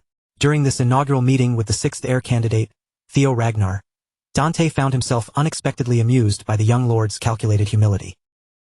He extended a calloused hand toward Theo, offering him a begrudging, but clear sign of approval as a legitimate heir candidate. Yet, the more Theo interacted with this mercurial, muscle-bound enigma, the more difficult it became to discern what was churning behind those predatory eyes. Regardless, Theo clasped the offered hand with a polite, enigmatic smile and responded with even more soft-spoken deference, which seemed to strike a chord of genuine satisfaction in Dante. Their delicate diplomatic dance was cut short when Cleve stepped forward to deliver Theo's next set of formal orders. With the mission to secure the archipelago successfully concluded and no further defensive deployment required, all active operatives were being immediately reassigned to the central front lines of the war. Dante gave his approval to the new assignment without a second thought. In his twisted worldview, the kid belonged on the front lines, getting drenched in blood to defend the home base while he did the real heavy lifting. But before Dante turned to leave, there was still one lingering piece of business he intended to address first. The tyrant dragon's massive frame suddenly went rigid, and the entire atmosphere in the room turned sharp as glass. Slowly, he shifted his piercing gaze directly onto Cleve, his voice dropping to a low, menacing rumble as he demanded to know if this order to interrogate him about the archipelago scouting mission truly came straight from the mouth of the Black Dragon himself. He wasn't even trying to hide the burning hostility rolling off him, practically spitting the name of Black Snow's leader across the room, referring to him with pure, unadulterated contempt as that damn Robert Ragnar. Standing before him, Cleve felt the overwhelming pressure in the air grow suffocatingly heavy, as if an invisible, crushing weight was pressing down directly on her shoulders and chest. Yet, grinding her teeth, she forced herself to maintain eye contact and firmly confirmed that yes, those were indeed the orders. Dante sneered, telling her to carry a direct message back to that arrogant black rascal. He barked out that if Robert was so desperate for answers, the bastard should have dragged his own feet all the way out here to look him in the eye and ask face to face. Meanwhile, Theo wasted absolutely no time acting on his newly received directives. Leaving the crashing waves of the archipelago behind, he set off immediately to rendezvous with his comrades on the frozen, brutal northern front to join the war against Troyvin. Up on the central plateau, the main battlefield was already a roaring hellscape cutting right through the jagged peaks of the Blade Mountain range. The deafening screech of clashing steel echoed everywhere as waves of soldiers slammed head-on into each other, while violent explosions and heavy magical bombardments tore through the smoke-filled skies above. Griping the reins of his loyal, massive beast Umbra, Theo Ragnar sat tall in his pristine white armored dragon cavalry uniform, looking down at the chaos for only a split second before throwing himself headfirst into the meat grinder below. Like a bolt of lightning, he tore through the sky and dove straight into the fray, slicing deep into the Troyvin vanguard and scattering their front lines into absolute panic. Fighting shoulder to shoulder with his airborne brothers and sisters, Theo showed zero mercy, his blade reaping enemy heads left and right as the chaotic tide of war surged wildly around them. Meanwhile, far above the bloody carnage of the ground war, where the freezing mountain winds whipped violently against the scales of the massive beasts, Captain Evelyn Narraville was confidently orchestrating the aerial assault. Her sharp eyes scanned the sprawling battlefield, carefully reading every shift in the enemy's movement, while monitoring the devastating psychological toll their great fear tactic was inflicting on the weakened troops below. The absolute second Evelyn spotted a critical flaw in the enemy's defensive line. She raised her hand, and every single unit of the white armored dragon cavalry moved in perfect unison with her signal, tilting their wings and diving out of the clouds in a terrifying, coordinated drop. Yet, positioned far away from the blood-soaked center of the battlefield, another massive military force stood in total silence, their cold eyes tracking the aerial slaughter as it unfolded effortlessly across the horizon. At the front of this line stood Thorkel Ragnar, the legendary commander of the Black Iron Cavalry. A dark, amused smile crept onto his face as he watched the flying units tear through the enemy ranks with cold, mechanical efficiency. Seeing that look, his vice commander immediately barked at him, loudly scolding the general for always making their own ground troops and mounts feel inferior by comparing them to the flyers. Thorkel just let out a booming laugh, waving his hand dismissively while insisting he was only playfully teasing his men. Slowly lifting his heavy steel helmet and sliding it into place, Thorkel assured his second-in-command that the men of his unit weren't so fragile or weak-minded that they'd lose their fighting spirit over a little friendly mockery. Besides, in his arrogant eyes, the Black Iron Cavalry was light years ahead of those glorified, oversized birds circling around up in the clouds anyway. But the exact moment the metal helmet locked into place over Thorkel's face, the relaxed, playful aura around him vanished instantly. His voice snapped like a whip, turning incredibly sharp as he called his massive legion to absolute attention and delivered one brutal, unmistakable directive. He ordered them to utterly pulverize anything and everything that dared to stand in their path, declaring that only when every single enemy before them was reduced to ash and rubble would they earn the right to march forward into a glorious tomorrow. Acting as the single sharpest spearhead in the entire empire, the Black Iron Cavalry let out a collective roar and surged forward, trampling into the chaotic battlefield with absolutely no regard for human life, friend or foe alike. Right away, Lord Thorkel demonstrated to everyone why he was considered an absolute demon in a total war scenario. Every single wide, sweeping arc of his massive spear sent Troyvan soldiers flying by the dozens, and the terrifying battle maniac actually burst into a wide grin as he effortlessly severed head after enemy head. With the Ragnar aerial cavalry raining death from the skies and the unstoppable ground cavalry shattering the front lines below, the terrifying pincer movement brought that entire day's bloody conflict to an incredibly sudden and savage conclusion. By the time the pitch-black night finally blanketed the mountains, the Empire had aggressively pushed their front lines forward, and the dark battlefield was eerie illuminated by the towering, roaring flames of a massive pyre where hundreds of dead bodies were being tossed to burn. Over in the temporary camps, the loud, boisterous sounds of victory celebrations echoed through the dark, rising high above the crackle of the burning wood and the thick, iron scent of fresh blood that still hung in the air. Thorkel personally walked over to his younger brother's tent to hand-deliver his praise. Theo accepted his commander's booming compliments with a quiet, humble nod, and as the two brothers stood face-to-face in the firelight, the striking physical resemblance between them was suddenly impossible for anyone to ignore. Thorkel slapped him on the shoulder, loudly insisting that Theo stop being so formal and just call him Big Bro from now on, even going so far as to eagerly invite his lil bro to pull up a chair and share a few heavy drinks with him in the near future. Theo and the rest of his squad maintained their rigid, respectful postures as Commander Thorkel finally turned and left the tent. But the absolute second that terrifying monster of the battlefield was out of earshot, Selford immediately let out a loud snicker and bombarded Theo with relentless jeers, loudly mocking his squeaky clean act and teasing him for playing the role of the perfect, loving little brother to the most feared commander in the realm. The obnoxious senior kept crowding into Theo's space, aggressively trying to force the young lord to spill all the juicy details about what had actually gone down out on the archipelago. Fortunately, before the annoying pestering could cross the line, Aaron stepped in and delivered a swift, brutal smack right to the back of Selford's head, shutting him up instantly. Senior Aaron showed a lot more empathy toward Theo's exhausting situation, pointing out that the young lord had literally just marched onto a brutal battlefield this very morning, so the absolute least they could do was back off and give the kid a single goddamn second to catch his breath. Grateful for the save, Theo turned to Aaron and asked for a serious update on how the war had actually been progressing. Since he had only just been deployed to the front lines, there was still a massive amount of crucial operational data about the current layout that he was completely blind to. Aaron sighed, explaining that on paper, the war was heavily tilting in their favor, but there were still a few deeply unsettling anomalies that had been keeping her up at night. She noted that even though their forces had been steadily choking the perimeter and moving closer to the main Troyvan stronghold, the traitors hadn't made a single aggressive counterpush. It felt disturbingly deliberate, almost as if they were just quietly biding their time, waiting for a specific trigger. And by this point, Aaron knew that every single high-ranking officer and veteran soldier in their ranks had to be chewing on the exact same paranoid thought. The high command strategists had almost certainly mapped out Troyvan's purely defensive, reactive tactics as a classic setup, assuming they were just laying a massive trap to lure the Empire's main army in. But Theo possessed a terrifying hidden advantage, the detailed memories of his past life, which allowed him to look straight past the basic conclusions that everyone else had blindly settled on. He knew the terrifying truth. Troyvan's actual target wasn't a tactical victory on this field at all, but rather to seize control of the ancient White Tower ruins, the sacred ground where the long-lost relic of the primordial dragon lay silently sleeping. Every single drop of blood spilled across these chaotic battlefields wasn't a standard war. It was nothing more than a massive, calculated smokescreen designed to keep the entire empire looking the wrong way while Troyvan stole the real prize.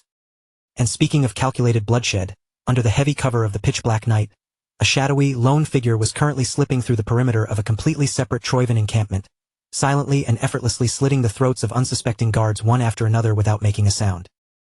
Stepping over a fresh corpse, the killer looked up at the moonlit night sky and openly sighed, wishing aloud that he would finally run into one of the legendary 9 servitors. He muttered that after spending so many boring days cutting down worthless small fries, he was getting completely sick of this unchallenging, repetitive slaughter. Moving in perfect synchronization with a deadly woman at his flank, the duo wiped out an entire armed platoon in a matter of minutes as if they were taking a stroll. For Ragnar candidates number 3 and 4, Anshio and Guishar Ragnar, this level of horrific carnage was just another mundane daily routine. Anshio rolled her eyes and immediately called her brother out on his blatant lie. She knew him better than anyone, and she knew perfectly well that this sadistic maniac actually got a massive thrill out of hunting down and butchering helpless, unsuspecting grunts. Right then, a heavy, familiar silhouette strode out from the shadows into the camp light, backing up her words without a single shred of hesitation. It was none other than the tyrant dragon, Dante Roll. Dante had sternly scolded the undisciplined Guishar in the past for swinging his sword around like a reckless child, and he was clearly irritated to see the young lord still indulging in those exact same sloppy, distasteful habits. Guishar immediately bowed his head, respectfully addressing Dante as master. He then carefully brought up the fact that some nobody had taken all the official credit for Dante's hard work back in the archipelago, but the tyrant dragon just waved his hand, completely unbothered by the stolen glory. To a monster like Dante, that minor political setback was nothing more than the cheap admission ticket for a highly entertaining show that was about to kick off. He looked at Guishar with a dark glint in his eye, warning him that someone unexpected was about to start climbing the ranks at a terrifying speed. Guishar scoffed, naturally assuming his master was talking about the powerhouse Thorkel. Anchio's eyes widened, however, as she instantly put the pieces together and realized Dante was actually talking about the newly arrived 6th heir. The mere thought of a fresh target made Gisher's eyes light up with sudden, psychotic excitement. He grinned widely, boasting that as long as they had the legendary tyrant dragon backing them as their master, there was absolutely no way some rookie could ever hope to surpass them. Dante Roll didn't argue. He just stared off into the dark distance and suggested, in an almost eerily casual tone, that Theo Ragnar might actually be the true chosen one of this era. The very instant those heavy words dropped from Dante's lips, the playful, arrogant expressions on both Guishar and Anchio's faces vanished completely, turning deadly, stone-cold serious. Their master offered them no lengthy explanation, no comforting words, and absolutely no room for hesitation.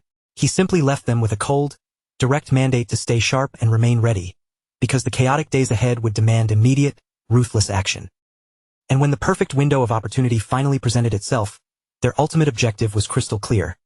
They were to completely and utterly crush Theo Ragnar, ensuring the young upstart would never have another chance to rise through the ranks again. Meanwhile, several hours before Theo ever set foot on that blood-soaked battlefield, he was tucked away inside a heavy military carriage. The wheels groaned as it rolled steadily northward, carrying him closer by the minute to the front lines where the brutal war awaited his arrival. During that long, bumpy journey, the small fairy dragon had been quietly explaining the hidden history of the White Tower, revealing to Theo that its ancient walls served as a sanctuary housing the sleeping relic of the primordial dragon itself. Leaning back against the carriage wall, Theo pieced the strategy together. The territory surrounding that ancient White Tower was the exact region the Troivans had aggressively seized at the very start of their rebellion. Fortunately, though, they still had an edge. Because the ancient guardians shared a deep spiritual bond, they were capable of sensing one another's general locations. Even if it was faint, this mystical connection gave Theo and his companions a reliable trace to track down exactly where the enemy was keeping the relic. However, the fairy dragon's expression turned incredibly grim, as it warned him that the guardian bound to the White Tower had inherited the single largest fragment of the primordial dragon's fractured divine power. The other guardians resting within Theo's inner sanctum hummed in solemn agreement with that warning.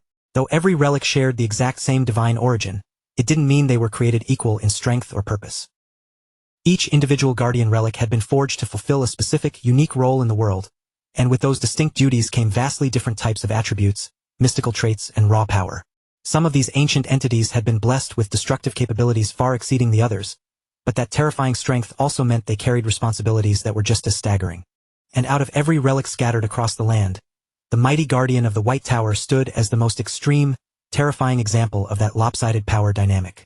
The devastating news was that this incredibly dominant relic was currently sitting dead center inside hostile Troivan territory, and there was no telling what kind of twisted experiments those rebels were planning to conduct with it. Theo's fist tightened as he recalled the horrific state of the Leviathan. He had already witnessed firsthand how far those bastards would go.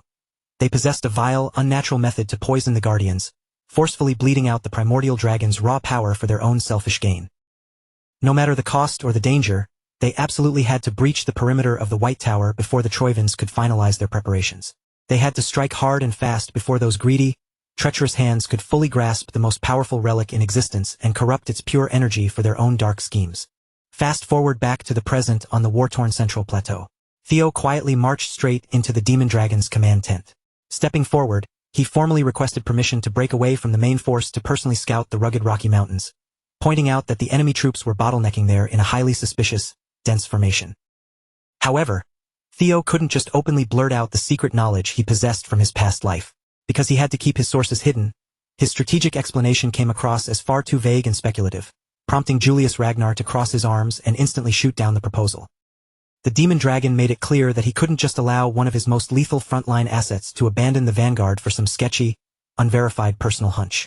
He firmly reminded Theo that even if he had recently climbed the ranks to become an official heir candidate, that didn't give him a free pass to ignore his military obligations.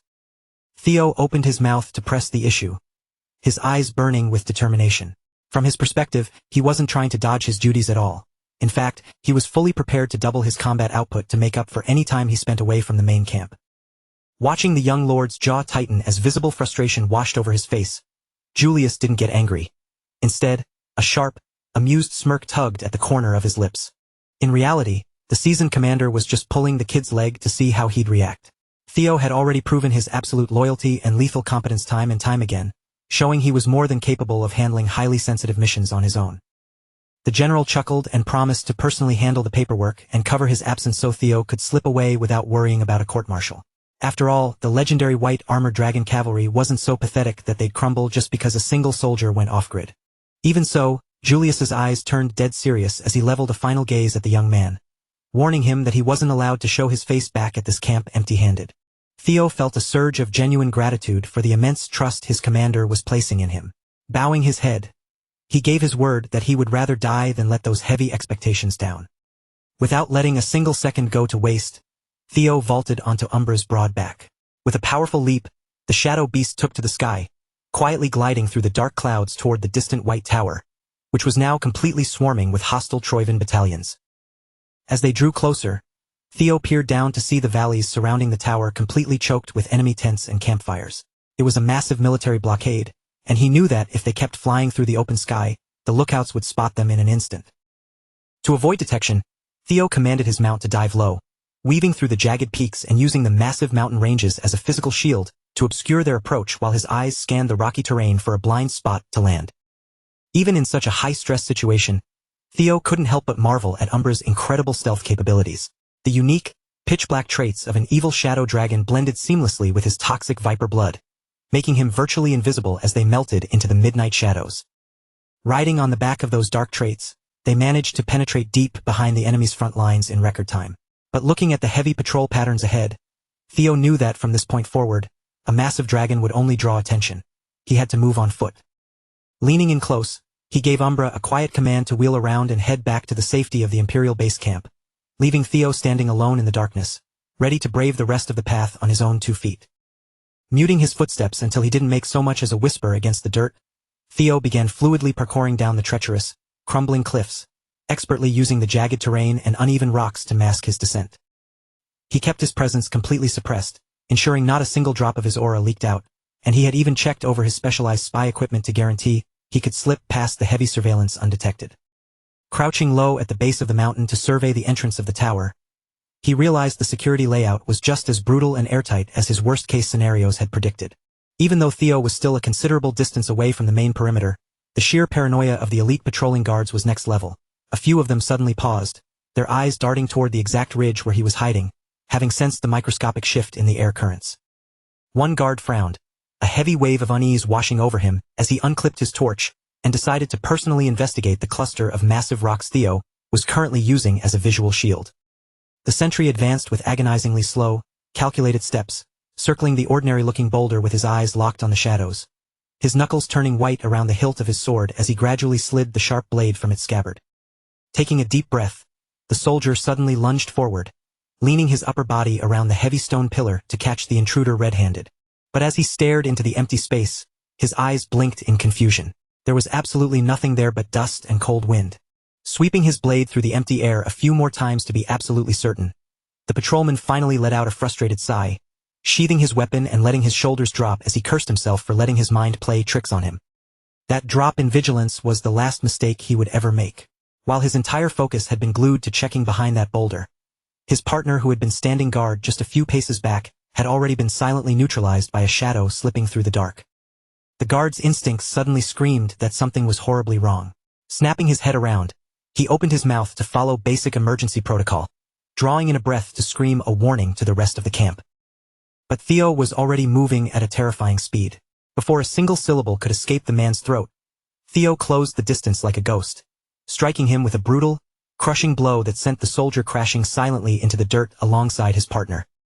Meanwhile, just a few miles away inside a hidden chamber near the tower, Ed Troivan stood motionless before a dark shrine that was completely drenched in a wide, pooling lake of fresh blood. His eyes wide with twisted admiration as he stared at the ominous, pulsating mass of flesh resting atop the altar. From the deep shadows behind him, the silent, shuffling footsteps of a hermit priest approached, bringing an incredibly foul, distorted aura into the room. The priest let out a sickening, high-pitched giggle as his eyes scanned the horrific altar, muttering that he never would have dreamed the proud Troivan clan would willingly join hands with the forbidden Holy Demon Church to execute a ritual meant to resurrect the long-dead Mad Dragon Emperor. Deep inside that translucent, grotesque clump of raw meat, a shadowy humanoid figure could be seen curled tightly in a disturbing fetal position, its veins black as it greedily absorbed the corrupted sacrifices. The entire mass throbbed and heaved like an exposed, living heart, existing in the most unnatural, stomach-turning way possible. Ed's face darkened, and he didn't appreciate the cultist's casual, mocking tone while standing in the presence of greatness. And more than anything, he absolutely loathed hearing the word dethroned, used to describe his master. Turning his fierce gaze toward the priest, Ed snarled that there was only ever one true master of the Ragnar clan, and the fraudulent king currently sitting on the throne was nothing but a pathetic impostor. He declared that very soon, the Mad Dragon Emperor would rise to tear down the false king and reclaim his rightful crown. Ed Troivan made it clear that they were all merely humble servants waiting to welcome the true rulers back, and he expected the holy demon priest to keep that hierarchy locked in his twisted head. As if responding to his fanatical words, the horrific resurrection ritual he had sacrificed so much to orchestrate began to pulse with a blinding, dark energy, finally drawing near its terrifying completion. But to actually drag their great and mighty master back from the depths of the underworld, the dark ritual was still missing one single, irreplaceable ingredient. To anchor that ancient soul, they desperately needed the proper material, the perfect physical vessel, which could only be a pure Ragnar body that already carried the active, waking power of the primordial dragon. Ed wasn't the least bit worried about tracking down and securing that final living sacrifice. In his mind, hunting down a suitable vessel was an absolute certainty that would happen in due time. What was actually eating away at his patience was finding a way to shatter the stubborn, ancient defenses protecting the White Tower. According to the chaotic battle updates flooding in from the front lines, the raw, mystical power sealed deep within the tower's core was far too massive to easily suppress. Even though his squads had been relentlessly pumping wave after wave of the deadly shadow demon toxin into the structure, the magical resistance surging from inside remained overwhelmingly intense. Even with the most powerful high priests of the Holy Demon Church burning through their own life force, pushing themselves to the absolute brink of collapse just to keep the unstable ritual from tearing itself apart, completely conquering the tower before their narrow window of time ran out was starting to look like an impossible nightmare. Ed did not take the grim status report well at all. The agonizingly slow progress rubbed against his raw nerves like a jagged blade, causing a dark, dangerous scowl to twist across his sharp features as he glared at the trembling messenger. Completely unable to bottle up his exploding rage, he unleashed a massive wave of his suffocating aura, violently crushing the messenger into the dirt right then and there. As the poor bastard choked on the dust, Ed snorted in disgust. He had already sacrificed far too much blood and committed too many atrocities to let the Mad Dragon Emperor's grand resurrection grind to a halt over a little resistance. He barked that all he required to finalize the awakening was the primordial dragon's raw power, and he flat out refused to hear the word impossible ever again. Narrowing his eyes, Ed Troivan issued a chilling warning to his subordinates to exhaust every hidden resource and employ the most depraved tactics necessary to breach those walls. Absolutely terrified that a single wrong word would result in his head rolling across the 10th floor, the bruised messenger scrambled to his knees, frantically begging for forgiveness for his lack of foresight while swearing on his life that he would find a way to make the breakthrough happen. In the end, instead of losing his life for being the bearer of bad news, the man managed to stumble out of the command tent with nothing worse than a shattered, bleeding nose. Given the sheer magnitude of Ed's psychotic temper, walking away with his head still attached to his neck was a massive victory. Moments later, the heavy tent flaps burst open again as a second scout rushed inside, completely out of breath, to deliver a piece of critical intelligence to the junior clan head. An incredibly elusive intruder had somehow breached the perimeter and slipped directly into the main White Tower encampment. The scout explained that whoever this ghost was, they had swiftly ambushed an isolated sentry, stripped him of his armor, and used the stolen uniform to blend seamlessly into the ranks of the garrison. However, the clever disguise began to unravel the exact moment a nearby patrol stumbled across their naked, unconscious comrade dumped unceremoniously behind a row of supply crates. Realizing a spy was walking among them, the officers immediately began hammering the heavy alarm bells, sending a wave of panic through the base as search parties scrambled to lock down the area. Yet, from a high, shadowed ridge overlooking the valley, a hidden pair of eyes quietly watched the chaotic scramble unfold. Scanning the frantic crowds below with predatory focus, The observer's gaze eventually locked onto a lone, armored infantryman wearing a standard-issue face mask. The disguised figure was matching the exact stride of the frantic search party around him, moving with such flawless composure and natural timing that not a single regular soldier suspected a thing. Utilizing his advanced, long-range optical vision, Gueshar let out a low whistle of genuine surprise as he recognized the face behind the mask, realizing the newly appointed 6th heir candidate had actually managed to infiltrate the belly of the beast entirely on his own. He chuckled to himself, figuring out that Theo must have precisely executed only the bare minimum of targets to steal a uniform without raising a flag. The terrifyingly clean, professional methodology strongly mirrored the signature style of Black Snow, leaving Gueshar to wonder if the kid had secretly operated within that shadowy organization during his mysterious past life. He had to grudgingly admit that the young upstart was turning out to be a hell of a lot more entertaining than he initially gave him credit for, and he could feel his blood pumping with an eager desire to test the kid's limits himself. Anchio sharply smacked his shoulder, telling him to stop drooling like a rabid dog and keep his eyes glued to their target, reminding him that they had already monumentally screwed up their assignment with Thorkel. Gueshar rolled his eyes, well aware of how much was riding on this stalker mission, and promised his sister that he'd stay on his best behavior, though the twisted, bloodthirsty grin stretching across his face made that promise look incredibly thin. Meanwhile, back inside the command hub, the moment the news of a security breach at the White Tower reached Ed's ears, the young commander nearly snapped his own quill in half, his face contorting as he threatened to murder everyone on watch. A slip-up of this magnitude should have been statistically impossible given the sheer volume of troops stationed there. Only a tiny, elite circle of individuals knew the true, world-altering objective hidden beneath this military campaign, since the entire bloody war on the plateau was supposed to be a massive, elaborate distraction to keep the main Ragnar forces occupied elsewhere. And yet, despite all his meticulous planning, a heavy, sinking feeling began to knot deep within Ed's stomach. There was only one specific, infuriating anomaly in the entire world capable of throwing a wrench into his completely airtight operations. Time and time again, Theo Ragnar had consistently materialized out of nowhere to act as a direct thorn in Ed's side.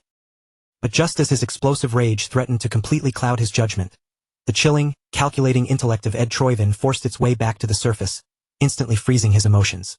The messenger, still shaking like a leaf on the floor, nervously squeaked out a suggestion to double the perimeter guards, expand the search grid, and use overwhelming numbers to hunt down and capture the intruder before he could escape. Ed, however, raised a hand to silence him, a dark smirk replacing his anger as a completely inverted strategy formed in his mind. From this exact second onward, they were going to play a different game. He shockingly ordered a massive, immediate evacuation of the White Tower lines. He commanded them to pull back the legions, leaving behind nothing but a skeleton crew of low-level grunts on the ground. It was an incredibly bizarre and reckless order on paper, since drastically lowering their defenses only multiplied the risk of losing the primordial dragon's relic to whoever had broken in. But an intentional vulnerability was exactly what Ed Troyvin was banking on. He was completely, undeniably certain that the ghost creeping through his camp was indeed that troublesome brat, Theo, and analyzing how freakishly fast the kid's power had been multiplying over the last few weeks, Theo would undoubtedly find a way to break through the tower's ancient internal security on his own, ultimately emerging from the ruins with the coveted power of the primordial dragon resting in his palms. With a casual, lazy flick of his wrist toward the heavy shadows of his chamber, Ed summoned his most lethal, fiercely loyal inner circle, the elite noble servitors who answered exclusively to his personal commands. He reasoned that if breaking the tower seal was proving to be a logistical nightmare for his regular army, they would simply sit back, let the rookie do all the heavy lifting, and then execute the kid to harvest the prize the moment he stepped outside. To guarantee that this cold-blooded assassination went off without a single hitch, Ed pointed his finger directly at his most dependable asset, his number one servitor, the eerie, masked figure known as Ein. Stepping out from the darkness right beside the plague doctor was a towering, heavily armored Goliath resting a ridiculously massive, skull-crushing warhammer against his shoulder, Ed's lethal number 2 Sway. Rounding out the strike team was Ed's vicious number 3, Dre, a dangerously dominant, sharp-eyed woman whose suffocating, bloodthirsty presence made it instantly clear to everyone in the room that crossing her meant a horrific death. The absolute millisecond they received confirmation that the young Ragnar heir had successfully extracted the primordial dragon's divine essence, they were to butcher him like cattle and tear the power from his corpse. Those were their explicit orders, and they intended to execute them with mechanical precision. Meanwhile, down in the courtyard of the White Tower, the completely clueless regular soldiers were still running around in circles, lifting their blazing torches high into the night as they frantically combed through the dense shadows for the phantom spy. With the garrison's numbers drastically thinning out due to Ed's sudden, unexplained retreat order, The panicked outpost captain decided to split their remaining manpower into two small squads, one to circle the immediate base of the tower, and the other to sweep the jagged cliffs on the southern side. Playing his cards perfectly, Theo quietly shuffled his feet and smoothly integrated himself into the specific group tasked with guarding the immediate threshold of the White Tower. The frantic, simple-minded guards surrounding him were so stressed by the alarm bells that they didn't even stop to question why one of their own infantrymen was walking around with a thick cloth mask pulled tightly over his face. Yet, as Theo marched in step with the enemy, a heavy sense of suspicion began to coil in his chest over just how ridiculously easy it had been to slip past the gates. While it certainly made his objective a lot less bloody, a deeply nagging, paranoid thought refused to leave his mind. These Troivan troops were clearly highly disciplined veterans, yet they hadn't implemented a basic daily countersign to vet their units, and the massive wave of reinforcements he expected to block the entrance had completely failed to materialize. In fact, comparing the current situation to the tight layout he had mapped out during his initial scouting run, the overall security of the entire camp had become laughably worse. It felt almost as if an unseen hand was intentionally parting the sea, guiding him straight toward the grand doors of the ancient structure. But the exact moment his boots stepped onto the glowing stone plaza right before the primary archway, his internal systems suddenly flared to life, sending a searing, unmistakable alert through his consciousness, confirming the immediate presence of a primordial dragon relic nearby. Even though his tactical mind screamed that this entire setup was a beautifully wrapped, lethal trap, the sheer proximity of the prize meant that potential consequences no longer mattered to Theo. Stepping away from the oblivious patrol, he held his breath, stretched out his arm, and firmly pressed his palm against the cold, weathered masonry of the ancient tower walls. Instantly, the tower's deep, draconic resonance roared to life, vibrating in perfect harmony with the divine dragon blood surging through his own veins. Even if the heavy steel doors slammed shut and sealed him inside a trap afterward, Theo's eyes blazed with absolute resolve. He would tear the primordial dragon's power from its altar before Ed Troivan ever got the chance to touch it. Without hesitating for even a single fraction of a second, Theo let the blazing torch slip loosely from his fingers, letting it clatter to the cold ground. Taking a deep breath, he took a firm step forward and walked directly through the colossal gateway that the White Tower had willingly thrown open to receive him. As the heavy echo of his footsteps resonated deep within the ancient stone walls, the grand and treacherous trial of the White Tower officially began at long last.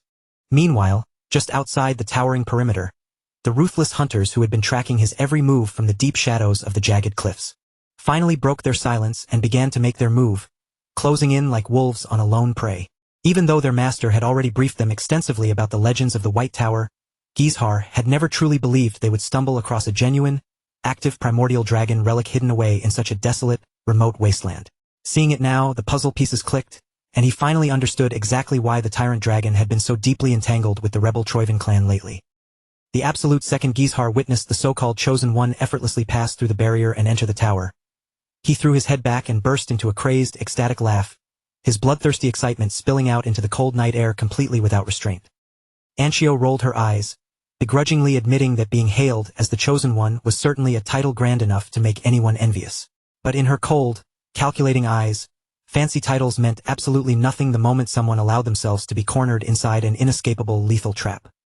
Creeping along the trail, the twins stooped down to pick up the discarded military uniform Theo had stripped off to blend in. They realized they could easily use this fabric to stir up absolute chaos among the ranks later, though the way he left it behind felt a bit too convenient, almost like a piece of deliberate bait.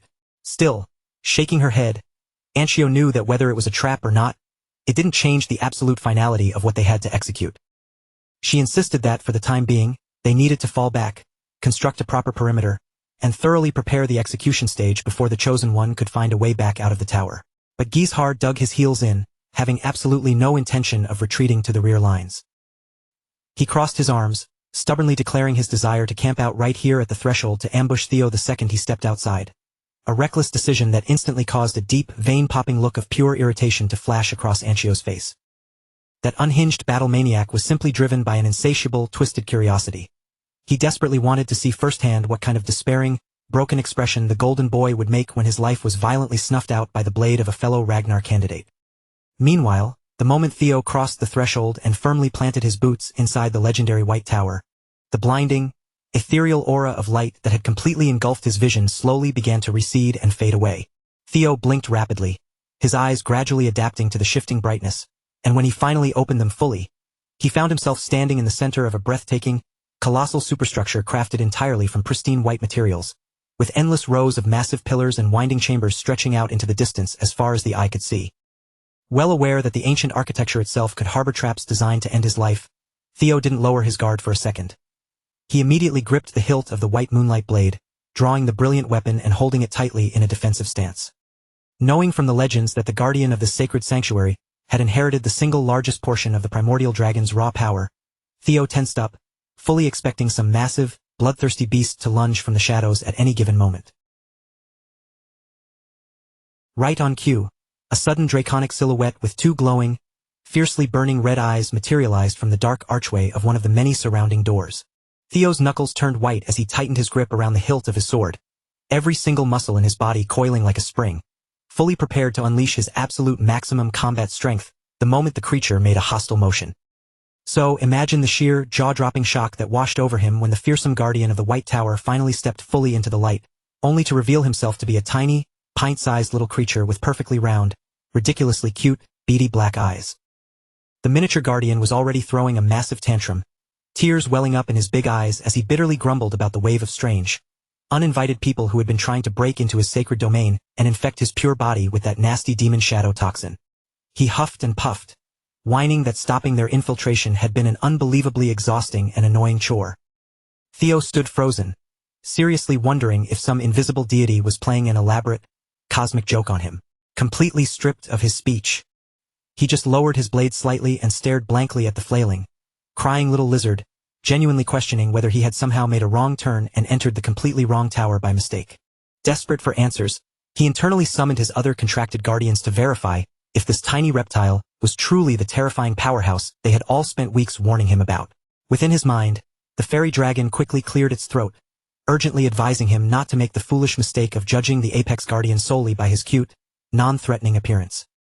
The griffin chimed in with a sharp snort, adding that Theo really had no right to talk about deceptive looks, considering he himself looked more like a delicate, pretty boy than some legendary, awe-inspiring chosen one destined to save the world. But when Theo noticed that his own ancient, powerful guardians were actually trembling with a trace of genuine fear in the presence of this creature, his skepticism finally began to ease up a bit. Spotting his confusion, the tiny lizard wiped his tears, apologized for losing his temper, and puffed out his chest to properly introduce himself. He proudly declared his full name to be Keratosicus, though he graciously allowed that he went by Corrado for short. He claimed to be the absolute most loyal, elite subordinate of the great primordial dragon, the singular entity who had inherited the absolute lion's share of their master's divine power, tasked with protecting the eternal gate of the Pantheon since the dawn of time. Theo frowned, his mind racing through every historical text he had ever studied, yet he realized he had never once encountered even a single mention of an object called the Gate of the Pantheon. Corrado just blinked and explained it with an incredibly casual shrug, acting as if it were the most basic common-sense knowledge imaginable. It was quite literally the celestial realm where the actual gods lived. He noted that the other relics of the primordial dragon Theo had collected were merely broken shards that shared baseline pieces of his essence, whereas long ago, the supreme master of all guardians had carried a mountain of divine duties on his shoulders. And out of all those world-shaping responsibilities, the single most critical one was standing sentinel over the dimensional doorway that directly connected the heavenly pantheon to the mortal realm below. With an immensely proud nod, the tiny creature squeaked that the one who had been trusted with that sacred, monumental task was none other than little Corrado himself, the ultimate big boss's most fierce confidant and the upright vassal chosen to preserve his core might. Up until this exact second, Theo's entire comprehension of divine beings had been strictly limited to the poetic myths and crumbling allegories he had read in ancient library texts, so hearing concrete proof that actual gods walked reality was enough to shake the very foundations of his mind. Anxious to learn the truth, he opened his mouth to press Corrado for deeper historical details, but the cheerful little lizard suddenly went completely blank, staring back at him with a totally vacant, glassy-eyed smile. It looked as if Corrado's entire brain had completely short-circuited and spaced out for a long moment, before he slowly, mechanically mumbled his own full name again, Keratosicus, when a bewildered Theo carefully repeated the name back to him. The little guy instantly snapped back to life with a joyful spark, exactly like a machine whose engine had just been violently kick-started back into gear. Theo could only sweat drop. This really was an incredibly bizarre little creature. He couldn't help but sigh, realizing that literally every single ancient guardian he had bonded with so far seemed entirely incapable of acting like a normal, functional being. Still, keeping his focus, he looked the reptile dead in the eyes and asked the burning question directly. Did God truly exist in this world? Corrado beams a bright, wide smile and chirped back that God most definitely existed. In fact, according to the tiny guardian, the Chosen One himself should already be intimately familiar with their divine presence. After all, Corrado pointed out, those heavenly entities had been actively reaching out and sending Theo continuous, personalized messages that only his eyes were permitted to see. Theo's breath hitched as the realization slammed into him. Every single time he had pushed past his limits and experienced an explosive breakthrough, every grueling trial he had successfully conquered, every divine reward he had claimed along the way, and every single digital notification text that had ever manifested before his eyes through the system interface, were all, in reality, direct messages transmitted straight from God. Meanwhile, far away from the mystical secrets of the tower, up in the heavily fortified war room of the Central Highlands, where the highest-ranking executives of the Ragnar clan had assembled to map out their next campaign, an incredibly tense, high-stakes military summit was already fully underway. Standing at the head of the massive tactical table, the Black Dragon himself commanded the room, wasting absolutely no time on standard greetings, empty pleasantries, or political smiles. Every single hardened commander sitting in those heavy chairs understood with total clarity the grave reason they had been abruptly dragged out to the freezing front lines, and that included the strict, unyielding leader Robert Ragnar himself. An astonishing 7 out of the legendary 9 dragons had personally gathered inside this single tent. With the unexpected deployment of Troyvin's infamous 9 servitors onto the battlefield, this rebellion had dragged on far longer and turned significantly bloodier than any of their initial projections had anticipated.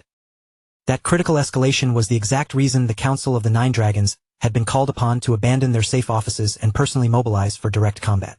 The Black Dragon leaned forward, slamming his hands on the table as he emphasized that everyone needed to be thoroughly briefed on the grim realities of the current war layout, stating that only after the briefing would he open the floor for tactical questions or strategic suggestions. But right as Robert cleared his throat to officially begin the high-level brief, the Tyrant Dragon lazily raised his massive hand from across the table, loudly interrupting to declare that he had brought a matter of critical, internal importance that needed to be settled before they discussed the enemy lines. With a mocking, confident smirk playing on his lips, he lightly wagged his index finger toward the entrance, signaling for one of his trusted disciples, waiting outside to step into the light. Right on his cue, the heavy tent flaps were pulled back and Anshio Ragnar marched confidently into the command center. She bowed her head with flawless etiquette, politely apologizing to the gathered elite for her sudden, unannounced intrusion, before raising her gaze to present a matter of absolute urgency to the stunned clan leaders. With a sharp movement, Anshio stepped forward and unfurled a tattered, distinctive white armored dragon cavalry uniform, holding it high right in front of the Council of the 9 Dragons for every single eye to see.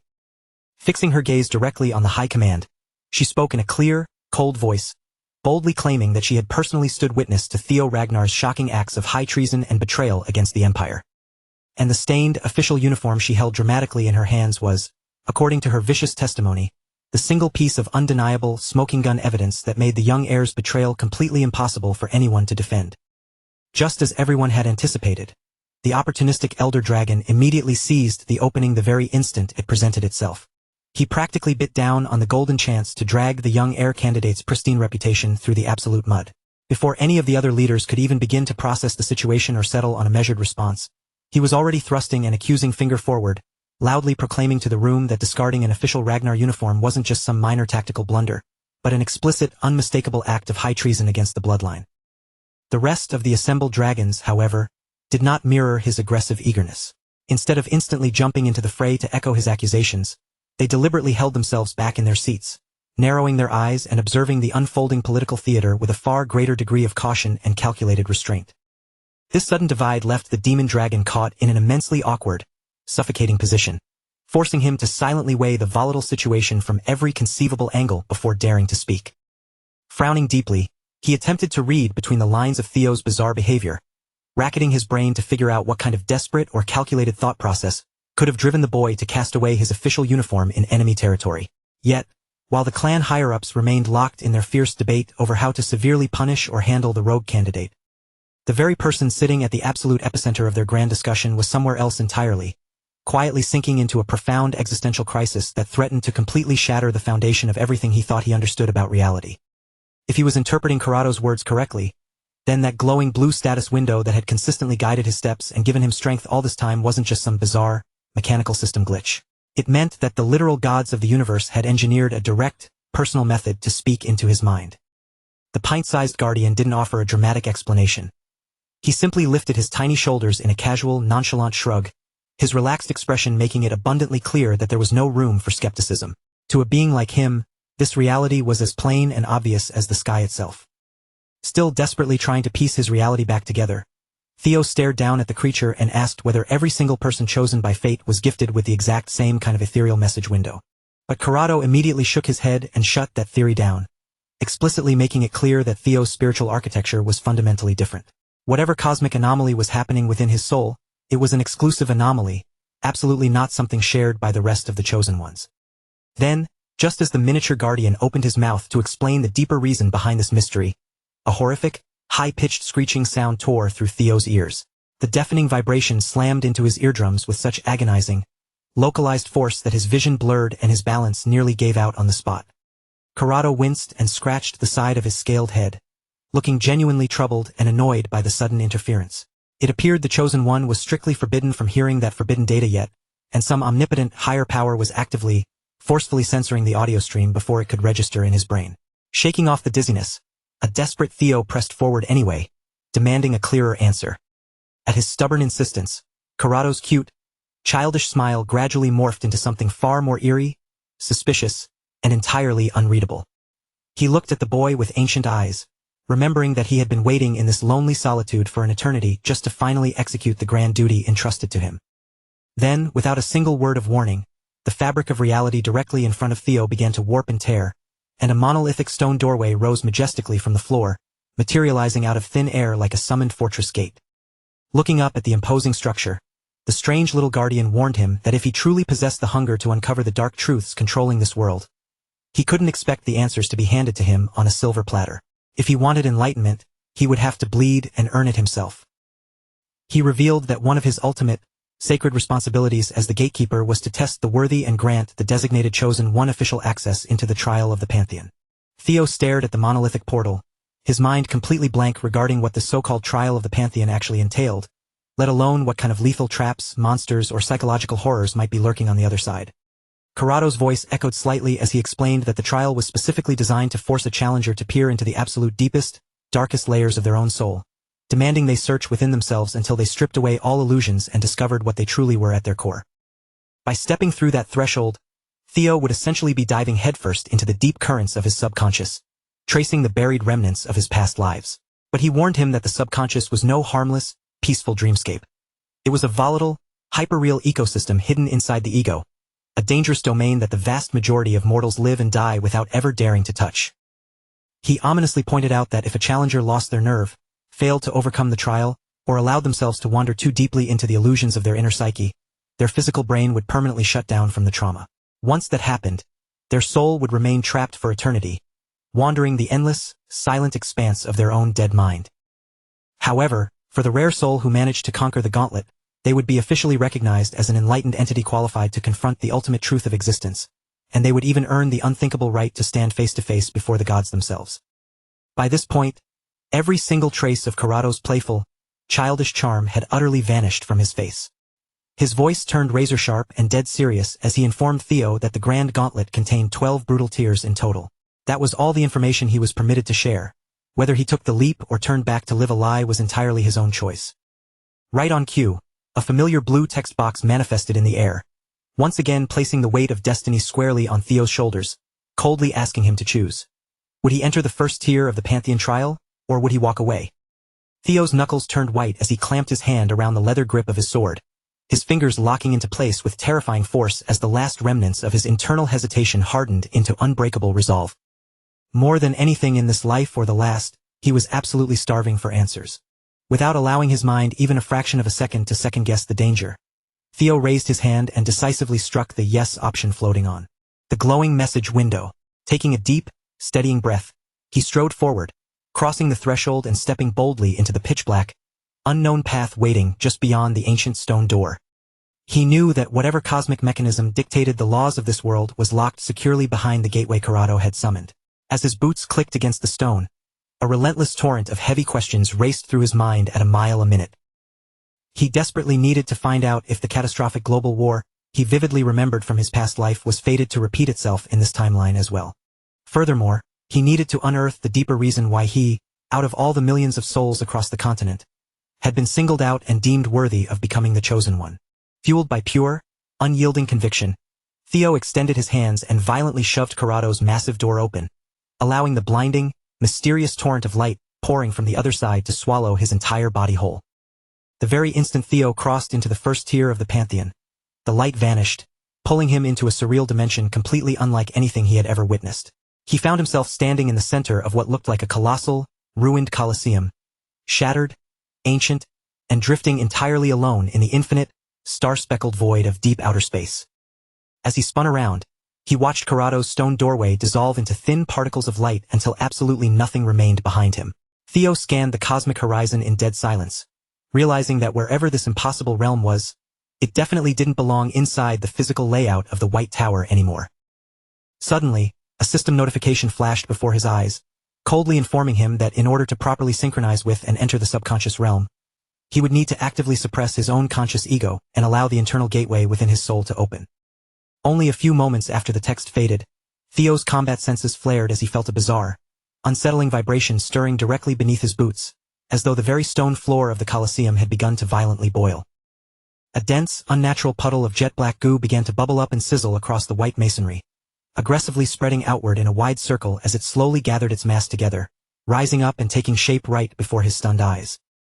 Before long, the viscous, dark sludge congealed into a distinct humanoid shape, but even though it perfectly mirrored the proportions of a human being, it possessed absolutely no facial features, no skin tone, and nothing that made it seem alive in any conventional sense of the word.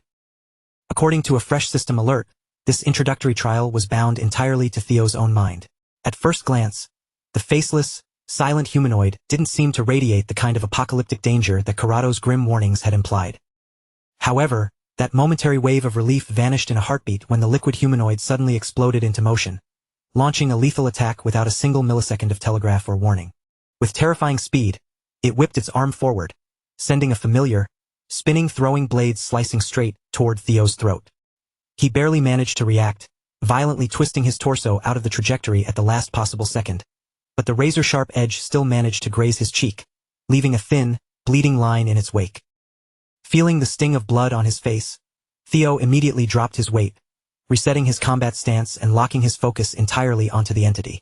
Whoever or whatever this thing was, it had just made its lethal intentions undeniably clear. But as he stared intently through the gloom, his pupils suddenly dilated with shock.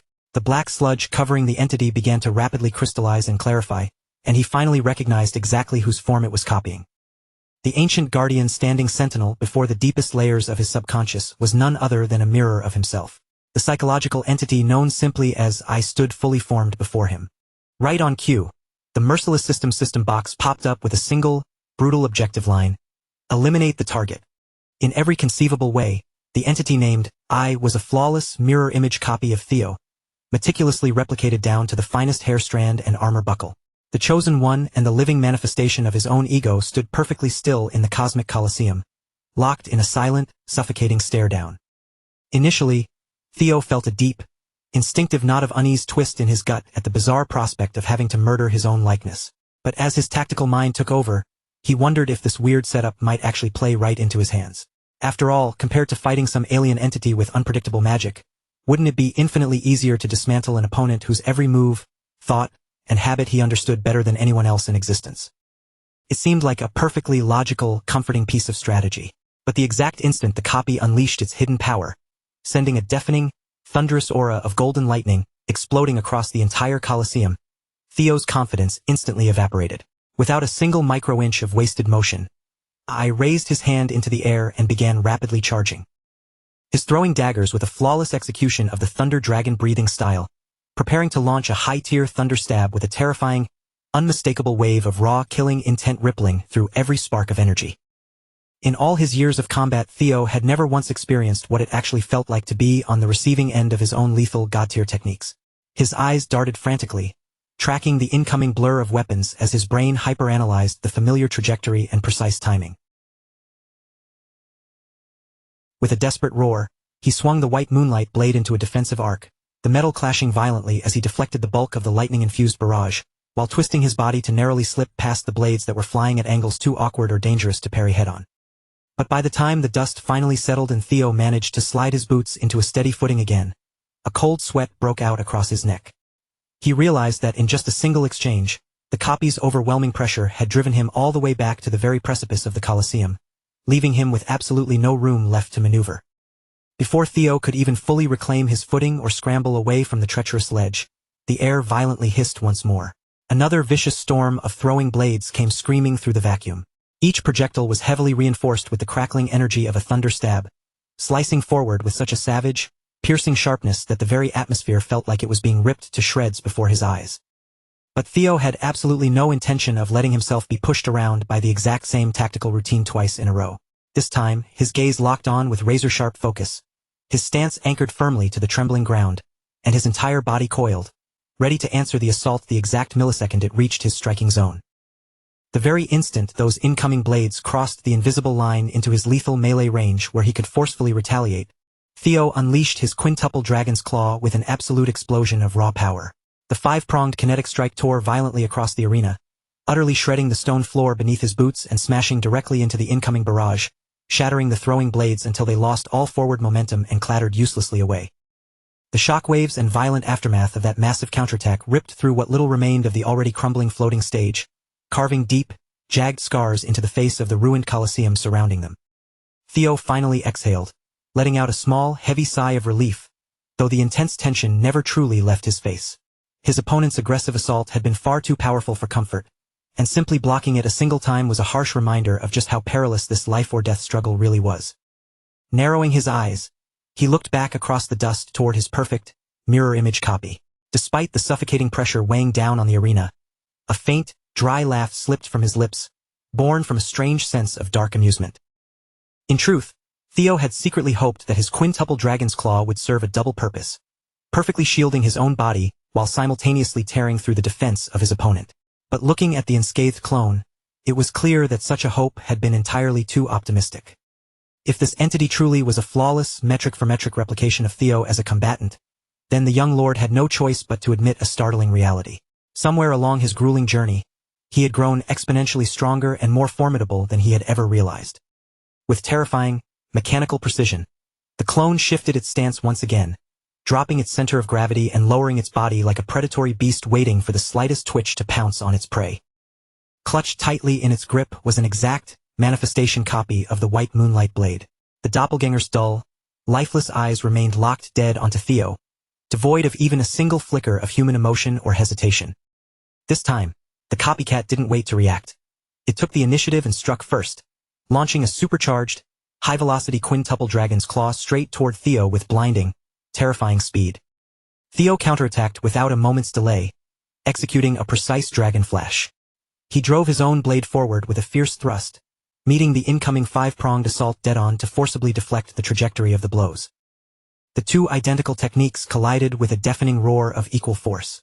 Even this brief, probing exchange of blows carried enough destructive energy to violently shake the foundations of the ruined arena.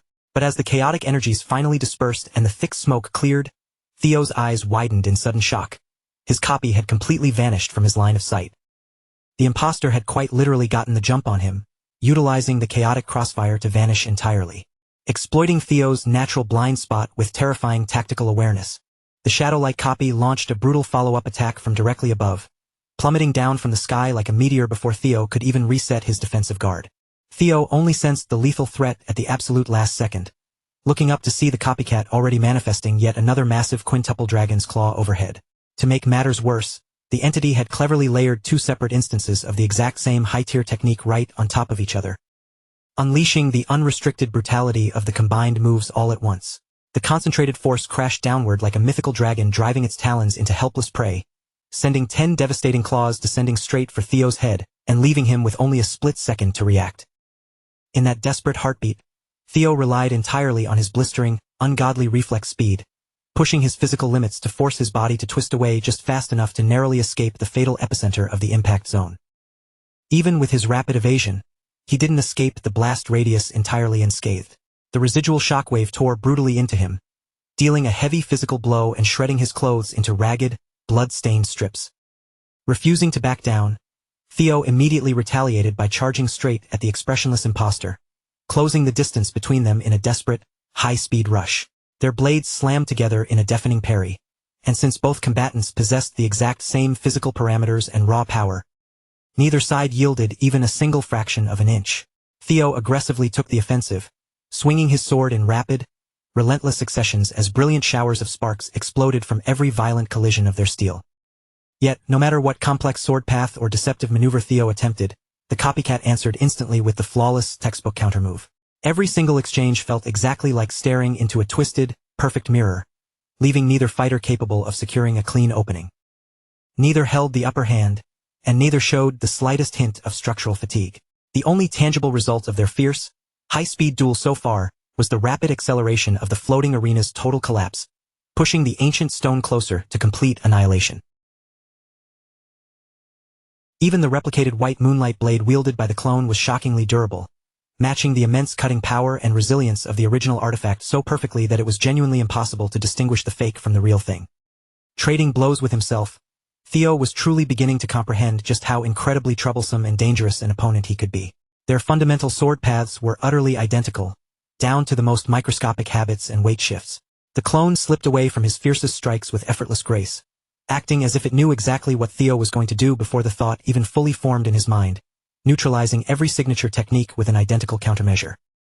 Bit by bit, Theo forced his mind to work into overdrive, desperately analyzing every motion and searching for the tiniest, hidden flaw in logic on how a warrior is supposed to break and defeat their own flawless reflection.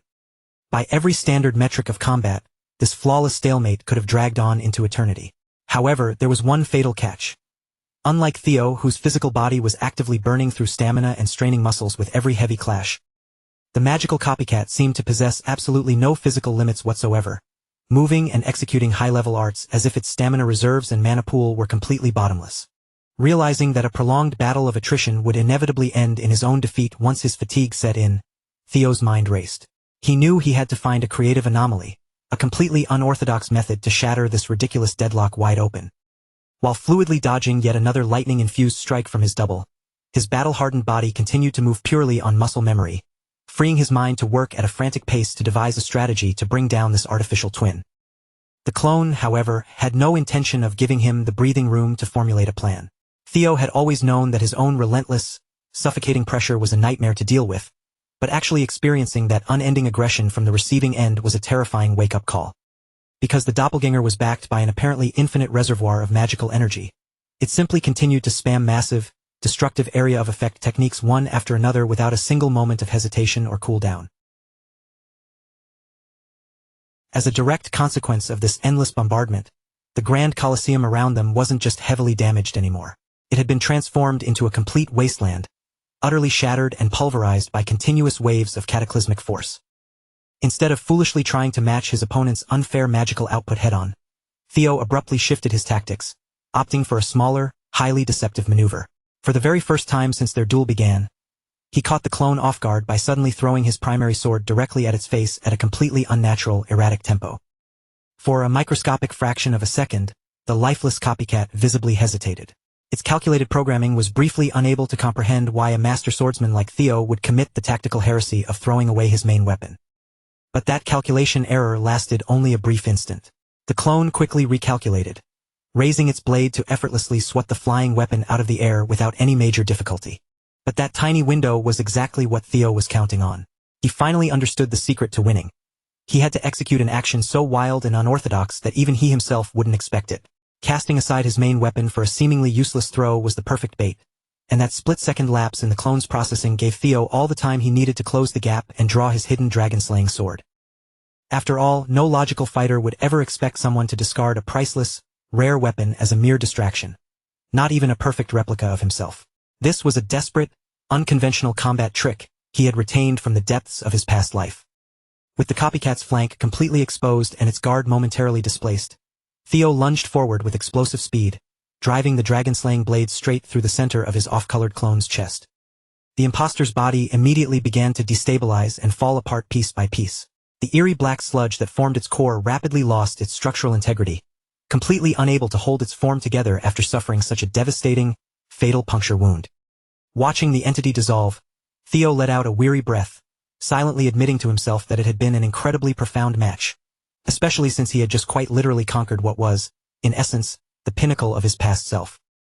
A resonance system notification pinged through the air, officially acknowledging his absolute victory over his own reflection and declaring that he had successfully cleared the trial of the first tier. A moment after the foul, black residue of the clone dissolved completely into nothingness, the ground groaned. Another one of Karado's massive, ancient stone doors slowly rumbled up from the fractured floor right before him. The floating system interface flared to life once more, prompting Theo with a direct query. Would he dare to accept the even greater dangers of the second-tier challenge of the Pantheon? Gazing at the ominous text floating in the dim light, the young lord's weary expression gradually gave way, curving up into a bold, highly confident smile. After all, Theo Ragnar had never been the type of man to leave a path half-walked. He was someone who finished exactly what he started, no matter how terrifying or blood-soaked the road ahead became. Without wasting another precious second to hesitate, he marched forward with firm strides, planting his hands firmly on the heavy stone and pushing open the massive door that led straight into the trials of the next tier. Meanwhile, far away from the ancient trials back within the grand halls of the Central Highlands, the stubborn elder dragon was still throwing a massive tantrum, loudly and enthusiastically demanding to anyone who would listen that Theo Ragnar should be immediately slapped with an official charge of high treason. The demon dragon immediately zeroed in on Anshio Ragnar's claims, his gaze sharpening into a dangerous glare, as he fully calculated the malicious weight behind her words. By framing the situation this way, she wasn't just making a casual complaint. She was outright accusing Theo of abandoning his military post and willingly defecting to Troyvin's side. It was a staggering, high-level charge, the kind of treasonous slander heavy enough to completely destroy a warrior's future if the High Command accepted it as absolute truth. Yet, Anshio didn't flinch under his intense gaze. She stood her ground firmly, lifting her chin as she stubbornly insisted to the entire room that she had witnessed the betrayal take place with her very own eyes. According to her vivid account, the young lord hadn't been captured, forced, or dragged across the border by enemy soldiers. He had crossed over into enemy territory entirely by his own free will. To back up her claim, she gestured toward the discarded uniform she had brought back with her, a cold smirk playing on her lips. In her mind, this single piece of blood-stained fabric was the ultimate smoking gun. To her, that abandoned Ragnar uniform served as undeniable physical evidence of a deep, treasonous betrayal, a stain far too disgraceful for the family to simply overlook. Sitting across from her, the sword dragon, who had personally watched Theo grow since his early days as a young cadet, tightened her grip on her hilt, completely unable to digest these heavy accusations. The treacherous, cowardly image Anshio was painting so eagerly simply did not align with the honorable, resilient Theo she remembered.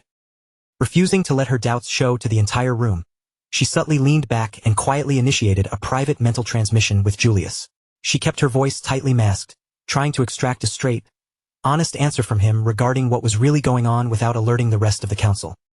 The demon dragon, however, couldn't care less about her subtle inquiries, using the moment to openly gloat instead. He let out a dry chuckle, making it perfectly clear to everyone in attendance that he was the only commander who truly knew what Theo was planning, taking immense pleasure in rubbing it in her face that the kid had trusted him with his secrets far more than her. Despite his smug exterior, however, Julius secretly let out a silent sigh. Even he hadn't fully anticipated that the situation on the front lines would morph into such an incredibly convoluted mess. What had originally started as a quiet, private understanding between him and the boy was rapidly spiraling into a massive, uncontrollable political shitstorm. Cast your mind back to the final moment they had spoken face-to-face before Theo's departure. Julius hadn't given the boy a complex set of orders. He had simply leaned in and left him with one blunt, pragmatic reminder. If he was going to walk away from his post, he had damn well better not come back empty-handed. At the time, Theo had merely offered a cool, confident smile, locking eyes with his commander without a single shred of fear. He had given his word right then and there, reassuring Julius with absolute certainty that his actions wouldn't disappoint him when the dust finally settled. But the truth ran much deeper. Before he had even set foot outside the military camp for this high-stakes solo mission, Theo had taken precautious measures, secretly utilizing sound telepathy to feed his commander a crucial piece of intelligence well in advance. Through the secure mental link, he had calmly revealed that the third and fourth heir candidates, Heir and Anshio Ragnar, had been stalking his movements for quite some time, tracking his footsteps like hungry vultures. In fact, Theo had mapped out their exact coordinates, informing Julius that the problematic twins had already entrenched themselves just outside the perimeter of the camp, covertly monitoring his every single move from the shadows. Julius had been genuinely surprised to learn that the notorious, self-serving twins had managed to entangle themselves in Theo's affairs. On paper, there was absolutely no logical, ordinary reason for high-ranking candidates like them to be personally lurking around a frontline camp. According to Theo's precise deductions, the twins had been sniffing around his trail like hunting hounds ever since he made his triumphant return from the archipelago, and officially integrated into the frontline forces. Theo knew exactly what they were after. They wanted to orchestrate a fabricated scandal catastrophic enough to permanently disqualify him from the fierce race for succession. But instead of running, Theo had already devised a vicious counter-strategy to flip the script, intending to use their own petty scheme to publicly expose the glaring incompetence of his competitors. For this elaborate trap to snap shut, Theo had noted that Julius didn't need to do anything drastic. All the commander had to do was play along with the theater, offering zero resistance and going along with whatever narrative the twins tried to force onto the council. So, as Julius sat there in the present moment, watching Anchio Ragnar confidently hurl these fabricated, treasonous charges at the boy, a dark smirk began to form in his mind. He finally understood the grand chessboard Theo had chosen to set in motion. The kid really was an arrogant, insolent little brat, but Julius had to admit he absolutely loved this kind of high-stakes drama. If the boy had the guts to play mental gymnastics with figures at the top of the food chain, Julius wasn't about to spoil the fun. To the absolute shock of everyone present, the demon dragon suddenly slammed his fist down, backing Anchio's wild allegations with fierce, unshakable conviction. Anchio's eyes lit up, and she immediately bowed her head, thanking the commander profusely for validating her story, clearly ecstatic that the highest authority in the room was stepping in to support her claims. However, the tyrant dragon shifted uncomfortably in his seat, deeply unsettled by how easily and seamlessly Julius was folding to her narrative. Nearby, the black dragon's eyes narrowed into slits. He too sensed a glaring anomaly when Julius suddenly took absolute control of the floor, aggressively proposing that they form an elite, specialized pursuit unit to hunt down the traitorous boy. You see, Robert's extensive spy network had already delivered a critical report. Theo had vanished from his post the exact moment he concluded a private meeting with the demon dragon. This perfect timing strongly hinted that everything unfolding in this council room was nothing more than a carefully scripted performance. Instantly reading between the lines and grasping the exact trajectory Julius was steering toward, the black dragon decided to play his part in the theater as well, deeply curious to see what kind of chaotic storm this elaborate setup would ultimately unleash. With a formal nod, the black dragon declared that from this moment forward, Black Snow would officially log Theo Ragnar as an active military defector. He feigned acceptance of Anchio's flimsy, circumstantial evidence and immediately committed his own organization's resources to mobilizing a lethal, high-tier pursuit unit to track the boy down. The political landscape on the surface had degenerated into an absolute, tangled mess, but amidst the swirling confusion, one undeniable truth was beginning to crystallize. Theo wasn't a helpless piece of driftwood being swept away by the current. He was the one pulling the strings from the shadows. Without even physically standing in the room or saying a single word to his faces, this single teenager had somehow manipulated the formidable 9 dragons, forcing the absolute powerhouses of the continent to dance entirely to his rhythm. Meanwhile, the very man they were currently branding as a desperate, fleeing traitor was nowhere near the conventional mud and blood battlefields they were imagining. At that exact moment, Theo was navigating a realm of otherworldly, cosmic trials far beyond anything their mortal minds could possibly conceive. The moment Theo's boots crossed the threshold into the second tier of the mysterious pantheon, the environment shifted instantly, leaving him completely blind as to what twisted psychological torment would be waiting to test his resolve on the other side. But as the blinding light faded, his jaw tightened. What he absolutely did not expect was to find himself standing right in the center of the Burning Rose Palace. A tragic, blood-soaked location inextricably tied to the most agonizing memories of his past life. It became immediately clear that, much like the trial before it, this second tier was specifically designed to manifest as a direct gateway into the deepest, most vulnerable recesses of his own subconscious mind. As if the hands of time had been forcibly spun backward to drag him into his old nightmare, Theo's eyes narrowed into icy slits the exact moment a deeply familiar, grating voice echoed through the grand hall. Materializing right before his eyes were the very same aristocratic scumbags who had brutally tortured and murdered him in his previous existence. Their faces twisted into arrogant sneers as they mockingly spat out his old title, the worthless imbecile of Ragnar. Right on cue, the glowing system interface flashed to life in midair, coldly issuing his primary objective for this floor: face and completely overcome the deep-seated trauma that had shackled his psyche for decades. But the grand architects of this trial had severely miscalculated. Instead of collapsing to his knees or flying into a blind, trembling panic, Theo simply let out a quiet breath and smiled, looking at the phantoms as if he had just heard a highly amusing joke. It was honestly hilarious. Whoever had programmed the mechanics of this second-tier trial had made a fundamentally fatal error. These pathetic ghosts from his past no longer possessed the power to invoke fear or awaken past trauma within his soul. The only spark they managed to ignite inside Theo's chest was a cold, pure, unadulterated murderous intent, rendering the entire psychological trial nothing short of a pathetic farce. Yes, these precise monsters had haunted his nightmares for a lifetime. But that weak, defenseless boy was long dead. Misinterpreting Theo's calm, almost mocking expression, Axion flew into a rage, letting out a barrage of vile curses at the boy's bizarre reaction. The phantom roared, fully convinced that they still held the absolute power to cut him down and play with his life whenever they pleased. But before the illusions could even finish making complete fools of themselves, Theo vanished, moving with the blinding, unrestricted velocity of a localized lightning strike. He reappeared directly behind the group before their static retinas could even register his movement. Then, with an almost casual, fluid flick of his wrist, he swung his blade in a flawless arc, cleanly cleaving the lead bastard right down the middle before the man could even register his own demise.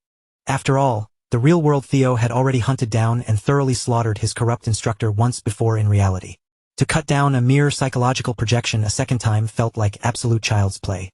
Theo stood calmly amidst the fading illusion, his terrifying aura blazing like a sun, his exposed torso drenched in the phantom spraying blood, as he commanded the center of the hall like an absolute god of war. More than the simple act of execution, Theo had merely wanted to watch that arrogant bastard's face contort in agonizing pain and utter humiliation one last time. And just like that, with a single, effortless stroke, the second tier's terrifying trauma trial was brutally and completely cleared. With the notification confirming his success, the heavy path opened, granting Theo access to ascend further. He didn't hesitate, marching forward to push open the third massive door, continuing his relentless climb toward the heavens. From the deep recesses of the temple, Corrado watched his rapid ascent through his miniature, all-seeing eye. The ancient guardian's detached expression had completely vanished, replaced by a look of intense, genuine fascination. The little entity leaned closer to his viewing orb, deeply eager to see exactly how high this anomalous young human could truly soar if he kept shattering the trials at this unprecedented speed. And Corrado was acutely aware of another reality. There was a far grander, primordial entity who was undoubtedly watching Theo's rapid ascension with breathless, absolute anticipation, the god of causality itself. From that point onward, Theo didn't just clear the trials. He absolutely dismantled the subsequent floors at a terrifying, breakneck pace. Storming through the third tier, he effortlessly shattered the persona, before immediately conquering the fourth trial by completely dominating his own shadow self. The fifth trial stepped up the difficulty, forcing him into a conceptual battle against the collective unconscious itself. But even that vast, psychological sea was systematically conquered by his unyielding will. At this point, his meteoric rise through the tower no longer looked like a mere possibility. It felt like an absolute, inevitable law of nature. By the time he breached the boundary of the 10th tier, he found himself face to face with the ID, the most primal, instinct-driven, and chaotic monster buried within the human mind, and left it a broken mess on the floor. By the end of it, Theo was admittedly a bit scuffed and battered from sprinting through so many high-level trials back-to-back, but the superficial damage was nothing his monstrous regeneration couldn't easily handle. In fact, the higher he climbed into the upper tiers, the faster he seemed to clear each floor. As he looked back down the winding stairs, he realized a hilarious truth. Out of all the conceptual nightmares and psychological gods he had faced, the only tier that had actually forced him to genuinely struggle was still the very first one, where he had been forced to fight that perfect mirror-image copy of himself. With the 10th tier firmly conquered and his momentum showing absolutely no signs of slowing down, Theo didn't pause for a single breath. He shoved the massive 10th door wide open and strode forward, crossing the threshold into the 11th tier with nothing but sheer, unadulterated resolve. Riding high on this wave of confidence, he couldn't help but shoot a cocky, challenging taunt toward Corrado, prodding the little guardian to step up his game and throw something genuinely difficult his way. Corrado, hovering nearby, absorbed the provocation with an eerily calm composure. Rather than taking offense, he merely looked at the boy and softly assured him that the true trial, the one that would actually test his mettle, was only just beginning. The 11th tier plunged Theo into the claustrophobic darkness of the Cave of Origin, a bizarre, ethereal cavern designed to mimic the primordial process of birth itself. To successfully clear this floor, he wouldn't be fighting an army.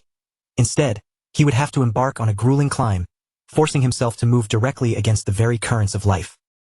Unlike the brutal, blood-soaked gauntlets of the previous tiers, this environment was devoid of monsters, traps, or hostile entities waiting to ambush him.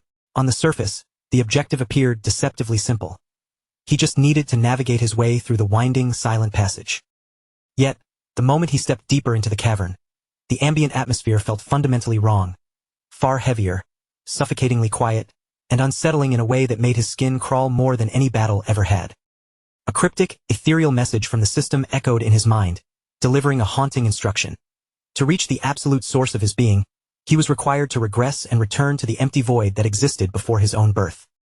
As he began the slow, arduous trek back toward the origin of his soul, the very senses he had relied on since the day he was born began to peel away, one by one. It was a surreal, deeply uncomfortable form of spiritual stripping, and it was unequivocally not the kind of trial Theo had anticipated facing after the sheer physical intensity of the challenges he'd already crushed. About halfway through the humid, dripping passage, the first change hit him. Theo suddenly lost his sense of smell. The world around him instantly started to feel like a fading dream. With just one more heavy step, the faint, fishy scent that had been lingering in the damp, shallow pools of the cave vanished entirely, as if it had never been there to begin with. Barely a few paces later, his hearing was abruptly snuffed out as well, effectively severing his connection to every sound in the physical world and leaving him in an impossible, crushing silence. The systematic erasure of his perception only accelerated as he trudged deeper into the cave's throat. Once his sense of touch was stripped from his nerves, 4 of his 5 primary senses were rendered completely useless. Finally, the light died, and the last sense to abandon him was his sight. In an instant, the world went black. Theo could no longer perceive the dimensions, colors, or physical appearance of anything in existence.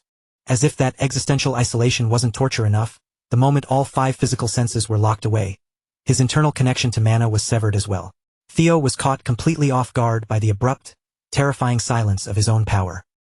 It felt as though he had been reduced to a non-entity, a formless, weightless shadow drifting helplessly through a sea of infinite, suffocating darkness. In this state, reaching the end of the cave felt like a fool's errand. Yet, buried deep within his fading memory, he recalled a similar sensation. The harrowing moment his father's heart sword had split his previous life in half. Perhaps, he mused, he could conquer this bizarre, hollow nothingness using that same desperate endurance he had summoned back then. Theo desperately reached out into the void, calling for Griffin, the fairy dragon, the desert worm, and the lesser drake, pleading for them to channel their strength to him and act as a beacon through this absolute, soul-crushing darkness. But the void remained silent. No response touched his mind. No familiar voice echoed through the dark as he continued to sink lower and lower into the abyss. Eventually, even his own formless sense of self began to fray, scattering like dust into the endless, hungry shadows surrounding him. The only thing that felt remotely anchored to reality was his consciousness, but that, too, was eroding with terrifying speed now that his senses had failed. With his guardians unable to reach him, Theo had no external path to follow. The only remaining frontier was the dark, untapped interior of his own soul. While Theo fought to prevent his very existence from being unmade, his guardians hovered over his prone body in a state of genuine, raw anxiety. Even Griffin, whose tongue was usually sharp and dismissive, was visibly shaken with concern for his master. To clarify the grim situation for the panicking guardians, Corrado stepped into the Cave of Origin, raising a hand to stop the others from pointlessly shouting at the catatonic, unresponsive Chosen One. With an oddly adorable, clinical tone, Corrado explained that Theo's senses and mana were currently being held in a complete seal. No matter how desperately they screamed, their voices would never penetrate the void. Every living creature relies on sensory input to map space and time, and once every single one of those windows is closed, one brutal, final truth becomes clear. Within that absolute nothingness, the only thing that remains tangible is the primal, foundational fear of being entirely abandoned by the universe you once belonged to. For any human unfortunate enough to enter the Cave of Origin, the self and the world are woven together as a singular fabric. If he remained in this state, Theo's very definition of self would be erased, leaving behind a husk that was no different from a corpse. Corrado had genuinely started to believe this new Chosen One was built differently, especially after witnessing the speed with which he had cleared every hurdle up to the 11th tier. But in the final analysis, it appeared he was destined to be just another disappointment. Just as Corrado was about to turn his back on the cave and abandon Theo's cooling body to the darkness, the boy's lips suddenly twitched. Over and over again, Theo began to mutter a single, guttural word: kill. Some alien, parasitic influence had breached his catatonic state, forcing his dormant vessel to twitch and move with dark, violent intent. A thick, suffocating aura of bloodlust erupted from his body like a shockwave as he hissed demands for slaughter. Even Corrado was taken aback by the sudden, radical shift in his presence. Theo dragged himself up from the freezing stone floor with a posture that mimicked a cornered predator rather than a man. Watching him, the fairy dragon grimaced, suspecting that their master had finally succumbed to complete insanity.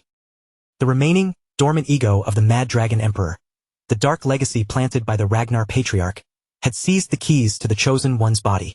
Given the psychological ravages of the Cave of Origin, this tragic outcome had been all but inevitable.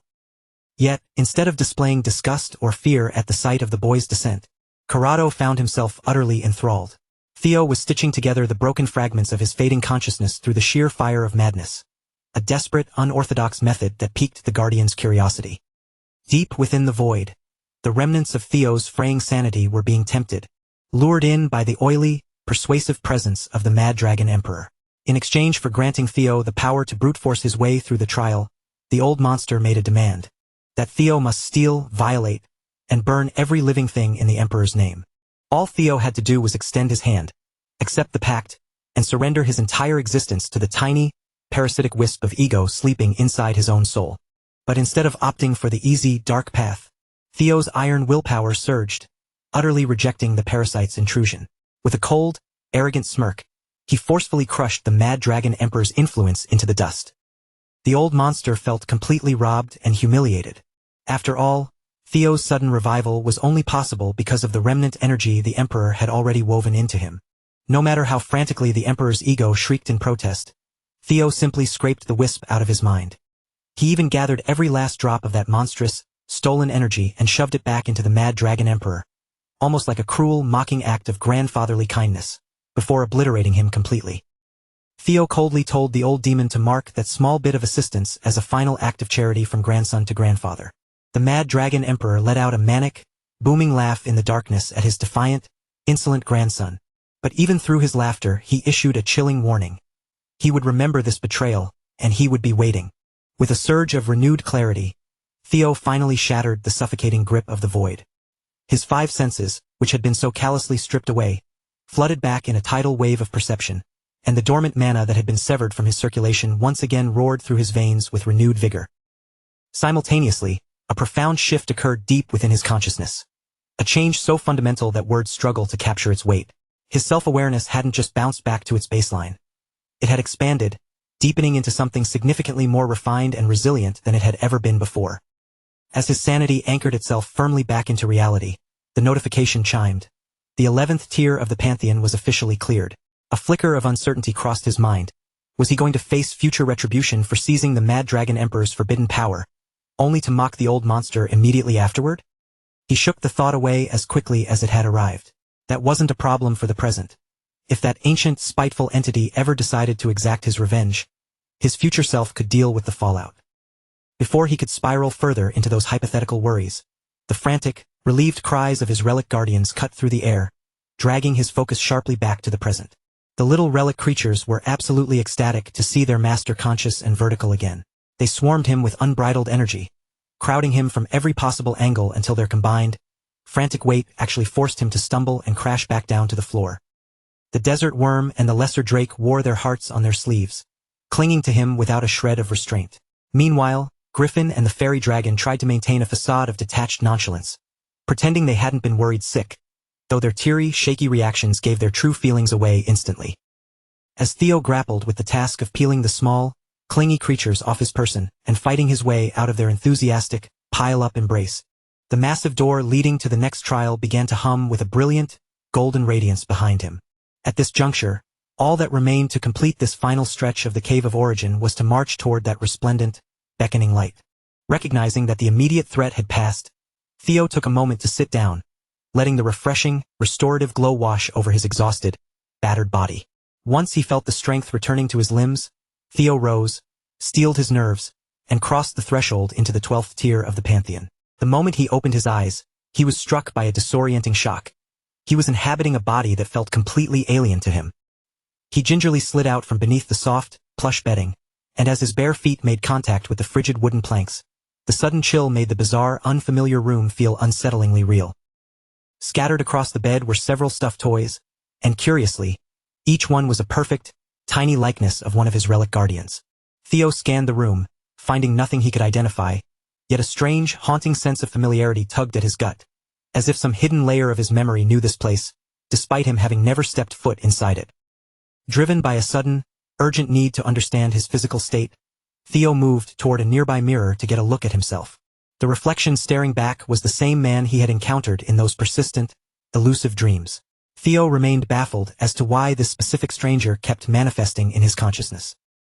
Searching his mind for a reason yielded nothing but a void, which was quickly replaced by a stabbing, vicious headache that crashed through his skull with enough intensity to bring him to his knees. After several agonizing, blurring moments, the system finally pulsed to confirm he had successfully cleared the 12th trial. A subsequent notification flickered to life, informing him that the primordial dragon's relic, the White Tower, had been conquered in its entirety. As a fitting reward for such a feat, Theo was granted passage to the 13th and ultimate floor, the Pantheon itself. 1 second he was standing in that eerie bedroom, and the next he was staring out into a star-strewn infinite abyss. Almost as if guided by instinct, Theo began climbing a staircase made of nothing but light, moving with a singular, driving purpose toward an ornate, towering gate. Behind that colossal barrier lay the fabled pantheon of the gods. The conquest of the White Tower had paid off. Theo's mind gate had been reinforced, granting his inner world a sturdier, more formidable foundation than ever before. Yet, just as he prepared to close the distance to the mysterious gate, a melodic, flirtatious voice drifted through the cold vacuum of space, demanding his attention. Lodbrok was waiting for him. The avatar of the ancient dragon stood poised in the starlight, and his significant other under oath looked as breathtaking as ever, her twins appearing as healthy as could be. Theo immediately voiced his confusion. How could she reach a realm beyond spacetime when her physical body was supposed to be sealed deep within her nest?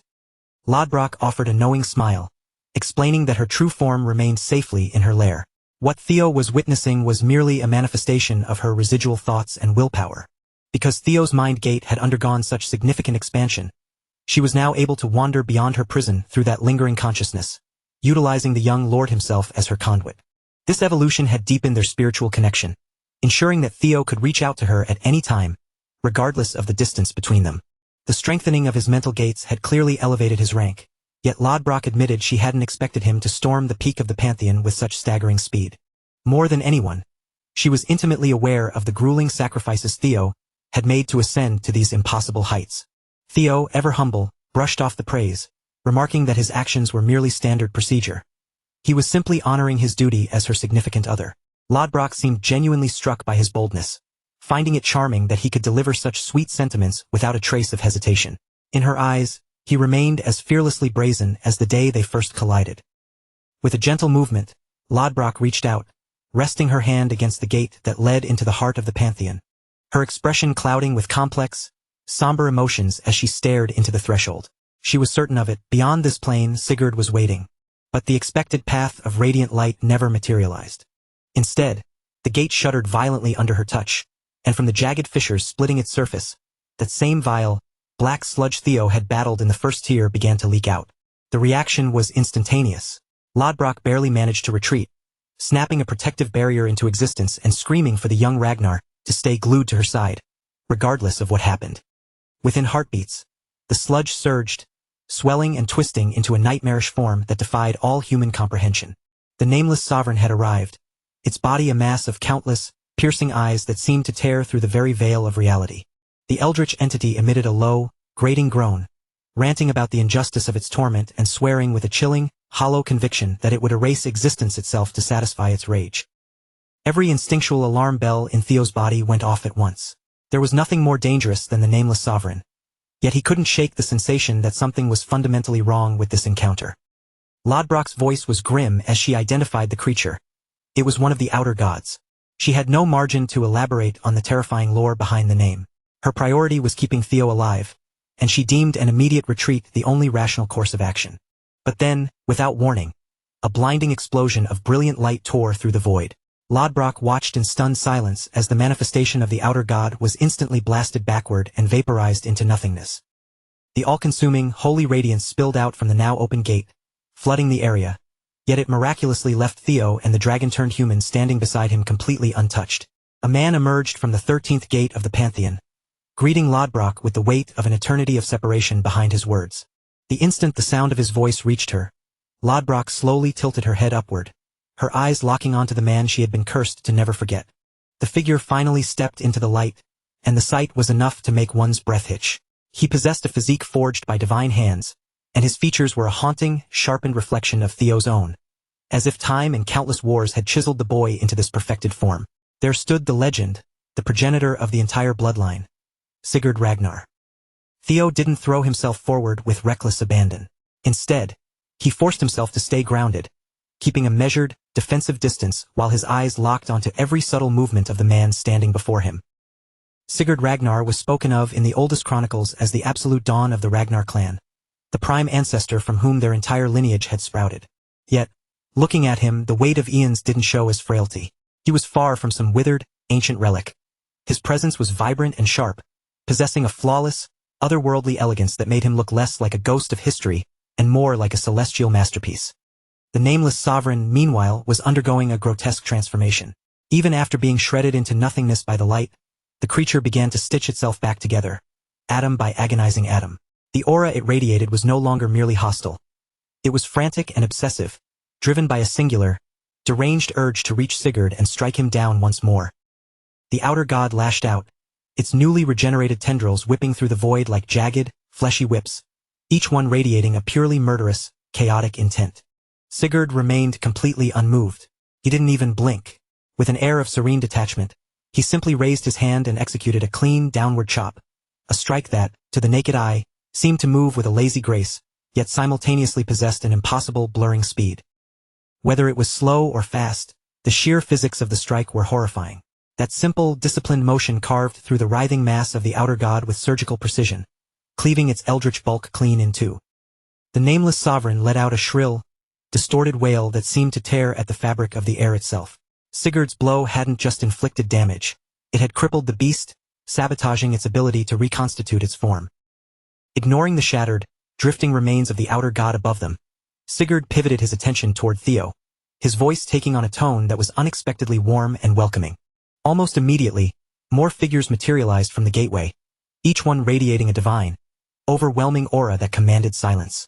Sensing the storm of questions brewing in Theo's mind, Sigurd offered him a fair deal. He would answer whatever he was permitted to reveal. Theo accepted the ancestors' offer instantly. However, the first inquiry he posed wasn't about the gods or the universe. It was about the sickly, frail man he had seen in the haunting visions of his final trial. Sigurd's response was direct. Given Theo's nature as a regressor, he suggested that the stranger in those visions was almost certainly tied to the truth of Theo's own displacement in time. He even floated the possibility that the man himself was a regressor, a revelation that only deepened the knots in Theo's brow as he grasped for a more comprehensive explanation. Theo felt a gnawing, desperate need to reconcile the fragmented mysteries surrounding him. Those strange breadcrumbs, the impossible coincidences, and the buried truths that seemed to haunt every step he took. Yet, Sigurd's hands were tied. He couldn't divulge everything. There were strict, invisible boundaries on what knowledge he could bestow upon the boy at this moment. Without offering a single word of explanation to his enemy, the ancestor tapped into his immense power, conjuring a legion of swords manifested from blinding, radiant light. Every single blade thrummed with enough destructive potential to erase a continent from existence. With a flick of his wrist, Sigurd unleashed the barrage, sending the blazing swords tearing into the core of the nameless sovereign, which remained ensnared within the gate's threshold. Sigurd offered a sincere, somber apology for his inability to provide the full answers Theo craved. He promised that one day, when the boy finally carved his own path into the pantheon, he would be able to seize those truths with his own two hands. Seeing Sigurd turn his back to head back toward the gateway, Lodbrok could no longer restrain her grief and frustration. She let out a desperate, ringing protest, refusing to let him vanish into the void again without giving her the closure she needed.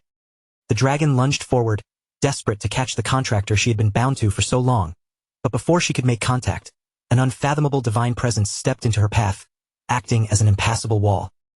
The second that presence brushed against her senses, cold recognition washed over Lodbrok. This wasn't just another god. Standing before her was an entity that existed beyond all mortal understanding, the god of causality itself. Sigurd didn't even look over his shoulder. With his back turned, he issued a quiet, regretful apology, acknowledging the tragedy of leaving her behind for the second time after thousands of years of longing. But it was an inevitability. Lodbrok was still barred from entering the pantheon. As Sigurd's silhouette receded, the gate began to grind shut. Lodbrok called his name, her voice cracking in the silence, but Sigurd had urgent, cosmic duties calling him to the other side. In the final, fleeting moment before the gate sealed itself completely, the god of causality shifted its gaze, fixing its eyes directly on Theo. Those eyes were chillingly analytical, possessing a piercing depth that felt like they were peeling back Theo's skin, rifling through his memories, and probing the deepest, darkest chambers of his soul. And then it was over. Theo and Lodbrok were abandoned in the cold, empty silence of space, left with nothing but a crushing sense of defeat and a cascade of painful questions that would remain unanswered. Still, amidst the turmoil, Theo received one concrete confirmation. After enduring the hellish gauntlet of the trials, the 7th scenario quest was officially complete. According to Lodbrok, the nightmarish entities lurking beyond that gate were intruders, just like the nameless sovereign. They were beings fundamentally alien to their world. For the time being, Sigurd and the other deities were holding the line, but Lodbrok delivered a stern warning. Eventually, those cosmic horrors would target Theo directly. The fundamental laws governing their reality meant nothing to those creatures. Despite their alien, incomprehensible nature, they were driven by a singular, relentless desire to extinguish everything as fragile and precious as their world. Lodbrok's advice to the young lord was brief, yet heavy with the weight of the future. He had to find the strength to spread his wings, wider than he ever had before. Theo had to do everything in his power to defend the world he was slowly starting to call his own. Suddenly, the system chimed, granting him an unexpected reward for the sheer feat of witnessing the Pantheon with his own eyes. He was now the recognized, rightful master of the White Tower, the legendary relic of the most powerful primordial dragon, granting him the full authority to unleash the power of Nirvana. And the gifts didn't end there. Theo also gained access to a transformative ability called dragonization, and the system, in an oddly jovial and uncharacteristic tone, wished him a truly magnificent journey ahead. From that point on, the system designated him with a new, prestigious title, Theo, the bearer of causality's blessing. After surviving the grueling ascent through all 13 tiers of the Pantheon, Theo was finally warped back to the interior of the White Tower, where Corrado was waiting with his trademark, bouncing energy. Watching Theo grapple with the strange, new aura pulsing around him, the little guardian couldn't help but let out a dry, amused chuckle. Theo, however, was so focused on the power that he hadn't yet realized the drastic physical metamorphosis his body had undergone. Coarse, draconic scales now armored his skin, gleaming with a hard, natural sheen. His hands had morphed into lethal, powerful dragon claws, and 2 intimidating, jagged horns had sprouted from his forehead. Dragonization had taken full effect. As the reality of his changed form finally registered, Theo began to flex his arms and legs, testing the newfound weight, the extended reach, and the sheer power of this transformed vessel. Corrado explained that because Theo had successfully acquired so many of the primordial dragon's relics, the dormant dragon blood within his lineage had been supercharged, far surpassing its previous limitations. From his first assessment, dragonization had provided a massive, palpable boost to both his stamina and raw physical force. The sensation was so overwhelming and strange that he felt as if he were occupying an entirely new, superior body. But the most staggering change was the magic. While in this dragon form, the act of cultivating and channeling mana felt completely effortless, as instinctive and constant as drawing breath. Theo experimented by deactivating the ability, quickly learning that shifting between his human and dragon forms was surprisingly fluid and easy. More importantly, he possessed absolute, granular control over the transition. With dragonization successfully mastered, Theo turned his focus toward his other prize, the elusive and mysterious power known as Nirvana. He radiated the kind of raw, reckless energy that only a restless youth on the brink of total transformation could possess. The very instant Theo tapped into that newly unlocked reservoir of power, a profound shift rippled through the entirety of his being. His mental realm surged outward with a terrifying, untamed freedom, expanding with such blistering speed that even Theo felt an involuntary shiver race down his spine. He had never once encountered an ability capable of physically reinforcing the mental realm itself, which made this power Nirvana feel deeply unnatural, almost alien to his senses. Manipulating it felt like physically grasping the fabric of the surrounding space. The entire environment suddenly felt like a tactile object he could touch, quantify, and command. Yet, that newfound control remained jagged and unrefined. It became instantly clear to Theo that this was no finished product. He would need to commit to grueling, extensive practice before he could truly claim mastery over Nirvana. Furthermore, he understood he couldn't afford a single careless activation. Theo knew he had to be calculated about his time and place, especially since every child of the Ragnar lineage had grown up reciting the legends of their ancestor, Sigurd, and his ascension to the heavens to walk among the gods. And now, witnessing the truth with his own eyes, Theo knew those myths weren't mere fairy tales. They were cold, hard facts. Sigurd's final words continued to reverberate through his skull, especially the heavy, lingering implication that if Theo truly wished to peel back the veil on this world's deepest secrets, he had to accelerate his own path and rise until he sat among the gods of the Pantheon himself. Yet, The burden of Sigurd's cryptic task wasn't the only weight pulling at him. The sheer reality that the god of causality had manifested in that exact location had left Theo's internal state in absolute disarray. From his current vantage point, it began to seem as though the Ragnar clan was far more than just a supreme ruling power of the north. It felt as if the Ragnar name represented something infinitely greater, a foundational existence serving as the ultimate bulwark, standing guard over the entire world against catastrophes so incomprehensible and bizarre that they defied human understanding. Karado's words confirmed Theo's intuition with chilling precision. Protecting the fabric of the world had always been the Ragnar family's sacred mandate, a duty that inevitably demanded the most noble and painful of sacrifices. In essence, the Chosen One was forged with Ragnar blood specifically so they could eventually ascend as a deity, standing shoulder to shoulder with the god of causality to wage war against the encroaching malice of the outer gods. Taking a gamble, Theo pressed Karado for answers, asking if these colossal truths were somehow linked to the mysterious man and that inexplicable foreign world he had stumbled upon during his 12th tier trial. The little guardian confessed that the nature of Theo's 12th trial had been a source of fascination for him as well, but he admitted with total honesty that he lacked the answer. If Theo truly wanted to uncover the reality behind that strange, fragmented world, he would have to carve that truth out for himself. Even after traversing the 13th tier and bearing witness to all those overwhelming god-tier spectacles, Theo's focus kept snapping back to the memory of that foreign realm, as if that specific mystery had buried a hook deep into the subconscious corners of his mind. Now that the trial had finally concluded, Karado wasted no time urging the Chosen One to vacate the tower.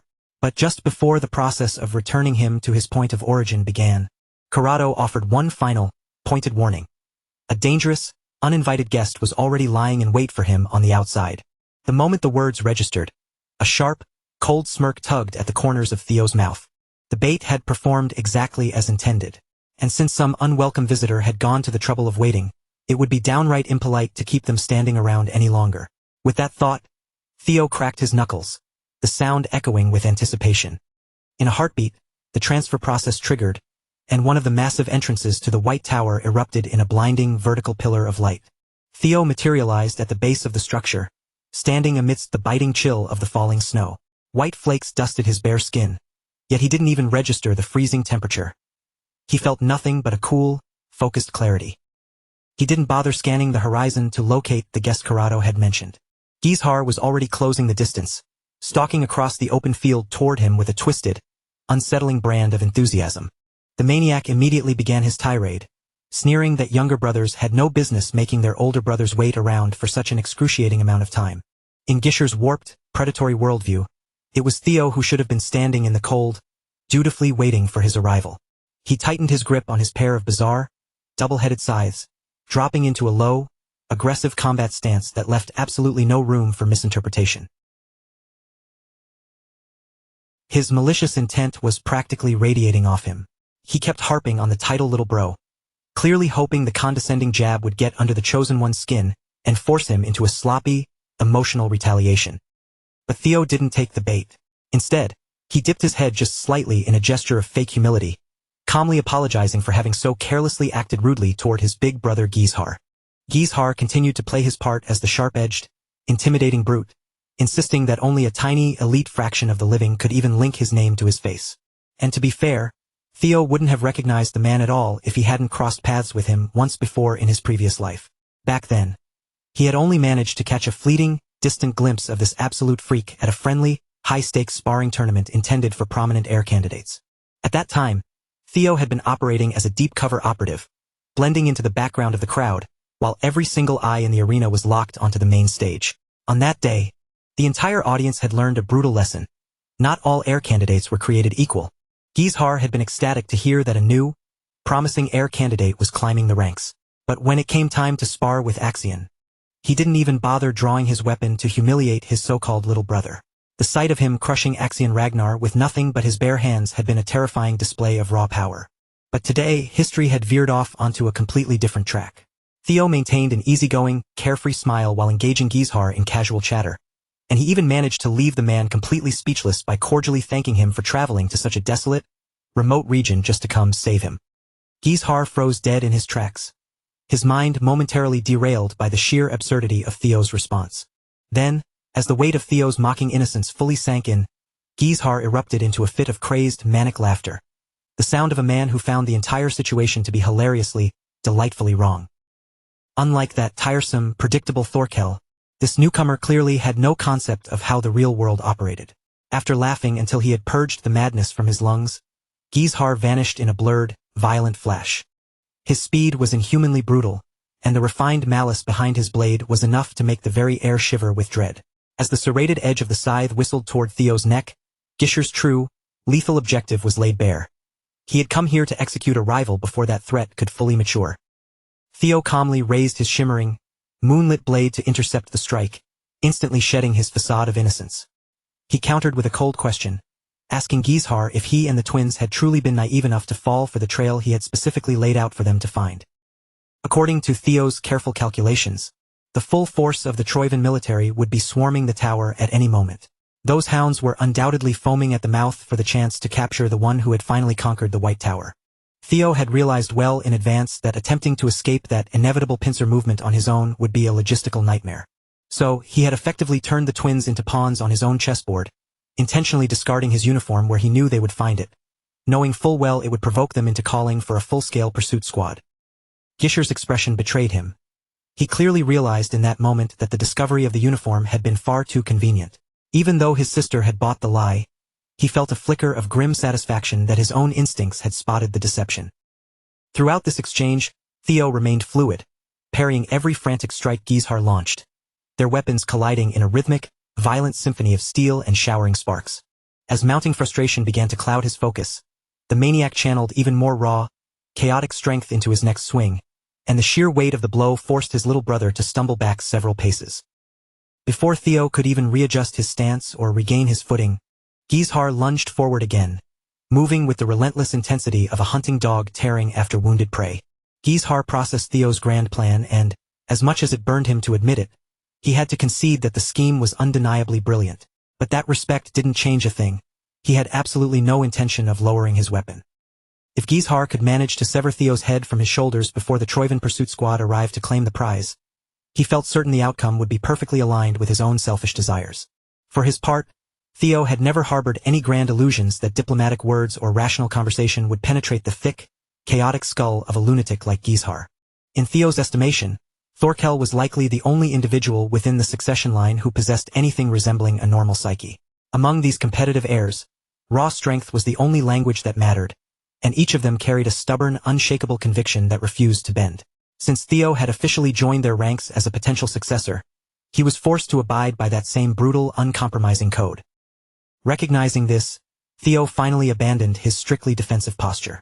His eyes narrowed into focused slits, his grip on his sword hilt tightened until his knuckles turned white, and he lashed out at his so-called big brother with a blade imbued with genuine, cutting spite. However, before Theo's steel could find its mark on Heir, a third party blindsided them, shattering the flow of their duel as a gargantuan warhammer came crashing down, gripped firmly in two massive hands.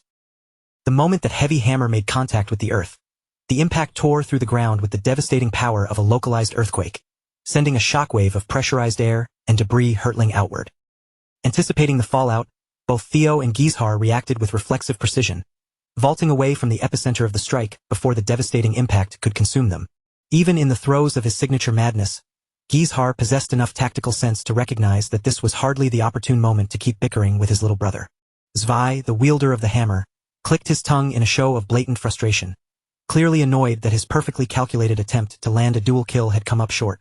Theo stabilized his footing and readied himself for a genuine, high-stakes confrontation. The true, dangerous players had finally made their entrance. Dre spoke from behind her concealing mask, her voice tinged with a feint, mocking amusement as she complimented Theo for instinctively raising his guard the split second she and her partner touched down. She correctly surmised that the young lord had been keenly aware of their presence all along, noting how they had been intentionally stalling their entrance until the most opportune moment. Still, she admitted that her ego felt slightly bruised. It was laughable that the Ragnars genuinely believed two untested, inexperienced boys could hold their ground against two of Troivan's 9 servitors. Serving as the second and third in command, Zwei and Dre had been hoping for a far more formidable challenge, though from another perspective, they had effectively stumbled into a high-value bounty. After all, 2 prime heir candidates had essentially delivered themselves right into their palms without the servitors having to expend any real effort on a chase. On paper, the odds were stacked heavily against Theo and Heir. These servitors were elite killers trained specifically to counter the 9 dragons, making a direct confrontation an incredibly daunting task. Dre didn't bother hiding her intentions, nonchalantly letting it slip that she intended to use the two boys as a ritualistic sacrifice. Zwei immediately snarled at his excessively talkative comrade, ordering her to curb her tongue in front of their targets. Dre, however, saw absolutely no utility in maintaining such decorum, especially since she viewed both boys as dead men walking. With a sharp retort, she retorted that if the hulking brute really wanted her to remain silent, he should have landed his surprise ambush with more competence instead of botching the opening move. The two servitors began to bicker and trade barbs, acting as if Theo and Gizhar were nothing more than an inconvenient background annoyance rather than their lethal quarry. It was infuriating for Theo to admit, but the raw magical pressure radiating from these two was absolutely suffocating. The only saving grace was that the duo clearly shared a dysfunctional, antagonistic partnership. Theo was already scanning for a way to exploit that fracture when Dre suddenly surged forward. Without a single wasted motion, she rocketed toward him, her razor-sharp claws extended and prepared to shred through his defenses. It took only a fraction of a second for Theo to grasp just how terrifyingly fast this woman actually was. In the span of a few heartbeats, her claws blurred across Theo's body, tearing through his defenses as if she were carving into raw, exposed meat. Miraculously, he managed to pivot his body at the final microsecond, ensuring the deep gashes remained superficial rather than life-threatening. During that split-second lapse in his concentration, Theo counted at least 30 distinct lethal strikes. More concerning, the final swipe had come terrifyingly close to carving open his throat with significantly more force than the preceding blows. Dre appeared genuinely surprised that he had survived her initial assault. She hadn't been testing him with that final swing. She had been fully committed to decapitating him. Only then did she recall that Theo was the same boy who had famously taken down Noel back on the archipelago. Dre clicked her tongue in disgust, muttering that a failure like Noel never should have been entrusted with such a critical mission. If she had been deployed to that assignment, she mused, the outcome would have been significantly more final. Hearing her dismiss such a formidable opponent as mere failure bruised Theo's ego more than he cared to acknowledge. After all, Noel had been the first adversary in quite some time who had forced him into an all-out, desperate fight. Dre immediately picked up on the fact that her jab had struck a nerve, and the sight only deepened her amusement. She took perverse pleasure in watching his composure crack, especially given that she found his appearance rather attractive. With a cruel, seductive confidence, the deadly woman promised that she would at least go easy on his handsome face. Theo, however, refused to retreat, and he certainly didn't fall back into a passive, defensive crouch. Instead, he met her aggression with a surging momentum of his own, pushing forward to force her into a frantic engagement. Not far from their violent collision, Gizhar Ragnar channeled his power into the surrounding shadows, manifesting a swarm of perfect, pitch-black clones before charging into the fray alongside them. The moment he arrived at his target, Gizhar and his shadowy duplicates synchronized their movements, unleashing a coordinated storm of flying blade strikes from every conceivable angle. Unfortunately for the self-proclaimed maniac, Dre possessed reflexes far too honed to be ensnared by such a flashy, predictable ambush. She slipped away with an effortless, graceful leap, avoiding the entire barrage without a drop of sweat and casually taunting Gizhar to turn his weapons toward Theo instead. Regardless of the bad blood between the brothers, they were still bound by the same cursed Ragnar lineage. In Dre's mocking estimation, Gizhar surely had to harbor at least a shred of sentimental value for his own kin.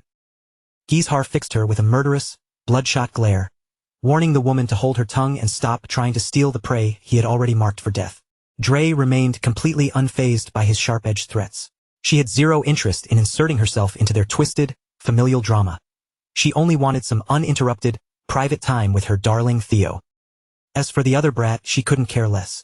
To expedite Gishar's removal from the scene, Dre closed the distance once more, lashing out with her claws to drive him away. Her movements were so inhumanly rapid that even Gizhar struggled to keep up with her speed, his eyes straining to track her path. To complicate matters further, Number 2 finally decided to rejoin the chaos, swinging that massive, destructive hammer directly at Gishar's unprotected back. Dre was nearly clipped by the reckless, sweeping motion of the weapon, but she managed to launch herself out of its trajectory a mere heartbeat before it could pulverize her. After sticking the landing, she abruptly shifted her rhythm and set her sights on a new target. By that point, the chaos had devolved into true friendly fire, with the battle lines blurring entirely. Dre scrambled onto the brute's shoulder, drawing her jagged claws across his throat, while whispering a lethal warning to stop playing around unless he wanted to be the first one to meet his end. Zwei insisted that he was simply trying to maximize efficiency. After all, the one who secured the kill would be the sole recipient of the bounty.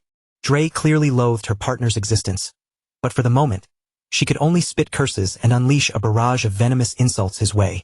Theo could only watch in mounting bewilderment as the two legendary servitors bickered, threatened, and nearly slaughtered each other right in the middle of their fight. Their absurd, infantile behavior reminded him all too painfully of a certain older brother of his own, who possessed an uncanny talent for manufacturing this exact same brand of chaos.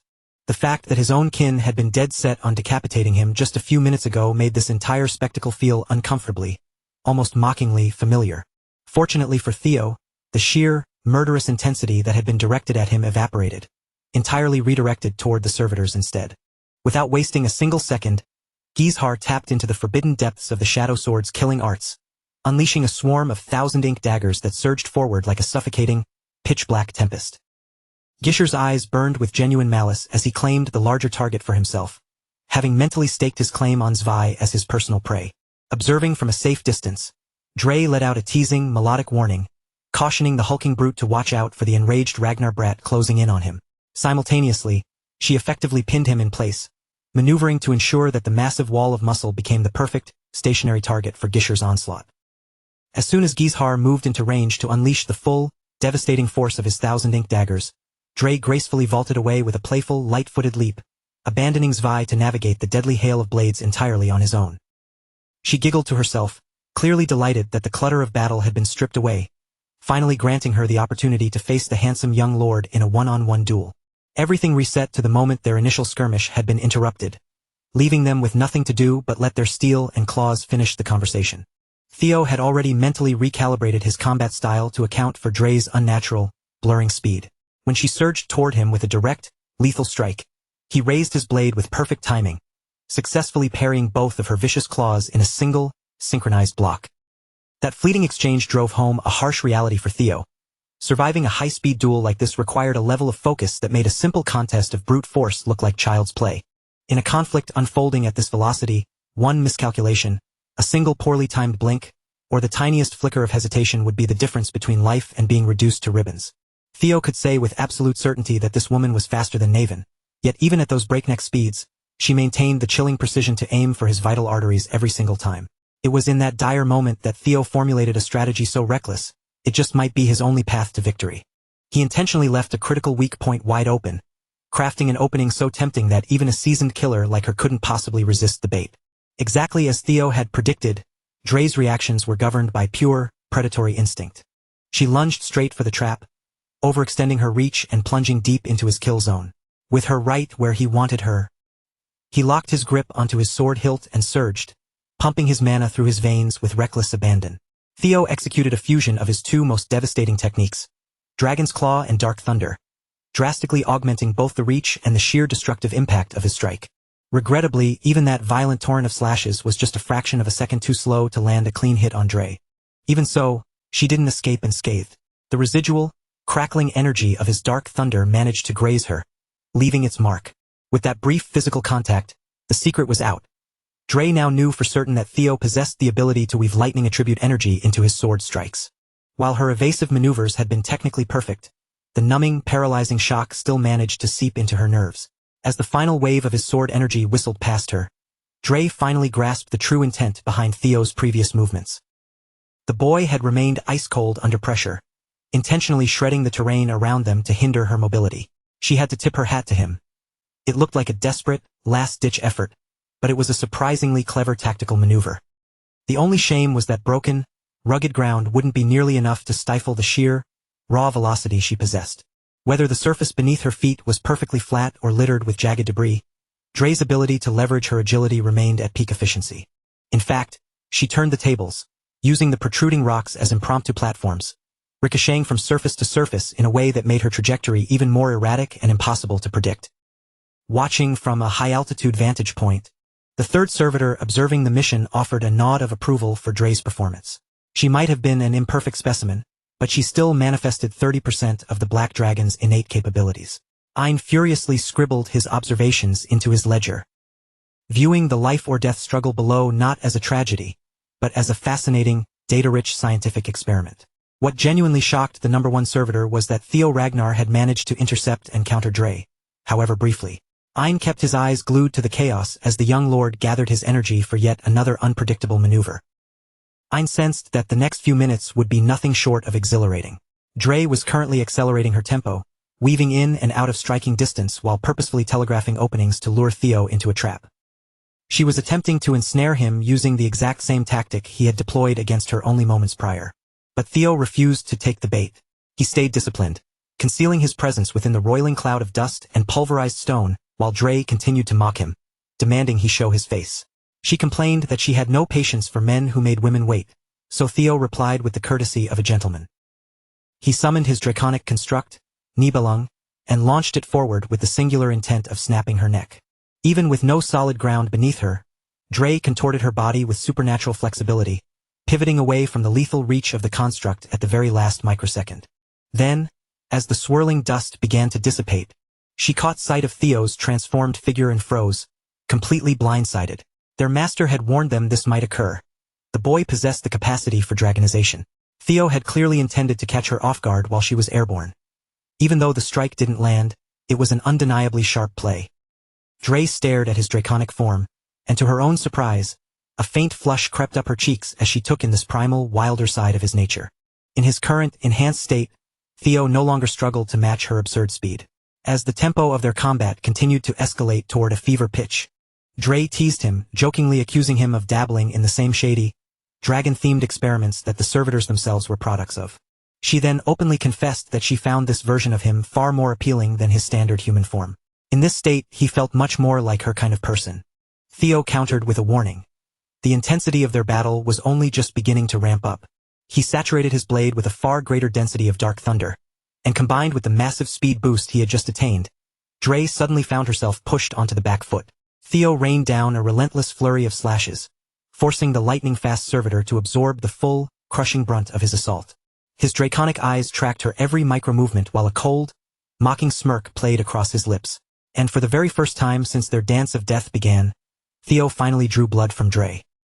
Ein ascended to the summit of a nearby ridge to gain a better vantage point, and from that height, he couldn't help but be impressed by Theo's escalating performance. This was Ein's inaugural time seeing dragonization properly deployed in combat. Only a short while ago, Theo had been barely capable of tracking Dre's movements, but now he was undeniably dominating her. Ein acknowledged that, in this transformed state, Theo was likely more potent than any of the 9 servitors in their base forms. The stability of the situation was fraying, but to Ein, there was a dark, profound beauty in that level of extreme volatility. With the first drop of her blood spilled, Theo grew significantly more aggressive. He kept piling on the pressure, steadily compounding her injuries, and Dre finally ceased her taunting, the realization setting in that treating this encounter with anything less than lethal seriousness could genuinely cost her life. Before the situation could deteriorate any further, Dre made a calculated shift, deciding to put an end to the young lord with a single, conclusive strike. If Dre's previous strikes were nothing more than glancing blows, the attack she was currently charging up operated on an entirely different plane of existence. The raw, pressurized force gathering within her claws didn't feel like a simple blade swipe anymore. It felt like a volatile bomb primed to detonate at point-blank range. From his secluded, high-altitude vantage point, Ein observed the impending carnage, whispering his running commentary to the empty air. The young lord, Theo Ragnar, had shattered his expectations by a staggering margin. His current output was far beyond the performance ceiling Ein had initially calculated for him. Across the field, Heir was proving that his reputation as a high-ranking heir candidate wasn't just posturing. Locked in a brutal struggle against the hulking, mountainous brute, he was holding his ground through sheer technical mastery. With every lethal exchange, Heir recklessly threw his own body into the line of fire, prioritizing the chance to land even a single, telling blow over his own safety. The most unsettling part was the manic, wide-eyed grin plastered across his face, as if the genuine threat of mortality only served to sweeten the thrill of the hunt. Yet, Ein felt not a single shred of concern for Zwei's survival. In Ein's cold analysis, Heir was merely a victim of bad luck. Out of the entire lineup of possible opponents, he had unknowingly walked straight into the clutches of the most dangerous monster to face at close quarters. Zwei's eyes tracked the trajectory of Gisher's incoming strike with predatory, calculated precision. The instant Heir committed to a heavy, downward cleave, Zwei sidestepped with an impossible burst of speed, gliding out of the weapon's path with an agility that defied the massive bulk of his frame. His warhammer was already primed, waiting to pulverize bone the second a gap in Gisher's defense emerged. Zwei had masked that monstrous agility until the precise millisecond it was required, using the dodge to bait Heir into a fatal overextension. The Heir candidate had fallen for the trap of judging a book by its cover, forgetting that physical mass does not automatically dictate the limitations of movement. That startling velocity was anchored by crushing, overwhelming power. A singular blow from Zwei's hammer slammed into the earth, the impact so severe it literally rearranged the geography of the battlefield. Ein retrieved his ledger, diligently recording his notes on the older candidate's underwhelming showing. Zwei was fundamentally modeled after the demon dragon, yet at this stage he was only tapping into roughly 20% of his true potential. Even so, the entire operation provided Ein with a treasure trove of data for refining the servitors, a realization that left him feeling genuinely satisfied. However, Heir hadn't heard any bell signal the end of this bout.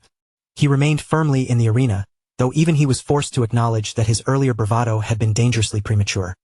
The sheer, destructive magnitude that the brute was capable of unleashing at any given moment was vastly greater than Heir had initially presumed.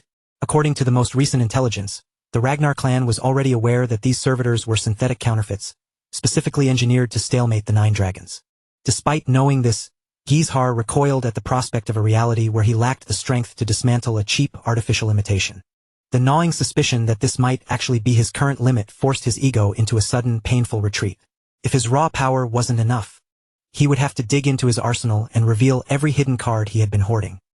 He launched himself skyward, commencing an onslaught of relentless sword energy. Drawing from the lethal repertoire of the Shadow Sword, he unleashed the Ink Orchid technique, the attacks raining down upon Zwei in a constant, dizzying barrage. Zwei didn't retreat an inch, instead spinning his hammer with fluid ease to dissipate the wispy sword energy projectiles, handling the massive iron weapon as if it had no weight at all. He only ceased his rotation when it appeared that Heir had finally run out of steam.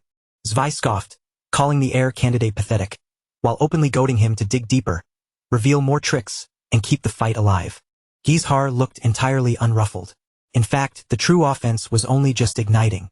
Having saturated the area with Ink Orchid, he manipulated the ambient essence to form solidified, inky chains that erupted from every point on his body.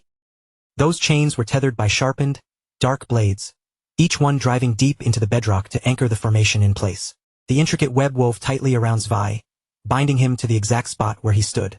This was another specialized maneuver from Heir's shadow sword killing arts. Dubbed the Cosmic Web, the sight of it made it appear as though the mountain of a man was struggling against the thick, ink-based bindings. Yet Zwei didn't display even a flicker of panic. To him, the notion that the boy believed a toy-like web could actually pin him down was laughably absurd. With a calm, steady tone completely devoid of arrogance, Heir conceded that this technique was nowhere near enough to restrain a monster of Zwei's caliber for any significant length of time. And that was entirely by design. Zwei had never been the primary target. Heir utilized the tension of the chains as leverage, suspending himself in midair to ensure his feet never made contact with the ground. Finally exhausted by Heir's elaborate games, Zwei tightened his muscles with overwhelming force, shattering the cosmic web into fragments, intending to drag the boy down through brute physical dominance. That was the trigger. As the chains disintegrated, they set off an explosive kinetic chain reaction, causing the ground to buckle and burying Zwei beneath a crushing avalanche of broken stone. Meanwhile, on the opposite side of the battlefield, Theo was holding his own with impressive efficiency.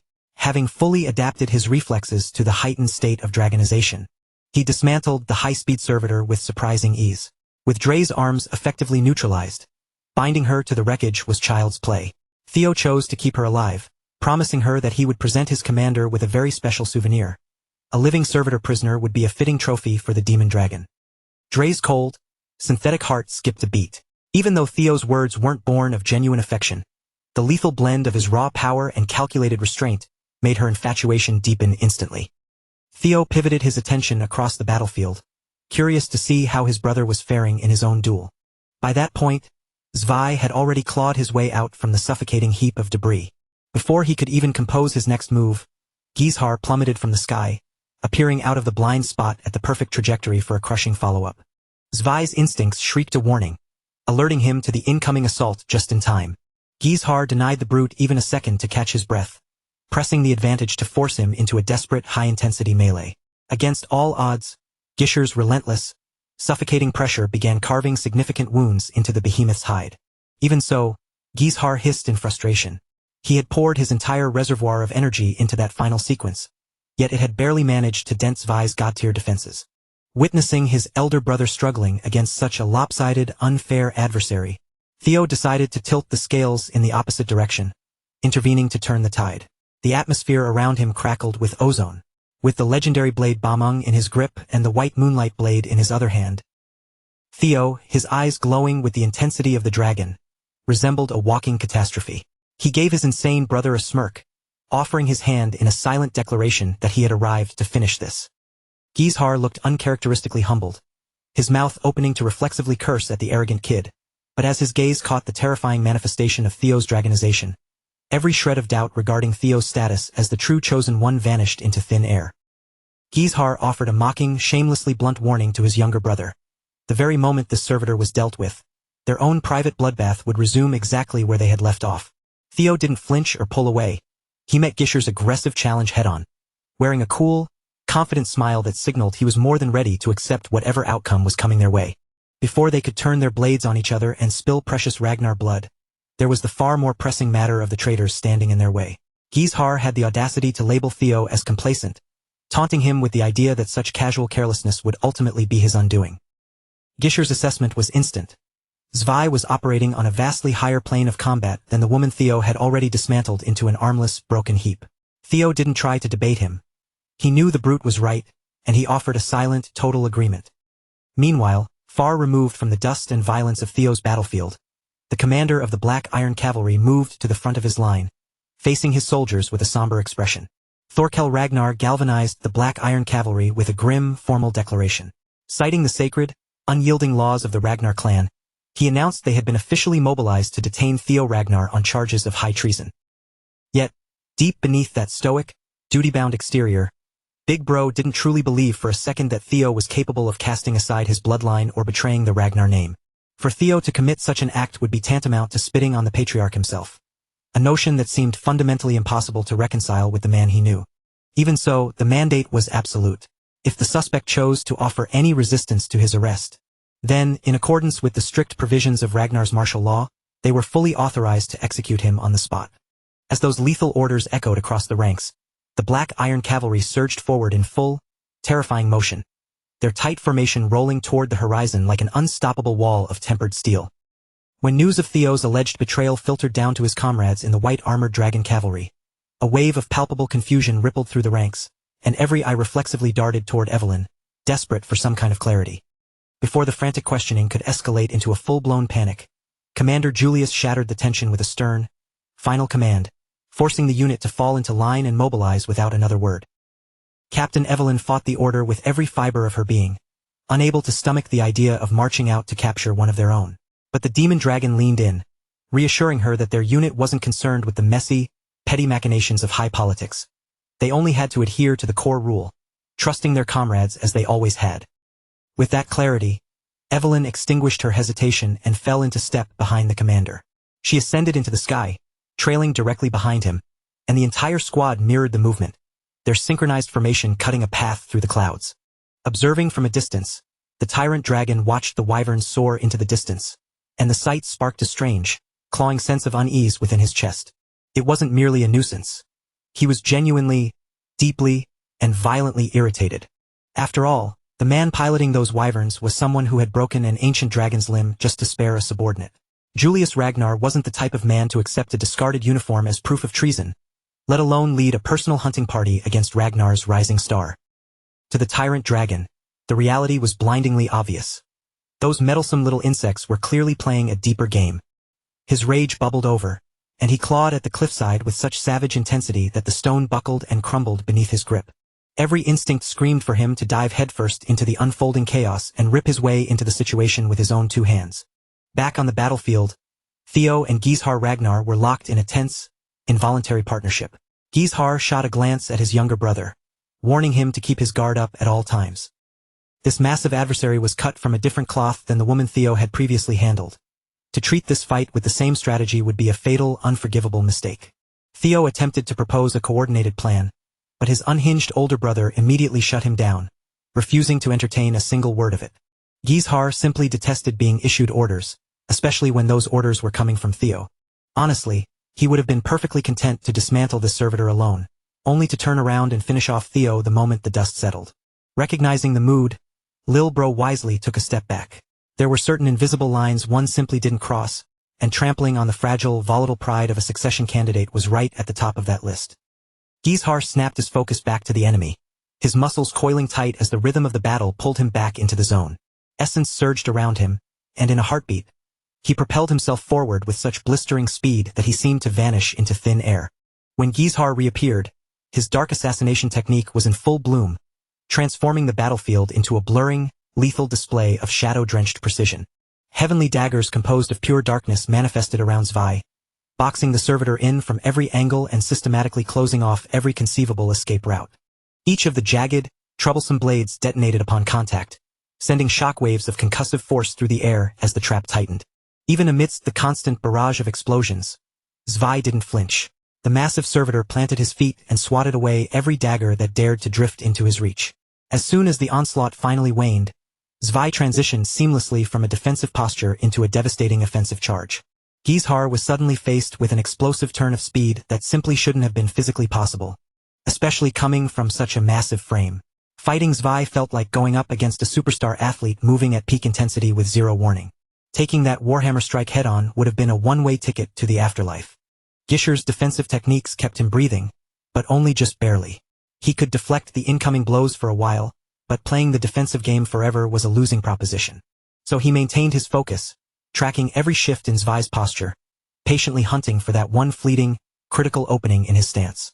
And as if the sheer, suffocating pressure of the fight wasn't enough to fray his nerves, Zwei began to run his mouth, hurling taunts at the Gale Dragon, right in the heat of their exchange. Theo honored Heir's demand for autonomy and stayed cool on the sidelines, leaving his brother to carry the fight. However, as the duel stretched on, he decided to make use of the downtime by interrogating their captive.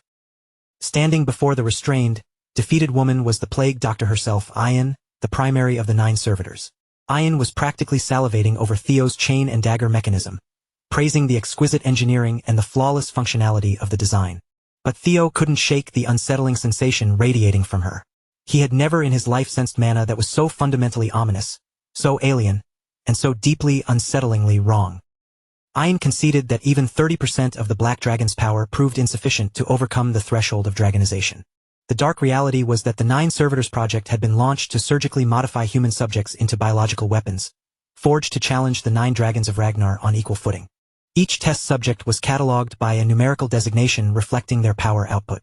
Dre, their 3rd subject, held exactly 30% of the Black Dragon's potency within her marrow. Theo found the entire 30% justification utterly pathetic, and he made no effort to mask his contempt. His dismissive reaction clearly struck a nerve, visibly upsetting the woman behind the mask. Without a single word, Ain't silence spoke volumes, radiating a chilling, predatory focus that left no room for negotiation or plea. She moved with terrifying, practiced efficiency, driving a massive, grotesque syringe deep into Dre's throat. She plunged the dark, viscous fluid straight into her veins without a flicker of hesitation, her expression completely detached from the cruelty of the act. Dre clawed frantically at her neck, her breath hitching as she scrambled to find the right words to beg for her life. She stammered out desperate promises, swearing she could still fight and prove her worth, but her pleas were utterly meaningless. Her fate had been etched in stone the moment Ein decided she was expendable. The serum took hold in a heartbeat. A hideous, warping force surged through Dre's veins, violently distorting her muscle fibers and snapping her bones into a twisted, alien configuration that defied every law of human anatomy. The agony was mercifully short-lived, though no less horrific. After only a few tortured seconds, her body reached its breaking point. It literally tore itself apart in a nauseating, explosive fountain of blood and mangled tissue. Theo observed the carnage with cold precision, immediately identifying the source of the rupture as a catastrophic mana backflow. He'd seen this nightmarish phenomenon once before, and he knew all too well how little remained of a person once it finished with them.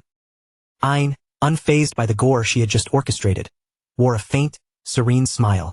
She spoke with a casual air, revealing that the concoction she'd injected contained exactly 40% of the Black Dragon's cataclysmic, world-ending power. She boasted with unnerving confidence that their experimental trials had shattered all previous benchmarks.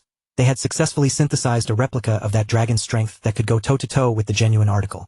According to Ein, the only remaining hurdle in their grand, twisted experiment was finding a vessel, a physical body sturdy enough to contain such immense, volatile energy. She locked her gaze onto Theo Ragnar, purring with satisfaction that he was the absolute perfect specimen to crown her ambitions, promising to elevate him far beyond the stature of the current patriarch. Just as she leaned into her sinister proposition, the thunderous, heavy sounds of the ongoing skirmishes in the distance drowned out their exchange, forcing the moment to a sudden, abrupt end. To the shock of the onlookers, Heir had actually managed to push Dway to his absolute breaking point, systematically dismantling the freak's defenses until the formidable enemy was left reeling and battered. Standing tall over his broken opponent, the wild, prideful warrior couldn't help but revel in the glory of the moment, utterly drunk on the adrenaline of his hard-won victory. Recognizing that the tide was turning into a chaotic nuisance, Ein decided it was time to step in and put an end to the charade. With a bored flick of her wrist and a gaze as cold as winter, she issued a single biting order to Zwei: get up and finish the fight immediately.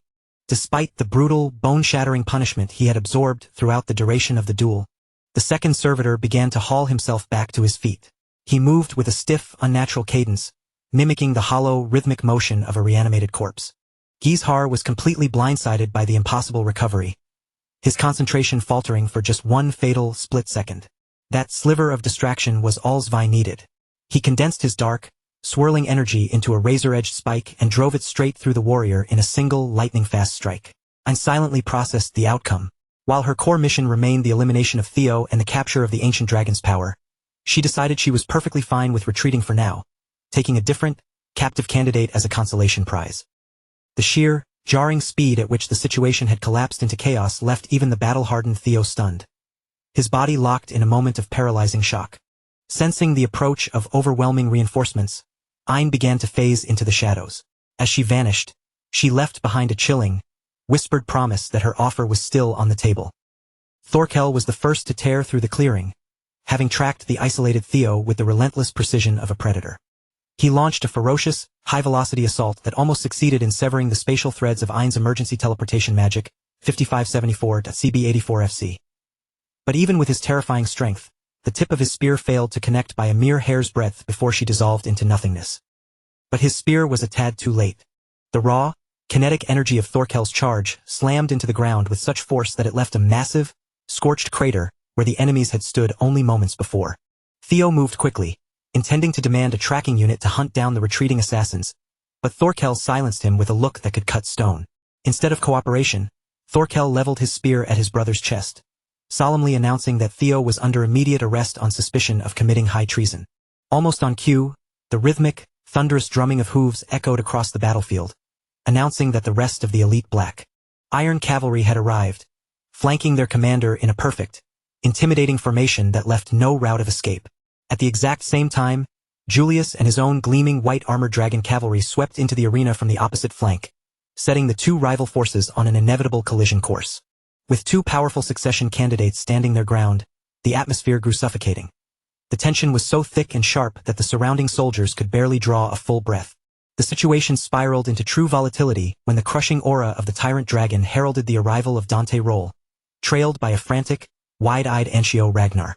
Anshio's gaze darted across the scarred battlefield in a panic, the color draining from her face as she realized her brother was nowhere to be found.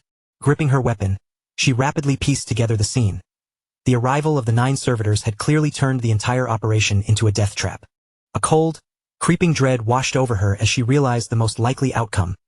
Heir had been taken by the enemy. Yet, even with the news that a prize student had fallen into enemy hands, the tyrant dragon didn't show an ounce of concern. Instead, a twisted, predatory smirk spread across his lips. He saw the perfect opportunity to use this tragedy to permanently dismantle the arrogant Theo Ragnar. Dante Roll took a heavy, arrogant step forward, thrusting himself into the center of the standoff and demanding an immediate, decisive judgment. He barked that in the brutal black-and-white reality of an active war zone, a traitor warrants only one thing: execution on the spot. Theo braced himself, desperate to shout his side of the story and expose the true culprits. But he held his tongue, knowing there were more immediate, catastrophic threats to the clan that required their focus. Ignoring any chance for discourse, the aggressive tyrant lunged forward, his massive hand reaching out to forcefully drag the young lord down by sheer, oppressive force. Before the hand could make contact, Commander Julius surged forward, intercepting the strike and creating a solid wall of protection for his protege. Julius stood tall, his gaze fierce, and declared with unshakable resolve that he would never permit anyone to lay a finger on his charge based on flimsy, baseless rumors, especially when the undeniable evidence of a fallen servitor, slain by Theo's own blade, was sprawled right before their eyes. When the tyrant continued to press the charges with the petulant stubbornness of a child, Commander Julius stepped forward, letting his massive, oppressive aura wash over the clearing. He issued a final, chilling warning. Anyone foolish enough to persist in this nonsense would have to contend with the lethal, uncompromising discipline of the ancient dragon style. Ever the chaotic force of nature, the tyrant's eyes brightened with sadistic glee. He was always more than happy to trade heavy blows with a monster like Julius. Just as the two titans prepared to unleash a clash that would have leveled the battlefield, Theo stepped firmly between them, his voice cutting through the tension like a blade. He roared that Heir had been defeated and abducted, meaning they still had a fleeting, desperate chance to hunt down the retreating servitors and secure his rescue. The sudden revelation that a top-tier candidate was now a hostage rippled through the ranks, causing a shift in the soldiers' allegiances as the urgency of the mission began to outweigh the politics. Fixing his gaze on his accusers, Theo solemnly pledged to face whatever tribunal they felt necessary in the future, but maintained that their absolute priority had to be the rescue of his captured brother. Evelyn had foolishly clung to the hope that even a cold-blooded tyrant like Dante would operate under a minimal set of principles. She genuinely believed that when a fellow disciple's life hung by a thread, the man would set aside his toxic political schemes and power-hungry posturing to address the crisis at hand. She couldn't have been more wrong. Dante simply didn't care. He treated every desperate word she uttered about Heir's life-or-death situation as nothing more than annoying, insignificant static. In truth, the tyrant was absolutely sick and tired of the endless bickering and the tedious political games. His eyes burned with a raw, primal aggression, making it crystal clear that he had no interest in further discussion. He was itching to skip the talk and just cave in some skulls with his bare hands right where they stood. The atmosphere grew stifling, charged with immediate, lethal intent. Theo knew that if he couldn't produce ironclad, undeniable proof of his innocence at this exact second, Dante looked ready to discard every regulation and tradition just to satisfy his bloodlust by executing the young lord on the spot. Bracing himself against the crushing weight of the tyrant's murderous aura, Theo gritted his teeth. He dug deep into his inner reserves, violently igniting his dragonization as a brilliant, shimmering cascade of power began to surge around his body like a golden flame. Standing tall and utterly unshakable amidst the vast, tense sea of armored soldiers from both factions, Theo raised his voice to thunderously condemn the tyrant's reckless, traitorous conduct. He forced every eye on the battlefield to focus on the true priority, the rescue of Heir. Locking his gaze onto Dante's, he demanded to know whether the preservation of their sacred family bloodline truly mattered less to him than the throne he was so desperate to seize. As his challenge hung in the air, the young lord's internal energy swelled, spiraling outward with a violent intensity that hit like a tidal wave crashing against the cliffs. The frantic whispers ceased instantly. Every soldier on the field locked their gaze onto him, rendered completely motionless by the majestic, terrifying spectacle of the dragon power manifesting around him. Theo Ragnar was cementing his presence as the true, legendary descendant of the ancient dragon, deliberately projecting the awe-inspiring image of mythical guardians to intimidate his own hostile kin. Up in the air, Griffin narrowed his eyes, clearly irritated that he was being conjured merely to serve as a glorified political prop in a squabble between family members. In reality, Theo had pulled off a brilliant, desperate bluff, utilizing a clever manipulation of Nirvana's pure energy to artificially mimic the visual hallmarks of a high-tier glass domain. However, given his current level of cultivation, this was a high-stakes gamble. The absolute limit of his current power was projecting the vivid, towering silhouette of a guardian, nothing more. While these colossal manifestations appeared divine and soul-shaking to the soldiers, they lacked the physical density or true raw power required to actually pin down a beast like the tyrant. Theo understood this perfectly. He wasn't trying to trigger an all-out war. He was trying to survive. He knew he didn't need to physically best Dante in a duel. His true objective was to completely neutralize the aggressor by shifting public perception and winning the hearts of the gathered troops. And this dazzling, overwhelming display of an ancient dragon descendant commanding ethereal guardians was a calculated masterstroke, perfectly tailored to play upon the psyche of a martial clan whose entire history and pride were rooted in the worship of the dragon. It worked. A ripple of awe tore through the ranks. Soldiers from both rival cavalries raised their weapons high, unleashing booming shouts of reverence for the true successor standing before them. They roared in total support, utterly captivated by his noble declaration to place the rescue of a fellow Ragnar blood relative above the petty, internal bickering. Having successfully snatched the psychological momentum of the battlefield, Theo finally held the narrative power needed to authorize an immediate search and rescue mission, silencing anyone who might object. But the charade was fragile, and the battle-hardened tyrant pierced through the flashy, hollow deception of the projected spirits instantly. With a sneer of pure contempt, Dante unleashed a single, devastating punch, shattering Theo's mimic glass domain into a billion glittering shards that rained down like diamonds across the dirt.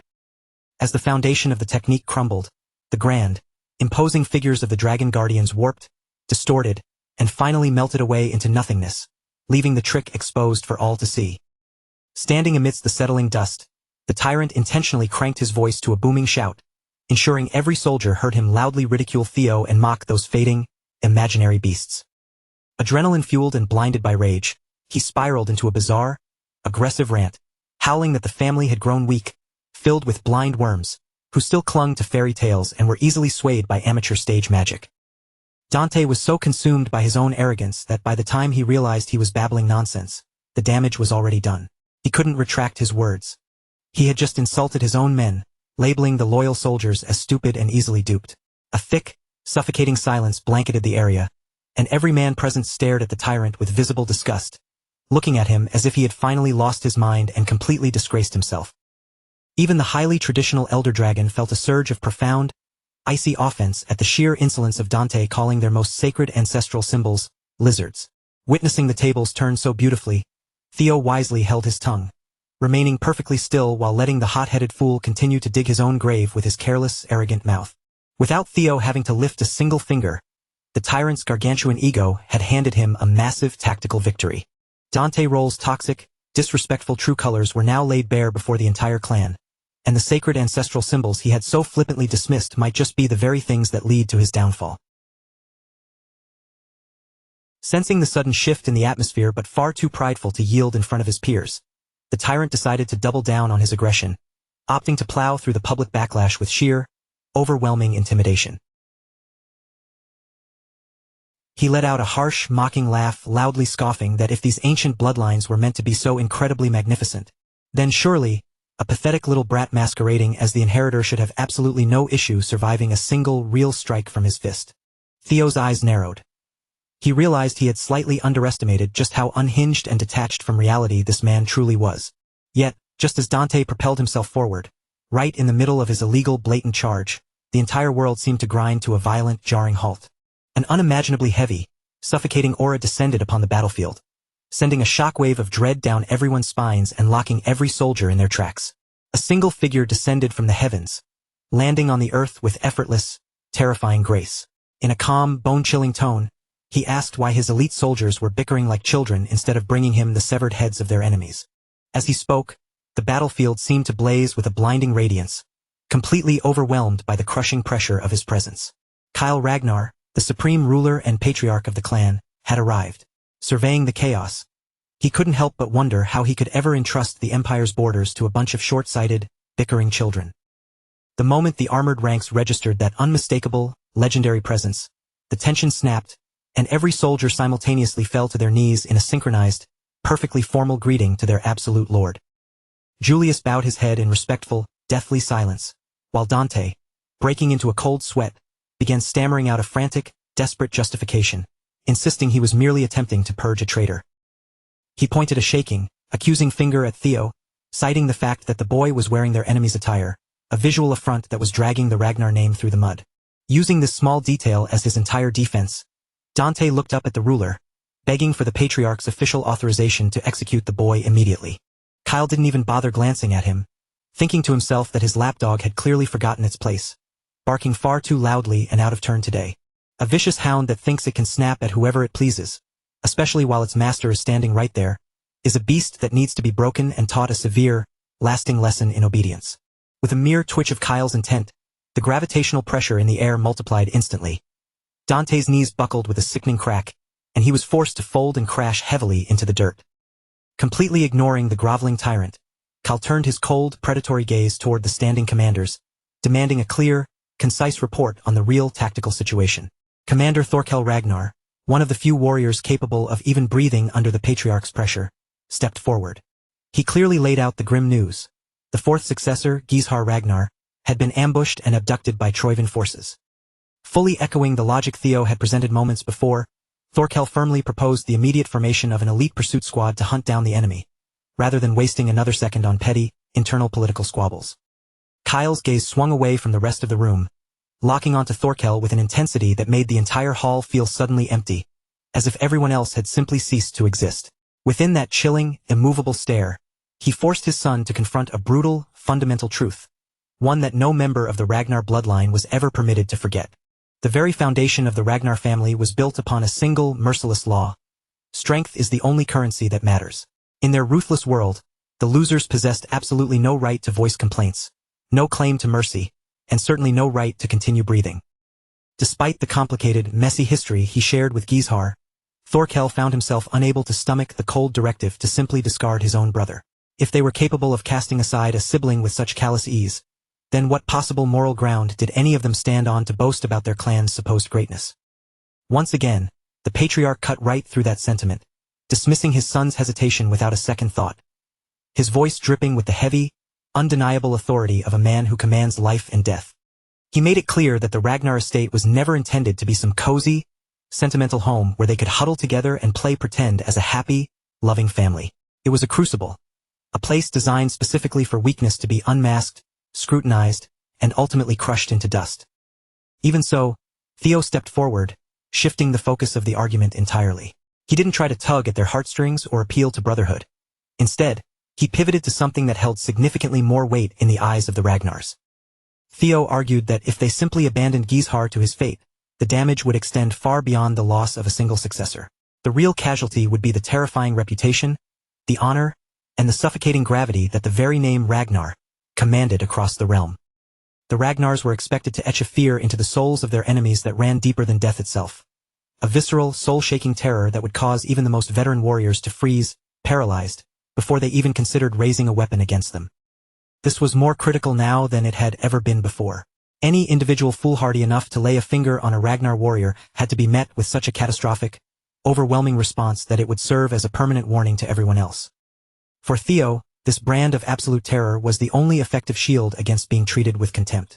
As long as the world trembled at the mention of their name, the Ragnars would never have to worry about being looked down upon again. Dante sneered at the speech, his lip curling as he labeled the entire argument as nothing more than polished, clever nonsense disguised as strategic wisdom. Desperate and clearly feeling cornered, he tried to veer the conversation back toward the accusations of treason. The patriarch's fraying patience finally snapped completely. With a look of visible, sharp annoyance, he struck Dante down again without ever lifting a hand, physically forcing him to eat dirt once more.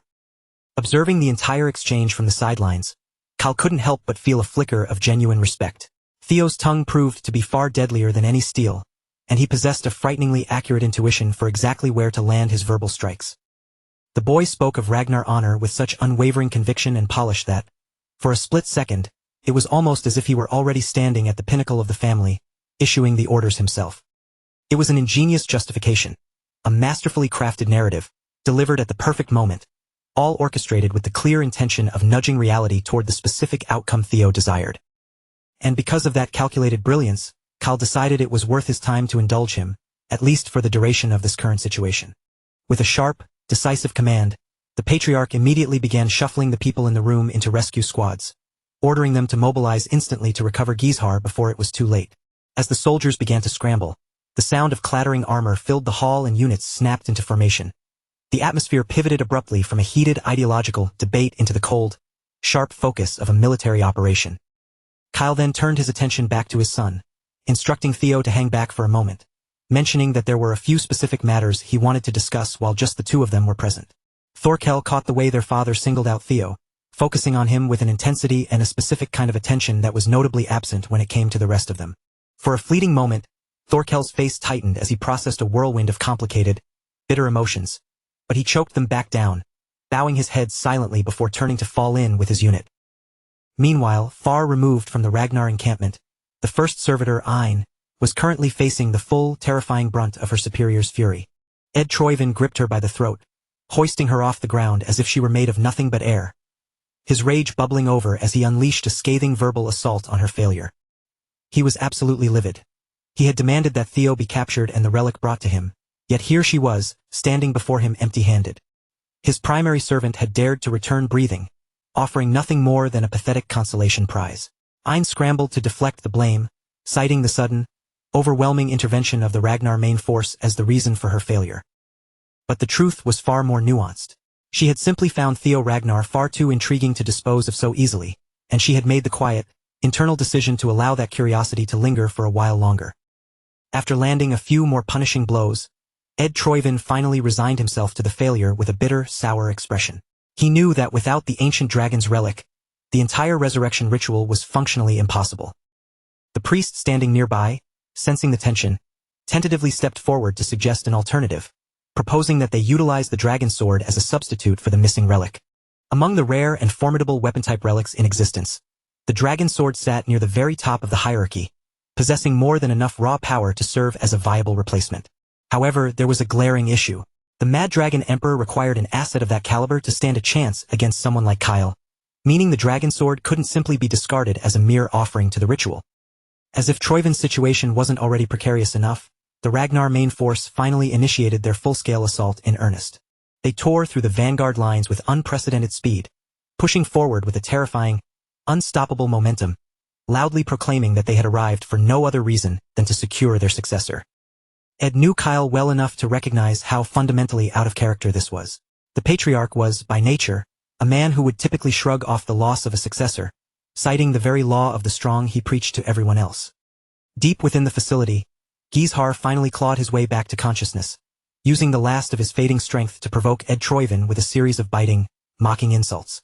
In his delirium, Gizhar remained convinced that it was his own master and his sister who were driving this desperate, high-stakes rescue mission. The priest warned them that being discovered was now just a matter of time. Their headquarters couldn't stay shrouded in shadow forever with the Ragnars closing the distance. Even with the demonic cult's protective barrier shielding them, that enchantment could only stall the inevitable for so long. If they chose to abandon the site and retreat, the timing of their sacred ritual would be pushed back indefinitely. Worse still, the resurrection of the Mad Dragon Emperor was a procedure that could only be enacted within the northern territories, and they had only managed to secure a precarious foothold on the very outskirts of that frozen land. If they were forced to retreat now, there was absolutely no guarantee they would ever be able to set foot upon that icy soil again. Backed into a corner with no other options, Ed made a desperate, ugly decision. They would use Gizhar Ragnar as a sacrificial offering along with the dragon sword, a flawed, imperfect substitute, but the only path left to them. As the realization hit Gizhar that he was being dragged toward a gruesome ritual, a wave of raw panic surged through him, but his desperate, guttural pleas for salvation were quickly choked off. The cultists had to finish every detail before the enraged Ragnar forces breached their perimeter. Becoming a living offering for the Mad Dragon was a truly blood-soaked, horrific fate. From the dark depths of the altar, fleshy, pulsing tendrils writhed upward like serpents, tearing into Gishar's body and carving deep, jagged lacerations into his flesh. Underneath the ominous, blood-red glow of the sky, his battered and bleeding form was presented as a grim offering to the dead. With the infusion of Ragnar blood and the power of the relic, Ed Troyvin began the incantation to resurrect the Mad Dragon Emperor, forcefully shifting the entire timeline onto a dangerous new trajectory. Kyle's concept of father and son quality time was anything but conventional. For him, bonding meant exerting his sheer, overwhelming power to literally tear open the fabric of space and time. Then, he stepped into that jagged, glowing rift and hauled his son in after him, intent on showing Theo exactly what existed beyond the limits of the impossible. To Kyle, this bizarre, silent, and isolated pocket dimension was the perfect setting for an intimate conversation, far removed from the endless noise and chaos of the world outside. The very moment Theo stepped across the threshold into the gap between time and space, the soul of Lodbrok sensed his presence and manifested at his side. What Kyle Ragnar was capable of achieving with a blade had long ago transcended the boundaries of ordinary swordsmanship. At this level, referring to his actions as mere swordsmanship felt like a profound understatement. For Lodbrok, the scene unfolding before her eyes was simply beyond comprehension. As she stared at Kyle, he no longer possessed the aura of a mere mortal. The man standing there with his blade felt like something entirely different, something almost transcendent. Kyle, however, clearly had absolutely zero patience for the silent, tense exchange that had been rippling back and forth between the ghost of Lodbrok and his son, Theo. He had gone to the lengths of tearing open the very fabric of reality to bring Theo into this isolated, severed pocket of space for a private word. In Kyle's cold estimation, there was no room in this conversation for an intrusive spirit lingering from a bygone era. With nothing more than one sharp, merciless glance, Kyle exerted his will upon the space around them. In the blink of an eye, the Thundergate Lodbrok relied upon was violently shuttered, severing her connection to Theo's mind as decisively as if Kyle had slammed an iron door in her face. The sudden, jarring separation hit Lodbrok with immense force. She recoiled, visibly damaged from being torn away and expelled so brutally from the connection. Even Theo felt the aftershocks, a dull, throbbing ache pulsing behind his eyes. He had always known his father was powerful, but this was a revelation of a different scale. It made him wonder just how vast, and how far, Kyle's perception truly reached. Then, to Theo's complete surprise, the oppressive intensity of his father's expression shifted, settling into something unusually heavy and somber. In a voice that was low and steeped in gravity, Kyle looked at him and asked, point blank, if Theo had spent all those years nursing deep-seated resentment toward him for the abandonment and neglect. He didn't stop there. He pressed further, asking if Theo harbored hatred for the endless, brutal bloodshed that defined their family. A cycle of violence carried out under Kyle's absolute, iron-fisted rule. Theo froze, his breath hitching as he was caught entirely off guard. It was the last question he ever expected to hear from a man like his father. Yet, after a moment of heavy silence that seemed to stretch on, Theo refused to offer a dishonest platitude. He faced the weight of that question head-on, looked his father in the eyes, and gave a slow, deliberate nod. Kyle seemed to hold a genuine appreciation for that answer. His son hadn't panicked, nor had he groveled with desperate, sycophantic denials. Instead, he had shown the backbone to admit the truth to his father's face. Then, the patriarch slowly raised a finger and slashed it through the air, a simple motion that demonstrated the sheer, overwhelming strength required to literally hold the weight of the world upon his shoulders. Throughout his long, bloody life, Kyle had never once faltered when it came to sacrificing the few to ensure the survival of the greater whole. With a cold, calculated ruthlessness, he had single-handedly shielded their realm from total collapse. It was only partially accurate to label him a mad hunter of regressors. In reality, his mission was the systematic elimination of the parasites who invited chaos into the world, and, as it happened, the vast majority of those regressors were precisely that kind of threat. And among all those harbingers of ruin, the most dangerous rat of them all had been his own father, the Mad Dragon Emperor. For the sake of the clan's continued existence, Kyle had been forced to strike down Geyser himself, accepting that he would have to turn his blade against his own bloodline to preserve the peace. His hands were already permanently stained with the gore of his kin, a price he paid willingly because he prioritized the stability of the wider world over his own personal grief or attachments. In his relentless, lifelong crusade for order, Kyle Ragnar had accumulated power far beyond what he had intended. Theo watched, mesmerized, as a brilliant, celestial structure began to manifest and pulse with energy behind his father's back. The last time Theo had witnessed a halo of such terrifying majesty, it had been within the halls of the Pantheon. Furthermore, Kyle was partially bound by the invisible, heavy chains of fate. The moment his power surged past the limitations of the human world, a vast, cosmic calling began to pull at him from somewhere far higher, summoning him to fight on an entirely different scale. But Kyle was stubborn. He refused to abandon his clan or leave his responsibilities to crumble in his wake. Because of this, he deliberately, painstakingly suppressed his own power, forcing himself to remain shackled to keep that overwhelming celestial summons at bay. The more strength he allowed to bleed out, the tighter those inescapable chains of destiny would coil around his soul. This was precisely why Kyle had chosen to rule his clan through the medium of absolute fear rather than by constantly flexing his true, godlike might. By using fear as his primary weapon, he was spared from having to draw his sword just to keep the clan from devouring itself. At this stage, Kyle Ragnar barely resembled a man anymore. He felt like an ancient deity, or perhaps a horrific monster artfully wearing the face of a human. What he was revealing to Theo was the crushing, true weight that the head of the Ragnar family was forced to carry. Whether the boy could ever break free from those shackles of destiny was not something his father could give him. It was a test that only Theo could pass. In the depths of his own mind, even Theo couldn't say for certain if the path he was currently treading was truly the correct one.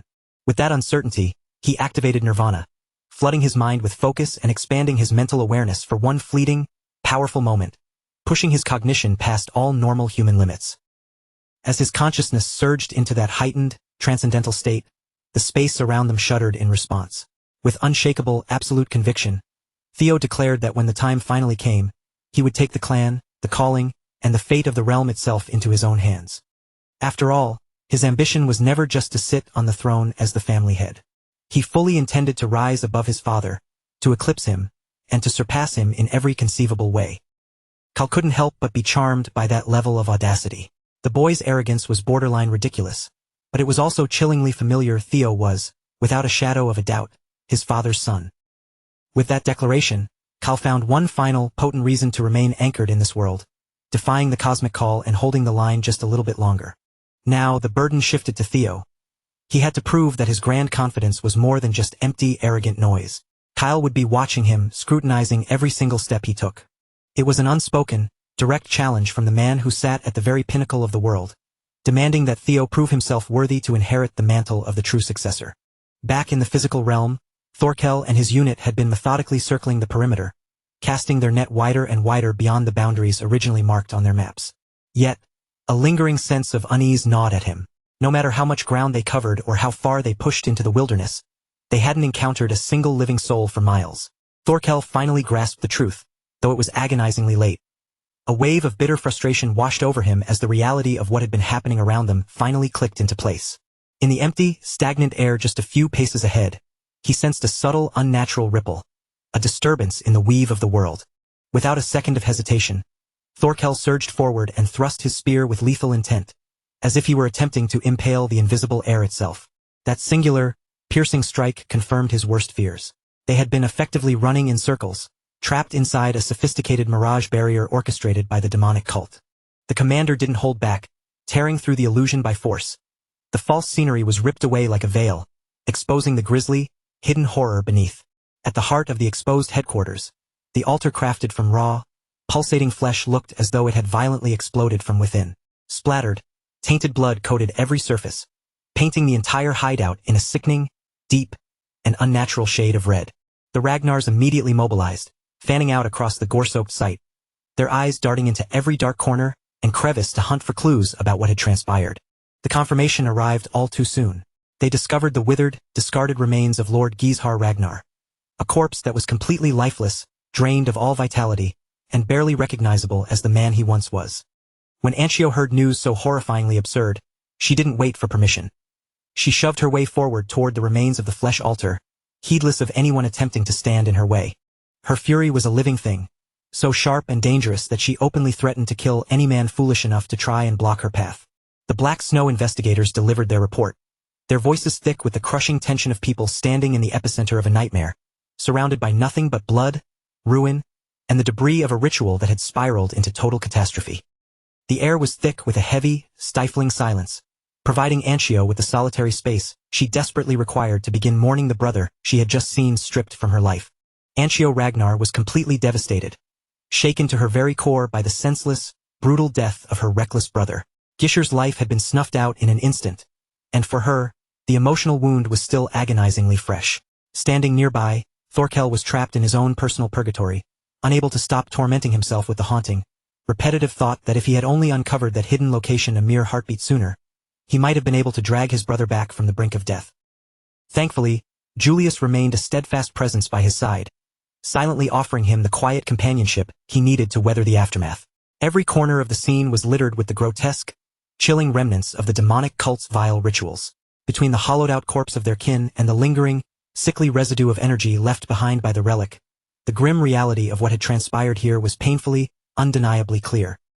Anchio was currently drowning in a sea of grief, moving through the sharp, jagged stages of loss as if she were in a daze, while just feet away, her own master stood with such profound detachment that it seemed the death of his student meant absolutely nothing to him. That display of icy, calculated indifference seared itself into her memory, a cold reality she knew she would carry for the rest of her days.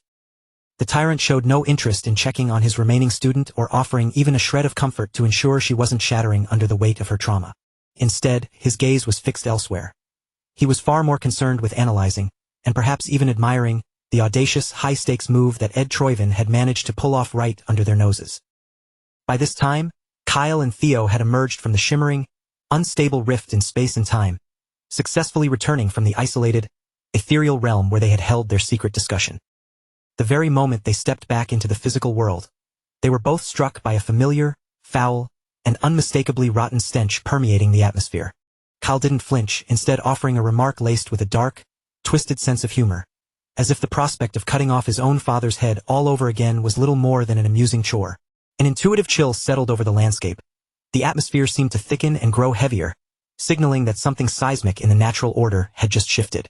The patriarch turned to Theo, his expression turning resolute as he urged his son with ironclad intensity to brace himself, stand firm, and prepare to face the encroaching storm. In this lifetime, the trials of fire were descending upon them far earlier than anyone had anticipated, and at this point, the growing danger was impossible to ignore. The truth was now laid bare. The Mad Dragon Emperor had been dragged back from the cold embrace of death and forcibly returned to the world of the living. From the very dawn of this conflict, Troivin's ultimate, singular objective had been the dark resurrection of their former patriarch. While the Ragnar forces couldn't confirm such a terrifying theory with absolute certainty in the beginning, the mangled, blood-splattered remains of the ritual altar left behind at the scene served as undeniable, horrifying proof of the Mad Dragon's resurgence. With this looming, apocalyptic threat now hanging over their heads, they made a collective resolve to force the war to a definitive, violent end before Troivin could harness that resurrected power in its entirety. As they ramped up their efforts, launching an even more aggressive and unrelenting assault across the front, Troivin began hemorrhaging territory, their lines buckling under the pressure as they were forced into a desperate retreat, inching closer and closer to total collapse. Yet, even after an exhaustive month of deep cover investigation, they remained completely in the dark, unable to secure a single concrete lead on the current whereabouts of the Mad Dragon Emperor. With the situation escalating into dangerous, uncharted territory, the 9 dragons convened a high-level meeting to plot their next decisive strike. Julius voiced his deep-seated skepticism, arguing that their recent string of victories felt far too clean, suggesting that every successful push might actually be leading them directly into a meticulously laid trap. The tyrant dragon made a late, dramatic entrance, sauntering into the chamber with that same aggressive swagger, hostile attitude, and foul mouth he wore like a second skin. Fresh from the blood and grit of the front lines, the tyrant waved away the concerns with blatant disdain, insisting that some dusty, ancient fossil crawling back from the grave was hardly cause for a collective panic. His strategy was as brutal as it was simple. Crush every obstacle standing in their path, grind their enemies into the mud of the battlefield, and let the sheer force of their victory render any theories irrelevant. One of the other 9 dragons didn't hesitate to snap back, scolding him as a short-sighted, arrogant fool who lacked the vision to look beyond the immediate bloodshed. She pointedly reminded him that the Mad Dragon's true, lethal specialty was psychological warfare and mental manipulation. If that ancient monster began operating with serious intent, Ragnar could be hollowed out and torn apart from within long before they realized the rot had set in. Her gaze sharpened with a dark implication, suggesting that the tyrant himself might already be performing under the enemy's subtle, unseen influence. Dante fired back instantly, his temper flaring as he told her to focus her overbearing concern on that weak daughter of hers rather than sticking her nose into his personal tactical affairs. The Black Dragon stepped in to silence the bickering before the tension could spiral into an open confrontation, pointing out that regardless of what shadows lurked ahead, the momentum of the war remained firmly in Ragnar's hands. If they could manage to successfully storm and seize the capital, Troivin would be effectively neutralized as a legitimate power.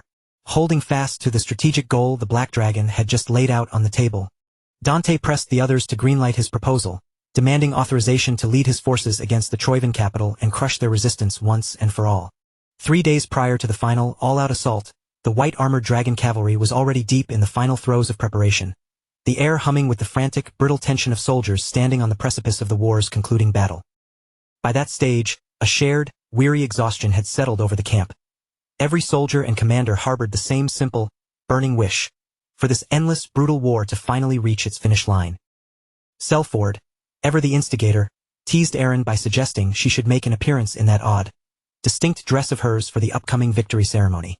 However, choosing to mock a garment that Erin's own mother had painstakingly crafted for her was, in hindsight, a staggeringly unwise move. While it was undoubtedly reassuring to realize they were holding the winning hand, Theo found he could not shake a persistent, gnawing sense of unease, as if he could feel something massive and unseen shifting deep beneath the surface of the world. In the memories of his past life, this massive conflict wasn't supposed to ignite for another 5 full, long years. This realization led him to a troubling conclusion. His own intervention and actions had likely forced the enemy's hand, compelling them to strike prematurely before they were truly ready. Theo had fundamentally rewritten too many threads of fate for the future he once knew to be considered a reliable roadmap any longer. When the road ahead appears suspiciously smooth, it usually means hidden, unpredictable variables are lurking in the dark, waiting to strike. Nevertheless, there remained one trusted ally he could consult to gain a sharper, more honest read on the state of things. While Theo sat deep in his own reflections, Big bro Thorkel approached him to pay his lil bro a genuine, friendly visit. The two of them, brothers joined by blood and forged together by the fire of war, began to openly discuss just how surreal and strange their current circumstances had become.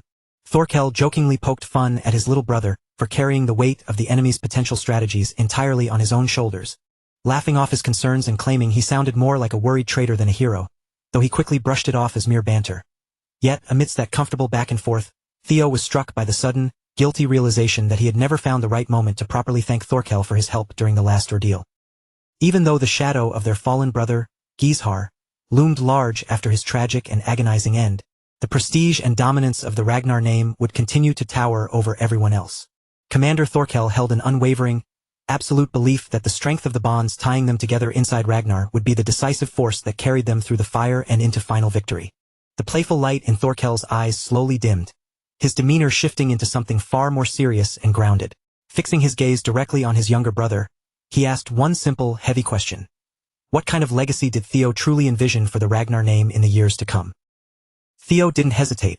He offered a raw, unfiltered answer.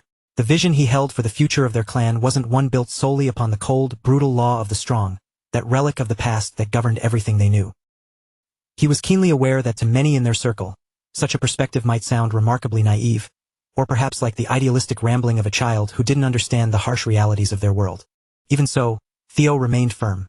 He craved a different order, a structure where people were bound by mutual trust and loyalty, rather than one where obedience was merely a byproduct of terror being carved into their very marrow. Hearing his brother speak with such clarity, Thorkel's expression softened into one of genuine satisfaction, as if Theo had just provided the exact answer he had been secretly hoping to hear. With that topic settled, Thorkel turned to head back toward his unit, offering Theo a piece of pragmatic advice. Make the most of the next 3 days and get as much rest as he possibly could before the storm broke. Watching him go, Theo couldn't help but reflect on their conversation. Thorkel remained, at his core, the very same man he remembered from his previous life. Their perspectives on the world aligned far more often than they diverged. While they were technically rivals, both locked in a race to claim the seat of the family head, Theo realized that if he needed someone standing shoulder to shoulder with him in the trenches, he couldn't ask for a more reliable partner. With a rare window of downtime opening up, Hulchus stepped forward to invite Theo to a quick spar, as if they were naturally drifting back into the comfortable, competitive rhythms of their training days. Theo was forced to decline. He had an urgent objective that couldn't wait.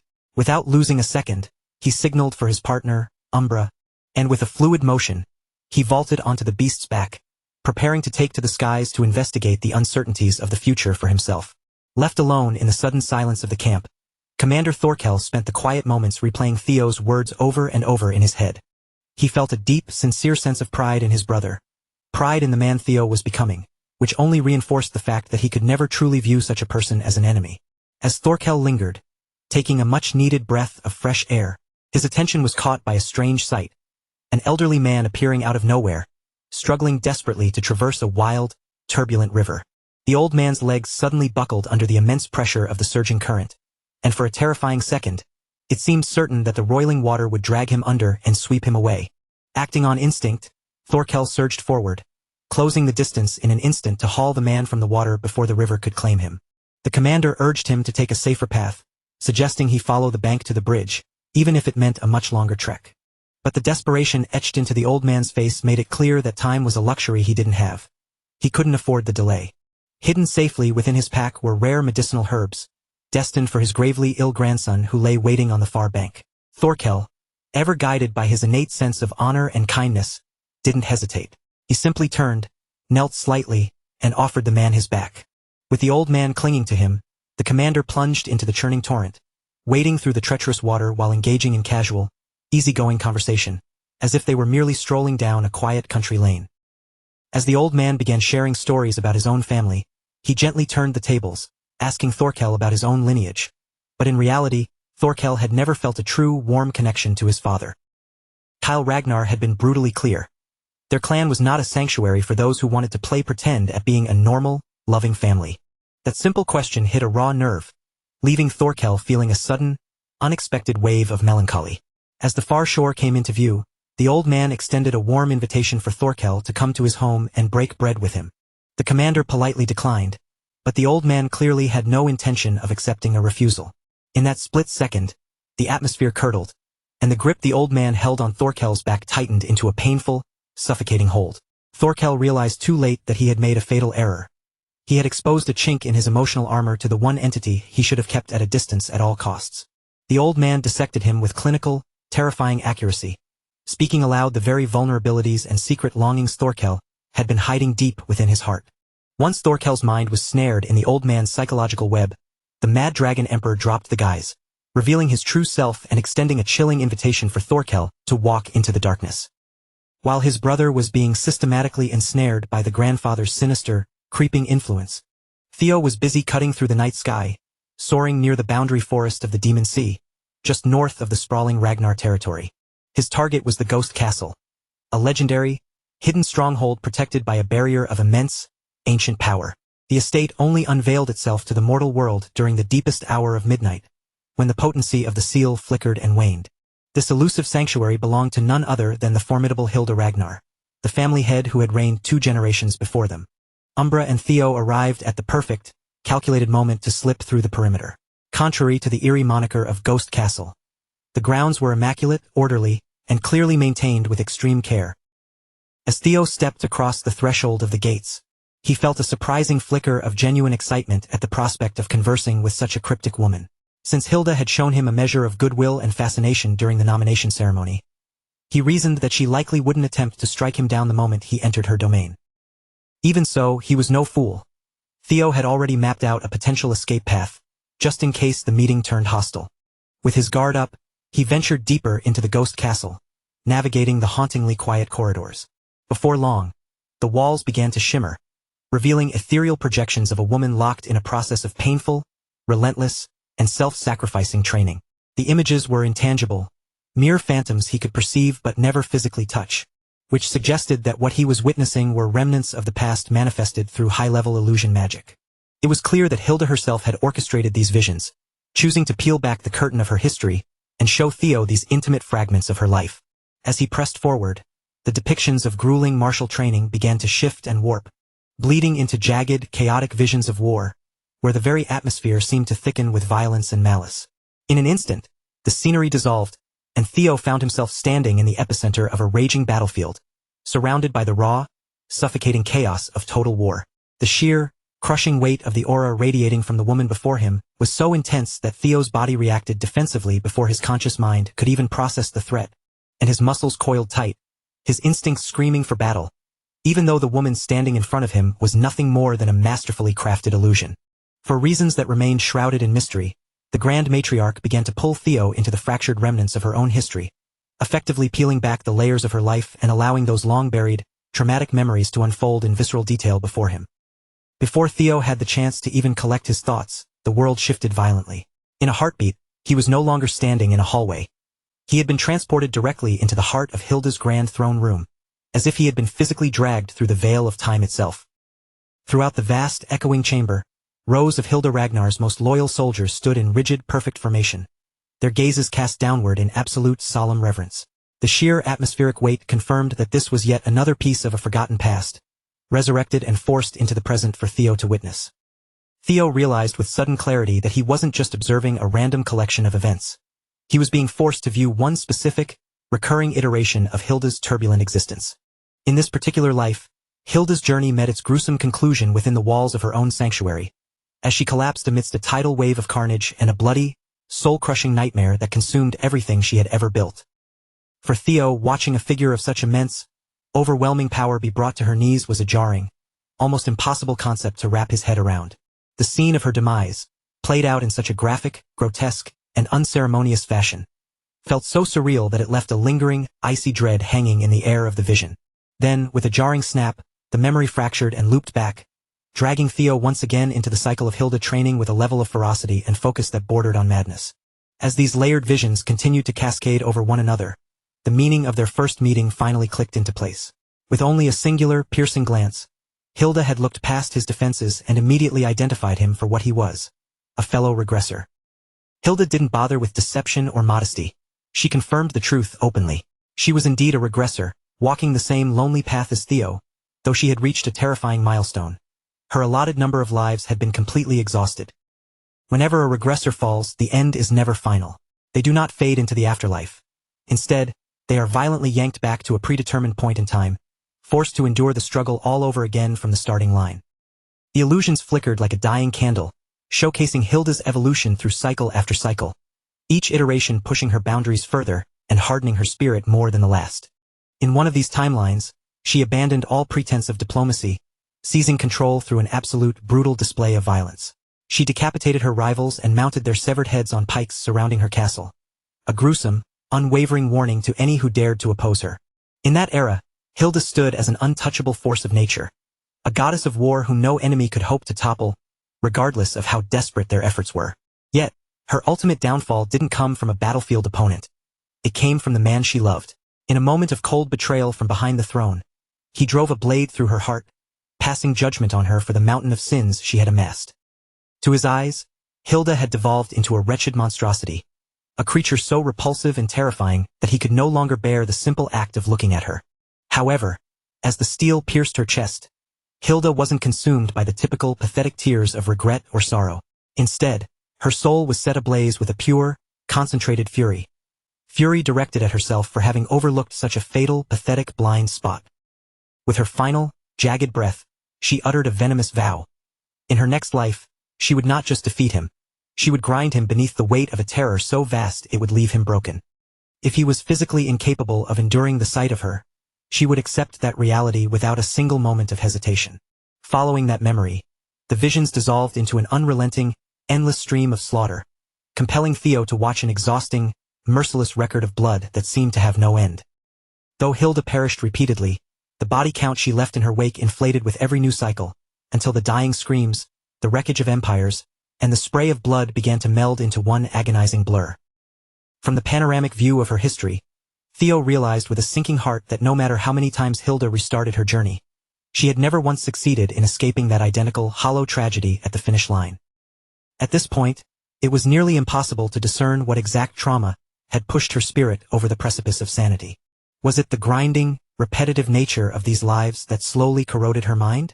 And if that was the inescapable price of her power, was Theo also destined to shatter in the same way as the predecessors who had walked this path before him? Just as those dark, suffocating thoughts began to coil tighter around his resolve, a sudden, sharp interruption shattered the spiral. The true Hilda finally manifested before him. The artificial, constructed world melted away like wax near a flame, and in the next blink, Theo found himself standing once more within the familiar, echoing expanse of the throne room. Hilda regarded him with a look of calm, amused interest, casually asking if the little theatrical illusion she had staged had been to his liking. Theo, taking great care to maintain his composure and mask his unease, bowed his head low, offering Lady Hilda a formal, perfectly executed greeting. The last time they had interacted was during the formal nomination ceremony, and Theo remained acutely aware that Hilda was a predator of the highest order, someone he could never truly let his guard down around. Hilda dismissed his formality with a wave, telling him there was no reason to be so stiff.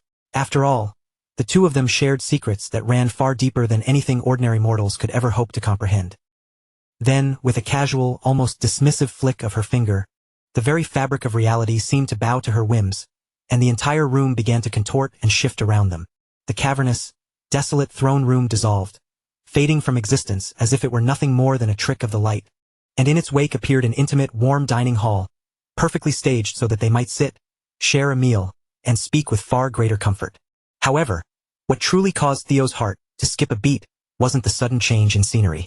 It was the figure who materialized from the shadows to serve them. The legendary Ascendant Dragon himself stood there, waiting to attend to their needs. Theo had heard the hushed, fearful whispers among the clans, but seeing the reality with his own eyes made those rumors feel like an undeniable, crushing fact. The legends claimed the Grand Matriarch held the Ascendant Dragon at her beck and call as a devoted servant, and now, standing in the flesh before Theo, that myth had become an irrefutable, terrifying reality.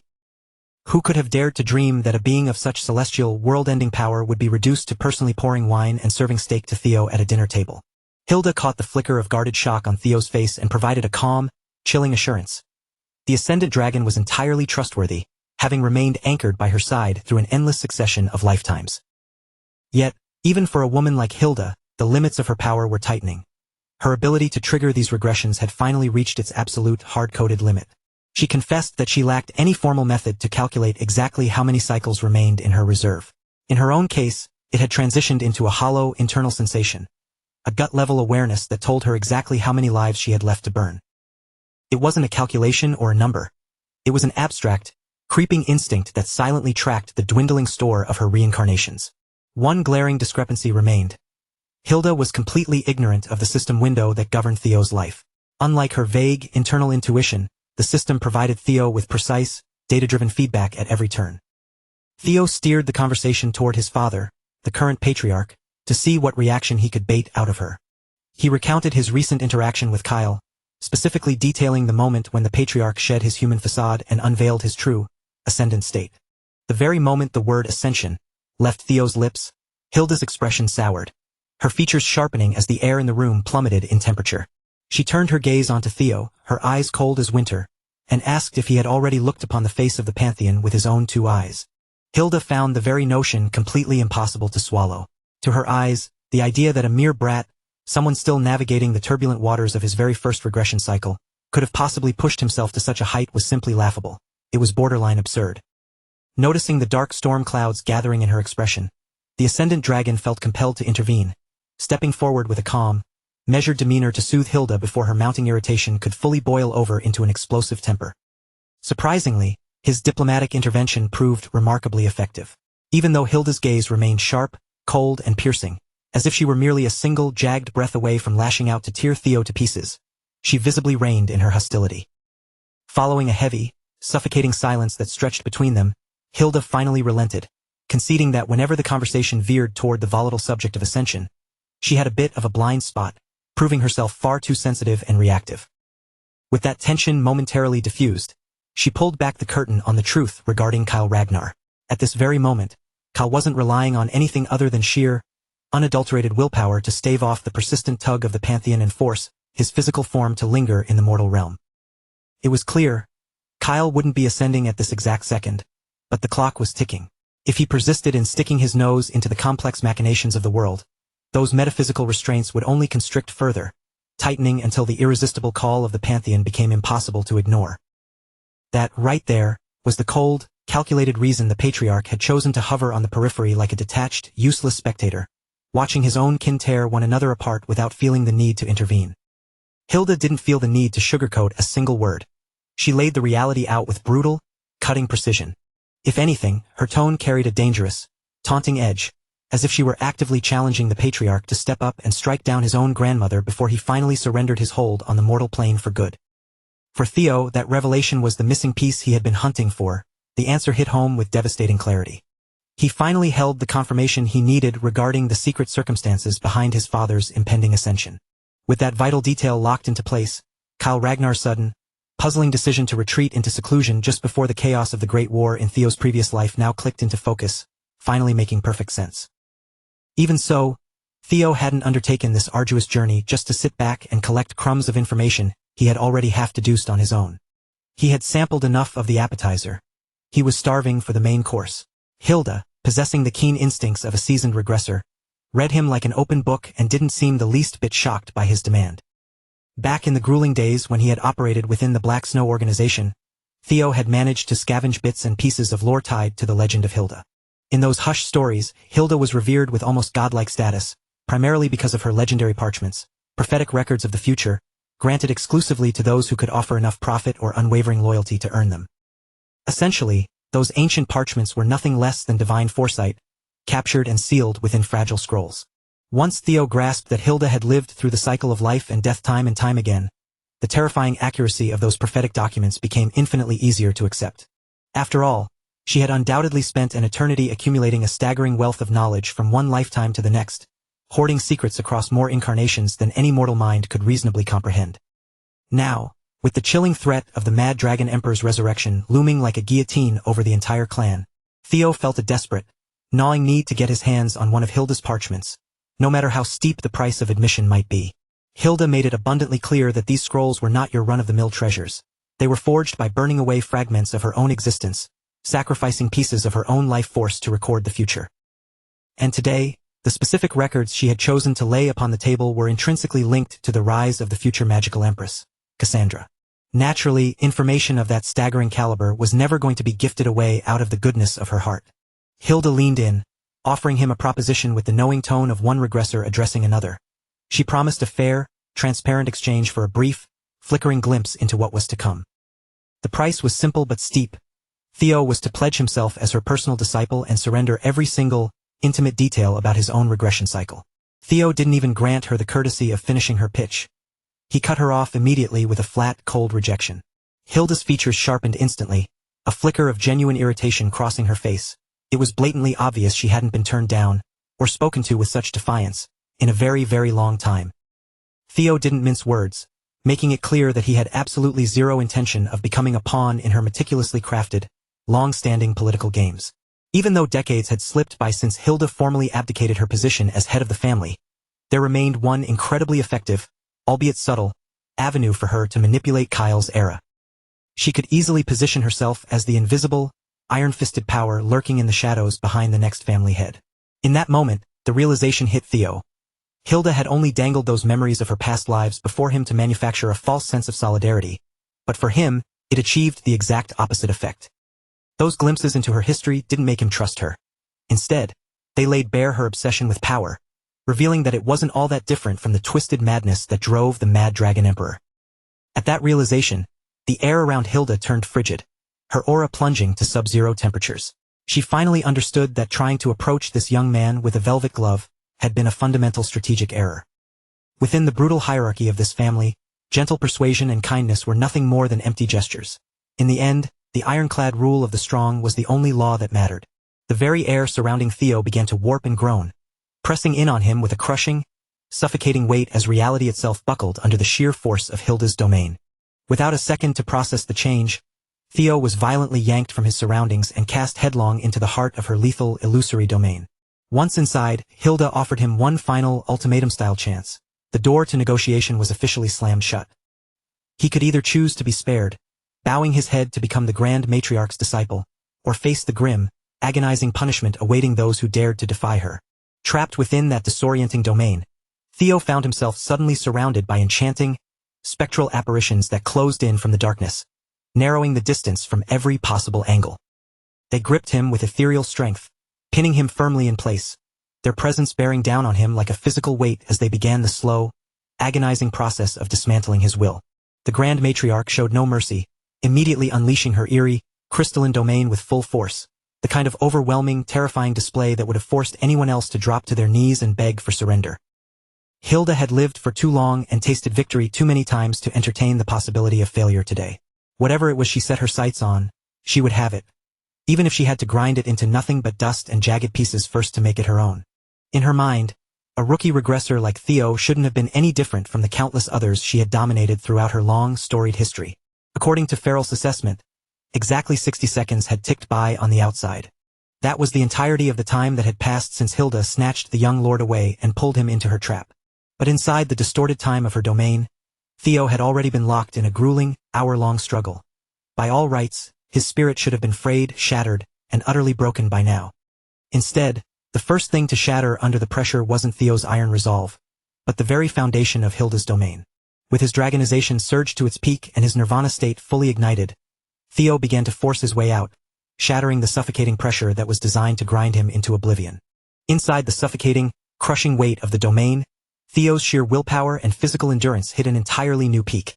It was as if every passing second of this brutal pressure was forcing his very soul and body to transcend their previous limits. Yet, the spectral apparitions manifested by the Grand Matriarch were relentlessly persistent, swarming toward him from every conceivable angle as if they were tethered to him and absolutely refused to let go.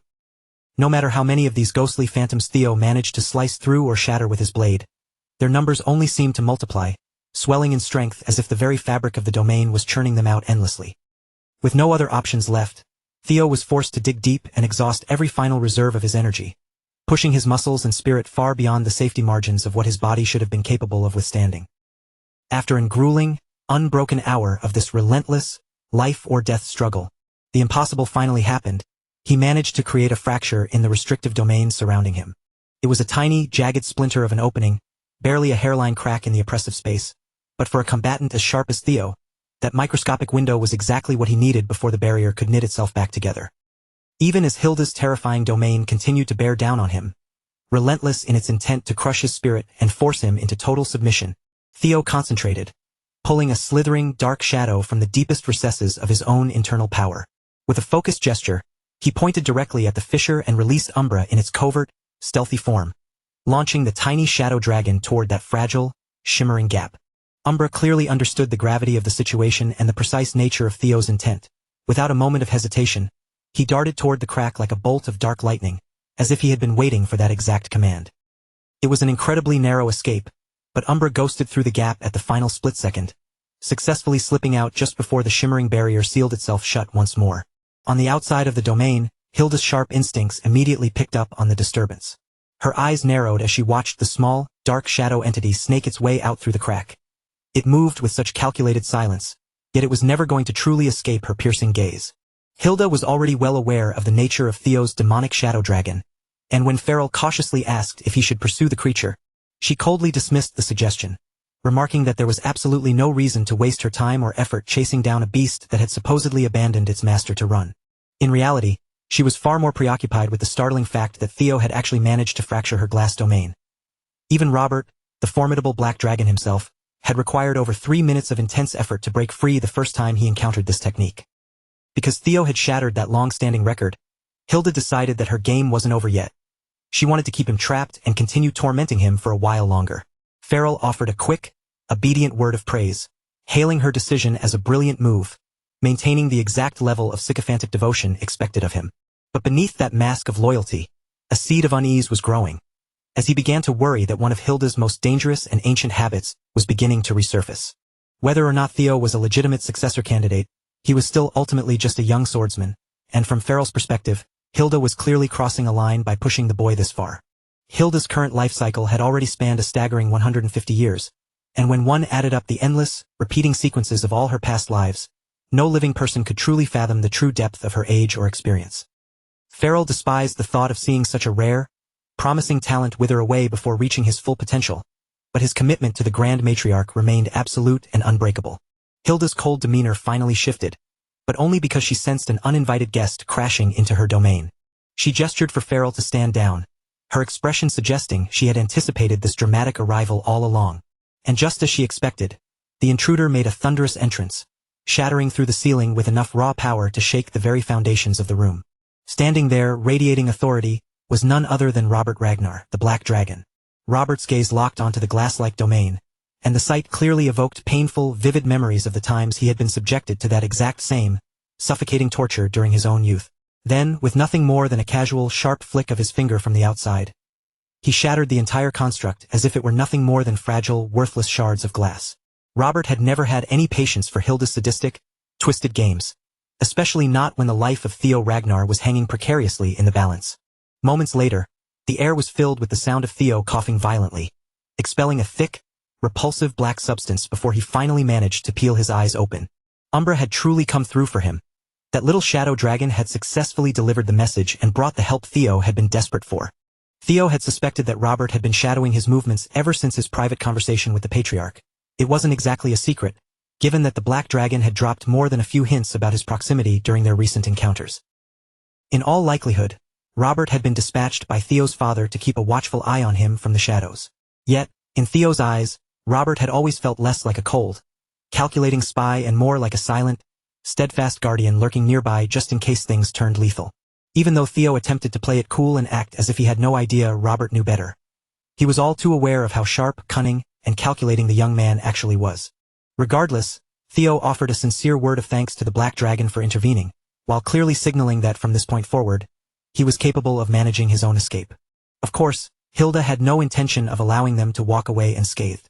From her position across the room, she unleashed a torrent of destructive flames directed right at them, all while mocking them, complaining that she had merely invited her great-grandson for a meal, and teasingly wondering if her rebellious grandson had finally decided to drop in and join the fun. Robert didn't grant her twisted taunts a second of his time. He immediately pivoted to coordinating with Theo, his entire focus shifting exclusively to the tactical necessity of getting them both out of the building alive. For their breakout plan to succeed, Umbra still had one final, crucial role to play. As Hilda Ragnar continued to hurl reality-bending attacks that warped the space around them, Robert signaled to Theo, and the young man broke into a dead sprint, treating every single stride like a battle for his life. He pushed his body to match the black dragon's terrifying speed, staying locked in stride with Robert while allowing the seasoned warrior to soak up and deflect the brunt of Hilda's devastating offensive strikes. The moment Hilda grasped their intent and realized what they were maneuvering to achieve, she instantly shifted her tactics to close-quarters combat, yet Robert anticipated every one of her strikes, parrying and blocking with flawless, veteran timing. Even though the Grand Matriarch no longer possessed the power of regression, the insatiable, burning greed that had defined her existence through countless lifetimes was still raging just as fiercely as ever inside her. To those rare few who wield the terrifying ability to loop through time, this world isn't a place to live. It's nothing more than a personal sandbox. It is a mere toy to be seized, broken, and dominated at will, with absolutely no regard for the mountains of wreckage, misery, or innocent lives left scattered in their wake. Back within the cold, towering walls of the fortress, Hilda lunged forward, her eyes locked on Theo as she desperately sought to cut off his escape. However, Robert was right there with her. Matching her frantic pace, he shifted his full weight, stepping firmly into her path and executing a flawless block that completely walled her off from pursuing the boy. Theo saw his chance and took it without a second's hesitation. Seizing that brief, golden window of opportunity created by the brawl, the young lord surged forward and dove headfirst out of the massive castle window, launching his body into the void of the open air. The drop was dizzying, a heart-stopping freefall that turned the world into a blur. As he plunged toward the earth, the jagged stone masonry of the fortress whipped past him at a terrifying, breakneck speed. But he wasn't going to meet the ground alone. With impeccable timing, Umbra swooped through the sky beneath him, banking hard and spreading wide to catch the young master securely mid-air, softening the lethal momentum of the fall. And just like that, through pure, icy nerves and rapid-fire decision-making, Theo Ragnar slipped right through the iron grip of his unhinged great-grandmother, leaving her far behind in the dust. The very moment Theo's silhouette shrank into the distant horizon and drifted safely away, the suffocating atmosphere of the room shifted entirely. Hilda abruptly lowered her weapon, her relentless, savage assault against Robert's blade coming to a sudden halt as the cold realization set in. Her prey had successfully vanished from her sight. Her interest in the confrontation evaporated instantly. She didn't bother to hide her annoyance, casually dumping the entire mess onto Farrell's lap to clean up, and dryly announcing that she was finished for the day and intended to get some rest. Robert couldn't help but look up in genuine shock, fully anticipating that she would shriek in order to launch a massive, relentless manhunt for the boy. But to his surprise, Hilda had lost her appetite for the chase. Seeing the kid literally throw himself out of her highest window just to escape her presence had curdled her mood entirely. Yet, the second she crossed the room to her desk and cast a lingering gaze down at her scattered, confidential documents, her demeanor shifted once more. Hilda didn't erupt into a fit of rage. Instead, a cold, sharp, and deeply amused laugh escaped her throat. It seemed that in the middle of all that chaos and the flurry of clashing steel, the cheeky little brat had managed to pull off the ultimate heist, covertly swiping one of her most prized, top-secret intelligence reports. With that stolen document clutched tightly in his hand following his breathtaking escape, Theo wasted zero time. He steered his course straight toward the dark, crime-ridden underbelly of the Priamus East slums, tucked deep within the borders of the Edda Empire. Down in the heart of that squalor, inside a dilapidated, weather-beaten shack that looked as if a strong breeze might level it, a quiet, somber scene was beginning to unfold. A young girl suddenly bolted upright in her small bed, her eyes swimming with tears as she frantically shook her mother awake, jarred to her core by yet another vivid, horrifying nightmare.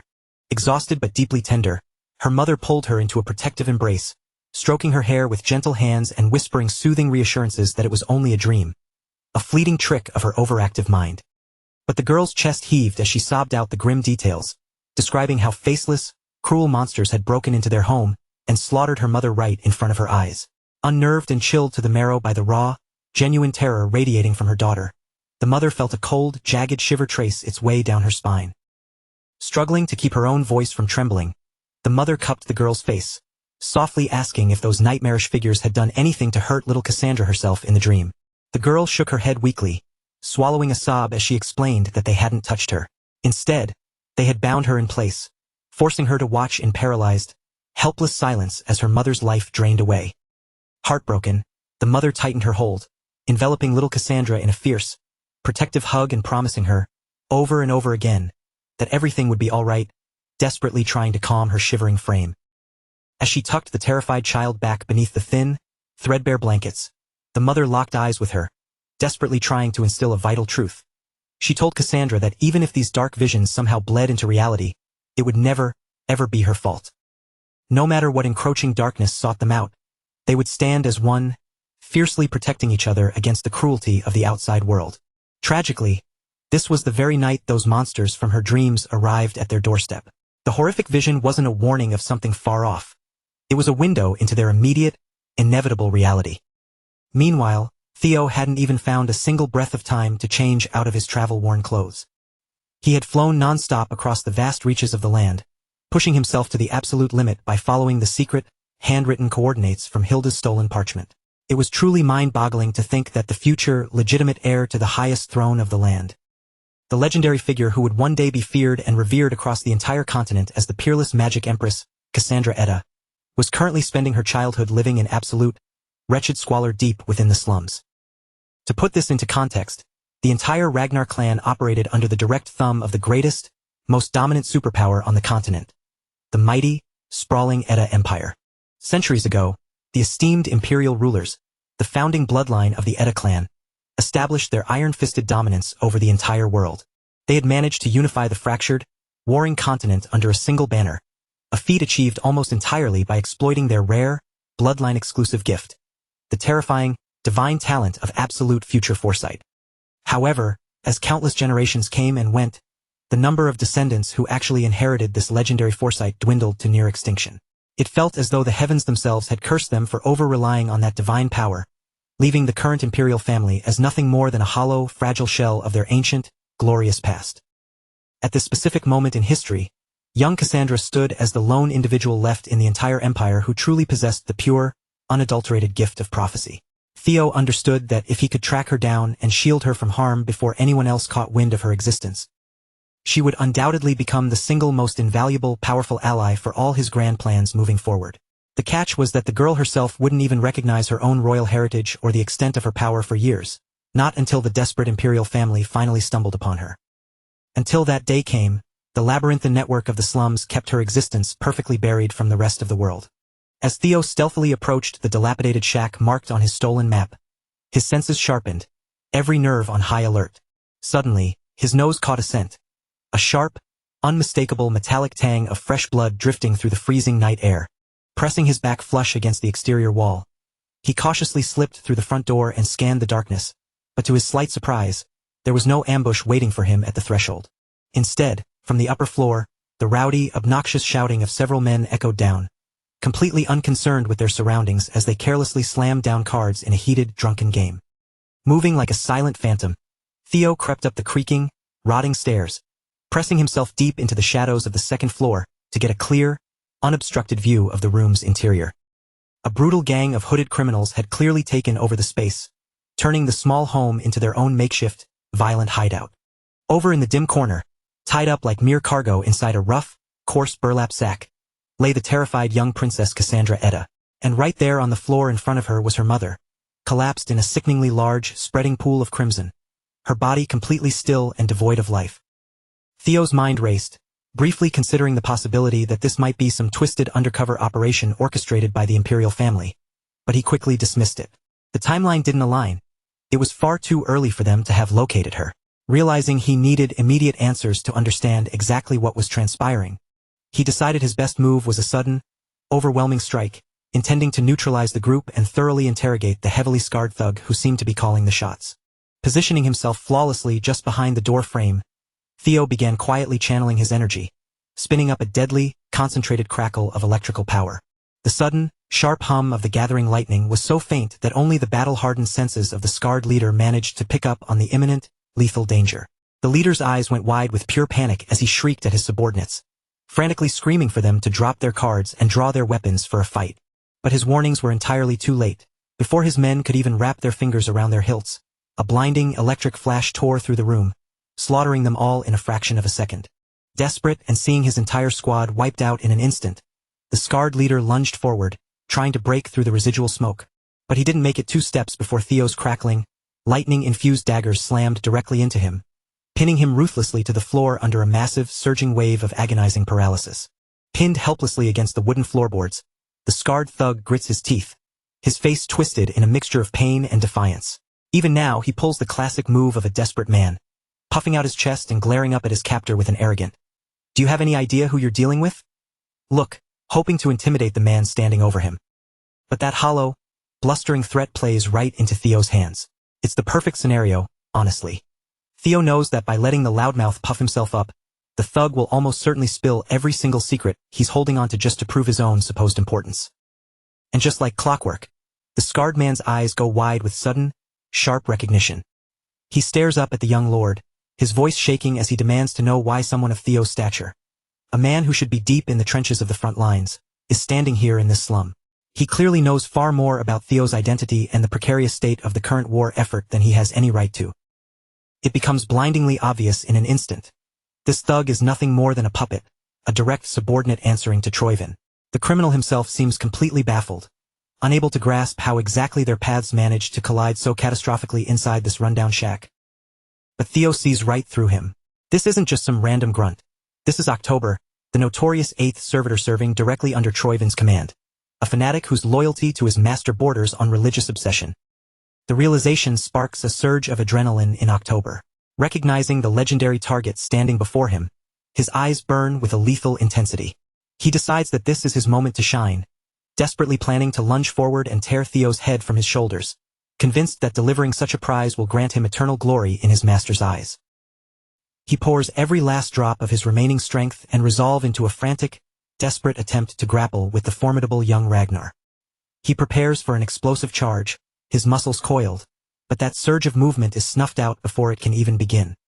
With a lazy, almost bored flick of his wrist, Theo executes a movement so fluid and lightning-fast that it's hard to track. A single, razor-sharp dagger is launched into the air, traveling with terrifying, pinpoint accuracy. It strikes home instantly, anchoring the charging zealot exactly where he stands, halting his momentum dead in its tracks before he can even take another stride. Honestly, when you consider that Theo has been spending his time trading blows with world-ending, interdimensional threats, watching him effortlessly dismantle a bottom-tier scrub like October is almost refreshing. He doesn't even have to break a sweat to keep this guy under control. Still, being a high-ranking servitor of the darkness, October isn't about to roll over just yet. Even pinned and wounded, he has a few nasty, forbidden tricks hidden deep in his arsenal. He forces his internal energy to surge and boil, his skin rapidly flushing a deep, blistering red. A visible, scorching heat begins to radiate off his frame, the air around him shimmering as he pushes his physical limits, forcing his body far beyond its natural capacity. Steam begins to hiss from his pores, and with a guttural, maddened roar, the fanatic lunges forward once more. He's fully committed to a suicide run, desperate to drag the young Ragnar heir down into the dark abyss along with him if it means securing a win. In truth, October never had any intention of dying in a place like this. His entire mission had been completely derailed. He was supposed to be linking up with the elite Azure Peak Squad, the very unit tasked with arriving to extract young Cassandra, not fighting for his life in a slum. Theo doesn't even blink, let alone look surprised by this suicidal, reckless dash. He knows these brainwashed cultists all too well. The moment they realize they're backed into a corner, their default move is always to try and take everyone out in a self-destructive explosion. With a calm, graceful step to the side, the young lord effortlessly dances around October's trajectory. It's an incredibly predictable, straight-line attack, and it leaves the thug's entire defense wide open. In one clean, merciless, and efficient arc, Theo's blade flashes. It slices through the air and makes contact, cleanly severing the head from the crimson-soaked bastard, effectively silencing his madness for good. The severed head and the limp, heavy torso tumble through the air, completely disconnected from one another. They strike the wooden floorboards a moment later, landing with two distinct, heavy, and sickeningly hollow thuds. The remains roll slightly, coming to a stop in the dark shadows just before. They suddenly erupt into a violent, crackling bonfire of dark, demonic energy, burning the body until nothing but ash remains. Stepping away from the fading embers, Theo quietly turns back toward the center of the room. He kneels down beside the tragic remains of the mother, his expression solemn and respectful, and gently pulls a piece of cloth over her to shroud her from view. A heavy frown creases his brow as he mulls over the situation. Hilda's secret parchment had laid out exactly where to find Cassandra, but it hadn't breathed a single word about Troyvin actively hunting the girl down. The only logical conclusion is that the Mad Dragon Emperor's sudden, chaotic return to the world stage has sent ripples through time, creating a completely unpredictable variable that wasn't supposed to be here. As he looks down at the body covered in cloth, a heavy, sinking weight settles in Theo's chest.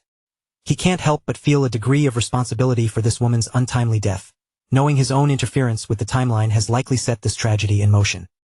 Hearing the heavy, rhythmic sound of footsteps approaching, little Cassandra shifts restlessly within her bonds. Her voice is tiny and trembling as she asks if her mother is okay, begging the mysterious stranger to give her some sign, some reassurance that everything will be all right. Theo steps closer, bending down to get a proper, careful look at the fragile child who is fated to become the future empress. He suddenly freezes, his breath hitching as he stares into her face. Her eyes are unblinking and completely clouded over.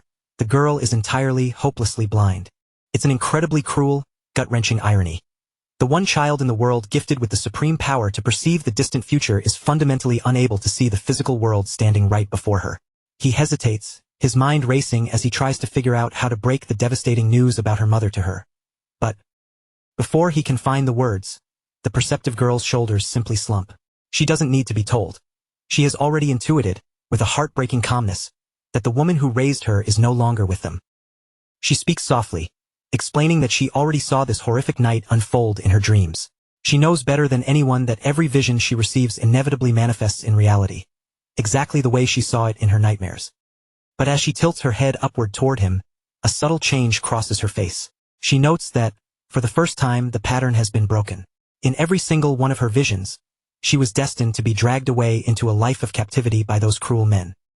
Yet, here, in this cold, hard reality, a powerful savior has materialized out of the shadows to slaughter her captors and ensure she remains safe.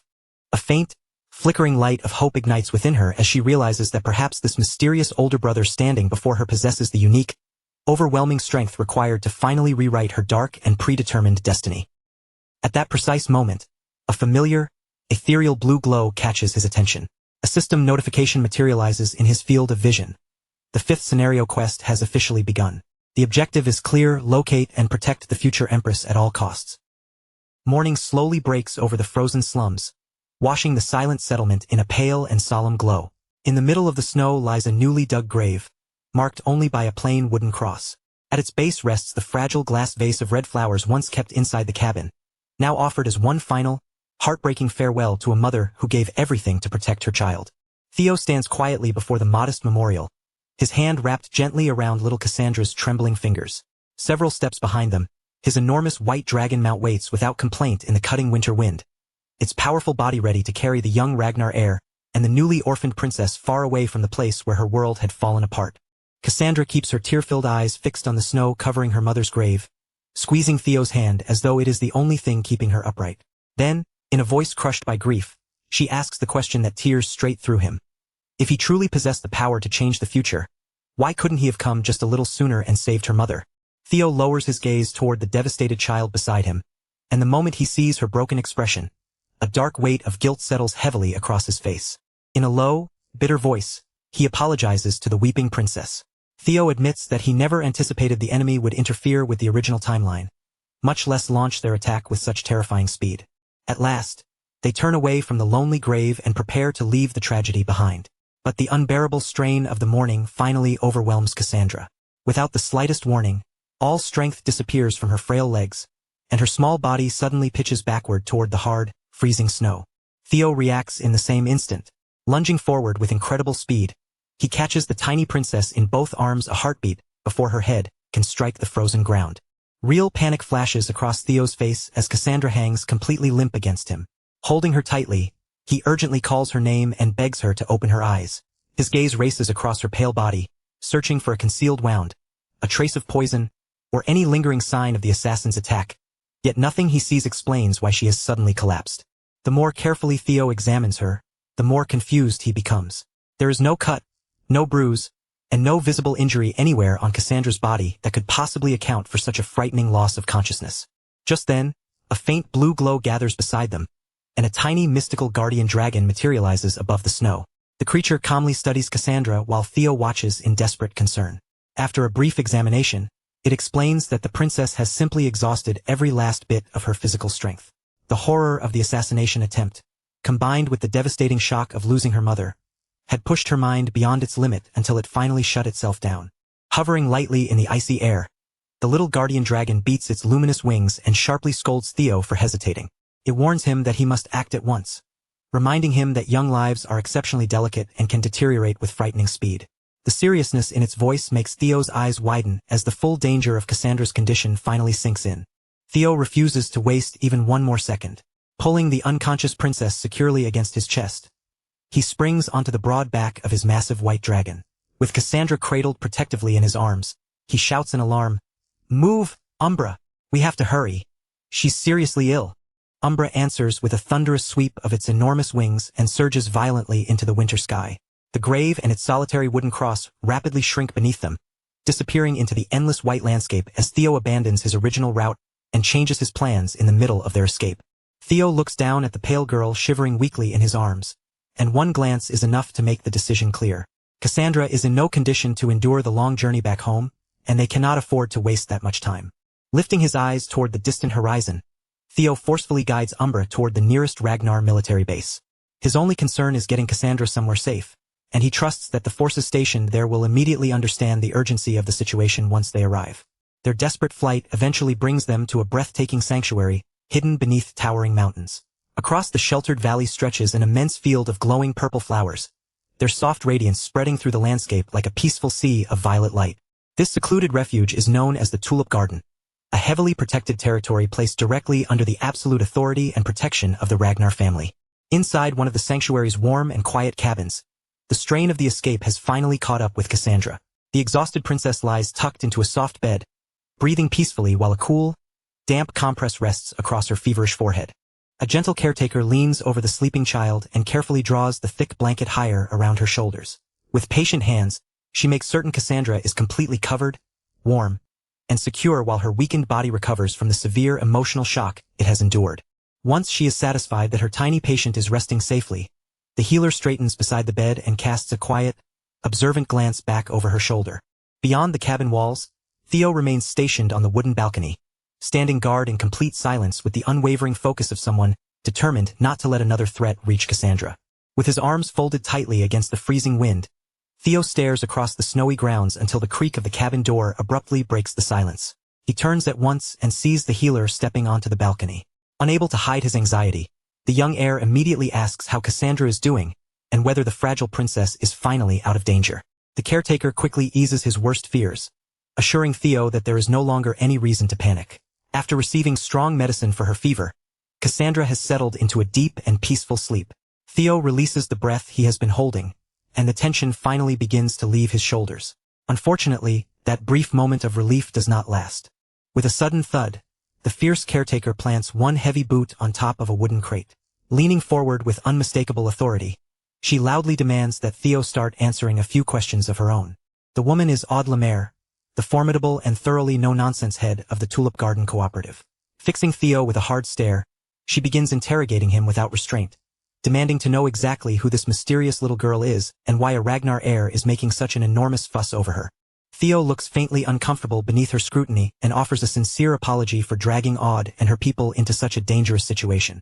Even so, his expression remains firm, and he refuses to reveal Cassandra's true identity. Aude throws her head back and lets out a long, irritated groan. She dismisses his stubborn secrecy with a wave of her hand, grumbling that every arrogant candidate for the Ragnar succession seems to believe the entire world should bend itself around their personal demands.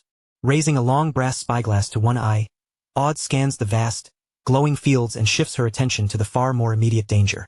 She bluntly points out that the ruthless Troivan clan is currently pursuing them. Theo confirms that the enemy is indeed on their trail, though he doubts they have deployed an especially large force. Even so, he warns that the assassins will almost certainly follow the route leading directly from Priamus. Aude freezes with the spyglass still pressed to her face, unable to believe what she has just heard. Without lowering it, she angrily tears into Theo for having the nerve to lead a deadly Troivan assassination squad straight toward the heart of her otherwise peaceful sanctuary. Still muttering with frustration, Aude assumes that a pampered royal heir like Theo probably has no understanding of what this territory truly means. Theo immediately cuts off that accusation. With calm confidence, he tells her that he knows perfectly well where he has brought them. Aude turns to him in open surprise while Theo looks across the endless waves of purple flowers. In a solemn voice, he explains that most outsiders foolishly believe the Tulip Garden exists only as a decorative estate maintained for appearances. In truth, however, the sanctuary is a deeply classified and sacred burial ground reserved for the greatest legends in Ragnar history.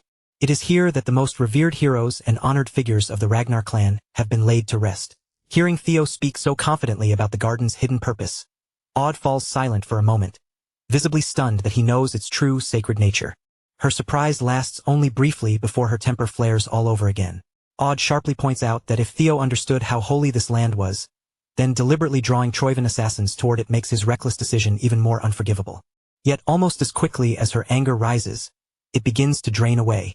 Her voice lowers, and she reluctantly mutters that perhaps she does not truly have the right to criticize him after all. Looking suddenly exhausted, Odd drops heavily into a nearby wooden rocking chair.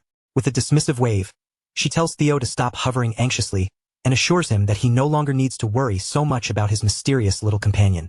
Odd admits that she has already checked enough of Theo's unbelievable story to know that he is telling the truth. After all, the merciless Troivan forces would never devote this much effort to hunting down an ordinary child with no importance. Theo glances through the doorway toward Cassandra, who is still sleeping peacefully beneath the blankets. Relief softens his expression, and he sincerely thanks Odd for protecting the princess and giving her the treatment she desperately needed. Placing one hand respectfully over his chest, Theo offers another formal apology.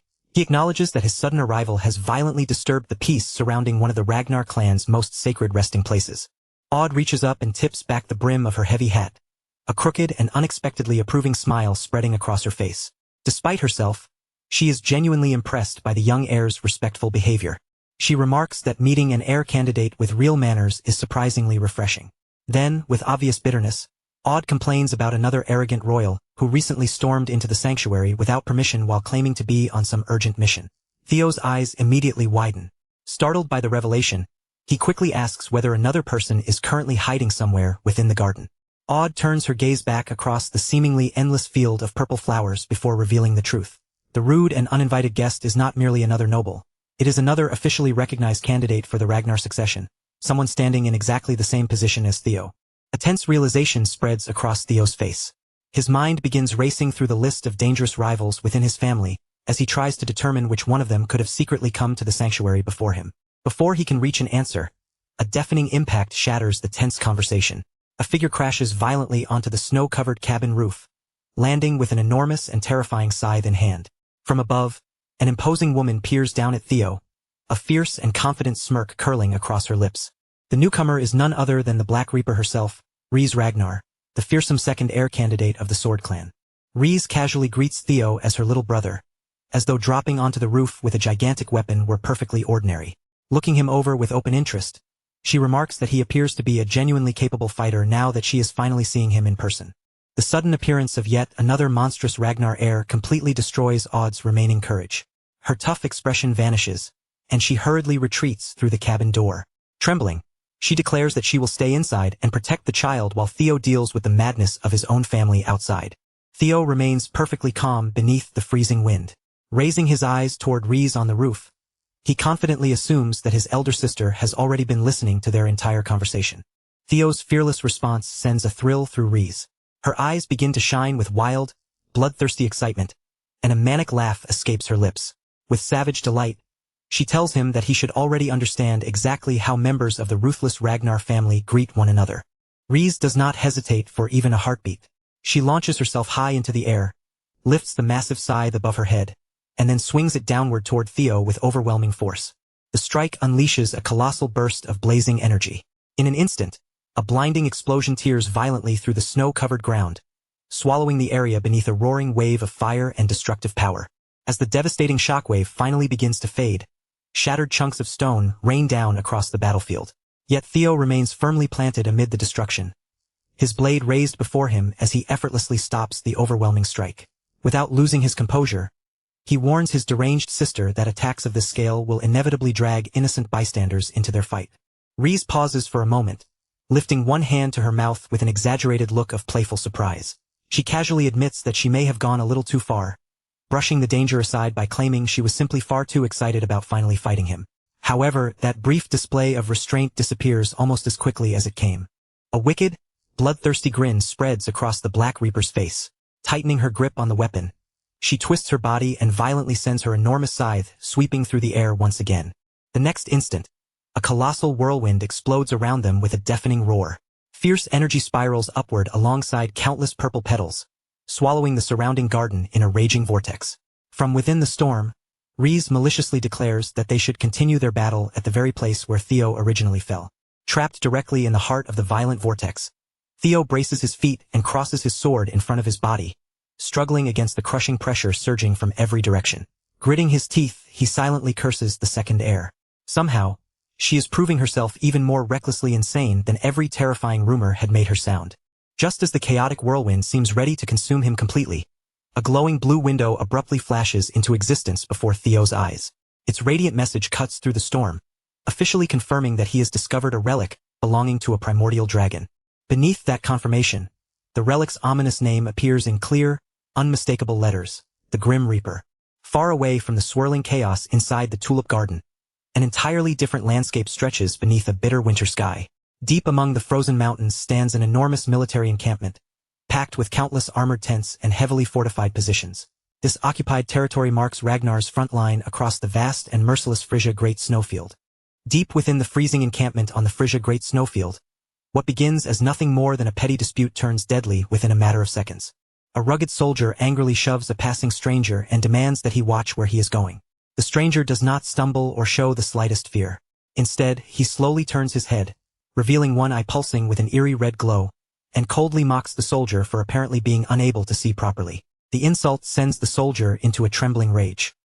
His face twists with fury as he leans forward and harshly demands that the stranger repeat what he just said. The stranger meets his glare without hesitation, that demonic crimson light continuing to burn inside his eye. With merciless contempt, he taunts the furious soldier again, asking whether both his eyesight and his hearing have stopped working. The sharp exchange quickly draws attention from the nearby troops. Bored soldiers begin turning toward the commotion, eager to see whether the argument will erupt into something more violent. Among them, a reckless young soldier named Selford excitedly grabs his companion Erin and begins pulling her toward the gathering crowd. With obvious delight, he points out that there is no better entertainment than watching two other people beat each other senseless. But as Selford eagerly drags her closer, Erin follows with a deeply irritated expression. Clearly unimpressed by his enthusiasm, she sharply scolds him for behaving like an immature child. The instant they reach the crowd, however, their casual curiosity transforms into absolute horror. The minor argument has already exploded into a savage bloodbath. Soldiers from the same army have drawn their weapons and are now brutally cutting down their own allies, staining the white snow with the blood of their comrades. Desperate to stop the slaughter, Selford charges straight into the chaos and wraps his arms around one of the frenzied fighters, trying to restrain him by force. He screams for everyone to regain their senses, frantically begging them to stop murdering their own comrades. But the struggling soldier, completely consumed by the crimson madness, merely snarls that the other man was being unreasonable, as though that pathetic excuse justified the killing. Before Selford can bring the crazed fighter under control, a blinding column of fire suddenly erupts in the center of the encampment. The flames explode upward with catastrophic force, instantly incinerating the surrounding ground as a deafening blast tears through the camp. As the smoke and flames begin to part, a fierce warrior strides directly out of the raging inferno. She is Ian Saucily, the Black Iron Vice Commander feared by many as the Fire Goblin. Furious beyond measure at the senseless violence, she lashes out at the maddened troops, condemning them for slaughtering their own comrades while they are supposed to be fighting an active war. Fiery energy surges violently around Ian as she plants herself before the blood-soaked soldiers. With a blazing glare, she challenges anyone who still has strength left in their body to come forward and face her personally. Watching the terrifying vice commander from the edge of the destruction, the blonde-haired Selford finally releases a small breath of relief. Convinced that Ian's overwhelming power and authority will crush the rebellion instantly, he assumes the chaotic encampment is finally about to settle down. However, Erin's eyes narrow behind her glasses as she notices something Selford himself has overlooked. Ian's explosive entrance has slightly scorched his hand, leaving behind a small but unmistakable burn. The moment Erin realizes that her friend has been injured by their own superior, something inside her suddenly breaks. All reason disappears as her emotions twist violently out of control. Her usual irritation vanishes, replaced by a chilling and increasingly manic laugh. One of her eyes begins pulsing with the exact same sinister crimson light seen in the other soldiers. The invisible corruption has already reached her mind, dragging Erin beneath the influence of the terrifying madness. Completely overtaken by bloodthirsty rage, Erin swiftly draws the dagger at her side. Her body lowers into an attacking stance as she prepares to launch herself straight at the blazing vice commander, even though the reckless assault would almost certainly end in her own death. Selford stares at her in horror before desperately reaching out and trying to calm her down. Panic floods his voice as he pleads with Aaron to stop, unable to believe that his own companion has suddenly lost control of her mind. While fire, screams, and bloodshed consume the encampment outside, a quiet command tent remains separated from the immediate chaos. Inside, an imposing veteran hardened by countless battles listens to the distant uproar with open disgust. One of the 9 dragons bitterly condemns the soldiers' complete lack of discipline, furious that the frontline troops are surrendering to the spreading madness so easily. He questions how they are supposed to wage a proper war when their own forces cannot even maintain control of their minds. Wolfgang Ragnar, one of the 9 dragons, explains that the Mad Dragon Emperor's corrupting madness is surging outward with increasing force from the central Troivan stronghold. If they allow the frontline troops to remain exposed, the losses will only become more catastrophic. For that reason, he proposes withdrawing their forces from the front immediately. Tyrant Dragon Dante Roll fiercely rejects the proposal before it can gain support.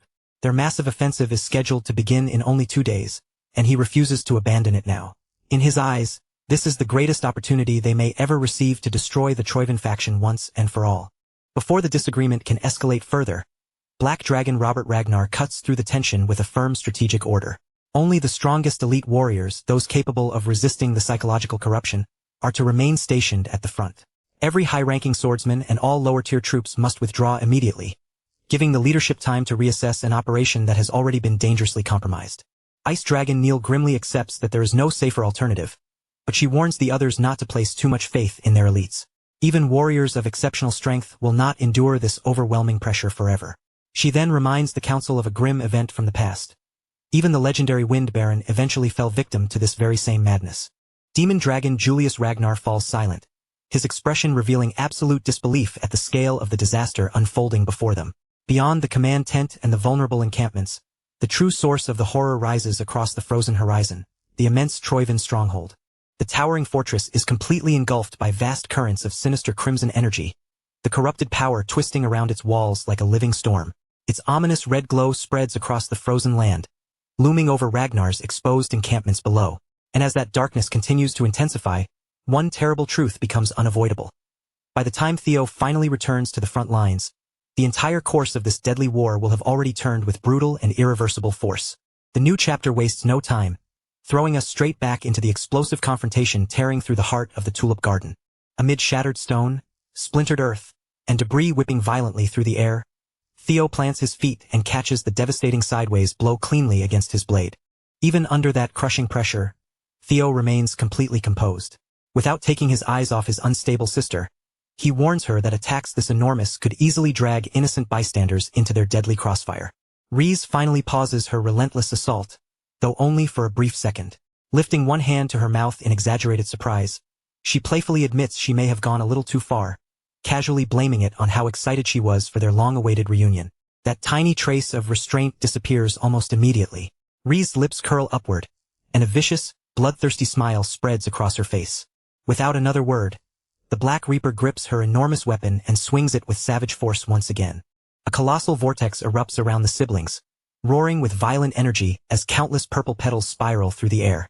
From within the raging storm, Reese wickedly declares that they should carry this brutal fight back to the very place where Theo once fell.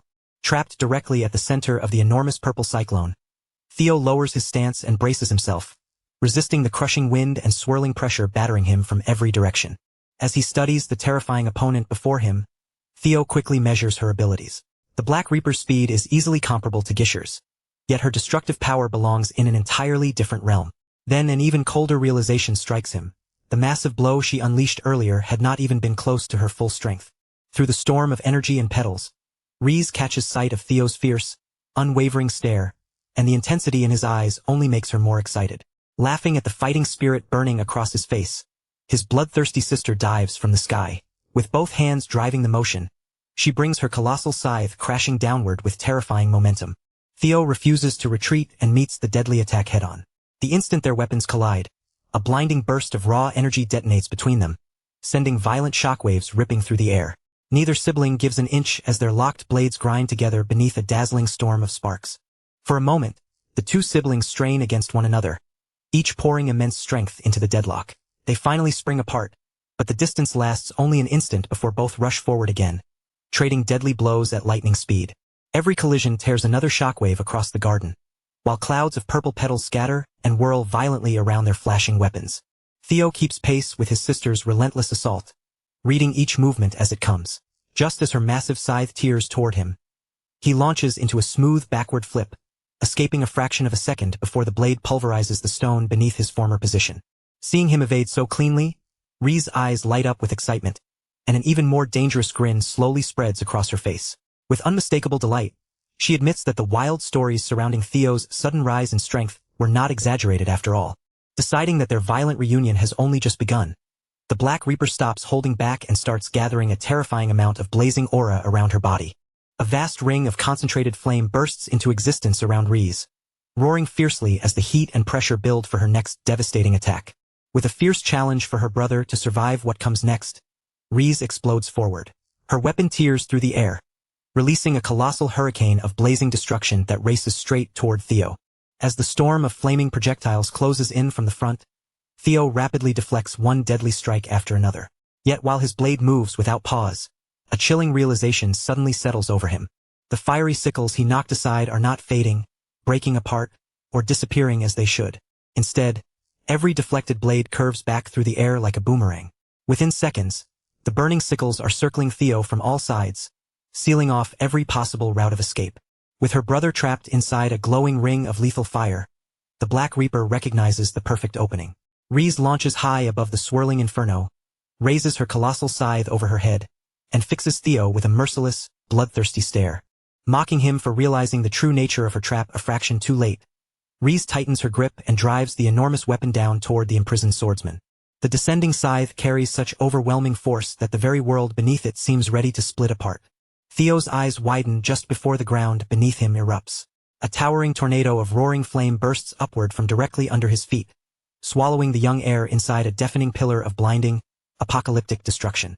Then, from deep inside the towering inferno, a violent explosion of dark energy suddenly detonates. The blast tears outward with brutal force, shattering the flaming tornado apart from within. Caught completely off guard by the unexpected eruption, Ri's snaps her gaze upward. She looks just in time to see an enormous, piercing blue sword aura dropping toward her from the sky. Rather than showing fear, the Black Reaper looks genuinely impressed by the power her brother has unleashed. A wicked smile returns to her face as she steadies herself and prepares to receive the impact. Theo plunges through the falling purple petals at devastating speed, his blade aimed straight down at his sister.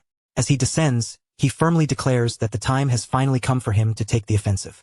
Delighted by his sudden counterattack, Ri's eagerly swings her massive scythe upward, fully intending to meet his descending blade with her own overwhelming force. But a fraction of a second before the two lethal weapons can collide, an unknown and devastating force erupts directly between the siblings. A tremendous shockwave tears across the battlefield, blasting open the ground and carving a deep crater into the garden. Stone fragments and thick dust surge upward, hiding everything from view, until the heavy cloud finally begins to settle and exposes an astonishing sight. Three heavily cloaked figures now stand at the center of the devastation as though they appeared from nowhere. These mysterious warriors are elite members of the Black Reaper squad, and they have somehow stopped the siblings' catastrophic collision. Inside the crater, their razor-sharp blades are already pressed firmly against Theo's neck. Keeping their weapons dangerously close to his throat, the cloaked assassins surround Theo and glare at the young swordsman with open hostility. One of the elite guards steps forward beneath a wide-brimmed hat, his eyes burning with an ominous purple light. In an aggressive voice, he threatens Theo and vows that the feared Reaper squad will make him suffer for daring to raise a weapon against their precious Miss Ri's. Before the fiercely devoted guard can finish his dramatic warning, however, the flat weight of a colossal scythe slams directly onto the top of his head. The tense standoff collapses into chaos as Ri's turns her fury on her own squad. Casually resting the huge scythe across her shoulder, she screams at the overprotective assassins and demands to know how many times she must order them not to interfere in her fights. She had only just started warming up, and she cannot understand why they are making such a fuss over one harmless little battle between siblings. Standing in the middle of this sudden circus, Theo says absolutely nothing. A huge bead of sweat rolls down the side of his face as he stares at Ri's in disbelief, silently admitting that this ridiculous reaction was the last thing he expected. Just like that, the deadly pressure hanging over the battlefield vanishes. Ri's bursts into bright laughter while the battered guard beside her rubs the enormous lump rising from his head. Completely lowering her guard, she sincerely apologizes to Theo and grumbles that her overzealous squad ruined the atmosphere right when their fight was finally becoming enjoyable. Theo takes a moment to steady his breathing before answering with a relaxed smile. He jokingly tells her that had her earth-shattering greeting continued for even one more second, he might genuinely have collapsed on the spot. Amused by his quick response, Reese laughs and gives him a playful punch in the chest. His confidence and easy humor immediately improve her mood after the messy interruption. Satisfied with how their explosive reunion turned out, the Black Reaper declares that their brief clash was incredibly fun and casually invites him to share a drink with her sometime. Theo warmly accepts the invitation, appearing perfectly calm and unaffected from the outside. Behind that confident smile, however, his thoughts are racing as he evaluates the terrifying depth of his sister's strength. Her raw power is monstrous, her speed nearly impossible to follow, and her technique leaves almost no weakness to exploit. Theo is forced to admit one frightening truth. In a genuine fight to the death against the Black Reaper, he would need to activate his ultimate dragonization just to have any real chance of winning. As Reese cheerfully turns away, Theo's thoughts drift toward an even more disturbing conclusion. If his sister is already this terrifyingly powerful, then the other highest-ranked candidates competing to become clan heir must be even greater monsters. Sweat gathers bitterly along Theo's face as he wonders where Axion found the shameless confidence to boast about becoming the next clan head while siblings of this caliber were still standing in his way. Completely unaware of the crisis unfolding inside her brother's mind, Reese turns and barks another order at her trembling squad. To compensate for ruining the fight, she commands them to prepare an enormous celebratory feast at once. The elite assassins immediately straighten their backs, throw up rigid salutes, and roar their absolute obedience. Theo watches the absurdly energetic group with another huge bead of sweat sliding down his cheek. Compared with the manipulative and cutthroat members of the rest of their family, he genuinely appreciates how direct, cheerful, and easygoing Reese seems. Unfortunately, that warmth is precisely what creates the real problem. His gaze settles on the Black Reaper's massive and terrifying scythe. After examining the energy flowing from its surface, Theo confirms what he had already begun to suspect. The weapon carries the unmistakable, overwhelming aura of a primordial dragon relic. A heavy sense of dread sinks into Theo's chest. If his system quest eventually demands that he seize that relic from Reese, the task would have been infinitely easier if she had treated him as an enemy. Instead, her open friendliness and genuine affection have placed him inside a brutal moral dilemma with no easy way out. The deafening chaos and explosive tension of the battlefield finally melt away, giving way to the peaceful, sunlit interior of the small cabin nestled within the tulip garden. Buried beneath several thick, heavy blankets, little Cassandra stirs faintly before her eyelids slowly flutter open, as though waking from a long and troubled sleep. Still dazed from the severe shock to her mind, the tiny princess weakly pushes herself upright in bed. Odd steps into the comfortably warm room, approaches the fragile child, and gently asks whether she is finally beginning to feel any better. Cassandra answers with a small, quiet nod. Seeing that response, the hardened caretaker wheels a heavy wooden cart into the room and declares that the sick little girl must be absolutely starving by now. With several quick movements, Odd sets an enormous, mouth-watering feast directly before the young princess. The table is soon covered with plates of sizzling meat, steaming bowls of soup, and loaves of freshly baked bread. Although her pale eyes cannot see the feast before her, Cassandra is immediately drawn in by its rich aroma.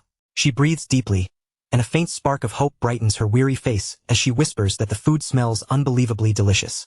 Unable to see where the steaming dishes have been placed, Cassandra eagerly stretches out both bare hands, intending to grab the hot food and begin eating immediately. Odd reacts before the girl's fingers can reach the meal.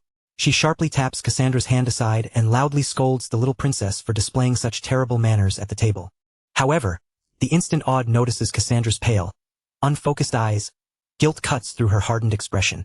Quickly hiding her sympathy behind her usual rough tone, she bluntly explains that the food is far too hot to touch and orders the girl to eat only the pieces Odd cuts for her.